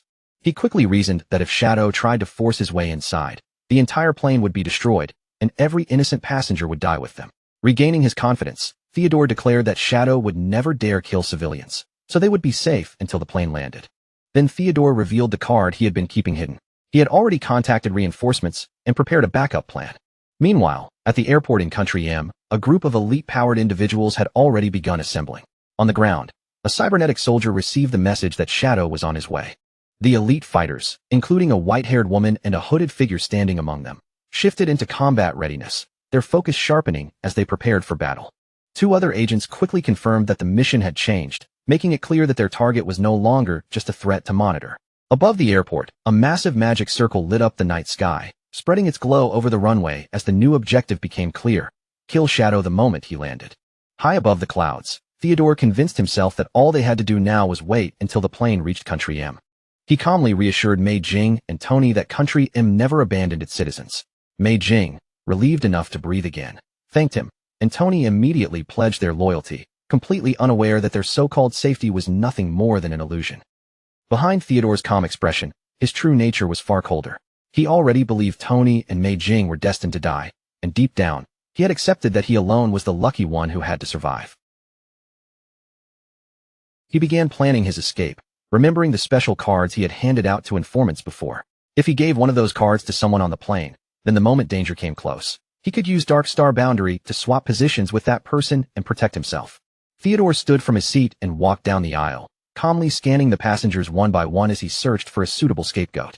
He finally stopped beside a young man wearing red headphones, and the passenger looked up in confusion as Theodore greeted him with a polite smile. Theodore held out a golden card and lied smoothly, claiming it would grant the young man powerful buffs. But just as his hand reached forward, a surge of black energy suddenly burst out from the surrounding shadows. The young man screamed in terror, and Theodore's eyes widened as he watched his own subordinates die right before him. The cabin instantly erupted into chaos as terrified passengers screamed from every direction. Glowing red hell flowers, like spider lilies from the underworld, bloomed from the victims' bloody necks, marking the presence of a terrifying skill. Theodore froze where he stood, sweat pouring down his face as the horrifying truth hit him. This was Shadow's doing. He looked back toward the seats, only to find that Tony and Mei Jing's corpses had already vanished, leaving behind nothing but bloodstains and those eerie red flowers. Driven purely by the instinct to survive, Theodore told himself he couldn't afford to hesitate for even a second. He prepared to activate Dark Star Boundary, deciding that even if the mission failed, staying alive came first. But before he could trigger the teleport, a sharp slicing sound flashed through the air. Theodore's body locked up, and in the next instant, his vision was filled with blood. His right arm, the same arm holding the escape card, was cut cleanly off at the wrist. Theodore screamed in agony as his severed hand flew upward through the cabin air. As the severed hand dropped back down, Shadow calmly reached out and caught it. He was standing directly behind the terrified traitor, holding the severed limb as if it were nothing. With his yellow eyes glowing coldly, Shadow mocked Theodore and assured him that he would indeed return to Country M, then invoked the Great Z, saying that fallen leaves return to their roots, making it clear he meant to send Theodore's corpse back home. Shadow's gaze grew even sharper as he leaned closer to the mutilated man, his voice low and deadly while he ordered Theodore to carry one final message before he died. Only then did the full horror of Theodore's prophecy reveal itself. In a dark room far away, the lifeless bodies of Chu Kunshin and Zuma lay on a bed, both having suffered the fatal consequences of being dragged into the nightmare zone. Around their corpses, ghostly red spider lilies bloomed in silence, as if mocking Theodore's belief that he alone had been the lucky one. Back on the airplane, Shadow delivered the final killing blow without mercy.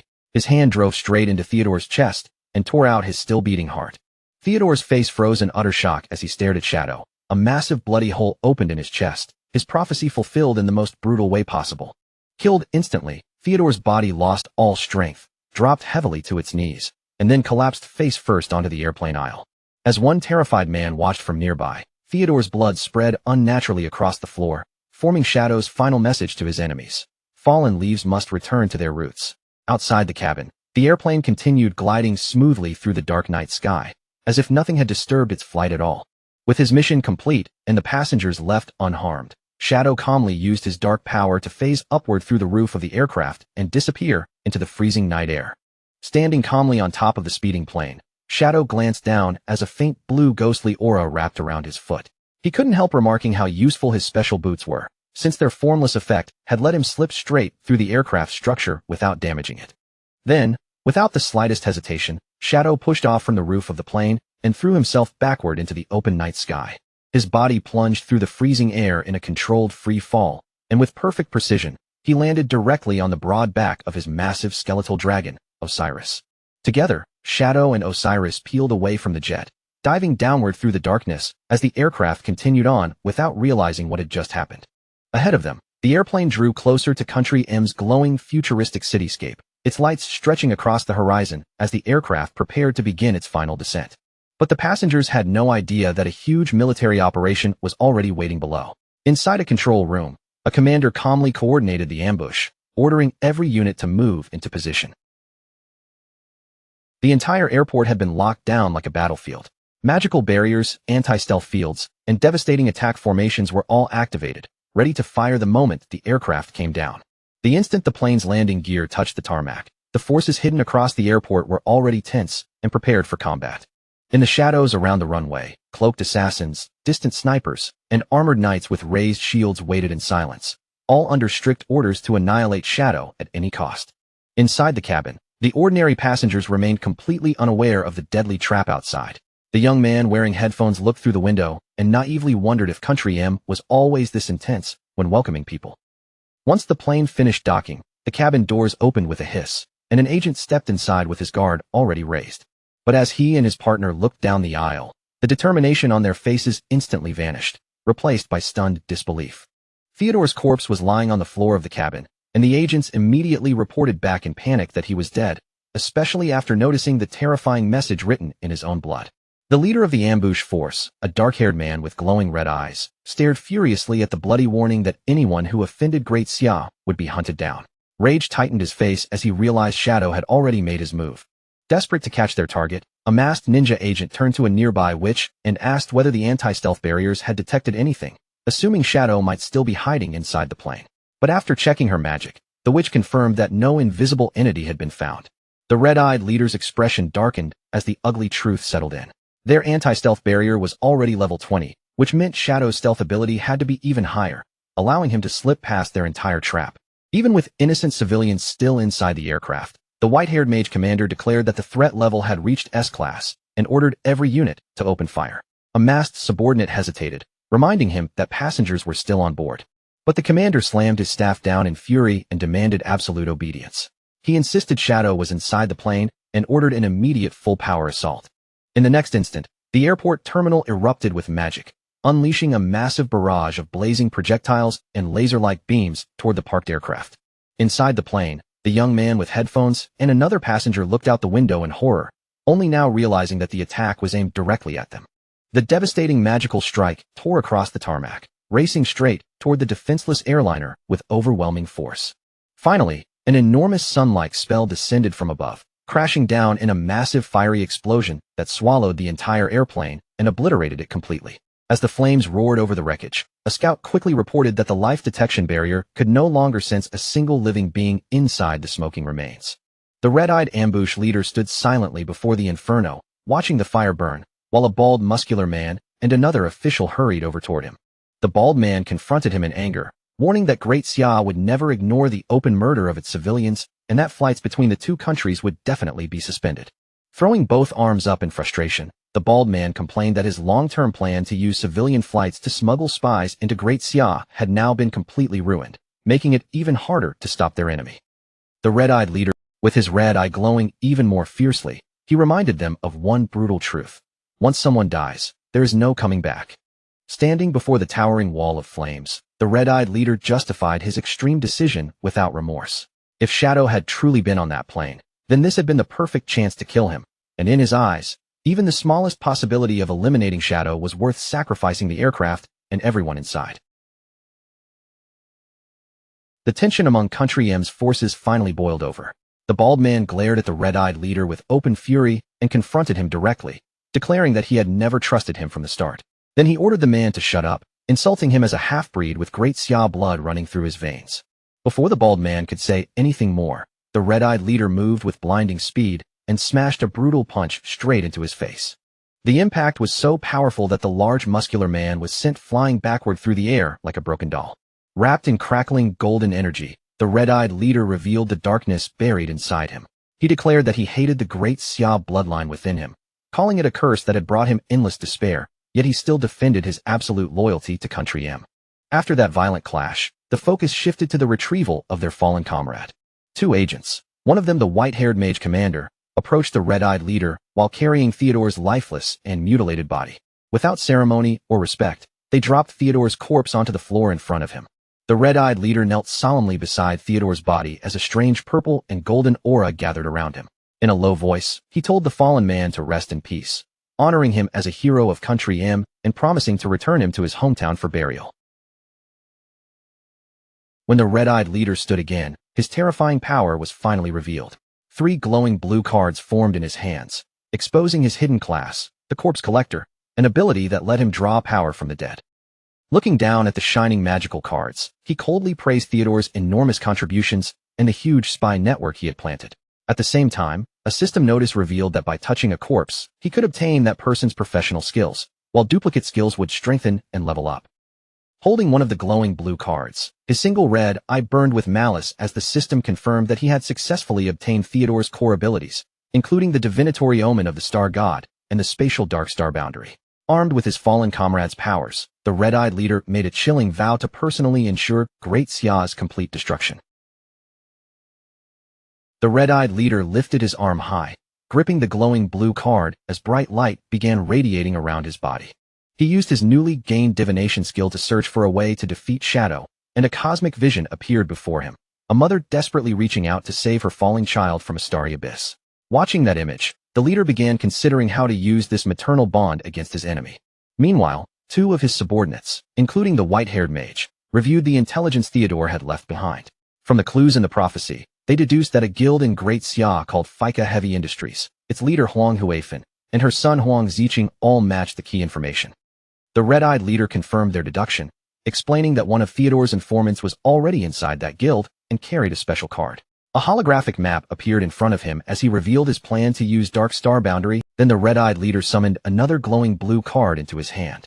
He handed the magical cards to the white-haired mage and her partner, ordering both of them to protect the cards carefully and absolutely not use them. He announced that he would enter Great Xia alone first and told his subordinates to wait for his signal. Once everything was ready, he would use his power to teleport Country M's elite forces into enemy territory in one massive strike. Staring at the glowing card while the red scars across his abdomen pulsed with light, the leader vowed to prove that Country M would conquer the entire apocalyptic game. With that declaration, he activated the spatial skill, and a towering pillar of blue light erupted around him before his body vanished from the spot. In the exact spot where the red-eyed leader had vanished, another man suddenly appeared out of thin air, awkwardly crouching there with a roll of toilet paper in his hand. The poor man stammered in panic that he had just been in the bathroom, but one of the agents calmly told him not to be nervous. Addressing him as Theodore's friend, the agent welcomed him to Country M, leaving the young man completely stunned by his sudden relocation. Meanwhile, back inside the Nightmare Hellflower Boss area, the surviving members of the team were still gathered together, waiting after the brutal battle had finally ended. A flash of digital blue light began to form in the air, and moments later, Shadow logged back into the game. The players spotted him right away, and one of them immediately shouted with excitement that their leader had returned. The Knights Templar Guild leader smiled warmly at Shadow and told him that everyone had followed his instructions perfectly, leaving every piece of loot untouched so he could collect it personally. Shadow raised his hand as yellow energy crackled around his fingers, then thanked the team for all their hard work and told them to use the rewards to strengthen their combat power. Then he released a powerful ability, summoning a gigantic golden fist known as the Greedy Hand, which slammed into the ground with dazzling light and began gathering the scattered spoils. 2 team members watched the scene with wide eyes, amazed as they realized this ability would massively increase the total rewards they could receive. After quickly sorting through the items, Shadow handed a glowing spatial ring to Lin Qingyu. He explained that he had only taken the lifespan rewards and the assassin class equipment he needed, leaving everything else for her team to divide among themselves. Lin Qingyu blushed as she looked inside the ring, clearly overwhelmed by the sheer amount of treasure stored within it. Then, still trying to calm herself, she asked Shadow what had happened to Theodore and his companions. Shadow glanced back toward the sealed cave entrance, his eyes shining with a cold yellow glow, and answered her in a blunt, emotionless tone. They were all dead. Lin Qingyu gasped in shock before she could even process his answer, and in the very next moment, Shadow leaped into the air, turning into a dark blur that shot away from the group. He flew toward the red-lit cavern ahead, where two players were struggling to break through a massive stone wall. They were already frustrated, complaining that after all their effort, they had barely taken away 10% of the wall's health. Suddenly, the axe-wielding player sensed something and looked back in shock, just as a streak of blue energy flashed past him. Shadow landed in front of the wall, and a storm of blue slashes erupted around him, shattering the massive stone barrier almost instantly. Without saying a single word, Shadow stepped into the newly opened red tunnel and casually waved his hand, signaling the stunned players to stay back. The two players remained frozen where they stood, staring after him in awe as they recognized the legendary player and marveled at the overwhelming power he had just displayed. Riding atop his dragon, Shadow began reviewing the loot he had received from the boss fight.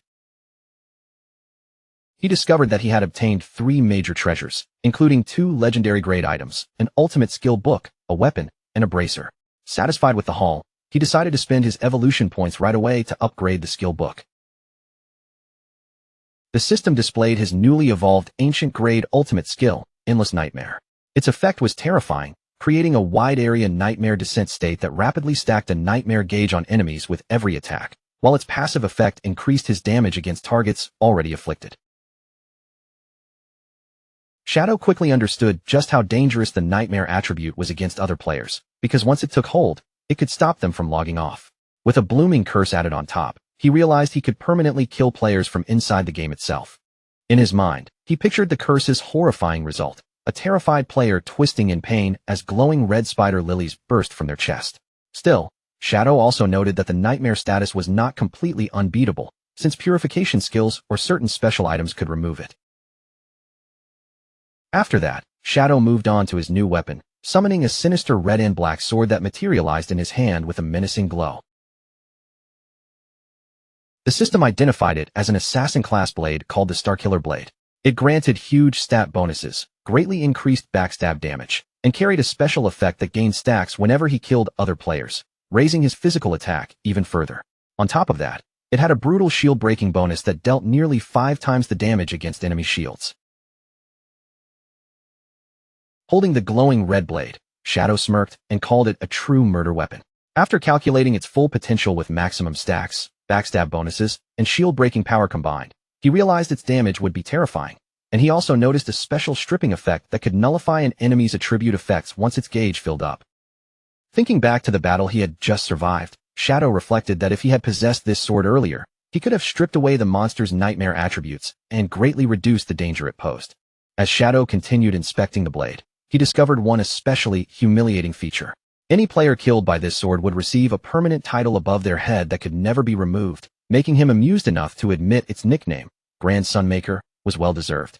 Finally, Shadow examined the last piece of loot, a diamond-grade bracer. The moment he equipped it, a powerful golden geometric shield formed around his body, and he noted its impressive passive effect, which automatically generated a magic blocking barrier every 30 seconds. Extremely satisfied with everything he had gained, Shadow mounted his skeletal dragon, Osiris, and rose into the orange-lit sky. He calculated that the FICA Heavy Industries Guild should still have the remaining 800 years of lifespan they owed him, so he decided his next destination would be their magic Leaning Tower hideout to collect the debt. As he soared over the ruined cityscape, Shadow also planned ahead, deciding to grind his way to level 25 so he could begin a new trial using the summoning bell item. A few days earlier, in a desolate, corrupted village that had already been reduced to ruins, a group of players suddenly fell into an ambush. 2 players were violently skewered through the chest by sharp, bloody tentacles, their screams tearing through the ruined village as the attack struck without warning. The creature behind the attack was a horrifying floating monster with glowing orange eyes, a level 18 emerald grade boss. The surviving players immediately panicked under the pressure of the high-level enemy, shouting for everyone to run. Suddenly, a hand wrapped in intense purple flames reached in and stopped the monster with shocking ease. A commanding voice cut through the panic, ordering the terrified players to stay calm and hold their formation. The figure who stepped forward was Huang Ziqing, cloaked in black and surrounded by swirling purple abyssal energy. With complete confidence, he declared that he would control the boss himself and ordered the team to attack, promising they could win. But the party members shouted back at him, telling him to run instead. They reminded him that this was an emerald-grade boss and mocked him for acting as if he were anywhere near Shadow's level. Huang Ziqing remained completely unfazed, his lips curling into a dangerous smirk. His eyes glowed with sinister purple light as he told them to watch carefully and witness the true power of the abyss. The party members stared in shock as the dark aura around Huang Ziqing suddenly erupted outward. He unleashed a massive wave of purple magic, corrupting the ground beneath them into an abyssal mire. As the darkness spread, he arrogantly declared that Shadow only hid within darkness, while he himself represented the true, overwhelming darkness of the abyss. Huang Ziqing stood with both arms raised high as crackling purple abyssal energy exploded from the ground around him. The dark magic rapidly formed into an abyssal mire, swallowing the terrifying multi-eyed monster and crippling its movements so badly that it could barely break free. Seeing the boss trapped by his dark magic, Huang Ziqing urgently shouted at his party to stop hesitating and start dealing damage immediately. Huang Huifan quickly took command as well, raising her staff and ordering everyone to focus all their attacks on the immobilized boss. The party members finally moved together, unleashing a coordinated barrage of colorful spells and projectiles straight at the helpless creature. Their combined magical attacks slammed into the boss one after another, carving away large chunks of its health with visible force. For a brief moment, two of the party members celebrated the massive damage they had dealt, but that fragile relief vanished the instant one of them noticed something beginning to change.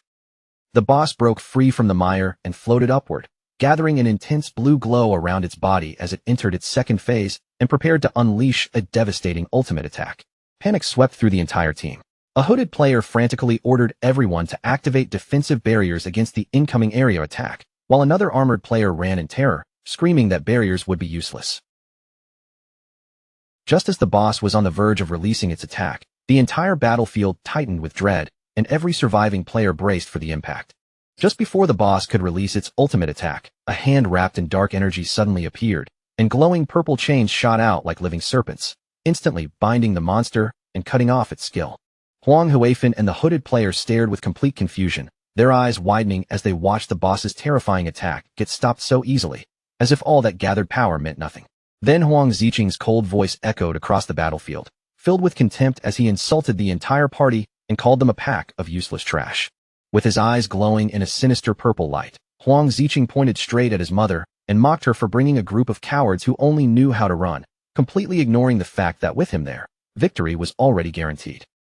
His dark aura flared violently around him as he broke into a crazed laugh, declaring that he would force their true potential to awaken and show them the terrifying reality of FICA Heavy Industries. Then he raised one hand high, his entire arm swallowed by swirling purple energy. Suddenly, ominous red flames began appearing around the confused party members, and even Huang Huifan was caught off guard as the strange fire wrapped around them. The dark skill revealed itself as abyssal sacrifice, and a terrifying demonic face emerged from the corrupted magic. The spell seized the party members by force, making them scream in agony as their eyes burned with a sinister red glow. Like a curse from the abyss, it drained their lifespans to temporarily boost their attributes by 99%, driving them into a frenzied berserk state as they charged toward the boss. Empowered by the dark buff, the team finally stopped retreating and held their ground. Their voices rose together in a rhythmic chant, and in one coordinated burst, they unleashed torrents of elemental magic that crashed down onto the chained monster. Their overwhelming combined assault detonated in a massive fiery blast, shaking the entire battlefield and tearing apart the ruined structures around them. When the smoke finally began to clear, the boss monster's body broke apart and dissolved into countless particles of golden light. A game alert quickly appeared, confirming that FICA Heavy Industries had successfully defeated their first emerald-grade boss. The surviving party members instantly erupted into wild cheers, shouting with ecstatic joy as they celebrated the guild's massive achievement and treated Huang Ziqing like their undisputed hero. The excited guild members chanted Huang Ziqing's name over and over, triumphantly tossing him into the air, while his mother stood at a distance and watched in silence. After the celebration finally settled down, Huang Huifan instructed the others to divide the loot. Then her expression turned stern as she ordered Huang Ziqing to come with her, with his cousin standing nearby. Following his mother's command, Huang Ziqing left the main group together with Huang Huifan and his cousin, walking into the secluded ruins of an abandoned building. Once they were alone, Huang Huifan turned to face her son, her eyes glowing with a sharp purple light as she seriously demanded the truth about where he had obtained those strange and dangerous skills.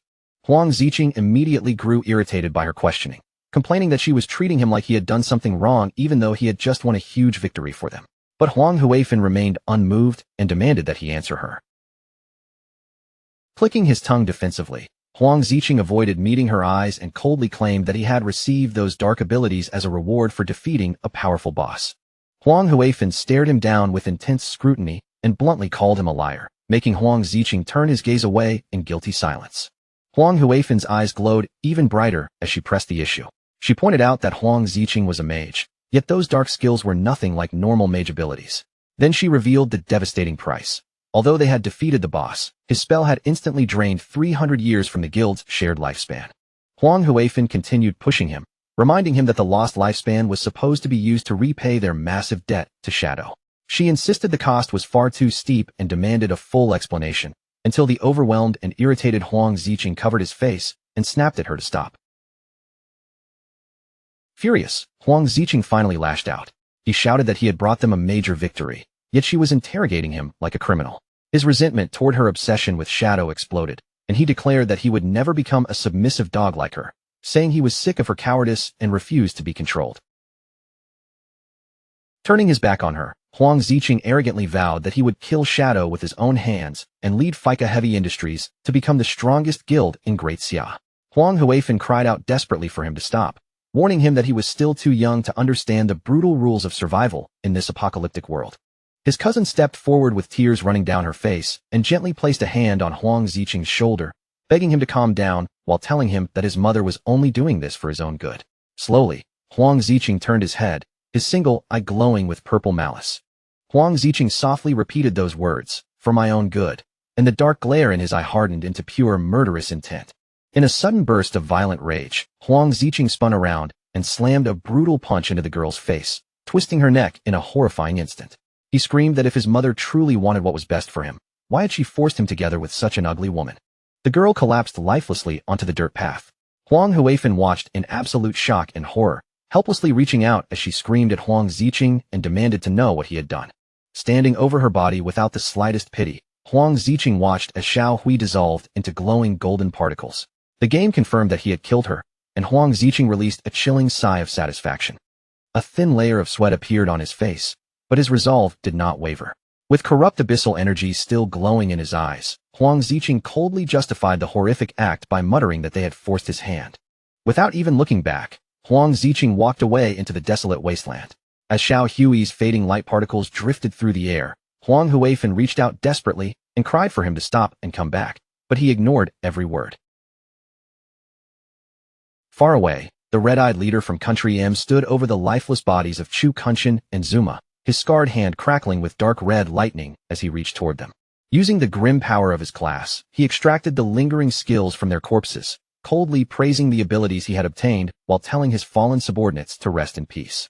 3 days later, at the Fika Heavy Industries base inside the Magic Leaning Tower hideout, an armored guard with a buzz cut stood on duty, casually yawning from pure boredom. Then his bored expression suddenly changed into confusion and terror as an enormous shadow fell over the entire area. The colossal skeletal dragon, Osiris, descended rapidly from the sky, wrapped in swirling purple energy, as its massive form pressed down toward the base. The guard screamed in panic, mistaking the arrival for an attack from a giant dragon boss. Chaos instantly broke out among the nearby guild members, with one person yelling for battle preparations while a cloaked member frantically shouted for everyone to drop their weapons and run. Standing calmly amid the dark aura, his yellow eyes glowing, Shadow told the panicked crowd to relax. He revealed his identity and demanded they bring out their guild leader, Huang Huifan, announcing that he had come to collect the 800 years of lifespan they owed him. Realizing that the legendary Shadow was the one riding the dragon, the terrified cloaked member immediately dropped to his knees in submission. He nervously apologized and explained that Shadow had come at a bad time because the guild leader was absent, which confused Shadow since they had made an appointment. Still kneeling and trembling, the guild member explained that 2 days earlier, Huang Huifan and her son had a serious argument. Ever since that conflict, Neither of them had logged back into the game, leaving the rest of the guild completely clueless. The frightened guild member repeated that their guild leader and her son had clashed badly a few days ago, and since then, both of them had disappeared from the game. Shadow quietly considered the situation. Since Huang Huifan was usually someone who kept her promises, he concluded that something serious and unavoidable must have happened in the real world for her to miss their appointment. At that moment, Shadow suddenly received an urgent message from one of his contacts about a high-reward bounty mission. The message explained that the remaining forces of the hunted Black Dragon Guild had fled to the southern region of Manhwa. His contact explained that players in Manhwa were usually laid back and preferred a slower pace, but the fleeing remnants had merged with their main headquarters in the region and unleashed an overwhelming amount of power. The violence had thrown the entire Manhwa region into chaos, forcing local officials to send a distress signal asking for Shadow's help against the purple dragon magic destroying their city. Shadow weighed the situation briefly and accepted the mission, noting that he had never visited Manhwa before. Drawing on memories from his past life, Shadow knew Huang Huifan would eventually lead Fika Heavy Industries into becoming a top guild, so he believed she was not in immediate fatal danger. He told the guard to contact him the moment she logged back in so he could return. Shadow mounted his massive skeletal dragon, Osiris, and rose into the sky. He messaged his contact that he would arrive in Manhwa within an hour, leaving the contact stunned because that time frame meant the dragon was flying at supersonic speed.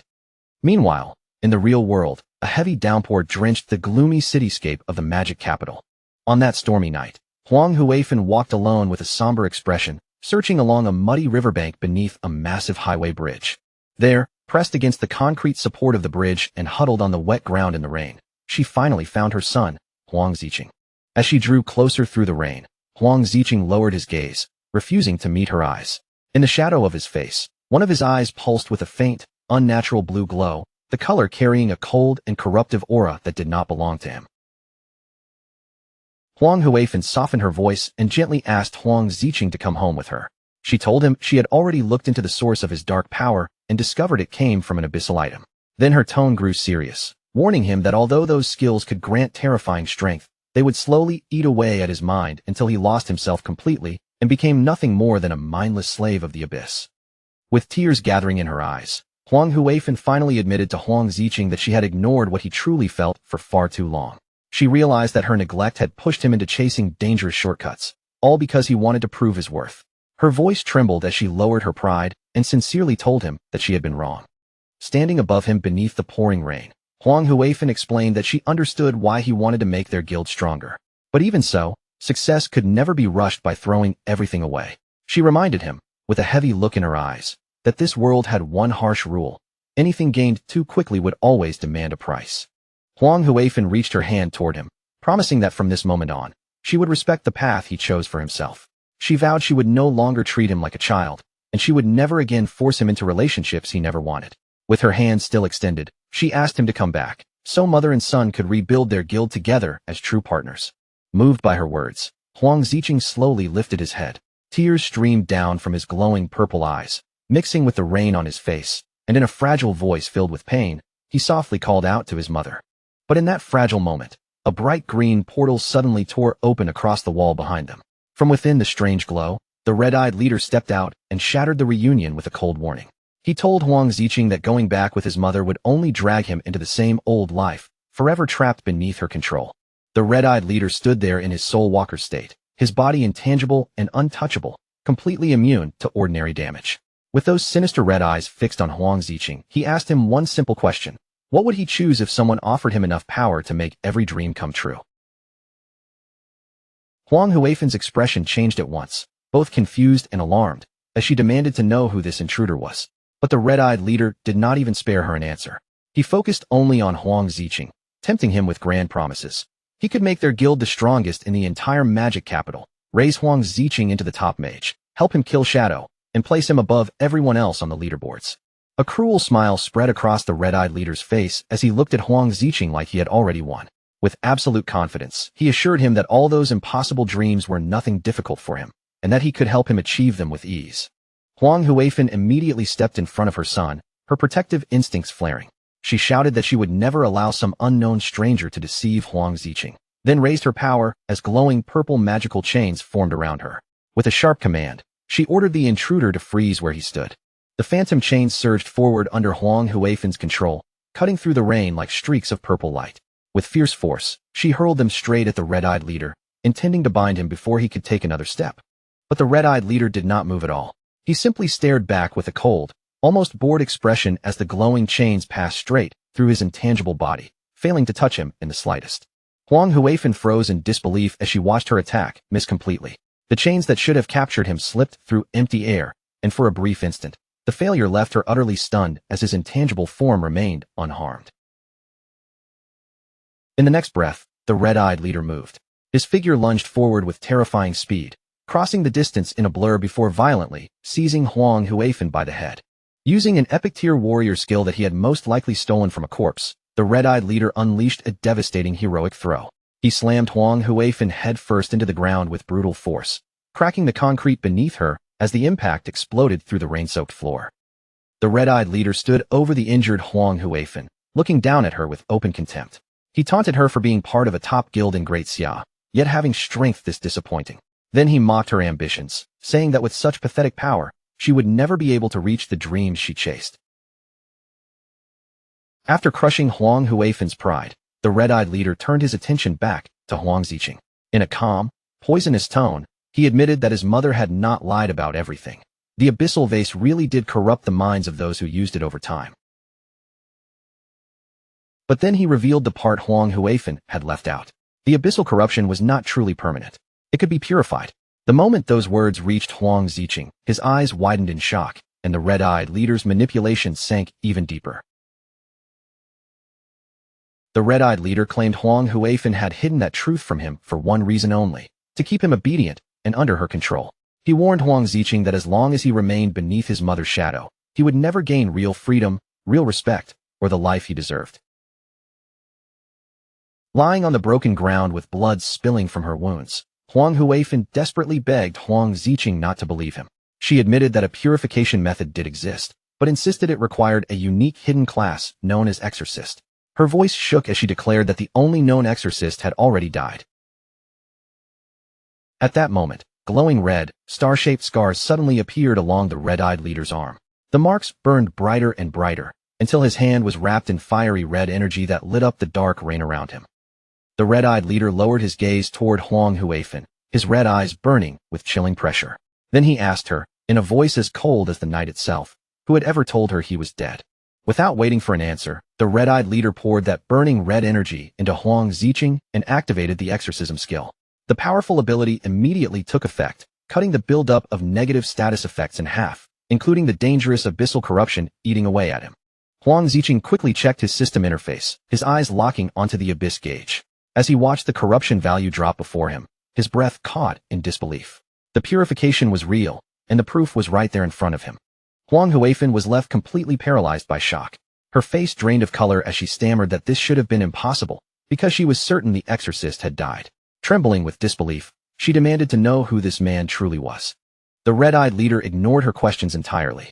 Meanwhile, Huang Ziqing clenched his fists in ecstatic excitement, realizing that if purification was possible, he could draw even more power from the abyssal item without fearing the consequences. Huang Huifen tried to warn him again, shouting that the real exorcist had been a woman, which meant this man had to be a fake.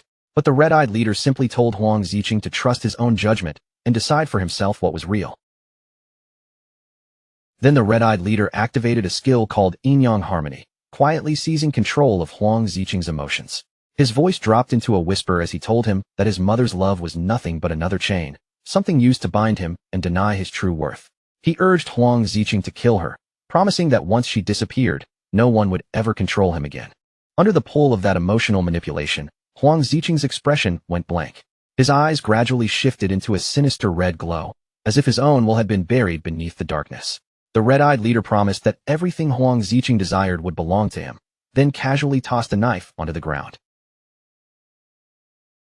The red-eyed leader pointed Huang Ziqing toward the weapon and commanded him to take the final step. With a calm, wicked certainty, he promised that once his mother was dead, absolute freedom would finally be his. Wrapped in a corruptive red aura, Huang Ziqing bent down and picked up the knife. From the ground, Huang Huifen looked up at him in terror and desperation, begging him to realize that he was being controlled by magic and that these thoughts were not truly his own. Huang Ziqing stood over his helpless mother, gripping the glowing blade tightly in his hand. Huang Huifan pleaded with him to wake up, to break free from the stranger's grip before it was too late. But her cries could no longer reach him. Deaf to her desperation, Huang Ziqing slowly raised the knife, choosing to sink fully into the darkness before him. As Huang Huifan weakly called his name one final time, her voice nearly swallowed by the rain, Huang Ziqing brought the weapon down without mercy. Huang Ziqing delivered a brutal slash, the blade cutting down with cruel force and ending the last trace of hesitation in his heart. With the bloody knife still in his hand, Huang Ziqing turned toward the red-eyed leader. There was no remorse on his face, only a cold hunger for what had been promised. He demanded to know whether the man would truly help him obtain everything he wanted, and the leader answered calmly that he would. Consumed by dark magic, Huang Ziqing's face twisted into a deeply unsettling, maniacal smile. Thrilled by the path he had chosen, he looked to the red-eyed leader with feverish excitement and told him to begin, asking what they needed to do next. Huang Ziqing laughed wildly as he stood over his mother's lifeless body, the bloody knife still clutched in his hand. Then, with madness burning in his eyes, he turned back to the leader and asked what their plan would be from here. The red-eyed leader raised one of his magical cards, and its surface began to glow with strange power. As the card activated, a new ability awakened under his control. Using the stolen divination skill, the red-eyed leader projected a blazing red portal high into the sky. Huang Ziqing looked up in shock as the crimson light spread overhead like an omen tearing open the night. Inside the spell, a catastrophic prophecy unfolded. A massive fiery meteor ripped across a crimson sky, burning like the end of the world. The vision warned that the abyss would devour the heavens, and that an ominous red star would descend to destroy all darkness.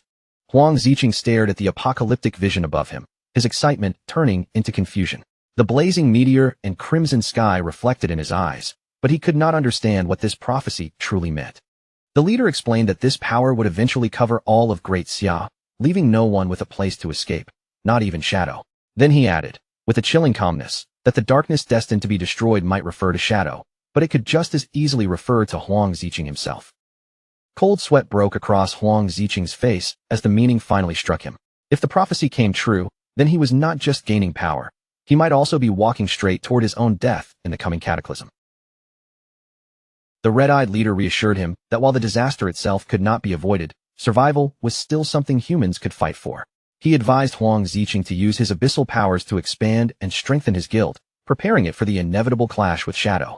Then the leader manifested. With his pawn finally set in motion, the red-eyed leader turned away and walked into the misty night. Before disappearing into the darkness, he promised that when the proper time arrived, he would come find Huang Ziqing again. Left alone in the darkness, Huang Ziqing no longer resisted the corruption inside him. His eyes glowed a deep red as he accepted the mission that had been handed to him, embracing the path of abyssal power without looking back. Huang Ziqing raised his hand and channeled his dark magic over his mother's corpse. Red energy began to swirl around Huang Huifan's body, wrapping her in an eerie glow as the abyssal puppet spell slowly took shape. The dark magic forced its way into Huang Huifan's body, and a scream tore from her as her eyes ignited with a red glow. The skill dragged her back from death as an undead puppet, bound completely to Huang Ziqing's will while still retaining all the abilities she had possessed in life. Standing behind his reanimated mother, Huang Ziqing watched as Huang Huifan lowered herself and asked for her master's instructions. Lost in madness and corruption, he smiled and declared that from now on, they would build their guild together. Meanwhile, far away in the southern region of Nanyu, a completely different scene unfolded.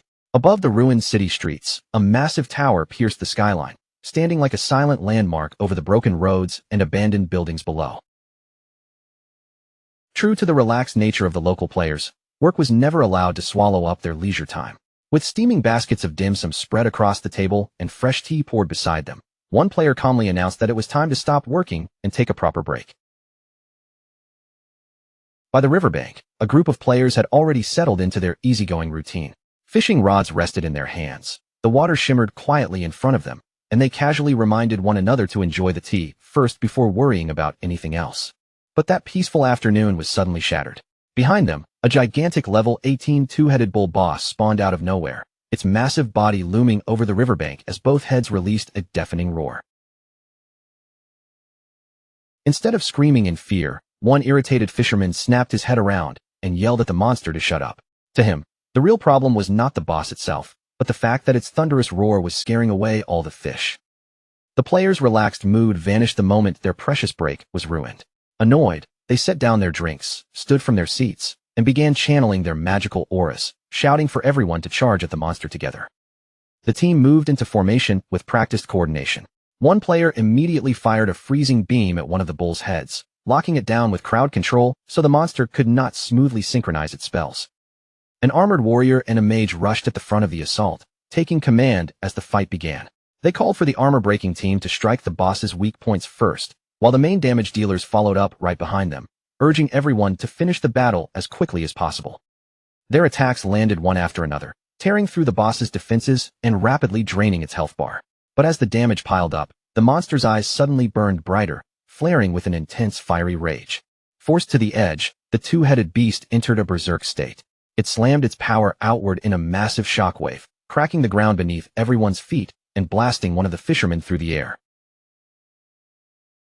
The frontline players instantly realized the enraged boss had become far too dangerous to handle directly. Panic spread through the group as they turned and ran, shouting for their guild leader to step in and deal with the beast. Hearing their cries, a tan-skinned young woman with white hair dropped her boba tea without hesitation. Her eyes sharpened into a focused glare as she stepped forward, gripping her fishing rod like it was a deadly weapon.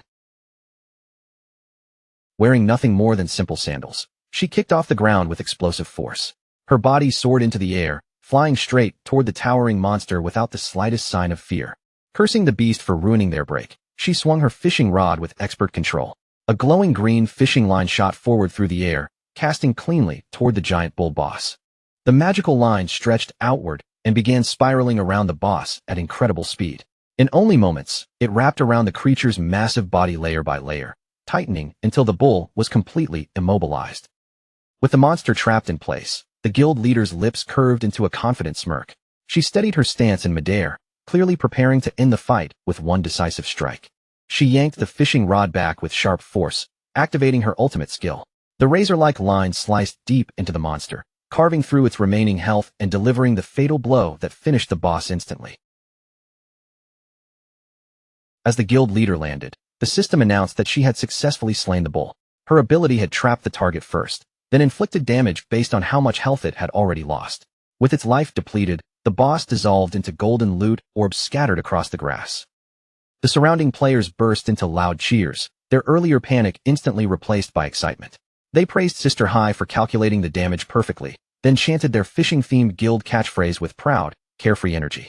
Sister Hai laughed brightly and declared that protecting the Nanyu region was simply her duty. Her unique hidden class was then revealed as Fishing Master, an assassin-type role that fought from range with a fishing rod, perfectly matching the relaxed lifestyle of her guild. Just then, one guild member called out that the tea was ready. The entire group immediately forgot the battlefield mood and happily rushed back toward their tables, leaving the loot orbs lying in the grass for later so they would not miss tea time.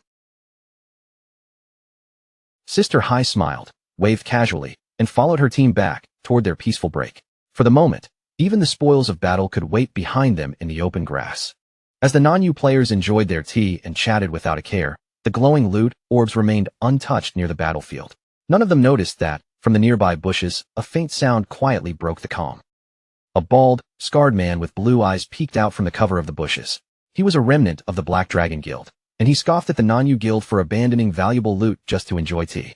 With a greedy look, he signaled his men to move in. The Black Dragon members activated a level 15 group stealth skill called Shadow Veil.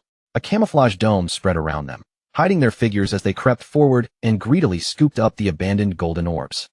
While the Nanyu players continued chatting happily about fishing, the hidden thieves snickered under their stealth.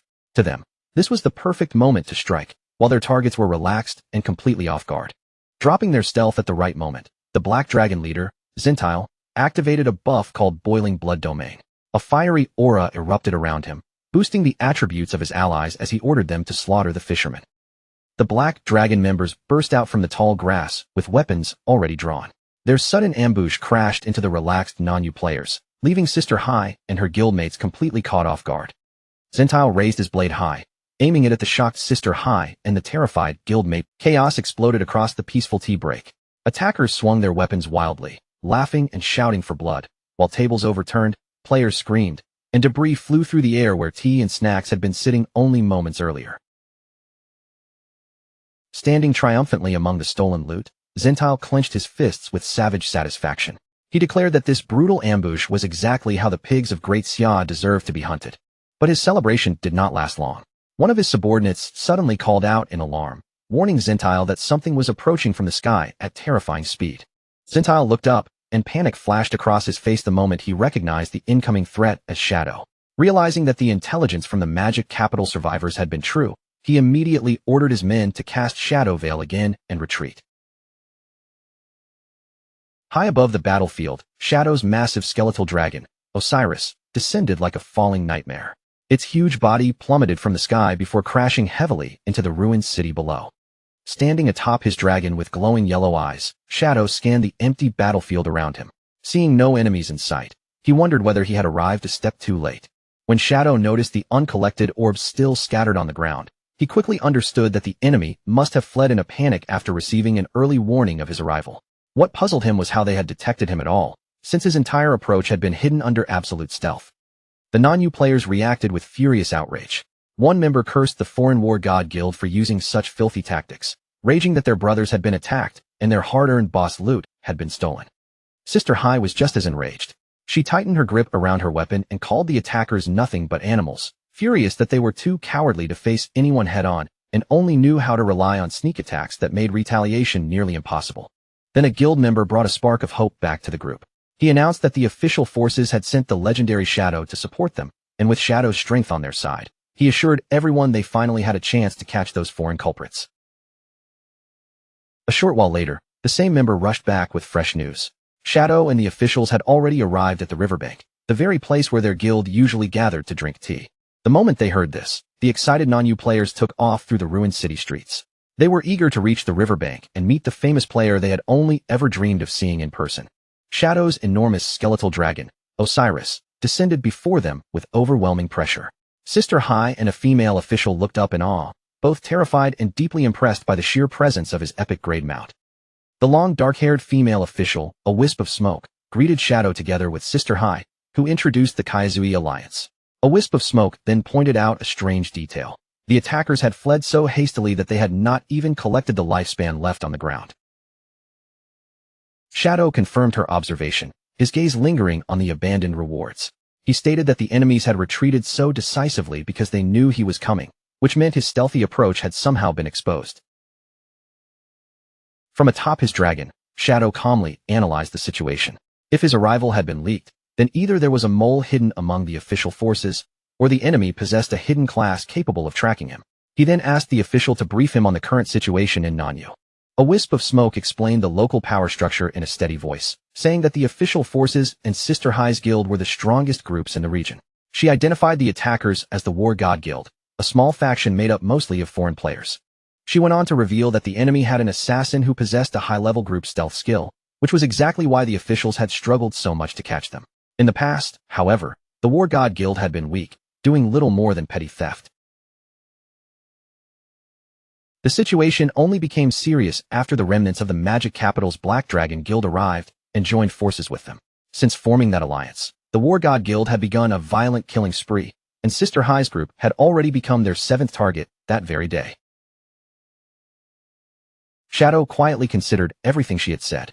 He remarked that the remaining Black Dragon members were far too weak to create this level of chaos on their own, which meant there had to be a deeper reason behind the War God Guild's sudden rampage. The official agreed with his judgment and shared the results of their investigation.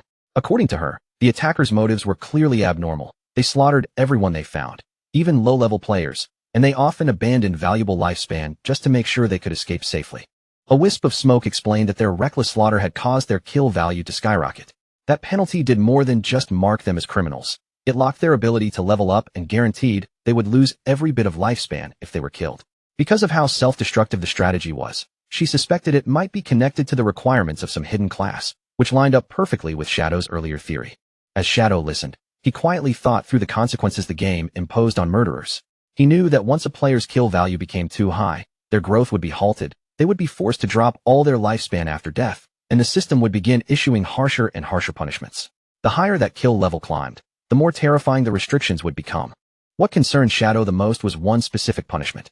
If a player's kill value reached a truly dangerous level, it could draw out the Executioner, a horrific multi-armed demonic entity that existed purely to punish killers.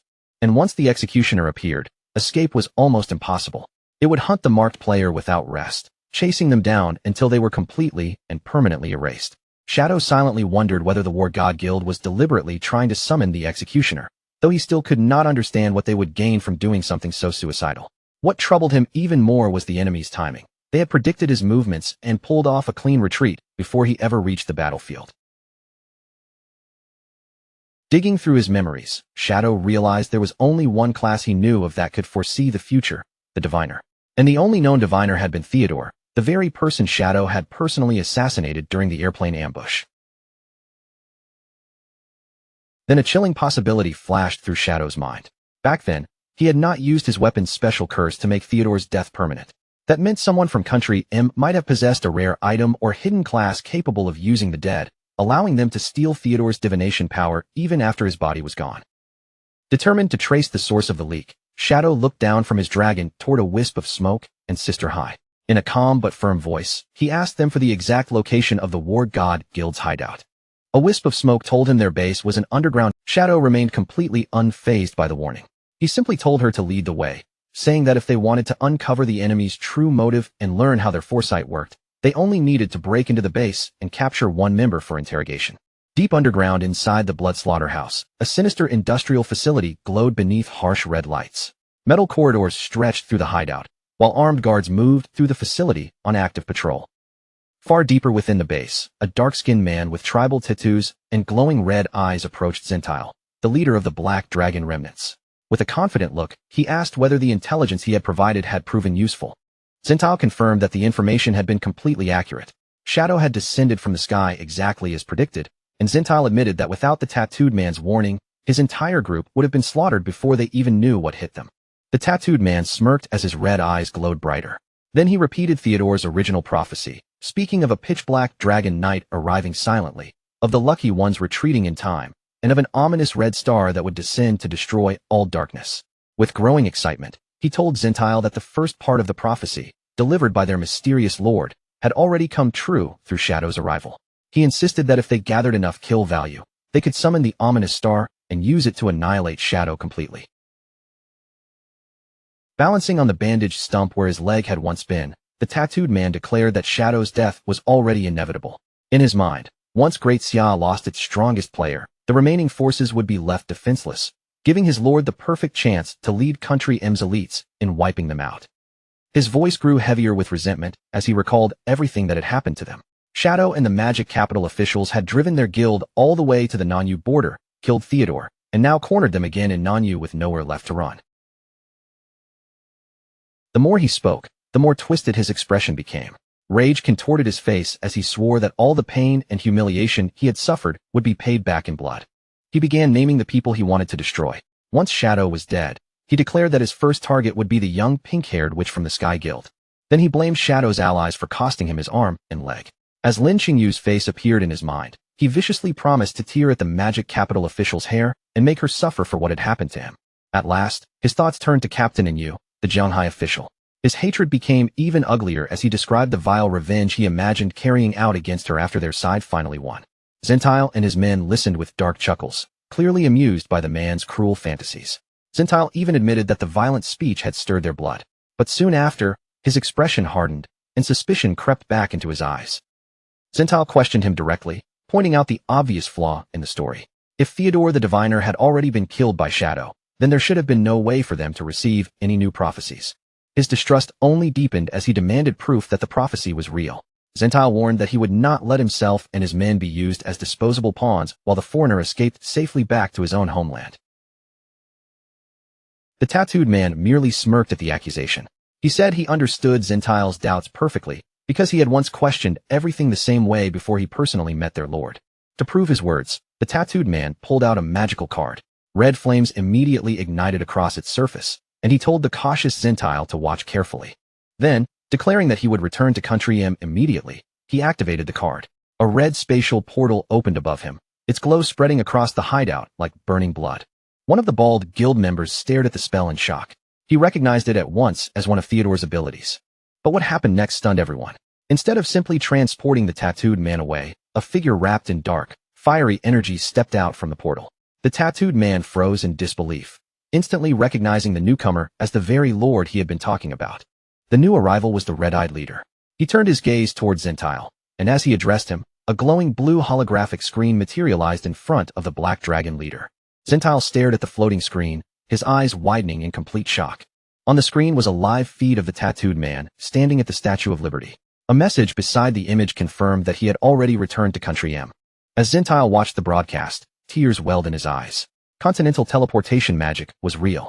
The red-eyed leader had not only crossed impossible distance, he had used the skill to swap places with the tattooed man. Overwhelmed by this almost godlike power, Zentile and his subordinates dropped to their knees without hesitation. Filled with awe and desperation, Zentile pledged absolute loyalty to the mysterious man and begged him to take them back to their homeland. The red-eyed leader agreed, but only under one condition. Before they could return home, they had to summon the ominous star and kill Shadow. As he spoke, he quietly activated Yin-Yang Harmony, the powerful spell that twisted and controlled emotions. The mind-altering magic took hold almost instantly. Zentile and his men's eyes flared with a fanatical red light, and their faces twisted with manipulated bloodlust. Consumed by the artificial rage, they roared their desire to kill, becoming perfect pawns for the red-eyed leader's plan. Meanwhile, back on the surface beneath a cloudy reddish sky, Shadow arrived at the target location with Sister Hai and another non-U player beside him. The group looked down into a sunken area filled with ominous red mist. The player pointed toward a massive concrete bunker below and told Shadow that this was the War God Guild's hideout, the underground base known as the Blood Slaughterhouse. The male player quickly warned Shadow to stay cautious. The enemy's hideout was extremely dangerous, and once someone entered, the layout became difficult to navigate safely. He explained that the War God Guild deliberately kept the outside barrier turned off to lure enemies inside. Once intruders stepped in, they would be trapped in a maze full of deadly mechanisms. During a past raid against the Black Dragon leader Zentile, those hidden traps had caused heavy losses for their forces. Shadow corrected him calmly, saying the hideout did not have an outside barrier at all. Its defense depended entirely on traps built inside the base. After acknowledging the danger, Shadow looked at the player and asked for his name. The player introduced himself as Unlucky Agwang. Despite the gloomy nickname, he insisted that his luck was actually pretty good, even though some strange curse seemed to follow him everywhere. Teams around him often died. Bosses went berserk, and teammates always managed to trigger traps, but he explained that a wisp of smoke had sent him as a guide in exchange for a generous reward. Sister Hai gritted her teeth and angrily added that the War God Guild itself was not truly strong. The real problem was their fortified bunker and their cowardly hit-and-run tactics, which made it nearly impossible for the authorities to wipe them out in a fair fight. On top of that, the base's internal alarms were always active. The moment anyone broke in, Zentile would be alerted, giving the Black Dragon leader more than enough time to escape before they could reach him. Shadow brushed aside their worries without hesitation. He revealed that hideouts like this were powered by a central crystal. If he could seize that crystal, the entire base would become his property, leaving the enemies with no shelter and making them much easier to crush. Shadow told Sister Hai and Unlucky Agwang to remain safely outside on the cliff while he entered alone. He had only taken a step forward when Unlucky Agwang hurriedly stopped him. Sister Hai immediately volunteered to guide Shadow herself, warning that facing the hidden traps alone would be a terrible idea. Unlucky Agwang agreed, saying her experience from the previous failed raid could help them avoid danger. After a brief pause, Shadow accepted and allowed her to lead the way. Shadow then turned to Unlucky Agwang and said he did not want his bad luck ruining the mission. Embarrassed, Unlucky Agwang quickly defended himself, insisting that his unlucky name was just a joke. In fact, he argued, surviving this apocalyptic game until now was proof that his luck was actually better than most people's. Shadow ignored his excuses, but he still allowed them to come along. He warned both of them that if an emergency happened, they would have to protect themselves. The two eagerly agreed, and together, the trio jumped down from the cliff toward the bunker's red-lit entrance. The moment they entered the Blood Slaughterhouse, a piercing system alarm echoed through the red-lit corridors, warning everyone inside that intruders had breached the base. Zentile, the leader of the Black Dragon remnants, slowly lifted his head toward the blaring alarm. The moment the warning echoed through the Blood Slaughterhouse, his expression tightened, and the confidence on his face hardened into caution. The red-eyed leader glanced over and asked what was happening. One subordinate casually guessed that the local officials had simply come back to throw their lives away, but Zentile narrowed his eyes. His instincts told him the intruder was probably Shadow, and he silently wondered whether the traps inside his base could truly stop that famous monster. Wanting certainty before making his move, Zentile turned to the red-eyed leader and asked him to use his foresight. He needed to know how this situation would end, because that answer would decide whether they should stay and fight or abandon the hideout and run. The red-eyed leader agreed without hesitation. Drawing on the stolen power under his control, he summoned a glowing red magical card, its surface burning with ominous light, and activated the skill known as Omen of the Star God. A vision unfolded above them, revealing the exact same prophecy once again. A black dragon knight would arrive in silence, a lucky one would escape, and a red star would descend to destroy the darkness. Zentile frowned in confusion, realizing this was the same prophecy the tattooed man had just repeated earlier. The red-eyed leader calmly twisted the meaning to guide Zentile's thoughts. He explained that visions only revealed major turning points, and until those turning points truly arrived, the image would not change. In his poisonous logic, seeing the same prophecy only proved that Zentile's fate was tied directly to Shadow's arrival. Zentile accepted the lie completely. A slow smile spread across his face as he became certain that the intruder who triggered the alarm could be no one else but Shadow. Wrapped in a rising red aura, Zentile's ego swelled out of control. He proudly declared that since his own power burned red, he must be the ominous red star from the prophecy. Convinced that destiny favored him, he boasted that Shadow would suffer a painful death inside his endless traps. The red-eyed leader watched his pawn confidently march toward disaster, his gaze cold and unreadable. He merely said Zentile could interpret the prophecy however he wished, then announced that he would return when the time was right, and began preparing his escape. With a spatial skill, the red-eyed leader vanished from the hideout, instantly swapping places with the tattooed man. The crippled man tumbled out of the red portal instead, while Zentile, completely unaware of the trick, happily welcomed him back. The tattooed man quickly realized the truth, and fear drained the color from his face. His dream of escaping was gone. He had only been used as a tool to send their lord away. But Zentile noticed none of his terror and excitedly asked him to help kill Shadow, fully believing he was the ominous red star destined to win. The tattooed man stared at Zentile as if he were looking at a madman.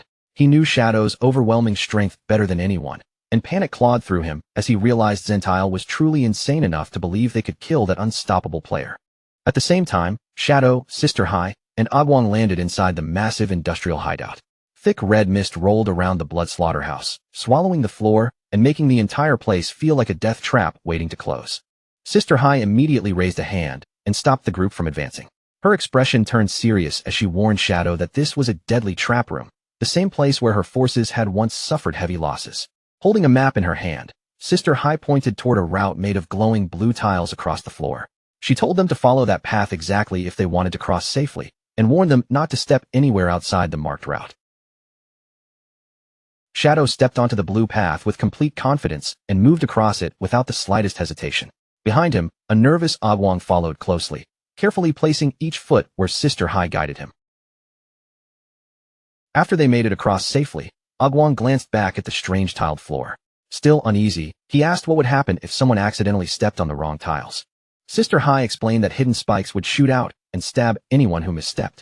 To prove her warning was not an exaggeration, she picked up a heavy rock and threw it onto one of the dark, incorrect tiles. The rock landed on the tile with a loud, solid crack that echoed through the trap room. Then came an awkward silence. All three of them stared at the rock, waiting for the deadly mechanism to activate, but nothing happened. The trap that should have gone off simply failed. Shadow looked at Sister Hai and asked if she was absolutely sure the room was trapped. Flustered and frustrated, she insisted that it was, saying she had personally been killed 6 times in this exact room before. Determined to prove she was not lying, Sister Hai stubbornly stepped onto the dark tiles herself. She stomped again and again, growing more confused by the second as the traps still refused to activate. Agwong gave Shadow an embarrassed look and apologized for Sister Hai's strange behavior. Then he suggested they should just move on, since the traps appeared to be broken and the path seemed safe for now. Believing there was no danger, Agwong stepped forward onto an ordinary-looking tile. The instant his foot touched it, a sharp click rang through the room, and the floor beneath them flashed with a bright red warning glow. Because of Agwong's bad luck curse, the trap triggered in the worst possible way. Deadly black spikes blasted up from the floor, completely missing Agwong himself, and instead piercing Sister Hai while she was still stomping nearby. Agwong froze in horror, his eyes wide as he screamed in total confusion. He could not understand why his own mistake had triggered a trap under his teammate instead of striking him. Sister Hai died instantly, her body breaking apart into golden orbs on the floor. While the guilt-ridden Agwong apologized again and again to his fallen guide, Shadow remained calm and simply said they could wait for her to respawn and return. Looking closely at the trap room, Shadow realized Sister Hai had not been lying at all. The enemy had clearly changed the trap settings, turning what used to be the safe path into a deadly route meant to catch returning raiders off guard.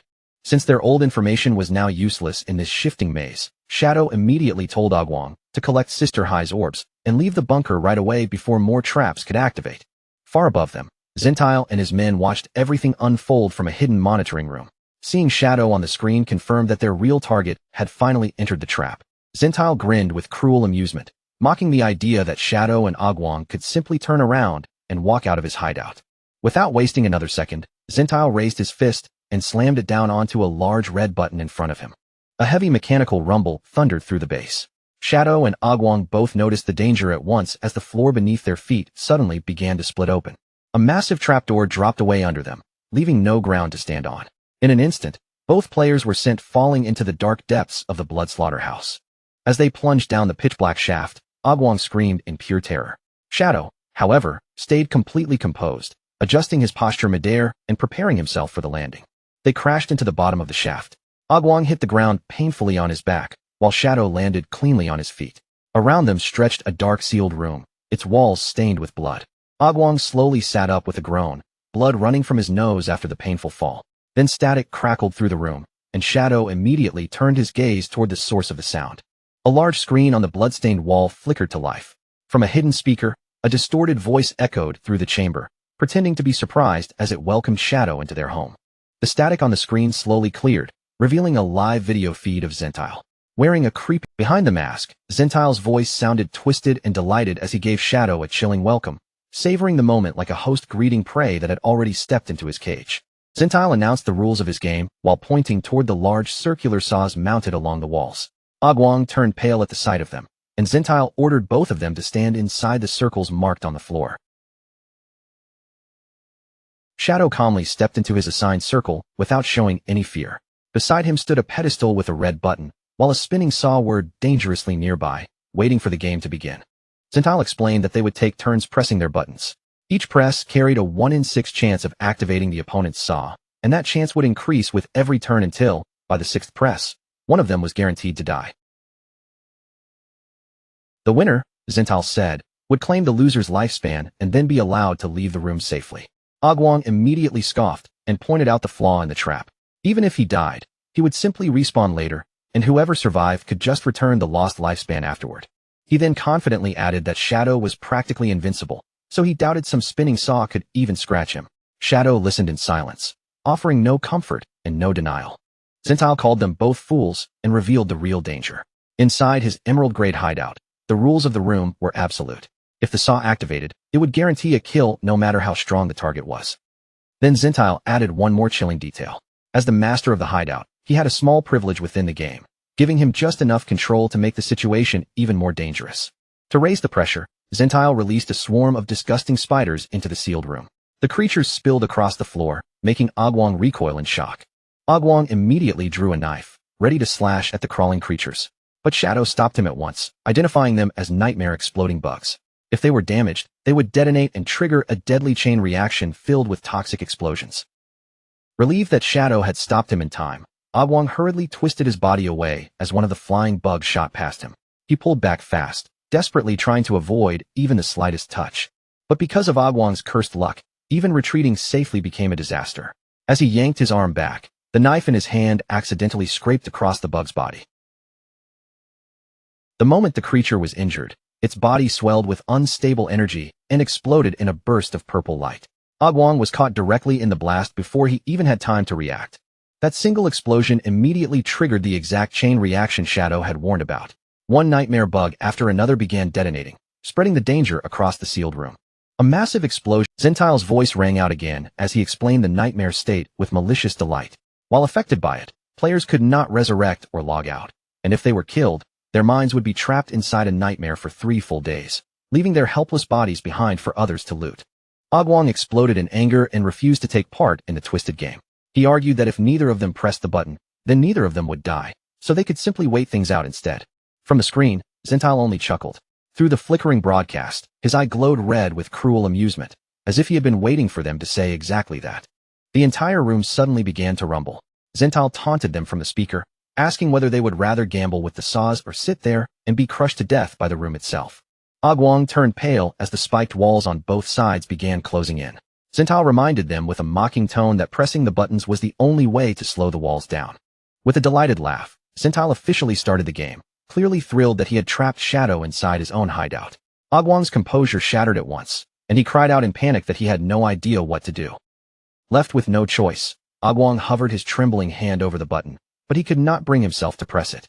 He was terrified that his bad luck would somehow trigger Shadow's death, so he convinced himself that Shadow should press first because Shadow was the one who absolutely needed to survive. Then Agwang started overthinking every possible outcome.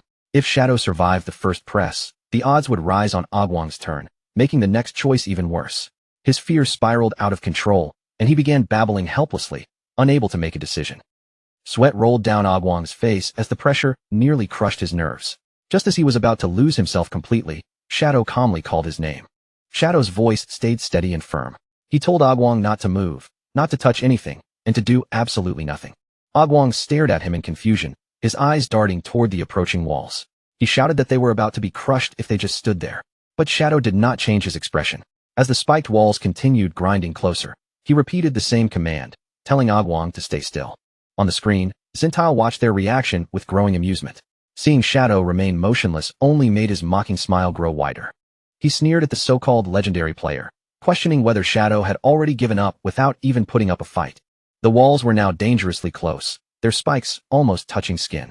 Agwang pressed his hands against them in desperation, tears welling in his eyes as he begged Shadow to do something before they were crushed. Zintal laughed louder, telling them to enjoy the feeling of being flattened alive. He promised that once they were dead and trapped in the nightmare, he would happily loot their defenseless bodies. As the walls closed in with terrifying force, Agwang called out to Shadow one last time, his voice shaking with fear. Convinced this was truly the end, Agwang broke down over his miserable luck. He cried about how unfair it was to survive so much, only to die by being crushed flat in a trap room. Finally, with no way left to escape, Agwang squeezed his eyes shut and braced himself. The cold spikes touched him, and he waited for the crushing impact to come. But a moment later, Agwang slowly opened his eyes in confusion. The deadly trap had stopped moving, and the expected pain never came. The walls and spinning saws had frozen only inches away from them. Over the speaker, Zintal erupted in rage, cursing furiously and demanding to know why his traps had suddenly broken. System notifications flashed across the room, announcing that the hideout had been breached and that its core had been stolen. Zintal stared at the alerts in stunned disbelief. Before Zintal could even process what had happened, Shadow's small dragon burst into the control room and attacked him right on the live broadcast. The system immediately transferred ownership of the Blood Slaughterhouse to Shadow, stripping Zintal of control over the entire base. Pinned near the stopped wall, Agwang stared in total shock. He could hardly believe that Shadow had taken over the enemy's base without seeming to move a single step. Shadow remained completely unfazed, his eyes glowing faintly as he contacted his mount through their telepathic link. In a calm tone, he asked why the plan had taken 1 minute longer than he had calculated. Only then did Shadow's real strategy become clear. While Zintal was distracted by the deadly game, Shadow had secretly summoned 12 spectral wyverns to carry out the true operation. Those small dragons had slipped past the hideout's traps and quietly made their way into the control room. By the time Zintal realized anything was wrong, they had already ambushed his guild from behind. Outside the bunker, the giant skeletal dragon Osiris apologized through the link. He explained that the maze inside the hideout was more complicated than expected and heavily guarded, which had slowed the wyverns down. Even with the delay, Osiris reported that the operation had succeeded. Inside the base, one wyvern carried the stolen core crystal, while Zintal had been captured alive without triggering the remaining alarms. Shadow ordered the wyvern to disable every trap and open a safe path through the base. The small dragon obeyed at once, while Agwang stared at it in shock, still trying to process where it had come from. As the wyvern began guiding them forward, Agwang finally understood what had really happened. Shadow had planned this infiltration before they had even stepped into the bunker. Agwang realized the deadly game had only been a distraction. He and Shadow had acted as bait in the trap room, while the dragons silently infiltrated the hideout and seized the core. Shadow confirmed Agwang's conclusion, but added that the operation would have gone much more smoothly if Agwang's bad luck had not caused the nightmare bugs to explode. Agwang could only give an embarrassed smile, knowing he had no real defense. Shadow then turned his attention to their nightmare status, since dying now would still be extremely risky. He ordered one of the wyverns to fly Agwang out of the bunker and told Agwang to hide far away. so his terrible luck would not cause any more disasters. As the wyvern carried the protesting Agwong away, Osiris contacted Shadow again with bad news. Shadow sighed, already sensing trouble, and asked what had gone wrong this time. Osiris explained that Zentile's group had used a self-destruct skill to escape capture and respawn safely.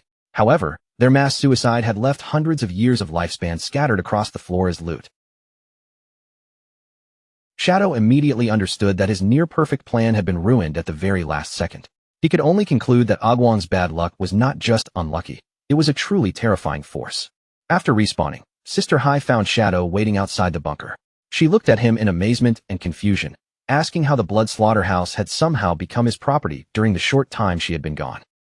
Then Sister Hai started to ask about the unlucky Agwong, but Shadow quickly cut her off. With a serious look, he warned her not to say that name out loud, just in case it brought more bad luck. Shadow tossed a golden key towards Sister Hai, and her eyes lit up with excitement as she caught it. He explained that he had already reached his personal hideout limit, so he was handing this base over to her and the Nanyu officials. Overjoyed, Sister Hai immediately promised to treat him to tea. Shadow instantly crushed her excitement by clarifying that the hideout was not free. Once they finished collecting the loot, he expected a payment of 1,500 years of lifespan. Sister Hai burst into comedic tears over the outrageous price, but she still thanked him sincerely. At that moment, the female official, a wisp of smoke, hurried toward them and called out to Shadow from a distance. A wisp of smoke thanked Shadow for his help and presented him with a glowing blue skill book as a reward. It was the best assassin skill Nanyu had to offer, and she had personally brought it to him after exiling Agwong to the border, knowing Shadow wanted him as far away as possible. The system displayed the gold tier skill, Shield of Shadow Dance. Whenever the user entered stealth, the skill would grant damage immune shields equal to the user's stealth level, with a 5-minute cooldown before it could activate again. Shadow felt a quiet rush of satisfaction, because damage immunity was basically a short window of invincibility. Against ordinary monsters, it was useful, but against real bosses, it could decide everything, especially when their attacks could punch straight through even his massive lifesteal shields. Without wasting any time, Shadow opened his system panel and poured his saved evolution points into the skill book. In a flash, the book's rank climbed from gold tier all the way up to epic tier. The upgrade immediately paid off, cutting the skill's cooldown down to just a little over 20 seconds. Shadow activated the skill, and a cold blue aura instantly wrapped around his body. Since his stealth had already reached level 21, it gave him 21 separate layers of damage immunity, making it an ideal defense against enemies that relied on brutal, single-hit attacks. A wisp of smoke reminded him that Zentile and the War God Guild had managed to slip away. Her expression turned uneasy, because after this failure, those enemies would definitely become more cautious, and probably even more dangerous. Then she complained that Nanyu players were peace-loving people who absolutely hated being dragged into stressful conflicts. The more she thought about it, the darker her imagination became. She pictured Nanyu's relaxed players being forced into a miserable future, fighting monsters 6 days a week just to stay alive, with no room left for their easygoing lifestyle. That horrifying grinding routine instantly terrified Sister Hai. She cried out that she would rather die than lose her precious 3 o'clock tea time, while the official beside her also broke down, mourning the peaceful days they were about to lose. Watching the two of them weep as if hard work were the end of the world, Shadow suddenly recalled a secret from his past life. The reason Nanyu players could remain so relaxed during the apocalypse was that their region had some of the strongest hidden classes. If they were not so unbelievably lazy, Nanyu might have become the most powerful region of all. Shadow finally spoke up and settled them down. He promised that he would stay in Nanyu until Zentile was caught, and while he remained there, he would also help raise their combat strength so they could protect themselves when trouble came. Sister Hai and a wisp of smoke quietly celebrated behind their tearful faces. The official even felt secretly proud, thinking that no matter how powerful Shadow was, even he could not withstand crying women. Their fake sadness had worked perfectly and successfully won his help. The women immediately brightened up, cheering with excitement and thanking Shadow again and again. They quickly brought up the idea of teaming up to fight bosses, but even then, they shamelessly laid out their lazy schedule first. They wanted to work only from 9 to 6, keep their tea break, and still take weekends and holidays off. Shadow was left speechless by how casually lazy they were. In the end, he simply told them to form a party so he could carry them through leveling. At the same time, he ordered their subordinates to start scouting for any bosses ranked Emerald tier or higher. The girls burst into celebration, absolutely thrilled that a top-tier player would be doing the difficult fighting for them while they got to enjoy the game with almost no effort. Shadow summoned his skeletal dragon, Osiris, and the massive creature lifted the women up as they took to the sky. While flying, a wisp of smoke reported that an emerald-tier boss had been found, the highly toxic Blackfish King.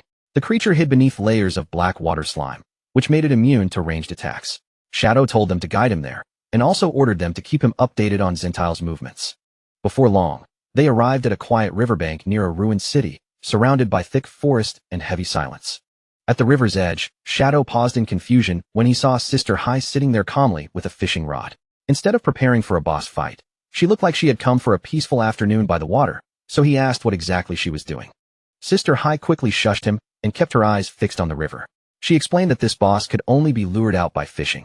Then she warned him that once its health fell below 30%, it would dive back underwater and recover at a terrifying speed, making it extremely difficult to finish off. A wisp of smoke suggested that Shadow should first clear out the low-level monsters nearby and use them to build up energy for his stronger attacks. Shadow glanced at her in surprise, not expecting her to understand the details of his energy-gathering mechanics. Her face turned red, and the official shyly admitted that she was actually a huge fan of his. To prove it, she pulled out her phone and showed him the screen. Her lock screen was a secretly taken photo of Shadow, and she proudly said she had watched his boss fights hundreds of times. Shadow stared at the image in silence, completely speechless at how obsessed she was. Before the awkward moment could continue, several large frog monsters suddenly appeared and interrupted them. A wisp of smoke immediately asked whether he wanted to use these monsters to stack combo energy, and Shadow gave a quick nod. Shadow moved first, sending out sharp shadow blades that tore through the air and slashed straight into the frog monsters. The attack wiped the monsters out instantly. A wisp of smoke pointed out that his damage was simply too high to build combos properly. Shadow let out a helpless sigh, realizing that his slow but powerful attacks were killing enemies before he could gather enough energy from them. Seeing him run into that problem, a wisp of smoke quickly offered to help. She summoned a glowing golden figure beside her, then asked Shadow whether he wanted to try her special buff and solve his energy issue another way. Shadow looked at her with clear confusion, wondering what kind of strange technique she was talking about. A purple glow rose around the official as she revealed her hidden class, a succubus who specialized in curses. Her ultimate skill could reduce a target's stats by 80% without needing combo energy. But then she added a suspicious condition, saying the casting time was long and they would need to be completely alone in private. With her cheeks flushed, she leaned closer and boldly told Shadow that she only wanted to use this intimate technique on him. Then she asked, with barely hidden expectation in her eyes, whether he would agree. Shadow showed no interest at all. He rejected her flatly, turned around, and walked away, leaving her standing there in obvious disappointment. Shadow calmly declared that he already had his own method for gathering energy. He looked toward his dragon and commanded Osiris to gather all the remaining monsters together in one place. Osiris spread its skeletal wings and rose into the air, then released a dark magic vortex that swept across the area and lifted the frog monsters off the ground. The swirling darkness tightened around them, trapping the monsters inside a dense sphere of purple energy as they were forced together in midair. A wisp of smoke stared up at the scene in awe, stunned by the sheer force of Osiris's power. With all the targets packed tightly together, Shadow bent his knees and launched himself high into the sky. While suspended beneath the trapped monsters, Shadow unleashed Dark Night Ringblade. A massive circular wave of red energy expanded outward, slicing cleanly through the enemies caught inside the dark sphere. The official froze when the damage numbers exploded across the battlefield. There were so many zeros that she screamed she could not even count them. The moment Shadow landed back on the ground, she shouted excitedly, unable to hold back her amazement. Now that his combo energy had reached its maximum, Shadow said he was ready. He turned to Sister Hai and asked whether the boss had taken the bait. Almost at that exact moment, her fishing rod bent violently, and as she struggled against the force, she shouted that the fish was hooked. With one powerful pull, Sister Hai dragged a gigantic dark-scaled fish out of the water, shouting her guild's catchphrase as it burst into view. But right after landing the catch, she quickly retreated, leaving the real battle to Shadow. A huge red slash crashed into the fish's body, instantly dealing 40,000 points of damage. Standing on top of the highly toxic Blackfish King, Shadow immediately noticed the problem. The black slime coating its body reduced incoming damage by 90%. If he failed to kill it in a single burst before its health dropped under 30%, the boss would simply escape back into the water. The giant beast let out a furious roar, pulling its head back as dark poisonous liquid gathered in its mouth.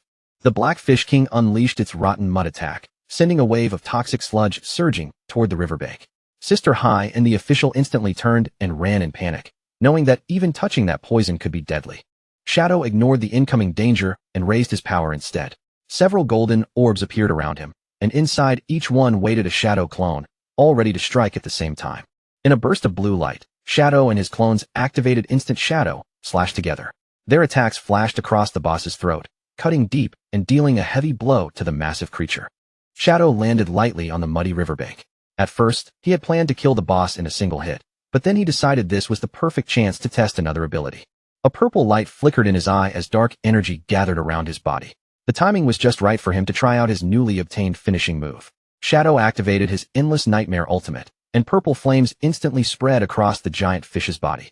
The skill forced enemies to accumulate a nightmare gauge every second, while Shadow's own attacks pushed that meter even higher. Wrapped in a deep purple aura, Shadow controlled the dark spell with steady focus. The skill boosted his damage by 80%, and once the nightmare gauge reached 100, the enemy would be dragged into a full nightmare state. Once the nightmare state took hold, the monster would sink into a deep, helpless sleep. But the truly terrifying part came afterward. The first attack that broke it awake would trigger a devastating strike, multiplying the damage 3 times over. With the boss already trapped inside the nightmare, Shadow rushed in again and drove another Instant Shadow slash straight toward its throat. The critical hit burst open in an icy blue explosion, and Shadow immediately kicked back through the air, pulling himself out of the blast range. The system notification appeared right after, confirming that the Emerald-grade boss had been killed. Shadow received experience, evolution points, extra lifespan, and even more nightmare resistance, while Sister High and a wisp of smoke cheered in disbelief, amazed that he had finished the boss before it could dive away and escape. As Shadow looked through the loot, he quickly noticed the usual rewards, evolution points, and several pieces of equipment. But among everything floating before him, one item immediately drew his attention, a glowing blue treasure map. The map revealed the image of a chest marked by a bright star, pointing toward the location of a legendary hidden treasure buried somewhere in the forest near Zhanghai City. Zhanghai City was far too distant for Shadow to rush over there himself right now. So instead of wasting the opportunity, he sent the map to a trusted ally back home, knowing her natural luck made her the perfect person to handle a treasure hunt. Shadow then handed the remaining loot over to his companions. Sister High happily cheered at the gift, but then reminded him that it was nearly time for them to head home.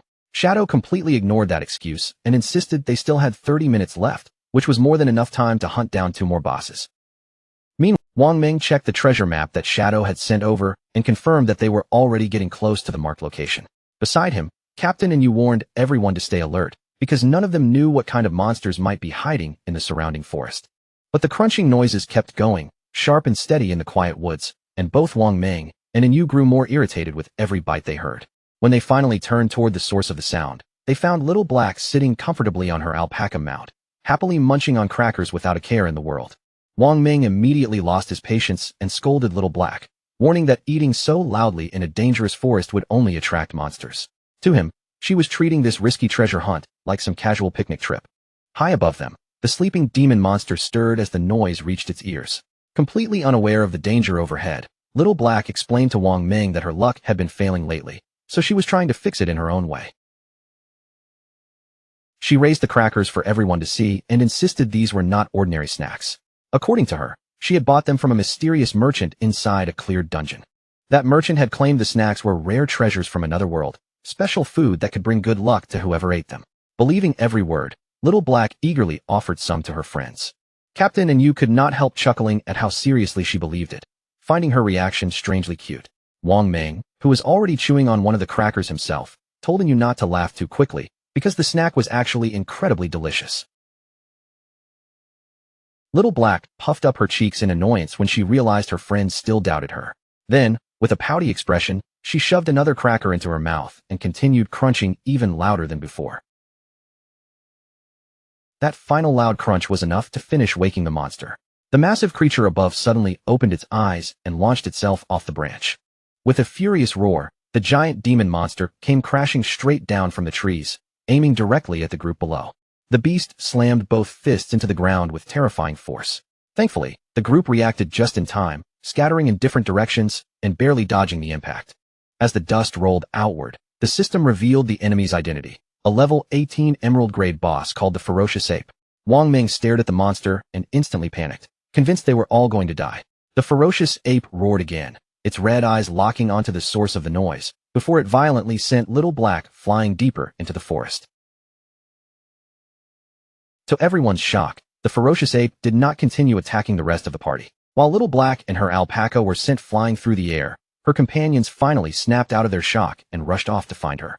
At the same time, the crackers scattered everywhere, bouncing off Little Black before raining down around the treasure chest below. The moment the snacks struck the chest, the star emblem on its surface suddenly flashed. A pair of eyes opened on the wooden lid, and a low growl rumbled from inside it. The chest snapped open like a living mouth, revealing rows of sharp teeth and a huge tongue twisting inside. A system alert immediately identified it as a level 20 emerald-grade boss, the Greedy Devourer. Little Black screamed in terror and scrambled backward, finally realizing that the legendary treasure she had come to find was actually a deadly monster waiting in disguise. Frozen on the ground, she suddenly understood how close she had come to dying. If those crackers had not hit the chest first and triggered it early, she would have been swallowed the moment she tried to open it herself. Then she noticed the monster happily eating the crackers scattered around it, and her fear eased just a little. In her mind, the mysterious merchant had not lied after all. The snacks really had brought her good luck and saved her life at the most dangerous moment. But that relief did not last long. Little Black quickly realized she had no chance of defeating an emerald-grade boss by herself, so without wasting another second, she decided to summon Shadow for help. Back at the riverbank, Shadow's battle had just reached its final moment, ending with him unleashing a devastating blue slash that completely finished off the boss. From the cliff above, Sister High and the official, a wisp of smoke, cheered loudly for Shadow's overwhelming power as he stood victorious beside the glowing loot. Shadow told his companions to hurry up and collect the drops so they could move on to the next boss. The women looked at the treasures in front of them and could not help marveling at the rewards. Then a timer appeared, showing that it was already 8 o'clock in the evening. Exhausted, a wisp of smoke and Sister High immediately protested, saying it was time to clock out and firmly refusing to work overtime. Living up to Nanyu's famously relaxed playstyle, the two women cheerfully said goodbye and told Shadow they would see him again at 9 in the morning, then left him standing there all by himself. Shadow's brief moment of solitude was suddenly interrupted by an urgent message from Little Black. She said she had found a legendary treasure, but it turned out to be a powerful mimic monster that she could not beat, and now she was desperately begging for rescue. Shadow immediately asked for her coordinates. Once he received the location, he mounted his skeletal dragon, Osiris, and flew straight toward her without delay. Deep inside the dark forest, a nervous Little Black sat there clutching a cracker, carefully nibbling on it, while keeping her eyes fixed on the glowing purple Greedy Devourer chest boss. Shadow arrived from above, descending with a heavy strike. His crimson blade tore through the air and slashed straight across the monster's body. The system instantly confirmed the boss's defeat, rewarding him with massive experience and tradable lifespan, and his level rose all the way to 25. As loot orbs floated around them, Little Black praised Shadow in amazement, saying he had found her so quickly and even killed the boss in one hit. Shadow ignored her praise and went straight to the important question. He asked how she had managed to discover the mimic without being caught by its trap. Little Black explained that she had accidentally fallen into the pit and almost touched the chest herself. But just before she did, one of the crackers she dropped hit it first, waking the monster in her place. When Shadow asked about the cracker, Little Black explained that she had bought the snack from a mysterious merchant, and according to her, it could turn bad luck into good fortune. Shadow held the snack between his fingers and looked at it with deep skepticism. Even with all the knowledge he had carried over from his past life, he had never heard of an item that could actually alter someone's luck like that. Little Black watched him with sparkling anticipation, secretly hoping he would finally take off his mask to eat the cracker, giving her a chance to see his real face. Shadow seemed to sense exactly what she was thinking. Before she could get her wish, he activated his stealth skill and vanished into dark blue flames, leaving Little Black staring blankly at the empty space in front of her. A moment later, Shadow reappeared with his mask still perfectly in place. He gave her a casual thumbs up and said the snack tasted good, making Little Black pout as she playfully accused him of being far too shy. Turning his attention to the real blue chest, Shadow explained just how dangerous the mimic had been. Any player swallowed by it would be trapped inside its stomach, unable to log out, and could even starve in the real world.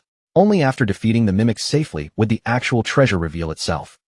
Shadow opened the chest and received a fresh wave of rewards, including evolution points and several pieces of equipment. Among the loot, 2 items stood out immediately, a map and a key connected to the city of unjust death.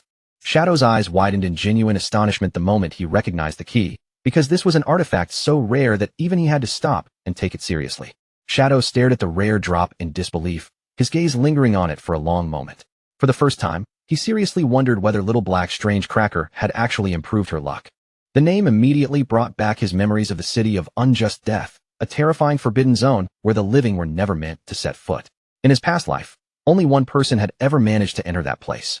At the same time, Shadow's sister, Qin Xiaoyu, was also pulled into the maze. Her body appeared inside the cold blue glow of the transfer spell as the light slowly faded around her. The moment Qin Xiaoyu landed, she spotted her friend nearby and quickly called out to her. But when the woman only stared forward with empty eyes and gave no response, Qin Xiaoyu's expression tightened with worry, as if she were looking at a lifeless phantom. High above the maze, the system's voice echoed across the entire trial ground, announcing the rules of the fair judgment trial. Among the 100 targets hidden inside the maze, only one was truly guilty, and Shadow had to find that person and execute them. But the rule came with a deadly restriction. If Shadow killed even one innocent target by mistake, the trial would end in immediate failure. Shadow turned to Asatiz and asked how he was supposed to tell which target was guilty. Asatiz gave him only a cryptic answer, telling him to rely on his own eyes and use them to see the truth. A golden light slowly ignited in Shadow's eye as his confidence returned. With that gaze shining brightly, he stated that no guilty person would be able to hide from him. Lu Jianfeng smiled with complete confidence as he listened to the rules. To him, this setup was perfect for his side, because their overwhelming numbers could finally become a real advantage. Without hesitating, he immediately began shouting orders to his men. He ordered the first team to keep Shadow trapped in endless duels. Winning did not matter at all, they only needed to stall him, and the moment one challenger fell, the next would step in right away. Meanwhile, the second team would sneak around the battlefield and steal the enemy flag. His men roared in agreement and charged forward all at once. The system quickly announced the first challenge, declaring that a player named Mountain City Bear King had initiated a duel against Shadow. The huge man rushed forward with a loud battle cry, trying to overwhelm Shadow from the front. But Shadow barely moved, simply flicking out a poison dart that struck straight into the man's face. The player gasped at the terrifying speed, and before he could react, the system had already announced his defeat. The instant the first challenger collapsed, the system announced the next duel without pause. Shadow did not look troubled by the endless line of opponents at all. He simply turned his head and calmly told Chun Wuming to protect their flag. Chun Wuming barely had time to understand the order before one of the enemy's sneaking squad suddenly jumped at him. Pink hearts floated around the man as he lunged forward, trying to grab the guild leader in a tight and extremely creepy hug. The guild leader screamed in pure terror, begging the man to stop touching him. Shadow, however, only stepped to the side and watched the bizarre struggle unfold with no intention of getting involved. At that moment, Shadow's current opponent charged at him, shouting angrily for Shadow to stop looking elsewhere and focus on their duel. Shadow dodged the clumsy attack without even breaking a sweat, then ended the fight instantly with another poison dart. The defeated player rolled away as his armor vanished, leaving him in heart-patterned underwear, while Shadow coldly called the whole attempt pathetic as the system confirmed his victory. The system immediately moved on to the next duel, this time against a player named Sichuan Chongqing Dual Realm Walker. The new challenger stepped forward aggressively, warning Shadow not to interfere with his struggling teammate. At that same moment, several of Lu Jianfeng's men closed in around Chun Wuming, tightening their formation and cutting off his path. Chun Wuming's face was covered in embarrassing lipstick marks from that strange hug, and the humiliation finally pushed him past his limit. Furious, he screamed at them to take him seriously, then activated his holy shield art, causing golden light to flare around his body and making him completely invincible for 8 seconds. Using that brief window of invincibility, Chun Wuming swung his weapon with all his strength, releasing a powerful shockwave that blasted his attackers backward. He then struck a dramatic pose in the golden glow, proudly declaring that he would hold the line and protect Shadow's base no matter who tried to break through. But instead of looking frightened or preparing for another attack, the enemies who had been knocked down simply sat on the ground and burst into laughter. One of them mocked the shining guild leader and told him that he might want to look behind him. Chun Wuming's body stiffened, and a bad feeling instantly crawled up his spine. When Chun Wuming turned around, his face went pale. In the distance, another enemy was already running away with their red flag, laughing as he waved goodbye.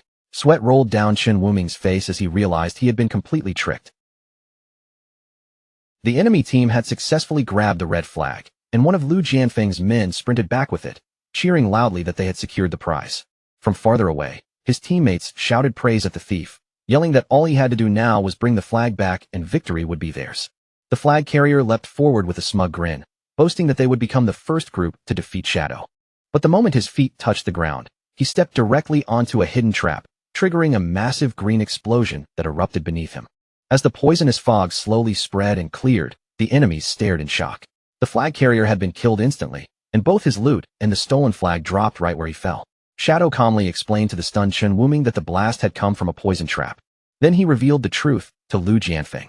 At the very start of the game, he had already used his high-level stealth to secretly place invisible poison traps across the battlefield. Furious, Lu Jianfeng shouted at Shadow, demanding to know why he had not been disqualified for attacking other players while he was locked inside a duel.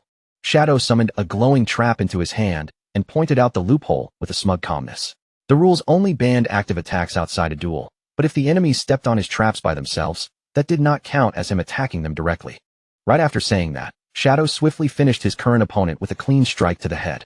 As the system announced another victory, he looked ahead coldly and called for the next challenger. One enemy named Mule refused to believe Shadow could keep defeating everyone in a single hit, so he rushed forward and forced another duel. But before he could even react, Shadow struck him straight in the face and instantly ended the match. After that, the system's announcements came one after another, rapidly declaring a chain of duels that were initiated by different players and then lost almost immediately. Watching his men fall so quickly, a panicked Lu Jianfeng suddenly activated his sprinting skill and bolted across the battlefield. His confused subordinates shouted after him, asking where he was going.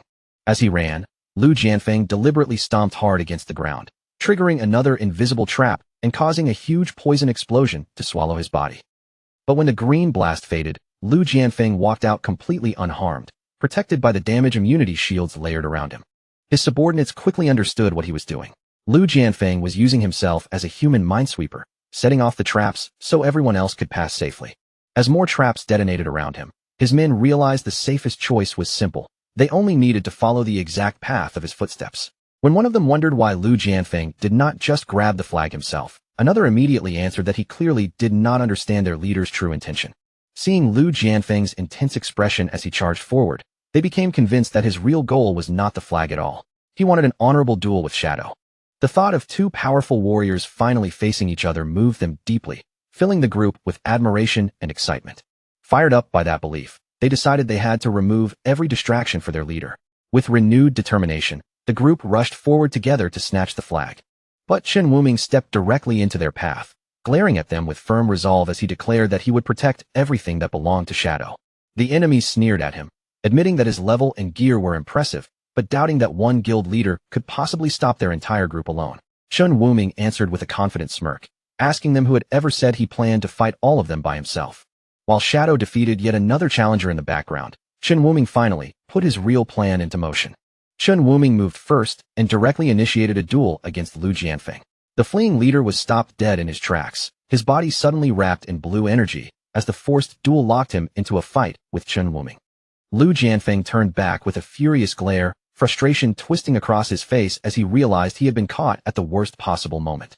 Because Chen Wuming had entered a duel, the stolen flag was instantly teleported to a random spot nearby. Chen Wuming looked at Lu Jianfeng and taunted him, revealing that he had already seen through the plan and deliberately trapped him here to deal with those annoying damage reduction shields. Now that Lu Jianfeng was locked in battle, Shadow finally had room to move freely. A terrifying red aura burst from his body, sweeping across the battlefield and making the remaining enemies freeze in place with fear. Shadow glanced toward Chen Wuming and calmly praised him, acknowledging that he had handled the situation perfectly. Without their leader's protection, the remaining subordinates suddenly lost all confidence. They looked at one another in panic, their faces sinking into despair. Before any of them could react, Shadow vanished into a blinding streak of red energy. His slashes flashed through the group effortlessly, cutting down the remaining enemies one after another and sending them straight back to their respawn points. When the red light finally faded, Shadow stood alone among the scattered loot, having completely wiped out the entire group. But then a shout rang out from behind him, warning that the fight was not over yet. Shadow turned and saw Chen Wuming hanging limply by his collar, bruised all over and completely unconscious. The system announced Chen Wuming's defeat, and Lu Jianfeng immediately dropped him aside before initiating a duel with Shadow himself. With a fierce expression, he declared that Shadow still had to deal with him. At the same time, a powerful slash broke through and shattered the metal bracelet, revealing that to stop the healing and remove the boss's shield, all 4 bracelets had to be destroyed at once, because they were the locks sealing away its true power. Once the gauge filled completely, the player would lose control and go berserk. But for Shadow, that deadly curse was nothing more than a massive boost to his attack power. Under the force of that overwhelming strike, the giant skeleton god exploded into loot drops, utterly destroyed by the blow. A system message appeared right after, confirming that the boss had been killed. After the boss collapsed, two swirling purple portals opened in front of Shadow. He explained that he had only taken the assassin gear and lifespan for himself, leaving everything else behind for the Knights Templar leader. Shadow reassured Chen Wuming that guarding their flag had been a crucial part of winning the team battle. Overjoyed by those words, Chen Wuming thanked him sincerely and asked whether Shadow planned to return with them. Shadow simply replied that he still had business to handle in the Bashu region. Then, without lingering any longer, he stepped into the second portal and disappeared. The Zhufeng Pavilion leader respawned back at his base, where his subordinates immediately surrounded him and anxiously asked what had happened in his duel with Shadow. Lu Jianfeng sank to his knees and cried in silence, while his men tried to comfort him, saying there was no shame in losing to the world's top player and that they could always challenge him again later. But Lu Jianfeng kept crying, cursing their naive optimism through clenched teeth. Completely devastated, he screamed that he had not even managed to take a single drop of Shadow's health. His men fell into stunned silence as Lu Jianfeng confessed the truth. Even after using all his strength, every skill he had, and every tactic he could think of, he had still failed to touch even a single hair on Shadow's head. He described the gap between them with a trembling voice, revealing that Shadow had shattered all 99 layers of his absolute defense and emptied his health bar before he could even blink. Just as everyone sat there in shock, one of his men suddenly spoke up, claiming that he knew the real secret behind Shadow's impossible strength. With complete certainty, the man declared that Shadow had to be cheating. Lu Jianfeng and the others immediately looked up at him, stunned by how boldly he had said it.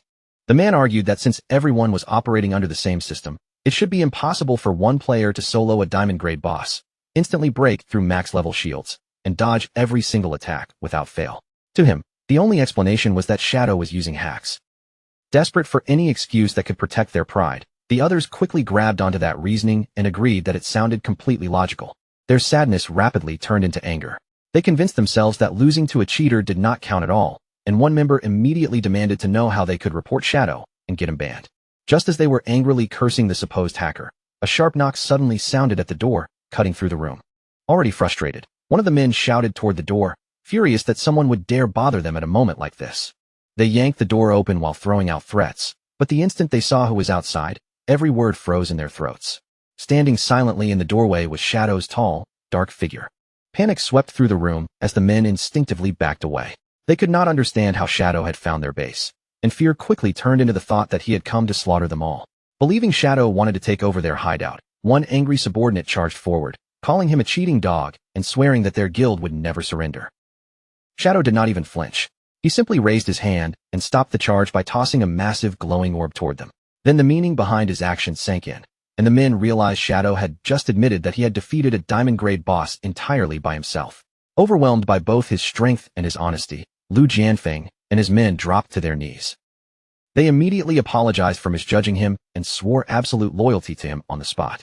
Shadow stared down at the kneeling group in confusion, clearly not expecting their attitude to change so dramatically. Blushing with strange enthusiasm, Lu Jianfeng promised that they would do anything for Shadow, even making an uncomfortably suggestive offer to prove their devotion. Shadow was instantly disgusted and rejected it without hesitation, then told them he only needed help finding the coordinates of every emerald grade or higher boss in the region. Lu Jianfeng hesitated, his expression turning troubled. Shadow noticed the change and asked whether the task was too difficult for them. Sweating nervously, Lu Jianfeng explained that the major local guilds had already wiped out all the surface-level emerald bosses. He added that the only real option left was to enter the Phantom Dungeon. But he quickly warned Shadow that the place was extremely dangerous, especially because rumors said it was haunted by real ghosts. Hearing that, Shadow's interest sharpened, and he asked Lu Jianfeng to explain more.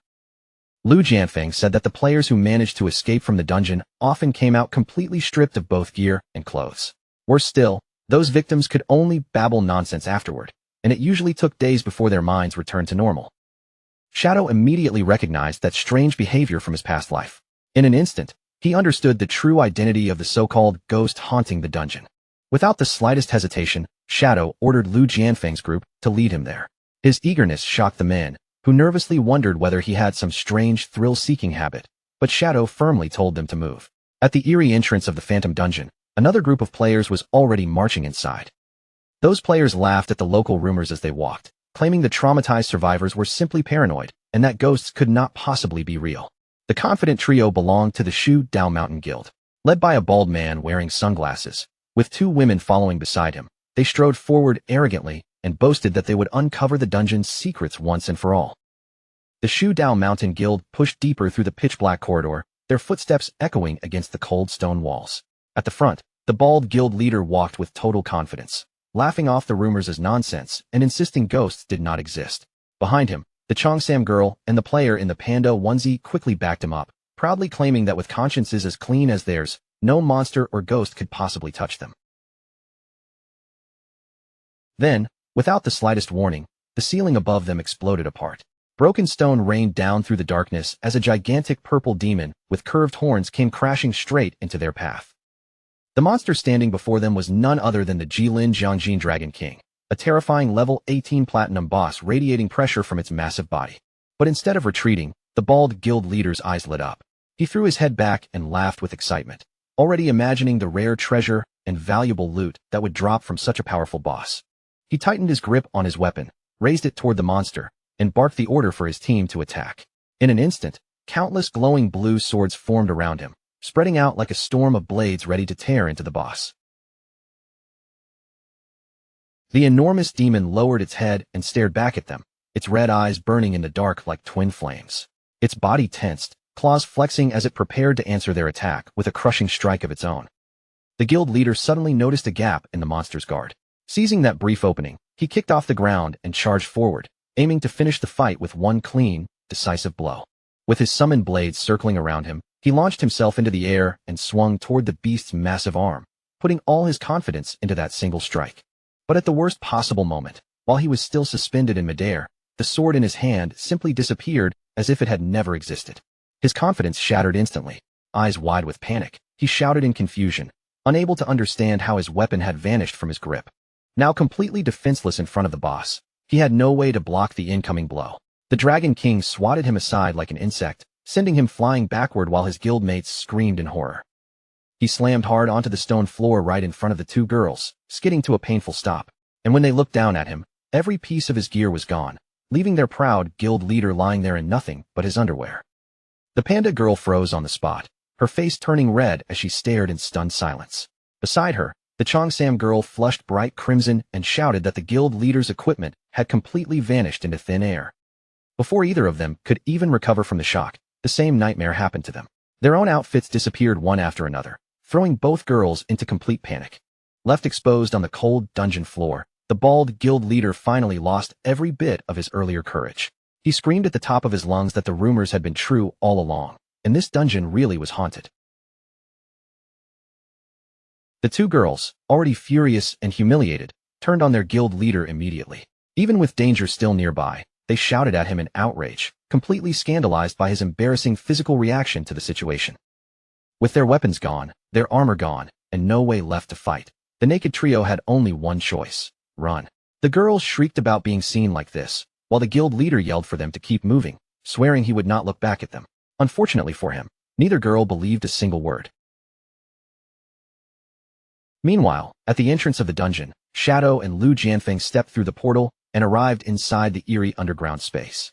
A system warning immediately flashed before them, announcing that they had entered a frenzy zone where their lifespans would drain 100 times faster than normal. Lu Jianfeng, already terrified of anything ghost-related, paled on the spot and begged Shadow to be extremely careful. Shadow remained calm and told him not to panic, making it clear that the thing causing trouble here was not a ghost. That only made Lu Jianfeng more confused, and he quickly asked what else could possibly explain all the strange and impossible things happening in this place. Before Shadow could give an answer, terrified screams suddenly echoed through the dark passage ahead. A moment later, the three naked members of the Shu Dao Mountain Guild came sprinting toward them, with the massive demon boss thundering right behind them. The bald guild leader spotted Shadow and Lu Jianfeng and immediately shouted for help, desperation written all over his face. His two female guildmates panicked even harder, mortified that two men had appeared while they were in such an embarrassing state. Shadow casually lifted a thumb and joked that these players were surprisingly open-minded, running around the dungeon with no clothes on. Lu Jianfeng broke into an awkward sweat and hurriedly explained that these people were not some strange performers. They were his rivals from the Shu Dao Mountain Guild. Just then, Shadow received a system alert warning him of an attempted theft.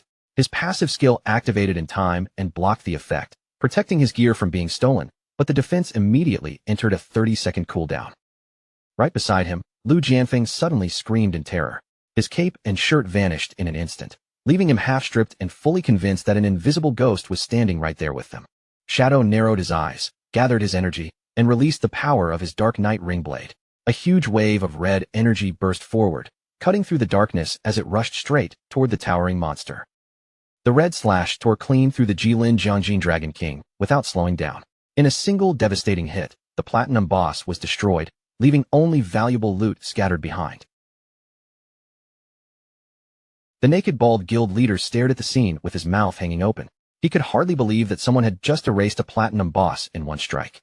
He immediately wondered whether their mysterious savior could be the legendary Shadow. The panda girl, still stunned, agreed that it had to be him, especially since they could not even tell where the fighter had disappeared to after attacking. But Shadow's attack had done more than kill the boss. The same strike had also injured an invisible epic-grade NPC named William Scott, the Thief Saint. Hidden nearby, William studied Shadow closely, noticing his terrifying stealth and incredible speed, and quickly realized this man must be carrying a huge collection of rare treasures. Concealed within the shadows, William Scott cursed under his breath. He was shocked that a newcomer had not only wounded him, but also blocked his theft attempt. Still, greed quickly took over as his gaze locked on his Shadow's high-grade equipment, especially the valuable dagger that practically begged to be stolen. Lu Jianfeng quickly warned the naked players to leave while they still could, explaining that the thief hiding here was an epic-grade NPC with master-level stealth and would steal every last thing they had. As the bald man began to panic, Lu Jianfeng turned to Shadow and asked whether he could really handle an enemy like that. Shadow stayed completely composed and explained that this NPC's stats were much lower than a normal epic boss, so he intended to fight. Lu Jianfeng then complained in disgust about having to leave together with some local thug. The bald leader immediately snapped back, calling him a fat fake, and within seconds, the old rivalry between the two men flared up again. The two nearly naked men stepped right into each other's faces, hurling insults without any shame. The bald leader challenged Lu Jianfeng to a bet, declaring that the loser would have to kneel publicly and apologize to the entire nation. Lu Jianfeng accepted without hesitation and told him to name the terms. The bald leader struck a dramatic pose as if he were announcing something heroic. Then he declared that the winner would be whoever helped Shadow the most in defeating the Thief Saint.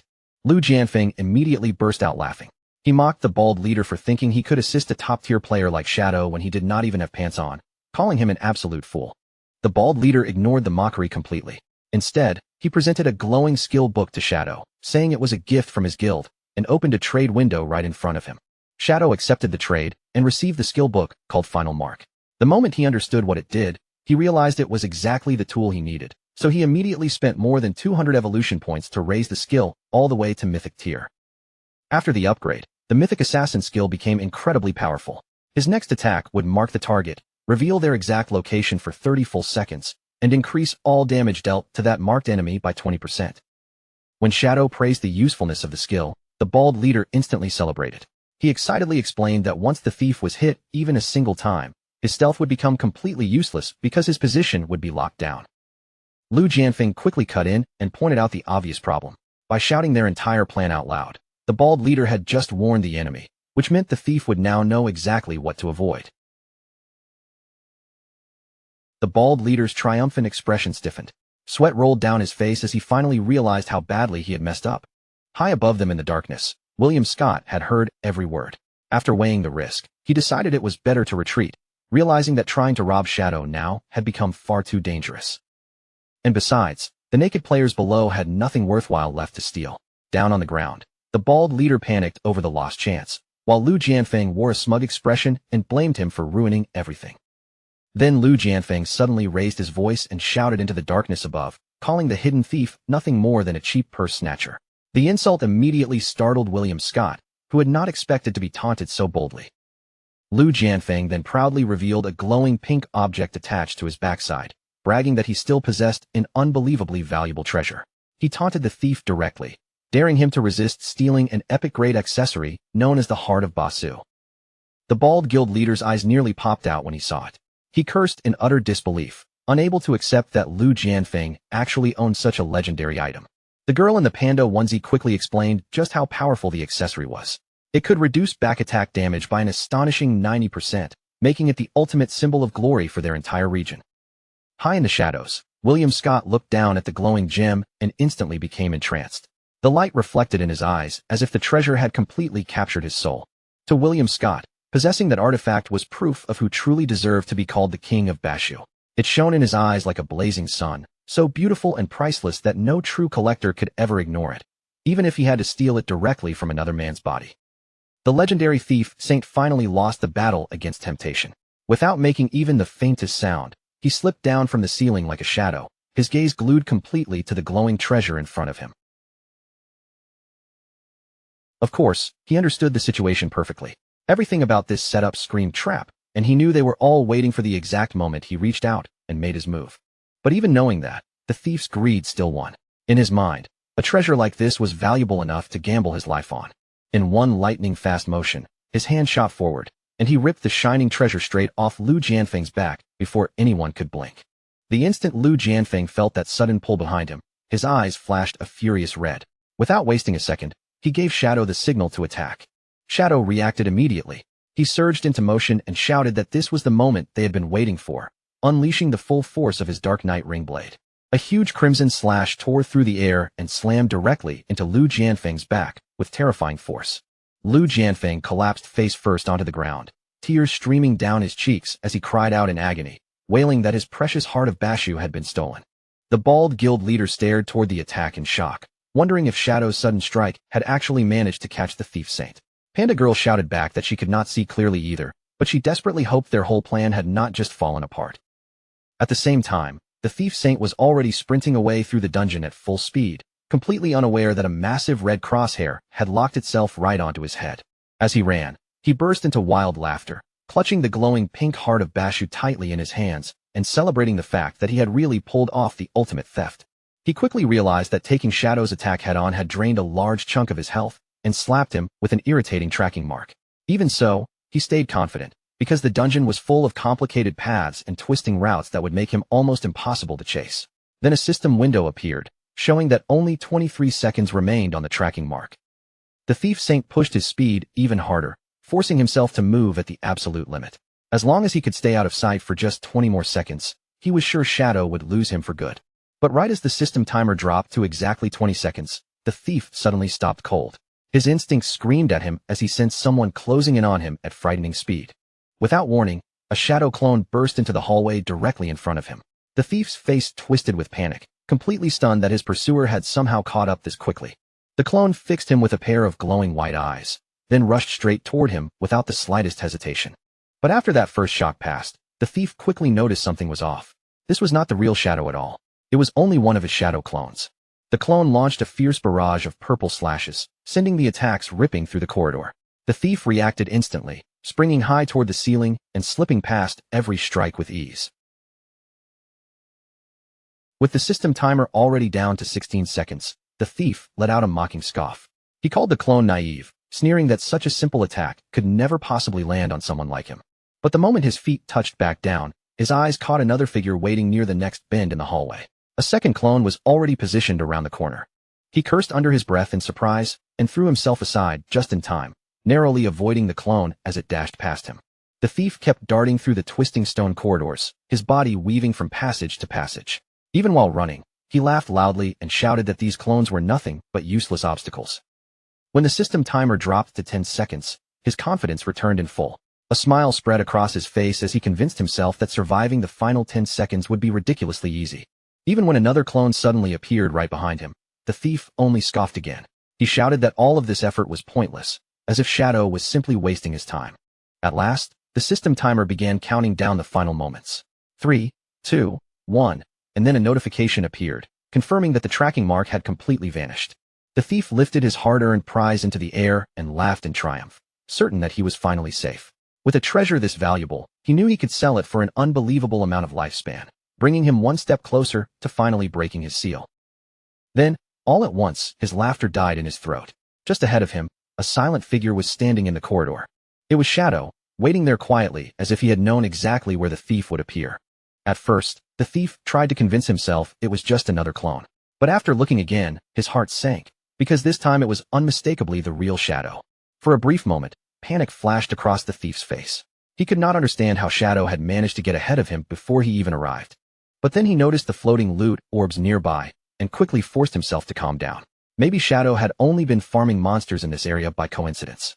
Since the tracking mark was already gone and his master-level stealth was active, there should have been no possible way for Shadow to see him. But in the next instant, Shadow slowly turned his head and looked straight into his eyes, with his combo energy fully charged and ready.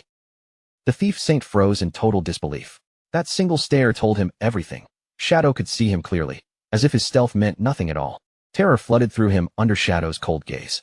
He stumbled backward in blind panic, his only thought now being that he had to escape this place immediately. But before he could run, he stopped dead again. A towering wall of purple flames erupted throughout the corridor, and several Shadow clones stepped out from the darkness, sealing off every possible exit. Caught inside the ring of fire, the thief finally understood the horrifying truth. Shadow had not simply chased him down. From the very beginning, Shadow had been steering him toward this exact location. The real Shadow stood over him like a nightmare made flesh and unleashed his ultimate skill, Endless Nightmare. A massive wave of dark purple magic crashed down over the trapped thief. A system gauge appeared above the thief's head, marking the nightmare status. In the blink of an eye, the bar filled all the way to the maximum. The thief was dragged into a horrifying illusion. He screamed in pain as grinning demonic shadows swarmed around him, tearing into his mind from every direction. His mask had been knocked away, and his eyes spun wildly from the unbearable mental torture.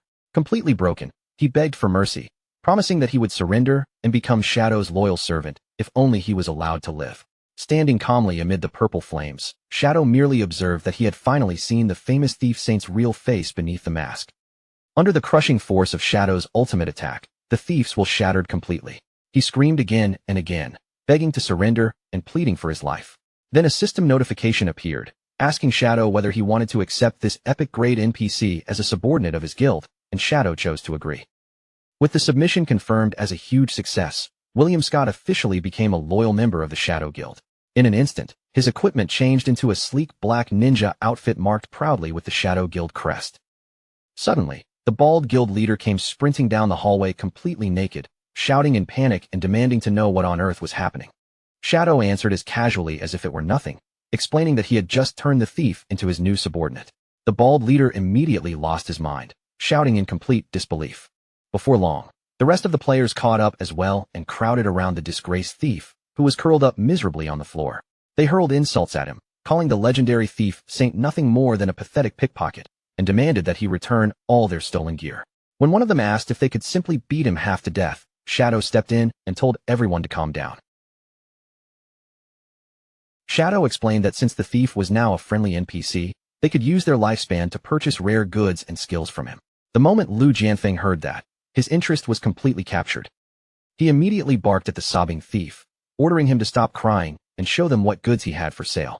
William Scott reluctantly pulled open his cloak, revealing a set of incredible items hidden inside. The first was the Thief Saint Talisman, which allowed someone to steal a random item from another player at the cost of 20 years of lifespan. But the true treasure was the Thieving Sacred Hand skill book. Its price was a terrifying 500 years of lifespan, but in exchange, it could permanently steal core stats from monsters. The crowd exploded when they took a closer look at the display. Lu Jianfeng screamed the loudest, because his underwear and his precious heart of Baishu were both pinned inside the cloak like shop items. The naked players were furious, angrily demanding their clothes back and threatening to kill the miserable thief on the spot. After everyone finally settled down, the bald leader and Lu Jianfeng began to understand just how valuable the items really were. The bald leader pointed out that even if the talisman seemed situational right now, it could become a fortune-making tool in the late game. And as for the thieving skill, a permanent stat boost was so powerful that even a 500-year lifespan cost felt worth paying. As the clues came together in his mind, Lu Jianfeng finally realized what had happened. The thief must have been stealing the intelligence stats from the dungeon's previous victims, leaving them temporarily mindless and unable to think properly. Hungry for another boost in strength, the players still chose to purchase the skill book in the end. The moment the deal went through, the system immediately recorded the Blue Chongsam martial artist girl and Lu Jianfeng, each paying 500 years of lifespan to learn the new skill. Right after that, a huge jackpot alert suddenly landed in front of Shadow. His newly recruited subordinate had just earned a full 1,000 years of lifespan from the transaction, and because the guild tax rate was set at 50%, 500 years were instantly funneled straight into Shadow's guild pool. Shadow's eye sharpened as he realized the loophole. If he sent this thief out to target other players, the lifespan gains would keep flowing back to him. And even better, since half of his own payment returned as a rebate. Learning the skill himself would only truly cost him 250 years. Shadow didn't waste even a second. He immediately poured 88 evolution points into the skill book and upgraded it all the way to mythic tier. The improved thieving sacred hand became far more terrifying than before. Now it could steal 5 attribute points from each target, stacking up to a maximum of 3,000, while also granting a massive 20% passive increase to all stats. And the scariest part was that the skill was no longer limited to specific enemies. It could be used on anyone. A faint smile spread across Shadow's face. A percentage-based stat increase might not look insane at first glance, but the stronger he became, the more ridiculous that 20% bonus would grow. In other words, this skill would only become more broken with every level he gained. William Scott stood there completely frozen, his eyes wide as he stared at Shadow's hand. Mythical energy was glowing from it in brilliant waves, and the sight hit him so hard that he could barely believe what he was seeing. His voice trembled with disbelief as he asked how Shadow could possibly have mastered the ultimate mythic skill of the Starry Sky Thief clan. To William, this was not just some ordinary technique. It was supposed to be the highest inheritance of his clan. But before Shadow could even give him an answer, William suddenly dropped down and smashed his forehead against the stone floor again and again. With each heavy thud, he swore that he would follow Shadow for the rest of his life, begging with complete desperation for Shadow to pass that skill down to him one day. Shadow looked down at him with a calm expression and simply told him to get up. Then, in a steady voice, he promised that as long as William behaved himself, he would eventually teach him the skill. Just as the tension seemed to settle, the roof above them suddenly began collapsing with terrifying force. The stone ceiling cracked apart, chunks of rubble burst downward, and enormous glowing chains, tangled together with purple tentacles, came crashing into the room. From within the falling dust and shattered stone, a thunderous voice rolled through the chamber. It roared at them with pure hatred, calling every one of them despicable humans. Then, through the smoke, a gigantic and horrifying eyeball monster slowly appeared. Its enormous body was wrapped in glowing chains and twisting tentacles, making it look even more monstrous as it let out a furious roar. The beast demanded that they release William Scott at once. William's face instantly changed. He rushed to stop his friend, shouting in panic that she had misunderstood everything. But no matter how desperately he cried out, the monster refused to listen. The giant eye began gathering terrifying energy, and in the next instant, it unleashed a devastating petrification ray straight at the group. Lu Jianfeng and the bald leader had no time to dodge at all. In the blink of an eye, both of them were turned into solid stone statues. Shadow, however, did not panic in the slightest. He calmly raised his magic resistance shield, and the deadly beam slammed into it only to be blocked with ease. The eyeball monster froze in confusion. Its ultimate attack had just been stopped head-on, and it could not understand how something as simple as a shield had managed to withstand its power. But right after firing that attack, the giant eyeball monster's body suddenly began to distort violently. Yellow electrical energy crackled across its surface, making its massive form flicker and glitch as if it were being torn apart from the inside.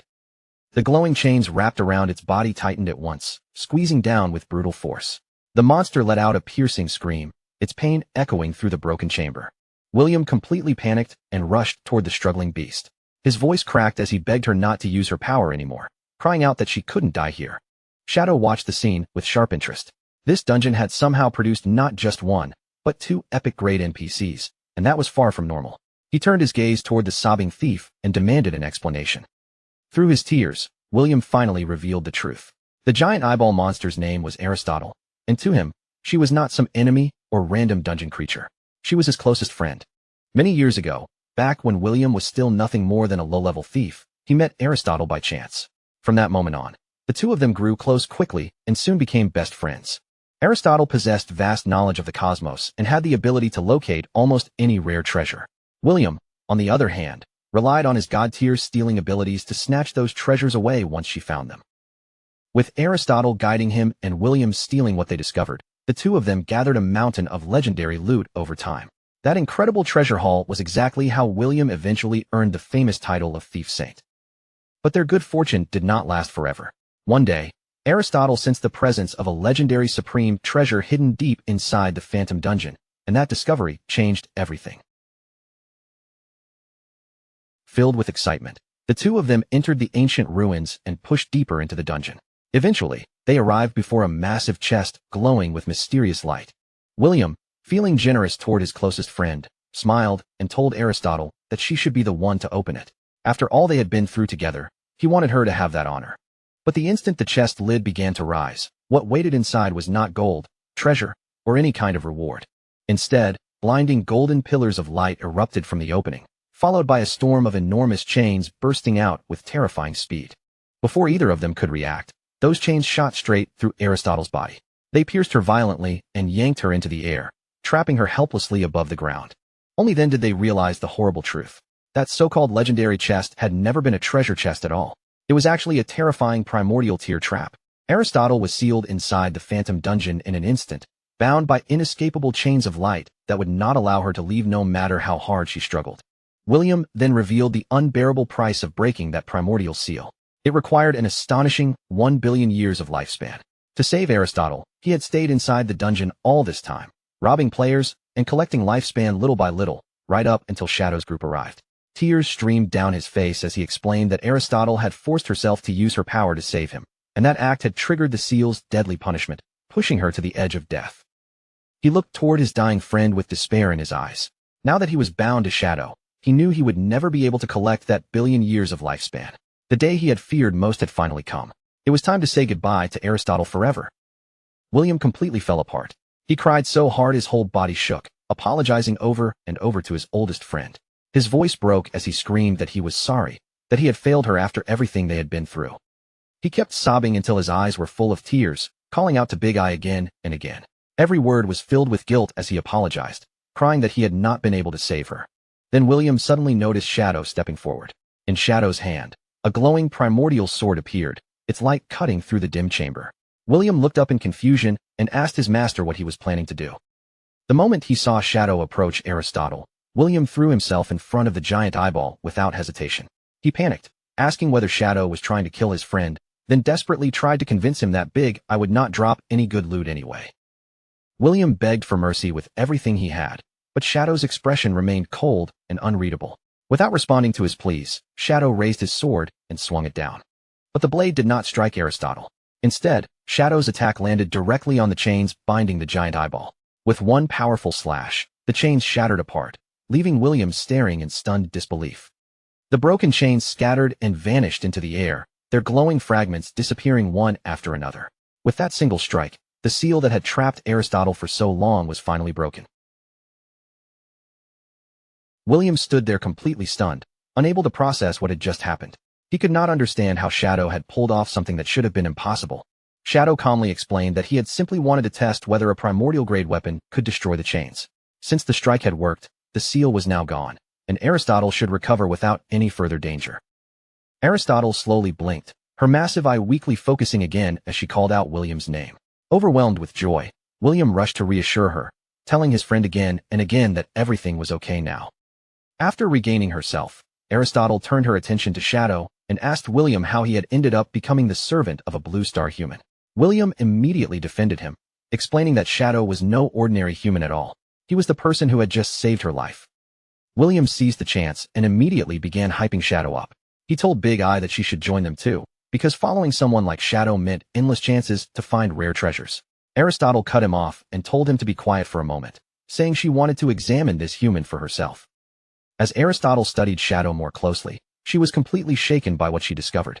The gear on him was practically the best possible equipment, and nearly all of his skills had reached mythic grade. But then she noticed something even more unbelievable, something far beyond his equipment or skill levels.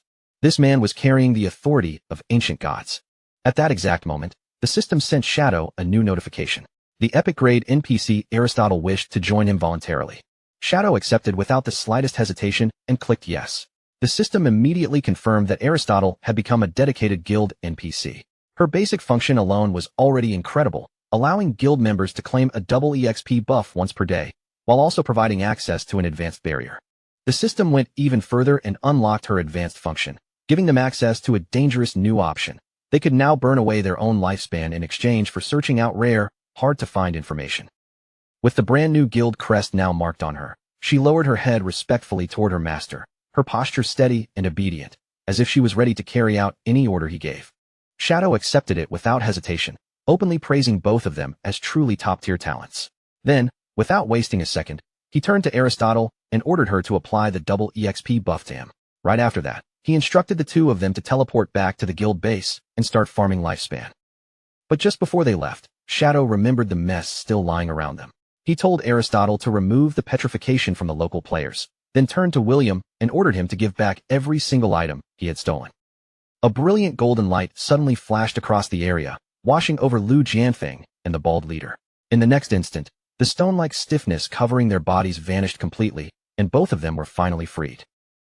The moment they recovered, the two of them sprang up in panic, trembling from head to toe as their eyes darted around, desperately searching for that terrifying giant eyeball monster.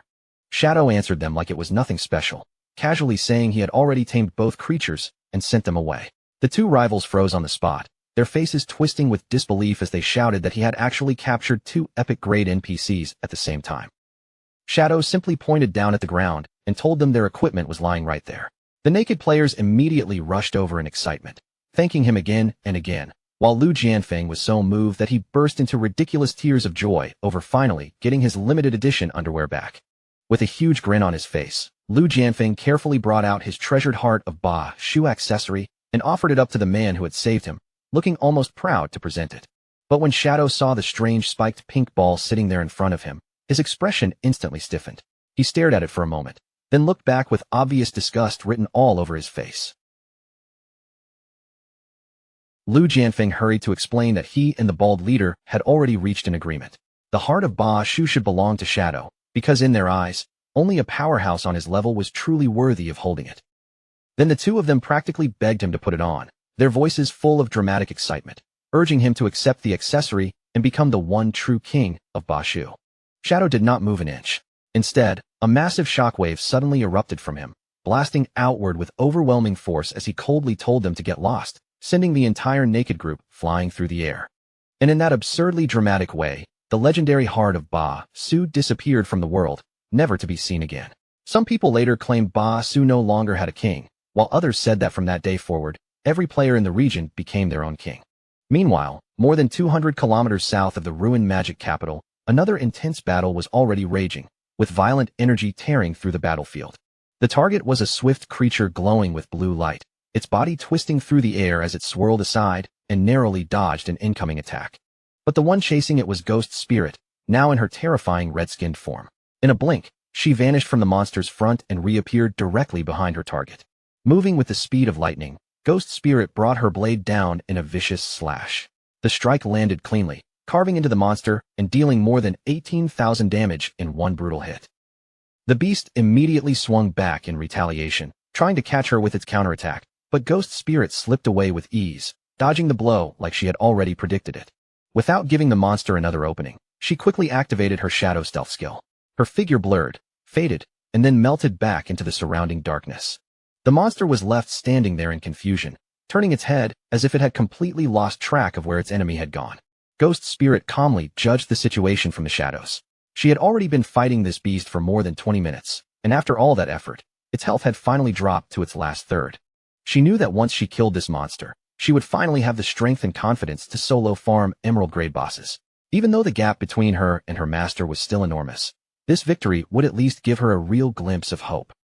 High above the battlefield, on a raised ledge overlooking the fight, a group of male players watched her every move with hearts practically glowing in their eyes.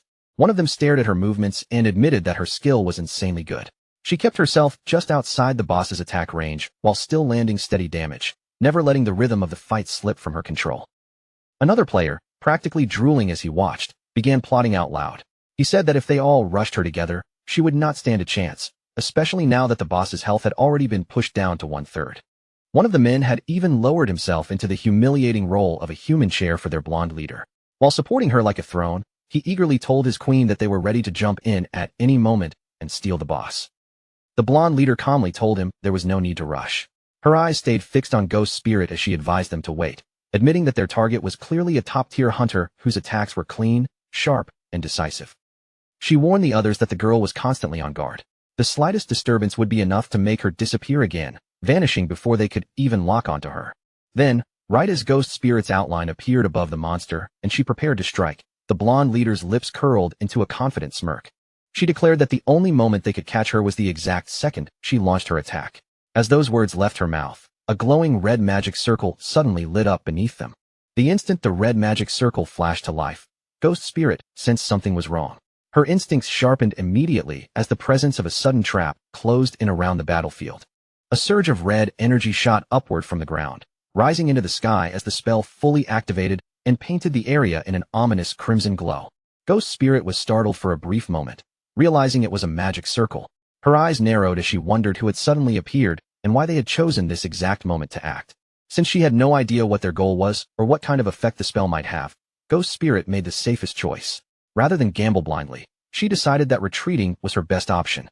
Watching Ghost Spirit pull away so quickly, the blonde leader smirked with satisfaction.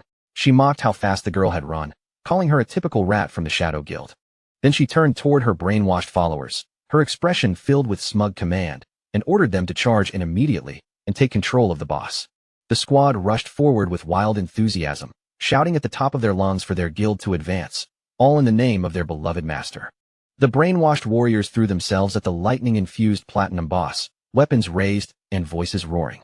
But Ghost Spirit, already hidden again in stealth, only scoffed coldly at their pathetic attempt to steal her kill. She understood the system rules clearly. Since she had already taken down 2/3 of the boss's health by herself, only she would have the right to pick up the loot during the system's protected time limit. So Ghost Spirit planned to remain hidden, watching from the shadows and waiting for the perfect moment to move in and seize the rewards the second the boss finally fell. From a rooftop above, the blonde leader giggled as if she could see right through her. She mocked Ghost Spirit for hiding, accusing her of waiting in stealth so she could steal the loot at the last moment. With one final strike, the Cloud Mountain Fog Guild brought down the Platinum-grade Lightning Saber King. But then the system announcement rang out, stating that their battle contribution was only 27.5%, so the loot was locked and could not be picked up for the next 43.5 minutes. The waiting time did not bother them at all. The guild members immediately surrounded the glowing loot in a tight formation, shouting at one another to guard it with everything they had until the timer finally ran out. Ghost Spirit moved in an instant. Like a streak of shadow, she dove straight through the crowd, slipping between the stunned followers and weaving past them before they could react. But just as her hand was about to reach the loot, the blonde leader's smile turned wicked. In a low, satisfied whisper, she said that the target had finally taken the bait. The blonde leader slammed her staff hard against the ground, and another magic circle immediately burst open beneath the battlefield. Ghost Spirit was caught completely off guard. Before she could escape, a massive magic array flared beneath her feet, its light spreading outward and locking her in place. It was the Desire Cage magic array. Ghost Spirit was now completely trapped, unable to move and unable to use any skills. But at the same time, she could not be harmed until the caster personally released her. Around her, the blonde leader's followers erupted into cheers, shouting that their master had caught her. Standing proudly on top of her brainwashed servant like he was a living throne, the blonde leader looked down with triumph and boasted that no matter how good Ghost Spirit's stealth was, she could never escape detection within her range. Her hidden class was finally revealed, Array Master, the ultimate all-around class. Her wind-seeking array spread through the air in an instant, riding every nearby current like invisible threads. Within a 50-meter radius, no target could hide from it once the wind brushed past them. Right after locking onto her prey, she immediately unleashed another spell. This one was the Lifespan Extraction Array, a vicious formation meant to drain away the life force of anyone unlucky enough to be trapped inside its range. System warnings began flashing one after another, showing that Ghost Spirit's lifespan was being shaved away day by day. Her face tightened with panic as she realized her life was really being drained, and she cursed herself for walking straight into such a perfectly prepared trap. Forcing herself to think through the fear, Ghost Spirit quickly reached out to Shadow. She told him she had been ambushed and needed him to come rescue her immediately. Shadow answered without the slightest delay, calmly telling her to send over her location. At the same time, the guild leader watched everything with a faint, confident smile. In truth, her ability could only steal 5 years of lifespan at most. The whole terrifying life-draining display was nothing more than a trick designed to shake her victim's mind and make her panic. From the very beginning, the entire ambush had been staged for one purpose. Her real target was never Ghost Spirit at all, but Shadow. She wanted to draw him out and avenge her older brother, Song Fei. This woman was Song Xiaoyu, Song Fei's younger sister, and revenge was the only thing burning in her eyes. Then, without warning, a terrifying pressure rippled across the sky. The air above them twisted and distorted, as if some massive force had suddenly torn through the space overhead. Song Xiaoyu's eyes snapped wide open the moment she felt it. That crushing disturbance told her everything she needed to know. Shadow had arrived. A crimson slash ripped across the sky like a blade of blood-red lightning. Before the brainwashed followers could even react, their bodies were cut apart, and in just a single second, the entire guard squad was completely wiped out. When the chaos settled, Shadow was already standing calmly among the scattered loot, looking as if he had simply stepped into the battlefield by chance. Ghost Spirit rushed to thank her master, her voice filled with relief after being pulled back from danger. Shadow had no memory of this guild at all. To him, they looked like nothing more than a group of low-level players trying to bully others and take whatever advantage they could get. Without wasting another second, Shadow sprang into the air and told Ghost Spirit to stay where she was. His gaze locked onto the leader standing on the rooftop, and he said he would deal with that person first. As Shadow shot straight toward her, Song Xiaoyu threw her head back and laughed with a twisted sense of triumph. Her voice was full of hatred as she dared him to come closer. But Song Xiaoyu still had one final card waiting. She activated her resurrection array, and in the next moment, the teammates Shadow had just killed reappeared inside her magic circle instead of returning to their normal respawn points.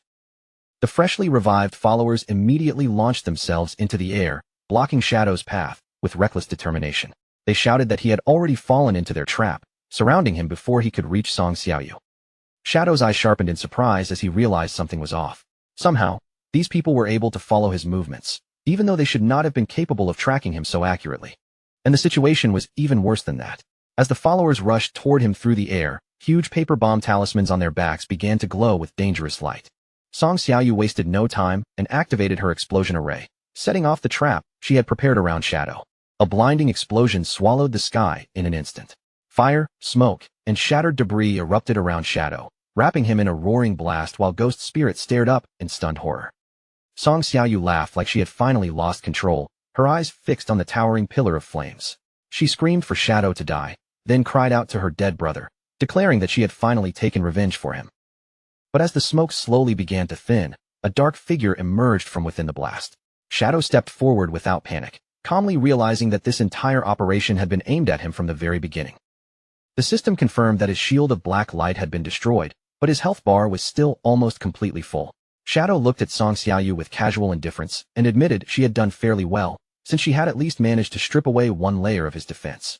Song Xiaoyu's expression twisted with rage. She shouted that he was a fool for acting so arrogant and told him to look carefully at his own status. Then, with a sly grin spreading across her face, she declared that he was already checkmated and ordered him to become her obedient dog. In that instant, Shadow's eyes went strangely blank. A glowing pink heart-like light flashed in his gaze as the system warned him that he had been struck by the charm curse of Irenas, the goddess of ultimate love. Song Xiaoyu sneered at him, asking if he really believed she would come after him without preparing anything. She proudly declared that he had already lost, boasting that he never could have expected her to possess an ancient divine stone tablet belonging to the goddess of ultimate love. With a wicked smile curling across her lips, Song Xiaoyu explained the true effect of her magic. Every attack she landed would build up a charm gauge, and once that gauge filled completely, Shadow would become her slave forever. She revealed that this charm was not ordinary magic. It carried the power of rules themselves, which meant a normal mortal had no way to resist it. But Shadow's system immediately gave him the answer. Effects that carried the power of rules could only be erased by another power of rules.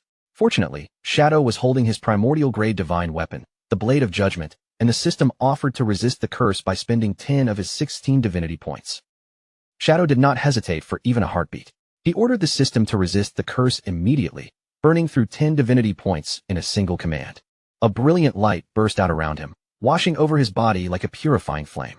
In the next moment, the system confirmed that the charm curse had been completely cleansed. Song Xiaoyu froze in place, her confidence collapsing into disbelief. She screamed at him, unable to understand how he had broken free from what should have been her ultimate magic. Her gaze locked onto the glowing weapon in Shadow's hand. With desperation creeping into her voice, she demanded to know what that blade really was. Shadow looked down at her with cold, emotionless eyes. Without offering any explanation, he simply told her that it was time for her to die. Then his body moved in a flash. Closing the distance instantly, Shadow drove the glowing blade of judgment straight towards Song Xiaoyu's neck. But at the very moment his strike landed, Shadow's eyes narrowed. Something about the hit felt wrong. He immediately spun around and swung his blade at the brainwashed lackeys trying to ambush him from behind. Their heads were chopped off with effortless precision before they could even touch him. Yet Shadow quickly noticed that the real problem had not been solved. The situation in front of him still felt off. His blade had never truly struck Song Xiaoyu. Her body turned into a glowing green phantom, fading away before his eyes and vanishing completely, leaving Shadow standing there with nothing in his grasp. Shadow recognized the ability almost immediately. It was Zuma's stolen soul walker skill, the very same power that allowed a person to slip away like a wandering soul. He thought back to the mysterious cloaked figure he had seen in Hukabin's memories. In that moment, Shadow understood that the hidden mastermind behind the scenes must have stepped in and saved Song Xiaoyu. Ghost Spirit hurried over and asked eagerly whether he had finished her off. Shadow calmly admitted that Song Xiaoyu had escaped, and his answer left Ghost Spirit visibly shocked. Shadow explained that someone was gathering forces specifically to target him, and this ambush had clearly been one of their planned operations. Ghost Spirit's anger flared at once, furious that a group of suicidal fools would dare plot against her master. Shadow told her he was not worried about himself, but warned that she needed to be far more careful. She still lacked experience, and enemies could use that weakness to lure her into traps. Determined not to become a burden to him, Ghost Spirit nodded eagerly. Shadow then handed her the loot from the Platinum Boss, including a new bloodline for her to fuse with and a dual-wield mastery skill book. Ghost Spirit looked at the rewards and asked if he really did not want to keep them for himself. Shadow explained that the bloodline's instant death effect was useless to him, and as for dual-wielding, he had already mastered that skill long ago. Hearing that, Ghost Spirit happily thanked him and accepted the rewards. Without hesitation, she fused with the new power, letting the bloodline merge into her body. The system quickly confirmed that she had obtained the instant death bloodline. From now on, each of her attacks could apply instant death points, and once the gauge filled up, the target would be executed on the spot. Shadow told Ghost Spirit that this bloodline would push her damage to an entirely new level. Then he added that 2 new NPCs were already waiting at their guild hideout, both carrying useful functions, which made Ghost Spirit gasp with sudden excitement. Shadow then said his next step was to head for the Basha region and grind until he reached level 30. Before leaving, he assigned Ghost Spirit to keep watch over the foreign player guilds and the Cloud Mountain Fog Guild, and she accepted the task immediately.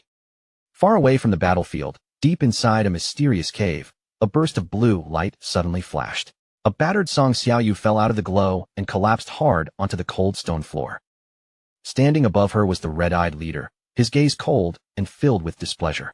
He asked who had given her permission to act on her own, then mocked her for believing that the small amount of goddess power he had given her would be enough to kill Shadow. Song Xiaoyu immediately snapped back at him, her voice sharp with anger as she blamed him for destroying the plan she had worked so hard on, insisting that she had already been just one step away from success. Tears spilled down her face as she shouted that every single night, she saw her brother covered in blood, reaching out and crying for her to save him. To her, the leader could never understand that kind of pain, because he was not the one carrying a personal hatred toward Shadow. The red-eyed leader did not show even the slightest bit of sympathy. He only stared down at her coldly and called her nothing more than a foolish woman. Then the darkness behind him slowly split apart, and one figure after another appeared from the shadows, all of them staring with glowing red eyes. The leader's voice turned heavy as he asked her which one of them did not carry a blood-deep grudge against Shadow.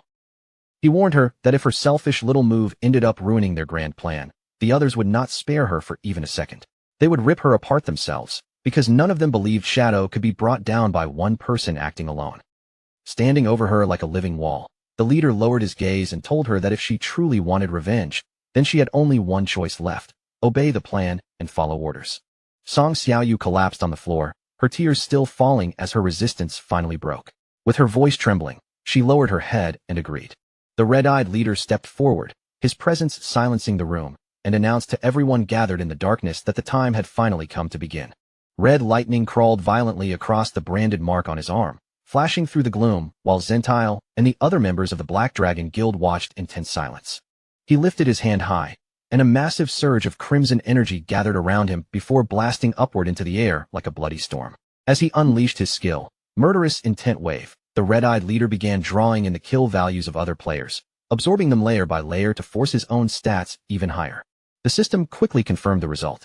His stacked stats had already reached 450 layers, giving him a terrifying 900% boost to his attributes.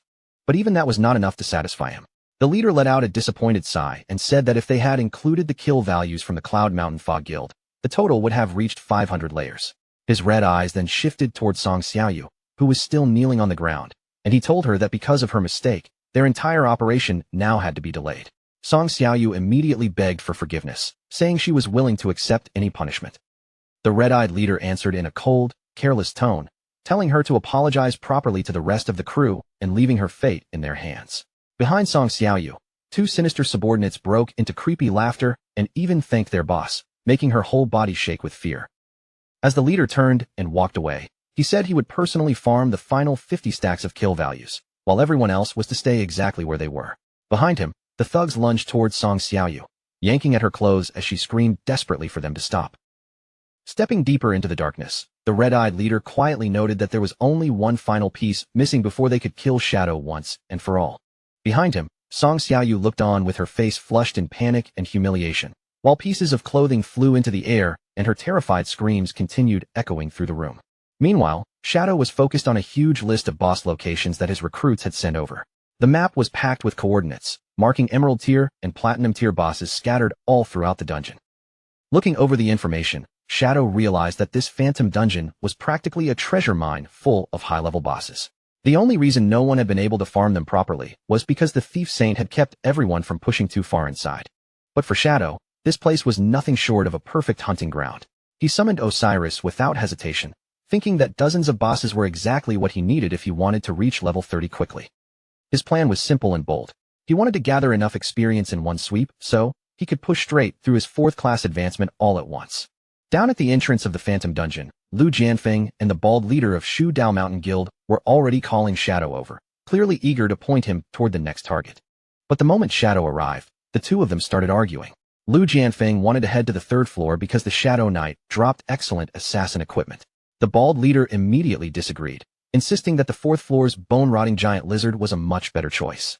Lu Jianfeng shot back that the giant lizard was an absolute nightmare to fight, but the bald leader stubbornly claimed he was only thinking about efficiency. Shadow cut them both off and told them to shut up. He decided they would clear the dungeon one floor at a time, and whichever person found the boss first would be the one to lead the way. The bald leader instantly puffed himself up and bragged that he had found the soul-devouring witch, but Lu Jianfeng snapped at him, yelling that they had discovered it together, and that the boss had nearly killed them both. Lu Jianfeng's expression turned nervous as he warned Shadow that this boss's fighting mechanics were extremely troublesome and annoying to deal with. The system soon identified their target, a level 20 emerald grade boss known as the soul-devouring witch, Ella. The bald leader quickly began explaining her 4 combat phases, saying that she opened the fight with a soul fire shield that could block all incoming damage while releasing cursed spirits capable of dealing massive area damage. But before he could even finish his explanation, Shadow had already moved. In an instant, he unleashed Shadow Slash, and the terrifying boss was completely destroyed on the spot. The system immediately confirmed the kill and showered Shadow with rewards.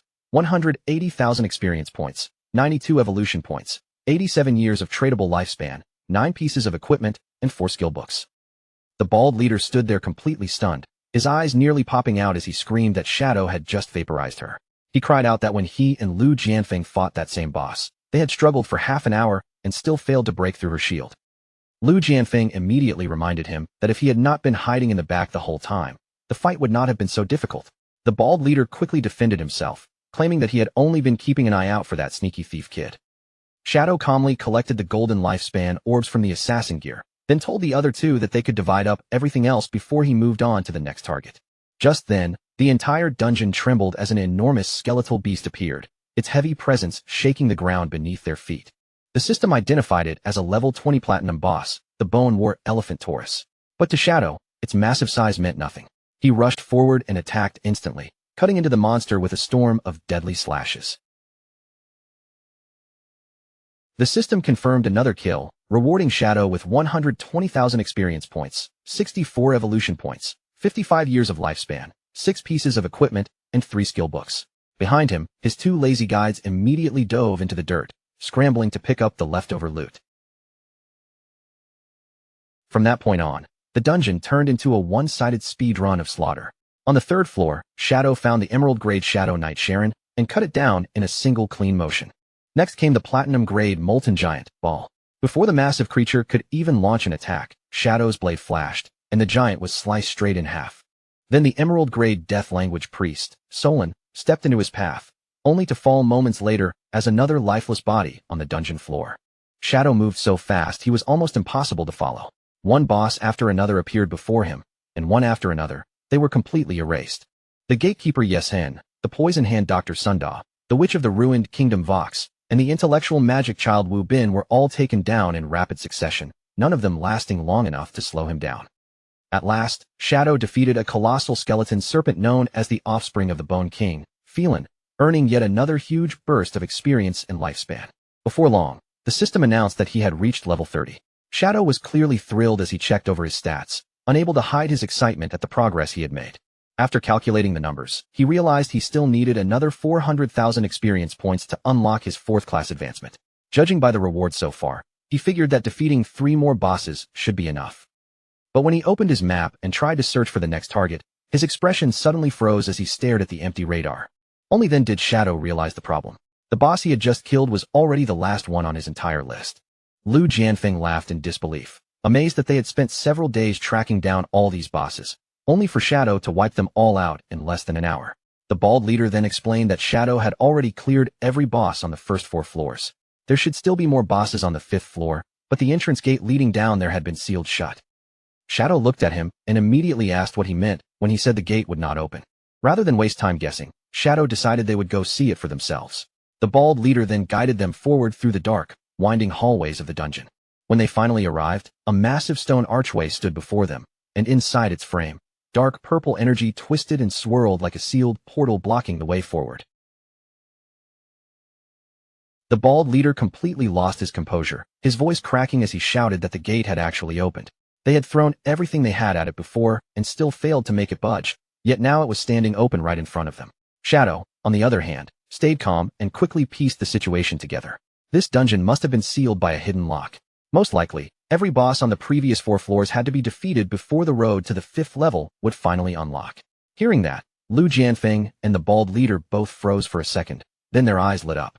The logic fit perfectly, and that meant one thing. There was probably an absurdly powerful boss waiting beyond that gate.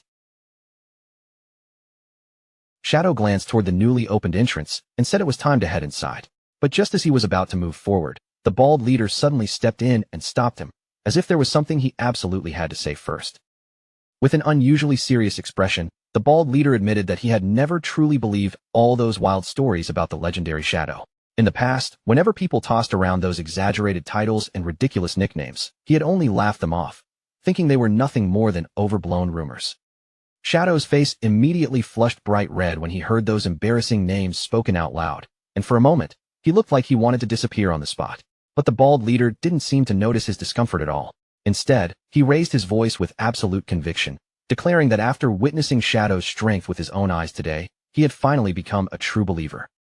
Then the bald leader dramatically pulled out a glowing orange cube, the light from it spilling across his hands.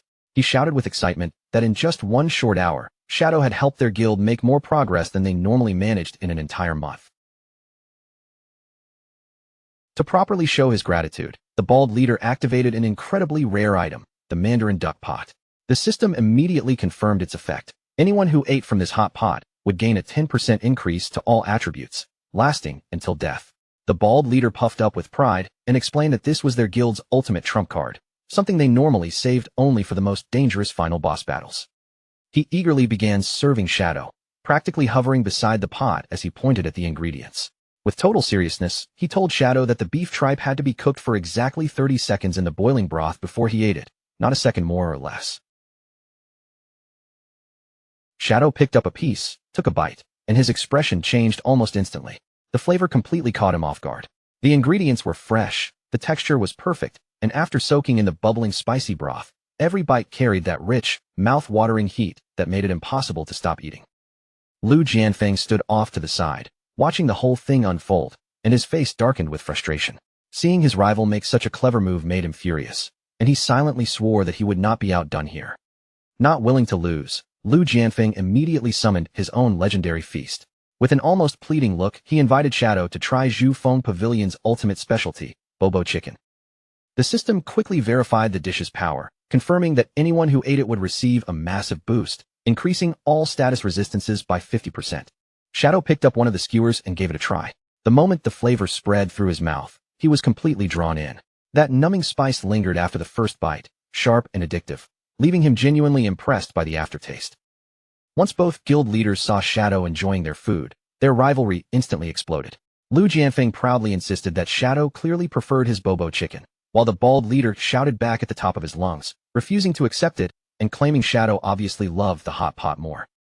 Shadow, still sitting there between the two feasts, casually asked whether they wanted to join him and eat together.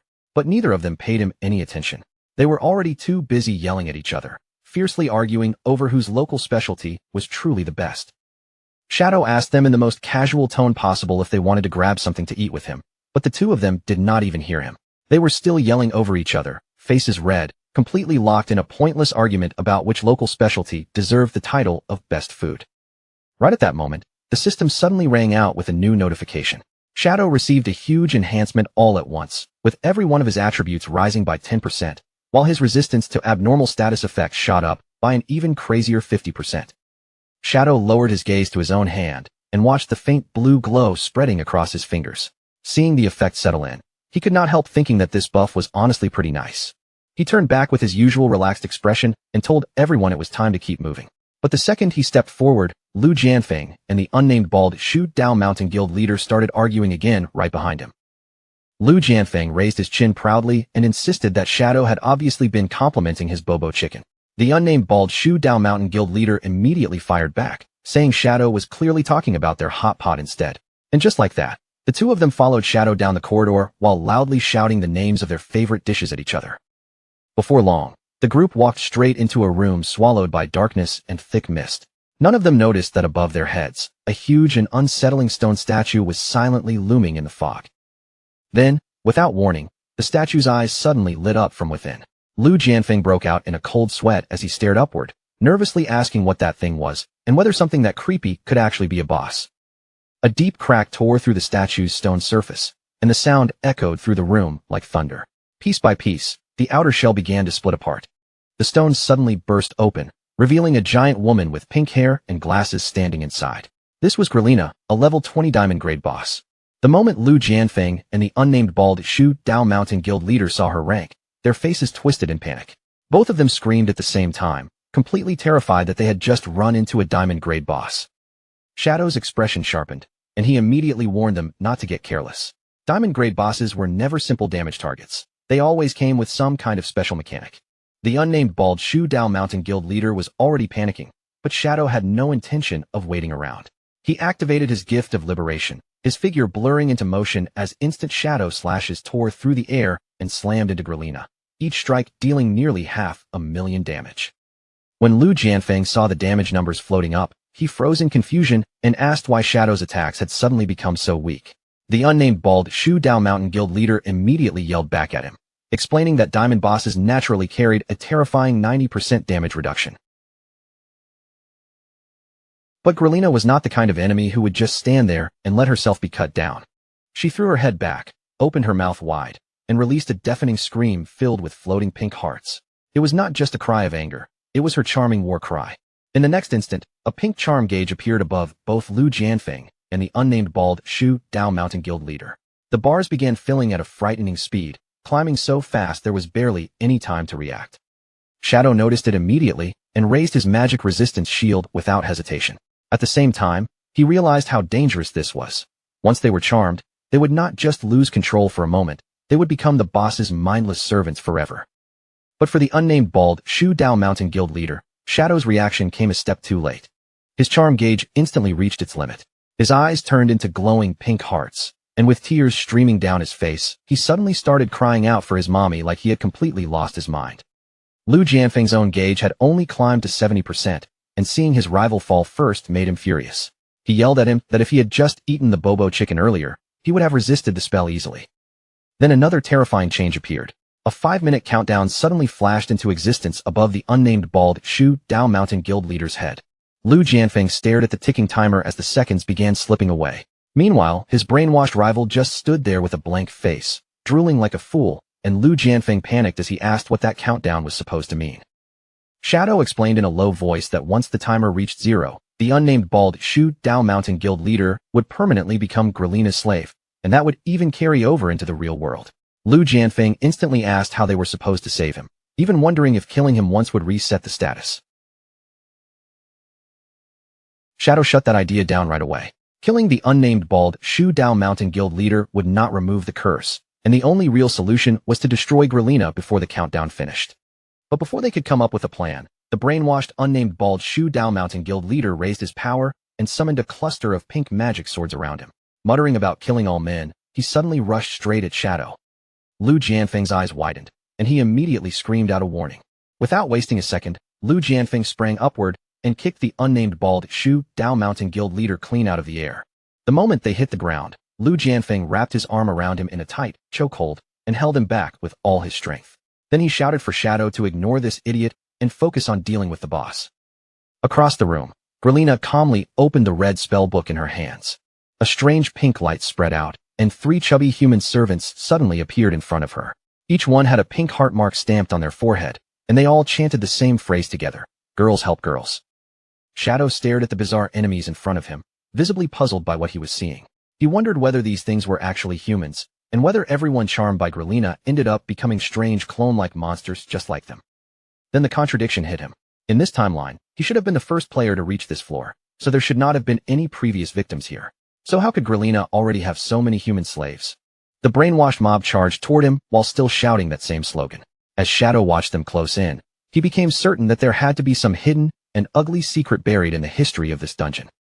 Shadow gathered his power in one concentrated burst, and the energy around him sharpened. Then he unleashed the blade of his Dark Knight ring. A massive red crescent slash swept across the room, cutting through the air with brutal force. In a single strike, all of the servants were destroyed. But that small victory lasted only a moment. Grelina activated her magic again, and in front of them, a huge army of identical servants began spawning one after another, so many that it looked almost endless. As the swarm kept pouring into the room, Shadow's eyes caught a strange red glow coming from Grelina's magic book. He understood it immediately. The reason she could keep summoning these servants was not just her own power, it was that spellbook. Just then, the system notified Shadow that his limit break meter had reached full charge. He quickly judged that this was the perfect time to use his ultimate, because with so many remaining slaves around, he could farm them afterward and refill the meter almost instantly. Shadow did not hesitate. He activated his ultimate, Endless Nightmare, and a vast wave of dark purple energy flooded the room, washing over every enemy at once. Their strength dropped sharply, while Shadow's damage against them surged by 80%. Then Shadow launched himself high into the air, completely ignoring the clones swarming beneath him.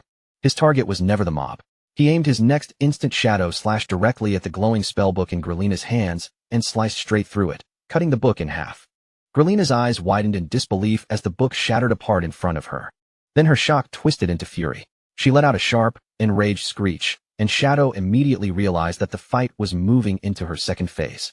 Grelina suddenly sprang high into the air, then came crashing down with a massive blast of pink heart-shaped energy. The shockwave smashed into the floor and tore it apart beneath her. Shadow dodged the attack with ease, slipping clear before the impact could touch him. As he landed, he noticed that her movement was actually slow, and even worse for her, the blast had wiped out her own summons. But right after that, Shadow noticed something unusual attached to the attack, a strange special effect that had not shown itself yet. A curving beam of pink energy suddenly shot through the chaos and struck the unnamed bald Shu Dao Mountain Guild leader directly in the head. Lu Jianfeng screamed in shock as the timer above them flashed again, now showing only 4 minutes and 25 seconds remaining. He tightened his grip in a panic and frantically shouted at his rival, warning him not to turn into some brainwashed simp. The unnamed bald Shu Dao Mountain Guild leader slowly lifted off the ground, his whole body wrapped in a fierce pink radiance, while the countdown above them continued ticking toward 0. Time slipped away frighteningly fast, and before anyone could fully adjust, the countdown had plunged from more than 4 minutes remaining to a terrifying final 59 seconds. Lu Jianfeng's face changed instantly.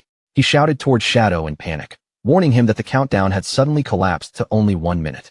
The unnamed bald Shu Dao Mountain Guild leader raised one hand into the air, and a vast storm of glowing pink magic swords gathered above him as he unleashed his ultimate skill, 10,000 swords. Lu Jianfeng stared at him in shock, finally realizing that his old rival had grown even stronger than before and had somehow gained access to an ultimate skill. Shadow stayed calm and immediately pointed out the truth. The boss must have strengthened him with a buff, temporarily allowing him to use the ultimate skill of his own class. Only then did Lu Jianfeng understand what was happening, and the confusion in his eyes finally turned into grim determination.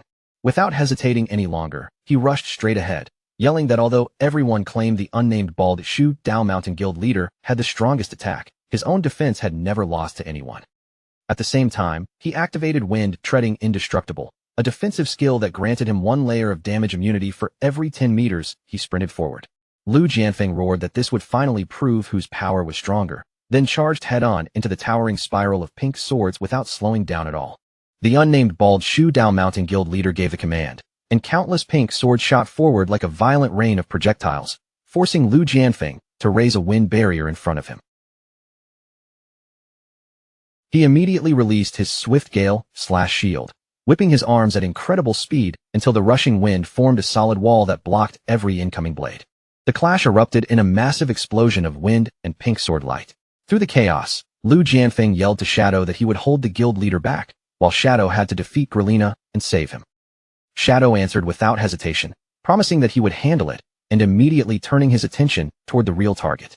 Shadow locked his gaze on Grelina. She still had 20 million health left, which was already low for a diamond-grade boss, but the timer showed only 40 seconds before the unnamed bald Shu Dao Mountain Guild leader would be enslaved forever.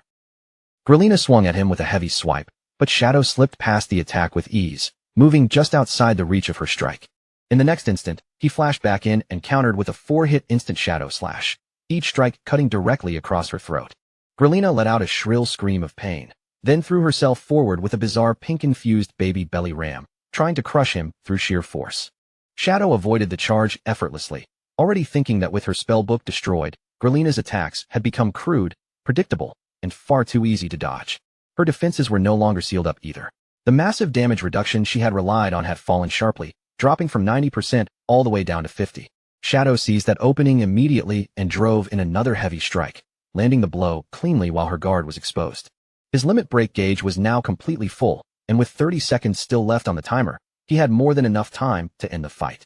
Shadow unleashed his ultimate skill, Endless Nightmare, and the moment its dark power erupted, Grelina screamed in horror as if she already sensed her defeat coming. He closed the distance in a single blink, appearing right in front of Grelina before slicing across her throat with a slash too fast to follow.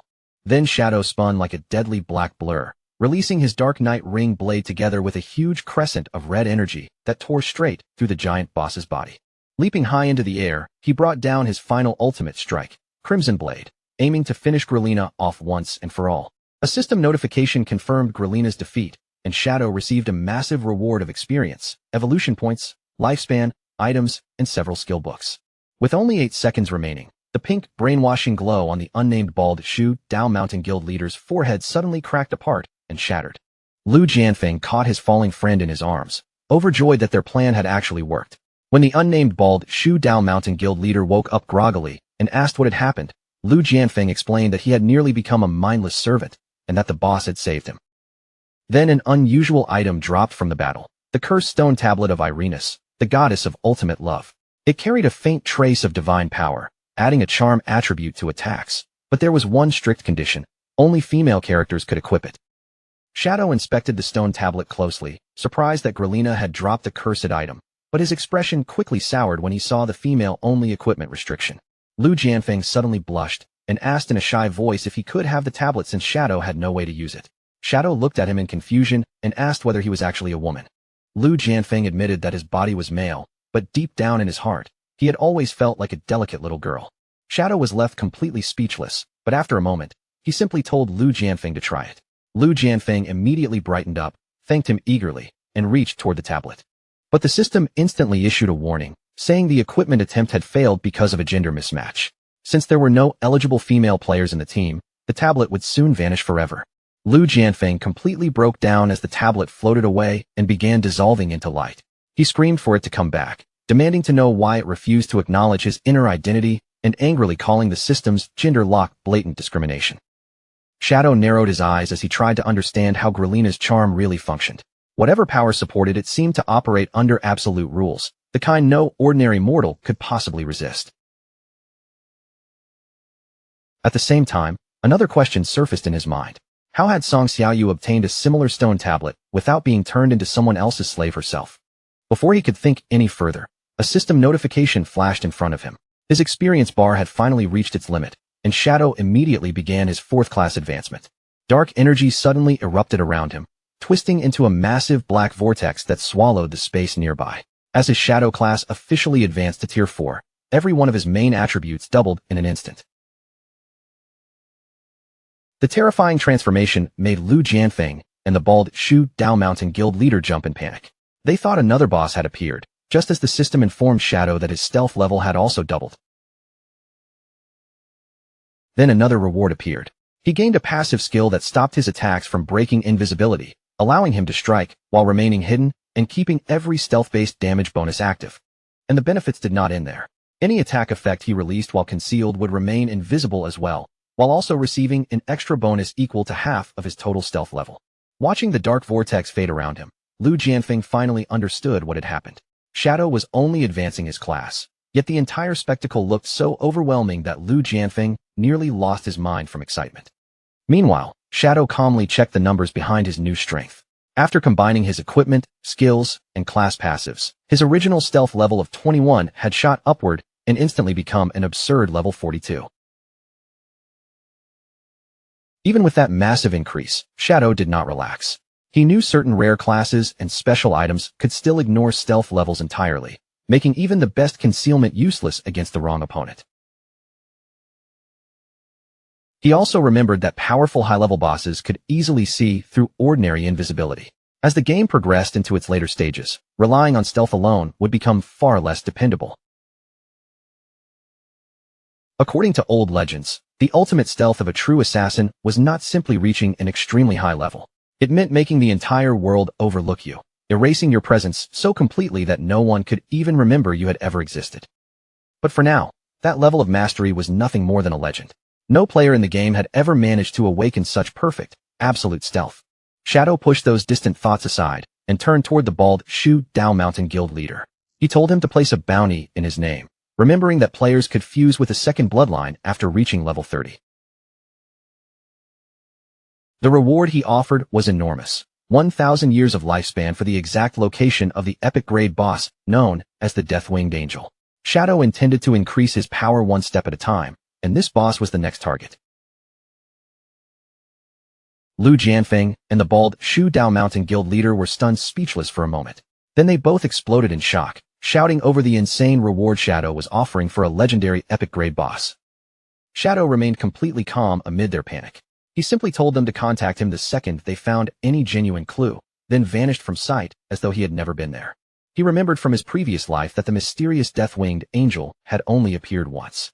Back then, it was defeated by the player who ranked 45th in the entire world. That battle had been kept tightly hidden from the public. Still, everyone eventually learned that merging with the boss's bloodline had pushed that player directly to world rank 6, proving it was an incredible upgrade for an assassin. This time, Shadow had no intention of letting someone else claim that opportunity. He was determined to take the Death-Winged Angel's legendary first kill entirely for himself. Soon afterward, Shadow spread the 1,000-year lifespan bounty across the global server. Along with it came a cold warning. Anyone who gave him false coordinates would be hunted down and killed. The world chat instantly erupted. Some players praised Shadow as the strongest person alive, while others mocked him and insisted that challenging such a boss alone was nothing more than suicide. Far away inside a hidden cave base, Zentile reported the massive global bounty to the red-eyed leader. The man barely reacted, calmly saying that he had already been following the news. The leader quietly considered how quickly Shadow had grown and soon realized what he intended to do. Shadow planned to confront the beast alone, while Qin Xiaoyu stood farther back, visibly nervous at the thought of such a terrifying monster. Then something suddenly clicked in Qin Xiaoyu's mind. A memory from her past life rushed back, and she sprang to her feet, shouting that she had actually seen the Death-Winged Angel before. The red-eyed leader immediately turned toward her, his glowing eyes locking onto her face. In a sharp voice, he demanded to know exactly where she had seen the boss. Qin Xiaoyu explained that in her previous life, she and her brother Song Fei had encountered the Death-Winged Angel inside the forbidden city of unjust death. Her words left everyone around them completely stunned. But the local thugs suddenly burst out laughing. They mocked her talk about a past life and ridiculed her weak stats, while Qin Xiaoyu stood there fuming as their laughter filled the cave. A frightening red aura burst from the red-eyed leader, instantly crushing the laughter around him. He shouted for everyone to shut up, then faced Qin Xiaoyu again and asked what this city of unjust death was and where it could be found. Qin Xiaoyu opened her system map and showed them the location. She explained that the legendary city lay near Jinling and carried a terrifying reputation because only the dead were said to be allowed inside. The red-eyed leader's interest immediately deepened. Without wasting another second, he ordered Zentile to gather their strongest squad members so they could head for those coordinates at once. The other guild members began whispering among themselves. They could not understand why their leader was treating a low-level girl with such importance, and they started gossiping about what kind of relationship the two of them had. Their whispers did not escape the red-eyed leader. Another wave of crushing pressure rolled from him as he coldly warned that anyone who disrespected Qin Xiaoyu again would be killed by his own hand. Zhentao quickly shouted at the men to stop bothering their boss. Terrified by the leader's warning, the subordinates immediately apologized and swore they would never cross the line again. With such powerful protection behind her, Qin Xiaoyu's confidence quickly returned. Wearing a smug expression, she ordered every person who had laughed at her to get down on their knees, and the frightened thugs instantly bowed in submission. Qin Xiaoyu crossed her arms and savored the small victory in front of her. Deep down, she thought that only complete fools could possibly dislike a girl as perfect as her. As the group moved through the bleak Jinling wasteland, Zhentao finally decided to ask the question he had been holding in for a long time. He asked why their leader placed so much value on Song Xiaoyu and Qin Xiaoyu. In his eyes, anyone else who had made mistakes that serious would have already been executed. The red-eyed leader answered that Song Xiaoyu possessed a unique class capable of ignoring stealth levels. Her tracking ability was therefore absolutely necessary if they hoped to locate and hunt down Shadow. Then he revealed an even more shocking secret. Qin Xiaoyu was actually Shadow's younger sister, which made her the ultimate key to bringing him down. Zhentao's face changed in disbelief, and he asked whether that information was really true. The red-eyed leader calmly assured him that he never acted on rumors that had not been confirmed. He had gone even further than that. The leader had uncovered Shadow's real-world identity as Qin Feng, an ordinary salaryman living a completely normal life outside the game. Hearing this, Zhentao immediately suggested kidnapping Qin Xiaoyu and using her as a hostage. But the red-eyed leader called him an idiot for thinking the situation would be that simple. He explained that Qin Feng and Qin Xiaoyu were not actually related by blood, because Qin Feng had been adopted. Their relationship had also fallen apart after a bitter dispute within the family. Zhentao quickly offered another idea, suggesting that they expose Shadow's real name to the entire public. The red-eyed leader coldly warned that he would snap Zhentao's neck if he tried something so stupid. Revealing Shadow's name would accomplish nothing, the leader explained. No one would dare challenge him anyway, and exposing the information would only warn Shadow that someone was plotting against him. And once Shadow became alert, he would have no trouble tracing them down. When that happened, he would ruthlessly slaughter every single one of them. That was why Qin Xiaoyu's true value was not simply her connection to Shadow. What truly mattered was her rare ability to remember events from her past life. Zhentao laughed at the very idea of memories from a past life. But the red-eyed leader insisted that those memories were their only real chance of successfully assassinating Shadow. He stressed that they would only have one opportunity to make their move. If they failed to kill Shadow immediately, then absolute doom would be waiting for every one of them. Every move they had made, every resource they had gathered, and every preparation they had completed was all leading toward this single, make-or-break moment. In a fight like this, there was no room for hesitation, because even one tiny moment of delay could decide exactly who survived and who died.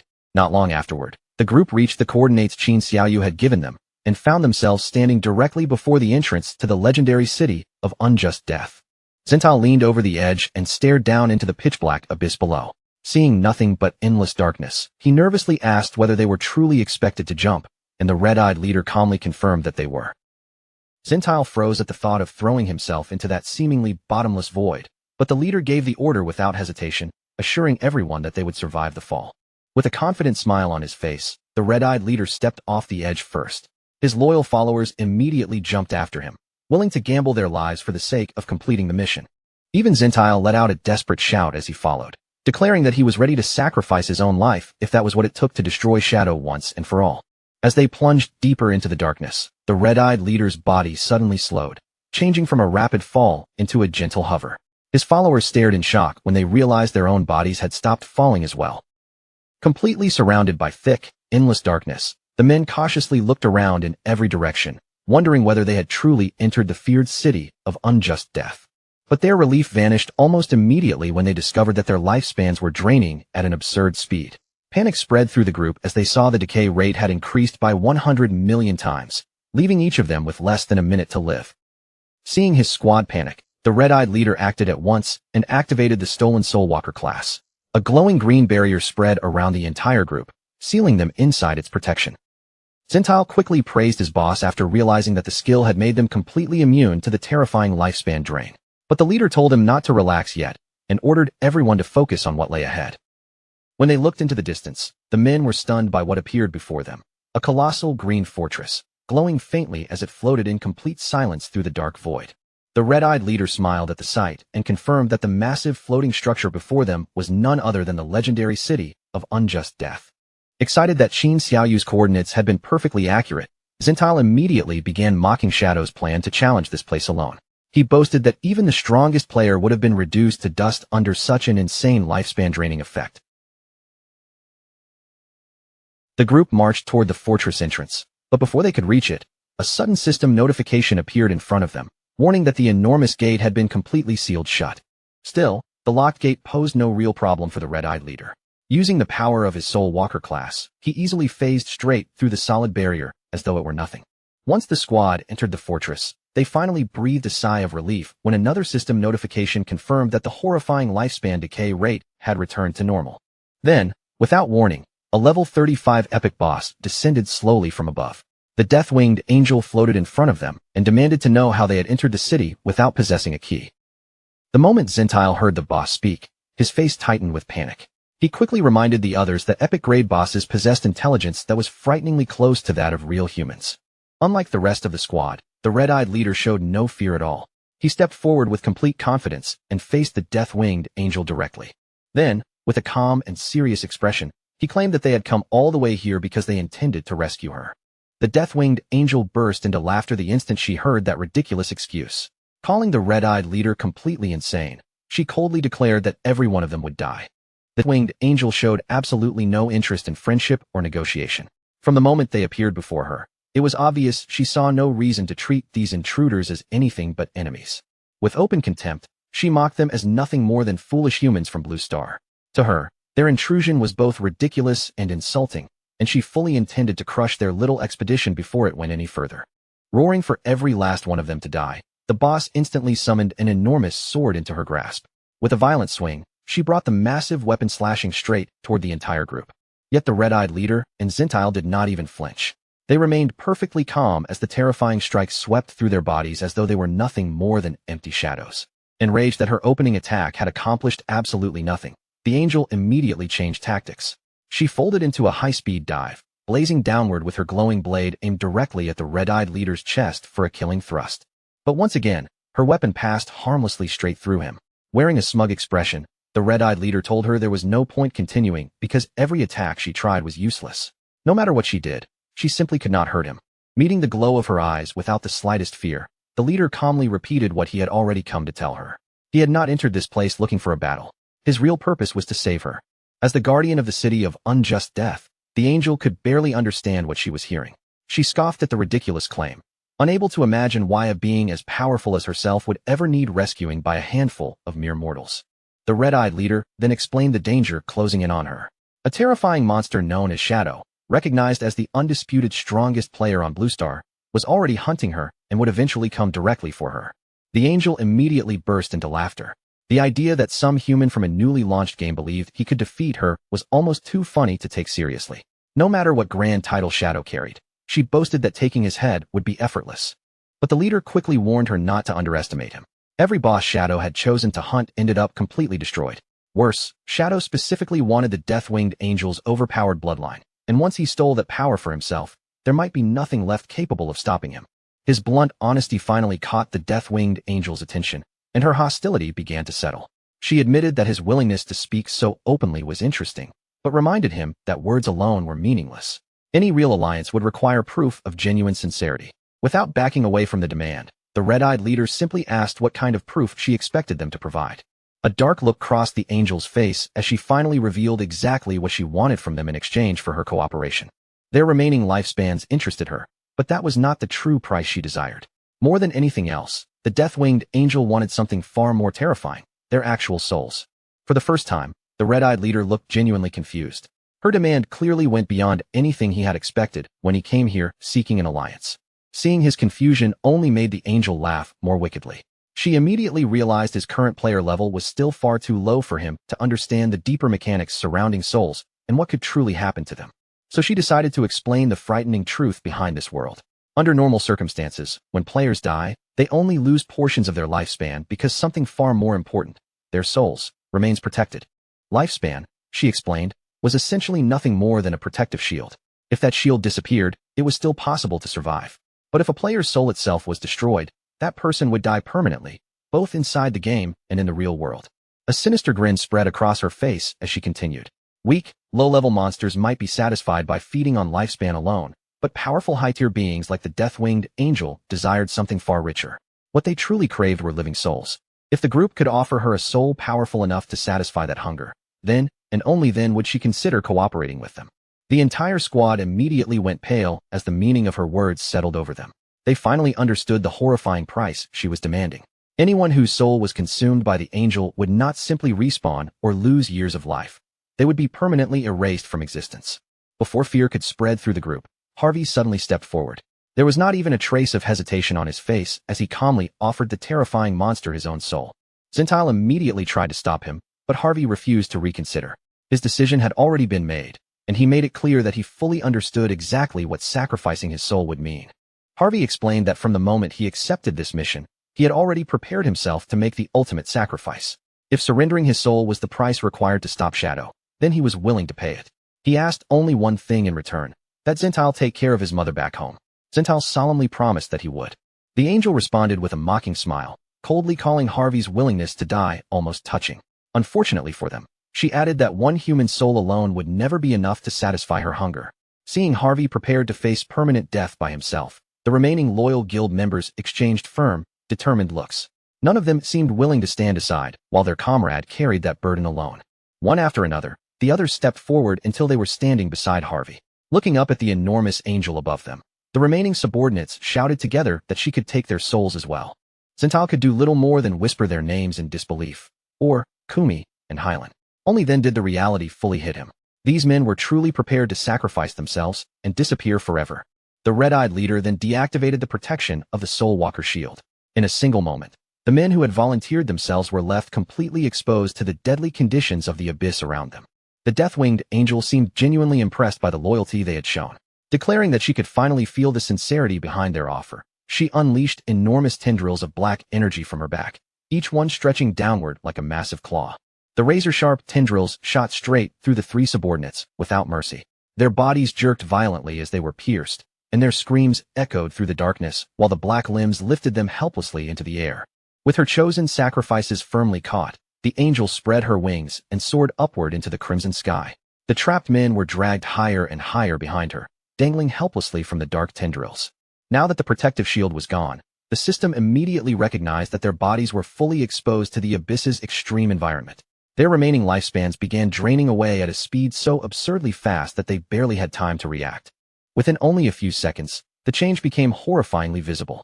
Their bodies rapidly aged, withered, and shriveled until the flesh seemed to collapse away, leaving behind nothing but dried skeletal husks. Their remaining lifespans were wiped out almost instantly. Then glowing blue souls were violently torn from the skeletal remains they had left behind, drifting through the dark air directly toward the waiting death-winged angel. The angel greedily swallowed the floating souls one after another. As the energy disappeared into her, she released a moan of pure satisfaction, clearly savoring every moment of the horrifying feast. Once she had finally eaten her fill, the death-winged angel slowly descended back toward the surviving leaders.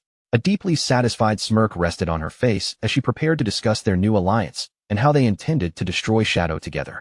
The red-eyed leader immediately presented the next stage of his plan. He wanted the angel to leave the city alongside him and secretly enter the human world. Once there, they could gather even more powerful allies, patiently wait for the right opportunity, and eventually crush Shadow in one decisive strike. The angel quickly mocked the idea and told him he was dreaming. As an epic boss, she was bound by the system's rules to this specific territory. No matter how much she wanted to cooperate, those restrictions made it impossible for her to simply leave the city of unjust death. But the red-eyed leader had already anticipated that problem. Known for finding ways around the system's restrictions, he calmly revealed that there was, in fact, a loophole capable of bypassing the rule that kept her trapped here. To prove exactly what he meant, the leader suddenly attacked the angel himself, deliberately striking her and instantly triggering a duel between them. The unexpected attack completely caught the death-winged angel off guard. Staring at him in confusion, she could not understand why the man who had just formed an alliance with her would suddenly start a fight. The leader immediately explained the trick. As long as the two of them remained in a continuous battle state and stayed close enough to one another, the game would treat the pursuit as part of the fight. That loophole would allow her to ignore her normal territorial boundaries and follow him wherever he went. The death-winged angel was clearly impressed by how thoroughly he had prepared everything in advance. Realizing he had already accounted for even this restriction, she smiled and agreed to follow his plan, now genuinely curious to discover just how powerful this legendary Shadow truly was. Meanwhile, inside his hideout at the Evil Spirit Academy, Shadow wasted no time getting to the point. Turning directly to Aristotle, he asked whether she knew anything about the legendary creature known as the Death-Winged Angel. The system immediately issued a warning. Obtaining that information would cost Shadow 30 full years of lifespan. He paid the price without even hesitating, and because of the arrangement tied to his guild, its shared lifespan pool neatly claimed a 50% cut from the transaction. With the payment accepted, Aristotle began explaining what she knew. According to her information, Death-Winged Angels were divided into two completely different categories: naturally occurring native types, and those created through sacrificial summoning. She first explained the native type. It was an innate epic-grade bloodline boss built directly into the world itself, with only one existing in each civilization. Such a creature could only spawn in absolute darkness, at terrifying depths greater than 9,900 meters below the surface. The second type was the sacrificial summon. Creating one required offering a special feather as the sacrifice, after which a legendary tier boss could be summoned. Unlike the native version, however, the summoned creature's strength would automatically scale according to the level of whoever called it forth. Shadow dismissed that choice almost immediately. At his current level, challenging a legendary boss would be pure suicide. The creature could erase him in an instant before he even had a chance to fight back. Instead, Shadow decided to search for the native type. He spent another 100 years of lifespan to request its location, while the rebate system quietly returned 50 years back into his guild's lifespan pool. But the answer he received was completely unexpected. Aristotle immediately admitted that she had absolutely no idea where one could be found. Shadow's expression instantly darkened. He angrily demanded to know why she had taken such a huge amount of his lifespan when the information she gave him was basically useless. Aristotle calmly explained that native-type spawns appeared entirely at random, meaning even she had no way to divine their exact location. Shadow furiously brought up the ridiculous fee again, but she quickly reminded him that after the rebate, his real loss had only been 50 years of lifespan. She then defended herself, explaining that collecting lifespan was an instinctive rule permanently written into the genes of her species, and therefore something she simply could not change. Still, she offered him another form of help by revealing every location on Blue Star that satisfied the conditions required for such a creature to spawn. According to Aristotle, only 3 known abysses on Blue Star reached depths greater than 9,900 meters: the Abyss Sea, the City of Unjust Death, and the mysterious Blood Cave. The moment Shadow heard one of those names, his attention sharpened immediately. The City of Unjust Death was a place he already had a very special connection to. Realizing that this might be exactly the opportunity he had been waiting for, Shadow quickly pulled out the map and the key connected to the City of Unjust Death and examined them again. With everything suddenly lining up, Shadow decided there was no reason to delay any longer. It was finally time to enter the Forbidden Ruins. He activated his teleportation and vanished, while Aristotle cheerfully wished him a safe journey. Moments later, Shadow appeared near the Jinling Wasteland and found himself standing at the edge of an enormous canyon. After checking the surrounding terrain against his coordinates, he confirmed that he had reached the correct location. Somewhere far beneath that seemingly bottomless chasm lay the City of Unjust Death. Shadow did not hesitate for even a second. He stepped straight off the canyon's edge, letting his body plunge downward at terrifying speed as the darkness of the abyss swallowed him whole. Almost immediately, a system warning flashed before him. He had entered an extremely deadly frenzy zone, and inside this area, his lifespan was being consumed at an unbelievable rate, 100 million times faster than normal. Seeing how dangerous the situation was, Shadow immediately activated his mythic-grade skill, Depths of Darkness.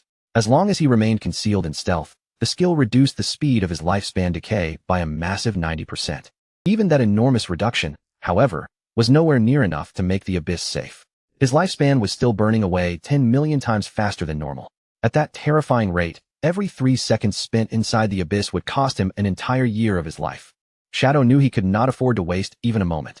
While falling through the darkness, he spotted an eerie green glow in the distance, where towering structures surrounded a massive fortress suspended within the abyss.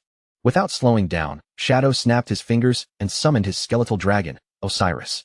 The moment the enormous undead dragon appeared, Shadow ordered him to fly toward the floating city at the highest speed possible. Osiris immediately surged forward through the darkness, carrying Shadow rapidly across the abyss as the ominous floating ruins grew larger and clearer with every passing second. As soon as they reached the fortress, Shadow leapt from Osiris and pulled out the key belonging to the City of Unjust Death. The key activated successfully, allowing him to cross the barrier and enter the Forbidden Fortress.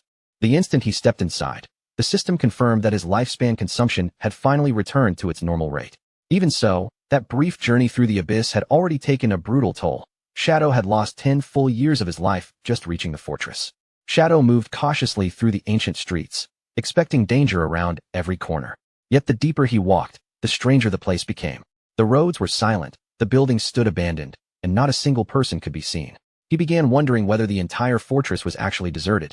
Then, without warning, a voice broke through the silence. A cloaked figure suddenly called out to Shadow, laughing excitedly as though seeing a visitor in this forgotten place was an incredibly rare event. The system quickly identified the mysterious figure as Gonkei, a mask merchant. The moment he noticed Shadow, Gonkei eagerly began promoting his merchandise, proudly claiming that some of the finest treasures in the entire game could be found among his collection. Shadow immediately recognized what kind of encounter this was. A rare merchant NPC appearing in a place like this could be carrying extremely valuable goods, so Shadow wasted no time and directly asked Gonkei to show him exactly what he had for sale. Happy to display his collection, Gonkei spread out his merchandise. One after another, brilliantly glowing masks appeared and floated in the air before Shadow, each one radiating the aura of a high-tier item. The system quickly revealed the attributes of the masks. The collection ranged from gold-grade disguise equipment all the way to a powerful diamond-grade Shadow Walker mask, which could significantly increase stealth, movement speed, and damage whenever its wearer remained hidden. Gonkei even displayed an extraordinarily rare legendary epic-grade, lifeless mask. Its special ability could completely erase the accumulated kill value of whoever wore it, but such power came with an equally shocking base price, 5,000 years of lifespan. Shadow's attention, however, locked firmly onto the diamond-grade Shadow Walker mask. Its abilities matched his assassin-style build almost perfectly, making it an ideal upgrade for the way he fought. After only a brief look at its effects, he confidently decided that he wanted to buy it. Gonkei immediately praised Shadow for having excellent taste, but then casually revealed an unpleasant condition. Because the city of unjust death was supposedly closed for the day, the mask's normal price of 3,500 years had somehow skyrocketed all the way to 10,000 years of lifespan. Shadow instantly understood what was happening. The moment Gonkei noticed how interested he was in the mask, the shady merchant had deliberately inflated the price and was clearly trying to squeeze an absurd amount of lifespan out of him. There was no chance Shadow would fall for something so obvious. Paying nearly his entire lifespan reserve for an item normally worth only a fraction of that amount would be an absolutely terrible trade.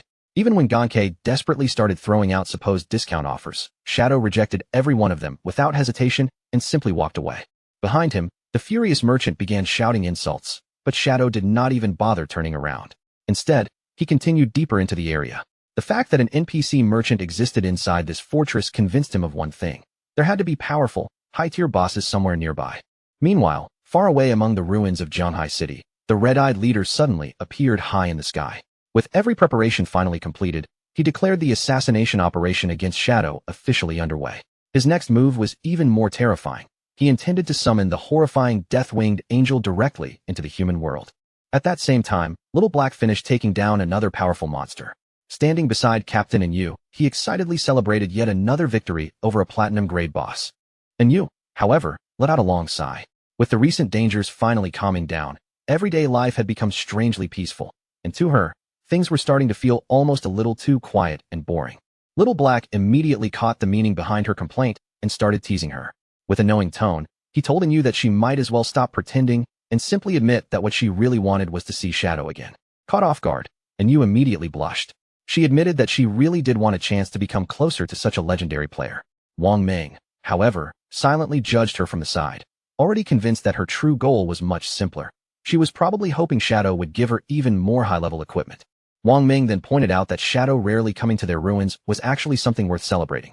After all, if someone as powerful as Shadow no longer needed to appear constantly, it meant the region had finally become stable enough to survive without him. But their relaxed conversation ended without warning. A deafening explosion suddenly erupted somewhere nearby, sending a violent shockwave through the ruins and shaking the entire city beneath their feet. Everyone immediately looked upward in alarm.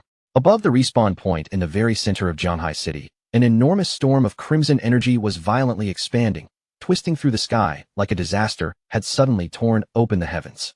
Before Enyu could even understand what she was looking at, an urgent voice message suddenly reached her. The speaker's terrified warning made one thing clear. Something catastrophic was already unfolding inside the city. The moment Enyu heard the report, her face changed completely. An epic-grade boss had somehow appeared without warning, not outside the city's defenses, but directly in the middle of Zhanghai City itself. Crimson feathers began raining down from the sky, and every player they touched was instantly vaporized. Through flashes of blood-red lightning, the enormous silhouette of a dark-winged angel slowly descended, bringing overwhelming death and destruction with it. Then the system issued the horrifying confirmation everyone feared. A level 35 epic-grade boss known as the Death-Winged Angel had successfully been summoned into the human world, turning the nightmare above Jianghai City into a terrifying reality. Players who had already been killed began respawning inside the plaza, only to immediately erupt into terrified screams. None of them could understand how an epic-grade monster had suddenly appeared right in the heart of Jianghai City, especially directly above the place where they were forced to return after death. They were given no time to think, regroup, or even run. The Death-Winged Angel raised its power and unleashed an enormous lightning slash across the plaza, instantly wiping out the newly respawned players all over again. The solo players quickly realized the horrifying trap they had fallen into. Because the monster was attacking the spawn point itself, every death simply brought them back into the same killing zone. Unless the city guards somehow rescued them, they would continue dying again and again until their remaining lives were exhausted and permanent death finally claimed them. Panic rapidly turned into despair throughout the ruins. With the respawn area under attack and escape seemingly impossible, the trapped players began to understand that Jianghai City might be facing complete and total destruction. And Yu took cover behind a section of crumbling debris and watched the devastation unfolding around her. After seeing the monster erase groups of players with almost effortless attacks, she knew there was no exaggeration in its ranking. This terrifying destructive power truly belonged to an epic-grade boss. In that desperate moment, and you knew there was only one person powerful enough to have any chance of stopping the chaos consuming Jianghai City. With no other option left, she immediately decided to contact Shadow. Shadow was handling guild matters at his base, when Inu suddenly rushed in with an alarming report. A Death-Winged Angel had appeared without warning among the ruins of Jianghai City, catching even him completely off guard. When Inu explained that the boss was already rampaging through the area and would soon reduce the entire city to ruins, Shadow showed no trace of panic. He immediately activated his war teleportation ability, preparing to enter the battlefield himself. As the teleportation carried him toward Jianghai City, however, Shadow began turning the situation over in his mind. Something was clearly wrong. The Death-Winged Angel was a monster from the depths of the abyss, so there was no reasonable way such a creature should have naturally appeared in a city on the surface. Shadow knew random bosses could occasionally spawn without warning, but even those appearances followed the game's established rules. Their strength was supposed to scale around the average level of nearby players, which meant a level 35 epic boss appearing in this area should have been completely impossible under normal circumstances. Back in the central plaza, the enormous statue stood directly in the path of the destruction. One gigantic slash after another hammered into its massive body without pause, carving through the structure and leaving it battered beneath the relentless assault. Far from the center of the chaos, the red-eyed leader remained hidden while watching events unfold. He quietly told Qin Xiaoyu that the moment they had been waiting for had finally arrived and ordered her to begin preparing. She immediately agreed, obediently moving to carry out the plan. Qin Xiaoyu wasted no time at all. Instead of searching for an ordinary entrance, her body passed directly through a solid wall as though the stone were nothing. And on the other side, she stepped straight into a concealed portal hidden from normal view. The portal carried her into a strange chamber filled with a vast, starry glow, almost as though she had stepped into a piece of the night sky itself. Suspended throughout the mysterious space were ancient stone tablets tangled among blood-colored vines, and the moment Qin Xiaoyu saw them, her face brightened. She had finally found exactly what she was looking for. This mysterious chamber was no ordinary secret area. It was actually a legendary room concealed inside another hidden chamber within the giant statue, creating a secret space buried inside a secret space. Under normal progression, ordinary players would not even discover a place like this until far later in the game. Qin Xiaoyu stared carefully at the suspended stones, already knowing exactly what made them important. Each tablet was engraved with the ancient language of the gods, and the only way to make her plan succeed was to activate those inscriptions in one very specific sequence. But just as the atmosphere became painfully serious, Qin Xiaoyu somehow managed to ruin it herself. Her feet tangled together without warning, and before she could regain her balance, she stumbled forward and slammed face first onto the strange cosmic-looking floor.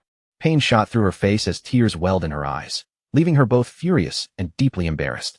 Still gritting her teeth, Qin Xiaoyu forced herself back to the task and bitterly swore that she would complete the activation sequence no matter what. Once she succeeded, the terrifying boss sealed inside the giant statue would finally be released. Trying to steady herself, Qin Xiaoyu searched desperately through the memories of her previous life. She remembered that Qin Feng had once activated these very stones, so she carefully retraced that memory in her mind, struggling to recall the exact order in which he had triggered each one. Then something unexpected happened. Memories that should have been old, distant, and blurred by time suddenly became unbelievably vivid. Every detail surfaced in her mind with crystal clear clarity, as though the events of her previous life had happened only moments ago. To Qin Xiaoyu, it felt almost as though even the heavens had chosen to help her. With this suddenly restored knowledge in her hands, her confidence surged. She would use it to kill Shadow and reclaim everything she was convinced had always belonged to her. As Qin Xiaoyu lifted her hand toward the glowing runes, she silently justified everything she was about to do. In her mind, Qin Feng had no right to blame her for any of this. After all, she believed he had been the one to betray and wrong her first. Her thoughts drifted back to their previous life, when Qin Feng had treated her completely differently. Whenever difficult levels blocked her path, he carried her through them. He constantly helped improve her equipment, and whenever she became upset or discouraged, he stayed beside her and comforted her until she felt better. But in this new timeline, everything had changed. Qin Feng had completely abandoned her and left her to struggle on her own, forcing her to fend for herself without the support she once took for granted. In Qin Xiaoyu's eyes, all the misery she was suffering now was entirely his fault. Refusing to question her feelings for Song Fei, Qin Xiaoyu angrily insisted that loving him had never been wrong. She told herself she no longer needed Qin Feng's help to become stronger. With that declaration burning in her heart, she activated the final rune. At once, the giant statue responded. The enormous eye suddenly snapped open, and an eerie blue light blazed out from within. Driven by his determination to become even stronger, Qin Feng finally activated the last remaining rune. The instant its power awakened, the enormous statue responded, and one of its eyes snapped open, blazing with an eerie blue light. Just before Song Xiaoyu could enter the concealed chamber, catastrophe erupted across the ruins of Zhanghai City.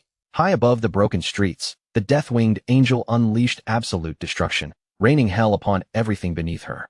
The surviving players screamed in terror as entire buildings collapsed around them, filling the streets with dust and shattered stone. Against the overwhelming strength of that monster, none of them had even the slightest chance to fight back. Amid all the chaos, one survivor clinging desperately to a piece of rubble suddenly noticed something unbelievable. The horrifying creature destroying the city was the exact same boss Shadow had recently placed an enormous bounty on.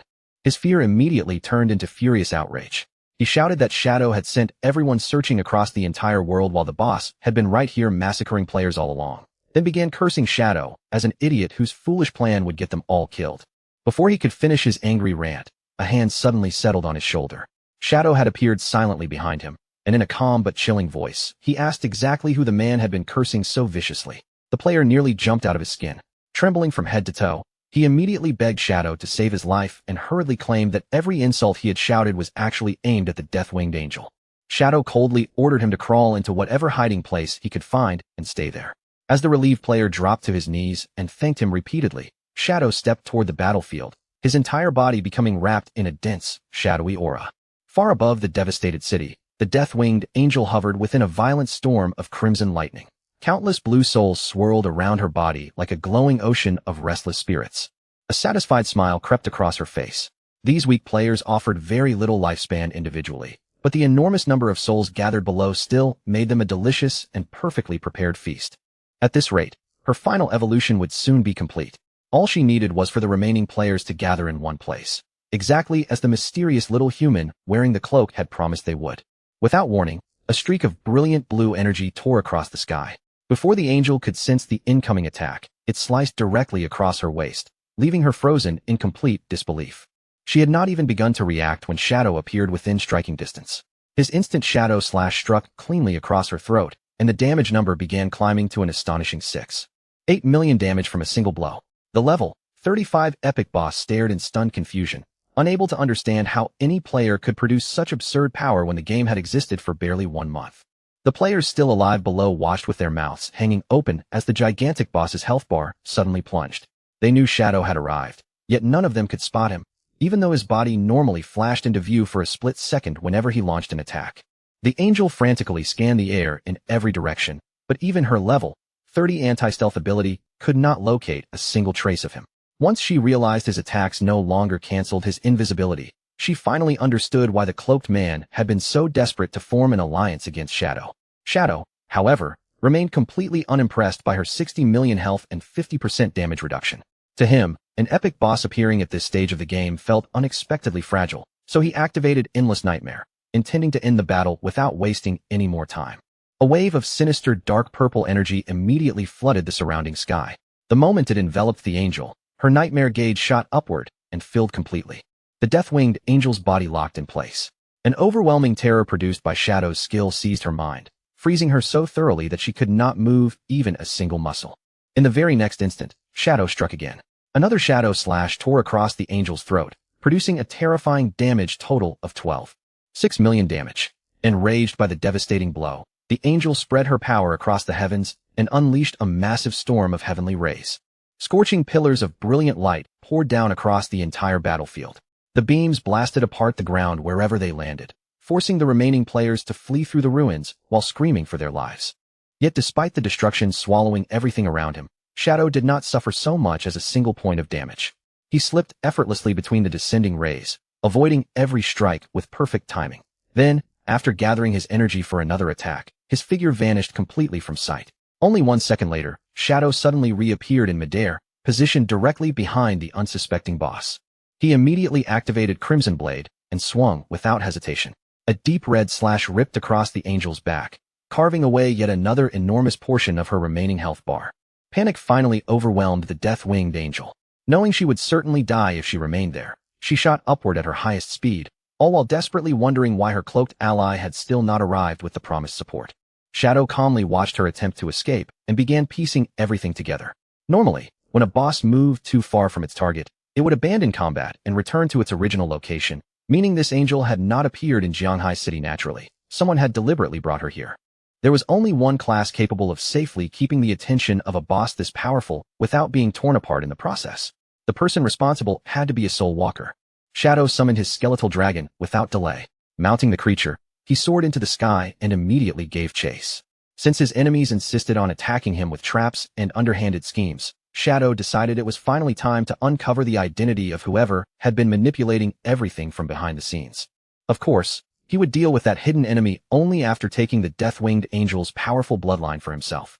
Meanwhile, terror continued spreading through the streets below. Frightened players rushed between shattered buildings and piles of debris, desperately searching for any path that might carry them away from the deadly battle overhead. At that moment, Song Xiaoyu suddenly appeared atop a high ledge overlooking the fleeing crowd. She waved down at the desperate players and called for their attention, announcing that she had prepared a magic circle capable of carrying them to safety. With a reassuring smile, she asked everyone to remain calm, form an orderly line, and step inside one at a time. The terrified players rushed toward the glowing circle without hesitation. As they crowded inside, many of them praised Song Xiaoyu as a beautiful savior who had appeared just in time. But the moment the circle became packed with people, Song Xiaoyu's gentle expression changed. Her warm smile slowly twisted into a cold and frightening grin. The supposed escape circle had been a trap from the beginning. Song Xiaoyu had already activated her slave spell, a 10-hour enchantment that gradually invaded the minds of everyone caught inside until they completely lost control of themselves. Before long, glowing pink hearts appeared within the players' eyes. Their fear and independent thoughts vanished, leaving behind obedient, mindless servants who looked upon Song Xiaoyu with absolute worship.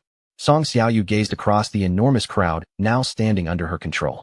In a quiet voice, she spoke to her deceased brother, Song Fei, asking him to keep watching from wherever he was. Standing proudly before her newly created army of brainwashed puppets, she made a solemn promise. This time, she would personally tear off Shadow's head and finally claim the revenge she had been pursuing. Elsewhere among the ruins of Jianghai City, Huang Ziqing stepped out from the darkness with a group of masked followers behind him. Looking toward the distant chaos, he declared that the time had finally come for them to make their move. High above the city, the death-winged angel continued climbing through the sky. Convinced that no ordinary player could possibly reach such an altitude, she believed she had finally escaped Shadow's pursuit. Under normal conditions, remaining there for one uninterrupted minute would remove her from combat and automatically return her to the city of unjust death. After everything she had suffered to escape from that place, however, being dragged back was something she absolutely refused to accept. While desperately searching for some method of remaining in battle, the angel suddenly noticed something strange. Even though she had already fled far into the sky, the out-of-combat countdown had not started at all. Before she could understand what was happening, Shadow descended from even higher above on his skeletal dragon, Osiris. He crashed into her with another devastating blow worth several million damage, instantly tearing away a massive section of her health bar. Furious beyond reason, the angel unleashed her ultimate barrage, reducing everything within its reach to drifting dust. Shadow simply hovered outside the attack's range atop Osiris, calmly noting that she had already lost 2/3 of her health and remarking that he looked forward to claiming her bloodline. When the angel realized Shadow had vanished into stealth yet again and intended to slowly wear her down, she abandoned the battle and fled at full speed. Shadow immediately recognized what she was trying to do and ordered Osiris to cut off her escape. With complete confidence, he mocked the angel for imagining she could outrun a dragon capable of flying faster than the speed of sound. Before the angel could change direction, Osiris opened its jaws and released a violent blast of compressed wind. The impact knocked her straight out of the sky and sent her crashing violently into the ground below. The death-winged angel could not understand what had just happened. Even after pushing her own flying speed to its absolute maximum, Shadow's invisible dragon had caught up to her with effortless ease. Her flying speed had suddenly increased fivefold, turning every movement into a nearly invisible blur. In the very next instant, Shadow flashed into position above her. Before she could even look up, he ruthlessly carved 4 instantaneous shadow slashes across her throat, dealing a devastating 28 million damage. The death-winged angel released one last agonized scream as her health bar was completely erased. Even in defeat, she could not believe her evolved form had been destroyed with such overwhelming ease. Even after landing the fatal blow, however, Shadow refused to relax, keeping his eyes fixed on the collapsing enemy. The dying boss suddenly began swelling with violently unstable energy. In a desperate final outburst, she screamed that Shadow was supposed to become her prey, only for her entire body to crumble away into nothing. But despite her apparent destruction, the battle had not reached its conclusion at all. Rather than vanishing for good, the boss immediately entered a second phase.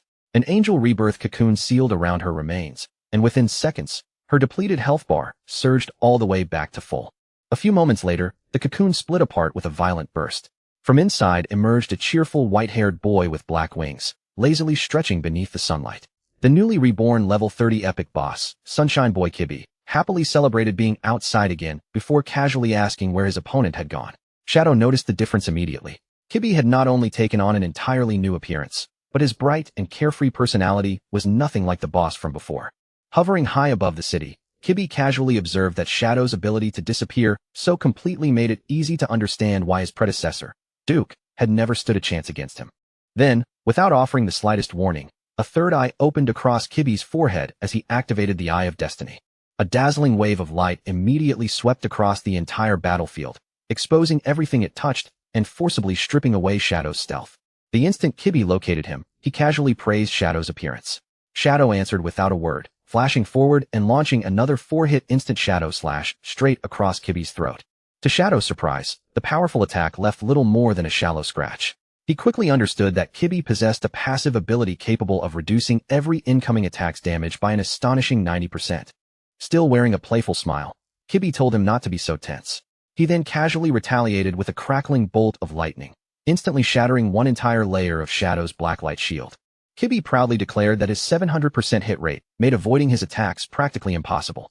Still, he admitted that Shadow's shield pleased him, since a longer battle meant he could remain outside and enjoy his freedom for a little while longer.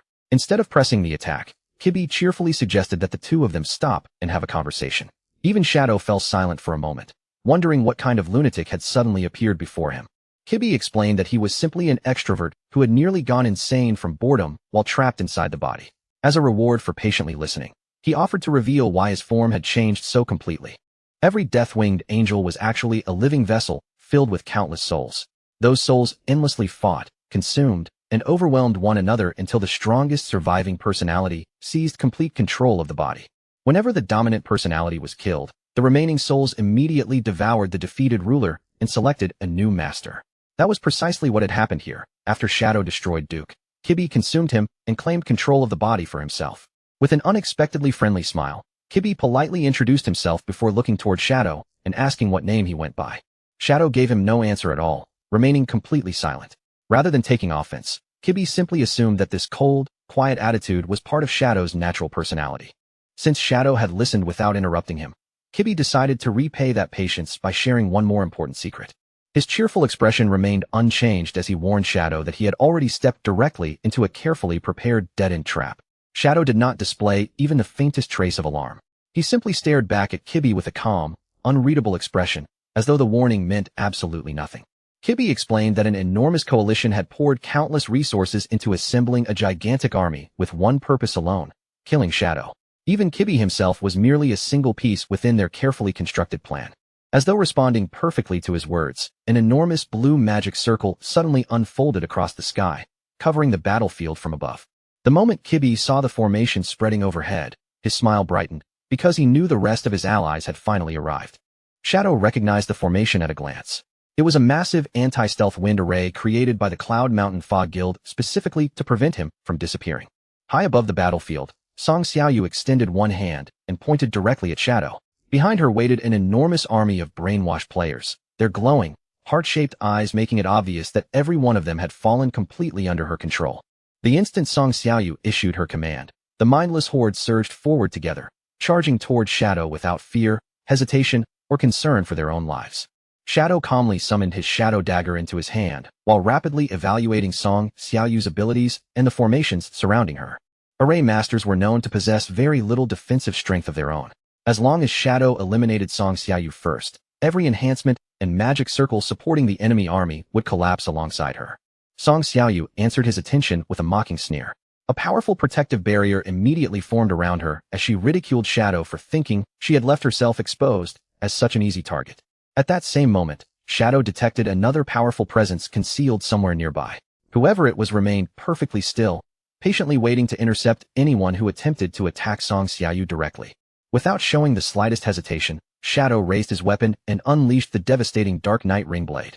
The gigantic spinning attack ripped straight through entire buildings in its path before sweeping into the charging army, vaporizing countless players and scattering showers of glowing loot orbs across the ruined streets. But almost immediately after they fell, an enormous resurrection array ignited beneath the battlefield. Brilliant light washed over the corpses, restoring every defeated player as though Shadow's attack had never happened. Watching her army rise once again, Song Xiaoyu confidently challenged Shadow to prove whether he could truly destroy a force that would never remain dead. Shadow silently examined their endless human wave strategy. Rather than feeling pressured, he realized they might actually be offering him an unlimited supply of bodies to increase his slaughter stacks. He launched another devastating Dark Knight Ring Blade through the revived crowd, calmly calculating that an army of this size would probably provide him with only around a dozen additional slaughter layers.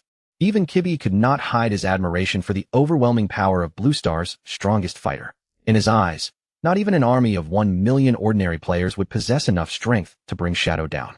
Then, without warning, another tremendously powerful aura erupted somewhere across the battlefield, instantly changing the atmosphere. The moment he sensed the newcomer, Shadow turned his gaze sharply toward the source. Kibi, meanwhile, chuckled with satisfaction, recognizing that another crucial participant had finally entered their trap. Shadow wasted no time investigating further. He immediately plunged back into battle, slicing through one wave after another of enemies who continued reviving around him. When his slaughter stacks finally reached 18 layers, Shadow calmly determined that the repeated resurrections were rapidly consuming what little lifespan the controlled players still had left. Just as Shadow prepared to erase the army once and for all, Huang Ziqing suddenly appeared and cast abyssal mud beneath him, reducing Shadow's movement speed by an unbelievable 99%. Huang Ziqing emerged from the shadows alongside a group of masked followers. Bursting into triumphant laughter, he confidently asked whether Shadow still remembered who he was. Shadow paused and studied his face for a brief moment, but genuinely failed to recognize him. With complete bluntness, he asked Huang Ziqing who he was supposed to be. The response humiliated Huang Ziqing beyond belief. His face twisted with fury as he screamed his own name at Shadow and swore that he would personally tear him apart. It was only at that moment that Shadow sensed another presence and finally noticed the woman standing silently just behind him. The instant he recognized Huang Huifan, the truth immediately clicked into place. The masked figures surrounding him were all operatives from Fika Heavy Industries. With icy indifference, Huang Ziqing commanded his own mother to attack. Huang Huifan followed the order without hesitation, moving like a mindless puppet while addressing her biological son as her master. Shadow calmly slipped past every incoming blow without suffering even a scratch. As Huang Huifan continued attacking, he asked whether she had truly betrayed him merely to escape the 800 years of lifespan she still owed. But the dark magic controlling her body had completely stolen her ability to respond. No words escaped her lips, only empty, emotionless screams that sounded stripped of all human feeling. As Shadow studied the masked squad more closely, his gaze sharpened, and he gradually uncovered something far more horrifying than he had expected. Not a single member of the group was still alive. Every masked fighter surrounding him had already become nothing more than a walking corpse. Shadow slowly turned his attention back to Huang Ziqing and demanded to know whether he had truly slaughtered his entire guild, going so far as to murder his own mother as well. Thick waves of dark energy began coiling around Huang Ziqing's hands. He threw his head back in crazed laughter, proudly asking Shadow whether such a magnificent masterpiece deserved admiration. Huang Ziqing then boasted that anyone who died by his hand would immediately rise again as one of his corpse puppets, while still retaining every ability and combat skill they had possessed in life. He went on to reveal that an unknown benefactor had completely cured the corruption afflicting him. With that obstacle removed, he had finally awakened the genuine power concealed deep within the abyssal vase. Fully convinced that victory was already his, Huang Ziqing declared that Shadow would soon be added to his collection, becoming the strongest and most perfect corpse puppet he had ever created.